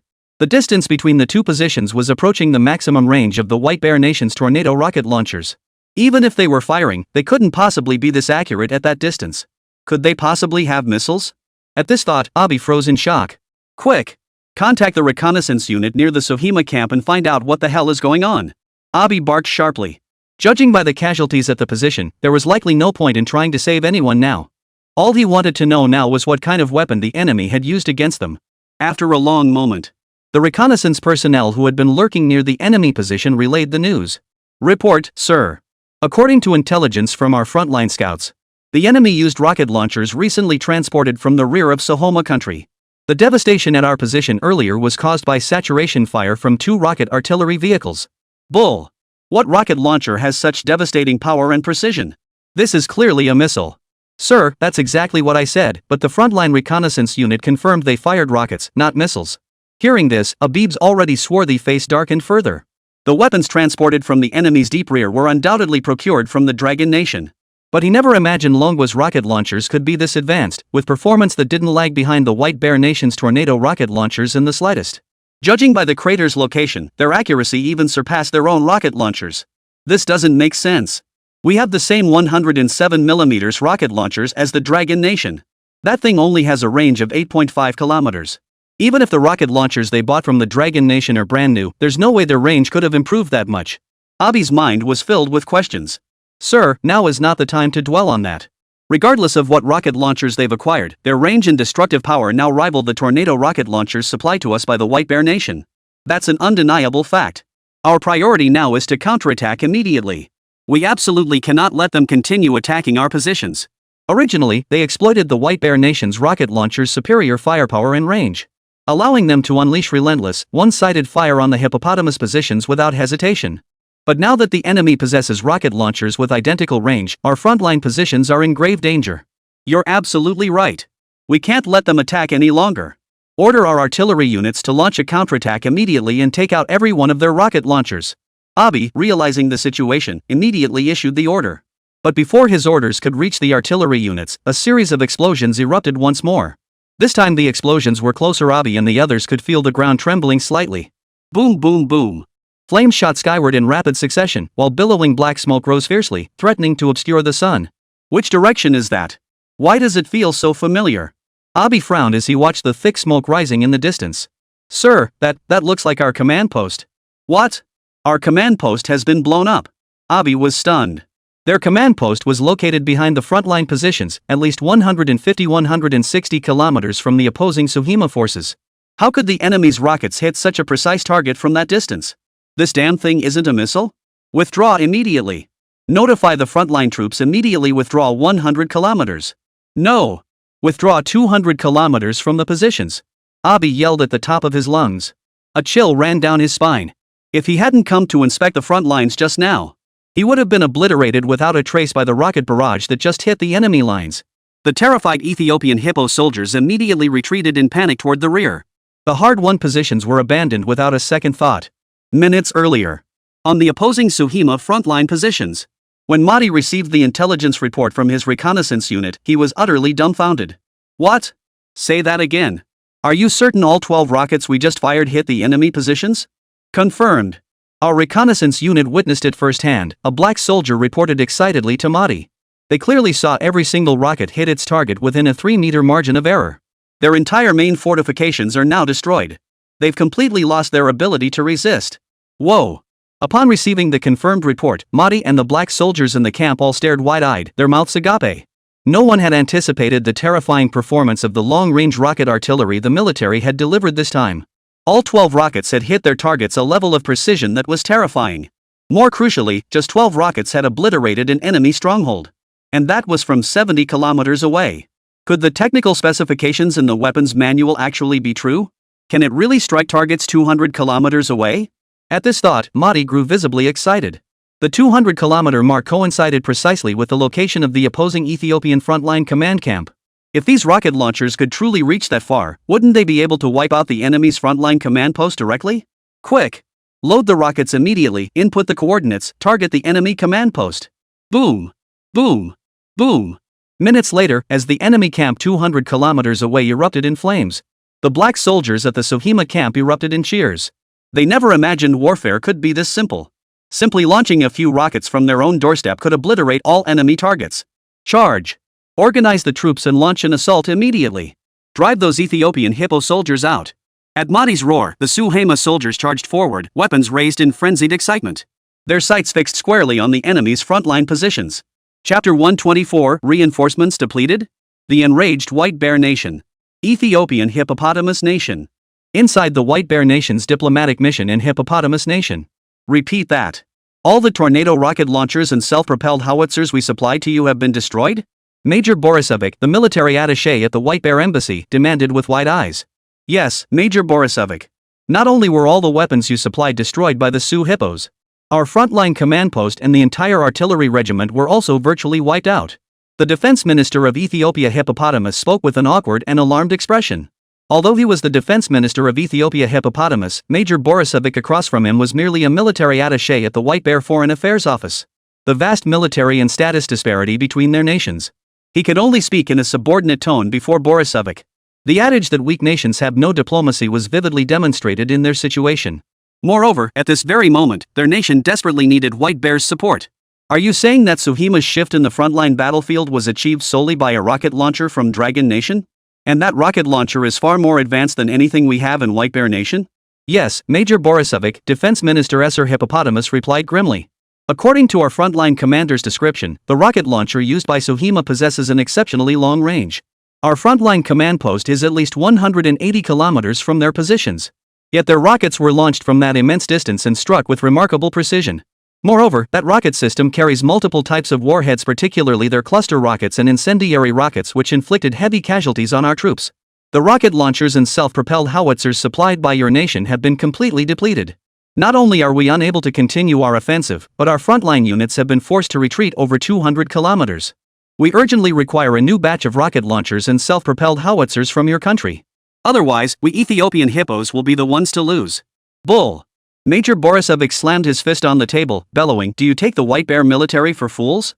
How could a rocket fired from 200 kilometers away hit your command post with such precision? No rocket launcher possesses such capabilities. That range and destructive power belong solely to missiles. Even our White Bear Nation can't produce rocket artillery with that kind of capability. How could the Dragon Nation possibly manage it? I'm convinced this massive casualty toll stems from command errors by your frontline troops. Now all the weapons we supplied have been destroyed, and you come begging us for more. Do you know how much a single tornado rocket launcher costs? $5 million. That's $5 million. The total value of the rocket launchers and various types of rockets we gave you already runs into tens of millions of dollars. You just say they're gone and they're gone? Do you really think the White Bear military is a sucker? Borisovich was well aware of the current economic situation within White Bear Nation. The military was struggling to pay salaries to many personnel. If it weren't for White Bear Nation's unwillingness to relinquish its military influence in the African region, it would never have provided Ethiopia with such advanced weaponry for free. Yet now, despite wielding such sophisticated gear, Hippo Nation hasn't just failed to win. Instead, they've exhausted all the weapons supplied to them. If the military finds out about this, he, as the Foreign Affairs military attaché stationed in Ethiopia, will inevitably face punishment. Now, Ethiopia's defense minister has the audacity to come begging for more equipment. Borisovich was understandably furious. Seeing Borisovich's furious expression, Ethiopia's defense minister felt like crying. He thought to himself, I'm telling the truth, why won't you believe me? The atmosphere in the room grew oppressively tense. Feeling the rage boiling in Borisovich's eyes, the Ethiopian hippopotamus defense minister stood trembling, not daring to breathe. You may leave now. Inform your troops to withdraw temporarily and cease all offensive actions against the Soviet hippopotamus nation. I must first report this matter to our White Bear Nation's military. They will decide whether to continue providing you with weapons assistance. Hearing this, the Ethiopian hippopotamus defense minister could only nod obediently. The weapons supplied by White Bear Nation had been exhausted, and now it was Ethiopia hippopotamus's turn to endure passive attacks. To launch another offensive now would be sheer folly. I hope Major Borisovich can put in a good word with your White Bear military. Understood. Borisovich waved him away impatiently, dismissing him with a wave of his hand. Adjutant, contact the White Bear Kingdom military immediately and report the situation just described by the Ethiopias. Have the KGB Intelligence Bureau investigate thoroughly determine whether this hippopotamus of Ethiopia was lying or not. Borisovich said, his expression darkening slightly. Yes, sir. The adjutant beside him nodded. Major, if the investigation confirms the hippopotamus's claims are true, what should we do? At this, Borisovich's gaze sharpened. If the Ethiopian hippo wasn't lying, then the Dragon Nation's current military strength might well exceed our expectations. Especially their army, which already possessed the third-generation tanks dubbed the King of Land Warfare, and now had rocket artillery several times more powerful than their own tornado systems. Just how high has their combat capability soared? This matter is beyond our authority to decide, Borisovich stated calmly. However, if it proves true, our military will certainly take action. We absolutely will not tolerate the emergence of a military force capable of threatening us right beside us. Hearing this, the aide froze, his expression turning grave. Dragon Nation. General Armament Department Building. Commander, intelligence has been received from the Sohima Kingdom. Here are the battle reports they sent along with the actual test data for our weapons. Li Dongxing entered and handed the documents to Wu Pengtao. Oh? A battle report so quickly? Seems the campaign in Sohoma is going smoothly. Wu Pengtao picked up the documents and began studying them intently. Moments later, the corners of his mouth couldn't help but turn upward. He had been worried that the military proficiency in Sohoma was low, and the personnel trained in weapon operation hadn't returned yet. He had feared those weapons might prove ineffective on the front lines of Sohoma. But now it seemed his worries were entirely unfounded. The combat results reported in this document were nothing short of impressive. After all, the opposing Ethiopian hippopotamus forces also lacked military expertise, making the conflict essentially a pure contest of weaponry. Whichever side possessed superior weaponry gained the upper hand on the battlefield. The outstanding data from this field test indirectly proves the reliability and formidable power of these weapons and equipment. Excellent. Forward this data to Plant 307. Let's see if Qín has any further modifications for the weapons. Understood, Commander. Li Dongxing nodded and replied with a smile. The logistics department just called their survey team has already headed to the Sohima mining area for field inspections. The results were astonishing. The oil reserves and various rare mineral resources there are far more abundant than we ever imagined. The value is at least several times, maybe even 10 times, that of the weapons we supply to Suwamag. We're in for a huge payoff this time. Ha ha ha. We owe it all to our little Qín Chuān. Wu Pengtao's face lit up with delight. Although this arms deal hadn't brought in funds, the vast energy resources were clearly more advantageous to them. By the way, how's the development of the strategic decision support system on Qín Chuān's end? I called them a couple days ago and heard their RD project has made a major breakthrough. Results should be coming soon, Li Dongxing said with eager anticipation. Chapter 125. Do you understand the principle of sticking your neck out? Military Factory 307. Qín Chuān, who had just achieved a breakthrough in developing the human-machine collaboration architecture code, was unusually not working overtime today. Returning early to the factory director's office, he watched the 7 p.m. Yang's TV news alongside Zhao Yanan. Yang's TV reports, with approval from the Central Yangs and the National Academy of Sciences, Pudong and Magic City will implement economic and technological development zone policies and certain special economic zone measures. Pudong New Area becomes China's first national-level new district, ushering in a new chapter of reform. Today marks the conclusion of the inaugural World Cup table tennis tournament, with the Longguo women's team claiming their first championship and the men's team securing second place. This tournament, the first to bear the World Cup name, signifies the accelerated globalization of table tennis. International news reports Ethiopia and Sudan recently engaged in localized warfare over border disputes and refugee issues. After over a month of intense fighting, both sides finally reached a ceasefire agreement today. Both sides reached consensus on border and refugee issues. Ethiopia's commander-in-chief publicly apologized to Sudan and voluntarily assumed responsibility for all damages caused by the war. Qín Chuān leaned back lazily in his chair, cracking sunflower seeds as he watched the television. Beside him, Zhao Yanan appeared much more serious. She sat upright, her gaze fixed intently on the news. This was a habit cultivated during her long years in military life. That concludes today's news. As the two anchors on the screen nodded and smiled in unison, Zhao Yanan's tense posture finally relaxed. Want some melon seeds? Qín Chuān scooped a handful and offered them to Zhao Yanran. No, thank you, Zhao Yanran shook her head. Trying to lose weight? A few sunflower seeds shouldn't hurt. Qín Chuān pulled his hand back with a sigh and continued cracking seeds by himself. I just don't feel like it. Where am I fat? Hearing Qín Chuān's teasing remark, Zhao Yanran's expression finally shifted. Her willow-like brows furrowed slightly as she looked at Qín Chuān. TSK. Seeing Zhao Yanan's slightly angry expression, Qín Chuān felt a twinge of amusement. Sure enough, no matter what kind of woman she was, she cared deeply about others commenting on her figure. Noticing Zhao Yanan's rising irritation, Qín Chuān quickly changed the subject. The final assembly department sent over the actual test data for the Suwa weapons today. Make sure to organize these materials tomorrow and send them to the Rocket Artillery RD workshop to see if any performance adjustments are needed. Got it. Zhao Yanran nodded. Director, you mentioned that the rocket artillery we sold to Soma has caused quite a stir internationally. But why hasn't our domestic media mentioned it at all? Ever since Soma acquired the export version long-range rocket artillery and various artillery systems from the General Armament Department, their military strength skyrocketed by several tiers. Within a mere fortnight, they had annihilated the Ethiopian forces that had invaded their territory. They even launched a counteroffensive, pushing the front lines from Sohoma's border back into Ethiopian territory. They now held the momentum to advance deep into Ethiopian territory. This sudden and complete reversal of the situation immediately caught the attention of neighboring African nations.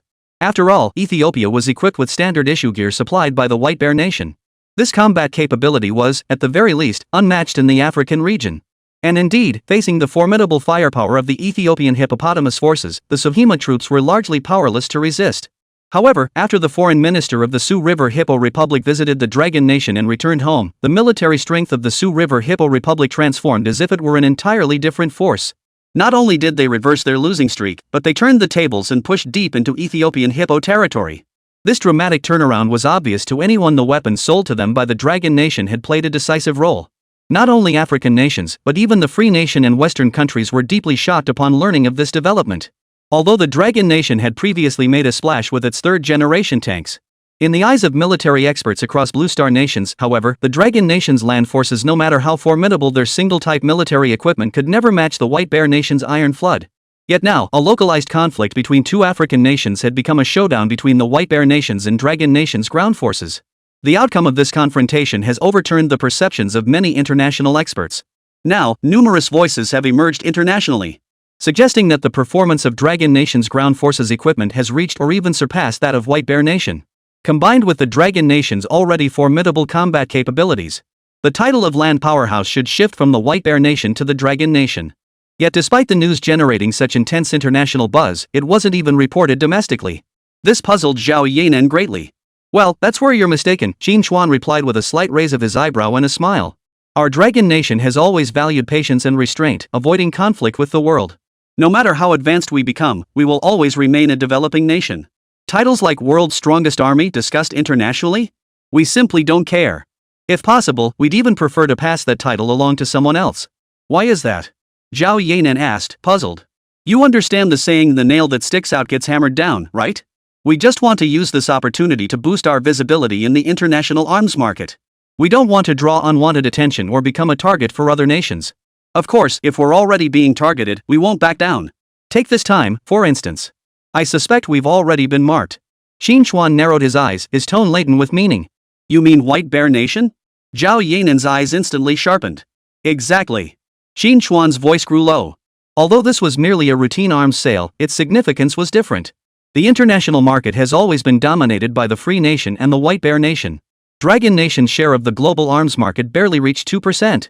But this time, with Su Hemer's standout performance as the army's weapons spokesperson, their military equipment had truly made a name for itself.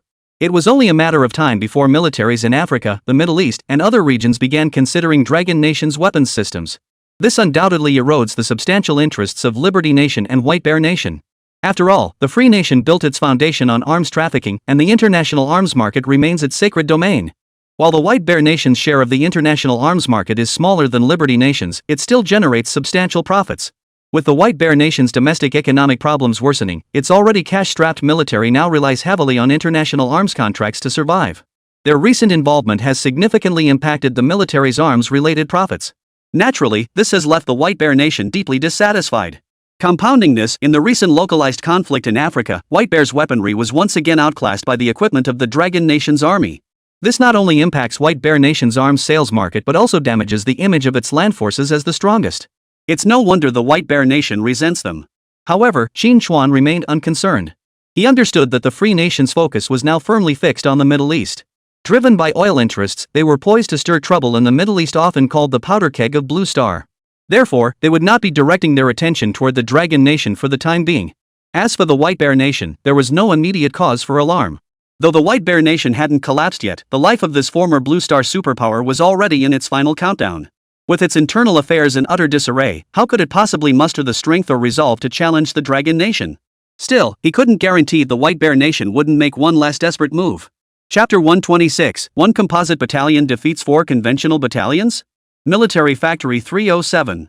Inside the Intelligent Computer Research Lab.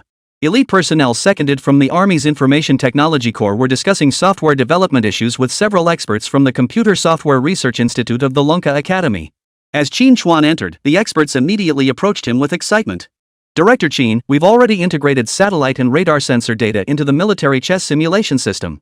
Our system can now simulate and analyze terrain, climate, and electromagnetic signals. The accuracy of the system's autonomously generated tactical plans in complex scenarios has improved by 10 percentage points compared to before, and the current accuracy rate has exceeded 50%. Li Ming, head of the Information Corps, held up a test report with visible excitement. Upon hearing this, Qín Chuān nodded. Achieving a 50% accuracy rate for the system's autonomously generated tactical plans represented a monumental breakthrough.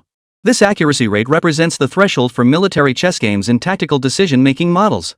Once it surpassed this threshold, it would be considered a truly intelligent decision support military system. Not bad, but this accuracy is still too low. After all, the battlefield isn't a game. Higher accuracy means fewer soldiers sacrificed on the front lines. Conversely, if the decision-making model's accuracy is only 50%, it won't be of much help to battlefield commanders. Qín Chuān spoke as he pulled several documents from his lab coat and handed them to Li Ming. These are. Li Ming took the documents, puzzled.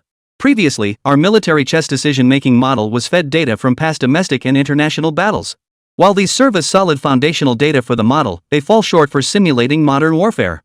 This is the war data from yesterday's conflict between Sula Hippo and Ethiopian Hippo, provided by the General Armament Department. Although their troops lack sufficient training, the weapons and equipment used by both sides in this conflict are considered mainstream, which should be helpful for our research. Additionally, here are the materials on quantum key distribution technology I'd been researching. This technology ensures secure system communications. It also possesses network defense capabilities, capable of resisting enemy electronic jamming and cyber attacks. Upon hearing this, Li Ming and the others immediately brightened. With these technical materials, their R&D progress could accelerate significantly. I'll go check on the training progress of Brother Ho's Composite Battalion. You all continue your research. Understood, Director Qín. Li Ming and the others nodded, clutching the technical documents with excitement as they began their research. Meanwhile, Qín Chuān led Zhao Yanan to an open area behind Plant 307. Originally, this large plot was reserved for constructing new factory workshops. However, to ensure the smooth completion of the military's combined arms mission, it now served as the temporary training ground for the 6th Tank Division's Combined Arms Battalion of the 48th Army Group. All weapons and equipment within the Combined Arms Battalion were equipped with data transmission systems. The vast amount of combined arms weaponry data used in their ongoing strategic decision-making support system was provided by this very unit. Simultaneously, the Combined Arms Battalion commanded by Ho Linwei had been utilizing the military chess system developed by Qín Chuān and his team for live-action simulations. Roar! Weilong Type 1 tanks raced across the training ground, while WS-1 long-range rocket launchers in the rear simulated rocket fire. The training proceeded in perfect order. "Hey, Qín, what brings you here? Grab Li Ming and the others, let's grab a drink." Spotting Qín Chuān, Ho Linwei strode over, greeting him warmly. "No thanks. The research project is at a critical stage. Drinking now would delay progress." Qín Chuān waved his hand, declining Ho Linwei's invitation. "Brother Ho, how's your training going? Have the soldiers improved their coordination with the new equipment?" To support Qín Chuān's research, the 6th Tank Division under Ho Linwei's command became China's first combined arms battalion equipped with a complete set of new gear. The success of this integrated unit would determine whether Qín Chuān's integrated battalion concept could be widely adopted throughout the military. Qín Chuān paid particular attention to how well these new weapons integrated with each other. According to Qín Chuān's plan, the equipment configuration for this tank division's combined arms battalion was exceptionally advanced. The core tank company was directly equipped with 28 Weiling 1 main battle tanks. This effectively represents the transfer of nearly all the new tanks from the 48th Group Army. The artillery company, providing long-range fire support, possesses several 122mm self-propelled howitzers and WS-1 long-range rocket launchers. The battalion maintains a standard ammunition reserve of approximately 1,200 rounds, enabling sustained suppression across a 10-kilometer radius. Additionally, the air defense system includes twin 35mm self-propelled anti-aircraft guns and gun launcher integrated air defense systems.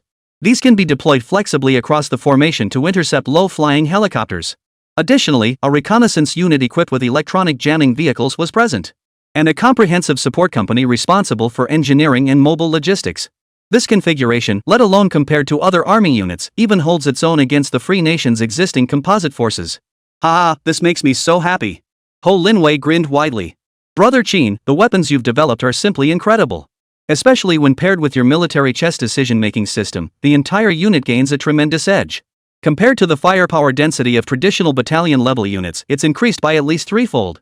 Most crucially, our combined arms battalion now possesses independent command capabilities and multi-domain coordination, with configurations dynamically adjustable to mission requirements. Frankly speaking, this one combined battalion of mine can take down at least 2 traditional battalions," Ho Linwei declared with unwavering confidence. The various weapons systems Qín Chuān developed for the Army's combined arms units were merely the foundation. What truly enables these weapons to achieve a synergistic effect greater than the sum of their parts is this strategic decision support system currently under development. Although the system's decision-making accuracy is not yet ideal, it provides significant support for the coordination among personnel and weaponry across all departments of the Combined Arms Battalion. This enables the entire Combined Battalion's companies to execute highly efficient joint operations. That's good news, but defeating just 2 conventional battalions is far from sufficient. Once our strategic decision support system is fully developed, I estimate you'll be able to take down at least 4 traditional battalion-level units," Qín Chuān stated with absolute conviction. "A single combined arms battalion could defeat 4 conventional battalions?" Hearing Qín Chuān's words, Ho Linwei's body trembled with excitement. Their current combined arms battalion's combat capability was already terrifying. If they could take on 4 at once, Ho Linwei couldn't even imagine how powerful they would become. "Brother Qín, you're not pulling my leg, are you? This fully integrated composite battalion really has combat power that strong?" "Of course. When have I ever lied to you?" Qín Chuān smiled. "Brother Ho, keep up the rigorous training in your unit. Our RD team needs your data support. The sooner we complete this system, the sooner our ground forces become stronger. When that day comes, a single heavy composite battalion of ours will be enough to crush any medium-sized nation on Blue Star." "Whoa!" Ho Linwei listened with gleaming eyes as Qín Chuān painted his grand vision, suddenly brimming with determination. "Rest assured, we won't hold your development back." With that, Ho Linwei grabbed a megaphone and bellowed at the soldiers on the training ground. "Today's training session is extended by 2 hours. Anyone who doesn't finish will stay behind for extra drills this afternoon. If you delay Brother Qín's research progress, I'll have you all transferred to the mess hall." Hearing Ho Linwei's words, the soldiers on the training ground all wore expressions of utter despair. Chapter 127, Leave. Back home. Over the next few days, Qín Chuān worked tirelessly with Li Ming and other elite members of the Signal Corps, alongside computer experts from the Dragon Academy, tackling the final quantum computing technology for the software. Although Qín Chuān had provided the theoretical framework, bringing this technology to fruition was no overnight task. It required intricate verification and testing procedures. Fortunately, Qín Chuān didn't need to handle these tasks personally. The elite members of the Information Corps, led by Li Ming, were responsible for them. With time on his hands, Qín Chuān planned to use this period to carefully map out the research tasks for Plant 307 in the coming months. Director, a representative from the State Security Department wishes to see you. Zhao Yanran entered with a serious expression. State Security? Qín Chuān raised an eyebrow. Ever since Plant 307 became one of the nation's premier military research facilities, its security clearance had been elevated to the highest domestic level. Although Plant 307 still housed a composite battalion brought in by Ho Linwei, the higher-ups maintained extremely strict confidentiality and security protocols for the facility. Beyond the military security forces stationed within the compound, the State Security Department also maintained a dedicated squad responsible for handling the confidentiality of Plant 307 and Qín Chuān himself. Yet beyond awarding him honors and having factory workers sign confidentiality agreements, state security personnel rarely approached him proactively. Haven't received any new honors lately. What brings the state security comrades here? I don't know. They only said they needed to speak with you. Zhao Yanan shook her head. Then let the state security comrades come in. Qín Chuān said casually. Qín Chuān was now not only the director of Plant 307, but also a national hero with the rank of lieutenant colonel. Even state security, reputed as the nation's most powerful investigative agency, must obtain prior approval before meeting with him. Understood. Zhao Yanan nodded and walked out. Soon, she returned with several young men sporting crew cuts. Mr. Qin Guosher, I'm Chen Jian, team leader of the 3rd Unit, Security Division, Bureau 10 of State Security. Hello, team leader Chen. What brings you here? Though he had never met Chen Jian personally, he had heard that the State Security Department and Jinling City's Mercury Security Department had jointly established a security task force. They were responsible for his security and the confidentiality of Plant 307. Indeed, there is something I need to discuss with you, Chen Jian nodded, his expression respectful. The situation is this: just a few days ago, your father was hospitalized due to an illness. What? My father's hospitalized? Qín Chuān's expression immediately tensed. What illness does he have? Is it serious? Ever since Qín Chuān was admitted to Longguo University, he had rarely visited his parents during his studies due to confidentiality requirements stemming from his involvement in a national-level military project. After graduation, he was assigned to Military Factory 307. Subsequently, he took charge of one major military research project after another, leaving him even less time to return home. Counting back, it had been nearly a year. Upon hearing his father was hospitalized, Qín Chuān was naturally deeply concerned. Qín Guosher, there's no need to worry. We have personnel specifically assigned to ensure the safety and well-being of your parents. Your father only suffered a meniscus tear in his knee. He underwent a minor procedure and was discharged. Hearing this, Qín Chuān couldn't help but breathe a sigh of relief. At the same time, he felt a pang of guilt. Over the past year, he had been so preoccupied with military projects for the nation that he had neglected his parents. Qín Guosher, although your father is now out of danger, higher authorities still take this matter very seriously. Although you currently lead the major synthetic equipment reform project, according to the procedures for national strategic priority projects, personnel involved in military R&D are not permitted to contact individuals outside the project until the research is complete and approved. However, after deliberation by higher authorities, an exception has been made to grant you 5 days of leave. Should you wish to visit home, our State Security Department will arrange comprehensive security measures for you. After a moment of contemplation, Qín Chuān nodded. Although the research and development of the decision support system had entered its final phase, Qín Chuān had already resolved the theoretical aspects of the technology, and his involvement in subsequent tasks was no longer required. All that remained was for Qin Ming and his team to verify the final results and input the code. This left him with some free time. Alright, then. I'll leave it to you. Qín Guosher, you're too kind. Ensuring your security is our duty, Chen Jian replied promptly. In that case, I'll arrange your itinerary first and come pick you up later. Alright. Qín Chuān nodded with a smile. After Chen Jian left, Qín Chuān turned to Zhao Yanan with a smile. Yanran, how about I take you on a company-sponsored trip? I recall you mentioning you've never been to a northern city. Hearing this, Zhao Yanran smiled and nodded. Having grown up in a southern city, Zhao Yanran had indeed never set foot in the north. The endless plains that northerners had long grown tired of were indeed something she, raised in a mountain city, found deeply curious and yearned to see. That afternoon, Chen Jian, having arranged security, waited outside the gate of Plant 307 well in advance. Let's go. Qín Chuān and Zhao Yanran quickly gathered their things and boarded the red-checkered sedan arranged by the State Security Department. Qín Chuān's hometown was in a small city in Hebei province, quite a distance from Jinling. The straight-line distance between the two places was nearly 700 kilometers. Driving back would take over 10 hours. Even by plane, it would take 4 to 5 hours. When Ho Linwei learned Qín Chuān intended to return home, he had planned to request an armed helicopter from the military district to transport him. But Qín Chuān firmly refused. First, he didn't want to waste military resources just for his personal trip home. Second, arriving home in an armed helicopter would be too conspicuous. He feared it might frighten his parents. Although the drive was long, Qín Chuān wasn't overly sensitive. He could catch some sleep along the way and arrive soon enough. Despite Qín Chuān's insistence on keeping a low profile, the State Security Department deployed 5 vehicles and over a dozen personnel for his protection. Chen Jian personally served as Qín Chuān's driver, while Zhao Yanan sat beside him, providing close protection. Gazing out the window at the rapidly passing scenery, Zhao Yanan's face radiated excitement. "Director, aren't you going to call home?" Zhao Yanan tilted her head, a strand of hair dancing in the breeze. "No need. I haven't been home in a year.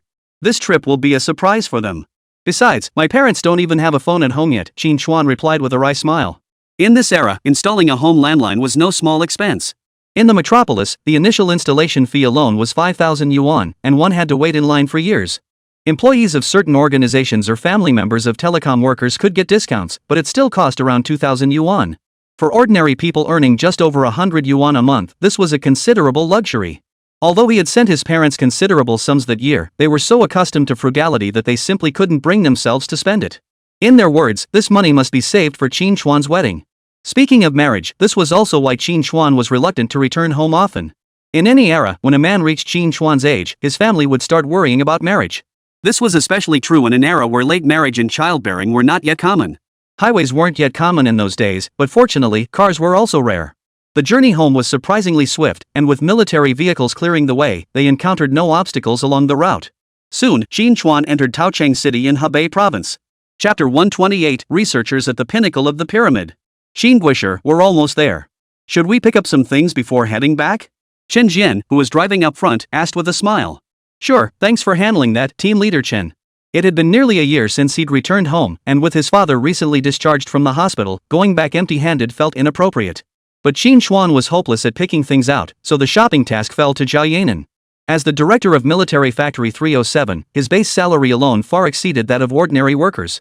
Add to that her status as a national hero, entitling her to special state subsidies and deputy division level benefits. Money was never an issue.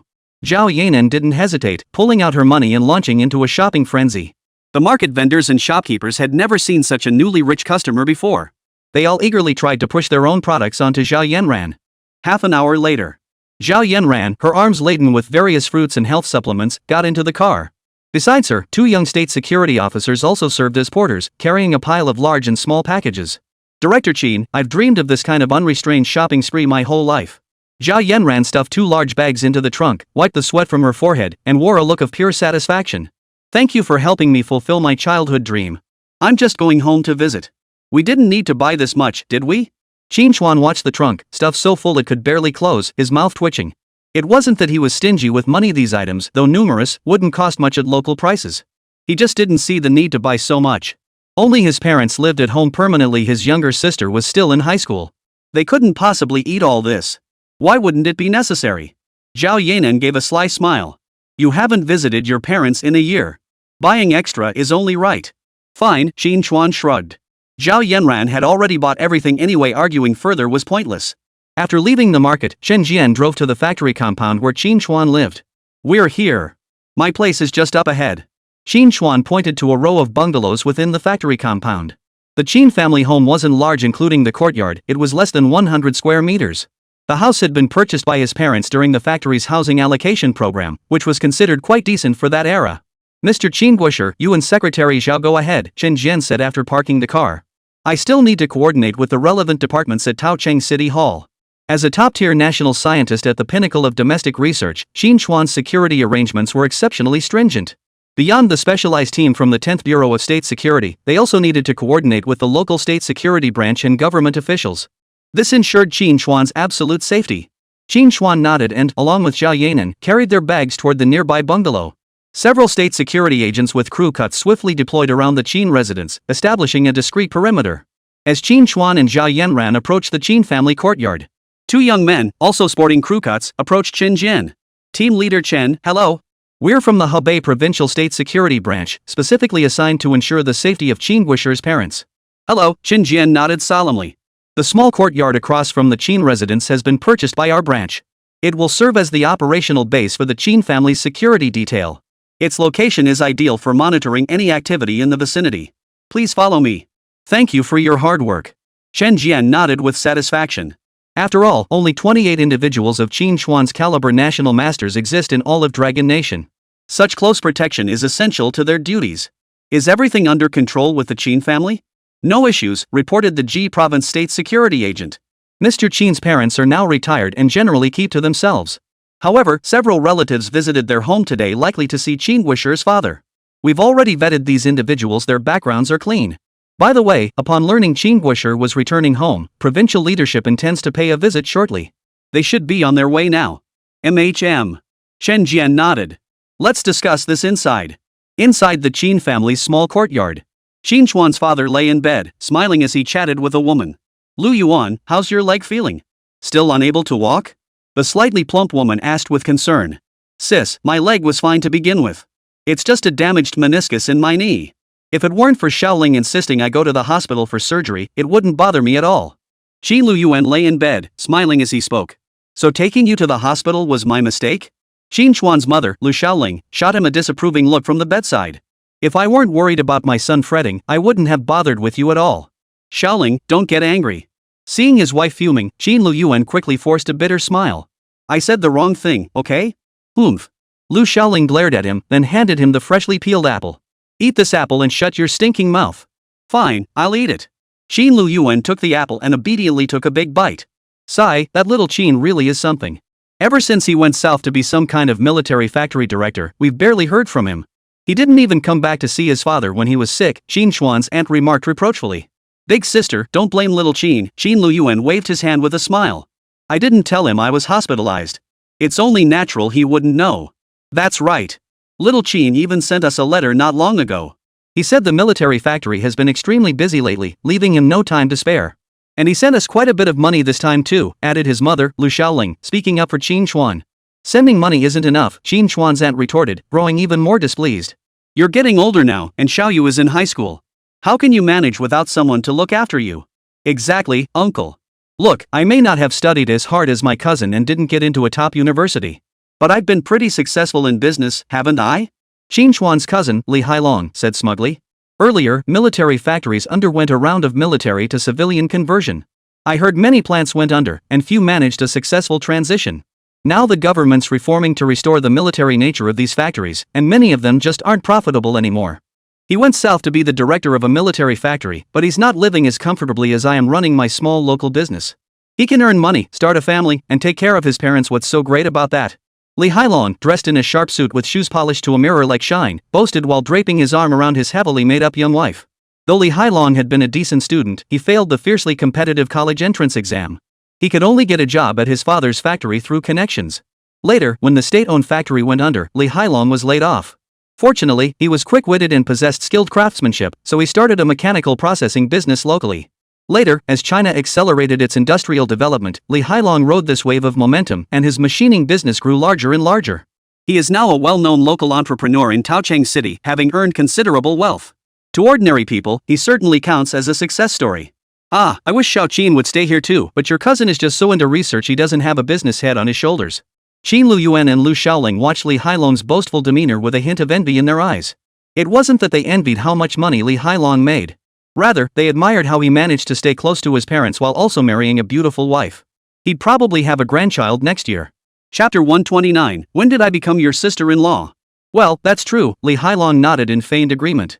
Running a business really does require brains. Military factories are state-funded enterprises after all. They're quite different from us private entrepreneurs who built our businesses on sharp market instincts. Lu Yuan, which military factory in the south is Xiao Qin managing? Qín Chuān's aunt chimed in. If the military factory is too tough, maybe he should just come back. Xiaolong's factory is expanding now. Xiao Qin is, after all, a top graduate from Longguo Academy. He should be able to lend Xiaolong a hand. If all else fails, have Xiaolong use his connections to see if he can get transferred to a local military unit. Our Xiaolong is in frequent contact with the Taocheng city government now. He's quite familiar with the people there. Mom, don't make promises you can't keep, Li Hailong waved his hand. While I am acquainted with Taocheng city government officials, getting them to transfer my cousin from a military factory in the south isn't that simple. But with his education, he could certainly work as a technical manager at our factory. By the way, uncle, what did Xiao Qin major in at Longguo University? Does he know anything about CNC machine tool technology? What's the name of the military factory Xiao Qin works at? I'll look into that military factory and vet it for you. Well, we never asked which specific military factory it was. I only know he's in Jinling. Lu Xiaoling pondered for a moment before shaking her head. What? It's been nearly a year, and you still don't know which military factory Xiao Qin is at? Li Hailong's eyes widened in astonishment. Uncle, you really need to be careful. Don't let Xiao Qin get scammed. Could it be he couldn't land a decent job after graduation and just made up some company to fool you all? As the only member of the Qin family to attend university and a top defense institution at that, Qín Chuān had once been the envy of all their relatives. After all, everyone knows that getting into Longguo University means future employment in military departments or even graduating with a military rank. But no one expected Qín Chuān to never return after graduating from Longguo University. He even claimed to have taken a position as the director of a military factory in the south. Although such factories were gradually declining in this era, they were still highly sought after. Especially the position of factory director. How could they possibly entrust that to a recent college graduate? This naturally made everyone suspect Qín Chuān was lying. You're the one pulling the wool over people's eyes. A crisp voice cut through the room. A slender young woman with a ponytail approached, her expression clearly displeased. My brother is a top student at Longguo University, a genius one in a million. How could he possibly deceive us? I think you're just jealous of my brother. Ting Ting. How dare you speak to your cousin like that? Qin Luyuan frowned and scolded softly. Oomph. I didn't say anything wrong. Qin Yuting retorted unmoved. My brother is so talented, what's wrong with him being the director of a military factory? Xiao Ting, I'm just concerned about your brother. After all, he's all alone in the south, unfamiliar with the people and the place. I'm afraid he might get cheated. Li Hailong smiled as he spoke, seeing Qín Chuān's younger sister standing up to him. Our factory frequently does business with manufacturers in the south. Many of our CNC machine tools were purchased from Jinling. I know a few people in Jinling City. I was just thinking of asking around about my cousin's situation. After all, Xiao Qin hasn't been home in nearly a year. How worried must uncle and the others be? Knock knock knock. Just as Zhao Haolong was lecturing Qin Yuting, a knock sounded at the door. Ha? Who's knocking? Could it be someone else visiting you today, Lu Yuan? Qín Chuān's aunt asked in confusion. I don't know, Qin Luyuan shook his head. Let's go see who it is. Oomph. I'll get it. Qin Yuting, unwilling to engage with her show-off cousin, immediately walked out. Brother! Just as everyone was wondering who had returned, Qin Yuting's excited shrieks echoed from the doorway. Ting Ting, you called me? Li Hailong looked utterly bewildered. But before he could respond, several footsteps echoed outside. Li Hailong and Qín Chuān's parents turned toward the doorway. They froze instantly. Xiao Qin? Is that you? Lu Xiaoling stared wide-eyed at Qín Chuān standing in the doorway, utterly incredulous. Xiao Qin? It really is you. Qin Luyuan, lying on the bed, lit up. His weakened body gained a burst of strength as he struggled to sit up. Dad, don't move around. You just had surgery. Seeing this, Qín Chuān hurried over and helped Qin Luyuan sit up. Oh my! Little Qin really is back. Qín Chuān's aunt beamed with delight. You've been gone for a whole year, child. Your parents have been so worried about you. That's right, cousin. If we hadn't heard from you, I was ready to ask our upstream supplier in Jinling to help find you, Zhao Hailong said with a smile, his arm around his young wife. Auntie, cousin, Qín Chuān nodded with a smile. It's my fault. Our military factory had such heavy workloads that I never found time to come back. When I heard father was ill, my superiors granted me a few days' leave. I rushed back immediately to see him. Hearing Qín Chuān's explanation, a flicker of relief crossed Qin Luyuan's eyes. Oh, it was just a minor procedure, nothing serious. You didn't need to come all the way back for this. Yes, Xiao Qin, working at the military factory must be exhausting, Lu Xiaoling said, her eyes softening as she gently stroked Qín Chuān's cheek. Look how much thinner you've become compared to a year ago. Well, the work at the military factory isn't exactly a breeze, but I wouldn't call it exhausting either. Qín Chuān felt a warm wave of long-missed familial affection wash over him. Ha! Brother, this lady is absolutely gorgeous. Qin Yuting stared at Zhao Yanan with starry eyes. Could she be your wife? Sister-in-law?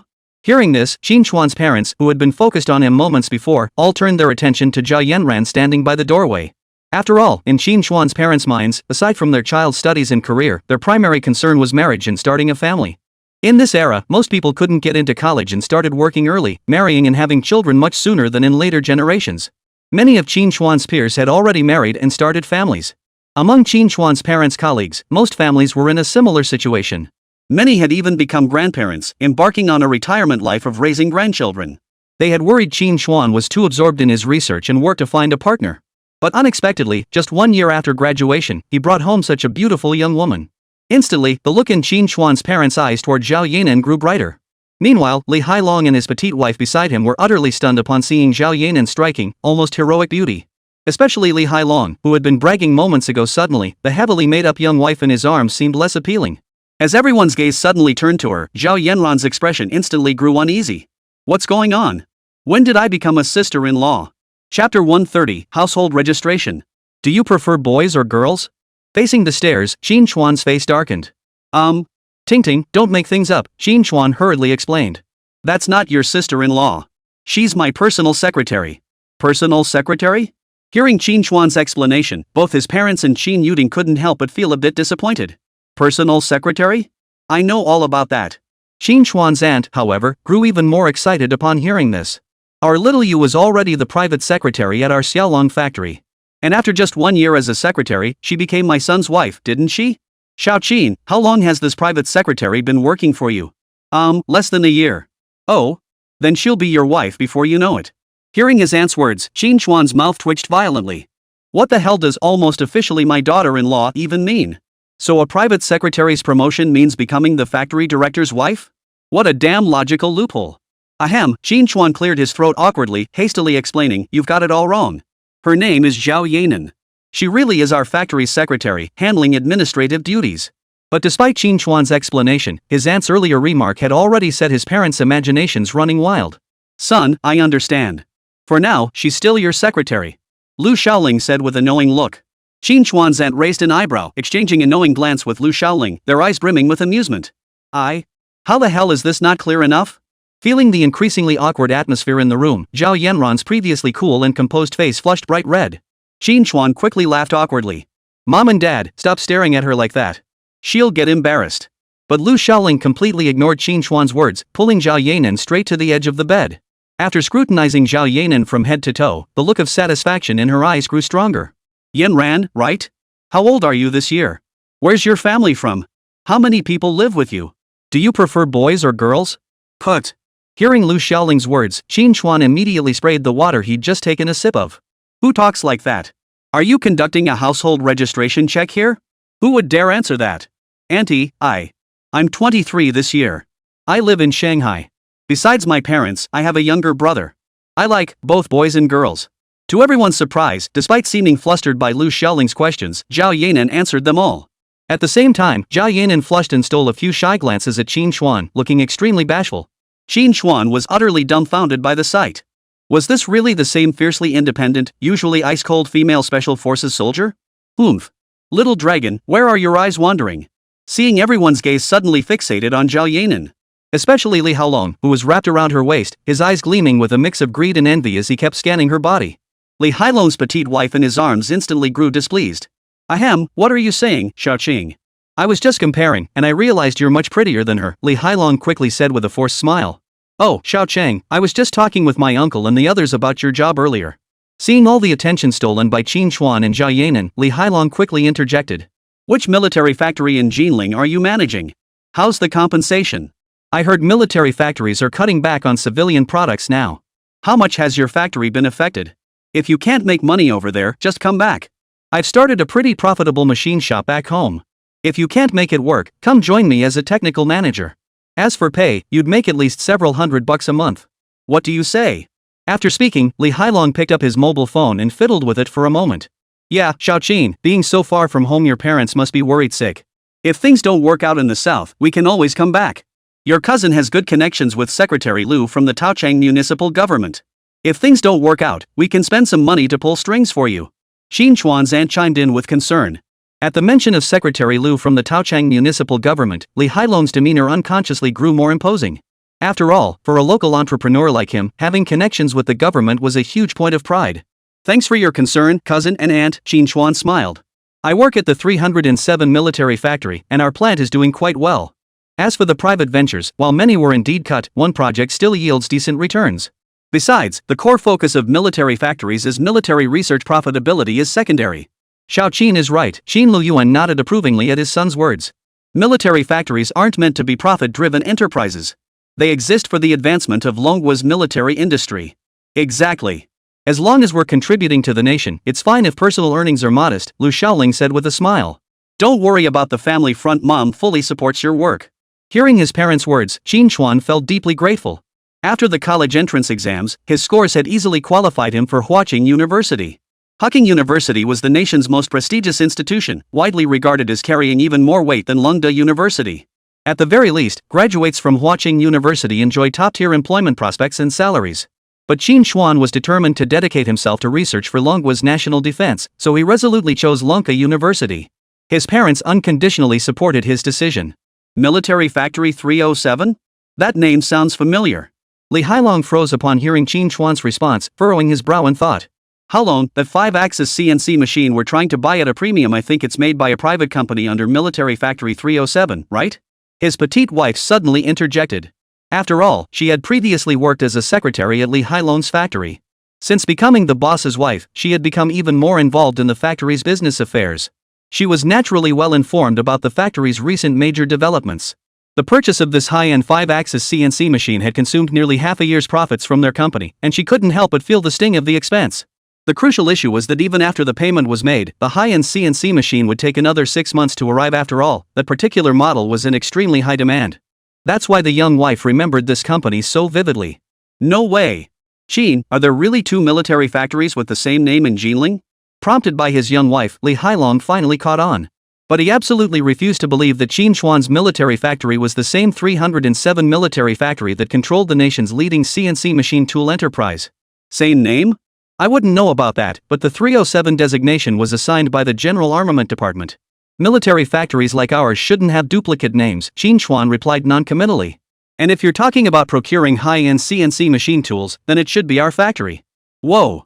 Li Hailong's eyes widened in shock at Qín Chuān's words.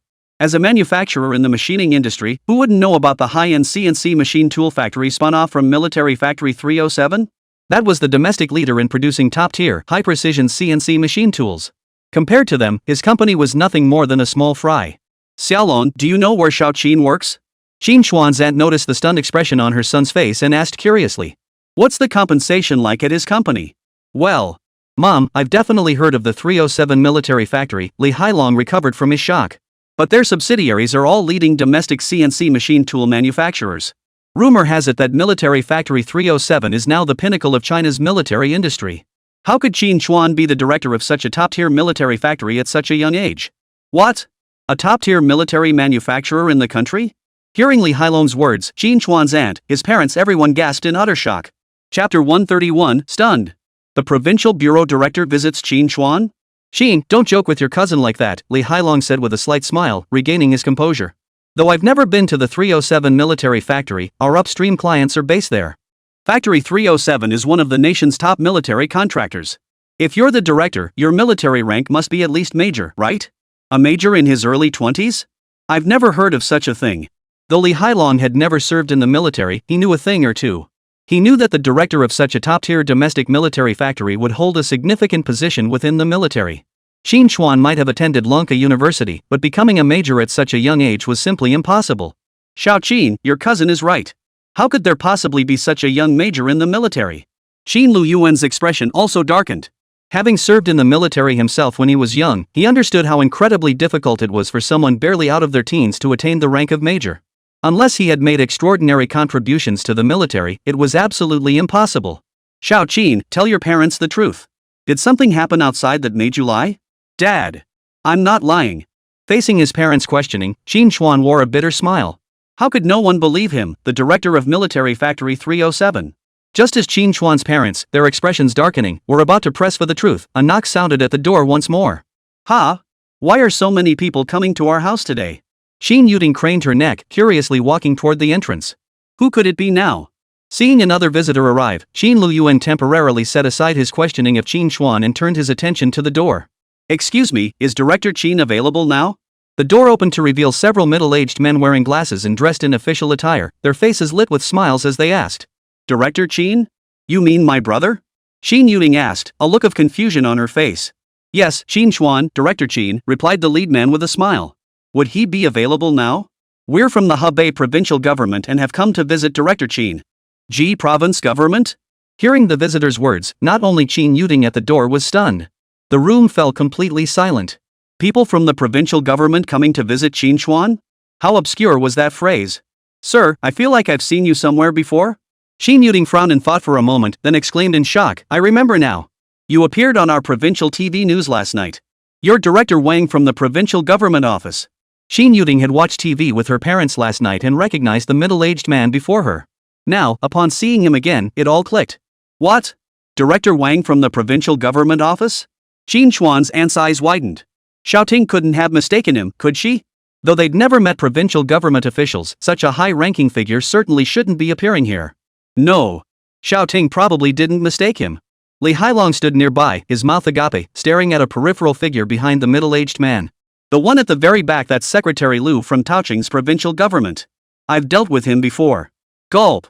As Li Hailong finished speaking, everyone in the room swallowed hard. Qín Chuān might have misidentified someone, but Li Hailong couldn't possibly be mistaken. After all, he had previously mentioned being acquainted with Secretary Liu from the municipal government. Given Li Hailong's background as a businessman, it was inconceivable that he would mistake such a prominent figure. May we proceed inside? Director Wang, leading the group, inquired with a smile. Why yes, Qín Chuān nodded, stepping aside. Director Wang and his group exchanged smiles before stepping inside. After scanning the room, Director Wang immediately zeroed in on Qín Chuān. He hurried over in 2 strides and grasped Qín Chuān's hand. Hello, Director Qín. I'm Director Wang from the Provincial Government Office of Ji Province. I heard you were visiting your hometown, and our leadership asked me to come see you. Our provincial governor was also planning to visit, but an urgent meeting came up and he couldn't make it. Director Wang engaged Qín Chuān warmly, his tone brimming with respect and humility. After all, while Qín Chuān's parents were unaware of his true identity, the provincial office director knew full well. Being the director of Military Factory 307 was merely Qín Chuān's most ordinary identity. It was his status as a national hero of Longguo that truly commanded respect. Director Wang, you're too kind, Qín Chuān said with a faint smile as he shook hands. I was already surprised you both came. How could I possibly trouble the provincial chief to come personally? Qín Chuān's tone was neither deferential nor arrogant. After all, his status as a national hero spoke for itself. Even the army chief treated him with utmost courtesy, let alone a mere provincial bureau director. Even if the provincial director general had personally come, there was nothing to make him feel intimidated. Moreover, he understood that Director Wang and his delegation were likely here hoping for more resources to be allocated to Ji Province for the CNC machine tool business at Military Factory 307. Domestic industrial manufacturing was rapidly taking off, and demand for high-end CNC machine tools had surged dramatically. The 307 Military Factory's CNC machine tool division was already operating at full capacity, with orders piling up faster than they could be fulfilled. Provincial leaders were scrambling to leverage connections with the Jinling municipal government to secure advanced equipment for their local enterprises, aiming for accelerated development. After all, Military Factory 307 was the nation's premier military facility and operated under the highest security classification. Even provincial governments find it difficult to establish direct contact with the factory. This must be your father, Director Wang said, turning to ask Qín Chuān, who was lying in bed. Old Qín, I heard you had trouble with your leg. How are you now? All better? If it's not okay, I can arrange for the provincial hospital to examine you again? No need, Director. Qín Chuān was just a retired worker from an ordinary factory. The highest-ranking official he'd ever met was his own factory director. Facing this provincial bureau director now, Qín Chuān instantly felt nervous. My surgery is complete. I'm fine. That's good to hear. I can rest easy now. Director Wang nodded with a smile. Factory Director Qín, regarding your father's health issues, it was an oversight on our government's part. The provincial director has instructed me that we will arrange regular physicals for your parents going forward, to ensure their health and well-being. Watching the provincial director treat Qín Chuān with such deference, Li Hailong and his petite wife in his arms were utterly dumbfounded. What the hell is going on here? A big shot like the provincial department director was showing such respect to his cousin? Cousin, you're really the director of Jinling's 307 military factory? Li Hailong shouted at the top of his lungs. He hadn't believed it before, but now even the provincial bureau chief had arrived, and with such an obsequious attitude. Even a fool could see that Qín Chuān's status was anything but ordinary. This left him utterly stunned. If Qín Chuān was the director of a top-tier domestic military factory, didn't that mean he truly held the rank of major? A rising star with the rank of major? Unheard of. But he didn't know that Qín Chuān now held the rank of lieutenant colonel. Moreover, he was the youngest national hero in the entire nation. After exchanging pleasantries, the provincial bureau director finally led the group of government officials away from the Qín residence. Once they were gone, the gazes of Qín Chuān's parents and Li Hailong shifted noticeably toward him. Qín Chuān and Lu Xiaoling, especially, stared at each other wide-eyed, unable to recover for quite some time. Their son had only graduated a year ago. How had he become so accomplished? Even provincial department leaders had personally come to visit them. It was too much for them to process all at once. Cousin, your company ordered a 5-axis CNC machine tool from our factory, right? Just give me your factory's name in a moment, and I'll arrange for the shipment to be sent to you first. Qín Chuān addressed Li Hailong, who stood frozen in place. What are you standing there for?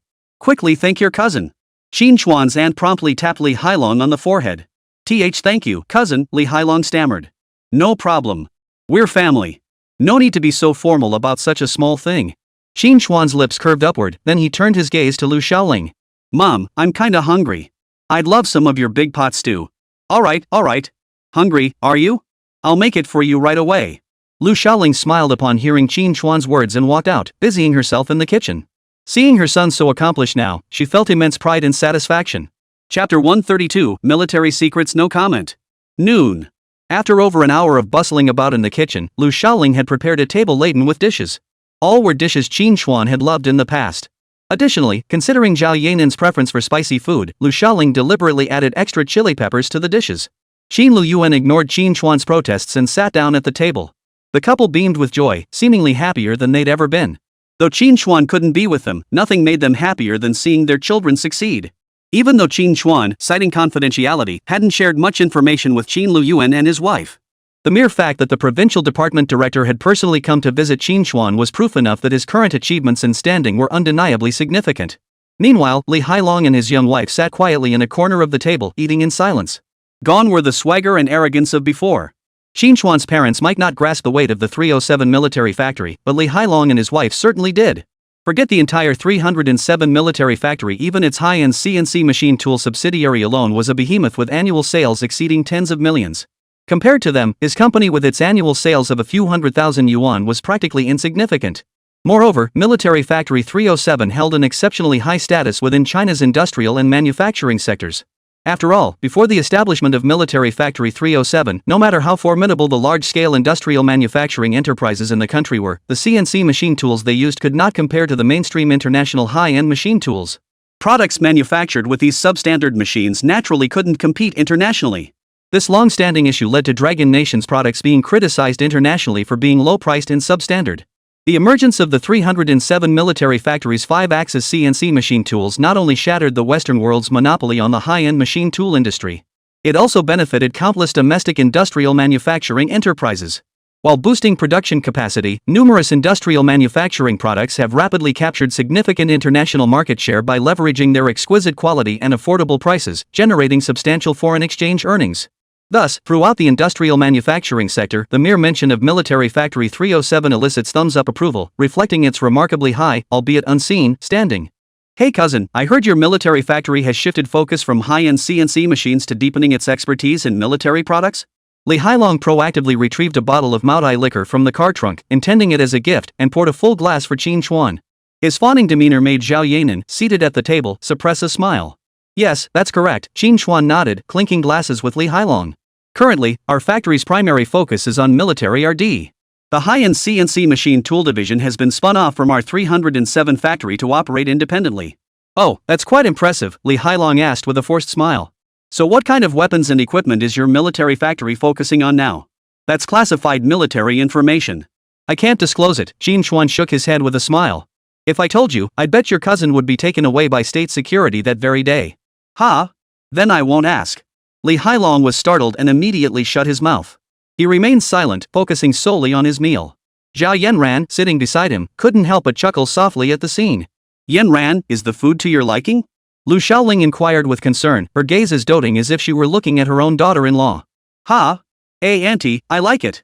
Zhao Yanran, who had been watching the exchange, was caught off guard when the conversation suddenly turned to her and quickly responded. Your cooking is delicious, auntie. Really? What a good girl. Lu Xiaoling seemed quite pleased with her answer, promptly picking up a large piece of fish from the table and placing it in Zhao Yanran's bowl. Since you like it, eat more. You're so thin, having children might be difficult for you later. Put. Just as Zhao Yanran was about to nod reflexively, she suddenly sensed something off in Lu Xiaoling's words and nearly spit out the rice in her mouth. Mom! What nonsense are you talking about? Qín Chuān shook his head in exasperation. Yanran really is my secretary. He. Secretary, that's great. Qín Chuān grinned mischievously beside him, lifting her juice-filled cup toward Zhao Yanran. Secretary sister-in-law, I'll toast to you. Xiao Ting, you're turning into a troublemaker. Qín Chuān pretended to swat her. Keep this up and I'll really hit you. No, big bro, I'm sorry, okay? Qín Chuān had been scolded by Qín Chuān countless times as a child for being mischievous. Seeing Qín Chuān raise his hand now, she instantly became docile. Observing the lively scene before him, Qín Luoyuan raised his glass. Today, Xiao Qin has finally returned. Let's all raise our glasses and drink to that. With that, Qín Luoyuan raised his glass and downed it in one bold gulp. He smacked his lips, savoring the smooth, mellow notes of the Maotai. This fine liquor truly is exquisite. Xiaolong, pour your uncle another glass. Hearing this, Li Hailong immediately stood up to pour Qín Luoyuan another glass. Stop that. Lu Xiaoling cut him off, her tone sharp. You just had surgery. The doctor said to avoid alcohol, did you forget? Qín Luoyuan, who had been feeling rather pleased with himself, instantly deflated. He muttered under his breath, I'm just happy my son is back. Can't I have a couple more drinks? Alright, Dad. Mom's right. You just had surgery, don't drink too much yet, Qín Chuān added with a smile. This time I brought back a few cases of military-exclusive liquor from the factory. It tastes way better than the Maotai you find on the market. I'll have someone bring it over later. This should last you at least a few months. Military-grade liquor? Ha, perfect. Little Qín really gets me. Qín Luoyuan knew the military-grade liquor his son brought back was no ordinary stuff, and his face lit up with delight. Hurry up and eat before the food gets cold, Lu Xiaoling shot her husband a disapproving glance and said impatiently. She then switched to a gentle expression and said to Zhao Yanan beside her, Yanan, don't mind them. Eat more. Yes, Auntie, Zhao Yanran replied with a gentle smile, already growing accustomed to Lu Xiaoling's special care toward her. Watching this harmonious family scene, Qín Chuān felt a wave of warmth wash over him. He felt quite moved.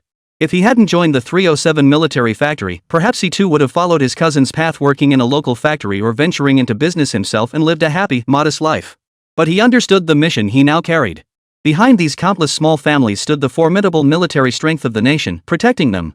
Without a robust national defense and military industry, they wouldn't be able to enjoy such happy and prosperous lives. Chapter 133, No one in the research world is better than you? Keep blowing your own horn. Shortly after the meal, Li Hailong and Qín Chuān's aunt's family departed. Before leaving, Li Hailong asked Qín Chuān to help him connect with a major domestic manufacturing plant. Qín Chuān readily agreed. Though Li Hailong could be a bit cocky at times, he wasn't a bad person. Although the State Security Department would protect his parents' safety, Qín Chuān still hoped Li Hailong would visit his parents more often when he wasn't around.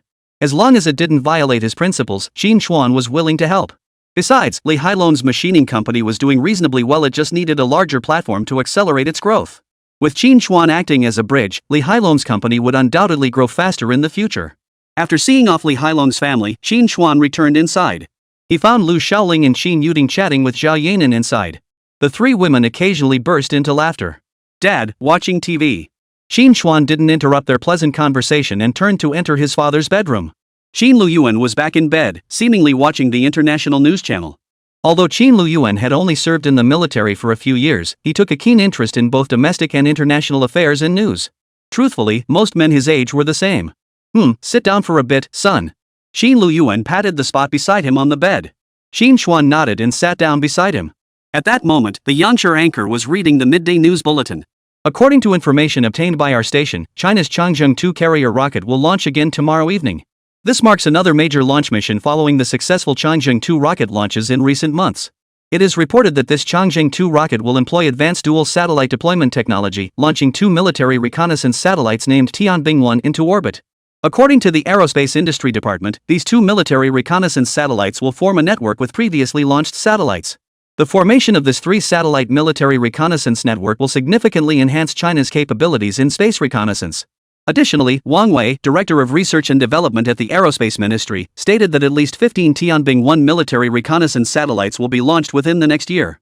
At that point, China will become the second country in the world, after the United States, to possess global space reconnaissance capabilities. Reading this news, Qín Luoyuan, lying in bed, felt his heart surge with emotion. Who would have thought our nation's aerospace technology has advanced so tremendously, even capable of launching this many military reconnaissance satellites? Compared to the past, our Dragon Nation has grown so much stronger. Oldly, the gatekeeper at the factory, speculated that this military reconnaissance satellite is incredibly advanced. That news about the Free Nation's carrier fleet suddenly vanishing from the port recently? I bet this satellite had something to do with it. Xiao Qin, do you think Old Li's analysis is correct?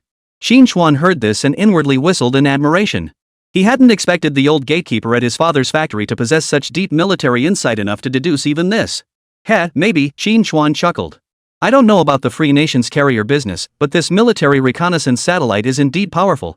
Hearing Qín Chuān's words, Qin Luyuan, lying on the bed, narrowed his eyes slightly and casually remarked, Xiao Qin, you wouldn't happen to be involved in the research of this military satellite, would you? Qín Chuān's expression instantly stiffened. Neither confirming nor denying, he looked at Qin Luyuan with a hint of shock.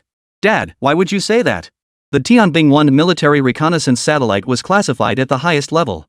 The identities of the project developers were absolutely off-limits. How did his father know? I can't quite say why. Observing Qín Chuān's reaction, Qin Luyuan knew his hunch was correct. It's just a gut feeling. My intuition tells me my son is no ordinary man. Ha ha ha. Qín Chuān gave a helpless chuckle, surprised he'd almost fallen for his father's trick.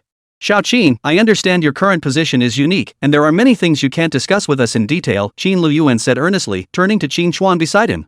But no matter what, your mother and I will always be proud of you and support you wholeheartedly. Your mother and I are in good health, no need to worry. Just remember, stay away from home more often.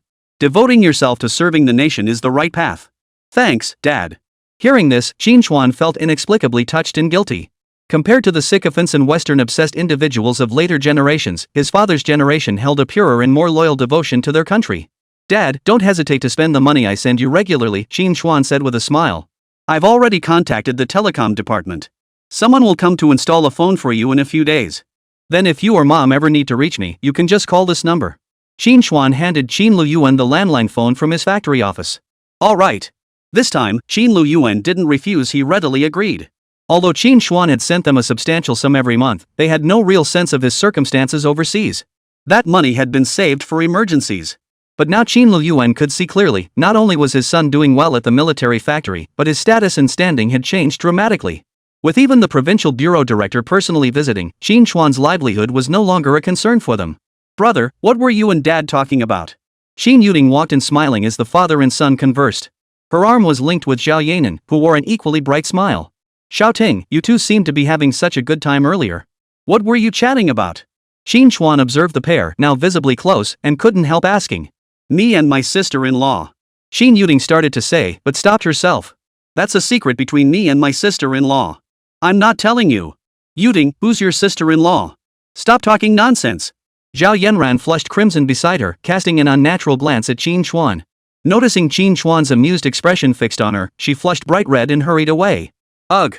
Sister-in-law, why are you such a wimp? Qin Yuting called after Zhao Yanran, who had fled the scene. Alright, Yuting, stop messing around. Qín Chuān quickly changed the subject. You'll be taking the college entrance exam next year, right? How confident are you in your grades? The mention of academics instantly restored Qin Yuting's confidence. She lifted her beautiful face proudly. Of course. Don't you know whose little sister I am? I've already decided after the exams, I'm applying to a national defense university just like my brother. Oh? You're going to a national defense university too? Qín Chuān raised an eyebrow with a smile. He hadn't expected his little sister to have such determination. Yeah, I've got it all figured out. As long as I perform normally, I'll definitely get in. Qin Yuting pumped her little fist. I'm going to be even better than my brother someday. Great. Then you'd better work hard. Qín Chuān smiled. After all, your brother here is pretty formidable in military defense and aerospace. You won't find many researchers in the entire Dragon Nation who can match me. Put. You're just bragging. Qin Yuting rolled her eyes dismissively. With all the people in Dragon Country, there aren't many who can match you. You're not afraid of talking yourself into a hole? Qín Chuān smiled and didn't elaborate further. His National Scholar sequence number was 28. In the realm of domestic military research, there truly were few who could match his prowess. Chapter 134, Unexpected Developments. Major disturbances in the White Bear Nation. Just as Qín Chuān and Qin Yuting were talking, a news report on TV caught his attention. According to reports from our correspondent in White Bear Nation, during the Foreign Ministry's routine press conference held at the Kremlin, Foreign Minister Yegorevich stated that to enhance military exchanges and cooperation between White Bear Nation and its neighboring countries, the White Bear Army intends to invite our nation to participate in a military counter-drill. Yegorevich emphasized that this proposal is not directed against any specific nation, but aims to deepen military discussions and exchanges with our country's ground forces. It aims to enhance the development of both nations' ground forces. It is reported that the White Bear Army has already extended an invitation for military exercise exchanges to our military, but neither our military nor foreign affairs departments have responded to this matter at present. Upon reading this news, Qín Chuān's eyes narrowed slightly, a chill emanating from his gaze. Damn it! The White Bear Nation is clearly doing this on purpose. Qín Chuān, lying on his bed, sat up in anger. Who doesn't know how terrifyingly powerful the White Bear Nation's Iron Flood army is? They're using their strongest ground forces to confront us militarily. This is clearly meant to intimidate us. Though Qín Chuān had only served a few years in the military, his long-term interest in domestic and international military affairs had given him some strategic insight. It must be said, his analysis was already quite accurate. Qín Chuān, who possessed deeper knowledge of international military affairs, instantly saw through the White Bear Nation's true purpose. Qín Chuān's assessment that White Bear Nation intended to intimidate Dragon Nation under the guise of military exercises was only part of the story. More significantly, the White Bear Nation sought to exact revenge through this military confrontation exercise. After all, White Bear Nation was on the brink of collapse, its domestic situation extremely unstable. Economically, it was teetering on the brink of collapse, propped up only by its formidable military might. The White Bear Kingdom's land forces, in particular, formed the backbone of its military might. However, since the debut of the Weilong 1/3 generation tank developed by Qín Chuān, which completely outclassed the White Bear Kingdom's T-90 3rd generation tank, the military prestige of the White Bear Kingdom's ground forces plummeted. Later, on the African battlefield, Hippopotamus, the nation White Bear had fully backed, was defeated by River Hippopotamus, which utilized advanced weaponry from Dragon Nation. This not only stripped the White Bear Nation of its military control over the African region but also further eroded the perception of its land forces' formidable equipment. Compounded by the media hype orchestrated by the Free Nation and other Western powers. Many nations concluded that the mighty White Bear Nation now possessed only one remaining tactic capable of instilling fear in others, the Heaven and Earth Eternal strategy. Yet while the mushroom bomb possessed unparalleled strategic deterrence, it remained unconventional weaponry. Unless facing an existential crisis, the White Bear Nation would not dare to deploy such a formidable weapon lightly. Thus, the White Bear Nation's invitation to the Dragon Nation for joint army exercises represents a last-ditch effort. Under the guise of military competition, they hope to showcase the formidable strength of their land forces, thereby salvaging their dwindling military standing on the international stage. Simultaneously, this serves as a crucial test of the Dragon Nation's military capabilities. Everyone understood that White Bear Nation was like a mushroom bomb poised to detonate. Even Free Nation dared not engage in direct military confrontation. Yet the more desperate the situation becomes, the more dangerous and reckless Bear Nation grows. Throughout international history, which major power besides the Dragon Nation hasn't resolved domestic crises through war? White Bear Nation's domestic economy is now in severe recession, with its constituent nations harboring dissenting voices, seeking to break away and join the Seagull Alliance. Domestic discontent is reaching a boiling point, with widespread dissatisfaction toward the White Bear government and military. To divert domestic discontent and salvage its collapsing economy, the White Bear Nation has only one last resort, launching a war abroad. Once the war machine is set in motion, the member states would be forced to temporarily unite under centralized command and control. This would give the White Bear Nation an opportunity to reclaim military control over these member states. Moreover, the onset of war would alleviate the domestic economic collapse crisis. White Bear factories, already heavy industry focused, would burst with renewed vitality. Military factories, particularly, would transform from the brink of closure into economic levers, churning out military weapons and supplies. Unemployed citizens could also benefit by enlisting in the military or working in munitions plants, thereby alleviating the nation's persistently high unemployment rate. Much like the later conflict between the Great Bear and the Second Bear, after 3 years of war, the White Bear Nation's economy not only avoided collapse but grew increasingly prosperous. Of course, White Bear Nation's resilience in later years stemmed partly from having the largest industrial nation on Blue Star as its patron. Now, however, the White Bear Nation must rely solely on its own strength. Victory would likely allow White Bear to maintain its status as Blue Star's dominant power. It might even reverse its fortunes, gradually grow stronger, and be reborn. But conversely, if White Bear loses the war, it will undoubtedly accelerate its disintegration, potentially collapsing overnight. Currently, as the military superpower of Blue Star, the Free Nation is not foolish enough to engage in a conventional military showdown with the White Bear Nation. Beyond the Free Nation, the only remaining potential adversaries are undoubtedly the Northern Sun Group and the Dragon Nation. Only these two powers possess the scale to instantly revive the White Bear Nation on the brink of death. But the Northern Sun Group and the Dragon Nation are no pushovers. With White Bear Nation's current conventional military strength, there's no guarantee of victory even if it were to go to war with either of them. Particularly the Northern Sun Group, a long-standing adversary of the White Bear Nation, possessed formidable military strength in its own right. With the Free Nation backing them, the White Bear Nation would prefer to avoid a direct confrontation. The only viable target left for the White Bear Nation was the Dragon Nation. Yet over the past year, the Dragon Nation's military might had grown increasingly formidable. Particularly its third-generation tanks, which dominate globally, and its long-range rocket artillery comparable to short-range missiles, have made the White Bear Kingdom deeply apprehensive. Thus, the White Bear military devised this military counter-exercise to gauge the current state of the Dragon Nation's military capabilities. If the Dragon Nation were to lose in these exercises, or if its performance fell short of the White Bear Nation's expectations, the White Bear Nation, cornered and desperate, might actually launch a war against them. For the Dragon Nation, this would undoubtedly be a monumental event. It directly concerns the safety of hundreds of millions of Dragon Nation citizens, as well as the nation's stability and development. Father, I must return. I can no longer stay with you, Qín Chuān said solemnly. Hearing this, Qin Luyuan paused, furrowing his brow in thought for a moment before breaking into a hearty laugh. Ha ha, if you have duties to attend to, then go ahead. This old body of mine is doing just fine. A few more days of rest and I'll be as good as new. The nation needs you more than your mother and I do. Qín Chuān stood up and nodded slightly.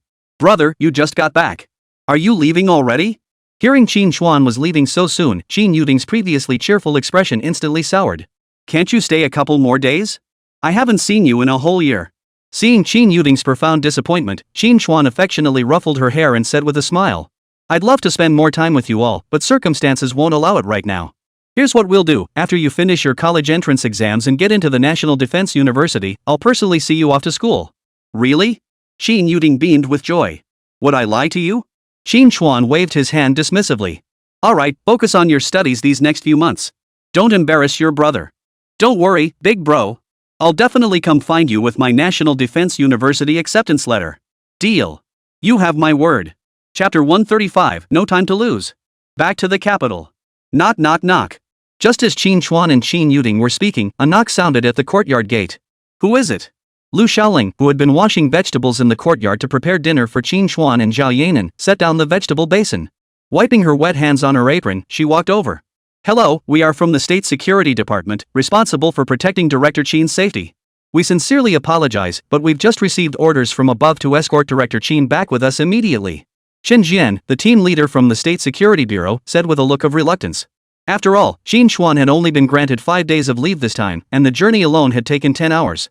Now, after spending only a single afternoon at home, Qín Chuān was being recalled. Chen Jian felt deeply apologetic about the situation. What? My son is leaving already?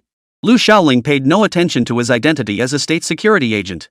Hearing Qín Chuān was about to leave, the disappointment in her eyes was plain to see.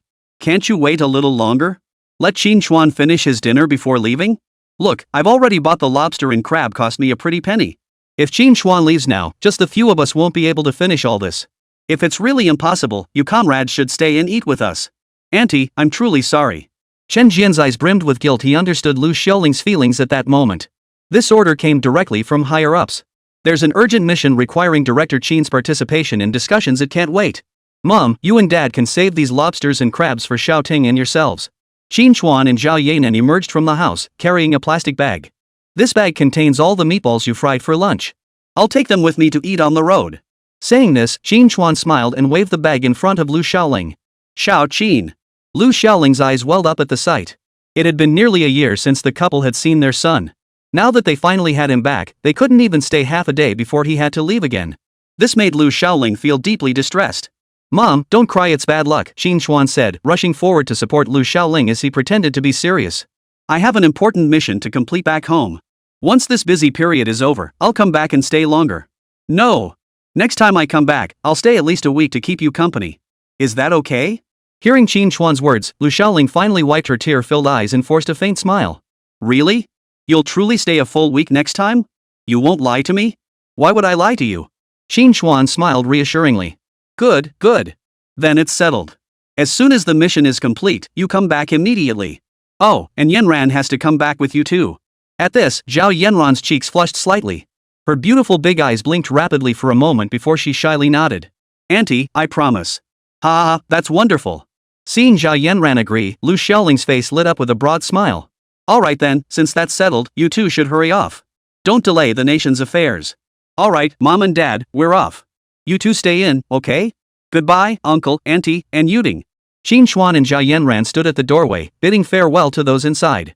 As soon as Qín Chuān and Zhao Yanan stepped out of the Qin family compound, Chen Jian hurried over to meet them. Qín Guosher, I'm truly sorry, Chen Jian sighed with self-reproach. I just received orders from above to have you head to the nearest airport immediately and take a special flight back. It's not your fault. Why are you apologizing? Qín Chuān smiled and nodded. The higher-ups are in such a rush to get me back, it must be about the military exercises with White Bear Nation. Xinguisher, how did you know? Shen Jian froze, his face brimming with curiosity. After all, he himself had only just heard about it from higher-ups. It's all over the news.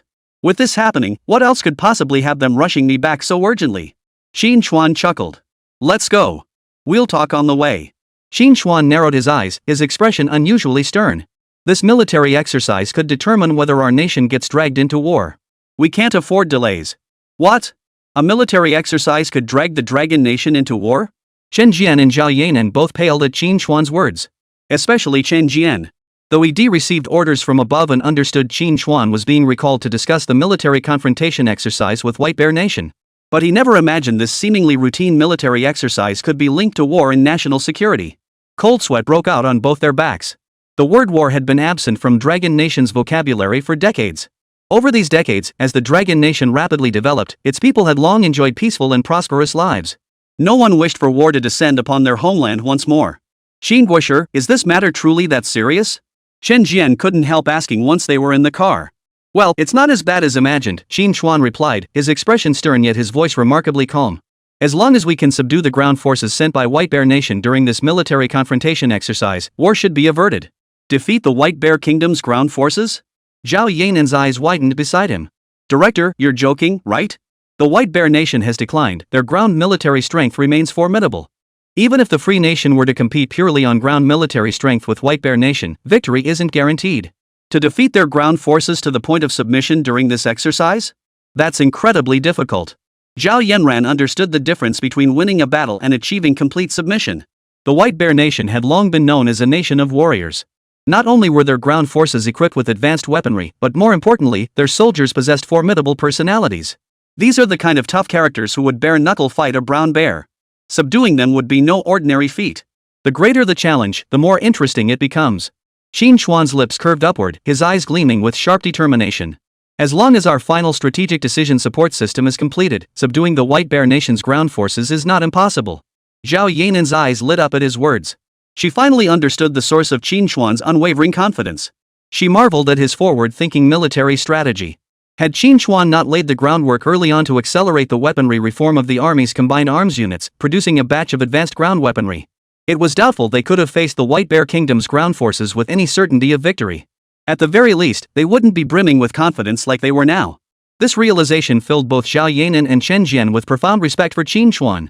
Since Taochang was too small to have an airport, they were fortunate that Jizhou, the provincial capital, was only about 100 kilometers away.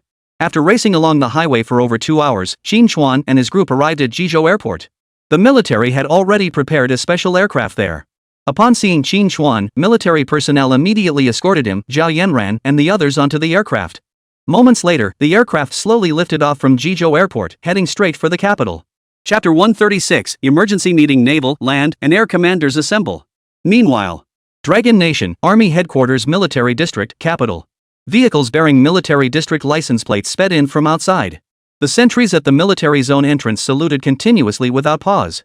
Those riding in military vehicles of this caliber were almost exclusively high-ranking Army officials. These were primarily special vehicles reserved for Army group commanders. Military vehicle license plates in the 1990s differed significantly from those of later eras. The format consisted of heavenly stem plus letter plus 5-digit number. The heavenly stem represented the affiliated military region or branch, the letter denoted the specific department or unit, and the digits served as a serial number with no publicly known meaning. For example, represented the 3 General Staff Departments: General Staff, General Political Department, General Logistics Department, and their directly subordinate units. B represented the various Army group forces of the main combat units of the Army. Represents communications and transportation units. The second letter, A, denotes the headquarters, B denotes the political department, C denotes the joint logistics department, D denotes the equipment department, and so on. For example, a license plate beginning with Gunga represents the Beijing Military Region Headquarters. Certain special license plates exist, such as June V for the 2nd Artillery Corps, while field forces use Y as their identifier. As for the final numerical sequence, while its specific meaning isn't publicly disclosed, it generally indicates the rank or position of the vehicle's owner within their department. For instance, license plates starting with 01 foot are typically assigned to military region commanders or department heads. Shortly after these high-ranking military vehicles entered the Army Headquarters Military District, A vehicle bearing the license plate D01XXX slowly entered the compound. This was the vehicle of the head of the General Armament Department. Instantly, the sentries at the military district gate snapped to attention in unison. "Commander, good day." Just as the guard at the gate prepared to open the door from the outside, the rear door suddenly swung open. Qín Chuān stepped out of the vehicle with a stern expression. Accompanying him were Zhao Yanan and Chen Jian. The guards were slightly taken aback to see not Wu Pengtao, the head of the General Armament Department, but a very young face stepping out of the vehicle. Yet he dared not show the slightest disrespect as he said, "Commander, the high-level military meeting is about to begin. Please follow me." Upon hearing this, Qín Chuān nodded. The high-level military meeting was convened unexpectedly. To ensure Qín Chuān could attend, Wu Pengtao specially dispatched his official vehicle to pick up Qín Chuān and his delegation from the airport. This ensured the meeting started on time. "Xingguisher, Secretary Zhao and I are waiting for you outside," Chen Jian announced. This military conference was of the highest level, with attendees primarily being heads or deputy heads of various military departments. Apart from military strategists, every attendee held at least a general's rank. Qín Chuān's participation stemmed not from rank, but from his roles as a national officer and chief engineer of the Synthetic Weapons Reform Project.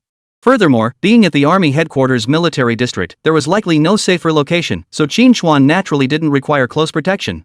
Qín Chuān's gaze sharpened as he followed the guard at the entrance into the conference hall. After personnel from various military regions had mostly entered the headquarters, several soldiers from the military district stood outside the building, peering in with curiosity. "What's the occasion today? Why suddenly convene such a high-level military meeting?" No clue, but something big must be happening, otherwise they wouldn't have brought in so many bigwigs. The soldiers shook their heads in confusion, unsure what had prompted this gathering. Just as the guards at the entrance were about to close the military zone gates, several military vehicles suddenly drove in. Spotting the vehicles, the soldiers immediately jogged over and saluted each one in turn. The license plates on these vehicles didn't belong to the Army, they were registered to the Navy and Air Force headquarters. Land, sea, air, and even the second artillery vehicles had all arrived. After parking behind the conference building, a group of officers bearing general-level insignia stepped out with solemn expressions and walked into the building. Good heavens, this meeting is no ordinary affair. A high-level military meeting that summoned top brass from all three services? Something major must be brewing. The soldiers at the entrance exchanged glances, realizing the gravity of this gathering. Although the Tri-Service High-Level Conference convenes annually, it is typically held at the beginning or end of the year. Discussions typically focused on summarizing the year's achievements across all branches and planning for the coming year's military operations. An emergency high-level military conference like this was extremely rare.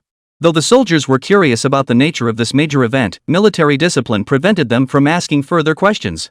Army General Command Headquarters, Conference Building. Senior officers bearing general-grade insignia were everywhere. At that moment, a middle-aged man in uniform, his back straight as an arrow, approached with heavy, hurried steps. It was Zhao Baodong, the Army's top commander. "Commander!" Several generals from the military region saluted solemnly upon seeing Zhao Baodong approach. "Is everyone present?" Reporting, "Sir, all attendees are present." "Good. Let's proceed inside." Zhao Baodong nodded calmly. His face betrayed no sign of unease, yet his heart was racing with anxiety. The member states within the White Bear Nation were growing restless, teetering on the brink of disintegration. At this critical juncture, White Bear suddenly proposed a joint military exercise with their army. He understood better than anyone what this signified. If they lost this exercise, White Bear's forces would likely march to their borders. How could he not be anxious? At that moment, inside the High Council chamber, all attendees sat in silence, not uttering a single word. The vast chamber was eerily quiet. The front row of seats was reserved for the commanders of the three military branches. Behind them sat the commanders of the major army military regions and heads of various military departments. Behind the conference table, rows of chairs were arranged, occupied by key personnel from each military region and department, along with several strategic military experts. Due to his unique status, Qín Chuān was seated beside Wu Pengtao at the main conference table. Soon, the doors to the high-level conference room swung open. Zhao Baodong entered, accompanied by the commanders of the Navy and Air Force. All attendees rose simultaneously, respectfully saluting, "Commander, good day."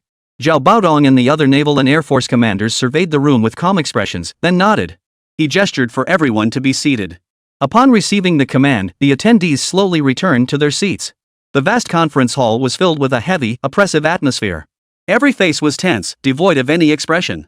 Qín Chuān glanced at Sun Ziyuan, the commander of the 48th Group Army seated behind him, noticing his face flushed red with anger in his eyes. His gaze swept across the room again, noting several other commanders sharing Sun Ziyuan's expression.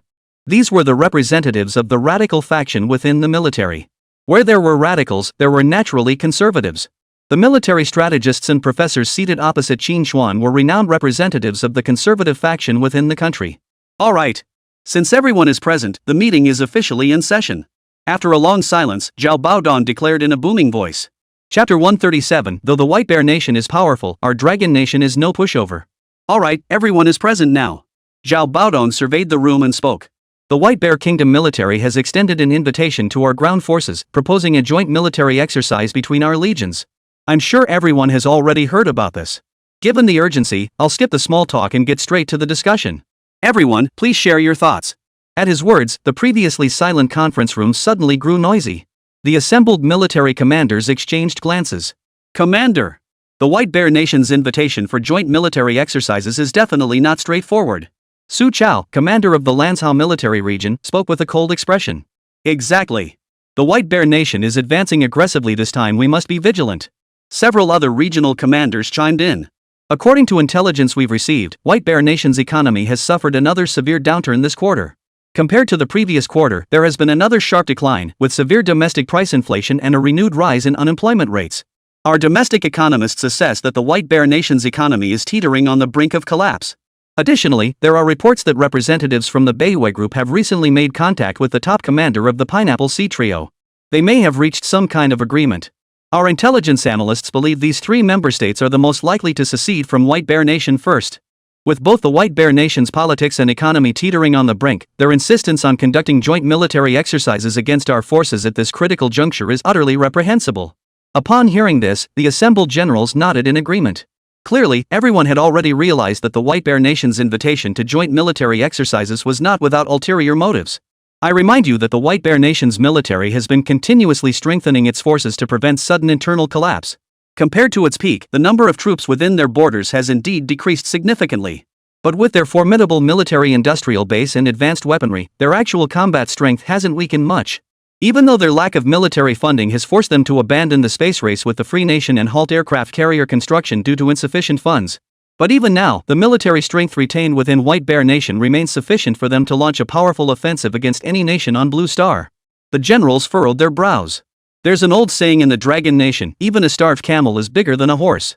Even if the White Bear Nation's military might was not what it once was, it still far surpassed that of any other nation on Blue Star. Even the Free Nation dared not risk a confrontation with the White Bear Nation at this juncture. The White Bear's economy had forced it to cut military spending and halt numerous major defense projects. But even now, living off past achievements, its formidable arsenal and troops remain terrifyingly potent. Moreover, the White Bear Nation's most significant military reduction has been in its naval forces. Its air power, especially its ground forces, has not been significantly weakened. Both the White Bear Kingdom's advanced fighter jets and their formidable ground forces pose immense pressure. Even with its naval forces significantly weakened, White Bear Nation's navy remains considerably stronger than the current naval fleet of Dragon Nation. So purely based on paper statistics, the White Bear Nation's military strength surpasses that of the current Dragon Nation forces in all domains sea, air, and land. This is an indisputable fact. Ultimately, it boils down to the White Bear Nation being far too powerful back then. If it were just a small-scale localized conflict, they might still have confidence. After all, in the past year or two, the Dragon Nation's military industry has developed rapidly, with advanced weapons emerging one after another. Particularly in the army sector, they have achieved internationally leading standards in core ground weapons like main battle tanks and rocket artillery.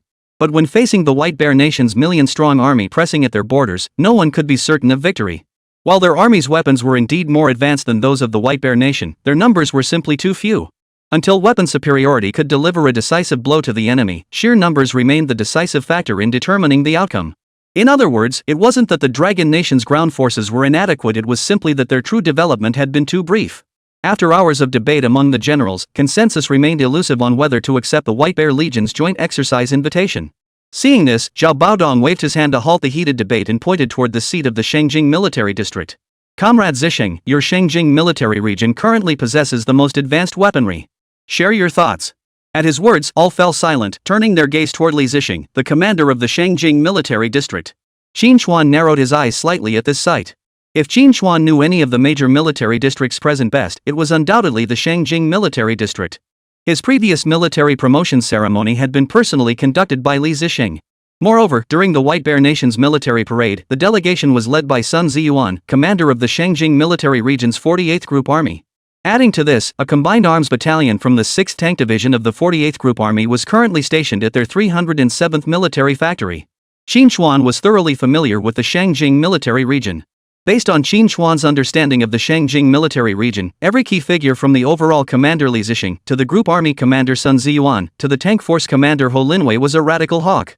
Now, faced with the heated debate in the conference room, Zhao Baodong's decision to allow the Shangjing military region to speak separately had already revealed his underlying thoughts. In other words, as the overall commander of the army, Zhao Baodong himself leaned toward the hawkish stance. Realizing this, Qín Chuān felt considerably more confident. At the very least, Zhao Baodong's stance aligned with his own. I believe we should naturally accept the White Bear Nation's invitation for a Legion-level confrontation. Sure enough, it matched Qín Chuān's own thoughts. After being called upon by Zhao Baodong, Li Zixing stood up immediately. His eyes swept the room with authority as he declared in a stern voice. The reason is simple. White Bear Nation has publicly issued a military exercise invitation to our army before the entire Blue Star. Regardless of their true intentions, refusing their invitation would inevitably damage our military image internationally.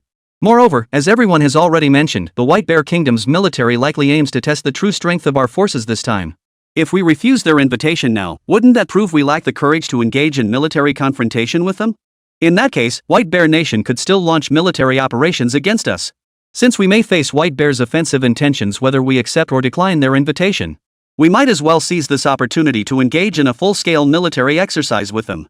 If we emerge victorious, the White Bear military will naturally think twice before targeting us again.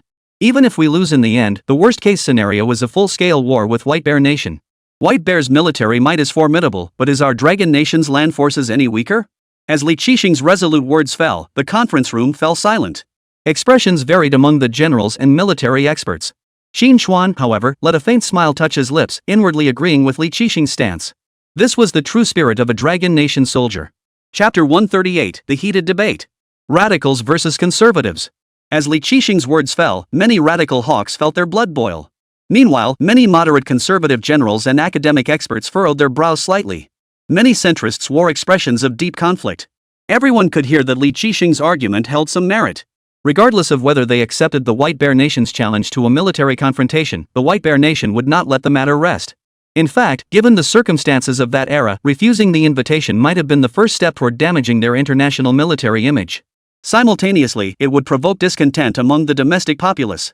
The rapid development of their army over the past 2 years was evident to all. However, their independent weapons development program was still in its infancy. Even if they possessed more advanced equipment, widespread deployment across the entire force would require considerable time. Take the current army units as an example. While all major military regions have received the Weiling 1 main battle tank, WS-1 long-range rocket artillery, self-propelled artillery, and other advanced weaponry. However, the quantities are too small. At most, the advanced equipment in a military region is only enough to fully arm 1 or 2 combined arms battalions. Compared to the hundreds of thousands of ground troops, this is simply too little. The weapons currently in widespread use across the army are still those developed several years ago, or even over a decade ago. These weapons constitute a significant proportion of the military's inventory, and since most are still relatively new, it is impossible to phase them out entirely so quickly. Furthermore, while these advanced combined arms systems boast superior performance, their production costs are substantial. Why has only the Free Nation on Blue Star essentially completed the construction of fully integrated forces? Beyond requiring advanced, powerful synthetic weapons to provide firepower support, exorbitant costs are the primary obstacle preventing other nations from pursuing force syntheticization. According to the synthetic weapon reform proposal previously provided by Qín Chuān, the cost of establishing a medium-sized synthetic brigade with basic configurations ranges from 12 to 20 billion Longguo currency. Building a heavy composite brigade would cost even more, ranging from 20 to 50 billion. Such exorbitant costs are beyond the current capabilities of the entire Dragon Nation army. Therefore, in the event of full-scale war between the two sides, the combat effectiveness of composite forces would not play a decisive role in determining the battlefield outcome. After all, they would be facing the White Bear Nation, one of the military superpowers of Blue Star, not some militarily underdeveloped African nation. This realization weighed heavily on the minds of the assembled commanders. Despite the strength of their land forces, they held no advantage against the White Bear Nation's comprehensive military pressure across land, sea, and air. As the group debated whether to adopt Li Zixing's proposal, "I disagree with General Li's proposal," declared an elderly man with scholarly demeanor, his bespectacled eyes fixed on the group as he rose to his feet. All eyes turned to him, and Qín Chuān's gaze sharpened as he fixed it on the elderly man. "General Sun, who is this man?" Qín Chuān didn't recognize the elderly man, but his presence here clearly indicated he held considerable standing within the military. Qín Chuān immediately whispered to Sun Ziyuan beside him. His name is Lu Likuan. He's the director of the Military Strategy Research Institute and a renowned military expert in our country, Sun Ziyuan replied, his gaze cold as he introduced the man to Qín Chuān. This old codger is the backbone of the conservative faction. He's participated in numerous major military conferences domestically, always proposing extremely cautious recommendations. Oh, and it was this old codger who pushed the buy rather than build policy a few years back, setting back our military's independent R&D efforts by years. Evidently, Sun Ziyuan, a leading figure among the radicals, harbored no affection for this military expert, Lu Likuan. This was hardly surprising. Back then, the military's buy rather than build proposal had indeed led to a rapid surge in the strength of Longguo's forces for a period. But in the years that followed, the flaws of this buy instead of build model gradually became apparent. Each year, a significant portion of their military budget was spent purchasing various weapons and equipment from the White Bear Nation. This left domestic military projects with minimal R&D funding. Compounded by a false sense of peace both domestically and internationally, numerous military enterprises found themselves financially strained, forcing many to shut down or transition to civilian production. It was no exaggeration to say that the widespread impact on Longguo's military R&D units was directly tied to Lu Likuan's proposal. Upon hearing this, Qín Chuān's lips curled into a cold smile. Since the buy rather than build proposal originated from this military strategist before him, then it was only natural for him to oppose Li Qixing now. Professor Lu, what insights does your Military Strategy Research Institute offer? Li Qixing raised an eyebrow, his gaze fixed on him. One was the leading figure of the radical faction, the other the backbone of the conservative camp. Their disagreements at crucial military forums were nothing new. Now, seeing Lu Likuan preparing to oppose him again, Li Qixing's expression turned cold. Unlike military personnel like himself, those military strategists led by Lu Likuan were, in Li Qixing's eyes, nothing but armchair strategists who only knew how to theorize on paper. Though on many occasions, these experts had used their silver tongues to refute the hawkish faction's radical proposals. But Li Qixing still looked down on these old scholars. As the ancients said, the highest form of warfare is to defeat the enemy through strategy, the next is to sever their alliances, the next is to attack their armies, the lowest is to storm their cities. Storming cities is a last resort. Seeing all eyes in the conference room fixed upon him, Lu Likuan's confidence surged. The highest form of warfare means we should use strategy to undermine the enemy's strategic intent, causing them to collapse without a fight. Second, we should employ political and diplomatic resources to weaken the enemy, avoiding direct military confrontation. Only when these fail should we resort to defeating the enemy on the battlefield, but even then, we must prioritize tactics and efficiency. Engaging the enemy head-on not only results in excessive casualties but also carries far-reaching consequences, potentially inflicting severe damage on our nation. I consider such behavior the act of a brute. Lu Likuan's words were sharp and domineering, dismissing Li Qixing's proposal as brute force in just a few sentences. This enraged the radical generals like Sun Ziyuan, who were itching to punch the old man right then and there. Li Qixing, upon hearing this, furrowed his brow, anger visible in his eyes. Though not a military strategist, he was no uneducated fool. He could clearly detect the veiled insult in Lu Likuan's words, implying he was a brute.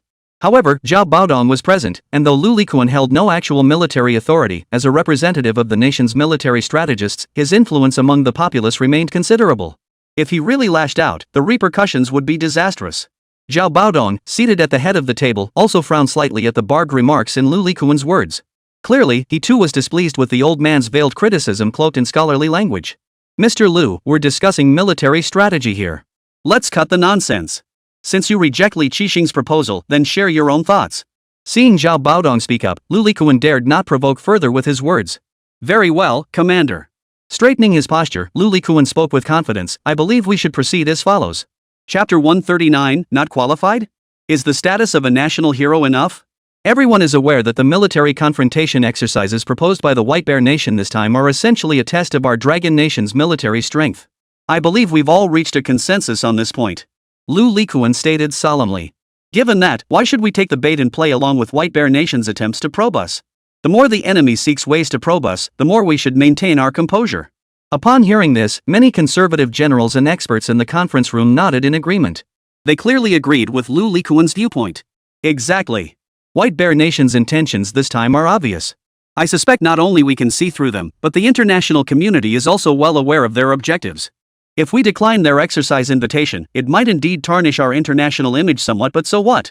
After all, we're facing a White Bear Nation that's gone berserk. Such an adversary, let alone us, even the Free Nation, probably wouldn't want to confront head-on. Many nations would likely understand our refusal to conduct exercises with White Bear Nation. Lu Likuan paused briefly before continuing. Our nation's most critical mission now is to develop our economy and national defense capabilities.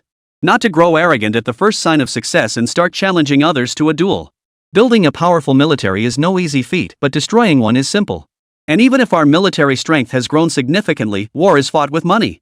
Our domestic economy is in a critical phase of rapid development. Starting a war now, let alone how we might win it. Even if we somehow manage to win, it would crush the hard-won economic progress we've achieved. Ultimately, the core focus of our nation's stable development must not change. The cost of war is simply too great for us. Comrades, we're not facing the Indians or the monkeys, we're facing the Blue Star's dominant power, the White Bear Nation. Facing such a formidable adversary, do we truly have the confidence to prevail? And even if we did win, what would we gain in the end? After this lengthy speech, the generals in the conference room all fell silent. Clearly, Lu Likuan was far more adept than Li Qixing at articulating strategic perspectives. His arguments sounded well-founded and logical, leaving the hawkish generals like Li Qixing utterly unable to find any grounds for rebuttal.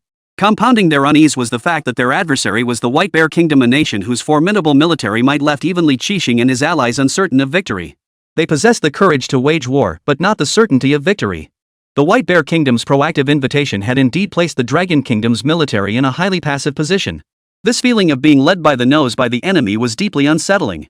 Accepting the invitation meant facing defeat without a winning strategy, risking an all-out war. Refusing the invitation would not only damage their international military image but also likely invite a new wave of relentless pressure from the White Bear Kingdom. The assembled generals frowned deeply, weighing the pros and cons of the situation. Sun Ziyuan, his face ashen, shot a glare at Lu Likuan and muttered under his breath, "That old fox sure has a silver tongue. Few of us soldiers can hold a conversation with them. Looks like our proposal is doomed to fail again. Damn it. Development, it's always the same damn thing. Are we just going to keep backing down this time too?" Qín Chuān remained silent, his gaze sweeping across the room. Clearly, many of the moderates seemed swayed by Lu Likuan's arguments. Representatives of the hawkish faction, like Li Qixing, frowned deeply, their brows furrowed like ravines. They were at a loss for how to counter Lu Likuan's arguments. Qín Chuān gave a cold laugh at Lu Likuan's earlier speech. His words had indeed sounded reasonable after all. No one could claim certainty of victory against the mighty White Bear Nation. Moreover, everyone knew how hard-won the Dragon Nation's peace was. No one wished to provoke war with the White Bear Nation at this critical juncture. The overarching principle that development was the ultimate truth was undoubtedly correct. Yet upon deeper reflection, Qín Chuān found himself disagreeing with Lu Likuan's perspective.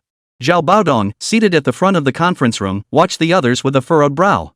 Though he harbored hawkish sentiments himself, as the head of the army, he had to consider the broader picture. Acting on impulse was unwise. Lu Likuan's proposal had clearly gained majority support. Unless a more compelling counterargument emerged, Zhao would have to swallow his frustration and endorse it. Professor Lu has finished his remarks. Does anyone else have thoughts to share? Zhao Baodong scanned the room, a hint of expectation in his eyes. Yet the generals exchanged glances, all looking at each other in silence. They wanted to counter, but they didn't know how to articulate it. Seeing no further contributions in the meeting room, Zhao Baodong couldn't help but sigh inwardly. It seemed the conservative faction had once again dominated the discussion. "Commander, I disagree with Professor Lu's viewpoint." At that moment, Qín Chuān abruptly rose from his seat behind the conference table, his expression calm as he spoke. Hearing this, all the generals turned their heads in unison. Qín Chuān's lieutenant colonel uniform stood out starkly in this room filled with generals. His extremely youthful face further provoked the displeasure of strategic military experts like Lu Likuan. As a lieutenant colonel, what qualifies you to attend this high-level military conference? Who authorized your presence? Lu Likuan, relying on his seniority and status, demanded condescendingly. He couldn't fathom that a young officer holding only the rank of lieutenant colonel would dare question his earlier remarks. The world must have turned upside down. However, upon seeing Qín Chuān rise to his feet, both Sun Ziyuan beside him and Li Qixing, who had been sitting ahead with a look of pent-up frustration, raised their eyebrows and lit up with joy. "I summoned Qín Guisher to this meeting. Is there a problem with that?" In response to Lu Likuan's condescending challenge, Wu Pengtao, head of the General Armament Department, spoke coldly and authoritatively. "What? Does Professor Lu believe that Qín Chuān, a distinguished scholar, lacks the qualifications to attend this meeting? Whoa! National sage?" At Wu Pengtao's words, military strategists like Lu Likuan collectively sucked in their breath. Unlike the generals in the military units and military districts, these military strategists typically remained holed up in research institutes and universities, teaching their courses. Few had ever laid eyes on Qín Chuān. But upon hearing his title as a national hero and seeing his youthful face, Lu Likuan instantly recognized him. "You are Qín Chuān, the youngest national sage of Dragon Nation." "That's me," Qín Chuān replied, the corners of his mouth curling upward in a confident smile. Not the slightest bit annoyed by Lu Likuan's condescending attitude earlier. The difference in their mental states and breadth of vision was immediately apparent. Comrade Qín Chuān is not only a national treasure but also the chief engineer of our army's integrated weapons and equipment reform project. He is certainly qualified to attend this meeting. Zhao Baodong, the leader, felt a surge of delight as Qín Chuān rose to his feet. If anyone present could match Lu Likuan's sharp tongue in debate, it was undoubtedly Qín Chuān. The military strategies Qín Chuān had previously proposed for the army were all highly feasible. Particularly his recommendations for optimizing composite battalions and his foresight in proposing and researching multiple advanced weapon systems that surpassed Blue Star's current capabilities. More crucially, he had previously heard from Li Qixing that Qín Chuān was a thoroughgoing radical. Chapter 140, War? That means we haven't won completely. A man's reputation precedes him. Though many generals and strategists in the conference room had never laid eyes on Qín Chuān, his name was known throughout the entire military. Now that Qín Chuān had stepped forward to oppose him, Lu Likuan's expression darkened slightly, a sense of foreboding creeping into his mind. Though Lu Likuan was also military personnel, he and Qín Chuān both held civilian positions. With their years of strategic thinking and silver tongues, debating with a brute like Li Qixing, someone who led troops in combat, posed little challenge. But Qín Chuān was different. Lu knew this man was not only a national treasure of Longguo, having developed numerous weapons and equipment for the military that surpassed Blue Star's technology. Moreover, this man was a top graduate from Long University of Science and Technology, possessing not only exceptional professional expertise but also remarkable strategic vision. Dealing with such a capable and influential intellectual put Lu Likuan under immense pressure. But as the director of the Dragon Nation Military Strategy Research Institute, he couldn't let Qín Chuān's reputation intimidate him. Mr. Qín Guosher, I've long admired your reputation. He immediately turned to Qín Chuān with an expressionless face. I hear many of the Army's recent new equipment developments are the result of your research? Truly a top-tier researcher in our nation. Might you wish to correct anything I said earlier? Correction isn't quite the word. I simply wish to say that what you just stated. Qín Chuān's lips curled upward as he observed the strategic expert's insincere smile. Sounds like bull. What? He called Lu Likuan's earlier remarks bull. As Qín Chuān's words fell, every general and expert in the conference room stared wide-eyed. They doubted their own ears. But seeing the stunned expressions fixed on Qín Chuān, they knew he had indeed uttered those words. A top-tier domestic scientist had just called another leading strategic expert's words utter bull. This was too explosive. Everyone was stunned by Qín Chuān's astonishing opening remark. Lu Likuan and several other conservative experts and scholars flushed crimson with anger at Qín Chuān's crude language. Meanwhile, radical Dragon Nation generals like Li Qixing and Sun Ziyuan perked up instantly. An indescribable sense of relief washed over them. They had long wanted to voice this opinion, but had held back for fear of being labeled crude and uncultured. Unexpectedly, these words now came from the mouth of Qín Chuān, the nation's esteemed scholar. It felt damn good. The supreme commander seated at the head of the table paused slightly upon hearing Qín Chuān's words. They exchanged glances, all sharing knowing smiles. None had anticipated Qín Chuān making such an explosive entrance. You, Qín Guosher. I respect you for your outstanding contributions to our nation's military affairs. But even so, you can't just go around cursing people. Lu Likuan, regaining his composure, pointed at Qín Chuān with a trembling right hand, his words coming out haltingly. He was clearly furious. This was the highest-level military conference in the Dragon Nation. For someone of Qín Chuān standing to utter such vulgar words was utterly unbecoming. As the head of the nation's premier military strategy research institute, Lu Likuan commanded respect wherever he went and from whomever he encountered. Even the commanders of the three armed forces addressed him with utmost courtesy. He had never been subjected to such verbal abuse before. Watching Lu Likuan gasping for breath, struggling to catch his breath. Ahem. Both of you, please calm down. This is an internal discussion, there's no need for such heated words. Zhao Baodong, the leader, quickly cleared his throat twice and interjected. After all, Lu Likuan was already in his 60s.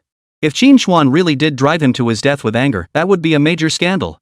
But hearing Zhao Baodong's biased attempt at mediation only infuriated Lu Likuan further. What did he mean, both of you calm down? Qín Chuān was the one hurling insults, implying we were both at fault. What? Professor Lu, are you dissatisfied with what I just said? Qín Chuān observed Lu Likuan, now flushed and red-faced with fury, his own expression remaining calm. I'd like to ask, can you guarantee that if we refuse to participate in the military exercises with White Bear Nation, they won't declare war on us? I never said that. Hearing Qín Chuān's accusation, Lu Likuan hastily distanced himself.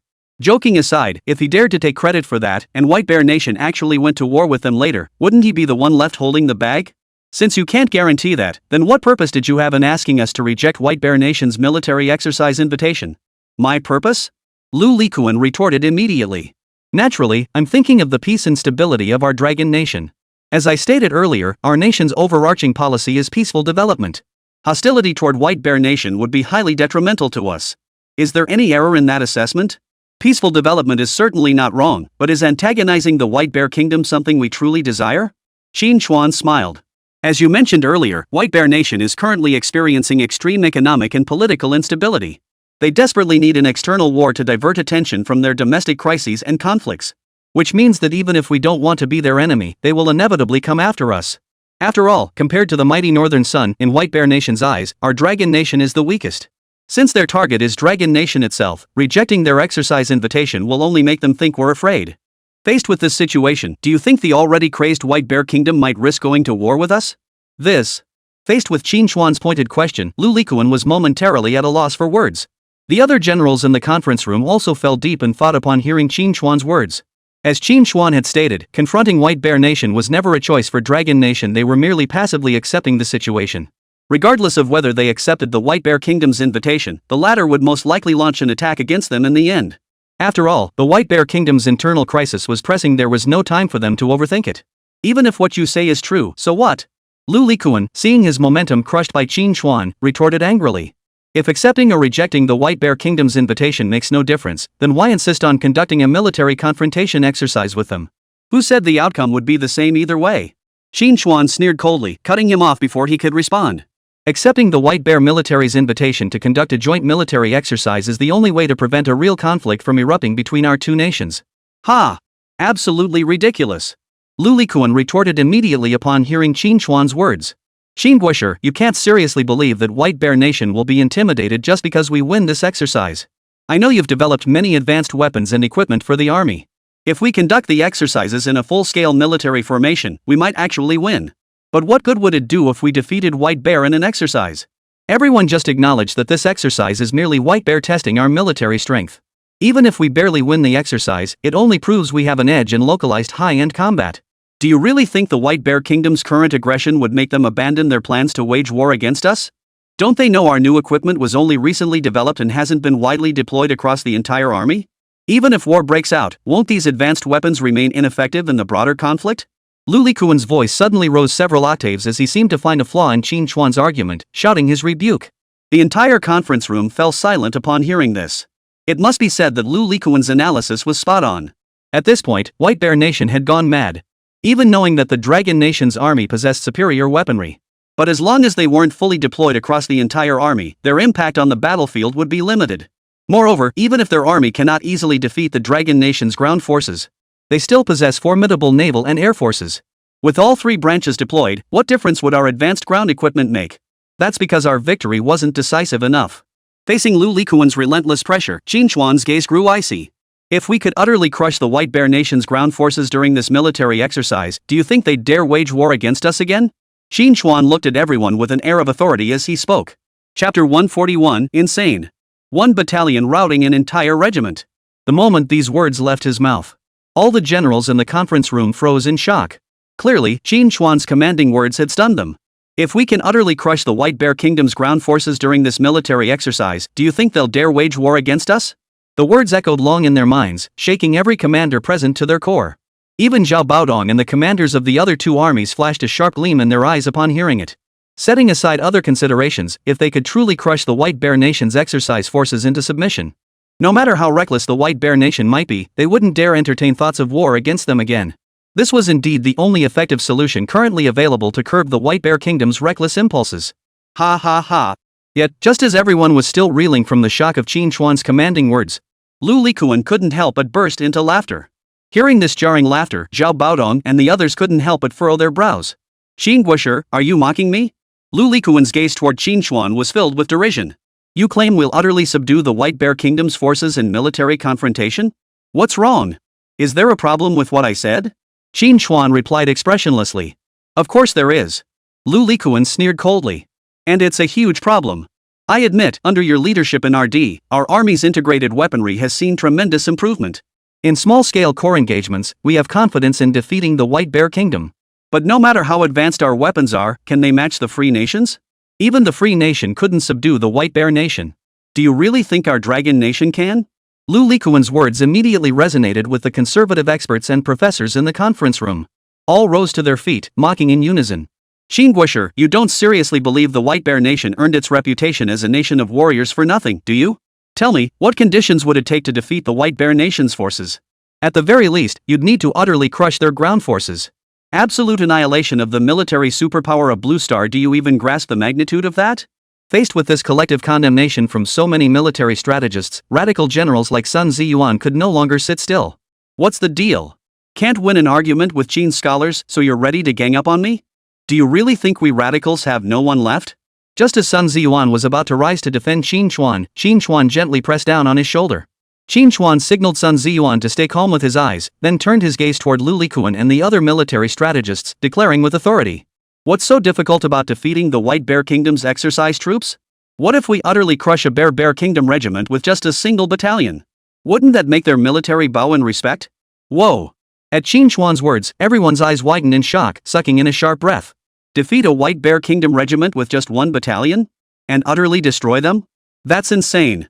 But put yourself in their shoes. If it were them, they'd probably feel utterly hopeless. At the very least, faced with such terrifying odds, they would never dare launch a full-scale war again. What?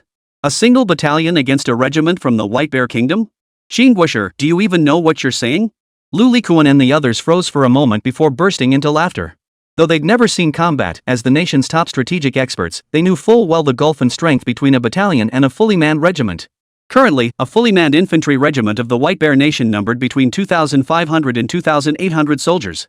Meanwhile, following initial integrated reforms, a battalion-level formation in their Dragon Nation numbered between 600 and 1,000 personnel.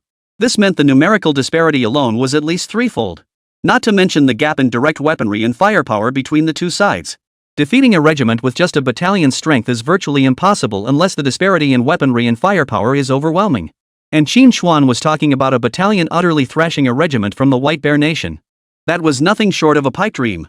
Such a staggering disparity in troop strength and firepower, not even the Free Nation could achieve that, let alone us. Lu Likuan declared with unwavering certainty. Is that so? Qín Chuān remained calm, his eyes brimming with confidence. What if I told you we could do it? Faced with Qín Chuān's unwavering gaze, Lu Likuan and the others were stunned.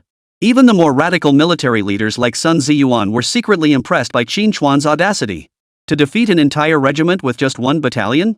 Frankly, not a single commander present dared claim such a feat was possible. This wasn't the age of cold weapons. Such a scenario of outnumbered forces achieving victory was virtually impossible. Even if Han Xian himself were here, faced with such a staggering disparity in numbers, he'd have to exclaim, "Holy crap!" Only Zhao Baodong, the leader, fixed his gaze intently on Qín Chuān, his brow furrowed in deep thought. Zhao Baodong knew Qín Chuān's character well. He wasn't one to make empty boasts. His bold confidence meant he must have a solution in mind. Yet even he couldn't fathom how Qín Chuān could possibly use a single battalion to utterly crush a fully manned legion of the White Bear Kingdom. Then, in the next instant, Zhao Baodong suddenly grasped something. His gaze sharpened. He looked at Qín Chuān with surprise and asked, "Xingguosher, could it be that the strategic decision support system you've been leading the development of has succeeded?"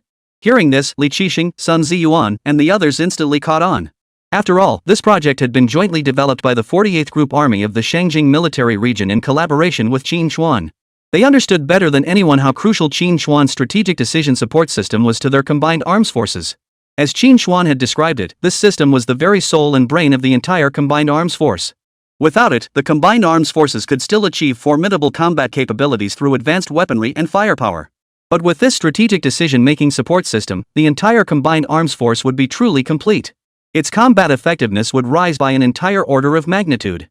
Though they couldn't grasp the exact meaning of this one order of magnitude, they understood that if Qín Chuān's claims held true, then the idea of a single composite battalion taking down an enemy corps might actually be feasible.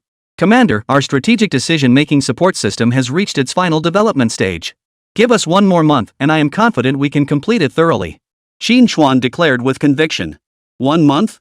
Zhao Baodong nodded slightly. The timeline was still reasonably flexible.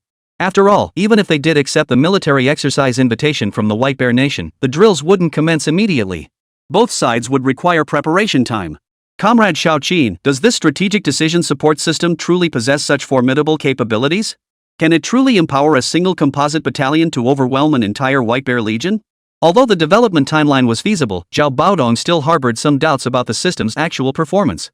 After all, if they lost this exercise or only managed a narrow victory, they would have to prepare for the possibility of war with White Bear Nation. This matter profoundly affected Dragon Nation's future prospects for peaceful development. There could be no room for carelessness. Absolutely. I have complete faith in my development work and even greater confidence in our troops' combat capabilities. Qín Chuān spoke with unwavering resolve and authority. Qín Guisher, let's not even discuss whether that strategic decision-making system you've developed is truly that combat effective. Even if it is, you'll only have just finished developing this system a month from now. There's simply no time for the troops to integrate with it. You're betting the future peace of our Dragon Nation on a system that's not even fully developed yet and whose effectiveness remains unknown. If something goes wrong, who will take responsibility? Anyway, if war breaks out, it won't be you dying, so of course you're not worried. Strike first to prevent 100 blows. Qín Chuān's gaze was sharp. If war truly breaks out, I, Qín Chuān, guarantee I'll be the first on the battlefield. The commanders present here can bear witness. The question is, Professor Lu, would you dare to join us on the battlefield? Lu Likuan was instantly rendered speechless by Qín Chuān's retort, trembling with rage. Chapter 142. If they want war, let them have it. Commander! That brat is utterly insolent. Exactly. Accepting White Bear Nation's military challenge now means we've fallen right into their trap. How much has our Dragon Nation sacrificed to achieve today's prosperity and peace? And now this brat dares to be so arrogant. If we fail to win this military exercise with overwhelming force, our Dragon Nation will inevitably be dragged into war. I say this brat clearly wants war to plunge our Dragon Nation into chaos. White Bear Nation's strength is plain for all to see. For years, we've been using their obsolete equipment. Now he's developed a few tanks and artillery pieces for the army, and he has the audacity to claim he'll crush White Bear Nation. What gives you the right to drag so many of us into testing your so-called strategic decision support system? If we lose, can you even shoulder the responsibility? Seeing Lu Likuan rendered speechless by Qín Chuān's retort, the group of strategic experts and old-school academics, feeling their professionalism challenged and insulted, erupted in furious accusations against Qín Chuān. The conference room soon echoed with a cacophony of curses and accusations. Li Qixing, Sun Ziyuan, and other radical generals clenched their fists tightly, itching to throw punches. Bang! Just as Sun Ziyuan and others were about to rise to defend Qín Chuān. Enough! Shut up, all of you! Zhao Baodong, the leader, slammed his hand on the table.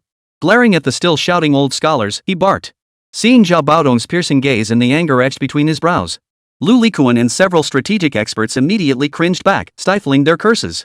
They realized they'd been too impulsive, losing their scholarly composure. But Qín Chuān's actions were simply too infuriating. They couldn't control their tempers. You say Qín Chuān isn't responsible for starting this war? Then can I, as the head of the army, bear that responsibility?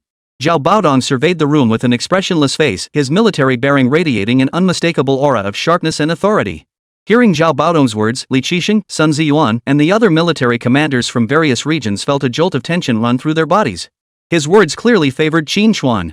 Lu Likuan and the others were stunned. None had expected Zhao Baodong to side so decisively with Qín Chuān. Commander, you would certainly bear the responsibility if you were in charge.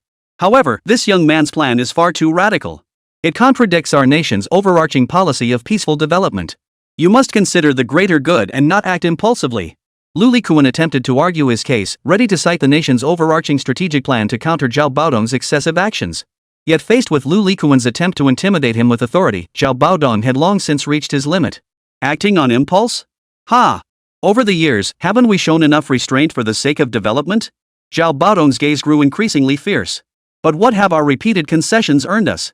It's brought us tighter technological and economic blockades from the Free Nation and Western powers. It's the White Bear Nation selling us their discarded scrap metal at exorbitant prices. It's the land of cherry blossoms and even that tiny monkey nation daring to provoke us with impunity in our own waters. We've endured everywhere, biding our time and building our strength, and what have we gained? Faced with Zhao Baodong's incisive words, the expressions of all the generals present turned grim. As Zhao Baodong stated, in recent years, Dragon Nation had maintained restraint and concession in military affairs to secure stable development.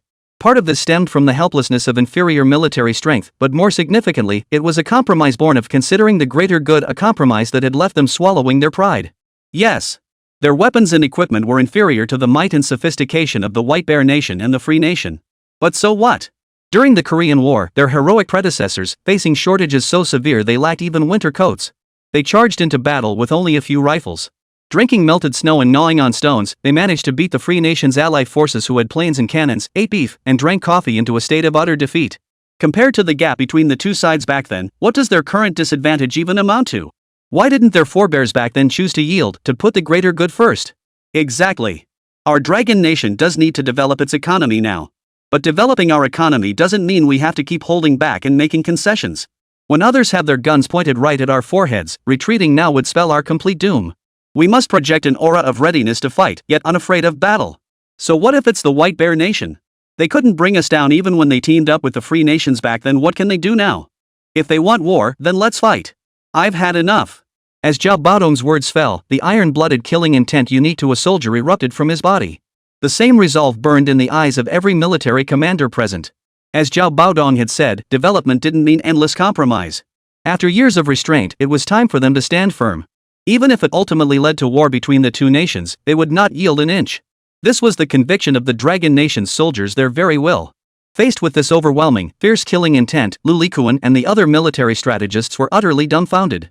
Such an aura could only be possessed by soldiers truly tempered by 1,000 hardships. They, mere intellectuals who only theorized on paper, could never comprehend it. Seeing Zhao Baodong's unwavering resolve, Longguo and his colleagues knew the tide had turned. Further arguments were futile. They could only slump back into their seats, heads bowed in silent frustration. Watching the hawkish faction finally prevail, military leaders like Li Qixing and Sun Ziyuan turned to Qín Chuān with palpable excitement. Though Zhao Baodong had ultimately made the decision, they all understood. Had Qín Chuān not presented such well-reasoned arguments and a practical plan earlier, Zhao Baodong would never have spoken those words in such a setting. It was Qín Chuān who had instilled their conviction with his own capabilities. Qín Guosher, are you certain 1 month is sufficient? After dealing with Longguo and the others, Zhao Baodong fixed his gaze intently on Qín Chuān. In truth, as the overall commander of the army, his earlier remarks had indeed been rather radical. He had acted under immense pressure. Qín Chuān understood this well and felt profound gratitude for Zhao Baodong's unwavering support and trust. Commander, 1 month is sufficient. Qín Chuān's gaze was unwavering. Good. Then it's settled. Zhao Baodong's brow relaxed, his gaze sharp. I will proactively contact the military of the White Bear Nation and agree to their proposed joint military exercises. If they want to play big, then we'll play along with them. I'll see if they dare to go head-to-head with us. After speaking, Zhao Baodong turned his gaze to Li Qixing beside him. Li Qixing, the Qin state's synthetic weaponry reform has always been coordinated by your team.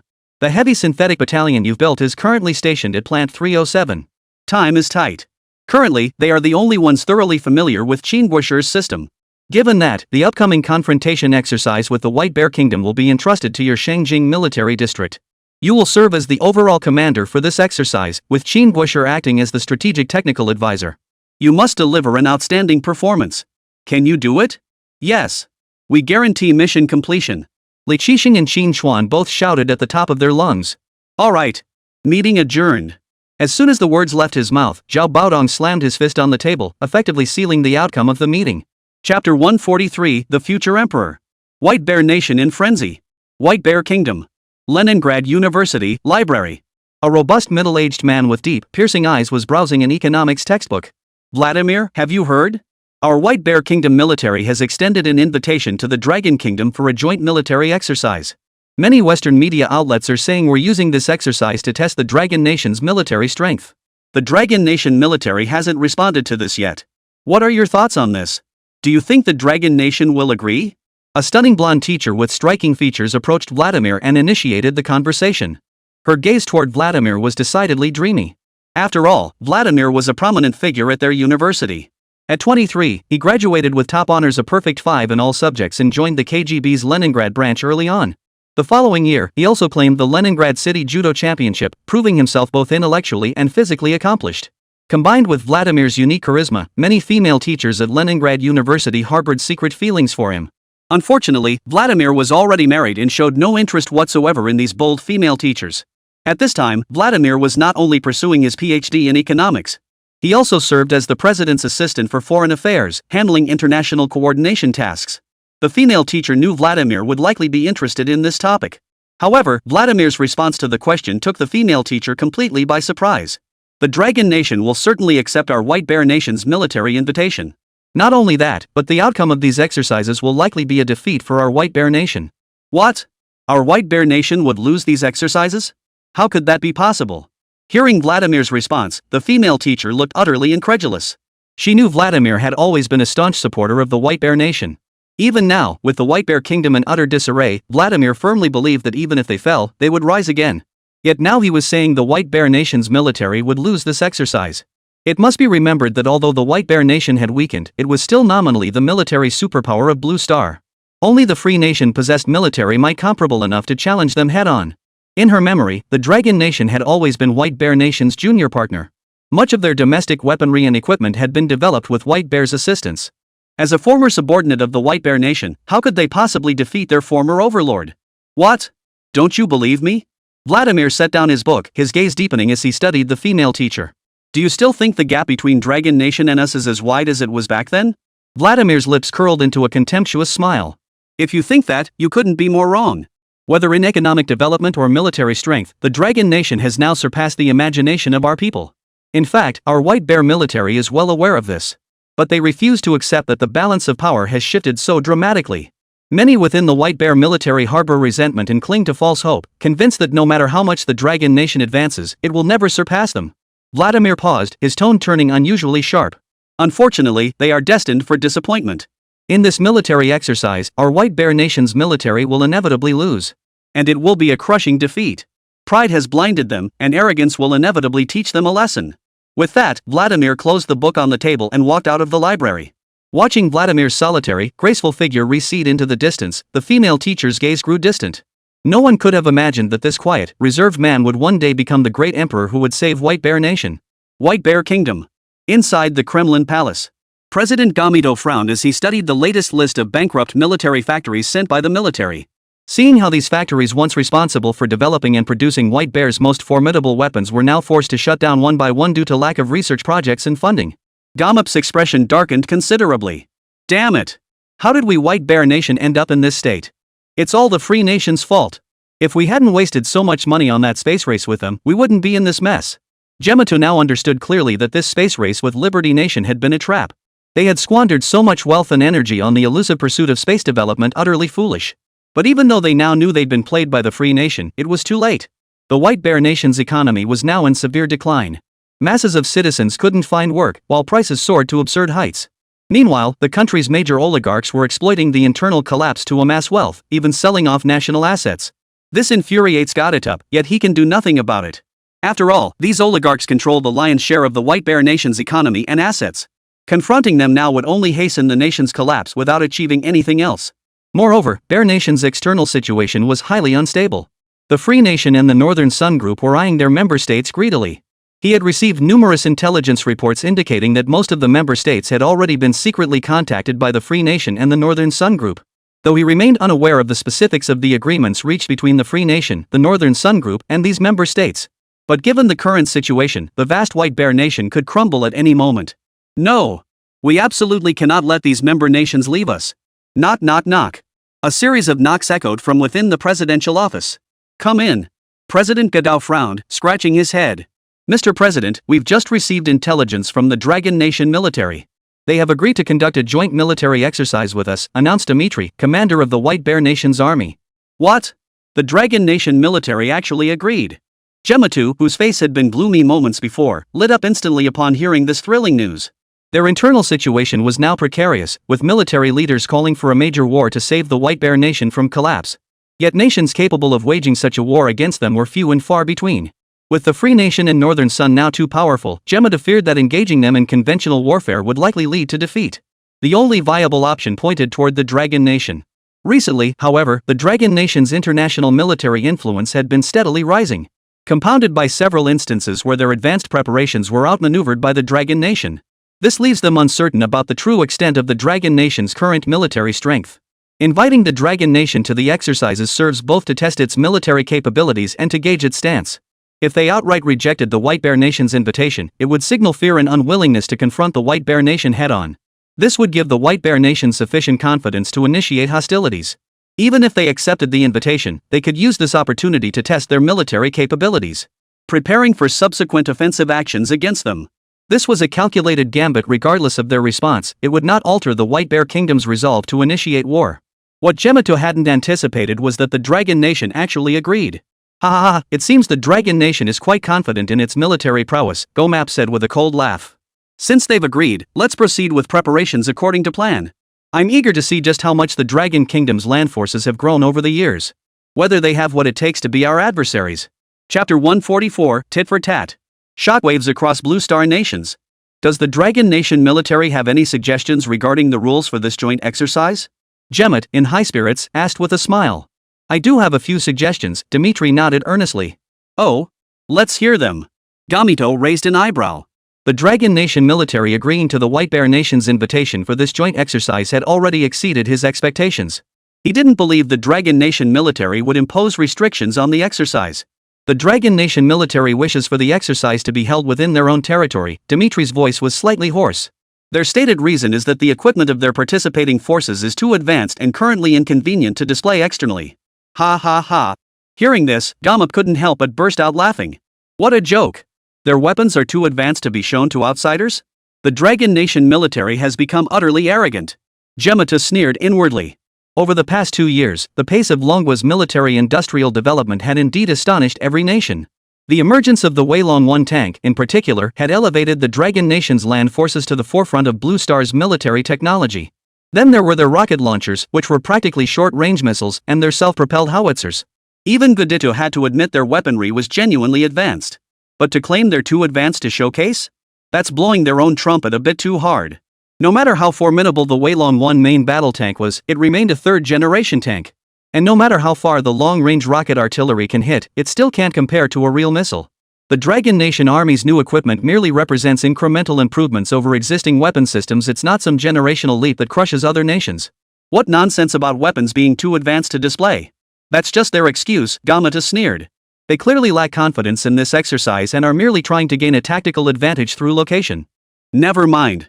The fact they accepted our White Bear Nation's invitation is sufficient. As for where the military confrontation takes place, it makes no difference to us. Just agree to their terms, Gomapta said with an indifferent expression. Any other demands? Yes. Dmitri nodded slightly. The Dragon Nation military has also imposed restrictions on the number of personnel participating from both sides.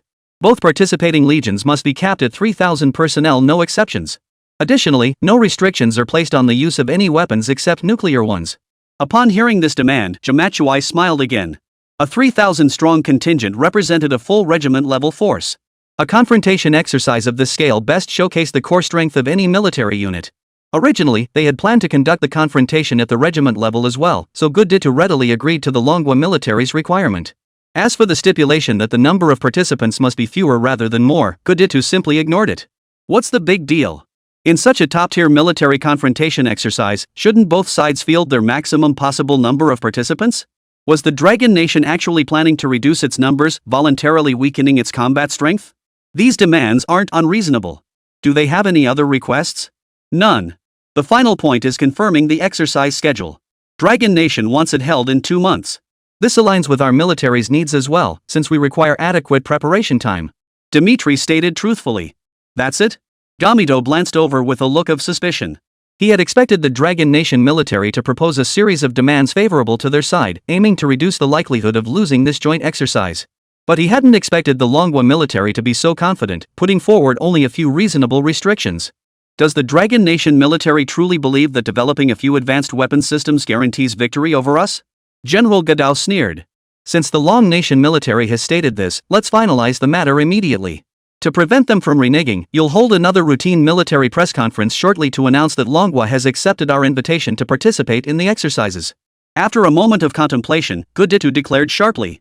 Although this joint military exercise is merely to gauge the military strength of the Dragon Nation, we absolutely cannot lose. Deploy our elite ground forces to participate in the exercises. Yes, Mr. President. Dmitri replied respectfully. Furthermore, regardless of the outcome of these exercises, our forces must begin formulating an offensive plan. You know our domestic situation well. This is our White Bear Nation's last chance to survive. As long as our war machine keeps churning, the mighty military hegemony that once ruled Blue Star will once again descend upon our White Bear Nation. Gemmet's eyes gleamed with savagery, his face etched with greed and a sickening, feverish hope. Just as the nations of Blue Star assumed the Dragon Nation military would reject the White Bear Nation's provocative joint military exercises, the Dragon Nation's army, in conjunction with its Foreign Affairs Department, issued a public statement. The content of the announcement surprised most Blue Star nations. Recently, we received an invitation from the White Bear Nation's military for joint military exercises.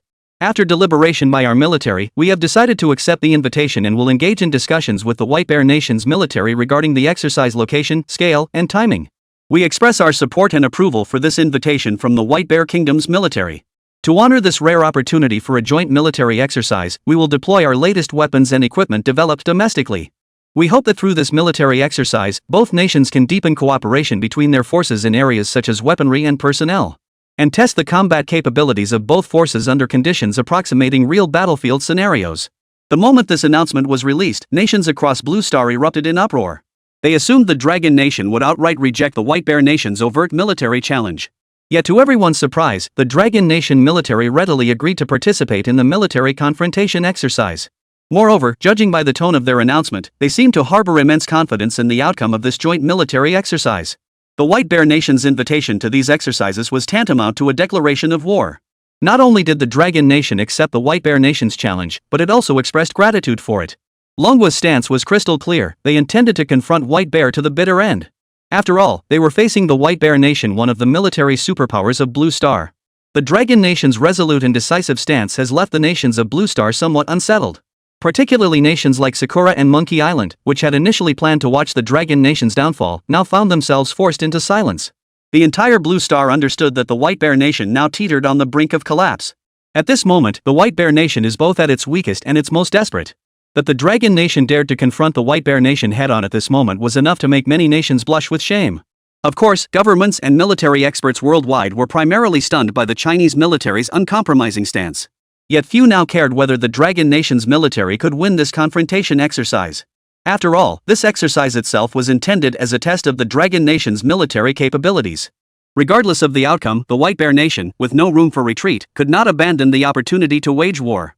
For a moment, a tense atmosphere filled the skies above the entire Blue Star. All eyes were fixed on whether these two superpowers would escalate their confrontation into full-scale war. Numerous smaller nations in Asia, in particular, trembled in fear, dreading that the flames of conflict between the two superpowers might engulf them. Chapter 145: The Clash Between the Polar Bear and the Eastern Dragon. Time slipped away silently. To complete the development of the strategic decision-making support system before the military exercises with the White Bear Nation, Qín Chuān and the elite of the Information Corps worked day and night writing code, collecting data, and updating programs. Finally, at the tail end of the month, they produced the first-generation strategic decision-making support system. Compared to the advanced warbrain systems of later eras, Qín Chuān's first-generation strategic decision-making system lacked powerful AI simulation capabilities. After all, the computers, artificial intelligence, and high-performance computing chips of this era lagged far behind those of the future. High-performance chips, in particular, were not something Qín Chuān could develop solely with his technical expertise. It also required specific materials and manufacturing equipment. As for the top-tier lithography machines essential for manufacturing high-performance chips, even in later eras, they remained a persistent bottleneck for their nation, far beyond Qín Chuān's current capabilities. Even so, the formidable capabilities of this strategic decision-making support system far surpassed the current technological level of Blue Star. At the very least, it had achieved full compatibility and data transmission with all weapons of the synthetic forces, while also linking to the Celestial Soldier 1 satellite orbiting above. It could rapidly assess and simulate evolving battlefield conditions to generate optimal decision support. Simultaneously, it could swiftly command the deployment of personnel and weaponry across all synthetic forces. With this strategic decision-making support system, the entire synthetic force could be integrated, enabling command and control from a god's eye view. Its enhanced efficiency and combat capabilities have reached an entirely new level. Shao Qin, this strategic decision support system of yours is simply incredible. Its command judgment is more accurate than mine as division commander. I think we should just let it be the commander, and I'll serve as its assistant. Inside the command center at the training ground behind Factory 307, Ho Linwei sat slumped on a bench, visibly deflated. Earlier, Qín Chuān had used the strategic decision-making support system to help Ho Linwei complete a simulated red-blue battle. Unsurprisingly, the blue force under Ho Linwei's command had lost. This was a crushing blow to Ho Linwei, who prided himself on his extensive battlefield command experience. After all, the 6th Tank Division of the 48th Army Corps was renowned as an elite unit within the Shengjing military region. Ho Linwei's appointment as its commander meant his combat leadership skills, if not the strongest among all division-level commanders in the military region, were certainly among the very best. Over the years, Ho had led the 6th Tank Division through more than a dozen internal military exercises, large and small, winning more often than not. Yet this time, facing this virtual system commander, he felt like a greenhorn recruit, utterly powerless to counter. Every time he conceived a new battle plan, this virtual strategic decision-making support system instantly saw through it. It was as if the system could read his mind, not only anticipating his current thoughts but also devising countermeasures at lightning speed. What he deemed a flawless plan was riddled with holes in the system's eyes. What Ho Linwei had considered a sure-win simulated confrontation ended in his defeat in less than 20 minutes. This crushing defeat sent Ho Linwei spiraling into self-doubt about his strategic command abilities. Brother Ho, already feeling defeated? Qín Chuān chuckled, observing Ho Linwei sulking in chain smoking. This strategic decision support system doesn't have strong self-learning capabilities yet. We need to continuously feed it various combat data and parameters. In other words, this strategic decision support system only possesses rudimentary intelligence. Once it gains autonomous learning capabilities, its command judgment abilities will skyrocket exponentially. What? It's already this powerful, and it's still just the first generation? Ho Linwei's eyes widened at Qín Chuān's words. Even at its current decision-making and command capabilities, this system already matched or surpassed the majority of battlefield commanders on Blue Star. If it continues to improve at an exponential rate, who among humanity will be able to stand against it? The thought sent a shiver down Ho Linwei's spine. He stared at Qín Chuān as if he were a monster. Qín, this strategic decision-making support system of yours is downright insane. Thank goodness you developed this system. If it fell into the hands of the Free Nation or the White Bear Nation, we'd be utterly finished. Monster! You're a bloody monster! Ho Linwei blurted out. Watching Ho Linwei's expression of both anger and helplessness, Jia Yanran beside him couldn't help but cover her mouth and giggle softly. This simulated combat exercise had dealt Ho Linwei a crushing blow. Brother Ho, there's no need to take it so hard, Qín Chuān said with a smile, seeing the light fade from Ho Linwei's eyes. Truth be told, this strategic decision support system still has quite a few shortcomings. For instance, its decision-making judgments are based solely on satellite data and the personnel and weaponry information of the synthetic forces. These commands may appear optimal, but they can't truly grasp the realities of the battlefield or the enemy's psychology. The hardest thing to fathom is the human heart, and that's precisely where we human commanders hold the advantage. Hearing this, Ho Linwei perked up immediately. For instance, we previously fed data from the historic 4 crossings of the Qishuai River campaign into the strategic decision support system, hoping it could simulate a breakthrough from the Red Army's perspective. Yet, despite generating hundreds of decision options, the system ultimately failed to achieve a successful breakout under such extreme disadvantage. Yet in reality, our predecessors achieved it. Ho Linwei's body trembled. As a commander, he was well aware of this battle. This battle pitting 30,000 against 400,000 defeat defying the odds is hailed as the most breathtaking death magic in human military history. The Free Nation and Western military think tanks had spent years studying this battle. Even when simulating it from a god's eye view and running thousands of simulations, they found no possible way to break through. Their military experts even proclaimed it a strategic miracle, a battle where even God himself would have no choice but to fail. Therefore, Qín Chuān remarked meaningfully, strategic decision support systems are ultimately just tools. The true miracle makers are us, the human beings. I understand. Ho Linwei nodded slightly. His eyes, once dimmed by discouragement, now flashed with renewed hope. Brother Qín, set up a few more battles between me and this system. I refuse to believe it can beat me every single time. Ho Linwei rolled up his sleeves, his eyes once again brimming with fierce competitive spirit. Alright. Let's do a jungle warfare scenario. Qín Chuān smiled and immediately instructed Li Ming to activate the system, generating a sample model for jungle combat. This strategic decision-making support system not only assisted Dragon Nation's forces in real battlefield command and decision-making. It also served as an excellent tool for simulated training, rapidly enhancing the command and combat capabilities of military units. While Qín Chuān and his team intensified their training to refine this strategic decision-making support system, White Bear Nation and Dragon Nation finalized the exercise schedule and venue arrangements. Half a month later, an elite White Bear Army unit arrived in Dragon Nation by train from the Far East. Meanwhile, Dimitri, commander of the White Bear Nation's army, arrived in the capital city of Kyoto by private jet, accompanied by several high-ranking army officers. For a time, the eyes of the international community turned toward the Dragon Nation. All eyes were on the outcome of this collision between the gradually weakening polar bear and the rapidly rising eastern dragon. Chapter 146, The Sacred Ground of Military Exercises, Confronting the Sun Chaser. Yang's Vision Report. Today, Commander Dimitri, head of the White Bear Nation's army, led a military delegation comprising over 10 senior officers to our nation for military exchange activities. It is reported that the delegation will engage in a 5-day military exchange program in our country, with our army providing full accompaniment throughout. Discussions will cover the development of new ground-based weaponry, troop training curricula, and future warfare models for ground forces. Of course, the event drawing the most attention from domestic and international governments and military experts is the Sword 90 military exercise co-hosted by our nation and the White Bear Kingdom. It is reported that accompanying the Bear Country military delegation is an elite ground force contingent of approximately 3,000 personnel. Following a series of military exchange activities, both sides will conduct joint military exercises in the province of Mongolia, expected to last 2 days. The exercises will take the form of corps-level confrontations, simulating offensive and defensive combat scenarios. Troops from Dragon Nation and White Bear Nation will alternate as attacking and defending forces, conducting 2 rounds of opposing exercises. As the news footage switched, the camera captured Dmitry and his delegation of White Bear army officers stepping off the plane with dignified bearing.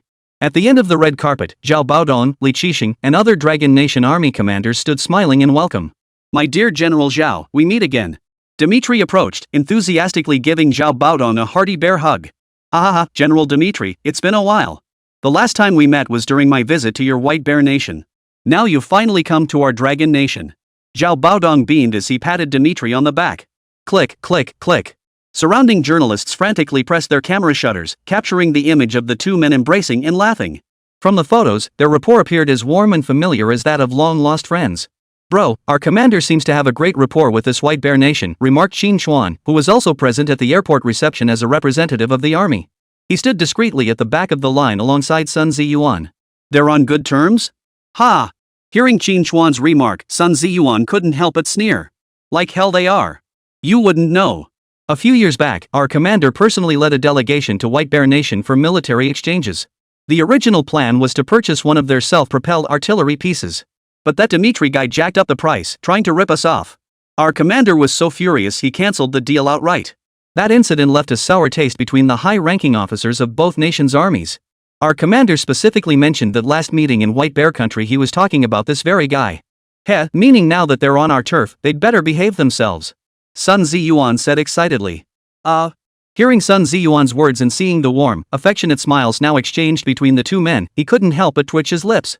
Who would have thought their outward display of warmth and friendship was just for show?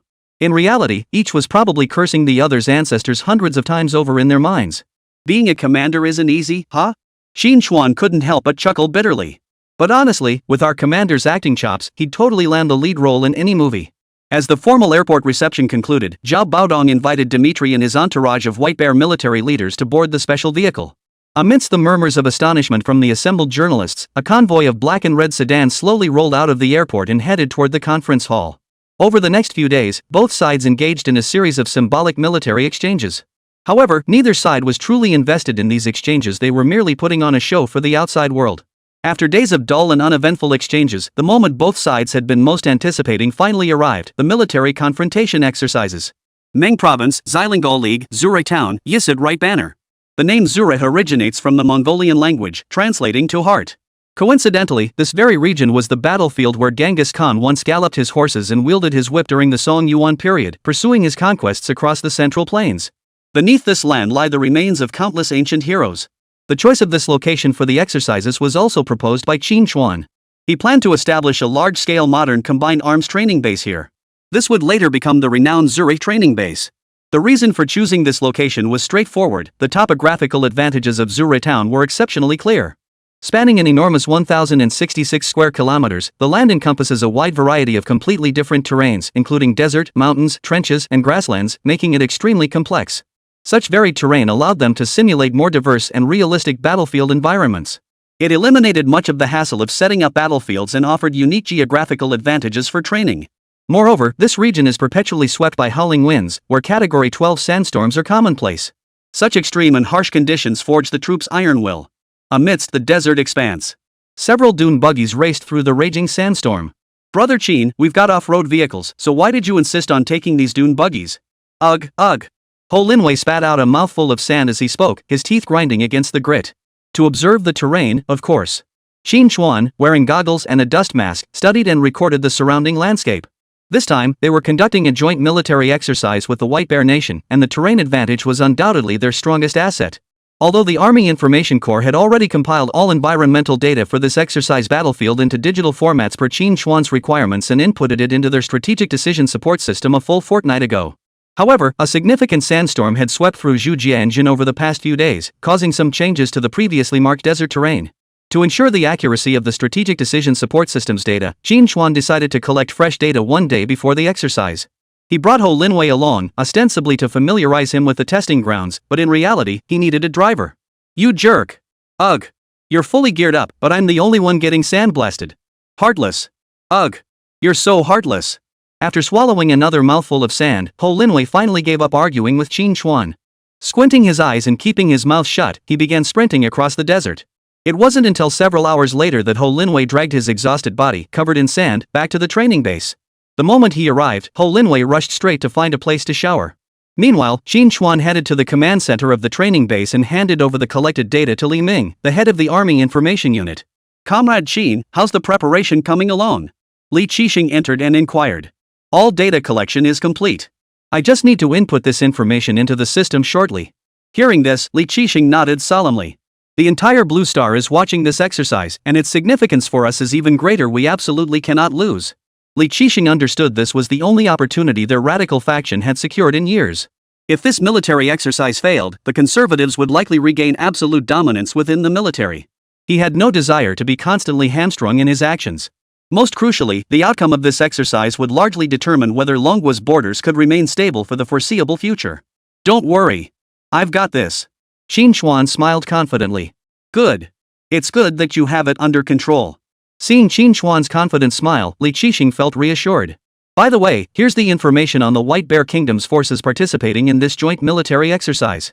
With that, Li Qixing handed Qín Chuān a document. "The White Bear Kingdom has truly deployed its elite forces for this exercise." "Oh?" Hearing this, Qín Chuān's eyes lit up. Chapter 147, Elite? We fight the elite. Qín Chuān took the documents and began reading them with keen interest. "Ha! It's actually a motorized infantry regiment under the Western Military Group. The White Bear Nation Army actually recalled an elite unit from Handcrafting Nation for this exercise." Qín Chuān raised an eyebrow at the unit's designation. "This military drill is getting interesting." "Indeed, that's precisely my concern," Li Qixing frowned deeply.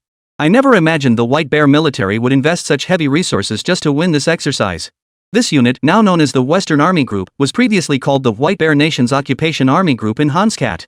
True to its name, this force was deployed by White Bear Nation in Eastern Handcrafting Nation as a ground force to counter North Sun and Free Nation. This force could be considered White Bear Nation's most elite ground troops. Originally, the White Bear military aimed to overwhelm Western Europe with a mechanized tank flood during a potential hot war with the Free Nation, supported by air power and tactical nuclear weapons. The Western Cluster occupies approximately 1/10 of East Handcrafting territory, boasting 777 military barracks, 47 airfields, and 116 training bases and exercise grounds. It possesses formidable strength with 7,000 main battle tanks, 2,800 infantry fighting vehicles, and 900 combat aircraft. Comprising one Air Force Army with 5 fighter divisions, 3 Guards tank armies, and 2 combined arms armies, it commands 11 tank divisions, 8 motorized infantry divisions, 149 brigades, and 42 independent regiments, totaling 546,000 personnel. All tank and mechanized infantry divisions within this force are fully equipped and manned. The White Bear Nation's army prioritizes equipping this cluster with its latest weaponry. Its tank units were exclusively equipped with advanced tanks like the T-90 and T-80, with not a single low-tier T-72 tank in sight. Without exaggeration, this White Bear ground force stationed in East Handcrafting far surpassed the Free Nation's ground forces deployed across the border in West Handcrafting. The mechanized infantry regiments under this command represent the elite of the elite. Were it not for White Bear Nation's current lack of international military capabilities, it would be difficult to sustain this presence in East Handcrafting for much longer. They likely wouldn't have recalled this elite unit. In other words, their adversary in this counter-exercise would be the strongest representative of White Bear's ground forces. This was the primary reason Li Qixing felt somewhat apprehensive.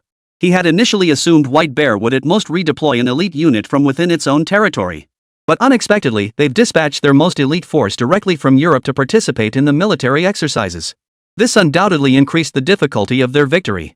Yet, upon seeing the White Bear Nation's elite unit detailed in the report, Qín Chuān merely smiled faintly before returning the documents to Li Qixing.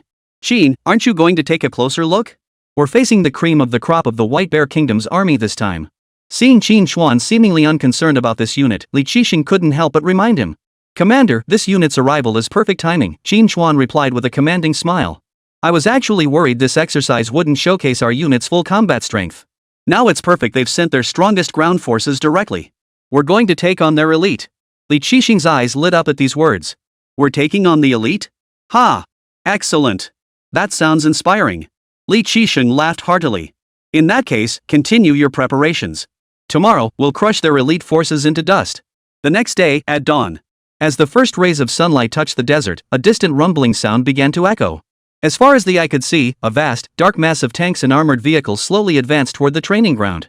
"They're here. The White Bear Nation's elite motorized infantry regiment is approaching."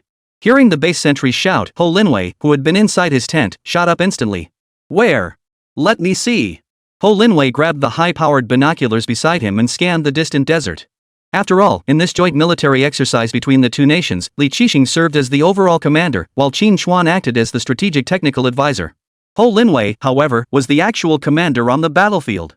Ever since Qín Chuān mentioned last night that the White Bear Kingdom's army had directly redeployed their elite motorized infantry regiment stationed in East Hanscat Kingdom, his mood had been a mix of tension and excitement. After all, White Bear Nation's ground combat capabilities were already terrifyingly strong, let alone their elite of the elite forces. Facing such an adversary, even Ho Linwei's unwavering confidence in their combined arms forces couldn't entirely quell his nerves. Moreover, their mission was to eliminate an entire elite motorized infantry regiment with just a composite battalion, a daunting challenge. Holy! The White Bear military is really pulling out all the stops. By my count, this mechanized infantry regiment has at least 40 tanks and over 90 infantry fighting vehicles. The most crucial thing is that these tanks are all T-90 third-generation tanks. Ho Linwei, peering through his binoculars, couldn't help but curse under his breath. When he learned that the White Bear Nation had dispatched their elite forces, Ho Linwei knew they would spare no expense in arming this unit. But he had still underestimated the White Bear Nation military's determination to crush them. This formation of over 40 T-90 tanks likely represented the White Bear Nation's entire existing stockpile of third-generation tanks. Beyond the T-90s, there were also numerous infantry fighting vehicles, self-propelled howitzers, and rocket launchers. Even though their own Weilong 1 tanks and WS-1 long-range rocket launchers were significantly superior in performance. But how could they withstand the sheer numerical superiority of the enemy's firepower? The crux was that this time, the higher-ups had issued a strict order: they must not only win, but utterly crush the enemy. This was hell-level difficulty. Shao Qin, you and the commander better give me solid direction from the command post. Whether my military career continues or ends right here depends entirely on you two. Ho Linwei put down his binoculars and lamented with a look of utter despair. Don't worry, brother Ho, Qín Chuān replied, a faint smile playing on his lips. These past days, you've been running simulations with the Strategic Support Decision System. The enemy forces in those exercises weren't any weaker than this unit, and you still came out on top. That's true, but those were sample simulations. This is the real thing. Just then, several military vehicles drove into the exercise camp. Dmitri strode over with a spring in his step, his face unable to contain his grin. His expression suggested they had already secured victory in this joint military exercise. Qín Chuān narrowed his eyes. It seemed the White Bear military truly believed they had this one in the bag. Brother Ho, did you bring your camera? Camera? Why would we bring that thing to a military exercise? Ho Linwei looked utterly bewildered. The higher-ups said this exercise would only release the final results publicly, no weapons or tactical details. Cameras are strictly forbidden. Ah, that's truly unfortunate, Qín Chuān sighed upon hearing this.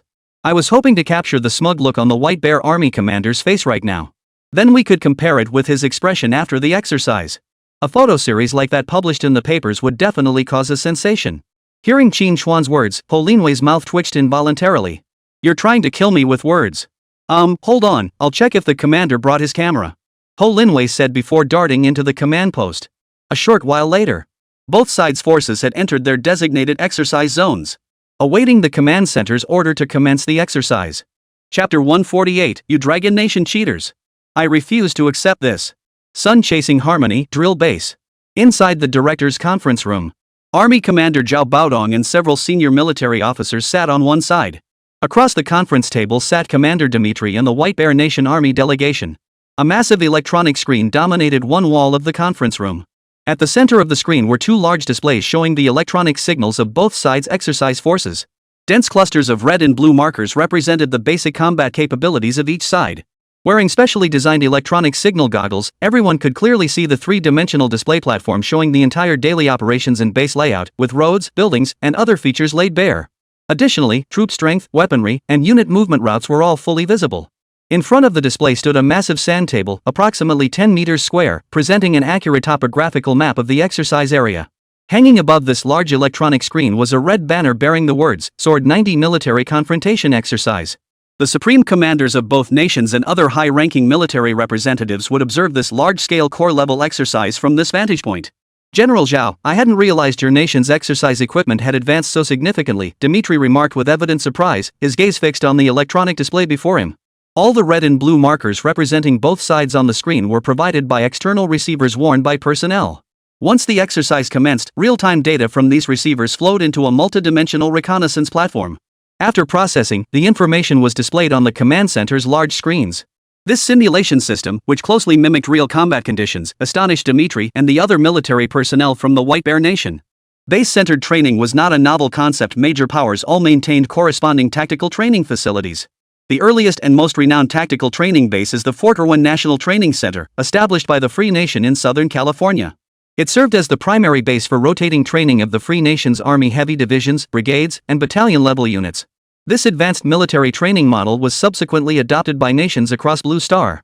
The more realistic the environment of a tactical training base, and the more advanced its training management and command information systems, the more significant the improvement in the combat effectiveness of participating soldiers. As a nation locked in perpetual confrontation with the Free Nation, the White Bear Nation naturally possesses its own army training base. Although electronic information equipment has never been a White Bear strength, the overall level of its training centers remains among the most advanced on Blue Star. What Dimitri and other high-ranking White Bear Army commanders hadn't anticipated was that the Dragon Nation's training base equipment was so advanced, far surpassing their own. This delivered a blow to Dimitri and the other White Bear senior officers even before the exercise commenced.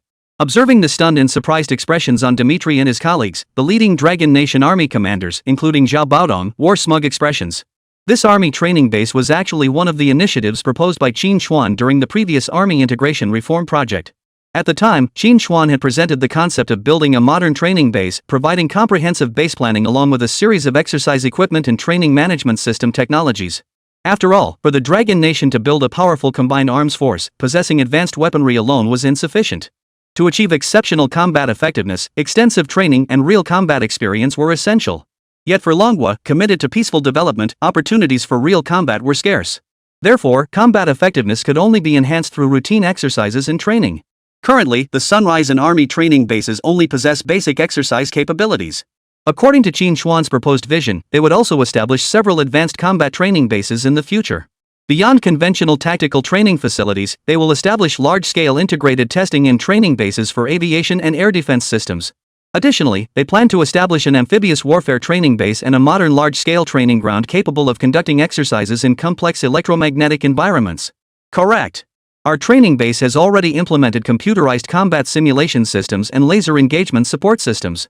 It can conduct brigade-level large-scale laser simulation engagements, with combat losses on both sides tracked down to individual personnel and weapons. Tanks, artillery, and other assets are equipped with the new generation firepower judgment system, allowing referees to control exercises through digital radios, digital handheld judgment terminals, and other devices. Since their primary objective this time was to deliver a decisive blow to the White Bear Nation, making them understand that the Dragon Nation of today is no longer the helpless, easily bullied nation of the past. Zhao Baodong naturally had no qualms about revealing the specifications of these advanced systems. Sure enough, after hearing Zhao Baodong's presentation, Dimitri and the other White Bear Army generals looked even more grim. Although this advanced training base held no practical value for actual battlefield operations, it significantly enhances the overall combat capabilities of the entire force. With such an exceptional training facility, the Dragon Nation's combat capabilities would inevitably grow stronger over time. An advanced training base is certainly a good thing, but Dimitri clearly wasn't pleased with Zhao Baodong's showboating. He gave a cold chuckle and continued. But no matter how advanced the training base is, it all comes down to the troops' actual combat skills. Take the warlords in Africa and the spoiled brats in the Middle East, for example. Even if you gave them the most advanced training facilities, it wouldn't do much to improve their combat capabilities. General Zhao, wouldn't you agree? Watching Dimitri's sour grapes expression, Zhao Baodong chuckled lightly without responding. He actually dared to compare the warriors of the Dragon Nation to those warlords and spoiled brat armies? He'd lost all sense of dignity in his quest for face. But the more Dimitri mocked, the more pleased Zhao Baodong felt inside. After all, it only highlighted how envious Dimitri and his kind were of this advanced training base. General Zhao, the numbers for your participating troops seem off, don't they? Seeing Zhao Baodong ignore him, Dimitri turned his gaze back to the electronic screen. Suddenly, he noticed the number of troops representing the Dragon Nation was significantly lower than that of their White Bear Nation contingent. General Zhao, you haven't hidden part of your exercise forces, have you? That doesn't align with the exercise regulations we agreed upon earlier. As Dimitri spoke, other White Bear Army officers also noticed this major cheating behavior. Both sides had made the exercise rules crystal clear during the planning phase. This exercise must be conducted with full transparency between both sides, with no backroom deals or underhanded tactics. Yet the number of participants from the Dragon Nation was noticeably smaller than their own White Bear contingent. This leads them to suspect that the Dragon Nation military must have employed technical means to block the external receiver signals of some participating personnel. This would cause the White Bear Kingdom's participating team to misjudge the Dragon Nation's exercise force, allowing them to unexpectedly implement cheating tactics. Facing Dimitri's questioning, Zhao Baodong offered a faint smile. General Dmitry, I fear you've misunderstood. All data from this exercise is open and transparent. You can see everything clearly right here. If you still have doubts, you may send representatives to inspect the data immediately. You have no hidden personnel? Faced with Zhao Baodong's emphatic denial, Dmitry frowned. Then why does the displayed participation count show only about 1/3 of our numbers? It's simple. Our participating unit is organized at battalion level, with fewer than 1,000 personnel. Compared to your nation's fully equipped regiment of 3,000, it is indeed significantly smaller. What? For this joint exercise, your Dragon Nation only sent a single battalion? Hearing Zhao Baodong's words, Dmitry and the other White Bear army officers stared wide-eyed, utterly incredulous. Chapter 149, When resources are scarce, focus on precision strikes when abundant, apply firepower overwhelm. General Zhao, you can't be joking. Upon hearing that the Dragon Nation had only committed a single battalion to this joint exercise, Dmitry's eyes widened in utter disbelief. Previously, both sides had agreed on a maximum troop count for the exercise. But who could have imagined the Dragon Nation military would send fewer than 1,000 personnel? After all, to ensure their forces could overwhelm Longguo's troops in this exercise, he had specifically requested from the Goto map that the elite motorized infantry regiment stationed in East Han's Cat Country be recalled. He had also equipped them with the army's most advanced weaponry. Without exaggeration, this mechanized infantry regiment's current combat capabilities surpassed that of their two equivalent regimental-level units. Faced with such formidable firepower, the Dragon Nation military not only failed to commit their full strength but instead sent a mere battalion-sized unit into battle. How much did they look down on the White Bear Kingdom? General Dmitry, please don't misunderstand, Zhao Baodong said with a smile, clearly pleased with Dmitry's current expression. Though our force consists of only a battalion, its combat effectiveness is exceptionally strong. Exceptionally strong? Ha! Dmitry scoffed coldly.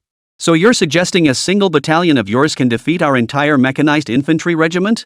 The exercise hasn't even started yet. I can't predict the final outcome, Zhao Baodong replied, his expression unchanged, neither confirming nor denying Dmitry's words. This attitude only deepened Dmitry's sense of insult. Very well. Since the Dragon Nation military holds such confidence in its combat capabilities, let us commence the exercise. But let's agree on one thing, once the exercise starts, you cannot arbitrarily increase the number of participating soldiers midway. And you must accept the outcome of this exercise, no matter what. Of course. Zhao Baodong nodded expressionlessly. Dmitry clenched his fist, unable to suppress a cold sneer. If the Dragon Nation military wanted to court disaster, they wouldn't hold back. After all, this joint exercise was merely a preliminary assessment of Dragon Nation's ground combat capabilities. Victory or defeat wouldn't sway their resolve to eventually wage war against the Dragon Nation. Both sides now harbored a burning determination, each poised to deliver a devastating blow to the other. A few minutes later, with Zhao Baodong's command, the exercise commenced. Meanwhile, within the command center, subordinate teams responsible for scenario evaluation, operational planning, and fire control also sprang into action. As this was a bilateral exercise, Dragon Nation and White Bear Nation served as the opposing red and blue forces. The roles for the first round of offense and defense, along with the exercise locations, were determined by lottery between the two sides' commanders. Dmitry drew the blue side, meaning the defensive role. Conversely, the combined arms battalion led by Ho Linwei became the attacking red force. The simulated positions drawn for the White Bear forces were located in Zhuri and Chengdu. These positions were situated within mountainous terrain, featuring dense forests and trees that provided excellent cover against enemy sightlines. The rugged, steep terrain also drastically increased the difficulty of capturing the positions. In front of this mountainous terrain lay a grassland, surrounded by trenches. It was a prime defensive position, far easier to hold than to attack. Ha ha ha. Heaven truly favors our White Bear Kingdom. Dmitry couldn't help but burst into laughter upon seeing the superb defensive terrain his forces had drawn. Inside the conference room, the other senior White Bear army officers beamed with satisfaction. The White Bear Kingdom's military representatives selected to participate in this Dragon Kingdom exercise were already highly capable. The defensive terrain they had drawn was nothing short of perfect. Occupying the only high ground in the vicinity, surrounded by grasslands, it provided them with natural vantage points. Moreover, the rugged terrain and surrounding trenches formed natural defensive barriers. It was no exaggeration to say that unless the attacking force possessed combat strength and command capabilities several times superior to the defenders, breaching the hillhead head-on would prove exceedingly difficult. General Zhao, it seems your Dragon Nation's luck isn't very good, Dmitry remarked smugly, looking at Zhao Baodong. Hearing this, Zhao Baodong and several army commanders' expressions darkened slightly. They hadn't anticipated Dmitry's luck being this exceptional. Right off the bat, he'd drawn the best defensive positions in the Sun Chaser and the base. This undoubtedly made their offensive mission significantly more difficult.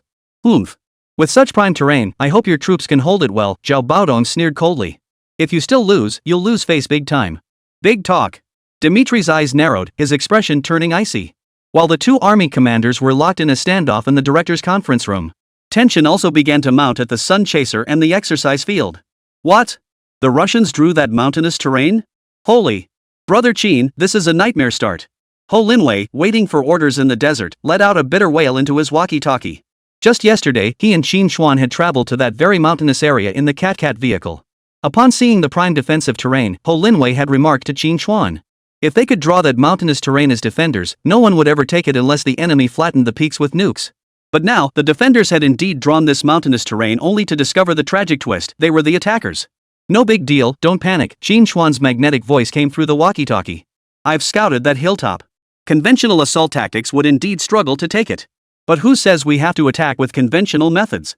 Ever heard the saying, when you're broke, go for precision strikes, when you're loaded, lay down firepower? At those words, Ho Linwei's eyes lit up.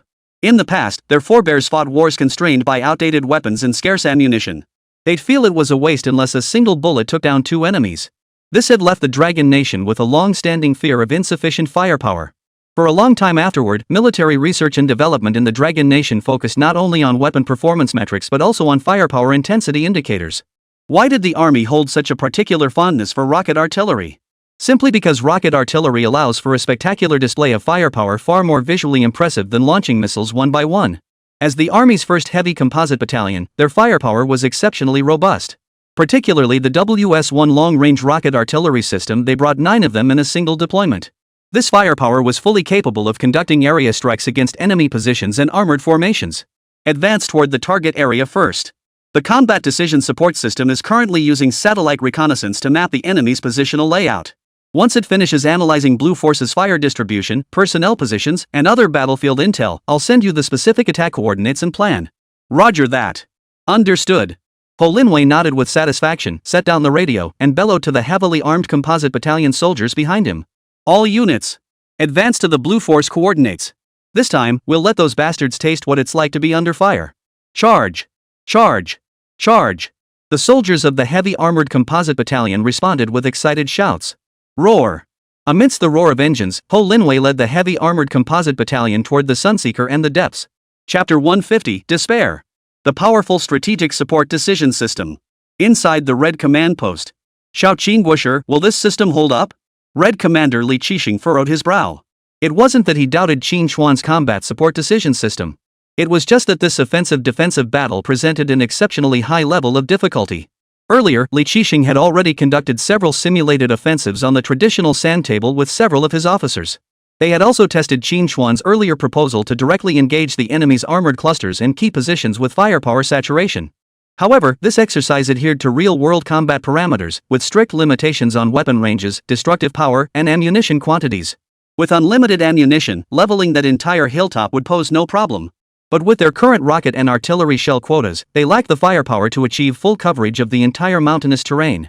Under such conditions, the intensity of the assault would be wholly insufficient to inflict significant damage on the White Bear forces entrenched within the mountainous terrain.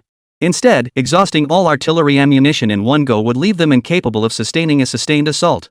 Unless they could pinpoint the exact coordinates of enemy armored clusters and key command personnel for precision strikes. Yet the dense forest vegetation acted as a natural barrier, significantly complicating satellite reconnaissance. It was extremely difficult to pinpoint the enemy's key targets solely through satellite reconnaissance.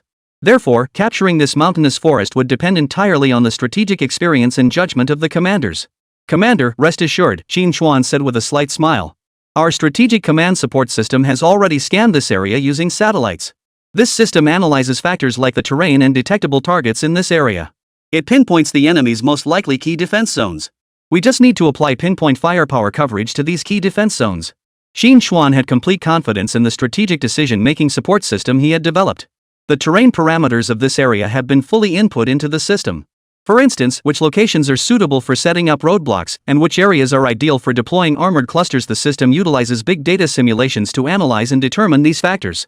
Furthermore, Qín Chuān had specifically input extensive historical battle data from White Bear Nation's past engagements into the system.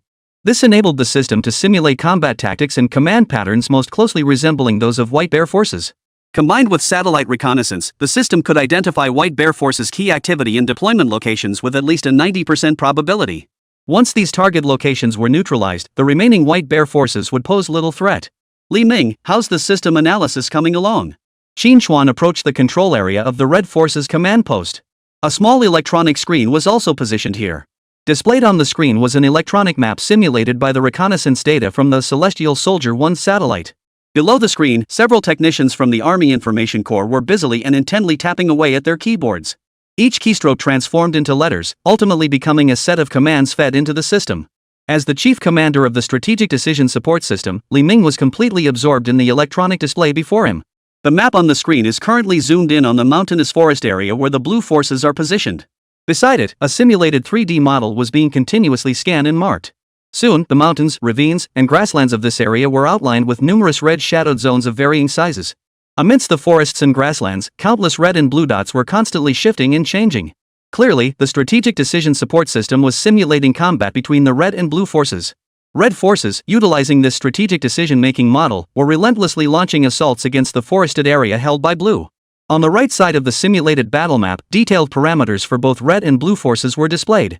This included troop strength, weaponry, equipment quantities, and operational statuses. In the upper left corner of the screen was an intelligence analysis panel. It continuously scrolls through raw data collected from reconnaissance satellites and battlefield simulations. This strategic decision-making support system rapidly integrates and filters the data, marking potential advantageous routes and positions. Simultaneously, the screen displays real-time battlefield weather conditions and topographical data. The system assesses the impact of terrain undulations, gully structures, and climatic changes on combat operations. For instance, it determines optimal routes through ravine areas and whether strong winds or sandstorms might interfere with rocket range and accuracy. Clearly, the system's simulated combat indicated this offensive-defensive battle would be exceptionally challenging. Within 10 minutes, the Strategic Decision Support System had simulated no fewer than 50 engagements. Each ended in defeat for the attacking Red Force. However, after each simulated defeat, the system identified the critical factors contributing to the failure. These factors were then optimized and mitigated in subsequent simulations. Thus, after enduring 100 simulated offensive defeats, the Red side finally achieved its first victory. With this breakthrough victory, vast amounts of data were extracted for further analysis and refinement. Subsequently, the system simulated nearly 30 more battles, with the Red Force emerging victorious in every single one. Moreover, the time required to achieve victory shortened progressively, while casualty rates decreased at a visibly accelerating pace. This demonstrated the formidable power of the Strategic Decision Support System. In just over 10 minutes, the system had run hundreds of simulated battlefield scenarios. Not only did it identify all potential errors the Red side might make, but it also pinpointed the optimal offensive strategy and route. Report. Qín Chuān, Commander. The Strategic Decision Support System has finalized the optimal offensive plan and marked all key strike zones. Hearing this, Qín Chuān's lips curved upward, thoroughly satisfied with the system's response. Li Qixing, who had been pacing nearby, immediately darted to the electronic display. The other army officers engaged in traditional Santable simulations also inquired and gathered around. After reviewing the optimal offensive plan generated by the Strategic Decision Support System, each of them gaped in astonishment, speechless. The precision and ingenuity of this offensive plan, along with its masterful control of the situation and environment, far surpassed the capabilities of even these seasoned military strategists. Brilliant! Absolutely brilliant! Li Qixing exclaimed, unable to contain his excitement as he studied the system's proposal. Young Qín Chuān, this Strategic Decision Support System of yours is truly remarkable. Such a difficult offensive-defensive battle, and they found the perfect solution so quickly. Qín Chuān smiled at the praise. Commander, now is not the time for compliments. Hurry and relay the operational plan to Commander Ho and the others. Right. The military exercise comes first. Li Qixing raised his eyebrows slightly. Get the offensive plan to the heavy armored composite battalion immediately. I'll make the White Bear Kingdom taste true despair. Ha ha ha ha. Chapter 151, Devastating Blow. The White Bear Nation commander in shock. Sun Chaser and the exercise base. Blue Force Command Post. Western Army Group. Commander Yegorovich of the 132nd Mechanized Infantry Brigade serves as the White Bear Nation's participating commander for this exercise. As the main ground force stationed to counter Western nations like East Hanskat and Liberty, the Western Military Cluster. Its combat capability is undoubtedly the strongest in the White Bear Nation. Unlike the forces of Long Nation, this unit has undergone years of combat baptism, accumulating extensive real battlefield experience. The 132nd Mechanized Infantry Brigade he commands has long been solely responsible for defending the border against East Hanskat Nation. Renowned as the Western Army Group's assault spearhead, it has earned distinguished combat honors on the battlefield. Therefore, when the White Bear Military High Command recalled their elite motorized infantry regiment and appointed him, the brigade commander, to lead it, Yegorovich felt deeply dissatisfied. In his view, these simulated combat exercises were child's play, no different from playing house. Moreover, the fact that their exercise partners were former White Bear vassals only deepened his contempt. In his eyes, only the formidable ground forces of the Free Nation were worthy opponents. But military orders were absolute. When higher-ups commanded him to return, he had no choice but to comply. Yet he still couldn't muster any interest in this exercise. Slumped lazily in a recliner, he smoked a cigar with a sullen expression. Beside him sat a half-empty bottle of vodka. "Sir, you really ought to cut back on the drinking," his aide cautiously reminded him. The general specifically stated that this military exercise is crucial for gauging the strength of Dragon Nation's ground forces. Absolutely no slip-ups. Bull. Yegorovich snapped irritably. What's there to test about Dragon Nation's ground forces? Besides, I've already analyzed the mountainous terrain we're advancing into. Forget the Dragon Nation's ground forces. Even if the Free Nation's ground forces showed up, they wouldn't stand a chance without adequate fire support. What can their trash Dragon Nation troops possibly do? Exactly. Their third-generation tanks are indeed formidable, but do they plan to assault these mountain paths with tanks? Ha! In my opinion, this entire military exercise is pointless. We should just launch a direct assault on Dragon Nation. Yegorovich, his face flushed, shouted without restraint. Hearing this, the adjutant beside him nearly jumped out of his skin. While Yegorovich's words weren't wrong, they were currently on Dragon Nation's territory. If Dragon Nation military personnel overheard this, would they even survive the return trip? At the same time, he felt utterly helpless. Their commander's tactical prowess was unquestionable, but that damn drinking habit of his was impossible to shake. Fortunately, over the years, Yegorovich had performed admirably and never let his drinking compromise his duties. Otherwise, he would have been stripped of his command by the military high command long ago. Still, Yegorovich's words, though blunt, held truth. As the elite of the White Bear Nation's ground forces, holding advantageous terrain, the Dragon Nation's troops would indeed find it extremely difficult to capture them. Buzz, buzz, buzz. Yet at that very moment, the electronic display in the command center suddenly flashed with a red light. The shrill alarm jolted Yegorovich, who had been slightly tipsy, back to full alertness. What's happening? Why is the alarm sounding? Reporting, sir. According to the fire control system's alert, Red Force has initiated their assault. What? How could they be moving so fast? Yegorovich glanced at his watch and couldn't help but exclaim in shock. Based on the distances between both sides' positions, Yegorovich had run simulations. Based on his calculations, at the Dragon Nation force's pace, it should take at least 20+ minutes to reach their defensive perimeter. Yet only 15 minutes had passed since the exercise began. This pace was truly beyond his expectations. What are our casualties? Yegorovich demanded coldly. Reporting, sir. One defensive strongpoint has been hit by enemy rocket artillery. 115 of our personnel have been eliminated, and 5 infantry fighting vehicles have sustained over 60% damage. According to exercise regulations, they are no longer operational. Yegorovich's face darkened. He hadn't anticipated the Red Force advancing so swiftly, nor inflicting such heavy casualties on their very first assault. Sir. Analysis of the recent fire strike area indicates all Red Force rockets were concentrated here. This wasn't a probing attack at all. They've either discovered or deduced our strongpoint's location and executed a precision strike. His aide, studying the strike zone on the electronic screen, exclaimed in astonishment. Oomph. Seems I underestimated Dragon Nation before. Yegorovich stared at the electronic screen, his eyes narrowing slightly. Who would have thought their forces still have capable commanders managing to pinpoint one of our outposts deep within the dense forest? Indeed. This is getting interesting. Yegorovich naturally didn't believe the Dragon Nation forces had detected their military outpost via satellite reconnaissance. After all, the outpost itself was deep within the mountains and forests, concealed by towering trees, and their troops had implemented appropriate camouflage. Even the most high-resolution military reconnaissance satellites couldn't penetrate that environment. Yet, skilled battlefield commanders could still deduce potential strongpoint locations through combat experience and analysis. This gave Yegorovich a hint of surprise and excitement. Rest assured, we have 12 key military strongholds scattered throughout these mountains. Their commander could only pinpoint 1 or 2 based on experience. This won't change the fact that they're ultimately doomed to fail. Yegorovich was supremely confident in his battlefield expertise. He had dispersed the 3,000-strong motorized infantry regiment throughout the forests, hiding them in various locations. He believed no one could pinpoint all these positions with precision. Unless they conducted a large-scale fire sweep, but given the firepower configurations on both sides, their strike capacity simply couldn't support it. Hearing Yegorovich's words, the adjutant beside him breathed a slight sigh of relief. For a fully equipped motorized infantry regiment of 3,000 men, a loss of just over 100 personnel was indeed not too significant. Notify the frontline combat units to pinpoint the enemy's location. Order the artillery battalion to launch a counterattack. Yegorovich commanded coldly. Aye. The White Bear communications officer at the command post nodded immediately upon hearing the order. He prepared to relay Yegorovitch's orders to the frontline units. Buzz buzz buzz. Buzz buzz buzz. Buzz buzz buzz. However, before the White Bear communications officer could relay the order, several shrill alarms sounded in quick succession. This instantly stunned Yegorovitch, who had been brimming with confidence just moments before. Why won't these alarms stop sounding? Could it be a malfunction in the Dragon Nation's drill system? Just as Yegorovitch was lost in confusion, suddenly 5 red circles appeared on the electronic screen ahead, marking their blue team's defensive zone. This signaled that 5 of their military outposts were simultaneously under enemy fire. This can't be. Yegorovitch stared at the blood-red circles blazing across the screen, a chill running down his spine. These military strongholds were meticulously positioned based on his battlefield experience. How could all 5 be hit by artillery fire at the same time?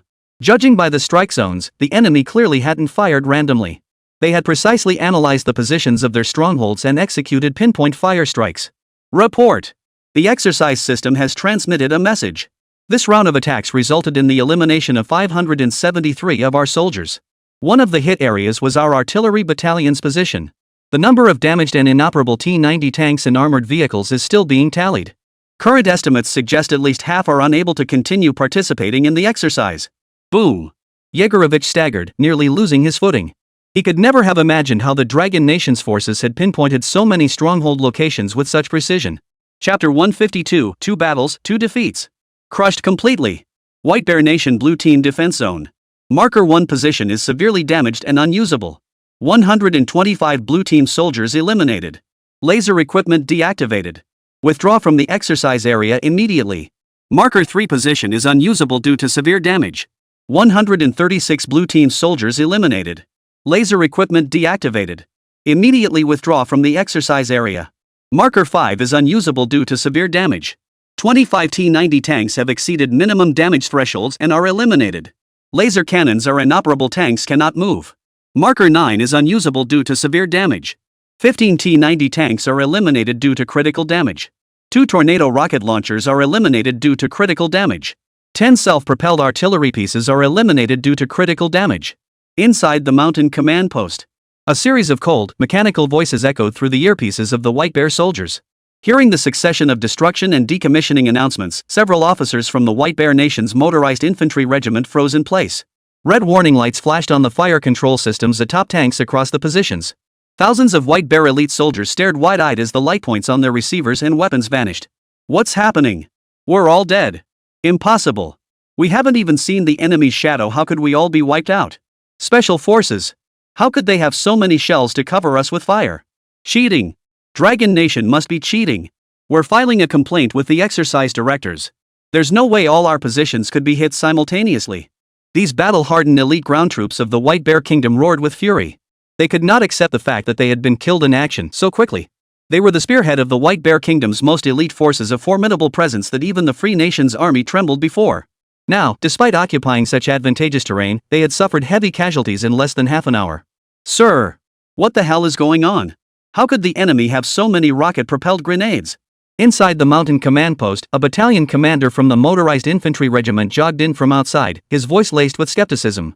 By their assessment, the enemy could only have destroyed so many positions simultaneously if they possessed an arsenal exceeding the exercise's authorized ammunition limits. The Dragon Nation forces did not cheat, declared the motorized infantry regiment commander, his face ashen with disbelief. I just confirmed with the exercise command center the enemy employed pinpoint precision bombing. The simulated rockets fired were entirely within the exercise's stipulated quantity. Impossible, the battalion commander exclaimed in shock. How did they pinpoint our positions with such precision? Just as the White Bear Nation's commanding officers were puzzled, a communications officer hurried over. Report.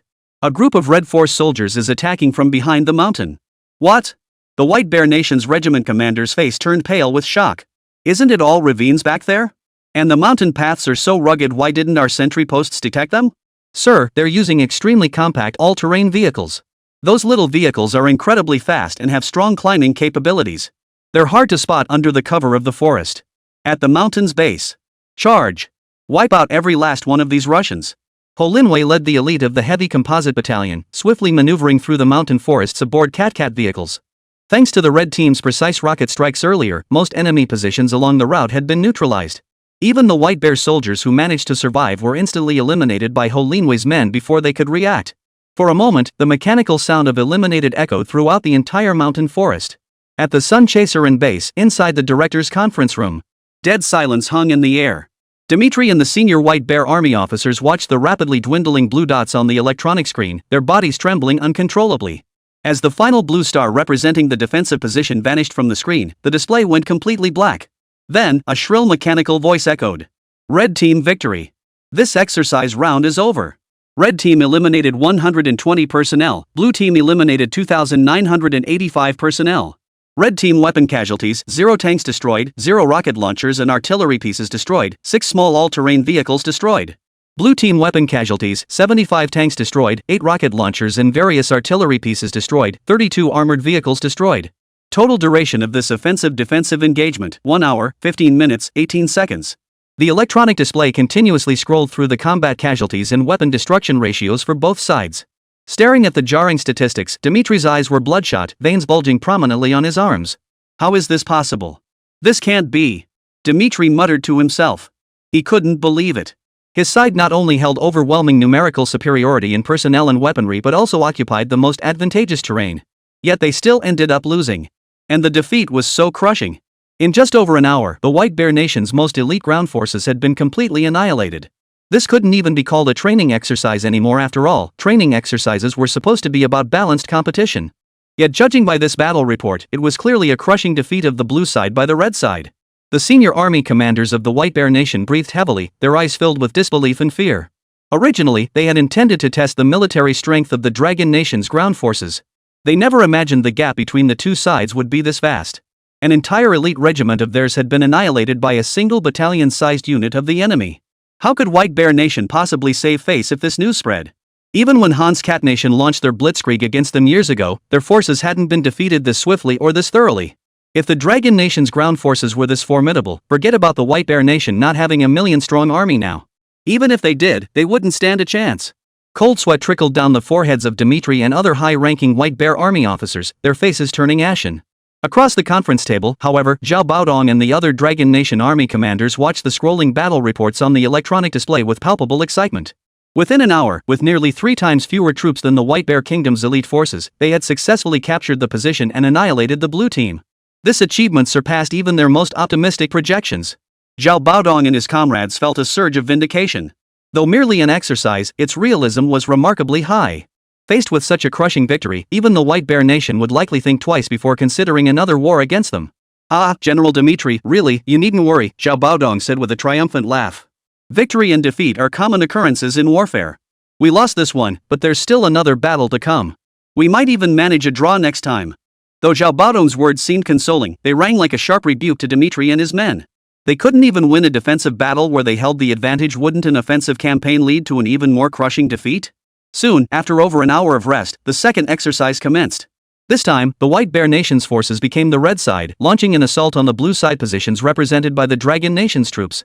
Zhao Baodong's luck wasn't as good as Dmitri's. The defensive zone he drew was a stretch of desert and Gobi. The defensive conditions were far inferior to the mountainous terrain previously drawn by the White Bear forces. This reignited a glimmer of hope among Dmitri and the other senior White Bear army officers.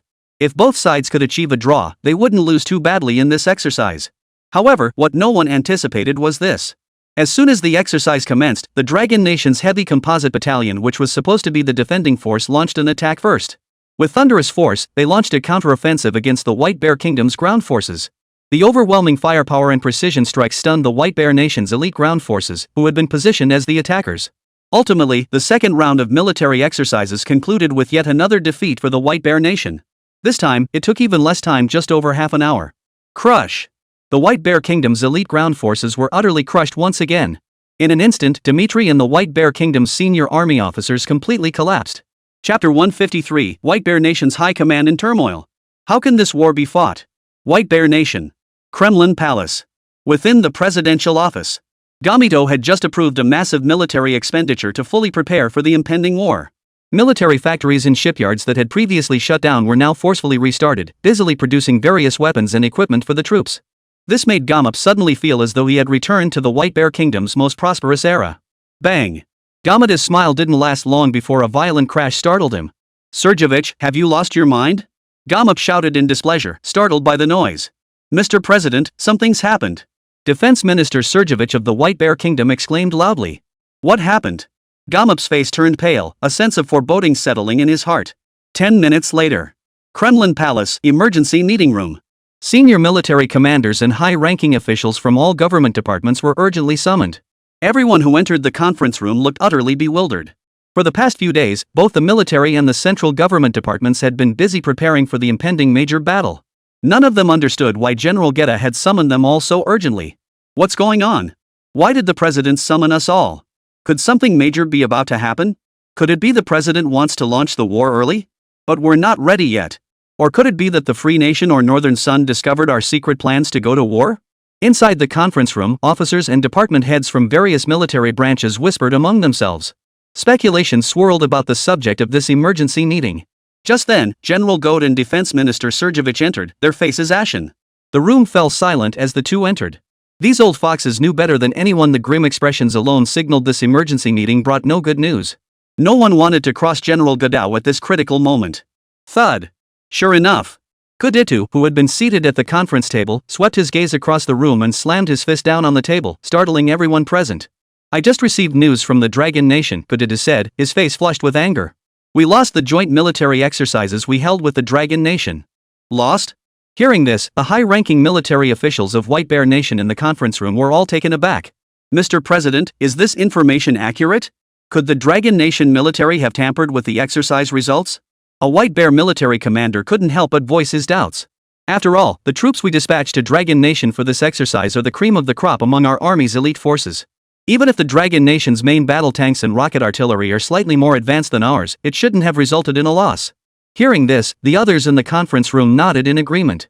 Given that several weapons recently developed by the Dragon Nation's army were highly advanced, to ensure victory in this joint military exercise, they had transferred elite troops stationed in East Hanskat country. This elite unit boasts a distinguished combat record, having repeatedly distinguished itself in battle. Even the opposing Free Nation is well aware of its formidable strength.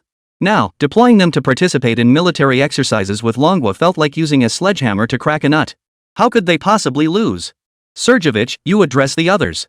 General Gamito was in a foul mood and had no desire to dwell on this humiliating matter. Yes, Mr. President. Defense Minister Sergevich replied solemnly, his face stern. This is the exercise data Commander Dmitry sent back from the Dragon Nation. Sergevich projected the data onto the conference room screen. Not only did we lose in this joint military exercise against the Dragon Nation's army, but we suffered a humiliating defeat. You could even call it a crushing defeat. As the exercise data and debriefing materials filled the large screen, the assembled military leaders in the conference room all widened their eyes and sucked in sharp breaths. What? We lost both exercises? And one was over in just over half an hour? How could the casualty ratio be so lopsided? Were our elite troops asleep on the job? The Dragon Nation ground forces offensive plan was absolutely flawless. Who exactly is their commander? That's incredible. Wait. Look at the troop numbers. Dragon Nation's elite ground forces deployed only a single battalion-sized unit. Good heavens. This is a complete dimensional attack on our ground forces. As they stared at the data displayed in the video, the high-ranking military officials of White Bear Nation in the conference room all gasped in shock. Had they not known beforehand this was a joint exercise between White Bear Nation and Dragon Nation? They would have thought this was a major power launching a dimensional war against African warlords. The disparity in combat capabilities between the two sides was nothing short of terrifying. Seeing this outcome, everyone present found it utterly unacceptable. You've all seen it. Goditu turned off the projector, his eyes cold as he spoke. The outcome of this exercise has completely surpassed our expectations. Originally, we intended to use this exercise to gauge the overall strength of the Dragon Nation's ground forces. But this outcome has completely surpassed our expectations. Do you all still believe we should wage war against them? At these words, the attendees in the conference room exchanged glances. Yet none made a move to speak. The outcome of this exercise had caught everyone present completely off guard. Waging war against Dragon Nation at this juncture would yield highly uncertain outcomes. They dared not gamble with the fate of the White Bear Nation. Mr. President, I believe the war plan should be shelved for now. Sergevich, the Bear Nation's defense minister, spoke up when no one else responded. After all, we've all witnessed the outcome of this counter-drill with the Dragon Nation. The military strength of Dragon Nation's ground forces has completely surpassed our previous assessments. If their ground forces are this formidable, we stand no chance of victory even if we go to war. We could even lose the war, and then we would all become the scapegoats for White Bear Nation's downfall. As his words fell, all eyes turned to him. As the Minister of Defense of the White Bear Nation, Sergevich's words carried undeniable weight. Gota nodded impassively, neither agreeing nor disagreeing. Mr. President, I believe we cannot abandon this opportunity to go to war. A senior military commander of the White Bear Kingdom stood up to voice dissent. The current situation within our White Bear Nation is clear to all. If we do not use a large-scale war to divert domestic conflicts, our nation could collapse at any moment. Moreover, other member states are now contemplating breaking free from our control. This war is our only chance to keep them bound to our chariot, preventing them from defecting to the Free Nations or North Sunday. Moreover, our military-industrial complexes across the nation have only just resumed production, resolving significant domestic unemployment issues. If we abandon our war plans now, all our prior efforts and preparations will be utterly wasted. Besides, while we lost this counter-drill, it merely demonstrates the formidable cutting-edge combat capabilities of Dragon Nation. It doesn't mean hundreds of thousands of their troops possess that level of combat capability. We must not be intimidated by them. The attendees in the conference room exchanged glances. Both sides had valid points, and they were at a loss for what decision to make. For a moment, the conflicting thoughts of war and peace swirled and lingered in their minds. Chapter 154, Yang Ma's casual remarks send international shockwaves. The two statements sparked deep contemplation among the attendees. Those present were all high-ranking officials of the White Bear Nation. With the nation now riddled with internal corruption, most had exploited their positions to amass wealth for themselves or their families. They sought to squeeze every last drop of blood from the nation as it crumbled. Whether the White Bear Kingdom could survive was of little concern to them. Their sole concern was how this impending war would impact them personally or their respective clans. The military commanders of the White Bear Kingdom naturally hoped this war would proceed. After all, war would infinitely expand the military's power, granting them more opportunities to amass wealth. Moreover, to prepare for war, the White Bear Kingdom's war machine would restart. With so many military factories nationwide, the profits would be substantial. But the White Bear Kingdom's government officials were unanimously opposed to war. The more chaotic the White Bear Kingdom became internally, the easier it was for them to profit by taking advantage of the situation. Under such extreme circumstances, no one dared to speak out recklessly. Their eyes turned once more to Godip. As the nation's first president, how could he be unaware of the scheming old foxes among his subordinates? Both of your points are well taken, Gomap finally spoke after a long silence. The failure of this counter-exercise has made us recognize the formidable military strength of Dragon Nation's ground forces. Until we can ascertain the full extent of their military forces, a rash war with Dragon Nation would only accelerate our nation's collapse. But the war machine at home has already been set in motion. Military factories are churning out weapons at full speed.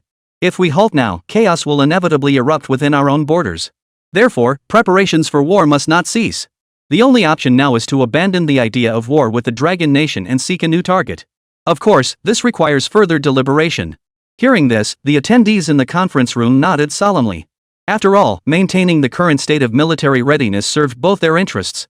As for whether a new target for war could be found, they paid it little mind. After all, who knows when the White Bear Kingdom might suddenly collapse. Yang's news, the White Bear Kingdom's military delegation departed our country via special aircraft at noon today. According to our Army Department, both sides engaged in in-depth exchanges and cooperation across multiple military dimensions. Particularly noteworthy was the successful conclusion of the Sword 90 military counter-exercise held yesterday at a military zone in Meng Province. Both sides demonstrated genuine combat capabilities during the exercise, effectively testing new tactics and methods for ground-to-ground confrontation. The head of our army expressed high praise for the combined arms battalion that participated in the exercise. He also expressed gratitude to the research team responsible for developing new weapons and strategic systems for our military. Following deliberation by the Central Military Commission, it was decided to award the participating Combined Arms Battalion a collective first-class merit. The Integrated Weapons or D team was awarded a collective first-class merit, and the Principal or D leader received an individual first-class merit. When the news was reported by the state media, it did not generate significant public reaction or discussion among ordinary citizens. Only a small group of military enthusiasts engaged in limited discussions and speculations on military forums. However, this doesn't mean the public is indifferent to major domestic and international events. The blame lies solely with the Dragon Nation's leadership for being overly low-key. They failed to educate the public on the significance of these joint military exercises against the White Bear Nation. Nor did they report on the outcomes of these exercises. Thus, in the eyes of ordinary citizens, this was merely a routine military exercise between two nations. This has always been the Dragon Nation's approach. The nobleman conceals his talents, bides his time, and waits for the right moment to act. No matter how significant the achievements, the leadership would only give them a cursory mention. Some strategic achievements are even concealed by the leadership for as long as possible. Take, for instance, the era when our nation's navy was still in its infancy. With a single directive from the leadership, nuclear submarines must be developed, even if it takes 10,000 years. The older generation of Dragon Nation's scientific research teams embarked on a life of anonymity and isolation, dedicated to the development of nuclear-powered submarines. This was top-secret work. The unit demanded that no information be disclosed to anyone, not even their own parents or spouses and children. Back then, under the blockade imposed by the Free Nation and Western countries, the older generation of scientists hadn't even seen what a real nuclear submarine looked like. When the leadership approached the White Bear Nation seeking technical assistance, they were arrogantly rejected, with the latter bluntly declaring that the Dragon Nation couldn't pull it off. Even in Khrushchev's memoirs, he declared, "For the Dragon Nation to develop a nuclear submarine is pure fantasy." Yet despite having absolutely no reference materials or assistance, and enduring the ridicule and scorn of other nations, China's research team deciphered the submarine structure solely from 2 toy models brought back from the Free Nation. Without computers to verify calculations, they used abacuses. Without research funding for prototypes, they carved wooden models. What the Free Nation had planned to achieve in 3 phases, they accomplished directly through submarine model trials, avoiding detours entirely. Thus, in just 13 years and without any external assistance, the entire research team completed the nuclear submarine development journey that would have taken White Bear Nation and Free Nation at least 30 years. They became the 5th nation on Blue Star to possess nuclear submarines.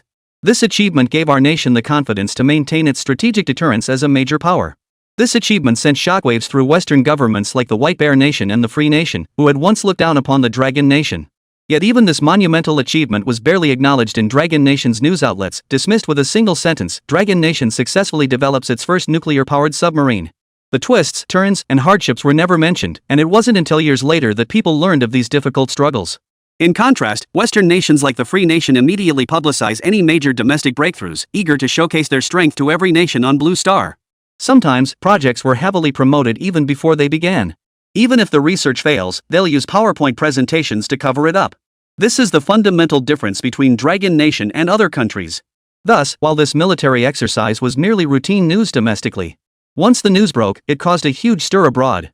After all, every nation understands the true purpose behind the White Bear Nation inviting the Dragon Nation military to conduct these exercises. Intelligence agencies worldwide are monitoring the situation. Now, Dragon Nation has openly reported on the event, declaring the exercises a complete success and commending both the participating units and the weapons development teams. In contrast, the White Bear military delegation has remained completely silent on the matter since returning home. The outcome of this exercise, who won and who lost, speaks for itself. What truly shocked all parties was that it could instantly calm, even silence, the White Bear Nation, which had been teetering on the brink of madness. Dragon Nation must have achieved an unimaginable victory in this military exercise. Consequently, governments worldwide dispatched their intelligence agencies to conduct thorough investigations into the matter. While the Dragon Nation military did not provide detailed accounts of the exercise's proceedings, they also did not conceal excessive information. Beyond highly classified data and personnel, the remaining details were gradually uncovered by intelligence operatives worldwide. Chapter 155, At home, he's Madam Cow; out in the world, he's Mr. Brawler.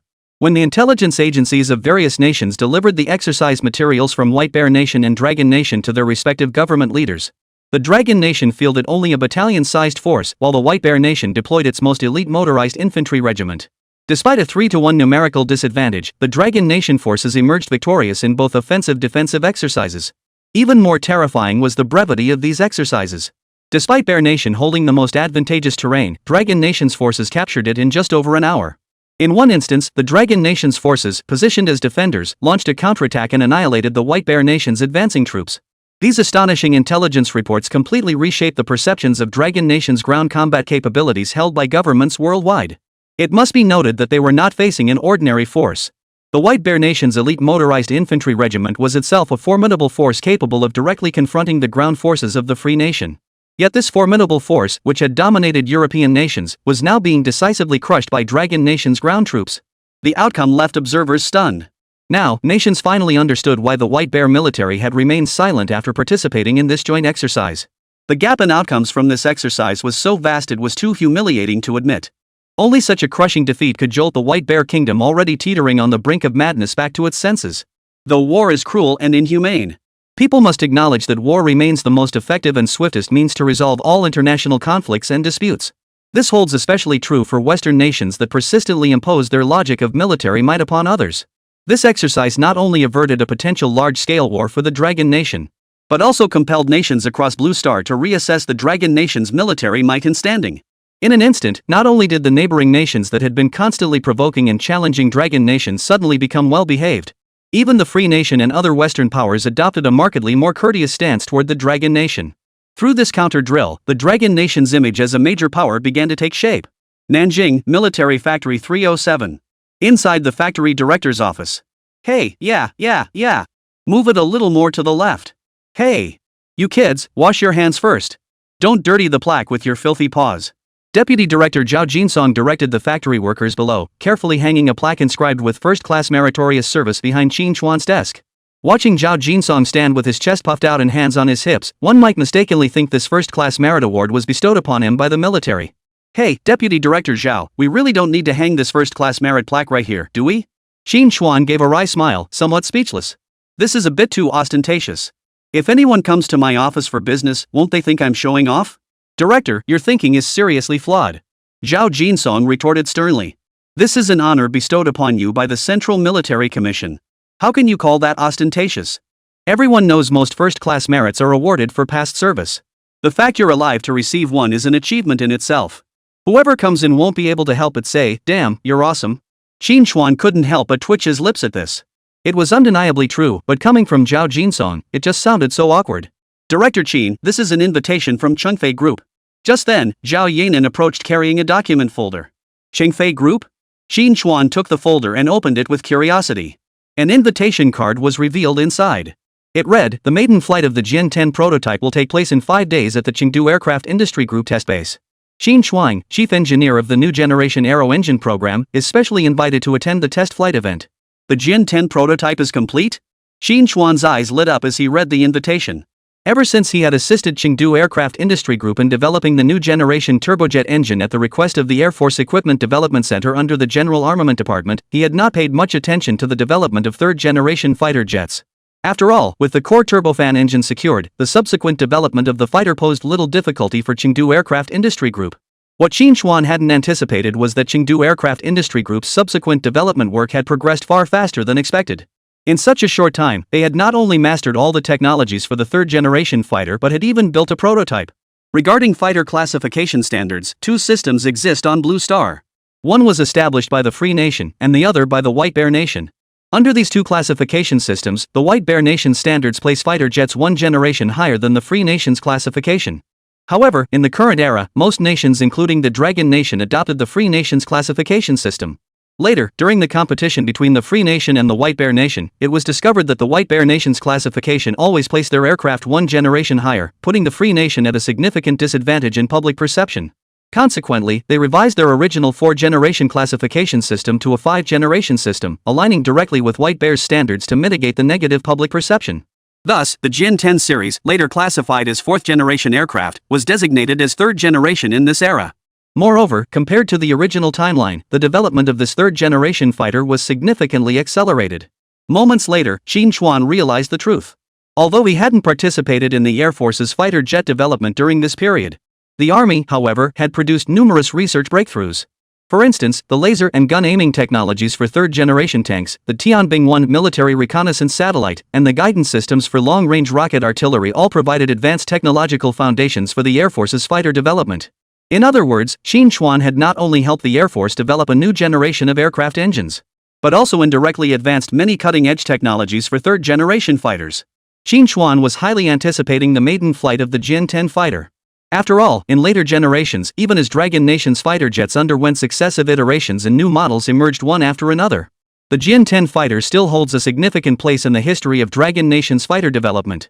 Especially when, at later air shows, the Jian 10C fighter jet was shrouded in transparent fabric and ignored by all. It shone brilliantly in the neighboring country of Baba Yang, in what became known as the largest and longest-lasting aerial battle in modern history. The J-10C fighter achieved the remarkable feat of shooting down 3 Gaulish Rafale fighters, 1 White Bear Su-30 MKI, 1 MiG-29, and 1 drone in a single engagement. This achievement stunned everyone. No one had anticipated the Dragon Nation's fighter jets to be so formidable. While shocking the entire Blue Star, it also caused the stock price of Dassault, the manufacturer of the Rafale, to plummet. After all, a fighter jet costing just $40 million had taken down $900 million worth of equipment from the White Elephant Nation in a single night, a cost-effectiveness ratio that defied belief. Thus, netizens playfully dubbed the J-10C, "Call me Madam Cow at home, but out here, address me as Mr. Slaughter." The Jian-10 fighter currently under development by Chengdu Aircraft Industry Group is only the first generation and still far from matching the capabilities of the later Jian-10C. However, bolstered by the performance of Qín Chuān's newly developed turbofan engine, it might excel in maneuverability, flight speed, and stability. Combined with other advanced technologies, this has piqued Qín Chuān's curiosity. Just how much more powerful is the Jian-10 fighter currently under development by Chengdu Aircraft Industry Group compared to its later generation counterpart? Yanran, handle all the matters at the factory over the next few days. In 5 days, we're heading to Chengdu Aircraft to witness the J-10 fighter's test flight. Upon hearing this news, Zhao Yanran nodded with palpable excitement. Chapter 156, Who's toasting with lamb stew and flatbread? Shanxi Province, Chang'an City. As the provincial capital of Shanxi, Chang'an City has long been celebrated as the Golden City of 1,000 li. It stands as one of the cradles of Chinese civilization. From the 11th century BC to the present day, 13 dynasties have established their capitals here. Alongside Rome, Cairo, and Yanjing, it is counted among the 4 ancient capitals of the Blue Star. It holds the distinction of hosting the most dynasties, the longest continuous rule, and exerting the most profound influence in Long Nation's history. On a traditional historic street called Shiyang Market, Lao Sun's beef and mutton stew with steamed bread shop. 2 young figures sat facing each other. Qín Chuān, who usually paid little attention to his attire, had made a rare effort to dress neatly today.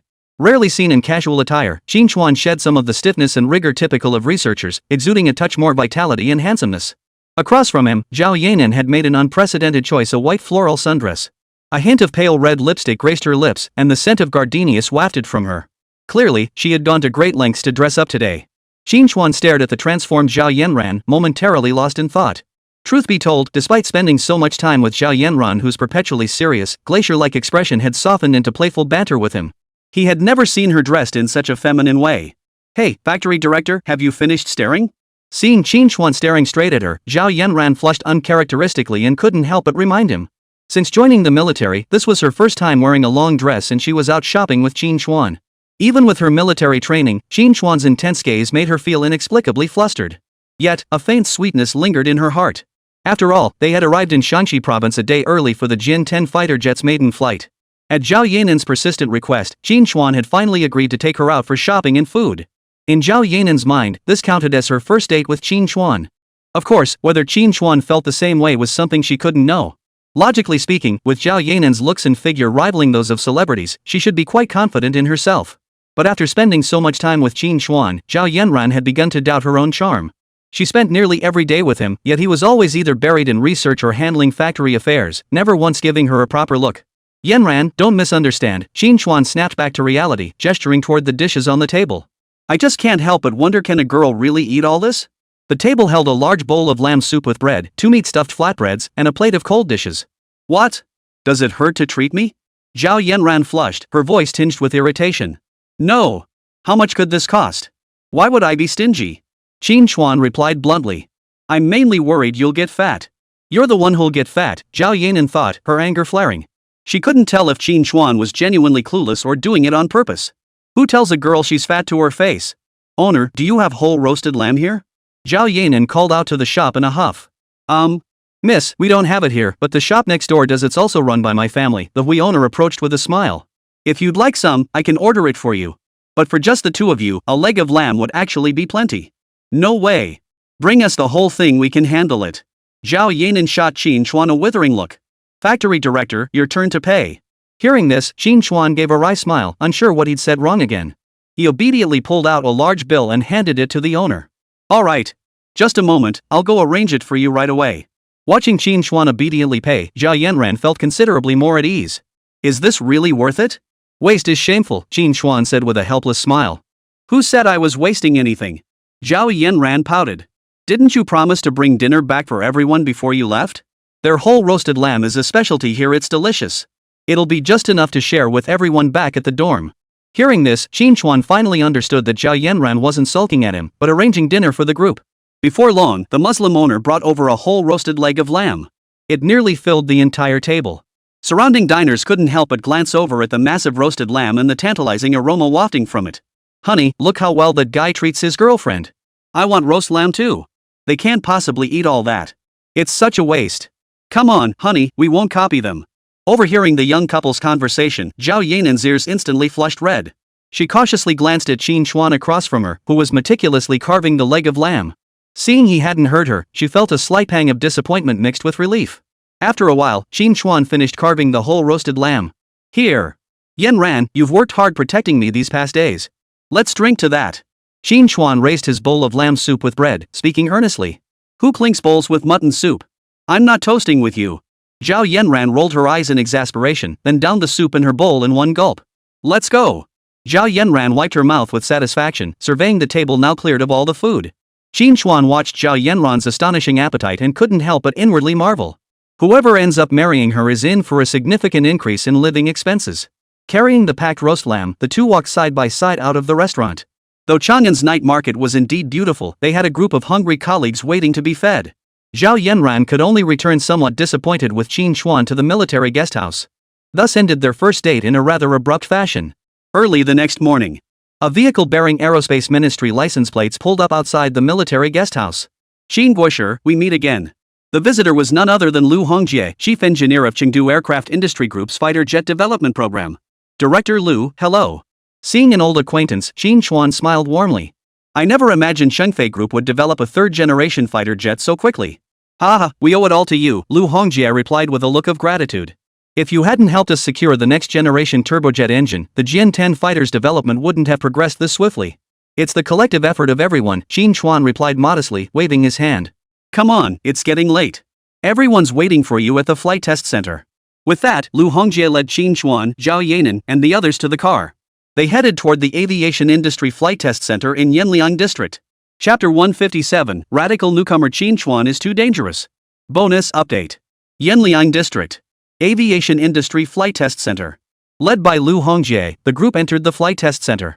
At that moment, Gao Fenghua, head of the Aerospace Department, Shen Xiao, director of the Air Force Equipment Project Center, and several senior officers from the Rongqing Military Region Air Force Department were engaged in conversation. Upon seeing Qín Chuān arrive, Gao Fenghua, Chen Xiao, and the others warmly approached him. Qín Guoshi, you've arrived. Minister Gao, Director Chen, good day. Qín Chuān greeted them familiarly. Haha, Director Gao, this must be the man who helped our Air Force develop the new generation of turbojet engines, right? As they spoke, a middle-aged man in dark green Air Force uniform approached with a smile. Qín Guoshi, allow me to introduce you. Seeing this, Gao Fenghua smiled and began the introductions. This is General Sun Ziyang, commander of the Rongqing Military Region Air Force. General Sun, this is Qín Guoshi. Commander, good day. Qín Chuān immediately saluted respectfully upon hearing the introduction. Ha, Qín Guoshi, no need for such formality, Sun Ziyang waved his hand dismissively. Though your rank is only lieutenant colonel, you're still a national treasure of our Dragon Nation. You've developed such a crucial turbojet engine for our Air Force. Not only has it saved us substantial procurement costs, it has also freed us from the predicament of being held hostage by foreign countries for aircraft engines. The Jian-10 fighter's rapid development owes much to your contributions. Commander, you flatter me. While aerospace engines are crucial, without the dedicated efforts of Chengdu Aircraft's research team, the Jian-10 fighter would never have been developed so swiftly. The two exchanged a few more words of pleasantries with smiles. Just then, a staff member from the flight test center came running over. Report! The Jian-10 prototype is ready for its maiden flight test at any time. Upon hearing this, Gao Fenghua nodded and turned to Sun Ziyang beside him. General Sun, you mentioned wanting this test flight to differ from previous ones? Exactly. We've never tested third-generation fighters before, and traditional methods yield insufficiently precise data. I want to try more precise testing methods that can push this third-generation fighter to its absolute limits. But I haven't quite figured out how to test it yet. Sun Ziyang looked at Qín Chuān with a smile. Qín Guoshi, do you have any good ideas? Testing the Jian-10's absolute limits? Qín Chuān frowned, pondering for a moment before replying in a low voice, there is a method, but it might be a bit extreme. Oh? Qín Guoshi, tell us more. Sun Ziyang had asked casually, not expecting Qín Chuān to actually have a solution. To determine the Jian-10 fighter's ultimate capabilities, there's only one way, test it in actual combat. Actual combat? At this statement, both Sun Ziyang and Gao Fenghua were taken aback. Qín Guoshi, your idea isn't wrong, but where would we find an opportunity for combat now? Shen Xiao, director of the Air Force Equipment Project Center, exclaimed in astonishment. You wouldn't be suggesting we enter another country's airspace, would you? That's absolutely out of the question. Shen Xiao and others were well aware that Qín Chuān had become the new face of the domestic radical faction. At the Army high-level conference, he had silenced a group of military strategists with his arguments, achieving instant fame. But even the most radical couldn't be so reckless as to fly a prototype into another country's airspace just to test a fighter jet. Setting aside whether such an act would invite accusations of aggression from the Free Nation and other Western powers, Even disregarding that factor, the safety of the fighter jet and its pilot must be considered. Although the J-10 fighter had excelled in all ground tests, no one knew its true performance capabilities once airborne. If it were shot down by another nation's air force, that would be a major incident. Exactly, Qín, your idea is far too radical. Absolutely unacceptable. Gao Fenghua's mouth twitched as he spoke, trying to dissuade him. They had only just managed to dissuade the White Bear Nation from provoking conflict through a decisive military exercise. Why was Qín Chuān now actively seeking to provoke other nations? The idea was utterly insane. However, Qín Chuān's proposal appealed to Sun Ziyang. After all, high-ranking commanders in the military were almost universally hawks. Yet reason told him this proposal was purely theoretical, absolutely unimplementable. Otherwise, even as the head of the Rongqing Military Region Air Force, he couldn't bear the responsibility. As he listened to the others' objections, Qín Chuān looked utterly bewildered. Have you misunderstood something? Qín Chuān explained. When I said combat training, I meant conducting it within our own country's borders, not invading another nation's airspace. My ideas may be radical, but I haven't lost my mind.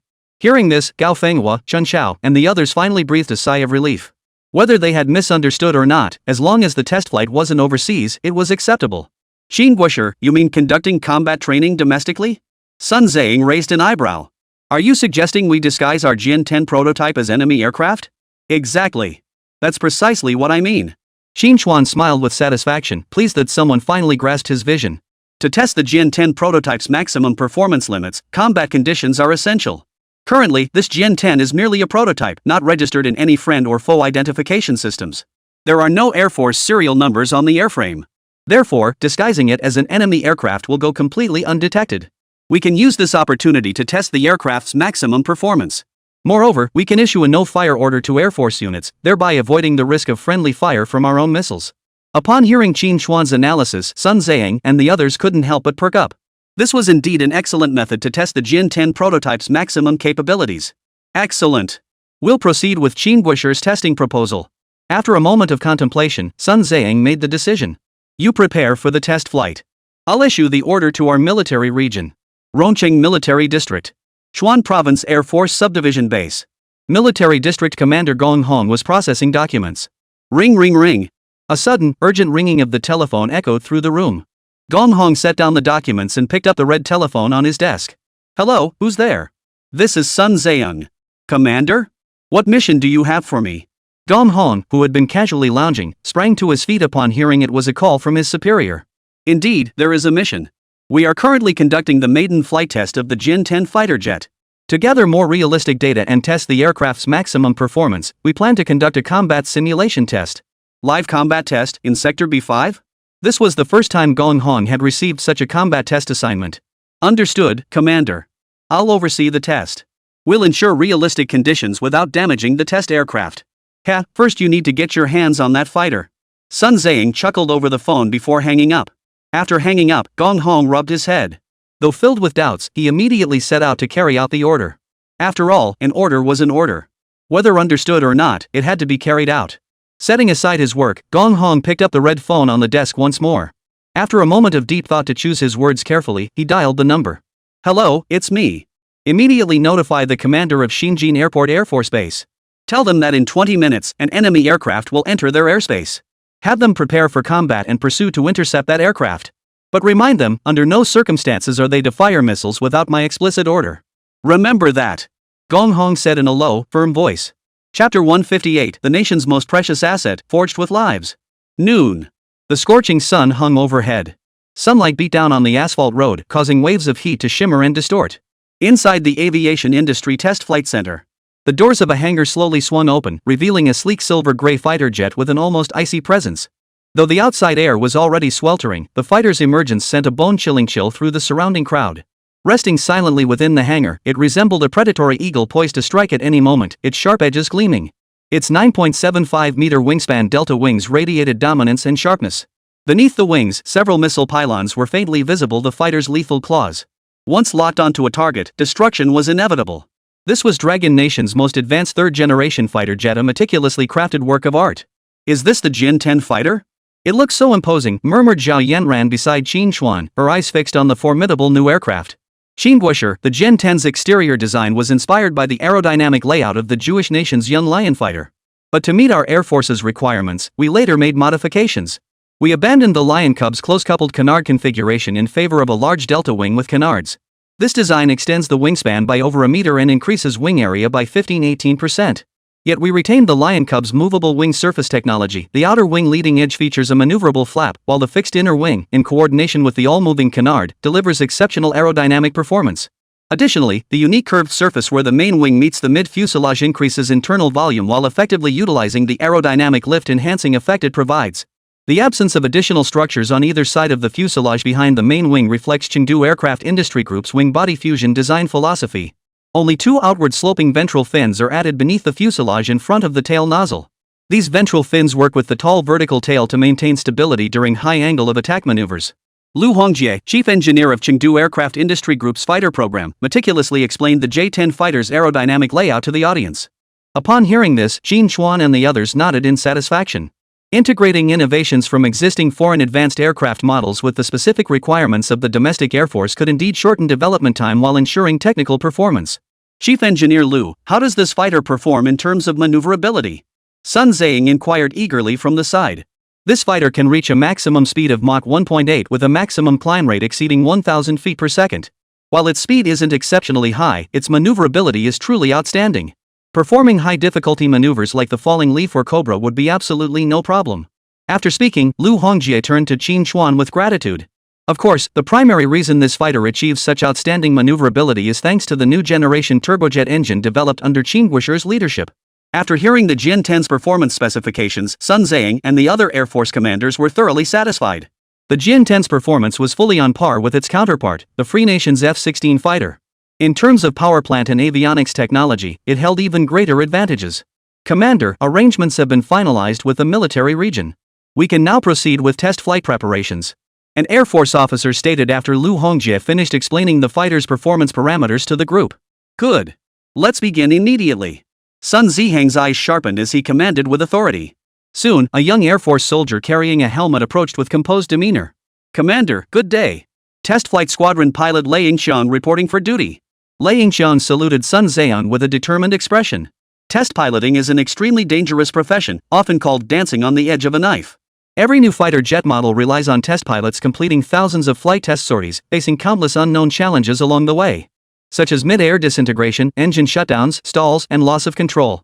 Even experienced pilots dare not be complacent during maiden flights, for any minor error could risk a crash. Moreover, test pilots must ensure the safety of the aircraft. Should an accident occur, not only would the test flight fail, but years, even decades of research and development could be lost in an instant. Boarding for a maiden flight feels like a life or death farewell, as an accident could truly mean never returning. Over the years, test pilots of the Dragon Nation Air Force have successfully flown over 100 prototypes and tens of thousands of domestically produced aircraft.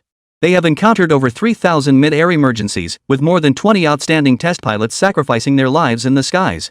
Therefore, the selection process for the Jian-10's maiden flight crew was exceptionally rigorous. Lei Yingxiang was widely recognized as one of the most skilled test pilots in the squadron. Before becoming a test pilot, he was an outstanding fighter pilot with over 1,000 hours of flight time. It was precisely his extensive test flight experience and exceptional piloting skills that led to his selection as the J-10's maiden flight test pilot. Comrade Lei Yingxiang, do you have confidence in this test flight mission? Reporting, Commander. I am confident. Lei Yingxiang's face radiated determination and self-assurance. This was the kind of courage and composure only an exceptional test pilot possessed. This marks our nation's first test flight of a third-generation fighter jet. Your mission is both arduous and monumental, Sun Zhang stated solemnly, his gaze fixed on Lei Yingxiang. Commander, I understand. For the nation's vital asset, we forge it with our lives. I will complete this test flight mission. Lei Yingxiang shouted without flinching. Hearing the phrase "forge this vital national asset with our very lives," everyone present, including Qín Chuān, was deeply moved. They were prepared to lay down their lives to pave the dazzling flight path for the Dragon Nation's fighter jets. Comrade Lei Yingxiang, while this maiden flight is crucial, your life is paramount. We'll all be here awaiting your triumphant return. We'll honor you with medals and commendations. Go! Yes, Commander. Lei Yingxiang saluted once more, striding toward the Jian-10 fighter jet with resolute and unwavering steps. Soon, the roar of the fighter jet filled the air. The silver-gray fighter slowly taxied toward the runway.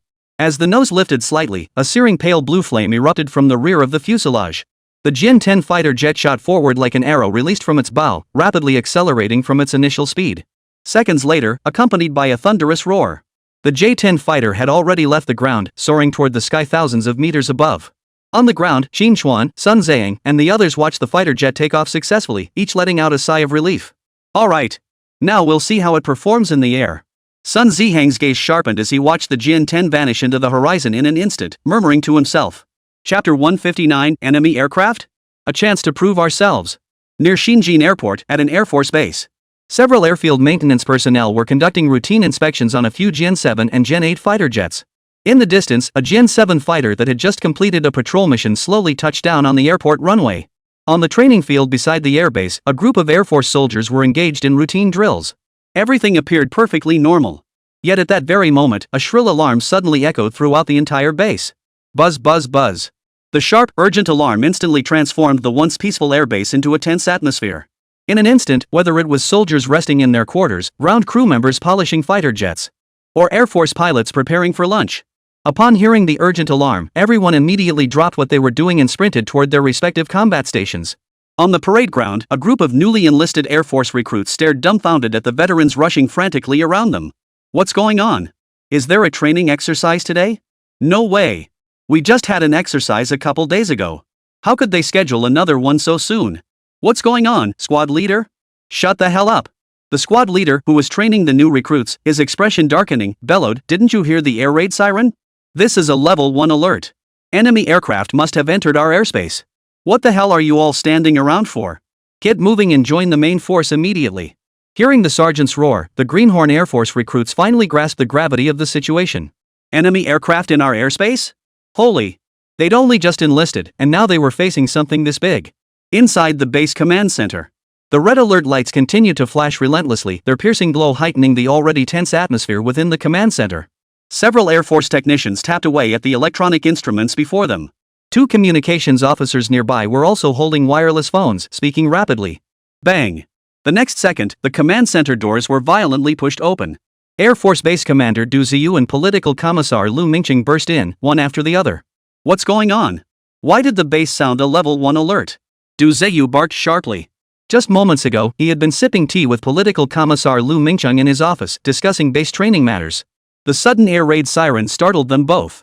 Without even grabbing his uniform, he dashed over wearing only a white shirt. As the base commander, he knew this alarm was no drill, something serious had happened. A level 1 air raid alert usually signaled enemy aircraft or missiles had entered their airspace.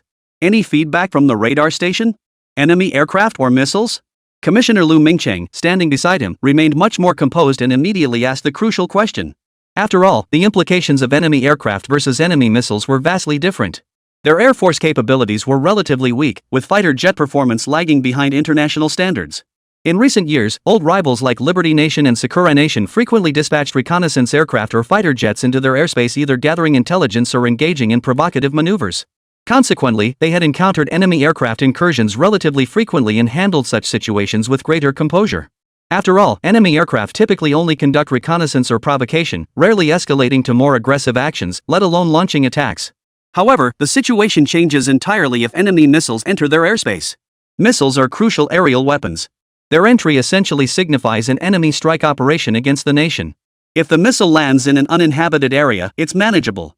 But if it strikes a densely populated urban area, it would undoubtedly be a major catastrophe. Therefore, upon detecting an enemy missile, they must intercept it immediately. Hearing this, Du Ziyu regained his composure and fixed his gaze on the radar monitoring personnel. Sir, no unidentified aerial vehicles are currently detected on radar. The order to activate the Level 1 air defense alert came from the Rongqing Air Force Command. They state that within 20 minutes, an enemy aircraft will enter the airspace under our base's control. They demand we immediately prepare fighter jets for takeoff to intercept. However, they explicitly stated that our intercept and expulsion measures are limited to maneuvering interception. We are not authorized to fire missiles at the enemy aircraft. The Air Force communications officer beside him quickly interjected. Ha? Orders from the higher military district? Political Commissar Lu Mingqing froze. Our radars haven't detected anything. How could they know about an enemy aircraft so far in advance? This whole situation feels off to me. Their base was located in the border region of Yunnan province. If enemy aircraft from neighboring countries were attacking, their base's radar station should have detected and alerted first. Yet now, it was the Rongqing Air Force Command informing them of the enemy aircraft's approach. Hey, Lu. What's the matter with you? It's not the time to be nitpicking. Du Ziyu exclaimed excitedly from the side. This is an order from higher-ups. Do you think they'd lie to us? Didn't we launch several military reconnaissance satellites earlier? I heard that model has incredibly powerful capabilities. Maybe it was the one that detected the enemy aircraft. Spotting enemy aircraft 20 minutes in advance? Our reconnaissance satellites are truly formidable. Facing the potential threat of enemy aircraft, Du Ziyu showed no sign of tension, only excitement and thrill. After all, although their location was near the border, the small Southeast Asian nations nearby dared not provoke them. Enemy aircraft incidents typically occurred in the Qinglong or Zhuke maritime zones, areas closer to the airbases of the Free Nation and the Land of Cherry Blossoms. Enemy aircraft incursions in their sector were exceedingly rare. Every soldier yearned for military honors medals, were the highest accolade for a service member. Even he, as the commander of this airbase, was no exception. This was the perfect opportunity for their base to earn merit, and he certainly wouldn't let it slip away. Quick! Order our fighter squadron to scramble for interception immediately. If enemy aircraft escape our airspace, this chance for distinction will slip through our base's fingers. Yes, sir. Upon receiving the order, the communications personnel in the command center immediately relayed the takeoff command to the flight squadron. On the airbase runway, 4 Jian 7 fighters rapidly accelerated off the tarmac, streaking toward the border airspace. Instantly, 4 green dots appeared on the radar monitor. Staring intently at the radar, Political Commissar Lu Mingcheng furrowed his brow, a look of doubt crossing his face. Although Du Ziyu's explanation earlier made sense, their recently launched military reconnaissance satellites were indeed highly capable. It wasn't impossible for their ground-based radar to detect enemy aircraft next. But the Long Nation's air force wasn't strong, at least not compared to major powers like the Free Nation and the White Bear Nation. Their base guarded the Southeast Asian sector. Which nation would dare send fighter jets into their airspace? Wouldn't it be suicide for those puny little countries to send their fighters here? Chapter 160, what kind of fighter is this? Never seen it before. Beep beep beep. Beep beep beep. Beep beep beep. As Political Commissar Lu Mingcheng frowned in deep thought, a sharp, clear sound echoed from ahead. It instantly caught the attention of both Lu Mingcheng and Du Ziyu. What's going on? Reporting, Commander. Radar has detected an unidentified flying object heading toward a mountainous area in Yunnan province. Its speed is approximately 0.8 Mach. Hearing this, Du Ziyu and Lu Mingcheng immediately turned their gaze toward the radar screen. A red dot suddenly appeared on the radar display. Ha! Judging by this enemy aircraft's flight path, it's approaching from the heartland of our country. Could this possibly be one of our own aircraft? Lu Mingcheng voiced his confusion upon seeing the enemy aircraft's flight path on the radar display. Old Lu, you're overthinking it, Du Ziyu countered. Our superiors have already confirmed it's an enemy aircraft. How could it possibly be one of our own Long Nation fighters? Besides, the radar's friend or foe identification system has already marked it. This enemy aircraft isn't equipped with our system, it's definitely hostile. As for why it's approaching from our territory? That's easy to explain. It must have somehow evaded our domestic ground radar systems, sneaked into our territory, and is conducting some reconnaissance mission. We were suddenly spotted by our military region's advanced reconnaissance satellites while trying to escape. Otherwise, why would the higher military command notify us? Lu Mingcheng was about to say more, but Du Ziyu waved him off. Enough, old Lu. I know there are many puzzling aspects to this incident, but an order is an order. A soldier's duty is to obey orders. Whatever the higher-ups tell us to do, we do. We'll address the rest after we intercept this fighter. Hearing this, Lu Mingcheng couldn't help but nod in agreement. Du Ziyu's words were undeniably correct. No matter how many questions he had, they couldn't override the orders from above. Immediately relay the enemy aircraft's coordinates to our fighter squadron. Order them to intercept and surround the target immediately. Under no circumstances can we allow this enemy aircraft to escape border airspace with intelligence. Du Ziyu barked the order. Yes, sir. The Air Force technician nodded and immediately contacted the flight squadron currently pursuing the enemy aircraft in the airspace. Meanwhile, across the vast ocean, in the land down under, in the small town of Alice Springs, located in the central region. This region was a sparsely populated tropical desert. For decades, it had been a barren wasteland, with temperatures consistently above 29 degrees Celsius year-round. The population was a meager 600 or so indigenous people. Yet today, the town's permanent population has swelled to 80,000. While 80,000 may seem insignificant compared to the populous Dragon Nation, for the vast and sparsely populated land down under, this town is quite impressive. The town's rapid development owes much to the special strategic importance it gained during the Second Blue Star War and the subsequent Cold War with the White Bear Nation. During the Pacific War, it served as the rear base for resisting the Sakura Nation's navy and a vital supply hub for the Free Nation's forces. It was akin to Yenching, the sacred land of the domestic revolution. After the Second Blue Star War concluded, it served a role akin to Lober in the Dragon Nation. Given Alice Springs' exceptional concealment, Coupled with its unique geographical position within Australia, roughly at the center of the country if one were to draw a circle around its territory. This grants it uniform signal coverage across the entire Australian territory. Consequently, a contingent of Free Nation forces remain stationed here, participating in the Free Nation's National Security Agency (NSA) intelligence deployment across the Asia-Pacific region. In a sense, the Free Nation achieved an unintended yet highly beneficial outcome. This unassuming underground intelligence facility, established at low cost by the Free Nation, held little prominence during the early Cold War years. In fact, just a couple of years ago, it nearly faced closure due to public protests. However, as the Free Nation prioritized intelligence gathering, the facility not only avoided closure but underwent significant upgrades and expansion. It became a satellite ground observation station jointly operated by the Free Nation and Kangarooland, subsequently named Pine Valley. Pine Valley holds immense strategic importance. If Midway, home to the Free Nation's National Security Agency headquarters, and Langley, home to the Central Intelligence Agency headquarters, are considered the intelligence heart of the Free Nation, then Pine Valley, situated in Kangarooland, serves as the primary artery connecting all surveillance centers and intelligence stations across the Five Eyes Alliance. 1/3 of the entire Blue Star falls within the surveillance range of Liberty Nation's spy satellites under its control.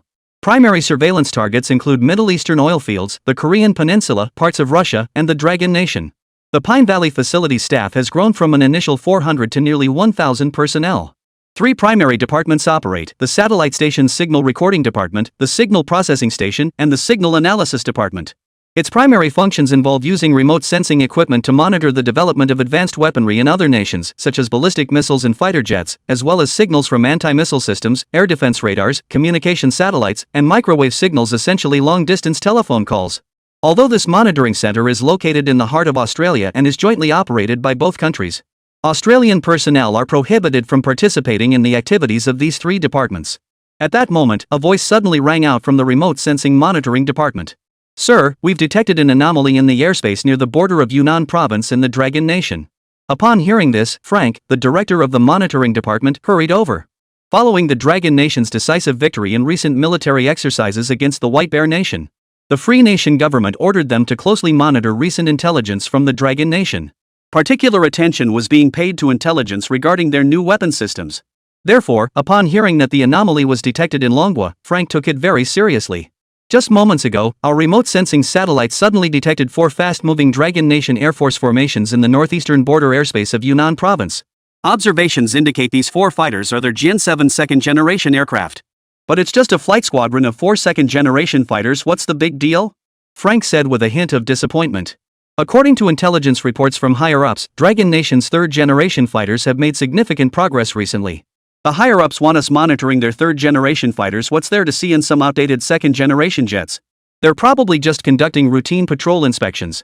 2nd-generation fighters are relics from decades ago for our Free Nation. They hold no strategic value whatsoever. No, sir, the African-American staff member quickly interjected. These 4 Gen 7 fighters are moving at extreme speeds, heading in a very specific direction. This is definitely not a routine patrol. Frank's eyebrows shot up at this.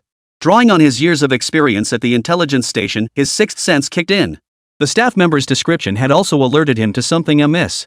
Send a command to the spy satellite immediately. Have it monitor and scan the flight paths of these 4 Dragon Nation fighters.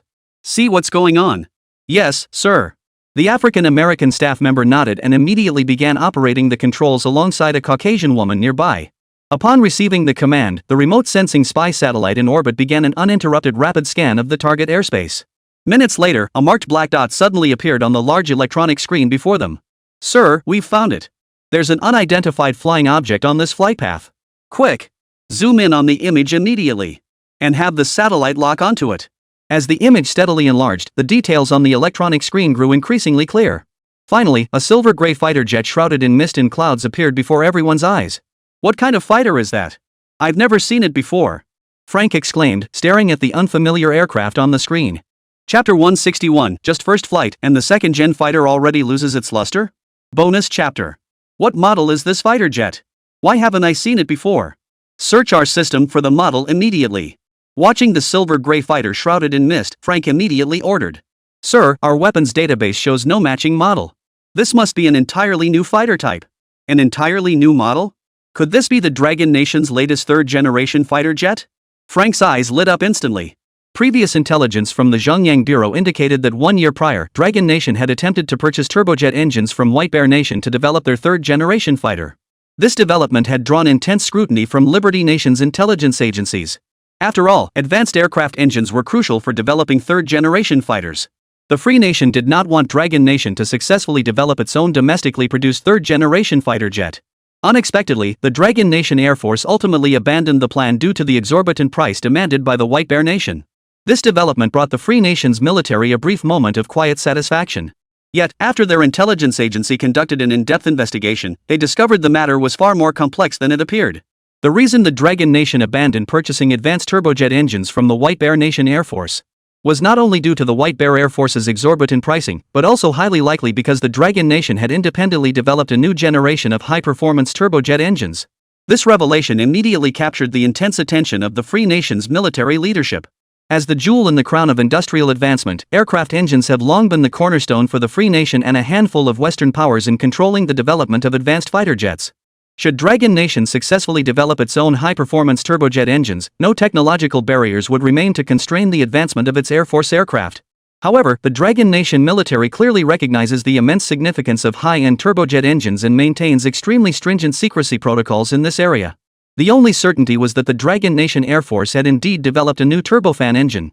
But regarding the performance parameters of this new turbojet engine, as well as the identities of the developers, they were unable to uncover any information. Nevertheless, based on this intelligence, military experts in the Free Nation analyzed that Longguo would likely develop a domestically produced third-generation fighter jet within the next 2 to 3 years. Yet, less than a year has passed since their intelligence analysis was conducted. If this really is a third-generation fighter from Dragon Nation, their development speed is far too fast. Sir, this doesn't appear to be a third-generation fighter from Dragon Nation, the African-American staff member remarked, studying the fighter's trajectory on the satellite monitor. Why do you say that? Frank asked, puzzled. This fighter appeared in Dragon Nation airspace, and it's a new model we've never seen before. What else could it be but Dragon Nation's domestically produced third-generation fighter? It can't possibly be just a second-generation fighter from Longguo. Just look at that advanced aerodynamic layout, it doesn't add up. Sir, look at the flight paths of those 4 GN-7 fighters. They're clearly maneuvering to encircle that unknown aircraft. Furthermore, our systems just received intelligence from a monitoring station in Yunnan Province, China. They report that a Level 1 air defense alert was sounded at an airbase there just minutes ago. Considering all this isn't a Dragon Nation fighter jet, it's an intruder from another nation. Ha! Fighter jets from another country. At this revelation, Frank perked up instantly. This was major news. Ever since their aircraft carrier fleet heading to the Azure Dragon Sea was stripped bare by Dragon Nation's military reconnaissance satellites last time, the Free Nation Air Force had never dared to casually dispatch fighter jets into Dragon Nation airspace again. The same applied to the neighboring Sakura Nation. But aside from the Free Nation and the land of cherry blossoms, who else would dare send fighter jets to infiltrate the Dragon Nation's airspace? After a moment of deep thought, Frank's eyes suddenly lit up. Could this be a White Bear fighter jet? He blurted out. The more he thought about it, the more convinced Frank became that his hunch was spot on. After all, there were few fighter jets capable of entering Dragon Nation's airspace undetected. Only a handful of major powers with advanced fighter fleets possessed such capability. Moreover, the White Bear Nation's ground forces had just suffered a setback during recent exercises in the Dragon Nation. It was entirely plausible they'd use their formidable air force to redeem themselves against the Dragon Nation. Ha ha ha. This time we've truly obtained crucial intelligence. Both the White Bear Nation and the Dragon Nation are enemies of our Free Nation. The more they clash, the better it is for us, the Free Nation.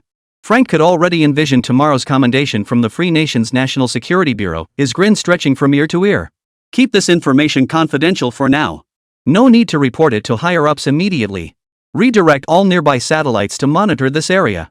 We absolutely cannot miss a single detail. Understood.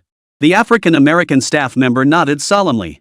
What they didn't know was that at that very moment, inside the Dragon Nation's Aviation Industry Test Flight Center, Qín Chuān, Sun Ziyang, and other high-ranking Air Force commanders were also covertly monitoring the fighter jet's every move using military reconnaissance satellites. General Sun, have you clarified with the airbase over there? Will they launch missiles any moment now? Chen Chao, director of the Air Force Equipment Project Center, watched as the 2 fighter jets closed in on each other, his concern growing. After all, this was their sole Jian-10 prototype. With an elite test pilot from the Air Force aboard, any accidental damage would constitute a major military incident. Moreover, it would severely impact the full deployment of their next-generation third-generation fighters. Rest assured, I've made it clear to them they won't fire without my explicit order. Besides, Director Chen, you should have confidence in our J-10 fighter. This is our domestically developed third-generation fighter. Surely it can handle a mere 4 J-7 second-generation fighters? Mere second-generation fighters? Chen Xiao's lips twitched involuntarily at the remark. People really do favor the new and despise the old. Before their J-10 fighter was developed, the J-7 was the backbone of the Dragon Nation Air Force. Every military region scrambled to get them deployed, and even Sun Zhang had repeatedly pressed the Air Force Equipment Project Center about them. And now, barely after the J-10's maiden flight, the J-7 is already out of favor? How utterly pragmatic. Catching the meaning in Chen Xiao's eyes, Sun Zihang's eyes crinkled into crescent moons as he smiled and said, Director Chen, as you know, Chengdu Aircraft Industry Group falls under your Air Force Equipment Center's jurisdiction. But it's ultimately within the jurisdiction of our Rongqing Air Force military region. If the Jian-10's maiden flight succeeds, our Rongqing military district must be the first to receive it when it enters service with the Air Force. General Sun, I understand. Chen Xiao nodded helplessly upon hearing this. Your agreement is all that matters. Satisfied with the response, Sun Zihang's mood lifted considerably. Qín Chuān, do you think these 3 Jian-7 fighters could pose a threat to our Jian-10? Commander, I don't believe so. Qín Chuān pondered for a moment before replying with a smile, I can't guarantee the Jian-10's other performance aspects. But this aerospace engine was developed under my leadership. If we disregard air-to-air missiles, its maneuverability absolutely crushes second-generation fighters. If it can't even do that, it doesn't deserve to be called a third-generation fighter. Qín Chuān is right. Hearing Qín Chuān's confident words, Sun Zhang felt his anticipation grow. Just as they were chatting, a staff member from the test flight center suddenly shouted, Commander, based on both aircraft's flight paths and speeds, they're projected to make direct contact in approximately 2 minutes. All eyes sharpened, fixated on the images unfolding across the electronic screens. Chapter 162, Aircraft Collision. Too daring for movies.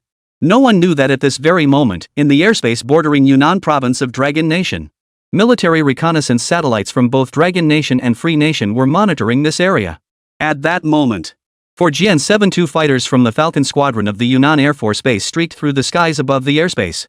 The Dragon Nation Air Force adopted the White Bear Nation Air Force's organizational structure, with flight squadrons organized into 4 aircraft formations. Each squadron typically comprised 4 identical aircraft, led by a squadron leader and deputy leader, with 2 wingman pilots. Certain units experimented with mixed formations, such as integrating multiple aircraft types for coordinated operations after new equipment like early warning aircraft entered service. For example, a configuration might include 1 electronic warfare aircraft paired with 3 fighter jets. However, due to current equipment limitations and operational requirements, such mixed aircraft squadrons remain rare within the Dragon Nation Air Force. As the squadron leader of the Falcon Squadron, Su Chang piloted the lead Jian-7 fighter, positioned at the center of the formation. His expression was stern as he stared intently at the green blip on the onboard radar screen, a cold gleam flashing in the corner of his eye. This enemy aircraft is utterly brazen. Despite being detected by our fighters, it hasn't even altered its flight path and continues heading straight toward us. Does it think our combined forces can't intercept it? As a squadron leader, Su Chang had never encountered such an insolent enemy aircraft. Even aircraft from the Free Nation and the Land of Cherry Blossoms, when caught secretly entering their airspace, wouldn't dare act so brazenly. Typically, they would alter course, attempting to evade and break free from the encirclement. But this enemy aircraft sent by who knows which nation was acting with such brazen arrogance. Not only did it refuse to alter its course to evade the 4 fighter jets closing in, it charged straight toward them. They clearly didn't give a damn about the Dragon Nation's fighter jets. At this thought, Su Chang's expression grew even colder. Even the F-16 third-generation fighters of the Free Nation wouldn't dare ignore their presence. Falcon 3. Falcon 3. Enemy aircraft has entered our air-to-air missile range. Lock onto it with fire control radar immediately. Su Chang's voice was icy as he spoke into the communication device. Captain, didn't headquarters order us not to fire missiles? You idiot. They only said we can't fire missiles, they never said we can't use fire control radar to track it. Understood. With that, the pilot of the Jian-7 fighter at the forefront of the flight squadron engaged the fire control radar to lock onto the unidentified enemy aircraft. The intent was to scare the intruder off. After all, being locked on by fire control radar is like having a gun pressed against your temple. The enemy could open fire at any moment, leaving virtually no room for escape. This constituted the highest level warning for an intruding fighter. If the intruder remained unmoved, they could even open fire and launch missiles directly under normal circumstances. However, despite being locked onto by their fire control radar, the unknown enemy aircraft continued to rapidly approach them without the slightest hesitation. Captain, the pilot of that enemy aircraft over there is a tough customer. He didn't react at all to our fire control radar. At these words, a cold gleam flashed in Su Chang's eyes. What exactly was this enemy pilot trying to accomplish? The fact that this enemy aircraft could infiltrate deep into Longguo's airspace undetected suggested its performance was undoubtedly formidable. Even their Jian-7 fighters could lock onto it with ease. He refused to believe the enemy's radar was so inferior that it still hadn't detected the presence of their 4 fighters. Damn it! This enemy plane is too arrogant. If it weren't for orders from above forbidding us to fire missiles, I'd blow this bastard out of the sky right now. Captain, what do we do now? What should we do? We charge straight at them, of course. Engage them in close combat. No matter what, we can't let it slip away right under our noses. Roger. As Su Chang issued the command, the 4 GN-7 fighters of the Falcon Squadron accelerated once more. As the distance between the two sides narrowed, the tension in the airspace intensified. The gap between them was now less than 30 kilometers, a distance fighter jets could cover in the blink of an eye. Soon, they reached a distance where they could be seen with the naked eye. What kind of fighter is this? I've never seen it before. Could it be not a Liberty Nation fighter? The Free Nation doesn't have this model. It must belong to another country. Several Dragon Nation pilots stared in astonishment at the silver-gray fighter jet. After all, in their experience, only the Free Nation dared to act so brazenly within Dragon Nation airspace. Yet the fighter before them was clearly a model they had never encountered.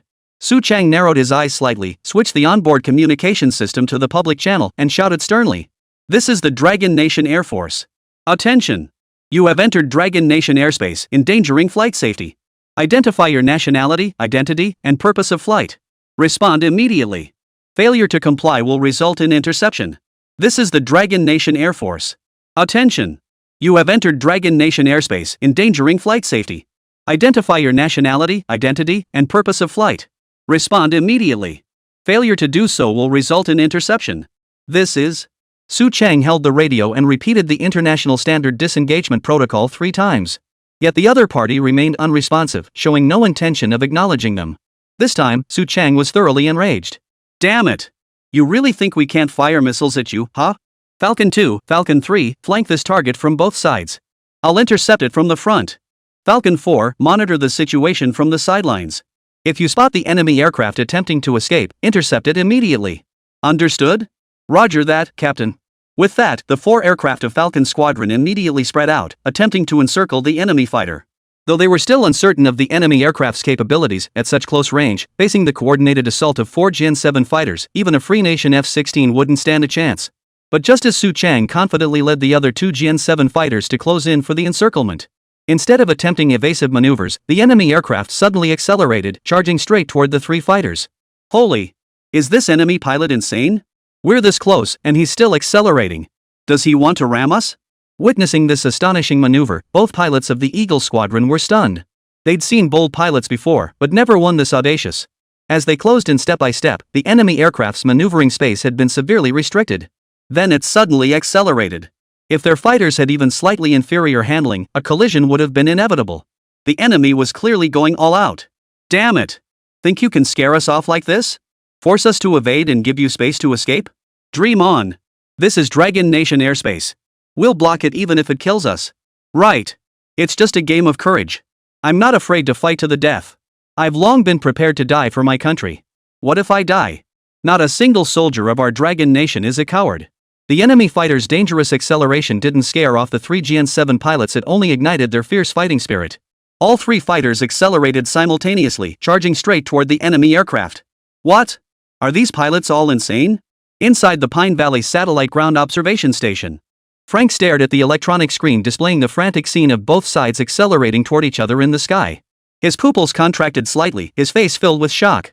He'd only ever seen 2 cars accelerating toward each other on a highway in movies. This head-on collision of aircraft? Even movies wouldn't dare film it. Both fighter jets were reckless. How much do you guys make in a month? Is it really worth risking your lives like this?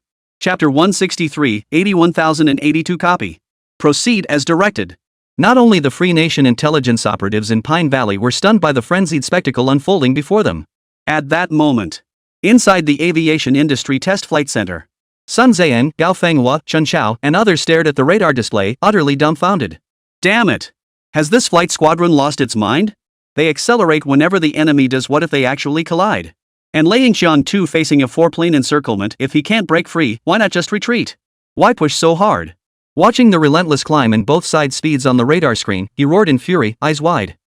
Commander, didn't you say we were testing the Jin 10's limits? Lu Hongjie from Chengdu Aircraft Industry Group muttered under his breath. This was the domestically developed third-generation prototype they had painstakingly developed at Chengdu Aircraft Industry Group. If a collision actually occurred, they would be the ones most heartbroken. Hearing Lu Hongjie's muttered complaint, Sun Ziheng's face flushed alternately pale and crimson. He did want to test the Jin 10's limits, but he never said it had to be done in such a reckless manner. Both aircraft in the airspace belonged to their Dragon Nation. If they actually collided, they would lose at least 2 aircraft and 2 outstanding pilots. The problem was that this tragedy could have been entirely avoided. The thought filled Sun Ziyang with sudden regret. Had he known both sides would be so reckless, he would have informed the airbase about the test in advance? Commander, both fighter jets are rapidly approaching Mach 1. What should we do now? Watching the 2 aircraft draw closer on the radar screen, the radar operator urgently asked. Quick! Call the airbase in Yunnan province immediately and order them to halt the flight squadron's actions. Sun Ziyang shouted urgently. Sir, it's too late. Just as everyone was gripped with tension, Qín Chuān's calm voice rang out. At their current speeds and distance, a collision is imminent. Even contacting the airbase now would be too late. Hearing this, Sun Ziyang and the others, realizing the gravity of the situation, all wore expressions of utter despair. Was the maiden flight test of their Jin 10 fighter jet destined to end in such a tragic manner? Commander, there's no need to worry too much. Seeing Sun Ziyang's pained expression, Qín Chuān said with a faint smile. Qín Guosher, how could I not be worried? Sun Ziyang said painfully. This is our very own Longguo fighter jet. And we have 2 outstanding pilots on board. Commander, I know the performance of the turbojet engine I developed inside out. And as I mentioned earlier, Comrade Lei Yinxiang is an outstanding test pilot in our Dragon Nation test flight squadron. With his extensive test flying experience, he wouldn't act so impulsively. I believe he was attempting an extremely difficult evasive maneuver at the absolute limit of the aircraft's capabilities. Hearing this, the others' eyes lit up. No one understood the capabilities of the new generation turbojet engine better than Qín Chuān. His words instantly kindled a glimmer of hope among the group. But at such extreme speeds and distances, even the third-generation fighters of the Free Nation and White Bear Nation would struggle to perform evasive maneuvers. Can our third-generation fighters really do it? Lu Hongjie murmured.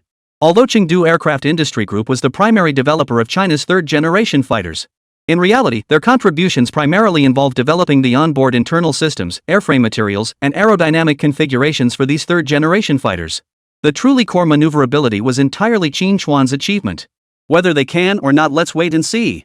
With that, Qín Chuān narrowed his eyes slightly and turned his gaze back to the radar display screen. At that moment, the airspace over Yunnan province echoed with continuous roars. 5 fighter jets were rapidly closing in on each other. Although the Jin 7 was a second-generation fighter, its gap with third-generation fighters primarily lay in hardware capabilities like maneuverability and beyond visual range combat. Its speed, however, was no slouch. Its maximum high-altitude speed reached Mach 2.05, essentially matching that of the F-16. Amid successive sonic booms, the distance between the 2 sides narrowed. Su Chang, watching the enemy aircraft on his onboard radar, felt an unprecedented pressure. 1.5 Mach. 1.8 Mach. Mach 2. Watching the enemy aircraft's speed continue to climb rapidly, a bead of cold sweat trickled down Su Chang's forehead. By the time the enemy reached its top speed of Mach 2.1, the 2 were mere inches apart. Whoosh! Though the pilots of the Eagle Squadron felt immense pressure, retreat was not an option when defending their airspace. Captain, get out of the way. If we're going to ram, I'll ram this bastard. You're retiring in 2 years, no need to push yourself this hard. A young pilot's voice crackled over the internal communication channel. Bull! You know I'm retiring, yet you want to steal my military merit? Su Chang, piloting the lead aircraft, roared angrily. After all these years in the Air Force, my greatest ambition is to bring home a first-class merit award. Now the chance has finally come. All you greenhorns, back off. If you really care, just visit your sister-in-law more often and make sure she doesn't get bullied. On my command, Eagles 2 and 3, spread out to the sides and give me room. At this distance and speed, the enemy aircraft had virtually no room to maneuver or evade. The encirclement by the other 2 fighters had lost its purpose. Since the enemy had chosen death, he, as a Dragon Nation Air Force pilot, would certainly not back down. With a resolute expression, Su Chang issued his final command. Captain. Cut the crap. Execute immediately. That's an order. With that, Su Chang prepared to shut down the internal communication channel. At that moment, a frantic voice suddenly cut through the internal communication channel. Calling 810A2. This is Base Command, Du Ziyu speaking. I order you to immediately turn around and temporarily allow that enemy aircraft to pass. I will request authorization from higher command to engage with missiles. Inside the Air Force Base Command Center, Air Base Commander Du Ziyu watched 2 blips on the radar rapidly converging toward each other. He shouted into the communication device. At that moment, the tension within the entire Base Command Center reached its peak. Everyone knew what was about to unfold in the skies. Both Commander Du Ziyu and Political Commissar Lu Mingcheng now had bloodshot eyes. Unlike Sun Ziyang and his team, the airbase commanders were unaware this was merely an exercise. To their eyes, that arrogant, frenzied unknown fighter jet was an enemy intruding into their airspace. And enemies must be eliminated. However, they did not wish to see their own warriors sacrifice themselves in vain. 81,082 copy. Commander, I'm sorry, but I cannot carry out your order. We're too close. I must continue with the mission. You proceed forward. I repeat, you proceed forward. I will not let enemy aircraft leave our airspace alive. Su Chang's desperate voice echoed throughout the base command center. Whether it was Base Commander Du Ziyu, Political Commissar Lu Mingcheng, or the assembled Air Force technicians in the command center. Upon hearing Su Chang's words, their eyes turned red. They understood clearly that Su Chang intended to defend the Dragon Nation's airspace with his life. Damn it! What the hell kind of order did headquarters give us? Why didn't they let us open fire earlier? This would never have happened. Du Ziyu roared in fury. Old Du, calm down. Lu Mingcheng beside him urged, stifling his grief. But when he recalled Su Chang's subsequent actions, he couldn't hold back either. Finish the mission first. Once it's over, I'll go with you to demand answers from the higher-ups. All right. Hearing this, a flicker of relief crossed Du Ziyu's eyes. But just as the two were speaking, the radar operator in the command center suddenly shouted with surprise, Commander, that enemy aircraft has changed course. The two fighters didn't collide. What? Hearing this, both Du Ziyu and Lu Mingcheng stiffened. They immediately turned their gaze to the radar monitor. Then, in stunned unison, they exclaimed, how is that possible? Chapter 164, Defying the Heavens Performance. Cobra Maneuver? 10 seconds earlier. Over the airspace of Yunnan Province. Inside the cockpit of the Jin 7 fighter jet, Su Chang ended his communication with the Airbase Command Center. A resolute glint flashed in his eyes. Memories of his decade-long military career echoed relentlessly in his mind, along with the image of his wife and child waiting for his demobilization back home. As the silver-gray silhouette rapidly closed in from ahead, Su Chang's face hardened with resolve. He pushed the control stick forward, sending the fighter's speed soaring to its absolute limit. The Jin 7's engines roared in anguish as the aircraft pushed every ounce of its capability to the absolute limit. The air torn by the wings whipped around the fuselage, causing it to tremble violently. Clearly, the Jin 7 was now operating beyond its limits. Yet even so, the Jin 7's speed still couldn't match that silver-gray figure ahead. Come on. Let's die together. Think you can leave our Dragon Nation's airspace unscathed? I won't let you. Su Chang roared at the top of his lungs. Captain. The pilots of the other 3 Falcon Squadron aircraft, witnessing the imminent collision between the two fighters, all closed their eyes, unable to bear the sight of that tragic, heroic death. Yet moments later, the expected explosion never came. Curiosity made them open their eyes, only to witness a scene that made everyone gasp. As Su Chang's fighter closed to within less than 100 meters of the silver-gray silhouette, inside the J-10 fighter's cockpit, Lei Yingxian's expression hardened, a previously unseen sense of exhilaration flashing in his eyes. Instantly, he slammed his left hand against the throttle lever, pushing it all the way back, while his right hand yanked the fighter's control stick backward with all his might. The roar of the engines, which had sounded like a dragon's cry, abruptly ceased. The 2 Qín Chuān developed next-generation turbojet engines were forcibly cut off by the mechanical feedback of the control stick. Like a lion with its throat clamped shut. After an eerie silence, the entire Jin 10 fighter assumed an unnatural posture defying aerodynamics. The Jin 10's nose pitched upward relentlessly. Through the cockpit glass, Lei Yingxian watched the horizon invert in an eerie reversal. The fighter jet, which had been flying parallel to the airflow, was steadily climbing in an eerily static motion until it stood perfectly vertical in the air. The intense weightlessness nearly snapped Lei Yingxian's neck inside the cockpit. His back was pressed tightly against the anti-G seat, unable to move an inch. On the J-10 fighter's instrument panel, the hydraulic system's warning lights flashed incessantly. Beside it, the airspeed indicator's reading plummeted from 850 km/h to a mere 50 km/h. At the tail of the Jin 10, supersonic airflow created compressions and expansions that interacted. The two waves alternately grew and receded, forming a series of diamond-like, sparkling Mach rings. They shimmered brilliantly in the high-temperature air like special effects. Kinetic energy is zero. I'm really going to make it. Under his breathing mask, Lei Yingxian bit his lip hard, his expression twisted in agony. His hands gripping the control stick turned slightly white from the immense air pressure. Yet his eyes now brimmed with excitement and exhilaration. For he was finally about to execute the high-difficulty maneuver he had long desired but lacked the capability to perform the Cobra maneuver. The Jin 10 fighter now seemed as though an invisible giant hand had forcibly twisted it into a vertical orientation. The J-7 fighter, which should have collided head-on with him, was now on a different trajectory due to the J-10's bizarre vertical angle. The Jin 7 fighter jet narrowly brushed past from below. Afterburner recovery. As the Jin 7 flew past below, Lei Yingxian forced himself to push the throttle.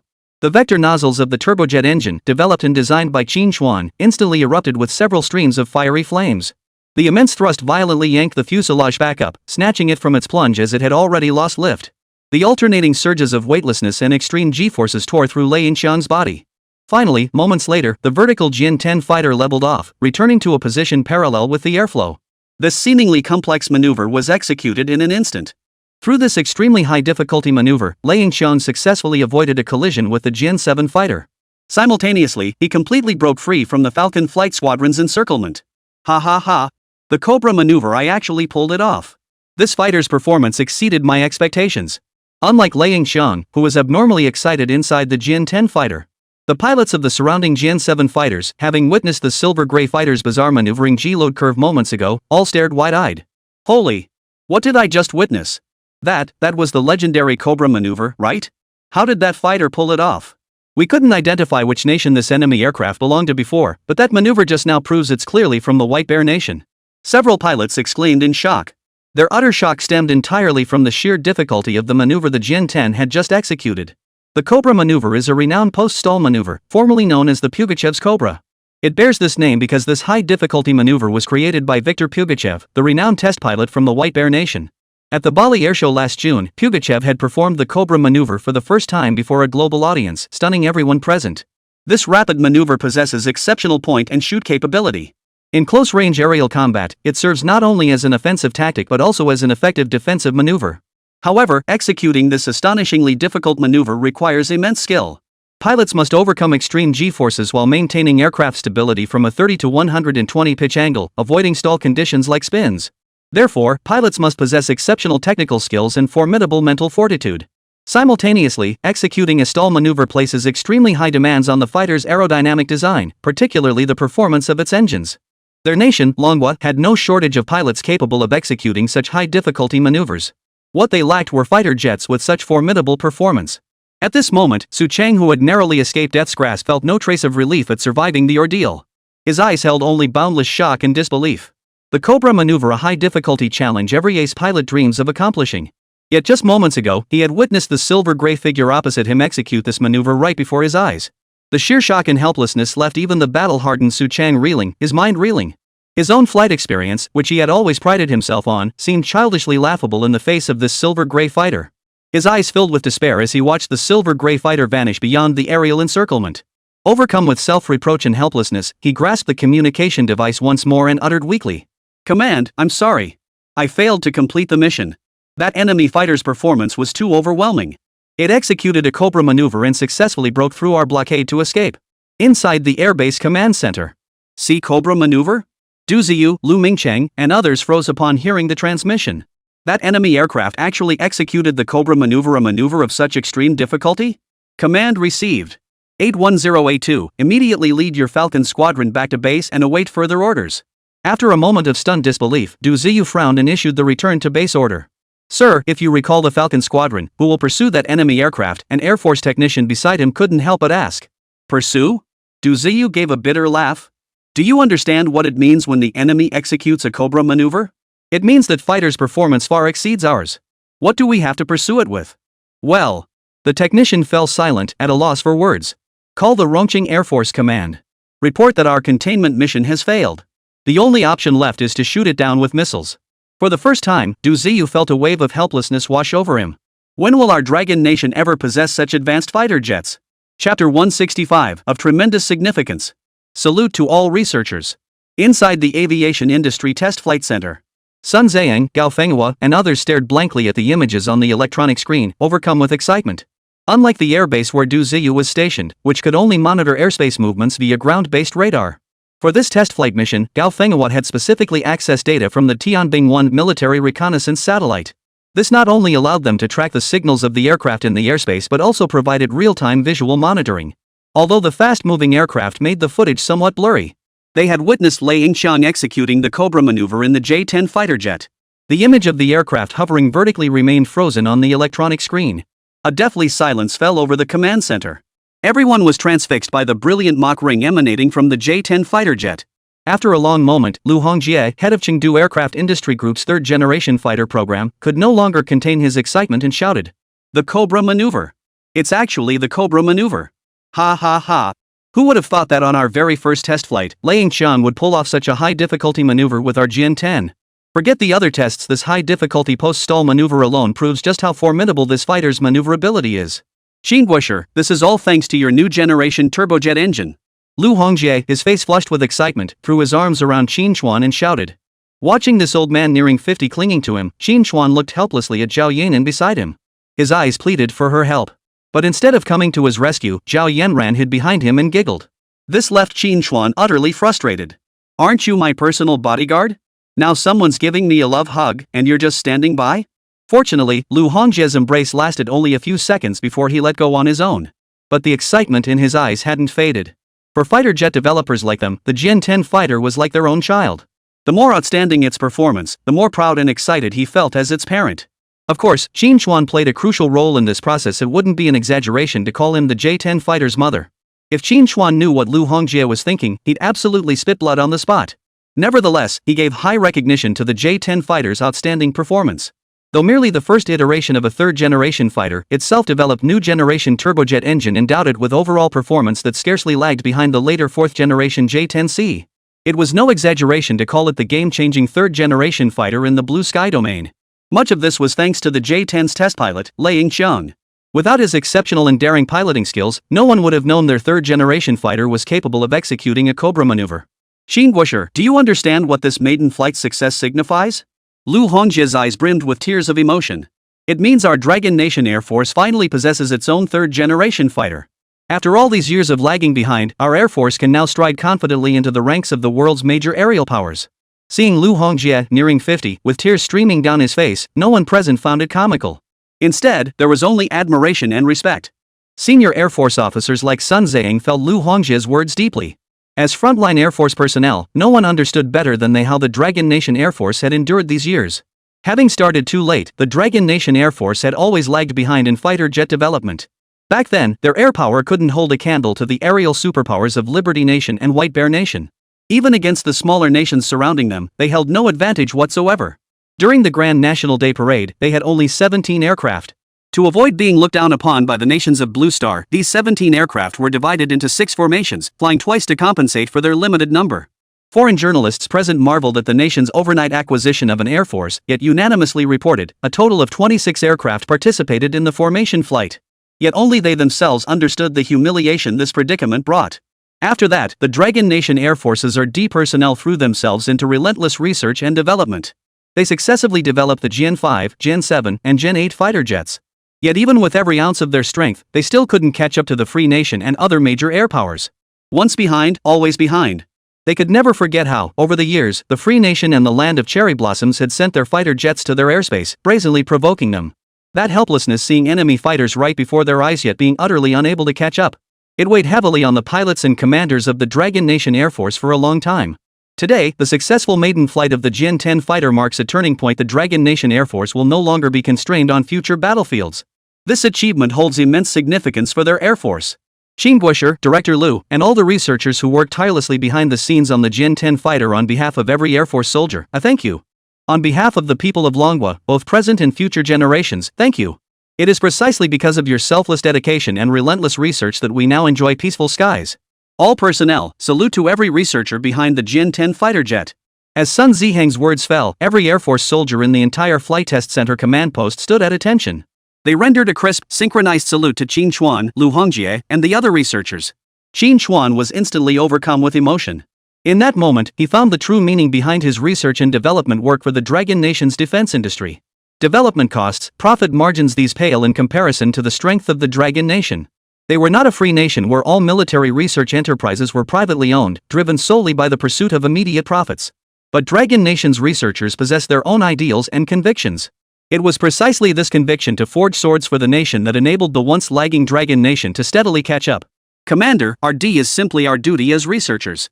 There's nothing to thank us for. Our gratitude belongs to this great nation. Qín Chuān declared with unwavering resolve.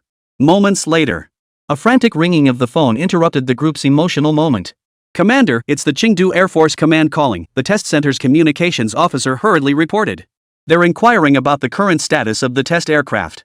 The commander of the Yunnan Air Force Base is requesting immediate authorization to launch missiles to shoot down the test aircraft. Hearing this, Sun Zhang and the others finally snapped back to reality. They had nearly forgotten to inform the Yunnan Air Force Base about the true circumstances of this test flight. Quick! Reply to the Military Region Command and have them immediately inform the Yunnan Air Force Base of the test flight's true circumstances.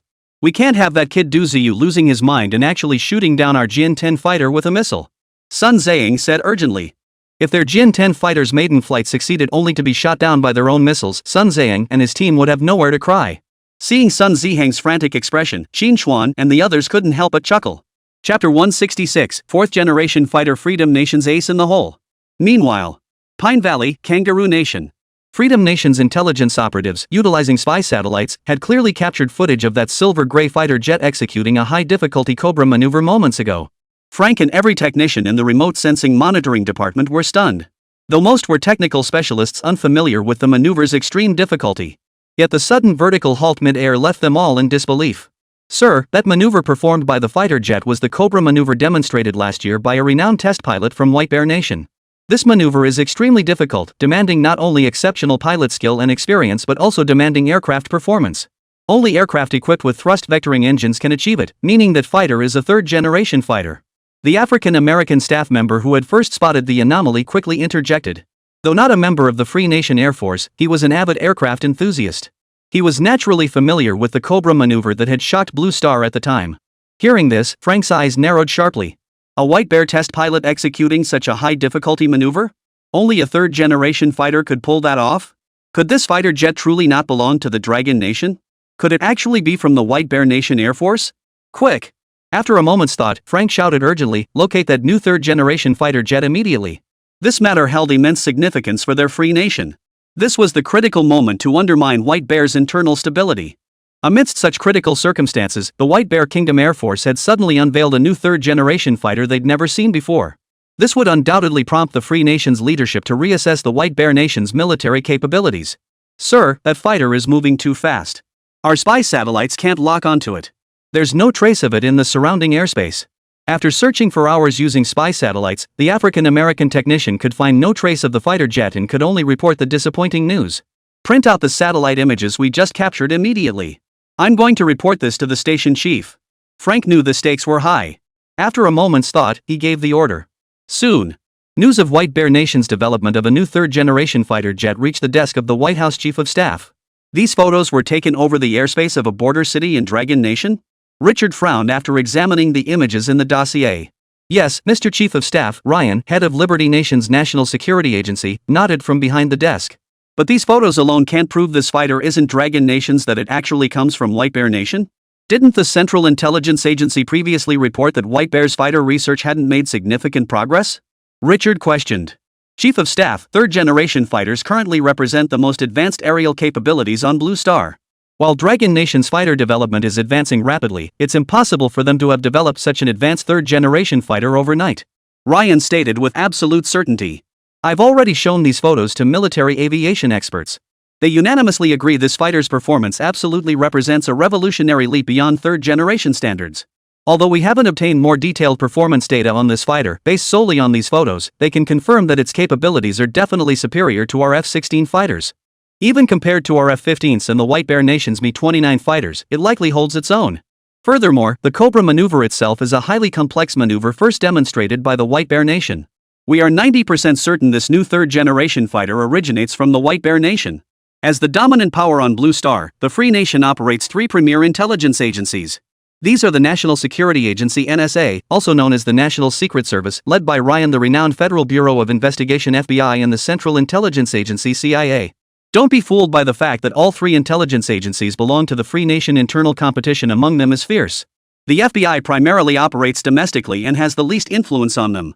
The Central Intelligence Agency, however, is different. It stands as the only independent intelligence agency among Liberty's major intelligence organizations. It is widely regarded as the foremost among the four major intelligence agencies on Blue Star.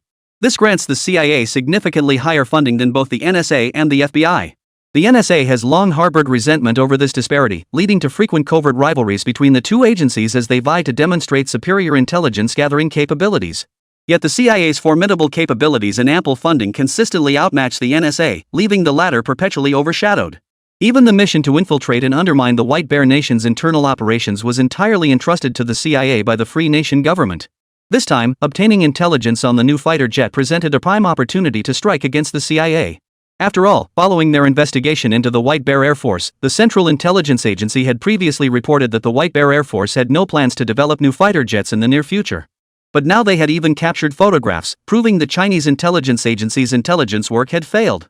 This indirectly demonstrated the superior capabilities of their own national security agency. Sure enough, after hearing Ryan's analysis, Richard nodded in agreement. Ryan, your National Security Bureau has done an excellent job this time. The investigation into this new fighter jet is now in your hands. If you can find direct evidence that this new fighter belongs to White Bear Nation, I'll request the President to include your agency in the operation to dismantle White Bear Nation. As the most powerful chief of staff in the White House under the President, Richard was well aware of the tense relationship between these three intelligence agencies. Yet this very dynamic was precisely what the Liberty Nation government desired. After all, if the three agencies shared intelligence freely, it would not only make their methods of gathering information too uniform, but also strip them of their competitive edge and drive. Only this competitive dynamic would truly benefit Liberty Nation's intelligence operations. Really? Thank you for your trust, Mr. Chief of Staff. Our Security Bureau will immediately conduct a thorough investigation into this fighter jet incident and provide you with a satisfactory response as soon as possible. Ryan's face lit up upon hearing this. It was precisely the outcome he desired. Everyone knew the White Bear Nation was nearing collapse. Whoever could orchestrate its dismantling would gain the full backing of the Free Nation government, and thereby secure the throne as the Free Nation's premier intelligence agency. At that point, as director of the Security Bureau, he would also earn greater merit, paving a smoother path for his career advancement. Chief of Staff, will the development of this new third-generation fighter jet by White Bear significantly impact our Air Force? It won't slow down our efforts to dismantle White Bear Nation, will it? Ryan asked with some concern. Rest assured. While the emergence of this new third-generation fighter does pose some challenges to our strategic deployment, the issues are manageable. Richard replied with confident assurance. Actually, I can tell you this, the bidding agreement for our advanced tactical fighter program has been finalized. Lockheed Martin's YF-22 fighter, which won the bid, has passed the Air Force's review. The project contract is expected to be approved in the second half of next year, at which point this new fourth-generation fighter will enter production. Our Free Nation will become the first country on Blue Star to possess fourth-generation fighters. Blue Star's airspace remains under our Free Nation's control. No one can threaten our position. Hearing this, Ryan couldn't help but rejoice. Is the fourth-generation fighter project really nearing completion so soon? Chapter 167, the project is a bit ambitious. You should still get familiar with it. As head of the Security Bureau, Ryan was also aware of the Free Nation Air Force's tender proposal for developing an advanced tactical fighter. This tender plan had been proposed by the Free Nation Air Force as early as 8 years ago. The Air Force's tender for this next-generation fighter included several stringent requirements: stealth capability, supersonic flight, and short takeoff and landing STOL performance. The development standards for this fighter were exceptionally high. Stealth and super maneuverability, in particular, are among the most critical capabilities for fourth-generation fighters. Domestic defense contractors submitted a total of 7 proposals to the Free Nation Air Force. However, only 2 companies, Lockheed Martin and Grumman, were ultimately selected. After years of development, both companies were approved 3 years ago to enter a 50-month demonstration and validation phase. Subsequently, they unveiled the YF-22 and YF-23 fighter prototypes respectively. Compared to Grumman's YF-23, Lockheed Martin had already reached agreements with General Dynamics and Boeing during the initial selection phase. Should any one of these 3 companies' fighters be selected by the Air Force, the other 2 would join the Advanced Tactical Fighter program to participate in the development of various subsystems. It now appears that the Free Nation Air Force has finalized its selection of Lockheed Martin's YF-22 fighter project. Once finalized, this would mean Liberty Nation would be the first to develop Blue Star's first fourth-generation fighter. Ryan was well aware of how devastating the generational gap in fighter technology could be. Third-generation fighters already deliver crushing defeats against second-generation counterparts, let alone the superior fourth-generation models. Its performance would inevitably far surpass the current mainstream third-generation fighters on Blue Star. This means that no matter how many fighter jets the White Bear Nation develops, as long as they fail to meet fourth-generation standards, they cannot threaten the Free Nation's hegemony in Blue Star's airspace. As long as they maintain their supremacy in naval and aerial power, no nation on Blue Star could stand against them. With that, Ryan left the Chief of Staff's office with unwavering confidence. After Ryan departed, Richard stared at the silver-gray silhouettes hovering vertically above the desk, his gaze growing increasingly cold. To execute a Cobra maneuver at such high speeds, this fighter's maneuverability absolutely matches the pinnacle of third-generation aircraft. Although our fourth-generation fighter has successfully passed the tender process, it will still take at least several years before actual production begins. In the coming years, this fighter will undoubtedly threaten our nation's air supremacy. But is this fighter truly developed by White Bear Nation? What if it's Dragon Nation? At this thought, Richard's brow furrowed slightly. Although the photos and intelligence provided by the Security Bureau all pointed to the White Bear Nation as the source of this mysterious third-generation fighter jet, Richard couldn't shake a nagging intuition. Dragon Nation's military strength had grown at an astonishing pace in recent years. Particularly after their joint military exercises with the White Bear Nation, intelligence analysis suggested the Dragon Nation's ground forces had likely completed their military integration reform. However, constrained by insufficient military funding, they were unable to implement widespread upgrades across the entire force. Once Dragon Nation's ground forces fully adopt integrated configurations, their formidable ground combat capabilities would likely overwhelm even their own free nation. At that point, Dragon Nation would inevitably surpass White Bear Nation to become the new terrestrial powerhouse on Blue Star. This would pose a significant threat to the Free Nation, which currently dominates the seas and skies. Should the Dragon Nation then acquire the most advanced third-generation fighter jets on Blue Star? Then the Free Nation would find it difficult to maintain its advantage in air superiority. This matter must be thoroughly investigated. If this fighter jet was produced by Dragon Nation, we must accelerate the Bear Nation disintegration plan and shift our focus to Dragon Nation immediately.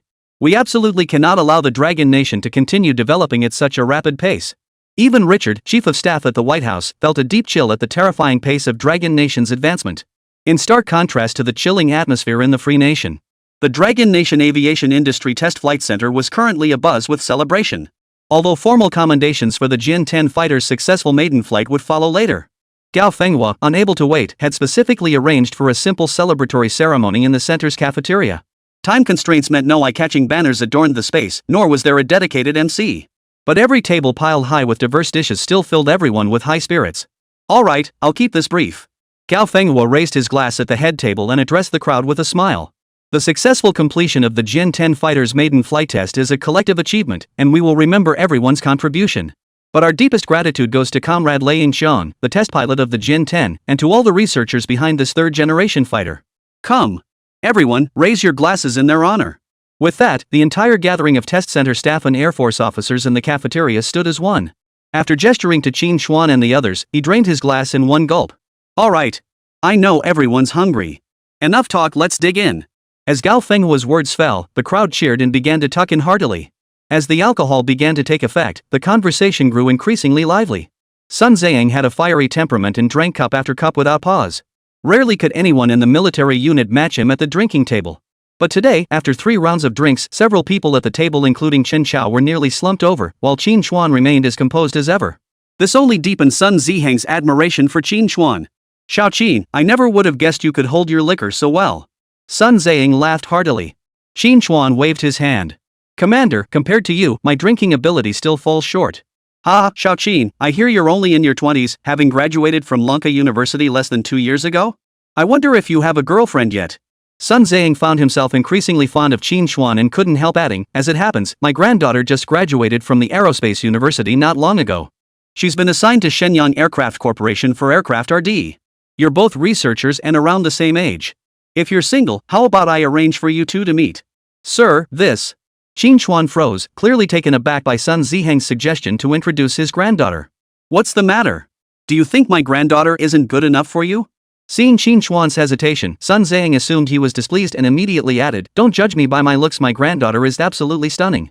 From college to her career, countless talented young men have pursued her, but I've never approved of any of them. Commander, I'm sorry. Our factory director is currently focused entirely on research and development. He has no plans in that direction at the moment. Perhaps you shouldn't bother. Before Qín Chuān could respond, Zhao Yanan, standing behind him, grew alarmed upon hearing Sun Ziyang's proposal to introduce his granddaughter. Yanran's right. Qín Chuān's lips twitched. I'm not looking for that kind of relationship at the moment. Hearing Qín Chuān's response, Zhao Yanran's lips curved into a faint smile. She was clearly satisfied with his response. Well, very well. Sun Ziyang, a seasoned veteran, could easily see the unusual connection between the two. In that case, I shan't press the matter. Though he regretted not having Qín Chuān as his grandson-in-law, he said no more. Ah, General Sun, you're a step too late. Looks like Qín Guosher is already spoken for. Gao Fenghua teased from the side, relishing the spectacle. Hearing this, Zhao Yanran, standing behind Qín Chuān, flushed crimson. She lowered her head, unable to meet Gao Fenghua and the other's gaze. Ha ha ha.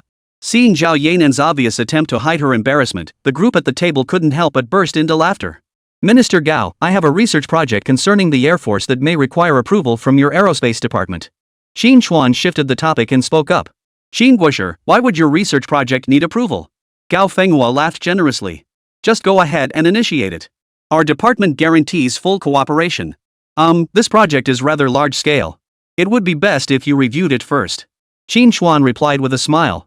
Chapter 168, Skipping 4th generation fighters to develop 5th generation ones? How big is a bit big? Gao Fenghua, who hadn't been paying much attention, froze upon hearing this. After all, most of Qín Chuān's projects over the past 2 years had been large-scale endeavors, but he'd only ever described the Army's integrated equipment project as big when it was first approved. Now, Qín Chuān's remark left Gao Fenghua utterly baffled. What level of project would make Qín Chuān describe it as a bit large? Could it be that Qín Chuān was planning to revolutionize the Air Force with integrated equipment too? It wasn't just Gao Fenghua. Sun Ziyang, who'd been feeling down after failing to promote his granddaughter, and Shen Xiao, who'd been slumped over as if about to collapse, both perked up instantly. After all, a saying was currently circulating within China's military-industrial circles. Any project Qín Chuān develops is guaranteed to be top-notch. A project led by him was the gold standard in military manufacturing, a formidable weapon capable of transforming an entire branch of the military, or even the entire armed forces. And now Qín Chuān was announcing plans for a major Air Force defense project. How could they not be thrilled? As all eyes turned to him across the banquet table, Qín Chuān spoke calmly. Minister Gao, I wish to assist the Air Force in developing the next-generation fighter jet. At these words, Gao Fenghua, Sun Ziyang, and the others all lit up with excitement. Ha ha ha. Excellent. Gao Fenghua leapt to his feet, his voice brimming with enthusiasm. When the core technologies for the third-generation fighter were developed, we discussed with Air Force leadership the need to initiate fourth-generation fighter development. But we never anticipated the third-generation fighter's development would progress faster than expected.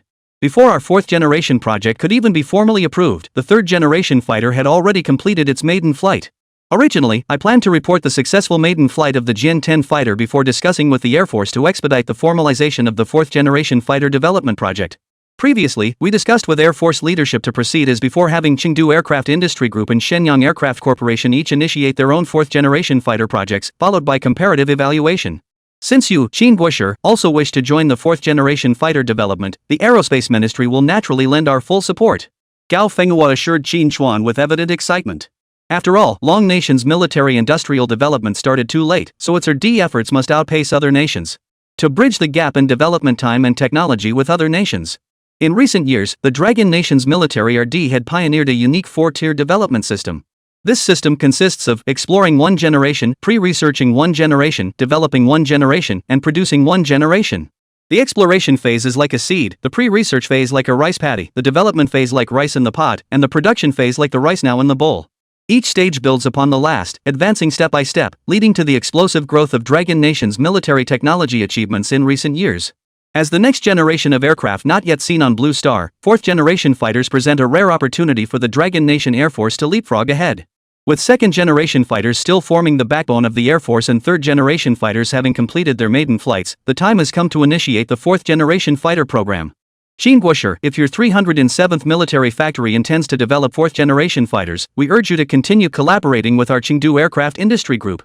Same arrangement as before, you provide the core technological support, while we at Chengdu Aircraft handle the secondary technical breakthroughs. I'm confident that with your capabilities, we can absolutely master the core technologies of fourth-generation fighters within a few years. Lu Hongjie of Chengfei Group promptly extended the invitation to Qín Chuān. After all, their previous collaboration with Qín Chuān on the third-generation fighter had proven highly beneficial. They had surpassed Shenyang Aircraft Corporation and delivered the third-generation fighter 3 to 5 years ahead of schedule. Shenyang Aircraft Corporation was green with envy over this achievement. Now that Qín Chuān was proactively offering to assist the Air Force with fourth-generation fighter development, they naturally wouldn't pass up this opportunity to jump on board. Lu Hongjie saw it clearly: if Chengdu could hitch a ride on Qín Chuān's fast track, they'd coast to victory. Lu is absolutely right. Our Chengdu Air Force Command will also throw our full weight behind your fourth-generation fighter development. We'll provide personnel and equipment as needed. Sun Ziyang made his stance clear on the spot. Since Qín Chuān was no longer an option as his granddaughter's husband, he would firmly bind him to his military region. Sun Ziyang could already envision the first batch of fourth-generation fighters being deployed to his Chengdu Air Force. By then, both third and fourth-generation fighters would be deeply intertwined with the Rongqing Air Force units. Wouldn't the commanders of other Air Force military regions be green with envy? Thus, the scheming figures all stared intently at Qín Chuān, awaiting his response. Facing their eager gazes, Qín Chuān couldn't help but smile wryly. Commander, Minister Gao, I think there's been a misunderstanding. Misunderstanding? Qín, didn't you just say you wanted to develop a new fighter jet? Sun Zhang asked in confusion. That's correct, I do intend to pursue new fighter development, Qín Chuān nodded, then shifted his tone. But I wasn't referring to developing 4th-generation fighters. Rather, I intend to proceed directly with the development of a 5th-generation fighter. Put. Sun Zhang, who had just taken a sip of baijiu, spit it out in shock. His eyes widened in disbelief, thinking he must have misheard. He immediately asked. Qín, what did you just say? You want to research 5th-generation fighters? Gao Fenghua and Shen Chao both stared at Qín Chuān in utter bewilderment. Yes, I plan to apply for the 5th-generation fighter jet project. Gulp. A series of gulps echoed across the banquet table. The group froze, as if turned to stone. After a long pause, Shen Chao from the Air Force Equipment Project Management Center was the first to recover. He stared at Qín Chuān in disbelief. Xinguosher, our 3rd-generation fighter has only just completed its maiden flight. It will be at least 2 years before it enters mass production.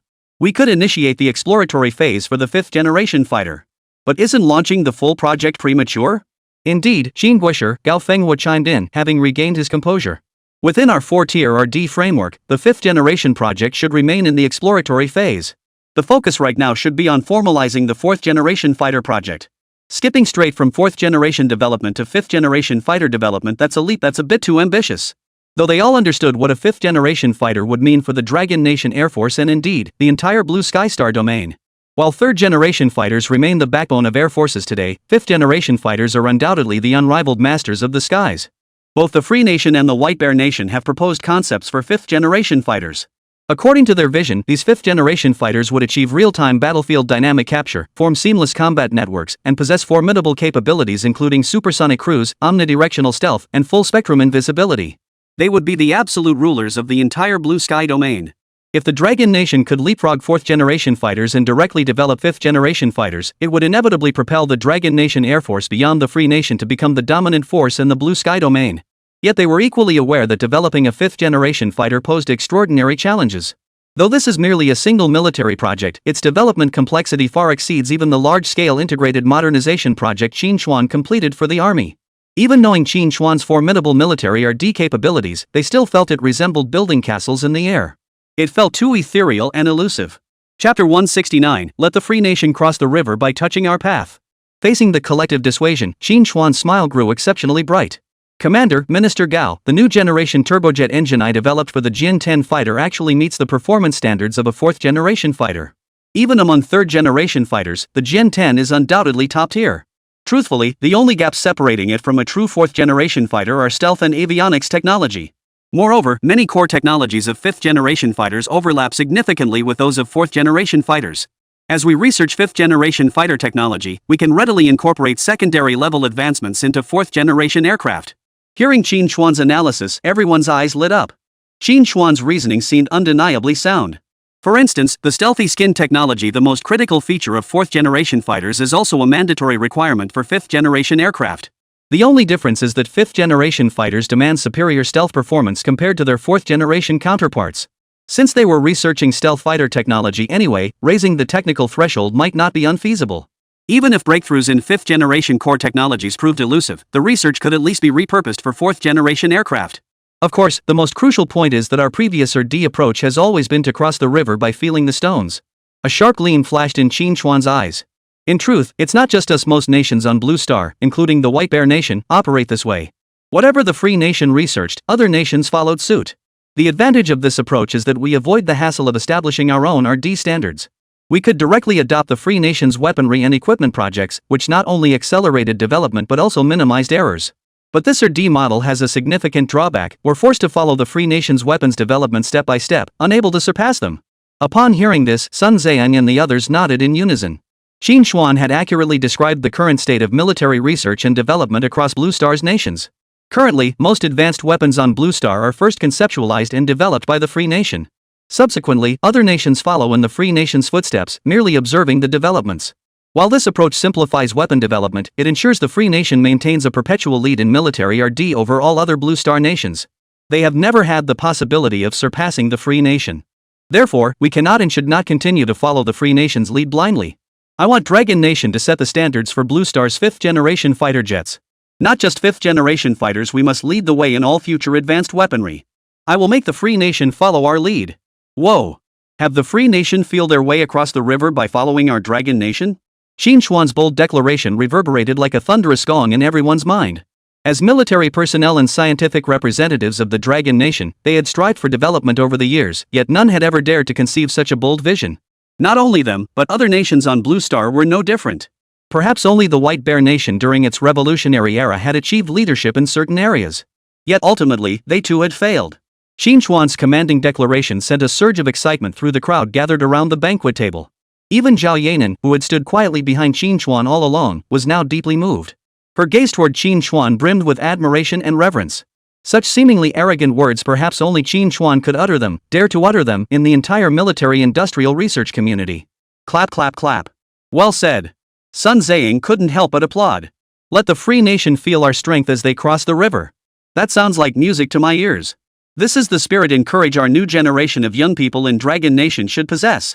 If everyone possessed the confidence of young Qin, how could our Dragon Nation fail to surpass the Free Nation? Gao Fenghua, Chen Chao, Lu Hongjie, and others nodded in agreement.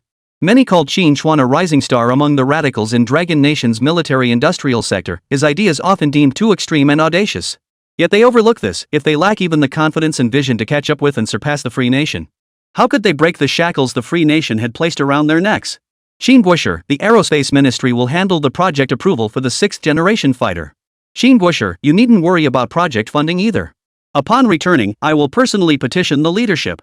Xin Guosher, Chengdu Aircraft Industry Group wishes to participate in your 6th-generation fighter development project. We have the facilities, equipment, and personnel ready to support your research at any time. At that moment, everyone was moved by Qín Chuān's commanding declaration and pledged their support to him. Thank you all. Satisfied with the outcome, Qín Chuān raised his wine glass with a smile. To our nation's military endeavors. To a future where our nation is no longer constrained by others. Cheers! Cheers! The others at the table also raised their glasses and drained their drinks in one gulp. Half an hour later. In the entire cafeteria hall, only Qín Chuān remained sober. The rest were all passed out cold, silly grins occasionally playing on their lips.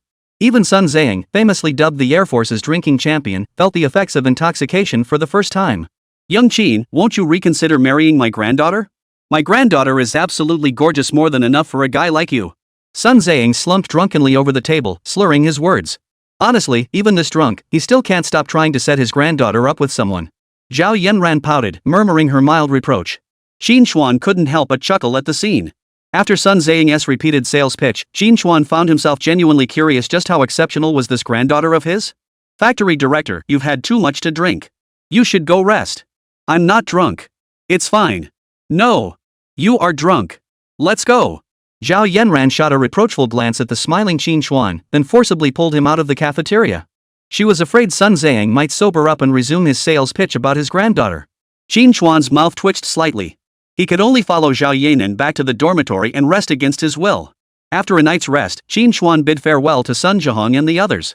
He needed to return first to organize the project proposal materials for the 5th-generation fighter jet.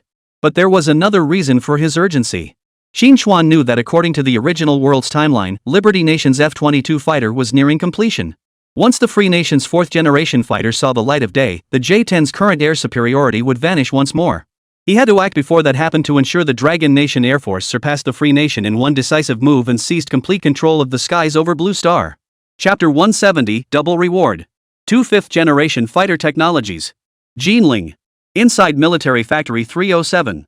Qín Chuān, who had just returned from Shaanxi Province, sat in his office. His gaze darkened slightly as a virtual interface materialized before him. Host, Qín Chuān. Position, Director of Factory 307. Skill entries, Nanobiostructural Mechanics Theory Gold, Novel Micro-Nanostructured Metallic Materials Gold, Supersonic and Superelastic Dynamic Fracture Mechanics Gold, Micro-Nanoplastic Deformation Mechanisms Purple, New Style Automatic Rifle Purple, Compact All-Terrain Vehicle Purple, Turbofan Engine Purple, 3rd Generation Main Battle Tank Purple. Remaining skill fragments, 43 million. Qín Chuān felt confident looking at his substantial entry fragment balance. Previously, 95% of the 307th Military Industries revenue came from the high-end CNC machine tool sector. Although the profits from CNC machine tools continued to grow as the independent high-end CNC machine tool industry underwent continuous upgrades and expansions, the revenue structure of Military Factory 307 had undergone a significant shift, particularly over the past year, with the tremendous success of the synthetic weaponry reform project he had spearheaded for the Army.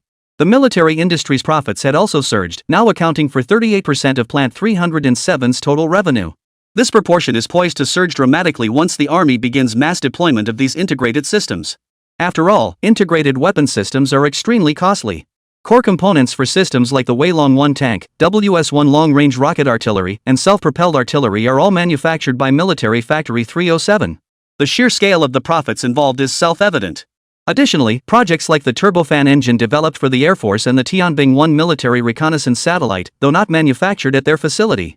As the primary research team, the 307 military factory also received substantial profit shares. Qín Chuān's ambition to develop a fifth-generation fighter jet 2 generations ahead of Blue Star's current capabilities required upgrading nearly all golden tier technology entries, consuming vast quantities of entry fragments. Fortunately, after accumulating them for so long, his current stock of attribute fragments should be sufficient. Qín Chuān then located a function button labeled Attribute Extraction beneath the system panel. This function button had suddenly appeared after Qín Chuān completed the development of synthetic weaponry. Its function was straightforward, it allowed him to freely extract any technology entries he had previously acquired for further upgrades. Upon clicking the term extraction button, countless multicolored technical terms appeared before his eyes. These were all entries Qín Chuān had acquired before. After a moment of careful searching, Qín Chuān selected a specific technology entry package. Target, Jian 10 fighter jet. Contained entries: close-coupled canard plus delta wing aerodynamic layout blue, DSA intake fixed bulge airflow compression technology blue, multi-layer composite coating ferrite absorbent material technology blue, turbojet engine technology purple, active phased array radar technology blue, integrated RF architecture avionics technology blue, modular maintenance design blue, carbon fiber epoxy composite technology purple. Required technology entries fully extracted. Proceed with secondary upgrade? Upgrade. Ding. Term optimization upgrade successful. Close-coupled canard plus delta wing aerodynamic layout blue upgraded to ginkgo leaf-style tailless flying wing integrated fuselage layout gold. Ding. Entry optimization upgrade successful. Close-coupled canard plus delta wing aerodynamic layout blue upgraded to full flat wing tips plus lambda wing combination gold. Ding. Entry optimization upgrade successful. DSI intake duct fixed bulge compressed airflow technology blue upgraded to back-mounted DSI intake duct 3-dimensional bulge compressed airflow gold. Ding. Entry optimization upgrade successful. DSI fixed bulge airflow compression technology blue upgraded to 3rd generation plasma DSI air intake gold. Ding. Entry optimization upgrade successful. Turbojet engine technology purple upgraded to turbofan based combined cycle detonation ramjet engine gold. Ding. Entry optimization upgrade successful. Turbojet engine technology purple upgraded to 3-dimensional vectoring low bypass ratio twin turbofan engine gold. Ding. Entry optimization upgrade successful. Multi-layer composite coating and ferrite absorber technology blue upgraded to integrated 68 microsensor adaptive stealth skin technology gold. Ding. Entry optimization upgrade successful. Multi-layer composite coating and ferrite absorbing material technology blue upgraded to carbon nanotube composite coating full spectrum stealth coating technology gold. Holy. Why did all the tech entries upgrade into 2 different types? Qín Chuān stared blankly at the newly upgraded tech entries, all transformed into 2 distinct gold tier entries. Ding. As this is the host's first use of the extraction function, the system grants a special reward. When upgrading entries consumes the same amount of entry points, double the tech rewards are obtained. Upgrade complete. Host's remaining points, 4.3 million. An unexpected bonus? Qín Chuān hadn't expected to gain 2 golden skill entries at once, and he couldn't help but feel thrilled. This meant they had the chance to build 2 5th-generation fighters at once. In the current era of Blue Star, where 2nd-generation fighters remain mainstream and 3rd-generation fighters represent the pinnacle, the sheer impact of 5th-generation fighters was undeniable. But what if they could develop 2 distinct 5th-generation models simultaneously? That would be absolutely earth-shattering news. If they actually succeeded, even a powerhouse like the Free Nation currently dominating the Blue Star domain would likely be stunned into silence.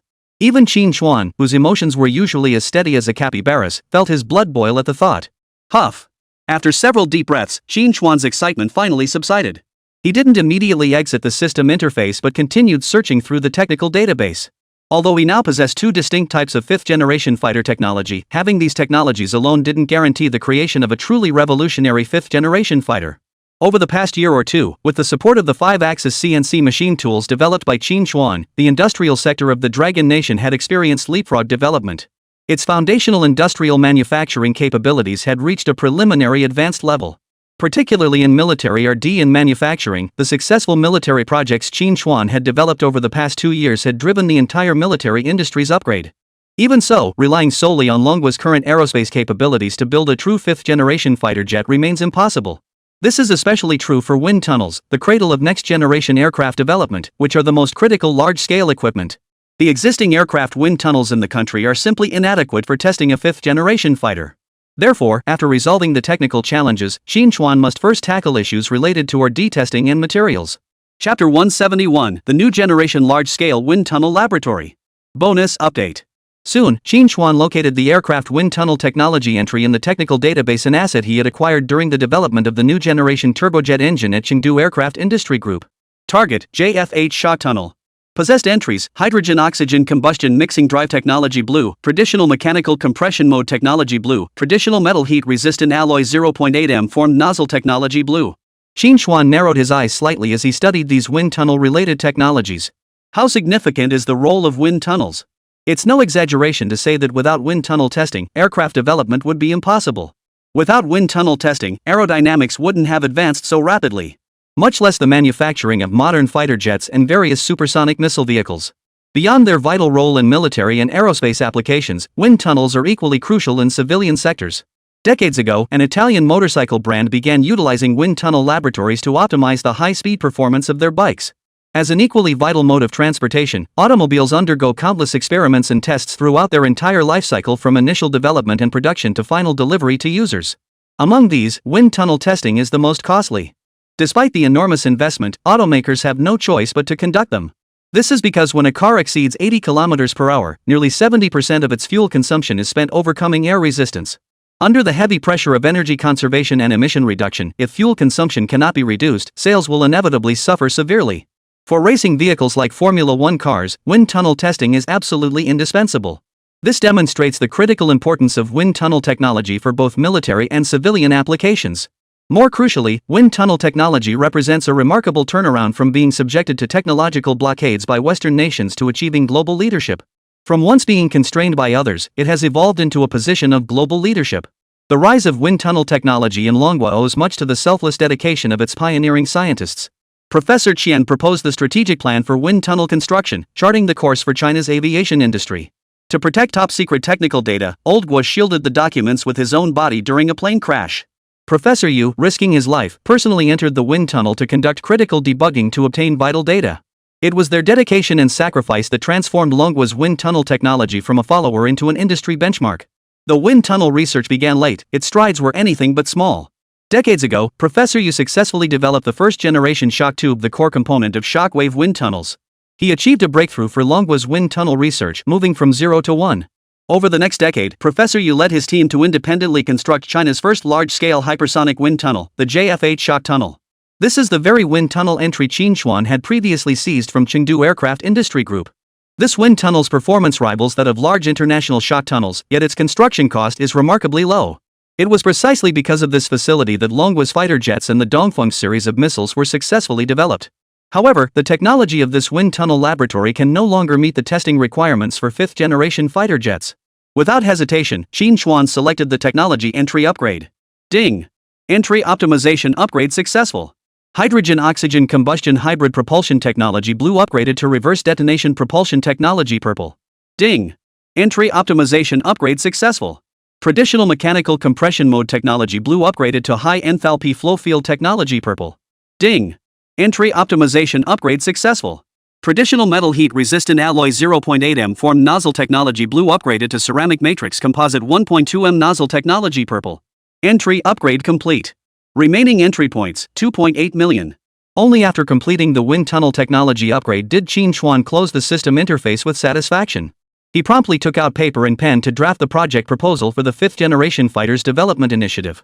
Several days later, this encrypted project proposal landed on the desk of the Air Force Equipment Project Management Center at the General Armament Department. Upon seeing the proposal personally drafted by Qín Chuān, Chen Shao rushed into the director's office. What? You're saying Qín Guoshi is helping the Air Force develop a new project again? That's great news. Why come to me? Your Air Force Equipment Management Center should just approve and stamp it directly, right? Wu Pengtao was overjoyed upon hearing Qín Chuān was launching another research initiative.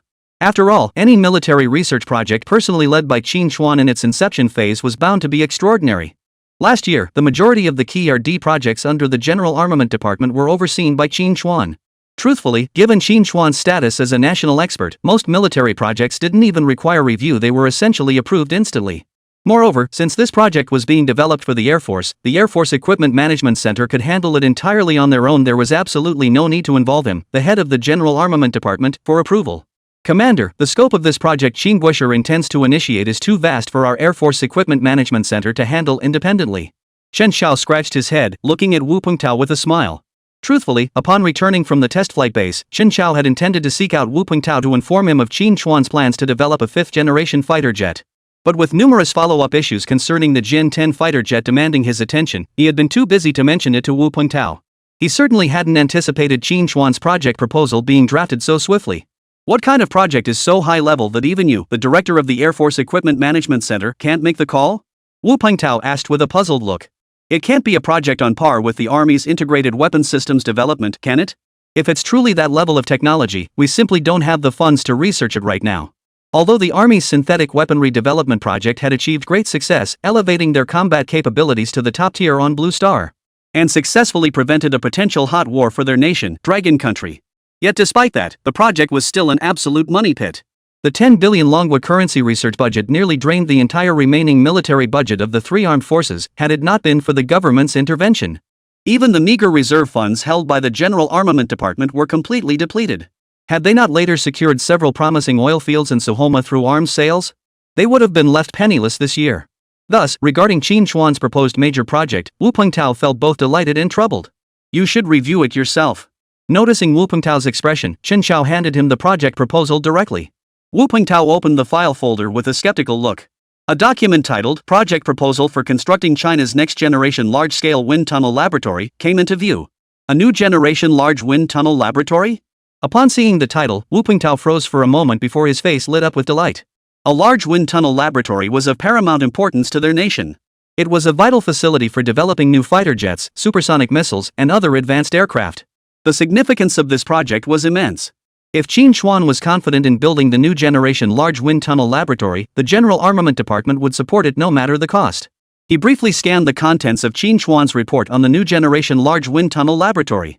Qín Chuān had not only organized the project's workflow and concepts with meticulous clarity but had also directly outlined several critical core theoretical technologies. Reading this report, which had already worked out the core theoretical technologies, Wu Pengtao couldn't help but chuckle. Qín Chuān truly stands apart from the rest. Other research teams apply for projects first and then conduct research. But Qín Chuān? He figured out the core theoretical technologies first before even applying for the project. With the theoretical foundations already in place, how could we possibly reject this project? Ha ha ha. Wu Pengtao couldn't help but burst into laughter. After all, Qín Chuān's development speed was simply too fast. With these core theoretical technologies in hand, the development and construction of the next-generation large wind tunnel laboratory would undoubtedly proceed smoothly. This was the formidable scientific prowess only a national treasure possessed. So much so that when Wu Pengtao saw the final estimated research budget requiring over 100 million Longguo currency, he agreed without batting an eye. Chapter 172, Are you out of your mind? Quick, get me some emergency heart medicine. Swish, swish, swish. Wu Pengtao signed the project report with unwavering confidence, affixed the official seal, and handed it back to Chen Xiao. 100 million Longguo currency is no small sum for research funding, but both the Air Force and the 2nd Artillery Corps should find this project highly necessary. With their backing, our General Armament Department can handle this funding. Chen, our department may not be flush with cash, but we can't hesitate on such a crucial research project. Otherwise, wouldn't we be crushing the spirits of those researchers? Wu Pengtao spoke with an air of earnest instruction. After taking the project proposal bearing Wu Pengtao's signature, Chen Xiao did not leave immediately. Instead, he looked at Wu Pengtao with a sly grin. You're absolutely right, sir. The amount of funding isn't the key point, what matters is the value of this research project. Isn't the role of the General Armament Department to coordinate for the three services and the researchers? Well said. Your understanding has improved remarkably. Wu Pengtao's face lit up with approval. Chen Xiao clearly understood his meaning. A promising student. However, Wu Pengtao's look of approval didn't linger long. Chen Xiao produced another file folder from behind his back. Sir, Qín Chuān has another RD project here that needs approval. Could you sign off on this one too? Wu Pengtao paused, then took the folder with a magnanimous gesture. As he tore open the seal, he remarked with a hint of reproach, honestly, Qín Chuān clearly has 2 projects to apply for. Why didn't you just bring them both at once? Why present them one by one? I was just worried I might overwhelm you. What? Am I really that timid? Wu Pengtao retorted irritably. I was just saying our general armament department isn't short on money. What we lack are good projects. If a project is good enough, we'll approve any amount of funding. Wait, what the hell is this? The research proposal for the 5th-generation fighter jet. Wu Pengtao bellowed at the top of his lungs. Seeing Wu Pengtao's terrified expression, Chen Xiao, who had been prepared all along, rushed forward and steadied him. 5th-generation fighter? I'm not seeing things, am I? Wu Pengtao instantly lost his composure. Commander, you're not mistaken. This is indeed the project proposal for the 5th-generation fighter jet, Chen Xiao said with a smile. Actually, after completing the maiden flight of the Jian 10 fighter, Qín Chuān mentioned this matter over dinner. But I was swamped with work afterward, and I never imagined Qín Chuān would prepare both project proposals so quickly. That's why I didn't inform you earlier. Commander, I've already reviewed this 5th-generation fighter project proposal, Chen Xiao said, his eyes gleaming with excitement. In this proposal, Qín Chuān not only detailed the entire development concept and feasibility analysis for the 5th-generation fighter, but even what? Wu Pengtao asked urgently. Even the conceptual structural blueprints for the 5th-generation fighter he envisioned, and there are 2 sets. 2 copies? What does that mean? Chen Xiao's eyes grew even more excited. Exactly what it says. Qín Chuān has come up with 2 distinct concepts for the 5th-generation fighter.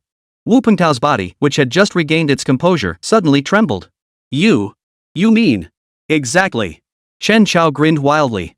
Which means, if both of Qín Chuān's distinct 5th-generation fighter designs prove viable, that means our Dragon Nation could potentially possess 2 of the most advanced 5th-generation fighters on Blue Star all at once. Wu Pengtao's eyes widened, his eyelids twitching uncontrollably. 2 5th-generation fighters? Qín Chuān must be preparing these to counter the aliens. After all, deploying 2 5th-generation fighters would deliver a devastating blow to any opponent in the Blue Star starfield. Wu Pengtao's eyes blurred with disbelief. After all, the documentation for the successful maiden flight of the 3rd-generation fighter still sat on his desk. And now Qín Chuān was preparing to conquer 5th-generation fighters? And he planned to develop 2 models at once. If these 5th-generation fighters actually materialize, what will become of the 3rd-generation aircraft we've poured so much effort into developing over the years? It felt like a child thrilled by a single dollar coin suddenly being promised 20,000 by his mother. It was mind-blowing. Get the emergency heart medicine from my pocket. I can't take this, Wu Pengtao said, trembling. Seeing this, Chen Xiao quickly pulled out a bottle of emergency heart medicine from Wu Pengtao's coat, poured a glass of water, and helped him take it. It took a long while for Wu Pengtao's agitated state to finally settle. Seeing Wu Pengtao's disheveled state, Chen Xiao didn't feel the slightest urge to mock him. In truth, when he'd earlier learned Qín Chuān planned to develop 2 5th-generation fighter jets back-to-back, his heart had given a violent jolt too. If he hadn't been so young himself, he might have looked even worse than Wu Pengtao. I don't quite understand why is Qín Chuān in such a rush. Couldn't he just develop a 4th-generation fighter first before thinking about a 5th-generation one? Why be so aggressive? No. This isn't just aggressive, it's downright insane. Wu Pengtao's face flushed as he couldn't help but let out a wry smile. If any other research team had submitted project proposals for 2 5th-generation fighters, Wu Pengtao would likely have tossed them aside without even glancing at them. After all, the difficulty was akin to a toddler just learning to walk aiming to win the World Marathon Championship, utterly absurd. But the problem was, this proposal came from Qín Chuān. That meant Wu Pengtao had to take it seriously. Commander, we previously posed the same question to Qín Chuān, Chen Xiao stated solemnly, fixing Wu Pengtao with a serious gaze. Qín Chuān stated that many technologies for 5th-generation fighters overlap with those of 4th-generation fighters. Combined with the already robust performance of our J-10 fighter engine, developing 5th-generation technology could be directly applied to 4th-generation aircraft. Qín Chuān also said that in the past, the nations of Blue Star were feeling their way across the river with the Free Nation. But now Qín Chuān wants the Free Nation to follow our lead. Ahem. Wu Pengtao was stunned by Qín Chuān's words. To have the Free Nation follow our lead, what audacity! Commander, since Qín Chuān dared to directly initiate research on 2 5th-generation fighter programs, it proves he must have confidence in this project. Wei. Chen Xiao tried to speak, but Wu Pengtao raised his hand to cut him off. No need to say more. This project is approved by our General Armament Department. Wu Pengtao had personally applied for Qín Chuān's national scholar status. No one understood Qín Chuān's military RD talent and meticulous work ethic better than he did. The fact that Qín Chuān had dared to submit this project proposal to him meant he was extremely confident in its success. If these 2 5th-generation fighters could truly be built, their contribution to the Dragon Nation's military industry would be no less significant than Qín Chuān's development of synthetic weaponry for the army. From the Air Force's perspective alone, this would undoubtedly be a feat worthy of being recorded in the annals of the Dragon Nation's Air Force history. But the funding for this project. Funding is indeed a major issue, Wu Pengtao replied with a wry smile. Fighter jet development was inherently costly. Especially for cutting-edge 5th-generation fighter development? Never mind. I'll discuss this matter with higher-ups. The only silver lining is that this project has a long research timeline, so we can allocate funding in phases. Otherwise, we'd likely have to dip into the national treasury. Wu Pingtao chuckled helplessly. Chapter 173, Dominating the Blue Sky Realm. Becoming the Forbidden Zone of Fighters. Soon. The 2 project proposals drafted by Qín Chuān were handed over from Chen Chao to Wu Pingtao, the head of the General Armament Department. Afterward, Wu Pingtao, clutching these 2 project proposals brimming with astonishing technical content, made another direct trip to the Air Force headquarters in the capital. Air Force Commander Qín Chuān, upon seeing these weighty project proposals, also found himself gasping for breath, his body trembling. Fortunately, though Qín Chuān was roughly the same age as Wu Pingtao, his years of military service had left him in far better physical condition. He didn't need to pop a quick-acting heart pill after reading these reports. Nevertheless, Qín Chuān's excitement and enthusiasm remained undiminished. What did 5th-generation fighters signify? It was the key to whether the Dragon Nation Air Force could surpass the Free Nation and dominate the blue skies. Even if their Dragon Nation differed from the Free Nation, possessing the capability to dominate the blue skies would allow them to treat other nations' airspace as their own backyard. They could freely enter and flex their military might, conducting intrusive surveillance over other nations' airspace. But with the power to dominate the blue star skies, Dragon Nation's airspace would become off-limits to enemy fighters. Moreover, the shockwaves these 2 5th-generation fighters send across Blue Star are far greater than the sum of their parts. With the rapid advancement of aircraft, missiles, and naval vessels, the future of warfare is gradually shifting from land-based dominance to air and sea supremacy. Whoever controls the skies and the seas effectively controls the lifeline of the war. Conversely, ground forces will only be deployed during the final stages of urban assault and territorial capture. Thus, the role of advanced fighter jets will become increasingly crucial in future conflicts. Moreover, the Army has already completed a comprehensive modernization of its combined arms forces weaponry and equipment, a transformation the Air Force has long envied. Now, an equally significant, perhaps even more crucial Air Force weapons and equipment project has fallen to the Dragon Nation Air Force. Qín Chuān was determined to secure the project's success for Qín Chuān, even if it meant selling off everything he owned. Following the precedent set by former Army Chief Zhao Baodong, Qín Chuān began presenting the project proposal to the other 2 branches to secure funding. This approach served 2 purposes. First, to alleviate the financial burden of research and development costs by sharing the burden with the other 2 branches. Second, Qín Chuān also wanted to show off to the other 2 branches. Hey, old Zhao, heard your synthetic weaponry is all set and ready for deployment? Haha, check this out, our young genius Qín is about to build 5th-generation fighters for our Air Force, and not just 1, but 2 models at once. Yes, you heard right, 5th-generation fighters. 5th generation is in 1, 2, 3, 4, 5. That's 2 generations ahead of any fighter currently in service on Blue Star. You know what 5th-gen fighters mean, right? Cough up some cash for our Air Force. What? Your synthetic equipment deployment is burning through funds? No way. What goes around comes around, heaven spares no one. When you asked us for loans back then, the Air Force didn't hesitate. Now the Army must pay up. After wrapping up with the Army, Qín Chuān rushed straight to the Navy headquarters. Old son, take a look at the project proposal recently submitted by Qín Chuān. It's for 2 5th-generation fighter jets. What? You mean we just completed the maiden flight of our 3rd-generation fighter, and now you want to develop a 5th-generation one so soon? We have no choice. That young Qín Chuān is just too gifted. He insists on accelerating our research, we can't stop him. I hear the Navy's developing a 2nd-generation frigate? That thing can wait, why not shift your R&D budget to the Air Force first? What? You won't agree? Old son, let me tell you this, the difference between fighter jets and carrier-based aircraft isn't that great. If we pull off this 5th-gen fighter, how far behind could your Navy's carrier-based aircraft be? And this would be a carrier-based aircraft that far surpasses any other nation on Blue Star. Aren't you going to act? You don't have an aircraft carrier yet, what good are carrier-based aircraft now? Old son, you're thinking too narrowly. We'll have an aircraft carrier sooner or later. Thanks to Qín Chuān's relentless persistence, threats, and enticements, the commanders of the other 2 branches reluctantly but ultimately scraped together a substantial sum for the Air Force. Fortunately, this year's defense budget had just been allocated, and the amount was significantly higher than last year's. This round of fundraising placed far less pressure on the 3 services than last year. With sufficient research funding secured, Qín Chuān confidently waved his pen, designating Qín Chuān's 2 projects as major initiatives for the Air Force this year. That same afternoon, Chen Chao, director of the Air Force Equipment Management Center, boarded a plane bound for Military Factory 307. Director Chen, why did you come in person?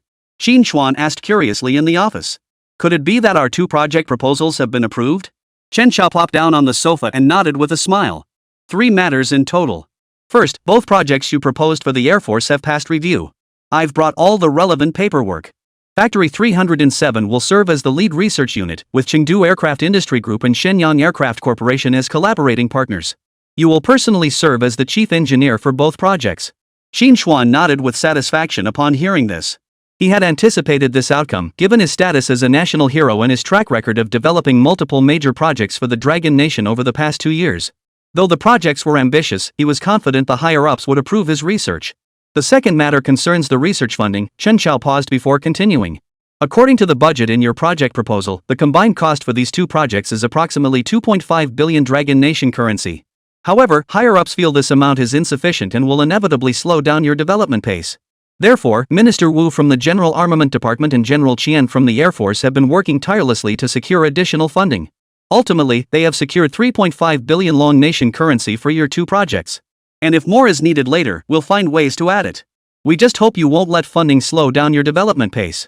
Hearing this news, Qín Chuān felt deeply moved. After all, either of these projects he was developing could easily qualify as a national key research initiative.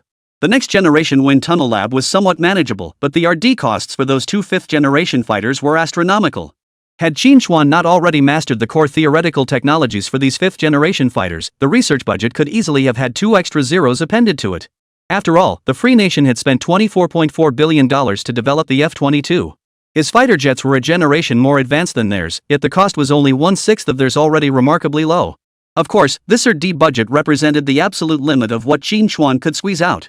While this severely impacted the project's research pace, at least the cost wouldn't place excessive pressure on the military.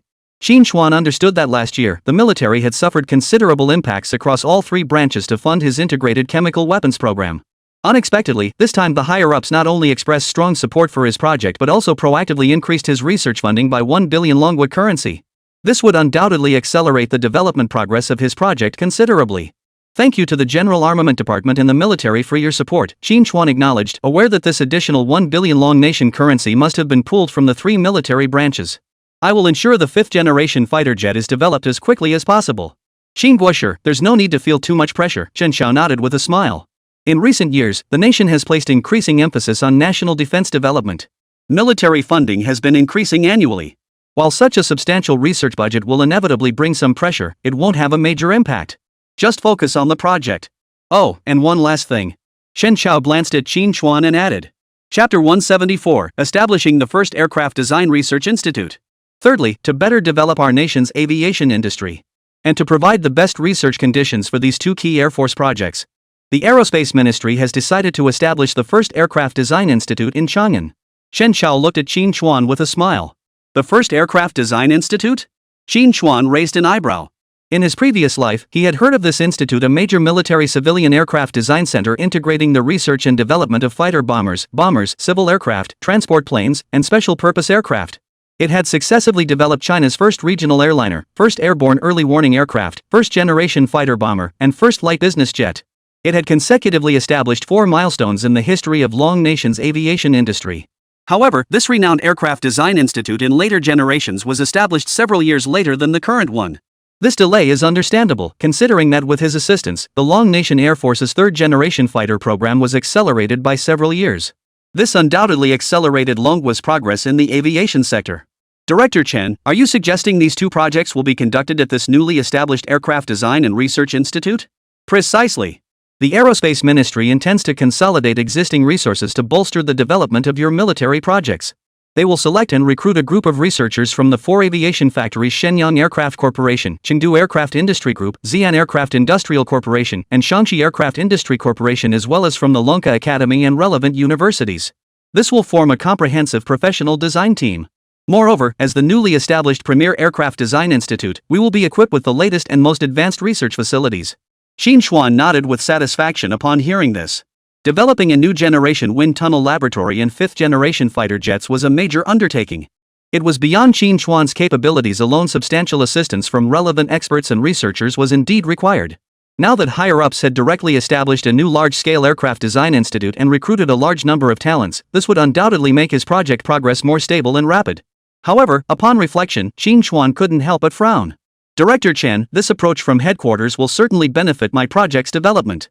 But this Aircraft Design Institute has only just been established, right? It will take at least a year or two to build it, which will delay our project too much. After all, based on Chen Chao's description and Qín Chuān's understanding, this aircraft design institute was no small undertaking. Currently, the higher-ups had only confirmed its establishment, and construction likely hadn't formally begun yet. The construction of the institute alone would likely take considerable time. Does that mean their project will be put on hold for such a long period? We've already anticipated this, Xinguo. No need to worry, Chen Chao declared with pride. Our nation's infrastructure capabilities are formidable. To ensure your project research isn't delayed, the Air Force has specially coordinated with the Air Force Department to mobilize a large contingent of engineering troops to construct this Aircraft Design Research Institute. Construction will commence tomorrow, with an initial projected completion timeframe of 1 month. I believe this 1-month period should not hinder your research project. Qín Chuān nodded with a smile. In later generations, the Dragon Nation would be renowned as a construction powerhouse. From completing a train station renovation in just 9 hours, to the miracle of demolishing a 589-meter flyover bridge overnight in 8 hours, to the awe-inspiring feat of relocating a 10,000-ton station 288 meters and rotating at 90 degrees. Countless nations have been left speechless by the Dragon Nation's infrastructure speed. While the Dragon Nation's current infrastructure capabilities are still far from reaching that extraordinary level. However, if resources were concentrated, it was not impossible for them to complete the construction of a large aircraft design institute within a month. Moreover, the personnel assigned were elite engineering troops from the army. This 1-month period would be just enough time for him to develop all the technologies for the wind tunnel laboratory. Once the Aircraft Design Institute is completed, we can immediately proceed with designing and constructing the next generation wind tunnel. In that case, there should be no issues, Qín Chuān stated. Oh, and one more thing, our General Armament Department has already discussed this with the Aerospace Ministry. You will be appointed as the director of the first Aircraft Design Institute, Chen Chao said with a smile. Congratulations, Director Qín. Qín Chuān stared blankly at Chen Chao, pointing at himself. Me as director of the Aircraft Design Research Institute? Qín Chuān looked utterly bewildered, clearly not expecting such a position to be assigned to him. Director Chen, I'm just researching a project. There's no need for a director position. Being the chief engineer for the project is sufficient for me. Besides, Plant 307 still needs me. I simply don't have the bandwidth for that right now. Watching Qín Chuān persistently decline, Chen Chao couldn't help but smile wryly. This was the first Aircraft Design and Research Institute, a key establishment of the Aerospace Ministry. It was a top-tier aerospace research institution in the country. Any other researcher would be overjoyed to serve as director of such an important research unit. Yet Qín Chuān was actually reluctant to accept it. If word got out, no one would believe it. Then again, considering Qín Chuān's status as a national treasure, the position of director held little practical value for him. It wasn't Qín Chuān who needed the title of director, rather, they needed his expertise to anchor this research institute. Xinguo, you needn't worry about this. The higher-ups have also considered the current importance of the 307 military factory. Therefore, serving as the institute's director will not interfere with your management of Factory 307. In fact, your involvement will only be required when the institute faces critical decision-making or encounters design challenges. You needn't involve yourself in the institute's day-to-day operations. Besides, with you at the helm, this Aircraft Design Research Institute can function at its fullest potential, right? Well, I suppose so. Hearing he wouldn't need to handle the day-to-day operations of the Aircraft Design Research Institute, Qín Chuān couldn't help but breathe a sigh of relief. He was already the director of Plant 307 and shouldered the responsibilities of chief research engineer. It was exhausting enough. If he also had to manage a research institute on a regular basis, he feared he might work himself to death. Now that the higher-ups mainly wanted him to hold a nominal position here, it wouldn't be a big deal. Moreover, with this position as director, he could leverage the institute's advanced equipment and top-tier talent to support his future research projects. After finalizing all arrangements, Chen Chao departed Qín Chuān's office to coordinate matters related to the first Aircraft Design Institute with the Air Force Department. Qín Chuān, meanwhile, used this month's construction period to organize the technical specifications and design blueprints for the next-generation wind tunnel laboratory in his office. Meanwhile, the Air Force and Army mobilized internal resources, launching a frantic infrastructure campaign. Chapter 175, Secret Operation. Military Mobilization. Bonus Chapter. The first Aircraft Design Institute was situated not far from the test flight base where the Jian-10 fighter had made its maiden flight. It too was situated in Yanliang District, Chang'an City. The primary research team was formed by integrating personnel from the Chang'an Aircraft Design Institute and the Shanghai Aircraft Design Institute. Additionally, plans were underway to transfer a group of experts from Shenyang Aircraft Corporation and Chengdu Aircraft Industry Group, supplemented by students from major relevant universities, totaling over 2,100 personnel. This institute falls under the category of national-level large to medium-sized military and civil aircraft design institutes. Both the Air Force and the General Armament Department have placed their trust in this newly established national-level key aircraft research institute. The goal is to fully develop it into the premier aircraft design institute in Longguo and across the entire Blue Star. Therefore, comprehensive supporting research and testing facilities were considered from the very beginning of its design. As a key project for the Dragon Nation Air Force and the Secret Aircraft Design Institute developing 5th-generation fighters, its security protocols are exceptionally stringent. All personnel were secretly assigned from military units. The very next day after the plan was finalized. Rongqing Military District. Colonel Wu Gang, commander of an engineering corps conducting field training exercises with his troops, was abruptly summoned by a phone call. Commander! Colonel Wu, higher command has just issued an urgent mission. Within 1 hour, have your engineering battalion assemble at the location 50 kilometers southeast. Remember to bring all your gear. And do not disclose any information to outsiders. Understood? Reporting, Commander. We will complete the mission. Nodding, the brigade commander departed the camp. Similar orders were issued simultaneously at several military bases across major military regions. Mobilizing a force exceeding 4,000 personnel from a single military region would draw too much attention. To prevent the Free Nation from monitoring via military reconnaissance satellites, military high command decided to draw forces from several nearby army bases. Each base contributed 1 battalion, dispersing the covert operation. Soon, the 4,000-strong force converged on Chang'an from all directions. Brother Shaoqin, here are the design blueprints and critical equipment list for the first Aircraft Design Institute. Review them for any issues. If clear, we'll commence construction tonight. To ensure effective communication with Qín Chuān, higher-ups specifically assigned Ho Linwei to closely oversee the first Aircraft Design Institute's project. Everything looks fine, Brother Ho. I'll be counting on you for the next month. Qín Chuān glanced at the blueprints and found the institute's size, layout, and research equipment all impeccable. He immediately replied with a smile. Don't mention it. Your business is my business. Ho Linwei waved his hand dismissively. Besides, this is an order from higher-ups. I'm not just helping you out of the goodness of my heart. You've helped me accumulate so many military merits I don't even know how to thank you. This was Ho Linwei's genuine sentiment. Ever since meeting Qín Chuān, his military career had accelerated at a pace that felt like cheating. In a short span, his benefits had escalated from division level to general level treatment. It wouldn't be long before he earned the rank of Major General. For that reason, his gratitude toward Qín Chuān ran deep. 1 hour later, the soldiers at the engineering corps camp were summoned to the parade ground by the sound of the assembly bugle. All men of the 2nd Battalion, pack your gear immediately. You have 5 minutes to get ready. Once you're organized, we're moving out. Soon, a formation of hundreds assembled and followed Colonel Wu to their destination. Simultaneously, several other engineering units from different locations quietly departed their bases. Following their assigned routes, they converged on a central point. Several transport trucks, already waiting nearby, were covered with black tarps.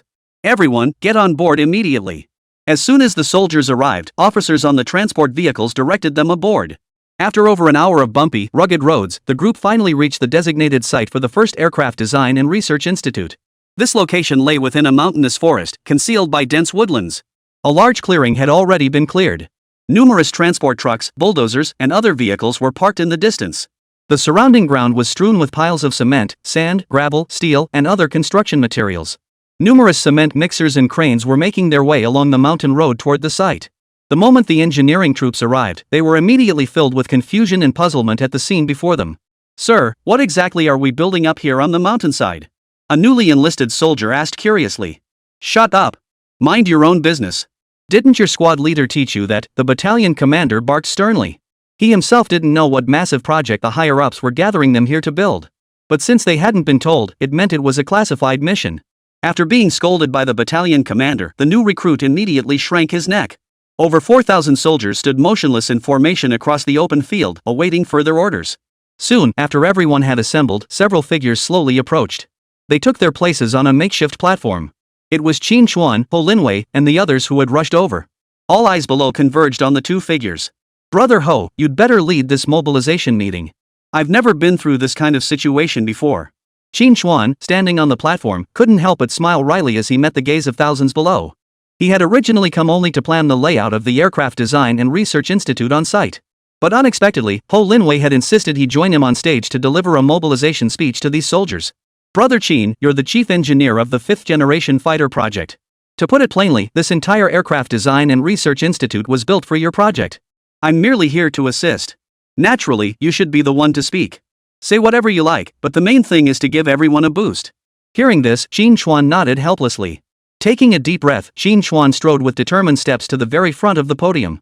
The crowd of Army and Air Force soldiers below stared at this young man with delicate features, seemingly their age, their minds filled with confusion. But when they saw the shoulder insignia on Qín Chuān's uniform, their eyes widened in shock and they sucked in their breath. Good heavens! Who is this young man? How can he be a lieutenant colonel? He looks younger than me. I've only been enlisted for a year and he's already a lieutenant colonel? I've never heard of a lieutenant colonel in his 20s. The crowd below the stage erupted into commotion upon seeing Qín Chuān. After all, Qín Chuān's youthful face paired with his shoulder insignia was simply too dazzling. Quiet down, everyone! The leading regiment commander bellowed at the restless crowd behind him. The scene instantly quieted, though the gazes fixed on Qín Chuān remained intensely curious. Even the regiment commander who had just shouted was filled with puzzlement. He'd served in the military for over a decade and was still only a battalion commander.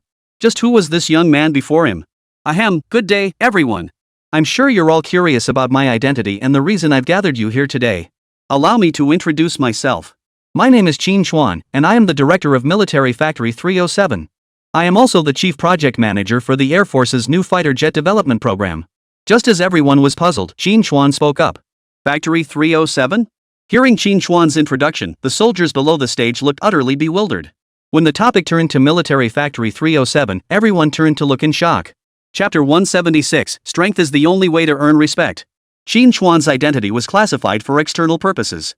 Especially his roles as a developer and national treasure, few outside military high command knew of them.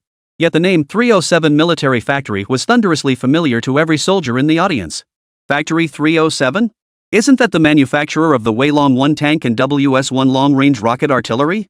Exactly. The assault rifles we just fielded were also designed and developed by Factory 307. And that off-road marvel, the Cat vehicle? That was developed and manufactured by this factory too. Holy crap! This young lieutenant colonel is actually the factory director of 307? No wonder his rank is so high. The soldiers below the stage were all stunned by the name of Factory 307. After all, as frontline soldiers, they knew little about national heroes. Their most frequent encounters were with weapons and equipment. They were most familiar with equipment like the new assault rifle and the Cat vehicle, which had already been widely deployed throughout the entire military. Moreover, even though most here were engineers, they were well aware of the Weilong 1 3rd-generation tank's reputation for completely outclassing the White Bear Nation's T-90 tanks. For a moment, the skepticism some had harbored toward Lieutenant Colonel Qín Chuān's rank vanished, replaced by a look of genuine respect. After all, the weapons developed and produced by their factory had tangibly brought satisfaction and pride to these frontline soldiers.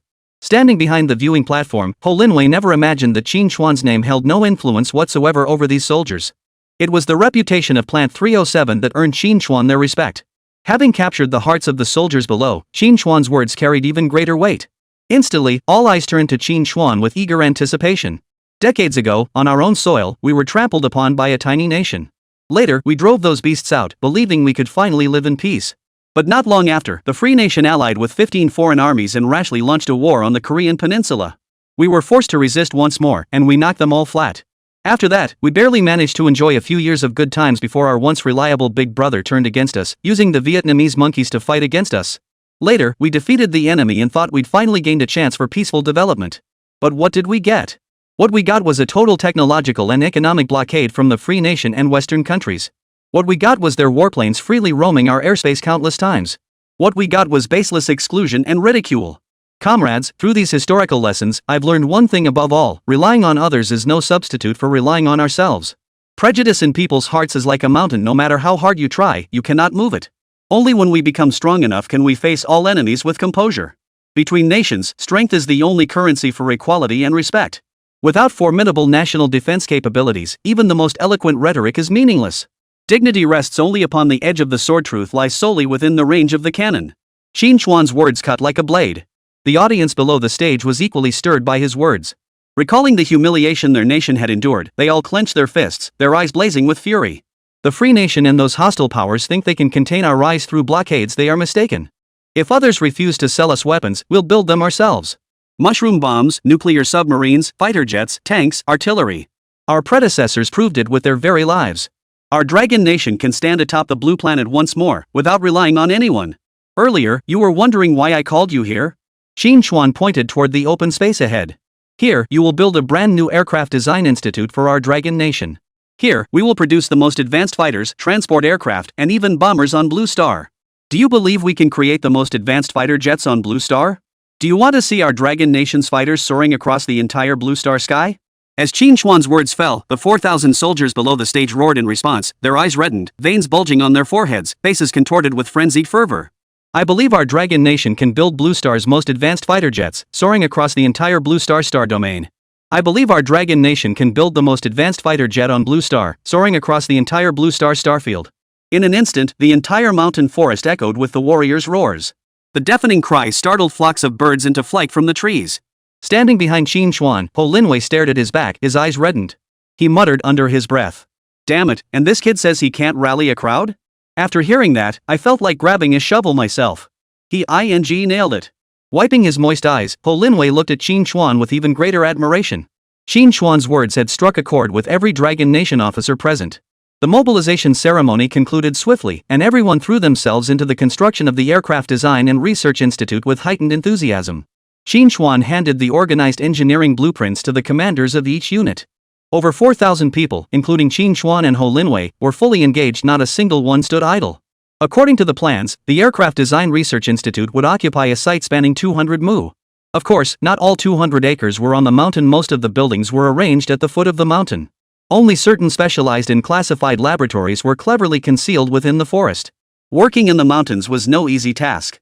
Beyond clearing excess trees and boulders, transporting materials along the rugged mountain paths posed a major challenge.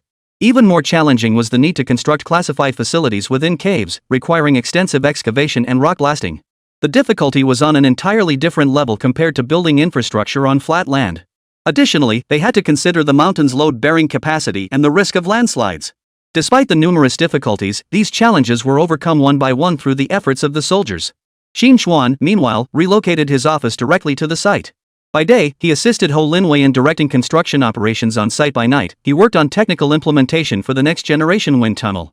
The military experts who accompanied Qín Chuān, ranging from young professionals to those in their 60s and 70s, all bore deep, dark circles under their eyes. Yet despite their exhaustion, they were filled with passion for the work they were undertaking. After several days of construction, buildings rose from the ground in a once overgrown mountain forest. 25 days later, Ho Linwei, covered in mud, walked in with excitement. Chief Engineer Qín, the entire Aircraft Design Institute construction is complete. Hearing this, Qín Chuān and the assembled experts in the makeshift lab all leapt to their feet in excitement. They set aside their work and hurried out. Chapter 177, Extra Meal. Aircraft Design Research Institute completed. Qin Ming and the others stepped out of the temporary lab. Bathed in sunlight, the entire Aircraft Design Research Institute shimmered before their eyes. Reporting, Commander. We've fulfilled our mission. We completed the foundational construction of the Aircraft Design Research Institute 5 days ahead of schedule. Several engineering corps commanders hurried over and saluted Qín Chuān. Please conduct the inspection, Commander. Several officials behind them also saluted Qín Chuān. Commander Qín, please inspect the troops. Commander Qín, please inspect the formation. Hearing the collective calls, Qín Chuān smiled and nodded. He immediately led Ho Linwei and several regimental commanders into the Aircraft Design Institute. At each building and facility they passed, Qín Chuān conducted a meticulous inspection. Despite their construction period being less than a month, no corners had been cut in the foundational structures or facilities. Every detail was perfectly executed according to the blueprints Qín Chuān had provided. Qín Chuān gave a slight nod, thoroughly satisfied with the Aircraft Design and Research Institute. Commander. As Qín Chuān passed by the soldiers finishing out the final touches, they all responded with a respectful, loud salute. For these warriors who had been working tirelessly day and night for nearly a month, Qín Chuān responded politely to each one. You've all worked hard. Hearing Qín Chuān's words, the soldiers, their skin darkened by the sun, beads of sweat still dripping from their foreheads, all grinned broadly. No hardship serving the people. In less than a month of working together, these Longguo soldiers had completely changed their view of Qín Chuān, the seemingly frail factory director. Throughout these days, Qín Chuān never acted superior simply because of his position as their leader. Instead, he had consistently worked shoulder to shoulder with them. Even when they were exhausted after a long day and ready to head back to their dorms, they could still see Qín Chuān deep in discussion with several research experts in the makeshift laboratory. Qín Chuān's dedication and diligence were evident to every single one of them. If even their leader worked so diligently and earnestly, how could they afford to slack off? This was precisely why these 4,000 soldiers could accomplish the industrial miracle of constructing a large research institute in the mountains in just over 20 days. You've all done outstanding work. Qín Chuān looked at the young soldiers with gratitude. I will report your exceptional performance to higher authorities. The higher-ups will surely give you the recognition you deserve. Hearing Qín Chuān's assurance, the young soldiers were all thrilled. After more than half a month of working together, they understood clearly that Qín Chuān's true standing far exceeded his visible military rank. During this period, high-ranking military officials including the Minister of Aerospace, the Commander of Rongqing Military Region, and the Director of the Air Force Equipment Center under the General Armament Department had all visited. Yet regardless of their own high ranks, they all treated Qín Chuān with utmost courtesy upon meeting him. Even Hou Linwei, holding a division-level rank, followed Qín Chuān's instructions without question. That such a high-ranking figure would personally report their hard work meant the rewards would surely be substantial. At the very least, a collective third-class merit award was guaranteed. Director Qín, personnel have been dispatched to deliver the relevant research equipment and tools from the Aircraft Design and Research Institute. We expect these items to arrive tonight, and operations here should be fully operational within the next 2 or 3 days. Research personnel mobilized from various research institutes and universities will also report for duty within the next day or two. Hou Linwei said with a smile to Qín Chuān. Though the two were quite familiar with each other, Hou Linwei only addressed him as Brother Qín in private settings. In public settings, he always addressed him as Director Qín. This was his way of showing respect to Qín Chuān. Qín Chuān nodded with satisfaction upon hearing this. With the project schedule ahead of schedule by several days, he couldn't afford to waste any of that time. Every day the Aircraft Design Institute could begin operations sooner meant their 5th-generation fighter could be researched and built sooner. Qín Chuān then turned to Hou Linwei beside him. Brother Hou, contact the higher-ups shortly and have them arrange for a shipment of supplies. We'll treat the soldiers to a special meal tonight. Everyone's worked so hard for so long. They deserve something special, consider it a celebratory feast. No problem. Hearing this, Hou Linwei nodded. The surrounding soldiers were overjoyed upon hearing this. After all, the mountain roads were rugged, making supply transport difficult. Compounding the challenge, this project was classified as a covert operation. To evade detection by the Free Nation's spy satellites, they routinely transported supplies and equipment only at night. Large-scale shipments were also impossible. Consequently, the soldiers' rations had been meager lately. Sometimes a meal consisted of nothing more than cabbage buns and a few slices of meat. Over the past half-month, many soldiers had visibly lost weight, their stomachs long since devoid of any nourishment. Now that they'd heard Qín Chuān was going to supplement their meals, each and every one of them was thrilled. Kyoto. Inside the General Armament Department building. Wu Pingtao had just returned from a meeting at the Forbidden City. Ever since their weapons proved their worth in the hands of Su Hima, export orders for army weaponry had skyrocketed. Not only were governments from various African nations sending representatives to negotiate weapons purchases, even several European nations' military branches had sent representatives to engage with them. However, these European military representatives weren't interested in buying equipment outright. After all, the European arms market was the backyard of the Free Nations, tightly controlled by them. Not only could the Dragon Nation not penetrate this market, but even the White Bear Nation couldn't break through. Moreover, these Western powers have always been arrogant and proud. Asking them to directly purchase weapons from the Dragon Nation would be beneath their dignity. What they truly covet is the advanced technology embedded in these Dragon Nation weapons. Particularly the core technologies behind the Weilan-1 and WS-1 rocket launchers. Naturally, the Dragon Nation's military would never agree to the Western nation's demands. Over the years, the Dragon Nation has made numerous attempts to acquire advanced weaponry technology from Western nations. But these Western nations cling tightly to their technology, refusing to sell it no matter the price. They only sell finished weapons to Longguo at exorbitant prices. Moreover, even these finished weapons are mostly outdated models discarded by their own military. Now that the tables have turned, Western nations want to use the same tactic to make them buy technology. Do they really think the Dragon Nation is stupid? Only by mastering these core technologies themselves can their finished weapons hold any market value. Given their understanding of these Western nations, if the Dragon Nation were to sell its technology to them, these guys would immediately upgrade their own weapons to compete directly with the Dragon Nation's military equipment. Likely, the United States is pulling the strings behind these Western nations. Though they refuse to sell the technology, they've certainly vented their frustration. Once upon a time, under the Free Nations blockade, the Dragon Nation scoured Blue Star's nations seeking countries willing to sell them weapons and equipment, only to face rejection everywhere. Now the tables have turned, and the backbone of the military has grown strong. All thanks to that young Qingguo. Wu Pingtao couldn't help but exclaim. Just as he was about to return to his tasks, Chen Xiao, director of the Air Force Equipment Center, knocked and entered. Commander, we've received news from Qingguo. Oh? What is it? Speak quickly. There are two matters. First, Qingguo requests that we allocate a batch of supplies to them. He wants to provide extra meals for the soldiers. Second, the Aircraft Design Institute, originally scheduled for a 1-month construction period, has been completed ahead of schedule. It is expected to be fully operational in 3 days. Upon hearing this, Wu Pingtao's face lit up with delight. The Aircraft Design Institute represented the future of their 5th-generation fighter jets. Excellent. I never imagined it would happen this quickly. Wu Pingtao exclaimed joyfully. Contact Air Force headquarters immediately and have their logistics unit urgently dispatch a batch of supplies there. After all, we're working for the Air Force, they should at least treat us to a meal. Yes, sir. Upon hearing this, Chen Xiao nodded and walked out with a smile. Chapter 178, Hard to win them over? Time to show off. Several days later. Several buses departed the city, winding their way up a rugged mountain road hidden by dense forests. On board these buses were teams of domestic fighter jet research experts and outstanding graduates recommended by major universities. Yet whether researchers or graduates, all gazed at the densely forested mountain road with puzzled and perplexed expressions.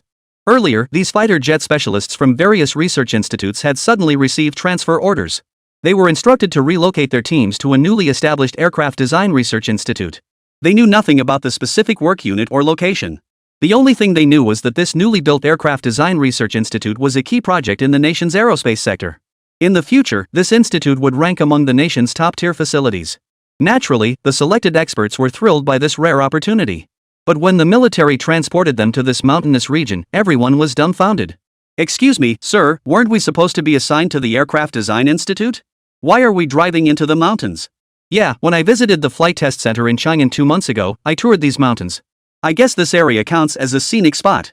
Sir, did we take a wrong turn? Inside the bus, the group of research experts all looked utterly bewildered. You're not mistaken. I'm here to take you to work at the newly built Aircraft Design Research Institute. Due to its high security classification, the institute was built deep within these mountains.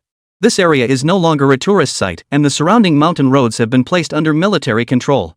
The military personnel responsible for transporting the experts explained with a smile. What? The Aircraft Design Research Institute is right here in these mountains. Hearing this, the experts on the bus were suddenly filled with astonishment and disappointment. They had assumed being selected meant a promotion, but now it seemed like being sent to the mountains for re-education. However, just as everyone was feeling disheartened, the scenery outside the bus windows suddenly transformed. The lush greenery vanished, replaced by rows of freshly painted buildings. The contrast between the two scenes felt like stepping into a hidden paradise. When they stepped off the bus and saw Lu Hongjie, director of fighter research at Chengdu Aircraft Industry Group, and Zhang Hong, fighter design engineer from Shenyang Aircraft Corporation, they were all stunned. Chengdu and Shenyang Aircraft Corporations were the leading players in China's fighter jet industry. And these two men stood before them as the heads of fighter research for both conglomerates. They were authorities in China's fighter jet research field. What shocked them even more was that these two leading experts in fighter jet research weren't standing in the center. Instead, they were flanking a young man. This naturally piqued everyone's curiosity. They wanted to know the identity of this young man who had the heavyweights of the nation's fighter jet development field standing beside him. Good day, everyone. Welcome to the first Aircraft Design and Research Institute. I am Qín Chuān, the director of this institute. These two gentlemen need no introduction, but they now hold an additional role, vice presidents of our Aircraft Design Institute. Whoa! This announcement sent shockwaves through the assembly of fighter jet experts. They were astonished that this newly established institute could simultaneously recruit top experts from both Chengdu Aircraft Industry Group and Shenyang Aircraft Corporation, two giants of China's aviation industry. What astonished them even more was that, despite their stature in fighter jet research, they could only hold the position of deputy director. Just who was this young director standing before them, capable of commanding such authority over these two esteemed experts? Observing the experts whispering among themselves, Lu Hongjie, standing beside Qín Chuān, let the corners of his mouth turn up. Qín Chuān's background was largely unknown outside Chengdu Aircraft Industry Group, where he had the most contact. Qín Chuān himself was remarkably low-key, introducing himself only as the institute's president without mentioning any other achievements. But Lu Hongjie understood these research experts and scholars were typically quite proud. After all, who among the nation's top researchers would consider themselves anything less than brilliant? Thus, under normal circumstances, without presenting truly impressive research achievements, it was nearly impossible to impress these high-minded experts. Add to that Qín Chuān's age, and it only fueled the experts' suspicions and reluctance to accept him. Qín Chuān wanted to stay low-key, but Lu Hongjie didn't want him to be looked down upon by these experts. Thus, he stepped forward and addressed the crowd loudly. You may be wondering how this young man before you earned the position of director at this prestigious Aircraft Design Institute, right? Hearing Lu Hongjie's words, the fighter jet experts present remained silent, yet their eyes betrayed a hint of defiance. After all, in terms of age, many of these experts could easily be Qín Chuān's uncles, or even grandfathers. Most harbored reservations about heeding the words of a wet behind-the-ears youngster. You will all be working here permanently. The security clearance level of this institute is beyond your imagination. Together, you will develop Blue Star's most advanced fighter jet. Therefore, it is now appropriate to reveal Director Qín's true identity to you. Having said this, Lu Hongjie looked at the group with pride and continued. The person standing before you, Director Qín, is our nation's youngest national hero. Whoa. Hearing this, the experts whose eyes had previously held traces of contempt and defiance all sucked in their breath in unison. As elite experts in Long Nation's fighter aircraft program, they were well aware of the prestige behind the title of National Scholar, the highest honor bestowed upon researchers. It represented the pinnacle of scientific achievement since the founding of the nation. Each recipient of this title stood as an unparalleled master, akin to the founders of ancient martial arts schools. Each had made extraordinary contributions to the nation's progress. And now, this young man in his 20s stood before them, already a national sage. This news sent shockwaves through the entire gathering. What kind of extraordinary scientific talent could possibly earn the honor of national sage at such a young age? Had this not been stated by Lu Hongjie, the authoritative expert in fighter jet development, no one would have believed it. Instantly, the gaze of every expert present toward Qín Chuān grew significantly clearer. Regardless of anything else, his status as the nation's youngest national scholar alone was enough to command their profound respect. Lu Hongjie seemed thoroughly satisfied as he observed the astonished expressions on everyone's faces. Though the achievement wasn't his own, he had to admit the feeling of showing off was genuinely exhilarating. Feeling that the astonishment on their faces wasn't intense enough, Lu Hongjie pressed further. Of course, academician Qín's accomplishments extend far beyond this. I'm sure everyone here has heard about how our Chengdu Aircraft Industry Group successfully developed and built China's first third-generation fighter jet and completed its test flight. Hearing this, the crowd still reeling from the shock nodded instinctively. The emergence of the third-generation fighter had sent shockwaves through China's entire fighter jet development community. They couldn't possibly be unaware. But do you know who developed the new generation turbojet engine, the most critical and highest performing component of this domestically produced third-generation fighter? At this question, the experts froze once more. Professor Lu, wasn't the new turbofan engine also developed by your Chengdu Aircraft Industry Group? A senior expert asked doubtfully. Wrong. Chengfei Group only provided auxiliary support for the development of the new generation turbojet engine, Lu Hongjie replied with a smile. The true leader of this project was Dean Qín. Every single theoretical parameter for the new turbofan engine was derived by him alone. What? The turbojet engine that propelled Longguo's advanced engine technology forward by over a decade was also developed by this young man. In an instant, the entire assembly of experts erupted in astonished gasps. Chapter 179, Signing the Highest Level Confidentiality Agreement. Bonus Chapter. Professor Lu, are you serious? You're saying Chengfei Group's next-generation turbojet engine was designed by Dean Qín? An elderly expert from the Fighter Aircraft Design Institute of the Long Academy stared wide-eyed as he asked. He had already believed Lu Hongjie's words, yet a part of him still struggled to accept it. Unconsciously, his address for Qín Chuān had changed. Of course. Would I lie about something this significant? Lu Hongjie replied with pride. It's not just the turbojet engine. You know about the domestically produced 5-axis CNC machine tools, right? The Weilong 1 tank? The Army's integrated weapons systems? All of these were developed under President Qín's leadership. Boom! At that moment, every expert present turned their eyes toward Qín Chuān, their eyes gleaming. Many experts, bespectacled and gray-haired, trembled with excitement. Every single project Lu Hongjie had just mentioned was a major priority for the Dragon Nation's military. Any one of these projects would have kept them occupied for decades. Now, learning that Qín Chuān had spearheaded research on all of them, they were instantly filled with profound admiration. Dean Qín, no, we should honor you as Qín Wushi, an elderly man at the head of the group exclaimed, looking at Qín Chuān with excitement. We were blind earlier. We never imagined you had developed so many major projects for our nation. You flatter me. I've only done what I should have done, Qín Chuān smiled. Also, here, just call me Dean Qín or Young Qín. The title National Sage is best left unsaid. Qín Chuān understood that Lu Hongjie was establishing his authority on his behalf. Though he felt listing all these accomplishments was a bit pretentious. Yet he had to admit, such a dazzling resume and track record were indeed effective in winning over these proud and ambitious scholars and experts. Alright, time is tight, so we won't linger outside any longer. Qín Chuān gestured toward a row of buildings behind him, addressing the fighter jet research specialists. The dormitories are behind us. Everyone, please go back and get yourselves ready. We'll meet in the conference room in 1 hour. 1 hour later. The group arrived at the conference room with eager anticipation. Earlier, Lu Hongjie had mentioned in passing at the square that their reassignment to this new aircraft design institute was primarily to research Blue Star's most advanced fighter jet. This led everyone to believe they would be tasked with developing a fourth-generation fighter jet here. After all, according to the domestic defense industry's 4-tier RD system, explore 1 generation, pre-research 1 generation, develop 1 generation, produce 1 generation. The 4th-generation fighter project was indeed due for approval. As the group waited for Qín Chuān with nervous excitement, a group of young men with crew cuts and black suits entered alongside Qín Chuān. Director Qín, what is this? The experts in the conference room were all dumbfounded. Everyone, please relax. Before we begin today's meeting, I ask that you all sign a confidentiality agreement first. With that, Qín Chuān signaled to the personnel from the Confidentiality Bureau, who proceeded to distribute copies of the confidentiality agreement to every person in the conference room. The experts exchanged glances, looking at each other in bewilderment. As experts from various research institutes, confidentiality agreements were certainly not unfamiliar to them. But this was the first time they'd ever been asked to sign one before the meeting even began without even knowing what they were supposed to be researching.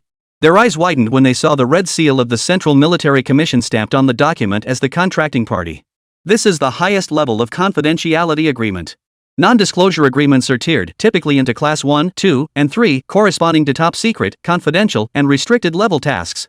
Level 1 classification authority is typically granted by the National Military Industry Confidentiality Qualification Certification Commission, comprising the State Secrecy Bureau, the State Administration of Science, Technology and Industry for National Defense, and the General Armament Department.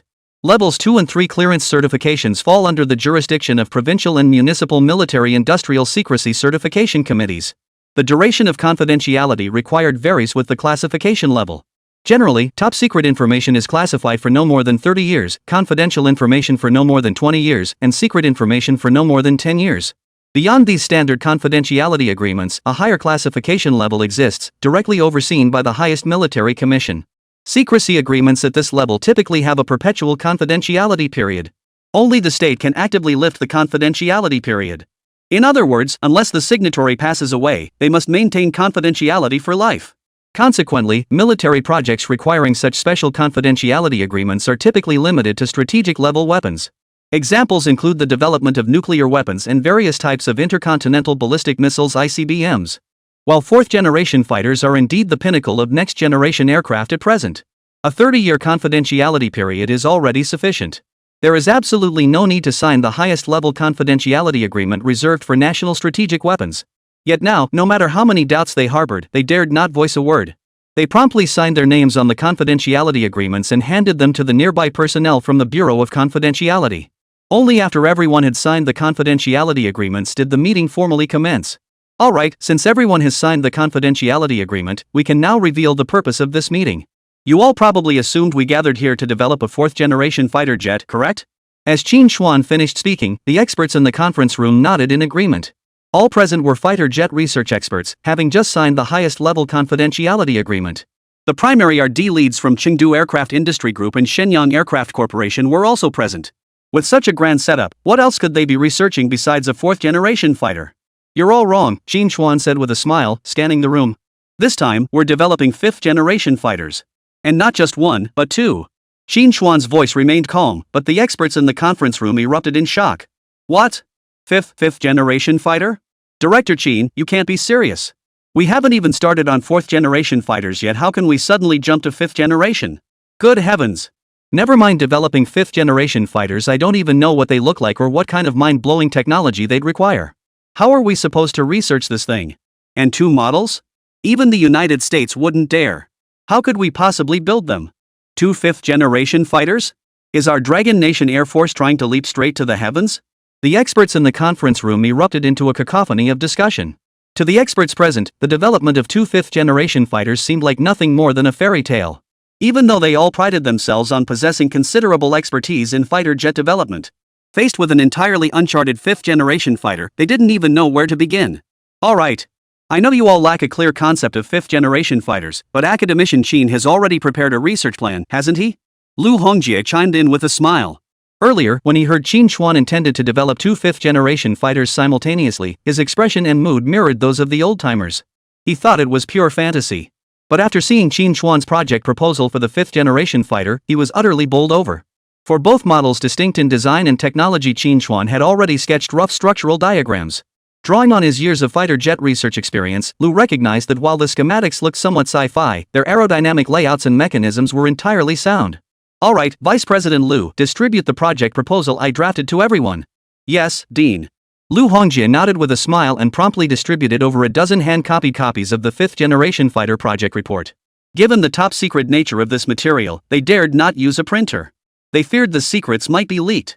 Chapter 180, build a wind tunnel in 2 months, create a fifth-generation fighter in 2 years? Is this the new generation wind tunnel lab technology? and 2 sets of structural blueprints for 5th-generation fighters. The experts in the conference room grew visibly agitated as they scanned the project proposal on the table. The older experts hurriedly slipped on their thick lensed reading glasses and began poring over the documents. They pored over the documents for over half an hour. During this time, these top domestic fighter jet experts alternated between frowning in deep thought, bursting with excitement, and scratching their heads in contemplation. To an outsider, they might have seemed completely unhinged. Brilliant! Absolutely brilliant! Director Qín, your research on this new generation wind tunnel lab and these 2 5th-generation fighter jet structural diagrams are simply brilliant. You're a true genius. Indeed. I've dedicated years to fighter jet research, yet never have I been so utterly amazed as I am today.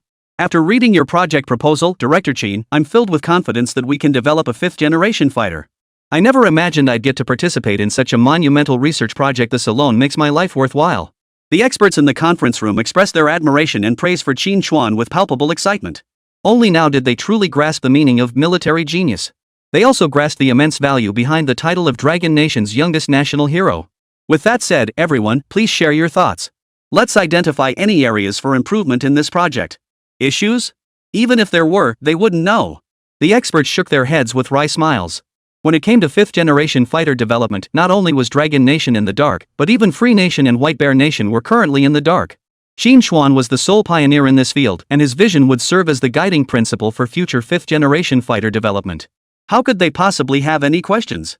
Alright, since everyone seems in agreement, I'll add a few more points. Qín Chuān glanced around the room with a smile. As you've all seen in the project report, the most critical step in developing our 5th-generation fighter is building this next-generation wind tunnel laboratory. This wind tunnel is the most advanced hypersonic shock tunnel currently available.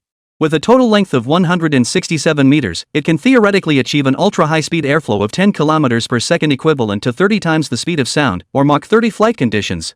Moreover, it can sustain a stable Mach 10 airflow for up to 40 milliseconds, several times longer than comparable wind tunnels currently operating domestically or internationally.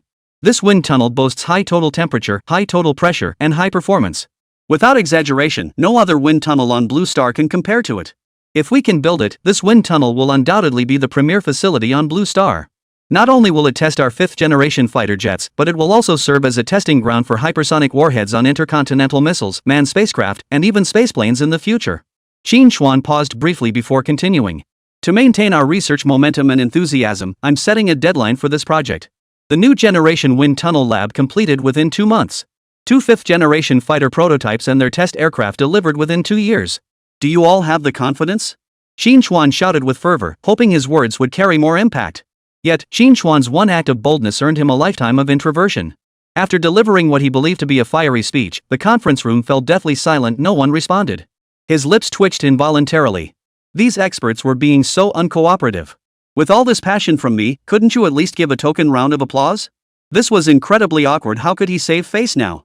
Inside the conference room, every expert stared blankly at the thoroughly disheartened Qín Chuān. Even Lu Hongjie was taken aback. Building a new generation wind tunnel lab in 2 months, that much they might manage. After all, Qín Chuān had already compiled and validated the relevant theoretical technologies over the past month. All that remained was to translate these theories into tangible equipment. With so many experts present, this task was hardly difficult. But building 2 5th-generation fighter prototypes within 2 years? That's pure nonsense.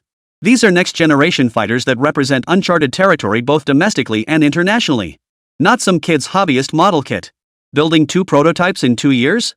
What kind of international joke is that? If the Wright brothers heard Qín Chuān's words, they'd probably rise from their graves to call him Big Brother. Impulsive. Qín Chuān was far too impulsive.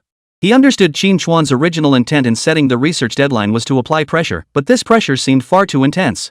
Forget 2 years, even 8 years wouldn't be enough to fully develop 2 5th-generation fighter jets. The meeting room fell into an eerie silence. The experts present were experiencing for the first time just how radical Qín Chuān's vision truly was. Especially the older experts, they suddenly felt they couldn't keep up with the younger generation's pace. After a brief silence, Lu Hongjie was the first to speak up.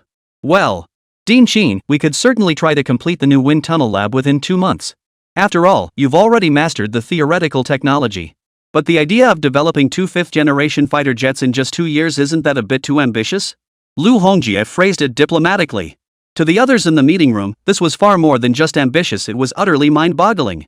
Indeed, Dean Qín, you've only provided us with the theoretical structural blueprints for the 5th-generation fighter.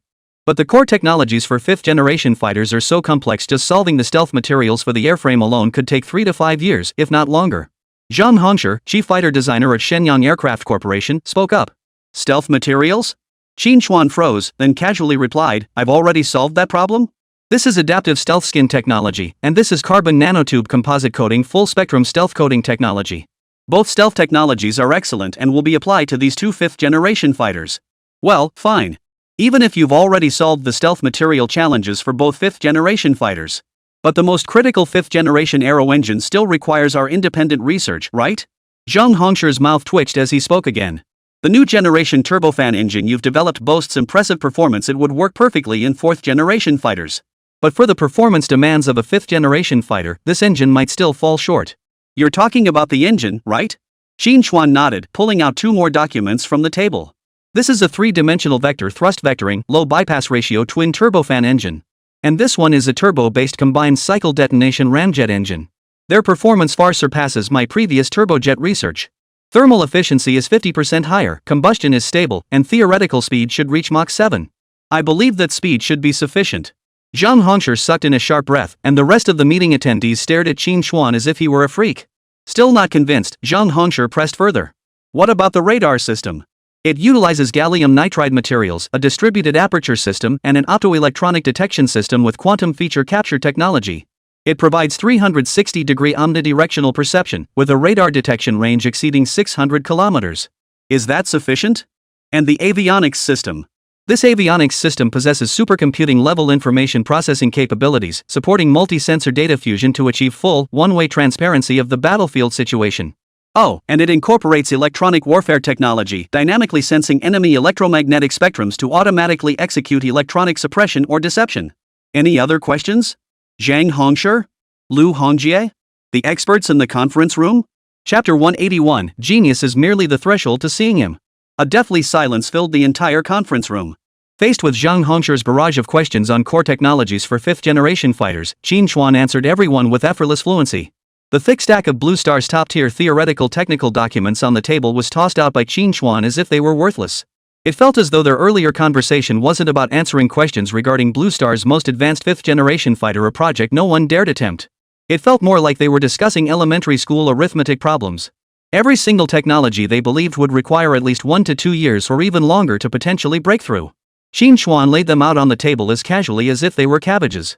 Gazing at that stack of cutting-edge technical documents, even the fighter jet experts in the conference room began to believe that developing a 5th generation fighter might not be so difficult after all. This absurd notion left the experts utterly stunned. When had they ever considered developing Blue Star's most advanced, 2-generation spanning fighter to be simple? It defied all logic.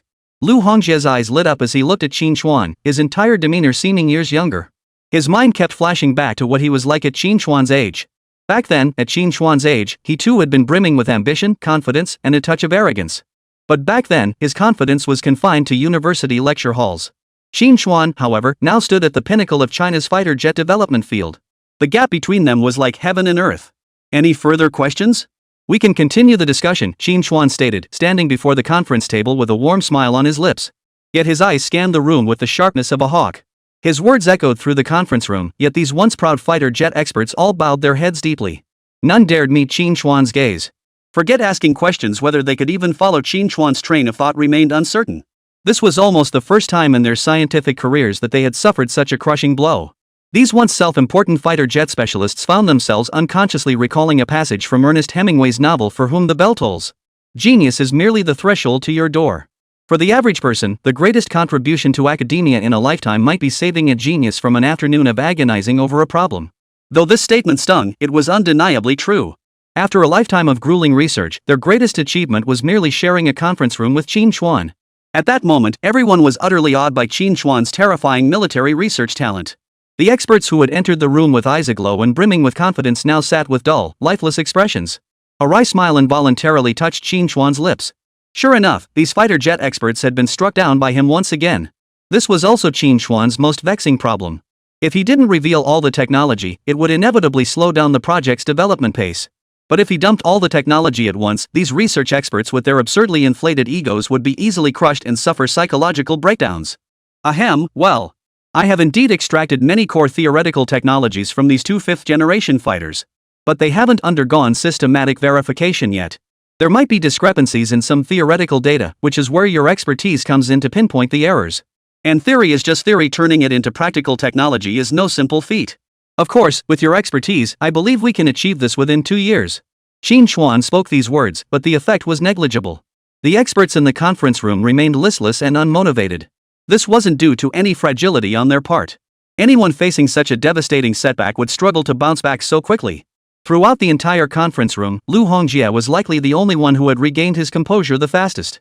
After all, when Qín Chuān had led them in developing the turbofan engine for the third-generation fighter, he had already been baptized by Qín Chuān's formidable scientific prowess. Though Qín Chuān's sudden presentation of so many core theoretical technologies for fifth-generation fighters still stirred a storm within him.